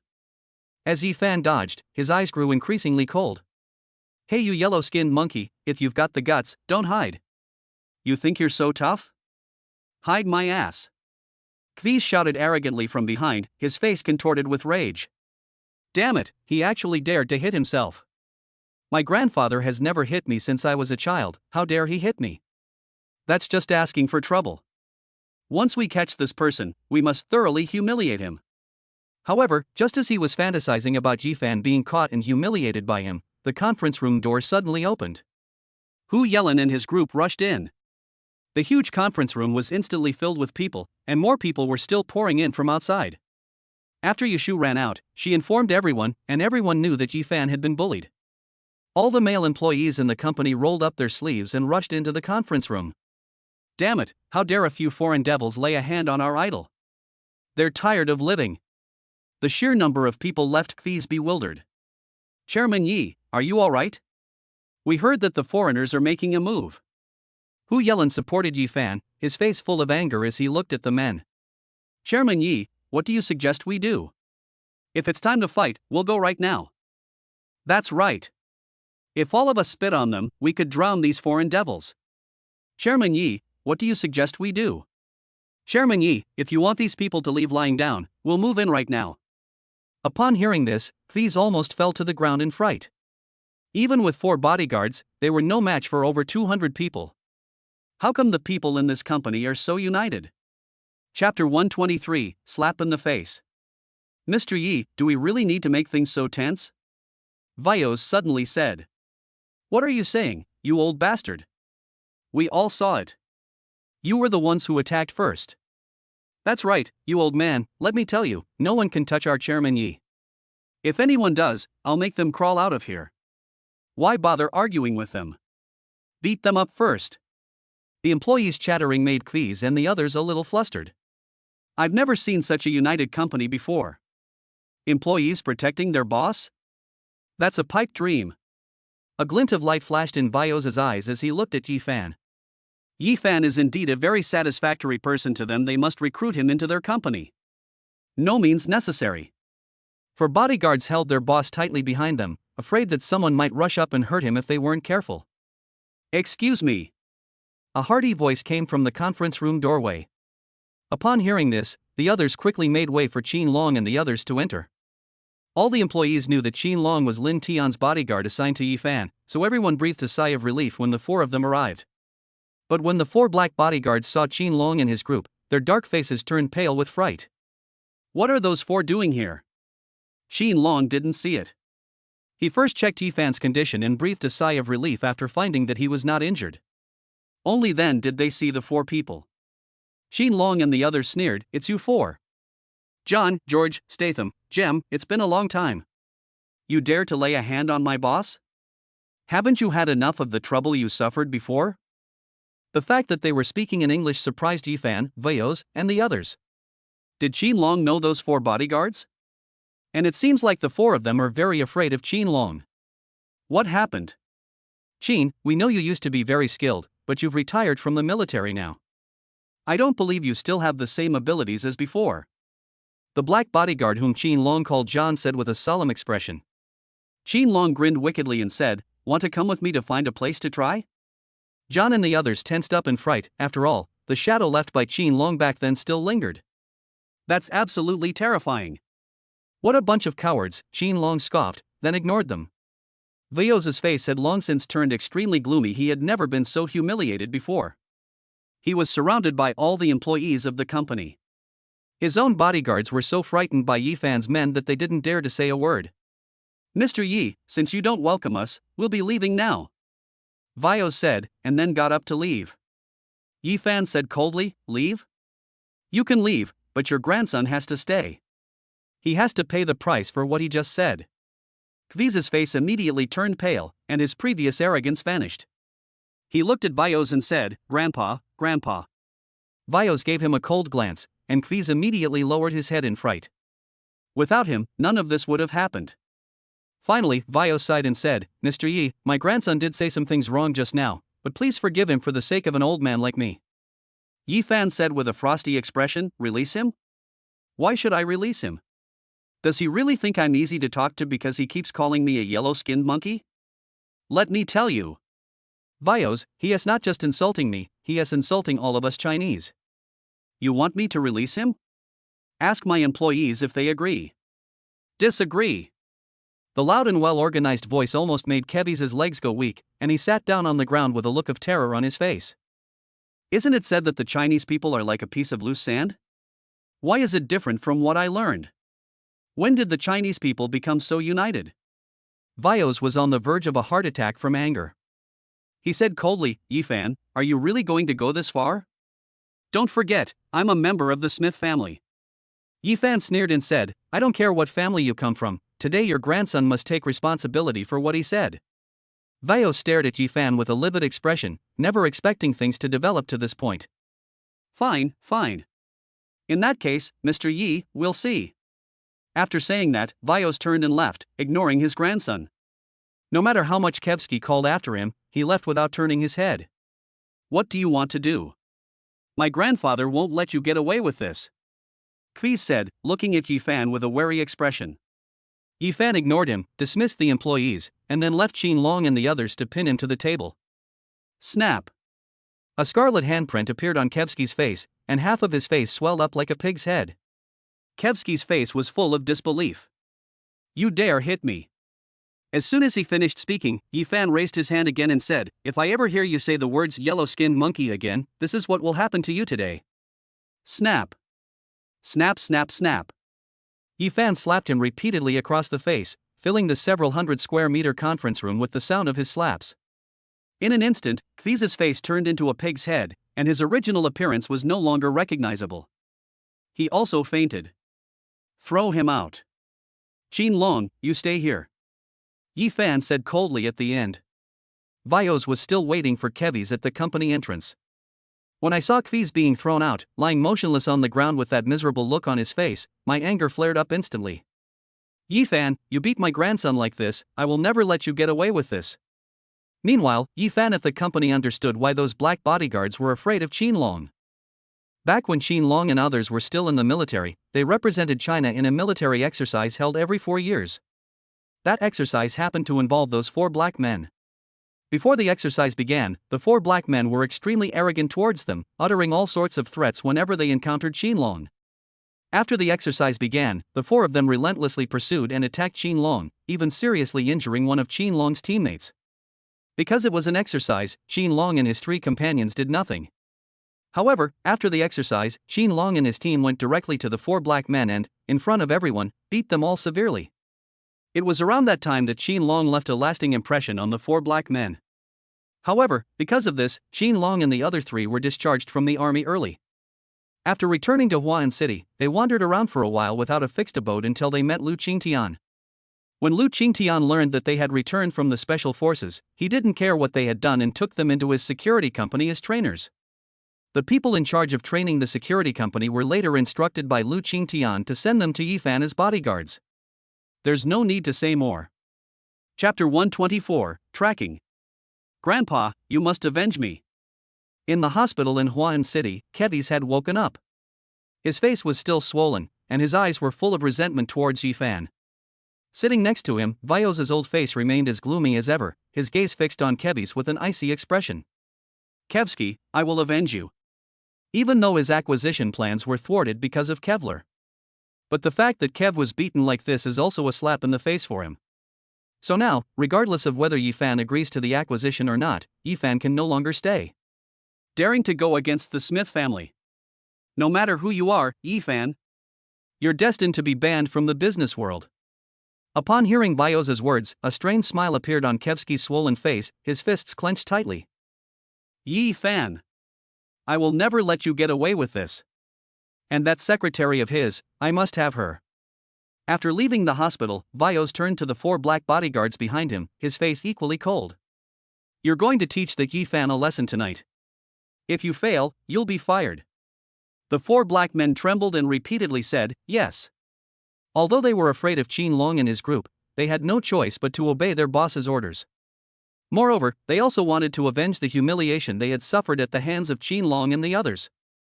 As night fell, Yifan left work with the company's employees. Putting aside what happened this afternoon, he still couldn't accept what his father said this morning. So he spent the whole day at the company today, or more precisely, he spent the whole day in Shin Sinyu's office. Perhaps looking at Shin Sinyu would make him feel a little better. Shin Sinyu also noticed Yifan's worried expression, but she didn't ask any questions and quietly stayed with him. When Yifan fell asleep, he would cover him with a blanket. When he was hungry, he would bring him food, and when he was thirsty, he would let him drink water from his own cup. That evening, Yifan drove her back to her dormitory in silence, but Xinlong called.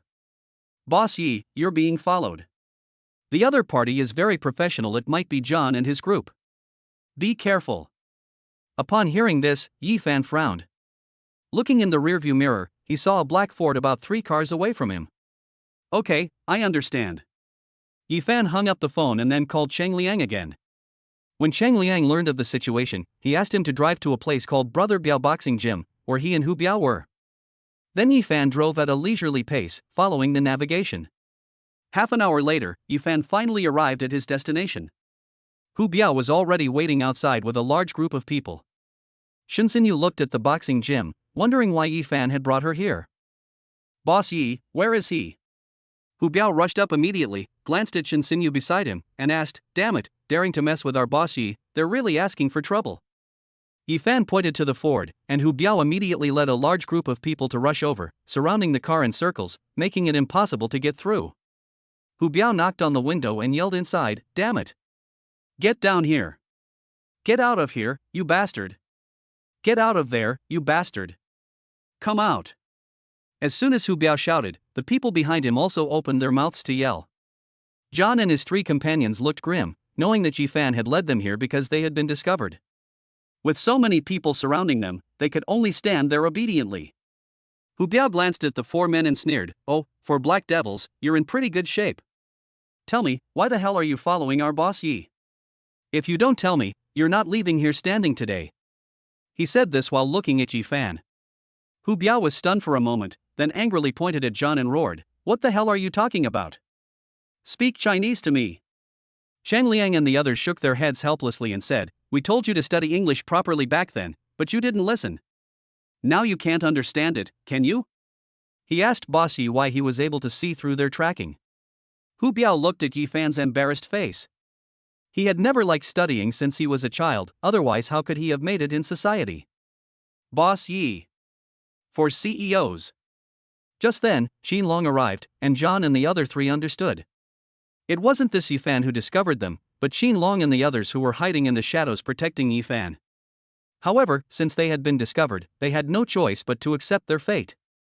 "Still unwilling," they said, "since you have discovered us, we have nothing to say. Xin, we have 2 purposes for coming here today. The first is to teach Yifan a lesson, as instructed by the boss.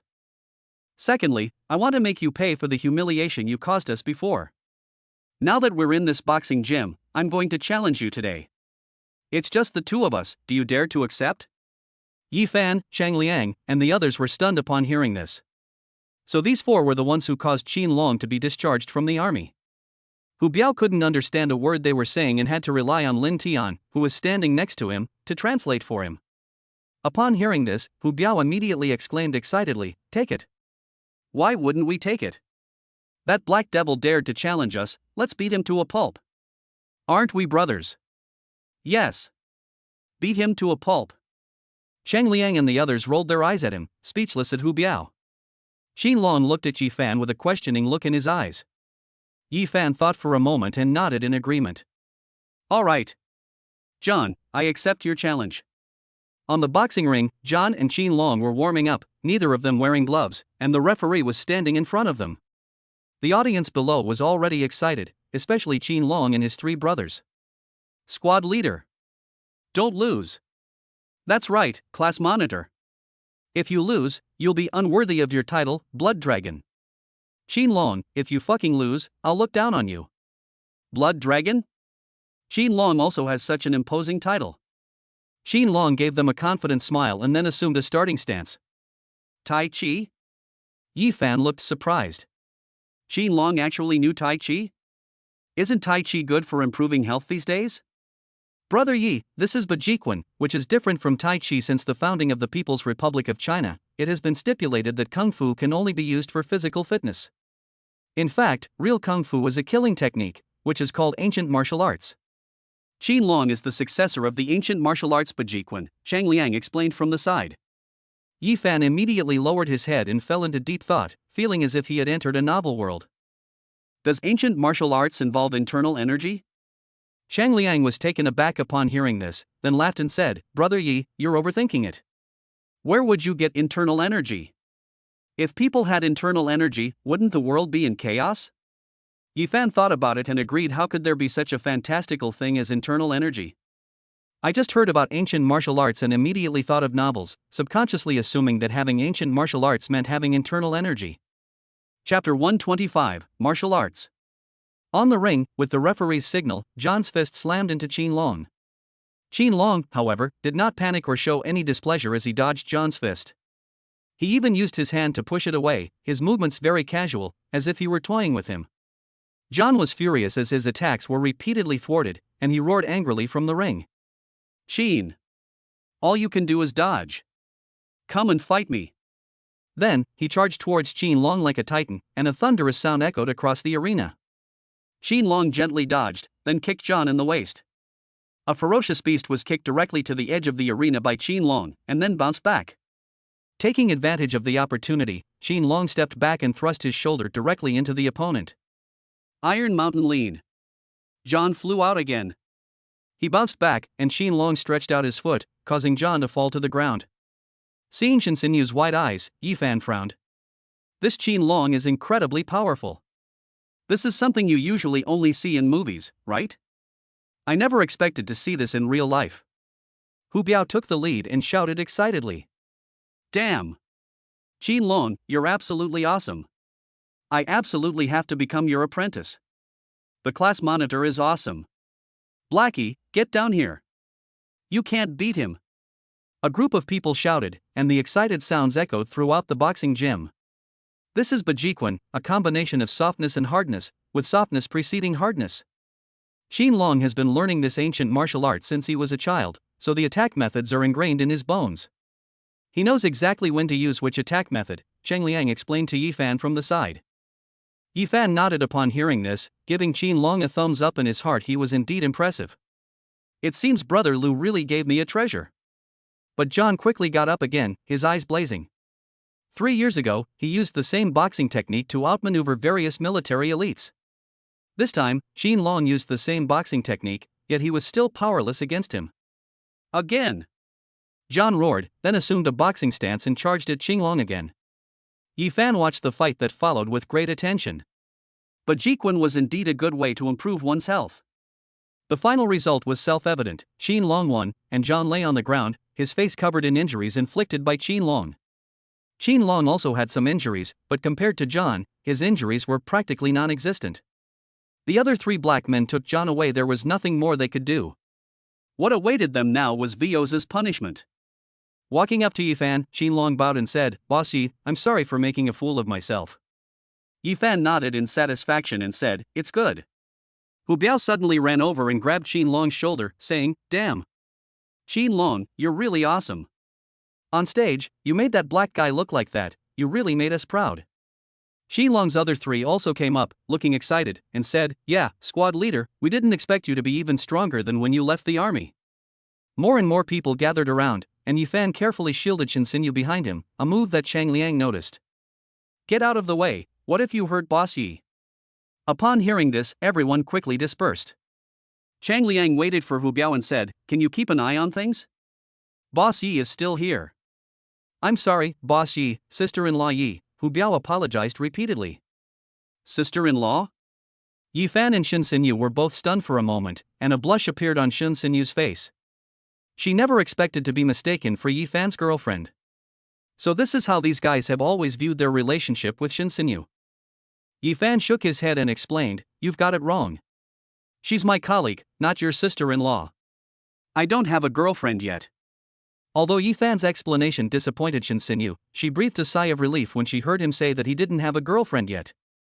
Just as Yu Yunyun said, having a relationship doesn't necessarily mean your boyfriend and girlfriend. Chang Liang and the others then realized they had made a mistake. It wasn't true after all. But that girl seems to like Boss Yi, right? Boss Yi doesn't know? I'm sorry, boss Yi, I thought you two were in that kind of relationship. Hu Biao apologized again. It's nothing. Yi Fan shook his head, then asked Xin Long, can you teach me this fist technique? Everyone was taken aback by what they heard. Why did Master Yi learn this boxing technique? Are you planning to start a fight? Brother Yi, of course I can teach you if you want to learn, but what do you want to do with this boxing style? Xin Long asked. To improve physical health, Yi Fan replied. Xin Long pondered for a moment and said, Brother Yi, if you want to use it to improve your health, I can teach you some simple boxing techniques. But Jiquan is too difficult, it really takes 3 to 5 years to learn. Yi Fan shook his head and said, it's fine, this one will do. Seeing that Yi Fan was determined to learn, Xin Long agreed. Finally, Yi Fan wanted to take Shen Xinyu home, so he left first. Xin Long and the others were afraid that the black men would retaliate, so they followed him down to continue to protect Yi Fan in secret. He dropped Shen Xinyu off at her dormitory and then left. On the way, Li Qingyi suddenly called and asked Yi Fan to come over to her place. Yi Fan originally didn't want to go and wanted to keep some distance for the time being. But Li Qingyi's tone sounded a bit smug. They might have been drinking. Yi Fan sighed and let it pass. When Yi Fan arrived at the apartment door, he knocked, and then there was a series of noises coming from inside. Then he saw Li Qingyi's face flushed with drunkenness. Before he could say anything, Li Qingyi threw herself into his arms. Yi Fan, I know it was my fault. I lied to you and kept it from you, but I'm even more afraid that you'll leave me. I don't care if you have other women, I just beg you not to leave me, okay? Feeling the slightly trembling body in his arms, Yi Fan's furrowed brows relaxed, and he swallowed back the words he was about to say, softly saying, no, it won't happen. Upon hearing this, Li Qingyi looked up at Yi Fan with a wronged expression. Really? That look almost melted Yi Fan's heart. So this is what Li Qingyi really looks like when she's drunk. Yi Fan nodded, then let Li Qingyi carry him into the apartment. He saw red wine everywhere, on the sofa and coffee table, and spilled on the floor. How much did you drink? Yi Fan asked, frowning. Li Qingyi clung to him from behind, then shook her head. Not much, I only drank 5 bottles. Yi Fan shook his head helplessly, pulled Li Qingyi over, and made her sit on the sofa. Please sit here for a while, I'll clean up. After saying that, Yi Fan found a mop and trash bags and cleaned up all the trash and other things next to the sofa. Honestly, he had never tidied up a room like this for any other woman before. Chapter 126, Martial Arts Prodigy. After tidying her up, Yi Fan originally wanted Li Qingyi to take a shower by herself. But Li Qingyi forced him to go with her, claiming she was drunk, and Yi Fan had no choice but to go. What happened next is self-evident. The next morning, Yi Fan returned after buying breakfast. Before he could even go inside, a fragrant aroma enveloped him, almost causing him to spill the soy milk in his hand. You're up so early? Why don't you sleep a little longer? Yi Fan stroked Li Qingyi's hair, his voice unusually gentle. I'm not sleepy anymore, Li Qingyi shook her head. Previously, when Yi Fan was away from her for several days, she did not feel afraid. But Yi Fan called her yesterday, and after learning everything, he didn't contact her again. For the first time, she felt a strange sense of panic. At that moment, she was afraid. She was afraid that Yi Fan would leave her because of her concealment and deception, and that Yi Fan would drift further and further away from her. Until Yi Fan appeared in front of her last night, opened the door and found her drunk, looking worried and angry. Li Qingyi let go of all her reserve and all her previous attitudes. She just wanted to stay by Yi Fan's side. Yi Fan had no idea that Li Qingyi was thinking so much, he only felt that she seemed to have become a different person after getting drunk this time.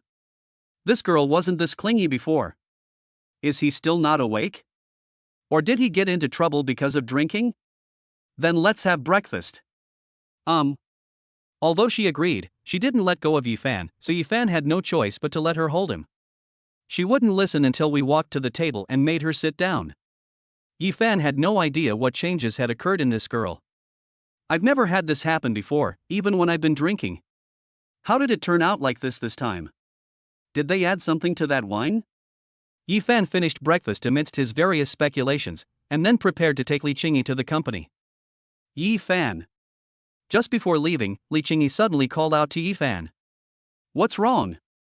Yi Fan turned around and looked at her with a puzzled expression. Li Qingyi smiled warmly and said, Yi Fan, I know that you may have more than one person by your side in the future, but I only ask that you leave a place for me in your heart, not too high. Yi Fan didn't speak. He didn't know how to respond, nor did he know whether he should be angry or happy. In short, he remained silent. "Let's go," Yi Fan said with a smile after a moment. After dropping Li Qingyi off at the company, Yi Fan stayed there for a while before leaving. He returned to the villa with Qin Long and began learning Bajiquan. Qin Long once said that true Bajiquan cannot be passed on to outsiders, so what he is currently teaching Yi Fan is only some external martial arts. These are the kinds of things you can easily find online that can help you achieve the physical fitness Yi Fan mentioned, and they're easier to learn than real Kung Fu. If Yi Fan wants to learn authentic Bajiquan, he's not ready yet. Yi Fan didn't say much. As long as it could improve his health in a short time, that was enough. Having used the system for so long, Yi Fan still remembers its limitations. System prompt: the time point for viewing the future will be randomly selected, but the host's physical condition is currently low and the number of times it can be used per day is limited. Please use it with caution. The company has been developing steadily, and now he wants to improve his physical fitness. To avoid falling asleep again when watching a large group of people at once, that would be too embarrassing. After just over an hour of initial practice, Yi Fan's progress left Qin Long speechless. He first demonstrated his external martial arts to Yi Fan. When he was about to teach him, Yi Fan said that he already knew how to do it. Then, it was demonstrated according to Qin Long's fighting style. Qin Long was completely dumbfounded.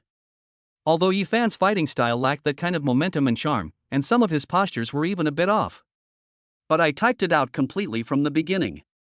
What kind of memory is this?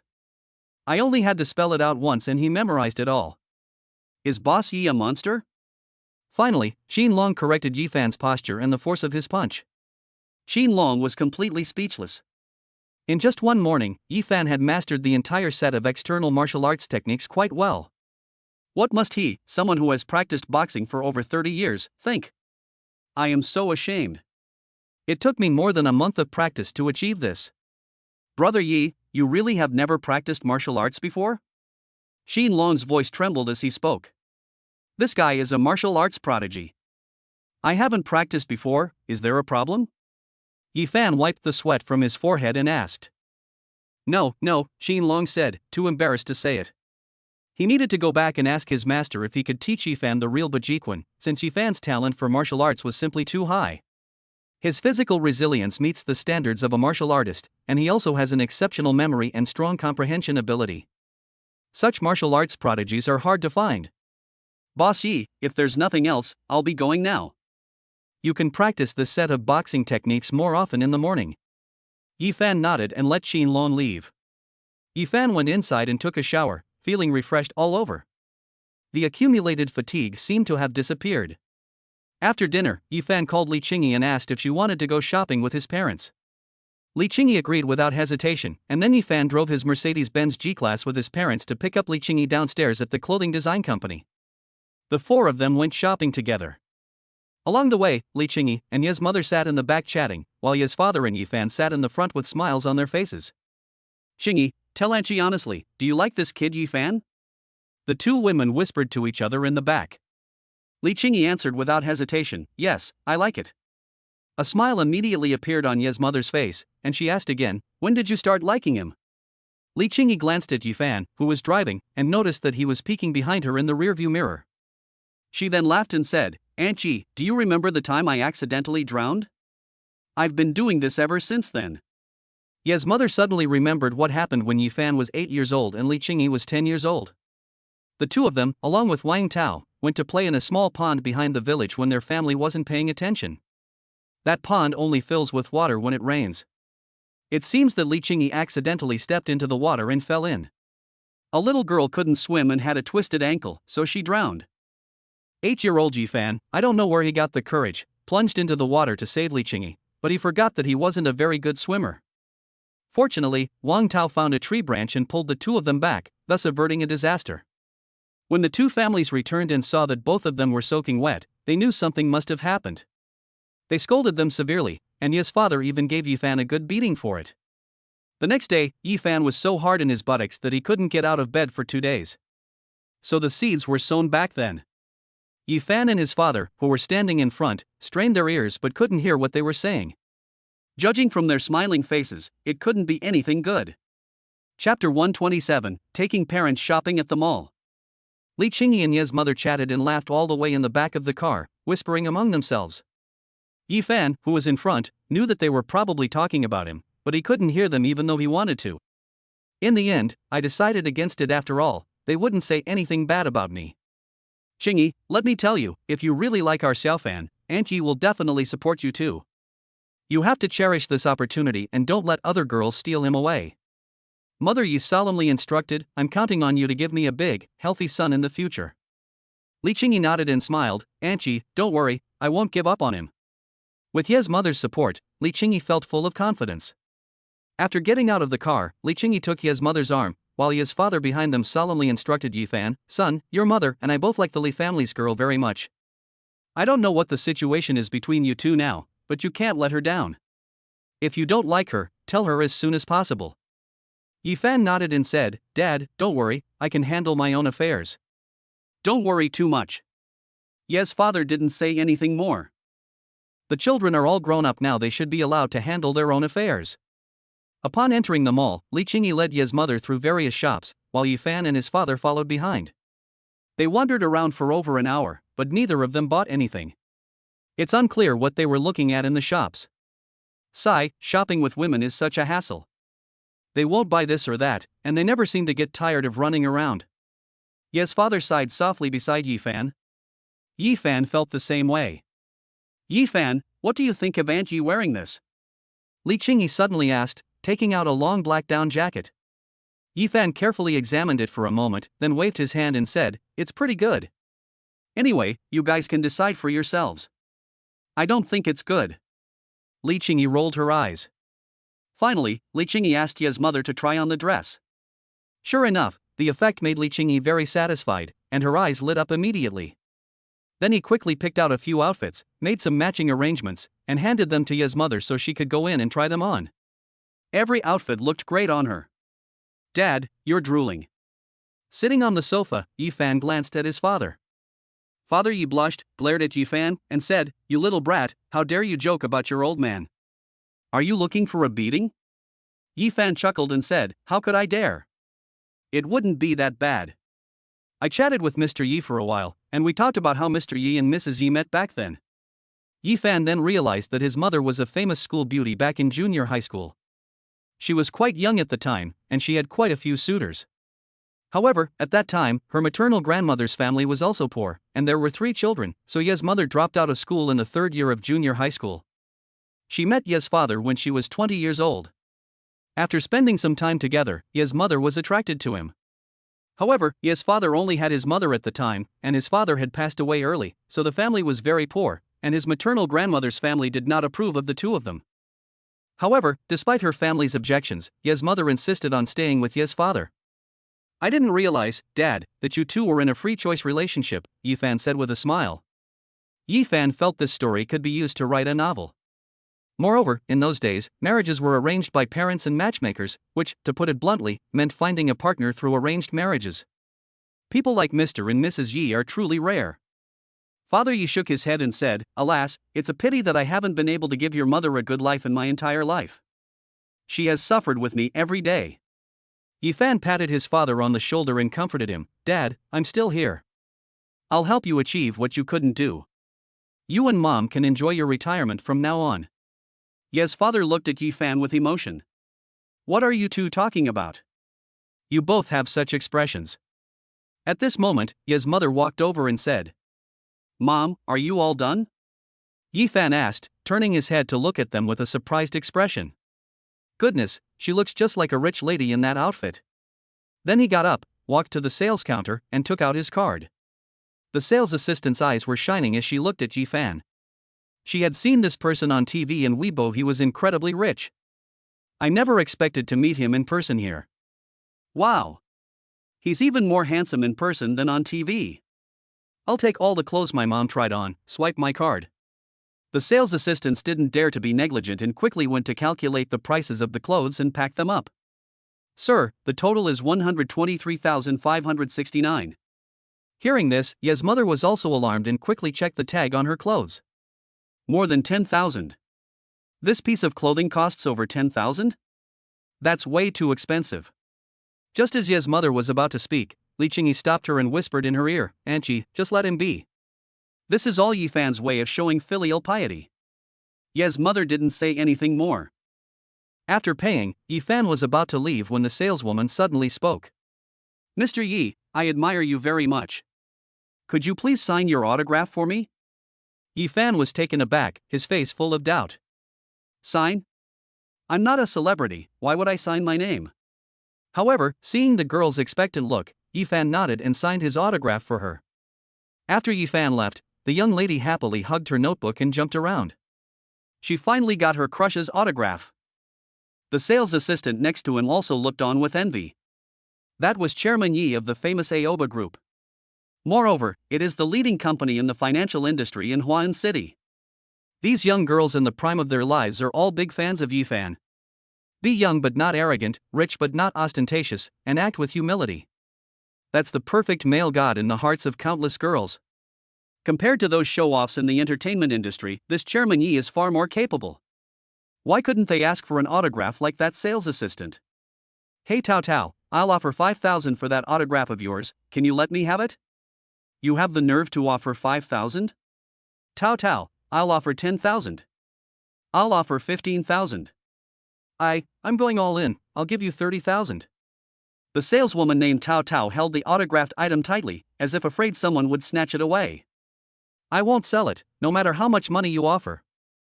Yifan had no idea that one of his autographs could sell for as much as 30,000 yuan. He handed the items he bought to Qin Long, asking him to put them back in the car, and then continued shopping with his family. He is currently buying clothes for his father. With a professional like Li Qingyi around, Yifan basically doesn't have to do anything. Soon they came out of the shop. To avoid making Qin Long and the others run back and forth, Yifan simply had them wait nearby. Chapter 128, Helping Dad Out. "Brother Long, are you sure you spent the whole morning practicing Boss Ye's external martial arts?" "Yeah, Brother Long, he seems perfectly fine to me." Qin Long was also puzzled. Logically speaking, after practicing boxing all morning, one should be unable to get out of bed in the afternoon. But Yi Lauda really acted as if nothing had happened, accompanying his parents shopping and doing whatever he wanted, completely unaffected. Isn't this too illogical? If martial arts prodigy can't be used to describe him, then how can he be called a martial arts genius? If that were the case, even if he were to suffer a beating or scolding from his master, he wouldn't mind breaking the rules and passing on the true Bajiquan to Yifan. Actually, that's not the case. Yifan's family was very poor when he was a child, and he always helped with all kinds of housework. He would help with any heavy or tiring work, and this kind of work had been with him for more than 10 years. His physical condition was naturally a bit stronger than that of the average person. Therefore, those ordinary external martial arts techniques could not cause any harm to Yifan's body. After browsing around for an afternoon, Yifan finally led them to a jewelry store. Mother Ye's eyes lit up as she looked at the dazzling array of jewelry, jade, and diamond rings inside. "Hello, sir, what would you like to see?" the saleswoman asked politely. Yifan said, "I need recommendations for a set of jewelry for my parents. Please give me some suggestions, but don't make it too cheap." Upon hearing this, the saleswoman's face lit up with joy. This was a big customer. "Okay, uncle and aunt, please follow me." The saleswoman quickly led Mr. and Mrs. Yi to look at the items, with Li Qingyi accompanying them. Yifan then secretly pulled aside another sales assistant and whispered, "Is your manager here?" The sales assistant paused for a moment, then asked, "What can I do for you, manager?" "I sent him a piece of violet last time and asked him to find someone to make it into some pieces of jewelry for me." The sales assistant was taken aback and sized up Yifan. She then remembered that the young man had indeed sent her a piece of top-quality violet a month ago. The manager and the sculptor were stunned. To be frank, violets are not a common sight. Yes, I'll go get it for you," the sales assistant said repeatedly. Yifan waved his hand and said, "No need, take me to him." Then he told his parents and followed the sales assistant to the top of the store. The sales assistant knocked on the manager's office door and said, "Manager, the customer who bought violet last time is here." A flurry of sounds immediately came from inside, and then the manager's office door opened. "Mr. Yi, it's been a long time. Please come in." The manager greeted Yifan with a fawning expression and shook hands with him. "No need to go in, Manager Pang." "Is my jewelry ready?" Yifan asked directly. All right, I'll take you to get it now." Manager Peng turned and went into the office, taking out an exquisitely crafted wooden box. When Yifan opened it, he found several pieces of jewelry made from the palm-sized violet. It looks very luxurious. Yifan nodded in satisfaction. As expected of a famous jewelry store, their products were indeed excellent. Okay, how much is the handling fee? Yifan asked as he put the box into his clothes. Manager Peng thought for a moment and said, Mr. Yi, I'll give you a 50% discount. You can just give me 250,000. We haven't done anything. Okay. Yifan took out his phone and transferred 250,000 yuan to him. Just as he was about to leave, he said, by the way, I just saw your employees moving a 3-meter-tall jade guanyin statue in the elevator. Are you going to sell it? Manager Peng was taken aback for a moment and said, Mr. Yi, you want that guanyin statue with imperial green jade? He was just thinking about how to sell this product when a customer actually came to him. Although that guanyin statue made of imperial green jade was not the finest imperial green jade, it still took a considerable amount of jade to make such a large statue. So it would cost at least 5 or 600 million. Who would want to buy something so expensive? Yifan nodded without hesitation and said, yes, that guanyin statue is well carved. I'll take it if you're selling it. Manager Peng thought for a moment and said, Mr. Yi, I need to ask my superiors about this matter. Yifan told him to ask, and Manager Peng immediately made a call to the company's upper management. A few minutes later, Manager Peng walked up to Yifan and said, Mr. Yi, our president said that we can sell it to you now if you want, but there is one condition. You say. Manager Peng then cautiously said, it's like this, there's a jade appreciation event in Weinan City in 3 days, and we'll need that Buddha statue for it. So we hope you can lend us the guanyin statue temporarily, and we'll send it back to you after the event. Don't worry, we will definitely return it to you intact. If there is any damage to the guanyin statue, we will compensate you double the price you paid. Yifan thought for a moment and said, okay. In the end, Yifan bought the guanyin statue for 5 billion, using his own money. Why hasn't Xiao Fan come back yet after going to the toilet? Ye's parents had already finished trying on the jewelry, but Yifan hadn't returned yet. Did you eat something bad? Ye's mother asked. No, we haven't eaten yet. Li Qingyi said. Why haven't they come back yet after so long? Ye's mother was getting a little anxious. Mr. Yi sighed and said, forget it, let's not wait for that kid. I'll buy you the jewelry. Both Ye's mother and Li Qingyi looked at Ye's father in surprise as he walked toward the counter. Then, Ye's father took out a bank card from his pocket and swiped it on the POS machine for 1.2 million yuan. The 2 sets of jewelry cost 1.2 million. Old man, where did you get so much money? Mrs. Yi asked in surprise, feeling a surge of emotion. Ye's father had never bought her any gifts. I never expected that this time I would buy something worth 700,000 or 800,000. Ye's father said, Xiao Fan gave it to me. Mother Yi felt a wave of disdain and said, in the end, you're still using my son's money. I knew you didn't have that much money. You made me feel so touched for nothing. Mr. Yi coughed twice and said firmly, so what? That kid said this card is for me, so this jewelry is what I bought for you. Ye's mother rolled her eyes at him, too lazy to argue with him. A smile unconsciously appeared on his face, and he was equally happy inside. I felt a bit contempt for myself. Even after decades of marriage, receiving a gift from my spouse still makes me as excited as a little girl. It really is. Standing to the side, Li Qingyi felt, for some reason, that she had unintentionally been fed dog food by Yifan's parents. Very full. Chapter 129, A Chance Encounter. When Yifan returned and learned that his father had already paid, the father and son smiled at each other, and Yifan gave his father a thumbs up. Dad, well done. The solution was secretly devised by Yifan, and the bank card was indeed given to Ye's father by him when he was at the mall. Originally, Ye's father didn't want it, but after learning about Yifan's plan, he accepted it. Unexpectedly, it was a perfect success. Now, Ye's father and mother walked ahead, with Yifan and Li Qingyi following behind. The family was overjoyed, but no one noticed that Nie Cheng, standing not far away, was watching them. Nie Cheng had arranged to go shopping with her college best friend. But I never expected to see the scene. She had considered that Yifan might not have her. But when you actually see this scene, the heart is extinguished. It turns out he already had someone with him. What's wrong, Xingqing? Why aren't you moving? Her best friend noticed Nie Cheng's unusual behavior and turned around to ask. I'm fine.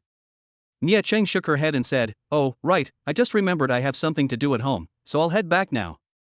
After saying that, Nia Cheng got into a taxi and left. Her girlfriends looked at each other, wondering what had happened. Back home, Nia Cheng went straight to the study on the second floor. "Dad, I want to study abroad." Mr. Nia stopped what he was doing and looked at Nia Cheng in surprise. She had always refused to go to university, so why was she going this time? Why? Why do you suddenly want to study abroad? Seeing Nia Cheng's expression, Nia's father frowned. Has something happened? I really want to go. Nia Cheng smiled and said, "It would be best to leave tomorrow morning." Why so urgent? Has something really happened? Mr. Nia was silent for a while, then nodded and said, "All right, if you want to go, then go." Nia Cheng didn't say anything more and turned to leave. Mr. Nia found it increasingly strange. Why are you in such a hurry to leave China all of a sudden? Could it be that something happened between her and Yifan? After having dinner with Yifan's parents, Yifan returned home with them. He was really tired today. But seeing how happy my parents were, the shopping trip was worth it. Ye's mother and Li Qingyi went to prepare dinner, while Yifan helped Ye's father brew tea. "Dad, why don't you and Mom stay in Huan City for a few more days this time? It's not easy for you to come all this way. Go back to your hometown after a while," Yifan said. Ye's father shook his head and said, "No, your mother and I are going back tomorrow. We still need to take care of the breeding base at home. Besides, you're busy with work right now, how can you have time to take care of us? We're not used to living in such a big house. As long as you're doing well in Huan City, that's fine. Your mother and I aren't old yet. You can take care of us when we get old." Oh well. Since his parents had already made their decision, Yifan agreed. After dinner, the two elders sat on the sofa drinking tea, and Yifan took the initiative to wash the dishes. The two people stood side by side in the kitchen, and to outsiders they certainly looked like a married couple. "Qingyi." Yifan suddenly stopped what he was doing and looked at Li Qingyi. "What's wrong?" Li Qingyi asked, puzzled. "Close your eyes." Li Qingyi was taken aback when she heard this. Although she didn't know what Yifan was going to do, she still obediently closed her eyes. Yifan took out the wooden box from his pocket, took out the violet pendant necklace from it, and put it around Li Qingyi's neck. "Then I looked at it myself and it was pretty good." "All right." Li Qingyi opened her eyes and looked down at her neck, where she had just felt a slight chill. "My eyes instantly welled up with tears when I saw the magnificent violet necklace, the size of a pigeon's egg, around my neck. This is a gift from Yifan to her. Do you like it?" Yifan asked softly. "Mum." Li Qingyi nodded vigorously, then quickly kissed Yifan on the lips. "Thanks."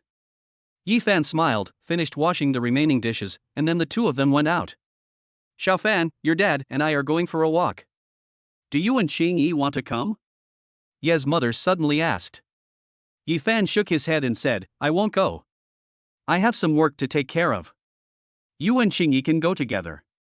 Then Yifan's parents went for a walk with Li Qingyi, but not long after they left, Yifan heard a knock on the door. "Uncle Nia, what brings you here? Come in quickly." Yifan invited Mr. Nia in and sat him on the sofa, then poured in tea and water. Mr. Nia remained silent. He had just seen the three people leaving Yifan's house.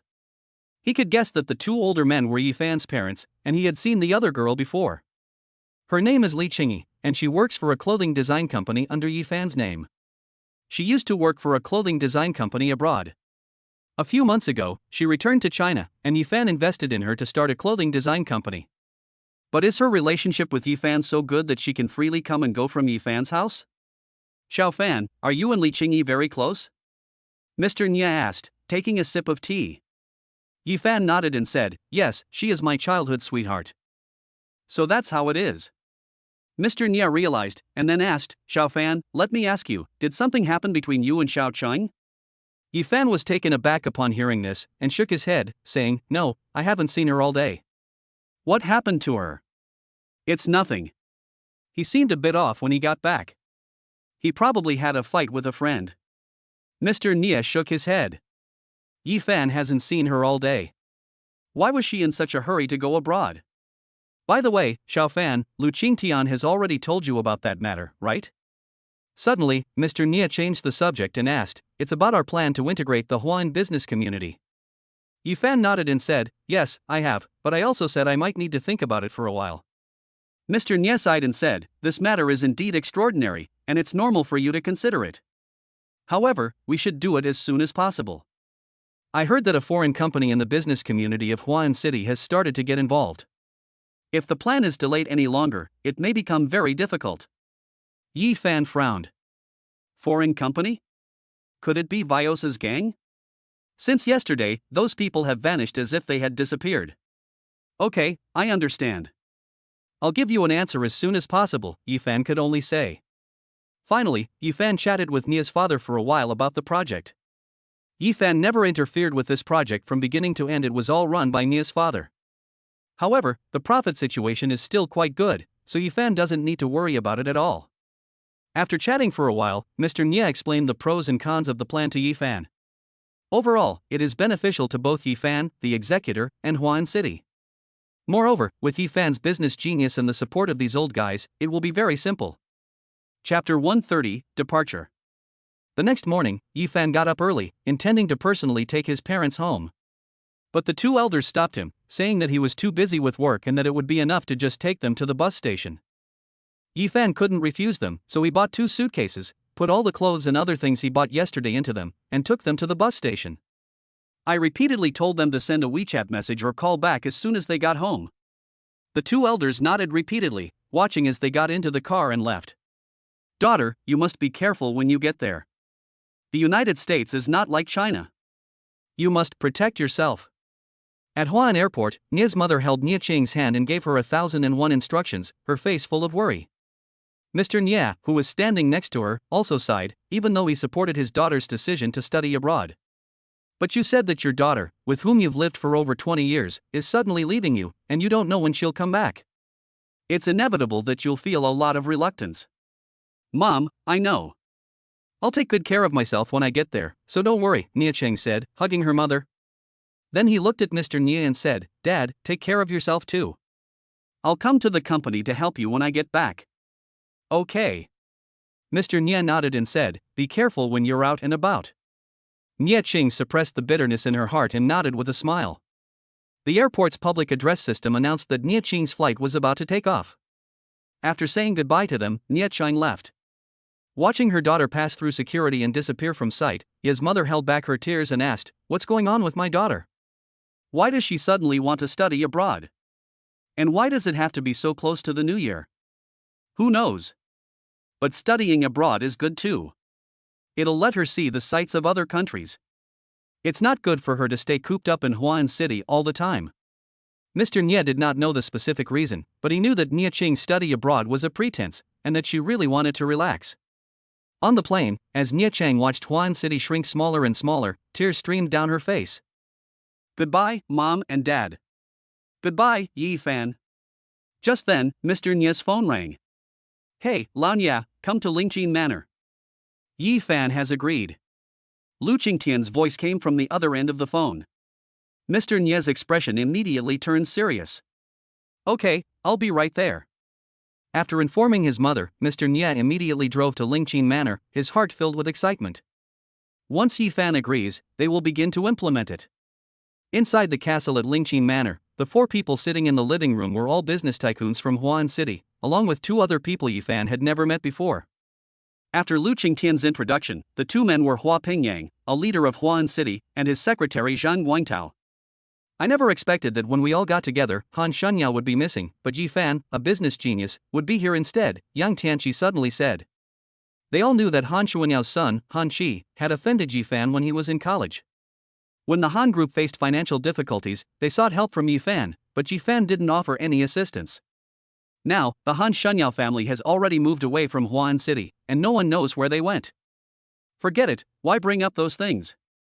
Yifan, have you really agreed? Mr. Nye asked excitedly. Yifan nodded and said, I agree. The reason he agreed so early was because Vios had already started targeting Yifan's Blue Ocean securities this morning.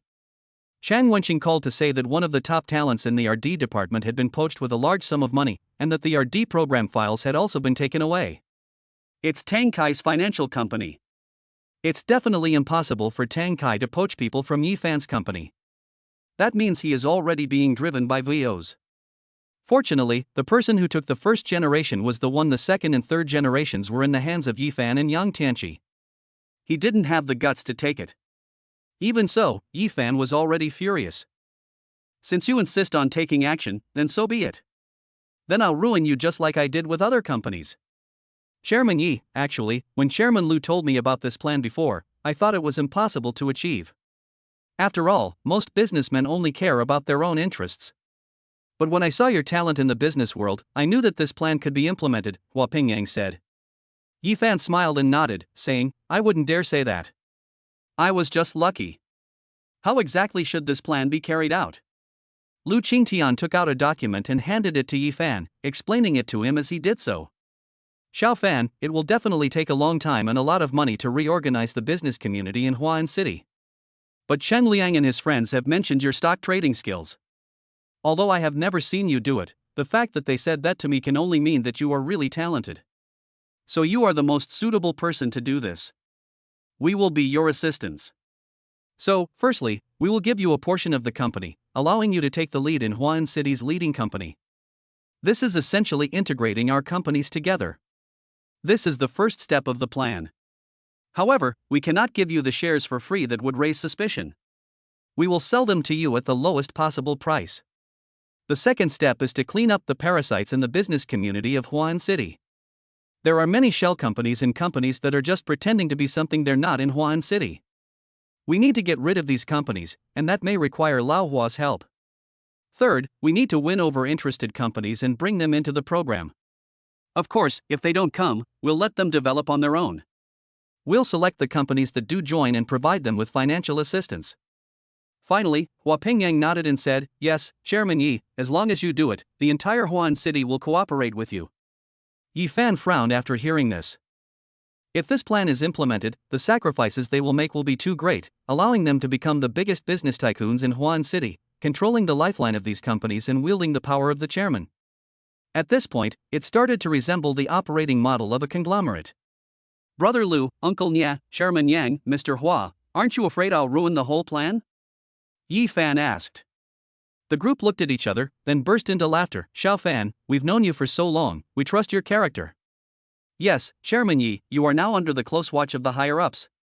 They know your every move. If this plan falls apart, we'll be there for you. Upon hearing this, Yifan clenched his fist, a resolute look flashing across his face, and said, All right, since you trust me so much, I'll do it. This time, Yifan didn't want to use the system to see what the future would be like. Life needs excitement, it's no fun if you always know the outcome. All right, let's get ready and start implementing it.